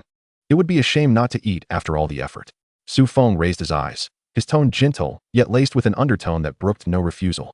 After a moment's hesitation, Qin Huairu finally pulled a chair closer and sat across from him. Her movements were so light they barely made a sound, as if afraid to disturb something. Su Feng noticed her hands, the backs of which bore shallow cracks, frozen by the cold wind, and suddenly, he lost his appetite. Your hands, he said, a barely perceptible hint of concern in his voice. Have you been washing too many things again these past few days? Qin Huairu was taken aback, quickly hiding her hands in her sleeves, laughing to mask it. It's nothing, it's just an old issue. Nothing? Su Feng repeated softly, his brow furrowing slightly. If you keep this up, the wounds might fester. She bit her lip, lowering her gaze like someone caught in wrongdoing. I'll be more careful in the future. The room fell silent again. Only the flickering flames occasionally danced, and the pot continued to hiss. Su Feng sighed, the firmness in his heart gently dissipating at the sight of her. He picked up his chopsticks and placed a piece of tofu into her bowl. Eat while it's hot. Qin Huairu looked up, a flicker of surprise and gratitude in her eyes. She wanted to refuse, but fearing it would disappoint him. She could only nod gently, and carefully lifted the piece of tofu with her chopsticks. She blew on it, and took a cautious bite. Warm broth spilling from the corner of her lips as she quickly wiped it away. In that moment, her expression was a mix of fluster and gentle embarrassment. Su Feng watched quietly, his earlier agitation slowly dissipating. He lowered his head and began to eat. The rice had cooled slightly, but the warmth spreading in his mouth brought him an inexplicable sense of stability. As he chewed, the flavors mingled with the oiliness, gradually grounding him in reality once more. It's really delicious, she murmured, as if afraid of being ridiculed. Su Feng glanced at her, a slight smile tugging at the corners of his mouth. You've hardly eaten a few bites, and already say it's delicious. It really is, she smiled back, her eyes sincere. Much better than what I make. That's because you're reluctant to use enough ingredients. Su Feng teased lightly, his tone finally softening. I wouldn't dare use too much, she replied. Her voice soft as a breeze rustling through dry leaves. Oil is expensive, and so is salt. Every bit saved counts. Su Feng set down his chopsticks, his throat tightening slightly, yet he held his silence. He understood that every word she spoke was genuine. Life in the courtyard was a struggle for everyone, yet she was carrying a child alone. Her burdens were heavier than anyone else's. He had seen her sighing discreetly while washing clothes by the well, and he had witnessed her inquiring for a mere bit of rice and flour, all while forcing a smile. If you ever find yourself lacking anything, just let me know, he suddenly said. Qin Huairu froze, her eyes flickering as if unsure how to respond. I'm not meddling, Su Feng added after a pause. I'm alone anyway, and I have to cook more. Your child is still small. He can't always eat cold food with you. She bit her lip, a faint blush creeping onto her cheeks. After a moment, she softly said, You've been too kind to me. I don't know how to repay you. Chapter 152, Letting a Friend Taste It. Who said you need to repay me? Su Feng chuckled lightly, his tone casual, yet unable to conceal a hint of warmth. The atmosphere between them subtly shifted, becoming less restrained than before. Qin Huairu occasionally stole glances at him, noticing his focused demeanor as he ate, the slight smile on his lips softening her heart. Su Feng, she suddenly called him softly. Are you actually quite lonely? Su Feng's chopsticks paused. Her question was abrupt, yet struck a chord deep within him. Those few words pierced through the defenses he had built around himself, a needle pricking the very layer he was reluctant to confront. He remained silent for a moment, then bitterly smiled and replied, Lonely? Who isn't lonely? Qin Huairu gently bit her lip, wanting to say something but holding back. Her eyes reflected compassion and a complex hesitation, thickening the air around them and causing even the flickering lights to tremble slightly. Su Feng continued to eat, pretending not to notice her gaze, but inside, he was in turmoil. Her question had unearthed a part of him he had long buried, making even his breathing unsteady. He attempted to change the subject, saying casually, You should eat more vegetables, don't just drink soup. She responded quietly, not lifting her head again. The room returned to silence. They continued to eat in quietude, the occasional clink of their chopsticks against the bowls ringing out clearly. The wind slipped through the door's crack, tousling her hair. Strands brushed against her cheek, obscuring her expression. Feng finished the last sip of his soup, gently setting down the bowl. The sound resonated sharply in the stillness. Leaning back in his chair, he exhaled deeply. His stomach felt warm, yet his heart remained restless. He gazed at her across the table, a strange impulse rising within him. He wished for her to stay just a little longer, even if only for a while. But he knew such thoughts were forbidden. He could not. "Are you full?" he asked. "Yes," she nodded, her voice soft. "Thank you." "For what?" He smiled, trying to keep his tone calm. "Next time, bring some dishes, and I'll prepare something new for you to try." "All right," she responded softly, yet her gaze seemed to flit away. It appeared that she too felt the elusive atmosphere, her fingers unconsciously grazing the edge of the table. Feng observed her movements, a sudden unease stirring within him. He dared not look any longer, fearing that the intensity of her emotions would be illuminated too clearly by the light. Thus, he rose to tidy the table, his tone as bland as if he were stating a mundane fact. "You should head back now. Don't let the child wake and seek you." Qinhuai raised her head slightly, a flicker of disappointment crossing her eyes. She seemed poised to say something more, but in the end, merely uttered a gentle all right. Standing up, she adjusted the hem of her clothing and picked up a packet of biscuits. As she reached the door, she glanced back once more. Her voice barely a whisper. "You should rest early too." Feng nodded. After the door closed, he found himself alone in the room. The silence returned, yet this time it felt far from comforting. The flickering light of the oil lamp, swayed by the wind, illuminated the bowl on the table stained with remnants of soup. As if it were a sentence left unspoken, Feng slowly took a seat, gazing at the empty bowl, a myriad of indescribable emotions welling up within him. He had indeed eaten his fill, yet his heart felt hollow. With a smudge of flour still on his fingers, he lifted his hand to inspect it, suddenly breaking into a rueful smile. How unfortunate, he mused inwardly. He was acutely aware that he was gravitating towards an inappropriate path, yet that sensation enveloped him like warm water. He recognized the peril, yet was reluctant to withdraw. It rendered him utterly warm inside. He silently reminded himself to select the freshest vegetables this time, ensuring that the soup and dishes he prepared would delight her, making her feel that staying here was not a burden, but rather a source of warmth. At the vegetable stall, the proprietress was busy chopping greens. The crisp sound of the knife rhythmic, the air fragrant with the scent of fresh produce. Feng crouched down, meticulously choosing a few sprigs of spinach, selecting tender yellow pumpkin and several plump tomatoes. He squeezed a tomato gently, feeling its slight resilience beneath his fingertips, silently noting, she would surely adore these perfectly ripe tomatoes. "Sugu, back for more groceries, are you? Didn't I just deliver some to you yesterday?" the proprietress said with a smile, her hands never pausing. "Indeed. I thought I might prepare something myself today," Feng replied casually, his voice steady yet tinged with a subtle undercurrent of emotion. "You're always cooking for yourself. Aren't you afraid of tiring yourself out?" she inquired as she bagged the vegetables. Feng smiled faintly, yet his thoughts were elsewhere. What did fatigue matter? If it meant she would enjoy her meal? His fingers traced the coarse texture of the paper bag, and his mood unwittingly calmed. After selecting the vegetables, he wandered to another stall, spotting fresh tofu and several tender ears of corn. He crouched down, inspecting the tofu's surface, pressing lightly to gauge its firmness and moisture. Nodding silently to himself, this tofu would surely satisfy her. "Sugu, buy a little more, who are you cooking for?" the vendor asked with a smile, curiosity evident in his eyes. Feng hesitated for a moment, then lifted his head, feigning nonchalance. "Just for myself, and perhaps for a friend to sample." Yet he was acutely aware that the friend in question was none other than Qinhuai. Recalling the sight of her dining across from him the previous night stirred a warm sensation in his chest. She had gently blown on the steam rising from her soup. Her eyes half closed, a look of careful contentment gracing her features. That expression made Feng silently vow to prepare even better meals for her. With the paper bag in hand, he ambled back to the courtyard. The cool breeze brushed against him, the aroma of the vegetables mingling with the scent of the earth enveloping him, compelling him to take a deep breath. Upon returning to the house, he meticulously arranged the vegetables, each one placed as if awaiting a ritual. "Should I cook the spinach first or stir-fry the pumpkin?"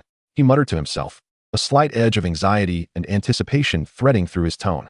His fingers brushed against the spinach leaves, damp and slick, causing him to frown slightly. The leaves were a touch too mature. They must be stir-fried quickly, lest their texture suffer. Imagining how Qinhuai might react, a soft smile crept onto his face, one that felt a tad foolish. He silently vowed, this time, he must ensure she felt more at ease. Last night, there had been a hint of fatigue and unease in her eyes that he could not quite fathom. Feng recalled the way she had lowered her head and pressed her lips together, a wave of guilt washing over him. He could have shared her burdens. Yet he had chosen to feign ignorance. He diced the pumpkin into small pieces, the knife striking the cutting board with a crisp sound, shattering the faint tension lingering in his heart. Chapter 153. A flustered expression? He looked up. The room empty save for the sound of the knife and the gentle rustle of the wind against the window. A strange emptiness washed over him. Yet it was tinged with a sliver of anticipation.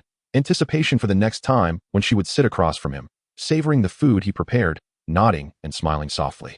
In between chopping, he glanced out the window, envisioning her returning with the child, gently pushing the door open. A small tremor coursed through him, and he struggled to control his breath, reminding himself not to appear overly eager, not to make her feel pressured. Yet that inner urgency flickered like a flame, gradually rising to the surface, pushing him to chop more swiftly, his movements more compact. What if she liked this, but that might not be to her taste? He questioned himself softly, an undercurrent of unease flooding his mind. Every action felt like a test, and at the moment the knife descended, he could almost envision her brow arching slightly, her lips curving into a gentle smile, before softly saying, delicious. Lost in thought, he abruptly halted his motions, his breath quickening. He found it amusing that even the mere thought of her enjoying a meal could make his heart race. He chided himself inwardly, yet could not deny the authenticity of that feeling. He placed the chopped pumpkin into the pot, adding a splash of oil and water. Stirring gently as the pot began to bubble, the aroma gradually wafting through the air. The sweet scent of pumpkin mingled with the lingering fragrance of last night's biscuits, and his heart unconsciously lightened a fraction. It's time to cook the spinach, he murmured to himself, taking the spinach, washing it carefully, treating it as if it were something fragile. Water droplets fell into the basin, producing a soft plopping sound that brought him an odd sense of satisfaction. Imagining her seated across from him at the table, Feng suddenly felt a twinge of guilt. This feeling left him somewhat flustered, yet unable to resist the anticipation. He leaned against the counter, closing his eyes, the image of her softly declaring that his cooking was far better than her own flickering in his mind, touching the softest parts of his heart. He admonished himself not to be too obvious, yet his hands involuntarily slowed, as if wanting to elongate this moment, to grant himself more time to savor that warmth. The broth in the pot began to bubble, and he reached to lower the heat, inhaling the fragrant steam, contemplating how to serve the dishes without appearing too contrived when she arrived. He even began to ponder which presentation would captivate her at first glance, and what temperature would be just right, warm enough to be comforting, yet not scalding to the touch. Would she think I'm trying too hard? He mused, his brow furrowing slightly. Deep down, he understood that this concern was not entirely rational, yet he could not rein it in. The quiet demeanor she had exhibited last night, along with her soft-spoken tone, had gradually unleashed a torrent of emotions that had long been constrained within him. He knew that if she were to step through the door at that moment and witness everything he was doing, his expression would likely betray a myriad of emotions, tenderness, anxiety, perhaps even a hint of nervousness. So, he took a deep breath, plunging his hand into the pot to stir the pumpkin, as if performing the motion to calm himself. With each stir, the broth splattered against the pot's edge, serving as a reminder. Take your time, step by step. Don't let the turbulence within cloud your judgment. The pumpkin gradually softened, the fragrance intensifying, filling the room with a sweet aroma, enveloping him like an invisible warmth. Feng gazed into the simmering pot, his mind involuntarily beginning to contemplate how he would engage Qin Huairu in conversation after dinner, striving to convey that this meal was not merely sustenance, but a heartfelt expression of his sentiments. His hand lingered at the edge of the pot, a flicker of nervousness blossoming within him. What if she did not come tonight? What if she merely took the cookies and left? Such thoughts tightened his chest, only to be momentarily softened by the warm recollections of the previous night. He shook his head, muttering softly to himself, "Don't overthink it. Focus on the task at hand." Perhaps, he mused, he could make a wager. This whispered thought felt like a soliloquy, as if directed toward her presence in the air.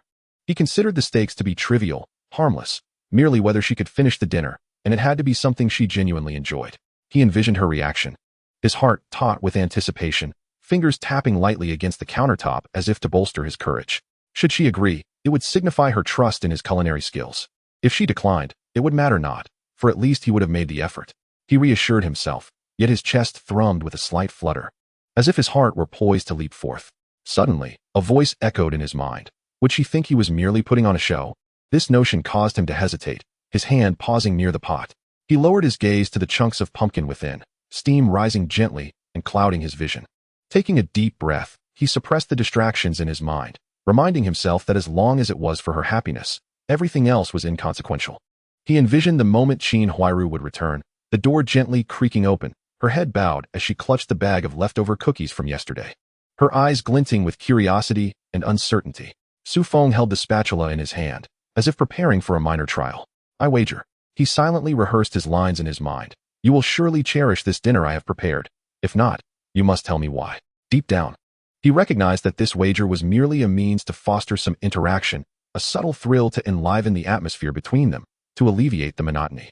A hint of nervousness coursed through him, palms slightly damp with perspiration, as he pondered whether he could maintain composure without revealing too much trepidation should she accept. The room was enveloped in a tranquil silence, punctuated solely by the bubbling of the pot, Su Feng's heartbeat intertwining with the rhythm of the simmering water. He suddenly perceived that this small wager served not just her, but also himself, granting him an opportunity to draw closer to her, even if only through the flavors of a meal. He reached out to stir the pumpkin, warmth and sweetness wafting towards him with the steam. He closed his eyes momentarily, contemplating how to articulate his feelings should she accept the bet, ensuring his demeanor remained sincere yet not frivolous, and his movements fluid enough to convey that this meal transcended mere nourishment, becoming a manifestation of his affections. If she smiled or furrowed her brow, he would embrace either reaction. He reassured himself, a twinge of anxiety creeping in. Each stir of the pumpkin felt like a stirring of his emotions, both tense and expectant, as if he awaited a response that could alter his mood profoundly. The air was perfumed with the mingling scents of pumpkin and spinach. Her image flitting through his mind, her head bent as she blew on the soup, her lips delicately chewing, her eyes reflecting a gentle curiosity and satisfaction. An odd impulse surged within him. He wanted her to witness the care he had poured into this endeavor, to understand that her smile held greater significance than any dish he could prepare. Chapter 154. A thoughtfully prepared dinner. He gently clapped his hands, quelling the tension within, murmuring to himself, this wager is not about winning or losing, but about witnessing her genuine joy. Once more, his hand reached for the pumpkin, stirring it with a lightness and focus that seemed to blend his emotions into a simmering calm, granting him the fortitude to face her potential response. He even began to ponder whether she might impose small conditions should she accept the wager, perhaps critiquing a dish's flavor or inquiring why he had chosen particular vegetables. The thought sent a thrill of excitement through him, mingled with nervousness. The anticipation of her appraisal ignited a warmth within him.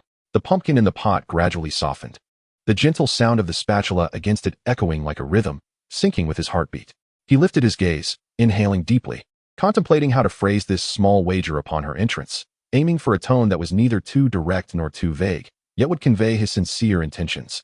Su Feng even began to fantasize about her reaction upon accepting the wager, a slight arch of her brow, a smile dancing at the corners of her lips, or perhaps a feigned disdain that masked her reluctance, causing him to stifle a laugh within. He understood that this wager was not merely a test of her palate, but also a trial of his own emotional steadiness, whether he could remain composed before her, without letting anxiety and anticipation spill over into disarray. He stirred the pumpkin once more, silently reflecting on the terms of the wager, his heartbeat accelerating, thoughts swirling yet clear. If she enjoyed it, he would smile gently. If not, he would accept her silence. He wished to embody the essence of the pumpkin, gentle and unhurried, allowing his affections to simmer and unfold gradually. What are you doing? Jia Dongshu's voice bore an accusatory tone, his sharp gaze seemingly striking at Su Feng's patience with each word. Su Feng set down the spatula, slowly turning around, a surge of impatience rising within him. He had merely intended to prepare a quiet dinner, yet Jia Dongshu had chosen this moment to stir trouble. He felt as though his tranquility had been shattered, akin to a stone disturbing the surface of still water, ripples expanding outward. Nothing, just preparing some food. Su Feng replied flatly, though a glimmer of frost flickered in his eyes. He inwardly resolved not to allow his emotions to surface completely, lest the situation become more difficult to manage. Jia Dongshu stepped closer, a hint of dissatisfaction in his tone. Nothing? Are you aware that your previous debts remain unsettled? Don't think that cooking can obscure that fact. Su Feng's heart jolted, his breath quickening, yet he struggled to maintain his composure. He reminded himself not to let provocation incite anger, striving to keep his demeanor steady. However, the sense of helplessness that accompanied misunderstanding and accusations weighed heavily upon him, like a boulder pressing down on his chest. Debts? I thought we had already settled that last time. There was no need to revisit it. Su Feng's voice held a low timbre, steady yet somber, his gaze flickering as he weighed how to navigate the conversation without escalating the dispute. Jia Dongshu's lips twitched, his eyes reflecting a mix of defiance and ire as he pointed at the pot in Su Feng's hands. Settled? Then why didn't you address the matter as agreed? Do you think I want to hold you accountable? Su Feng felt as though he had been struck hard. His grip on the spatula tightening, his fingertips blanching. He sighed inwardly, wishing to keep the situation from escalating. Yet Jia Dongshu persisted in provoking conflict. Su Feng made an effort to suppress his anger, considering how to defuse the tension with the most tranquil words.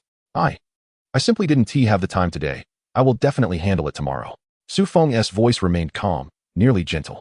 While internally, he vowed that he must not allow things to spiral out of control, nor let Jia Dongshu perceive him as evading responsibility. Upon hearing this, Jia Dongshu's gaze wavered slightly, but his stubbornness remained. You'd best not delay any longer. This is no joking matter. Su Feng bit his lip, his thoughts in disarray. He understood that if he did not align with Jia Dongshu's emotions, it could lead to a greater confrontation, yet acquiescing would compromise his dignity. This conflict of interests surged within him like an undercurrent, tightening his chest. He took a deep breath, temporarily suppressing his discontent and unease, and replied softly, I promise. Tomorrow for sure. Jia Dongshu fixed his gaze upon him, and after a moment, he finally exhaled, his shoulders slightly slumping. Yet a trace of vigilance still lingered in his eyes. He spoke in a deep voice, I hope you will keep your word. Su Feng nodded, feeling a quiet relief wash over him, though simultaneously he was engulfed by a sense of being cornered. He watched the bubbling pumpkin and spinach in the pot, lightly tapping his fingers against its edge, contemplating that perhaps the dishes he prepared were the only means to find tranquility within himself. The air was filled with the fragrant aroma of the vegetables, as Su Feng gently stirred the pot, yet his heart was tumultuous with a myriad of emotions. He recalled the provocative glint in Jia Dongshu's eyes, that unsettling sharpness akin to a needle piercing his heart. Gritting his teeth, he resolved to focus solely on the meal before him tonight, postponing the confrontation for another day. Nevertheless, his inner unease did not fully dissipate. Each stir of the pot seemed to agitate his emotions, anxiety, anger, helplessness, and a hint of clandestine resistance. Su Feng felt a tightness in his chest, but there was also an odd clarity. He recognized that while this minor conflict was exhausting, it illuminated what he truly valued and how to safeguard his boundaries. He lowered his head, inhaling the warm steam, silently reflecting that regardless of tomorrow's complexities, tonight he possessed this precious moment of calm and control, embodied in the dinner he had painstakingly prepared. Chapter 155, Unable to Look Away. Jia Zhangshi seemed to sense his gaze, lifting her head slowly, her eyes sparkling like clear springs as they locked onto Su Feng's. His heart raced, gripping the bowl tightly, his fingertips turning pale. He struggled to maintain a composed expression, yet a fire raged within him, urging him to speak while fearing that any misstep would render the atmosphere awkward. Did you prepare all this food for me?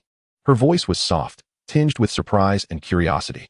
It washed over Su Feng like a gentle spring breeze, stirring ripples in his heart. He glanced at the bowl in his hands, feigning calmness, and replied slowly, Yes, I thought you might be hungry, so I made some simple dishes. His voice trembled slightly. He could feel himself mentally admonishing, Stay calm. Don't reveal too much of your emotions. Jia Zhangshi furrowed her brow slightly, a hint of intrigue coloring her expression. You made these specifically for me? Her tone was devoid of reproach, instead carrying a subtle probing quality that heightened Su Feng's anxiety, causing his palms to sweat involuntarily. Su Feng raised his gaze, his resolve strengthening as he murmured, Yes, I wanted you to try what I made. He silently prayed that his words would not come across as trivial, nor would she misinterpret his intentions. Deep within, a budding anticipation emerged, fragile yet defiantly taking root in his chest. After a brief silence, Jia Zhangshi's eyes sparkled with an inscrutable light as she nodded slightly. Then I shall give it a try. With that, she gracefully reached for the bowl, her movements imbued with elegance. Su Feng watched her, and suddenly felt a tightening in his chest, ensnared by both expectation and tension, his breath quickening. She took a bite, her eyes narrowing slightly as a flicker of surprise crossed her face. The flavor is quite good. Her voice, gentle as water lapping at the shore, sent a wave of warmth coursing through Su Feng. He lowered his head, palms slightly sweaty, yet a profound sense of gratification filled him.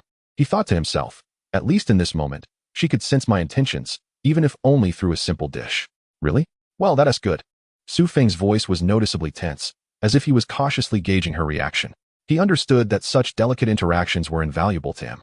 Every subtle glance and expression felt like pebbles dropped into his heart's lake, creating ripples he could neither ignore nor afford to disregard. Jia Zhangshi pursed her lips, gently placing the bowl down, her tone laced with playful irony. Aren't you usually quite cool? Why the sudden tenderness today? Her smile carried a hint of teasing, tightening Su Feng's chest once more. Clearing his throat, He felt a pang of regret at how easily she discerned his every move and expression. Yet he endeavored to maintain his composure. "It's nothing special. I just wanted to make you happy." He lowered his gaze, his eyes drifting to her fingers, gently gripping the bowl, stirring an indescribable softness within him. The air was rich with the scent of the dishes, and the moonlight cascaded like water across the courtyard, elongating Feng's shadow. He stood there, grappling with a swirl of complex emotions, anticipation, tension, shyness, and a flicker of joy. He thought how wonderful it would be to bridge the distance between them, yet feared that overtly pursuing such closeness might shatter the delicate equilibrium they had established. Jia Zhangshi set the bowl down softly, her voice carrying a gentle inquiry. "Do you mind if I ask why you suddenly care so much about me?" Her tone was soft, yet it tugged at Feng's heartstrings, rendering him almost defenseless. Feng inhaled deeply, calculating how to respond. He recognized that he could not divulge everything he felt, lest the atmosphere shatter. He smiled faintly, striving for tranquility. "It's nothing. I just thought that sharing a meal might brighten our spirits." His voice bore a hint of caution as he contemplated how he would rectify the situation if she misconstrued his words. After a moment of silence, Jia Zhangshi smiled gently, her eyes shimmering with a soft glow. "You're right," she replied. Her response felt like a warm breeze, gently easing the tension in Feng's chest while introducing a new layer of anticipation. Feng found solace in her smile, and his movements unconsciously softened. He quietly asked, "Would you like to try something else?" His voice was low and inviting, both a probe and an invitation. Jia Zhangshi nodded lightly, a playful glint in her eyes. "Sure. Let us see what else you can make." Feng's heart raced slightly, yet he felt a wave of lightness wash over him. He mused that perhaps tonight's atmosphere could temporarily alleviate the prior tension and conflict, allowing him to experience a long-lost sense of tranquility and warmth. He focused his attention once more on the stove, preparing to continue cooking for her. As the intertwining threads of nervousness and anticipation enveloped the entire evening in a gentle yet palpable tension, the gentle breeze caressed the courtyard, intertwining the moonlight with the soft glow of lamps. Feng gazed intently at Jia Zhangshi, meticulously deciphering her every subtle gesture, the slightest twitch of her brow, the fleeting tremor of her fingers, the delicate curve of her lips as they turned upwards. Each detail seemed to weave an intricate thread, pulling at the deepest recesses of his heart, compelling him to tread carefully while remaining ensnared by her presence. He recognized that this exchange of glances was far more direct and perilous than mere words, for it allowed emotions to burgeon uncontrollably within him. He understood the necessity of maintaining composure amidst this delicate atmosphere while guarding his heart. With a slight pressure on the spatula, Feng felt his heartbeat quicken, his breath growing slightly more hurried, yet his gaze remained steadfastly locked onto Jia Zhangshi's. He silently reassured himself. Tonight, everything must unfold gradually. He would observe her reactions, delicately navigate his emotions. Even amidst the tumult of feelings within, he aimed to maintain an exterior calm, striving to preserve the gentle, nuanced equilibrium of the evening. He slowly reached for an apple, his fingers grazing its cool, smooth skin, tightening slightly in apprehension, as if this simple act bore an air of ritual. He washed the apple with careful precision, fearing that a single misstep might disrupt the fragile balance they had achieved. He pondered, neither too fast nor too slow, but just right, ensuring that she perceived the naturalness of his intentions. Chapter 156, The Coolness of Night. Jia Zhangshi observed his meticulousness, a hint of amusement flickering in her eyes. "You're so serious even when washing fruit." Her voice flowed like a crystalline stream, laced with gentle teasing yet devoid of harshness. Feng glanced up, a flutter of excitement stirring within him, and he lowered his gaze, barely suppressing a smile. One must ensure cleanliness when eating fruit, lest it cause discomfort. His tone carried a hint of exasperation, but more prominently, a genuine concern. Internally, he reveled in the realization that she had noticed his attention to detail. Jia Zhangshi nodded lightly, reaching out to take an apple with an effortless grace. As Feng watched her fingers brush against the apple, a wave of tenderness surged within him, overwhelming and disorienting. He bit his lip, reminding himself, "Do not let emotions spill forth, remain composed." "How does it taste?" Feng inquired softly, his voice tinged with cautious inquiry. He understood well that such a simple interaction was already laden with subtlety. Every detail could be interpreted as a sentiment or emotion by the other. Jia Zhangshi pressed her lips together, slowly taking a bite of the apple, her eyes narrowing with delight. "Sweet, very delicious." Her tone radiated satisfaction and gentle joy, causing Feng's heart to flutter. He relaxed his grip, the sweat in his palms receding, yet the warmth spreading in his chest intensified. Observing her savoring the fruit, Feng contemplated his next move. Should he engage her in light conversation or inquire about her preferred fruit flavors? Yet, as the words hovered on the tip of his tongue, he hesitated, fearing that excessive chatter might shatter the serene ambience. After finishing a bite, Jia Zhangshi set down the apple, her gaze light upon another fruit prepared by Feng. Are you always this attentive? Her voice carried a hint of curiosity and a touch of probing, tightening Feng's heart with a gentle pressure. He chuckled internally while responding in a subdued tone. Most of the time, it's just fine. He endeavored to sound casual, yet beneath the surface, a tempest of emotions brewed, a desire to convey his attentiveness while fearing that overt displays might disrupt the delicate atmosphere. Jia Zhangshi smiled softly, reaching for a slice of orange. Do you care for others in this manner regularly? Her gaze pierced him like a spotlight, igniting warmth within him. Feng lowered his head, murmuring, not particularly, but seeing others happy brings me joy. His voice carried an unintentional sincerity, as if a flame had begun to kindle within him, warm yet slightly fervent. After taking a bite of the orange, Jia Zhangshi squinted playfully, a glimmer of brightness in her eyes. Do you always speak so directly? Her teasing tone was tempered with gentleness, causing Feng's heart to flutter with warmth. He struggled to maintain his composure, secretly reveling in the thought that she seemed to relish the easy atmosphere. Perhaps this was the very essence he had yearned to witness. As he observed her nibbling on the fruit, his heart felt illuminated by a soft glow, each delicate action stirring deep emotions within him. He recognized that simple fruit and uncomplicated interactions could subtly bridge the gap between them, and this nuanced sensation was far more authentic and stirring than any elaborate discourse. Gently arranging the fruit slices in his hand, Feng devised a plan. Perhaps he could employ a touch of finesse to sustain the light-hearted ambience. For instance, he could share recent amusing anecdotes or inquire about her favorite fruit, ensuring the conversation remained unforced while conveying his attentiveness to her every detail. Jia Zhangshi nibbled on the fruit, occasionally glancing at Feng's actions, her lips curling into a faint smile that sent warmth flooding through him. He reminded himself, do not rush, let everything unfold gradually, allowing this moment as subtlety and warmth to blossom between them. In the courtyard, moonlight filtered through the shadows of the trees, casting a gentle glow upon the flagstone beneath. The soft breeze carried the faint scent of night, and Feng's mood gradually unfurled within this serene and delicate atmosphere, his gaze imbued with both focus and gentleness. He observed the fruit in Jia Zhangshi's hand, a swirl of complex and warm emotions stirring within him, both anticipation and trepidation, as if, in that instant, the distance between them had begun to close, laden with infinite possibilities. He discreetly noted how she occasionally lifted her gaze toward him, her eyes shimmering like rippling water beneath the moonlight, quickening his heartbeat. He mentally strategized his next step. Perhaps he could seamlessly continue the light atmosphere, discussing casual topics that might coax a more natural smile from her while maintaining an air of subtle poise and warmth. Feng lowered his head to arrange the fruit slices on the table, contemplating how to extend this ambience in the most natural manner. He gently proposed, would you care to try this mixed fruit platter? It contains apples, oranges, and some grapes. His voice was soft and inviting, tinged with a hint of anxiety, fearing that Jia Zhangshi might find the suggestion abrupt. Jia Zhangshi lifted her head, her eyes narrowing slightly, a gentle smile gracing her lips. Sure, let me taste your combination. Her tone bore a hint of anticipation, igniting warmth within Feng.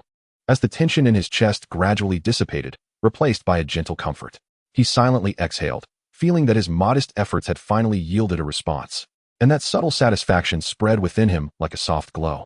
As Feng stepped into the courtyard, he felt the coolness of the night air, instinctively tightening his shoulders. His gaze swept around, ensuring that Jia Zhangshi would not be startled by sudden movements. He reminded himself, stay calm, take it slow, everything must unfold naturally. He gently set down the basket, bending to retrieve the fish, placing them into the prepared basin of water. The gentle ripples reflected his focused yet slightly anxious expression. Jia Zhangshi emerged from the house, her brow slightly furrowed. Is that fish? Her tone held a blend of surprise and curiosity, her eyes bright as they fixated on the fish darting in the water. Feng looked up at her with a slight smile, his voice low and steady. Indeed. I thought I'd prepare something fresh for you to try. Though his words were tranquil, a tempest brewed within his heart. He hoped she would take pleasure in it, yet feared she might perceive his attentiveness as excessive. Jia Zhang approached the basin, crouching down, her fingertips gently grazing the water's surface, causing the fish to scatter slightly in surprise. Her smile was gentle, her eyes sparkling with a hint of brightness. You truly managed to infuse such care into every little thing. Chapter 157, A Subtle Flush. Feng's heart surged with warmth, and he lowered his gaze, unable to meet her eyes directly, yet his voice betrayed a soft gentleness. I merely wish for you to enjoy your meal. Jia Zhang regarded the fish in the water, nodded slightly, and then turned her gaze back to Su Feng, her smile imbued with a delicate anticipation. So, how do you intend to prepare it? Her tone was light, yet her eyes bore a subtle intensity that made Su Feng's palms sweat involuntarily. Taking a deep breath, Su Feng considered his next move. I plan to steam it simply, adding some ginger and scallions with a touch of seasoning. The flavor will not be overwhelming. He endeavored to keep his voice calm and natural, though anxiety crept in. Would she be picky? Would she feel my efforts were insufficient? Jia Zhang bit her lip, a playful glint flashing in her eyes. Then you must be cautious not to ruin the fish. Her tone was laced with mild teasing, yet it conveyed her concern for him. A sudden warmth enveloped Su Feng. Her smile was like a beacon of light in the night, prompting him to relax his shoulders. He leaned down, carefully transferring the fish into the prepared steamer, his fingers trembling slightly at the chill of the fish's body, but he remained focused. He silently reminded himself, take your time, do not rush, be meticulous in every step, so she perceives my sincerity rather than my fluster. You seem quite adept, Jia Zhang observed from beside him, her eyes sparkling with amusement. She gently bit her lip, as if contemplating something while subtly evaluating Su Feng's every move. Su Feng felt a flutter in his heart, offering a bashful smile. I've done it a few times before. I wouldn't say I'm proficient, just accustomed. His voice was low and steady, an attempt to mask the slight tension within. As steam gradually filled the air, the fragrant essence of the fish wafted through the courtyard. And Su Feng bent down to arrange the seasonings around the steamer, his fingers brushing against ginger slices and scallion shreds, a warm current flowing within him. He observed Jia Zhang standing beside him, her fingers lightly grasping the hem of her garment, her gaze inadvertently drawn to the steam rising from the pot. His mind racing with thoughts. Would she appreciate this aroma? Would she sense my attentiveness to every detail? Jia Zhang exhaled softly, her voice tender. It's so quiet in the courtyard, only the sound of your bustling. Her eyes casually scanned Su Feng's actions, a relaxed demeanor suffusing her expression. Accompanied by a faint smile, Su Feng felt another flutter in his heart, sensing that each breath he took was subtly intertwined with her presence. Indeed, tranquility is a good thing, Su Feng replied softly, while keenly observing the density of the steam, contemplating. Maintain the rhythm, allow her to feel at ease. Do not disrupt this serene atmosphere. The vapor gradually ascended, filling the courtyard with a delicate aroma of fish intermingled with ginger and scallions, the moonlight filtering through the leaves, casting dappled patterns on the flagstones, as well as upon Su Feng's shoulders and his focused expression. A wave of warmth washed over him, akin to ripples on a water surface caressed by a gentle breeze. Jia Zhang stood nearby, admiring the meticulousness of his actions, a glimmer of appreciation in her eyes. You always do this, attending to every detail with such care.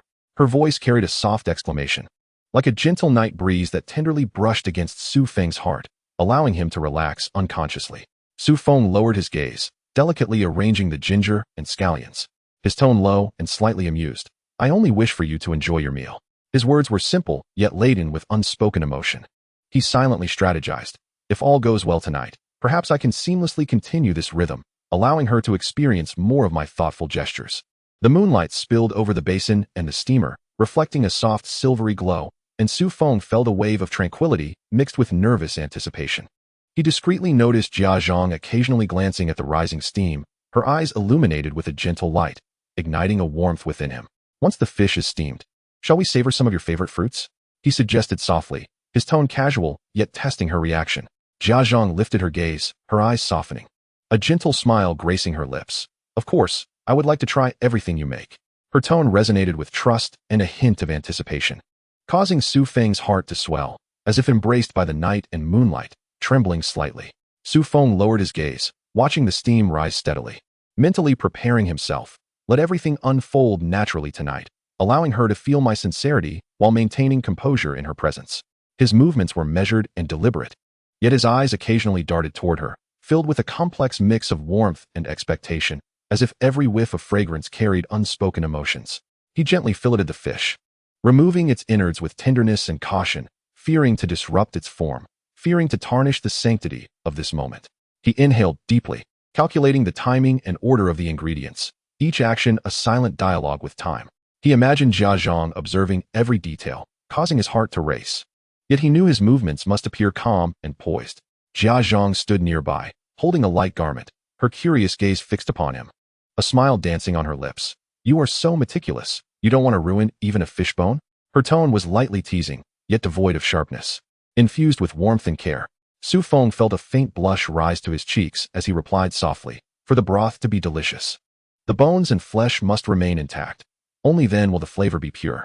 His words were steady, but he reminded himself not to panic, lest she uncover his underlying tension. He placed the fish into a clay pot, adding fresh water, attentively observing the ripples forming on the surface, like time flowing slowly within the water. He gently sprinkled in ginger slices and several scallions, his fingers brushing against the fragrant seasonings, allowing his thoughts to drift in the steam-filled air. With each breath, he could detect the intertwining scents of ginger and fish, his heartbeat quickening slightly. Yet he endeavored to maintain his composure. Jia Zhang stepped closer, her finger lightly tapping the edge of the clay pot. It already smells delightful. Her voice was soft, laced with anticipation, prompting Su Feng to meet her gaze, a wave of indescribable warmth swelling within him. He smiled gently and replied in a low voice, "Take it slow. The water needs to simmer gently for the flavors to meld naturally." He noticed her eyes occasionally fixating on the swirling steam, at times observing the nuances of his hands. Contemplating, is she more perceptive than she appears? Can she sense my every effort? Pausing momentarily, he gently rubbed his forehead, feeling the perspiration begin to bead. Chapter 158, especially gentle. You always do this, so cautiously, Jia Zhang remarked softly, her gaze warm, as if nurturing everything she encountered. Her smile carried a hint of playful teasing, yet it was also a genuine observation, enveloping Su Feng in a sudden softness, prompting him to lower his gaze and stir the water in the pot, his palms warming as he pondered. Has she discerned my innermost thoughts?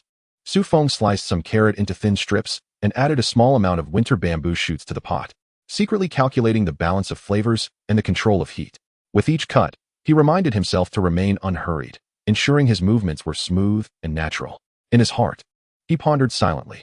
The flavor of the fish soup should be delicate and clear, allowing the freshness of the vegetables and the aroma of the fish to intertwine harmoniously, bringing comfort rather than overwhelming intensity.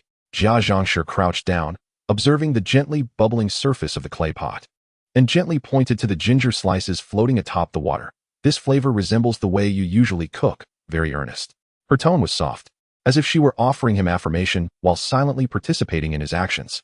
A warm sensation surged within Su Feng as he slightly lifted his gaze to meet hers, a hint of tenderness flickering in his eyes. Indeed, cooking is also a way of living. His voice was low and calm, yet beneath it lay an uncontrollable excitement. He thought to himself that such a night, with such an atmosphere, brought him closer to her, allowing him to find a certain tacit understanding in these mundane actions.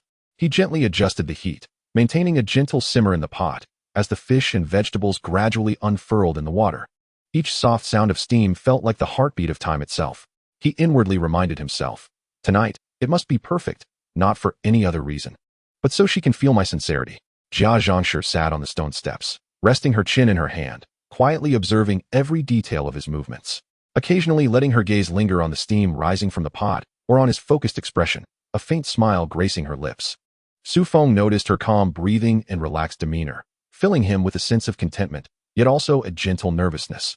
Her gaze held both curiosity and warmth, prompting him to carefully cherish this moment. He lifted a small bowl, gently ladling out the broth to taste, furrowing his brow slightly before relaxing once more.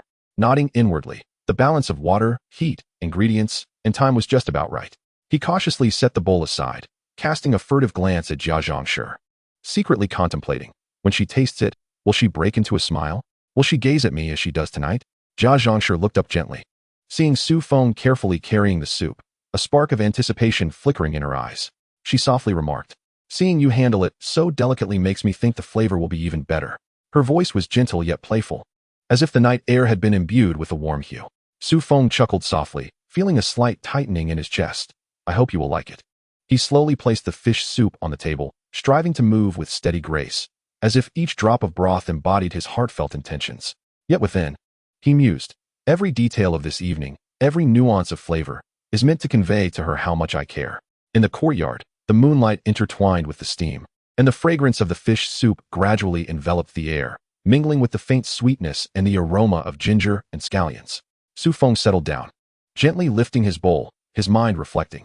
At this moment, time seemed to slow, magnifying every detail, each breath, each wisp of steam, each glance from her, etching itself quietly in his heart. Jia Zhangshi also raised her bowl, savoring the aroma. a glimmer of a smile lighting her eyes as she softly spoke. The scent is already very comforting.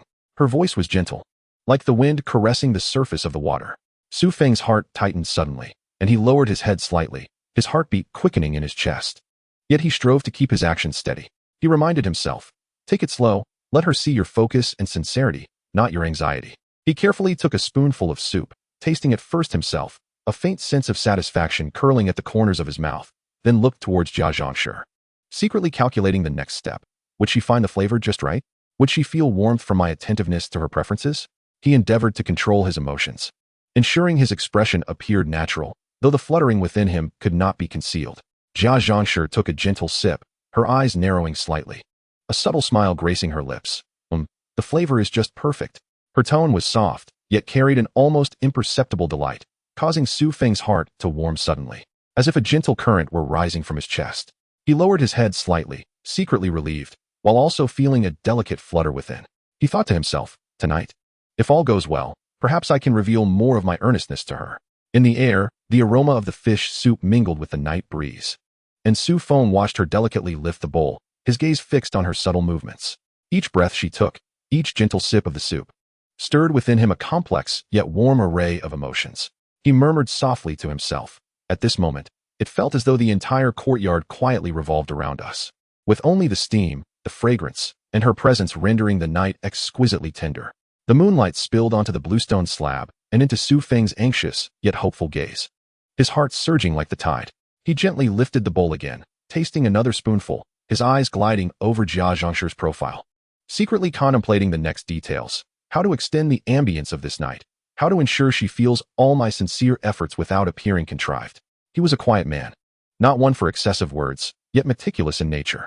Since moving into this courtyard, he had grown accustomed to early mornings and late nights, speaking little and rarely involving himself in others' affairs. Yet it was precisely this steady demeanor that drew the attention of many in the courtyard, especially Qin Huairu. Qin Huairu's dwelling lay to the east, with a few freshly washed garments hanging from the eaves, their colors pale and the threads fraying. One day, she opened her door to find Su Feng crouched by the water tank, and a flicker of complexity crossed her eyes. Life had not been kind to her. Since losing her husband, she had been struggling to support her children through odd jobs and sewing. Her clothing was few, and her children's even fewer, often mended repeatedly. That day, the wind was somewhat chilly, and the small clothes hanging on the line swayed in the breeze. She thought to herself, with this kind of weather, if the children lacked thicker clothing, they would surely be cold at night. Her gaze involuntarily drifted towards Su Feng. Chapter 159. Whispering this name silently, Su Feng finished washing the clothes, wrung them out, and draped them over the bamboo pole before lifting the wooden bucket to return indoors. Just as he turned, Qin Huairu's voice floated softly. Su Shifu, is that newly washed clothing? Su Feng looked up, offering a faint smile. Old ones, worn at the factory. They were too dirty to wash clean. They look quite clean, she murmured, her gaze lingering on the military uniform for a moment. Su Feng paid little mind, merely nodding as he carried the bucket back inside. In that moment, sunlight illuminated his profile, casting a serene line, stirring something within Qin Huairu. Yet she refrained from speaking further. At night, the wind picked up, the shadows of the trees in the courtyard swayed, and the clothes on the bamboo pole rustled noisily in the breeze. Qin Huairu tossed and turned, unable to sleep, her mind preoccupied with the military uniform from earlier. The fabric was thick and appeared warm. She recalled it was Su Feng's most frequently worn one, and suspected he had more than one. If she could take one to have it altered for her eldest son into a cotton vest, the winter chill would be more bearable. However, the thought of borrowing someone else's belongings made her heart race. She bit her lip, hearing the wind howl outside. The children curled up on the kong, softly coughing. Each cough sounded like a fine needle, pricking her heart. She rose, donned her outer garment, and approached the window. Outside was pitch black. Only a dim yellow light shone from Su Feng's room, casting a faint glow. He was still awake. She hesitated, wanting to wait until the light went out before going. About half an hour passed, and finally, the light dimmed. The courtyard descended into utter silence, save for the wind whispering through the gaps. Qin Huairu quietly opened the door, her bare feet touching the cold ground, her breathing light. She walked to the bamboo pole, reaching out to touch the military uniform, the coarse fabric sliding beneath her fingertips, causing her hand to tremble at that moment. Just borrow it for altering the children's clothing, and return it once done, she told herself internally. But just as she took the garment down, a low voice called from behind her, Huairu. The sound, though not loud, exploded in her heart like thunder. She abruptly turned around, the flashlight in Su Feng's hand illuminating the space, nearly blinding her. Su, Master Su, she stammered, clutching her clothes tightly. Su Feng gazed at her, his expression intricate, and after a lengthy silence, he inquired, "What brings you out at this hour?" Qin Huairu's face flushed crimson as she hastily explained, "I didn't mean to. I just wanted to borrow an old piece of clothing to make a vest for the children. They're too cold to sleep." Su Feng's brow furrowed slightly as the beam of light from his flashlight shifted downward, revealing her dusty bare feet. In that moment, his sense of resolve was unexpectedly subdued, replaced by a silent sigh. "You need not resort to stealing for clothing." He spoke softly, his tone devoid of anger but imbued with a calmness that evoked deeper shame. Qin Huairu's hand trembled, nearly dropping the clothes. She lowered her head, her voice barely above a whisper. "I didn't mean to steal. I was just trying to avoid troubling you." "Troubling me?" Su Feng chuckled bitterly. "You know how the people in this courtyard would react if they saw this?" She was momentarily taken aback, a chill coursing through her. Indeed, the rumors in this courtyard could be more vicious than the wind. If word spread that she had been caught stealing a man's clothes in the dead of night, her reputation would be irreparably tarnished. "That is not what I meant. Master Su, truly it's not," she implored, her eyes reddening with urgency. Su Feng sighed, setting down the flashlight and stepping closer, gently assuring her, "I believe you." Those 3 words swept away the heaviness in her chest like a breeze. She looked up, tears finally streaming down her cheeks. "Go back inside, don't catch a chill. I'll bring you the clothes tomorrow." She stood there, momentarily stunned, wanting to say something but rendered speechless. Finally, she nodded, carefully placing the military uniform back on the bamboo pole before turning away, head lowered, and returning indoors. Su Feng watched her retreating figure, unmoving for a long while, as an unspoken bitterness churned within him. The next morning, the sun poured brightly into the courtyard, as if the events of the previous night had never transpired.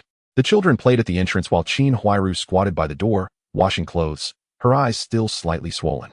Su Feng emerged from the house, carrying a neatly wrapped bundle. "Huairu," he called.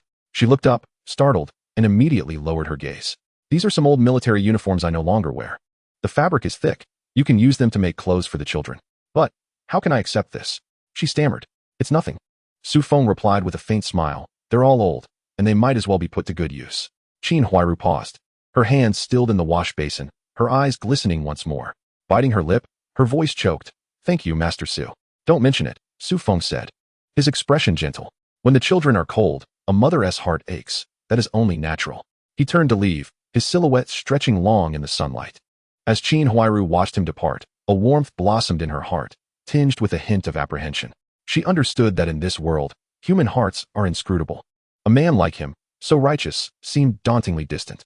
Yet, her gaze remained drawn to him. As night fell again, the rustling of branches in the wind echoed in her ears. Qin Huairu sat beneath the light, mending the transformed military uniform into a small coat, her thoughts drifting back to Su Feng's expression. As the needle wove in and out, her heart fluttered gently. "Master Su," she silently repeated in her mind. Unbeknownst to her, in the adjacent room, Su Feng too was sleepless. The oil lamp had burned for quite some time as he sat at the table, staring into the darkness outside. The wind swept past the bamboo poles, carrying with it the chill of the night. He suddenly recalled the sight of Qin Huairu with her head bowed, her voice trembling as she explained herself. At that moment, something deep within him stirred. He sighed softly, murmuring to himself, "She has it tough." Sitting at the table, he held a cigarette between his fingers, its glowing ember flickering before dimming. Smoke swirled before him, yet his gaze remained fixated on the empty porcelain bowl on the table. A faint scratch marked its edge, a remnant of a careless lunchtime mishap. Yet as he stared, his thoughts drifted to the trembling hands of Qin Huairu. He had witnessed the struggles of many, and he had heard the whispers that surrounded her. But he knew that no matter how dire her circumstances, she had never truly bowed her head to beg. Her pride was sturdier than her frail shoulders. He exhaled softly, extinguishing the cigarette. Yet the events of that night lingered in his mind. If others were to find out, the whispers would proliferate, spiraling into a web of gossip that could tarnish her name beyond repair. As a widow with children, her life was already fraught with difficulties. How could she endure if she were further subjected to the scrutiny of others? The next morning, long before dawn, Su Feng rose early. He carefully packed the remaining old clothes into a burlap sack, intending to leave them at her doorstep while everyone else was still asleep. However, as he made his way, the door to the east room creaked open. "Master Su up so early?" It was the elderly woman from the Jia family, clad in a robe and holding a copper kettle. Her eyes squinted in the morning light, revealing curiosity. Su Feng's expression shifted slightly, though he managed to smile. "I washed some clothes last night and wanted to check on the weather, fearing they might not dry." Oh, she replied, her gaze falling on the sack in his arms. What's in that bag? It seems heavy. Just some leftover fabric from the factory, to clean the machines, he responded nonchalantly, his eyes steady as a placid lake. The old woman chuckled, nodding, Master Su, you are quite diligent. Once she had moved on, Su Feng released a sigh of relief. He quickened his pace, placing the burlap sack at Qin Huairu's doorstep, just as he was about to turn away when he heard soft footsteps from within. The door opened, revealing Qin Huairu draped in an old cotton coat, her hair slightly tousled, her eyes still sleepy as they met his. Master Su, their gazes locked for a moment, and she hesitated, then lowered her head, her voice barely above a whisper. Are you bringing me more clothes? They're all old, Su Feng replied. The fabric is sturdy and should be useful for making clothes. Qin Huairu's fingers tightened around the collar of her coat, wanting to express her gratitude but feeling that thank you was too insipid to match the weight of the previous night's awkwardness. After a moment of hesitation, she quietly asked, Could you please not let anyone know about last night? Su Feng nodded, his tone gentle. I won't say a word. He turned to leave, but was suddenly halted by her voice. Master Su, she bit her lip. I truly didn't mean to steal last night. It was just. The fabric was too thick, and the child was coughing badly. I understand, Su Feng said without turning back, simply stating, I believe you. She lifted her gaze to his retreating figure, a pang of bittersweetness filling her heart. Those words, I believe you, carried more weight than any explanation. From that moment onward, a subtle understanding seemed to blossom between Su Feng and Qin Huairu. He was not one for idle chatter, nor did he take the initiative to draw near. Yet each time she fetched water from the well, he would invariably lend a hand by carrying a bucket for her. Whenever she hung out the laundry, he would feign passing by, subtly propping up the fallen bamboo pole. This delicate concern went unnoticed by others. Only in the depths of their hearts did ripples quietly stir. However, such tranquility could not endure. One evening, the residents of the courtyard gathered, laughing and sharing stories. Uncle Air, clapping his hands in delight, exclaimed, Our courtyard has been quite lively lately. I heard that shadows have been flitting about in the east room at night. We ought to be cautious. Someone chimed in with a laugh. Could it be a thief? I heard a few garments have gone missing from there. Qin Huairu, holding a basin of water as she passed, momentarily faltered, her fingers slipping, nearly spilling the contents. Su Feng, perched in a corner, lifted his gaze, his expression instantly turning frosty. What thief? He muttered, his voice low and stern. People should keep an eye on their belongings. Don't heed every rumor. Uncle Air paused, letting out a chuckle. Su, you have a point. However, someone did see a shadow, specifically a woman's.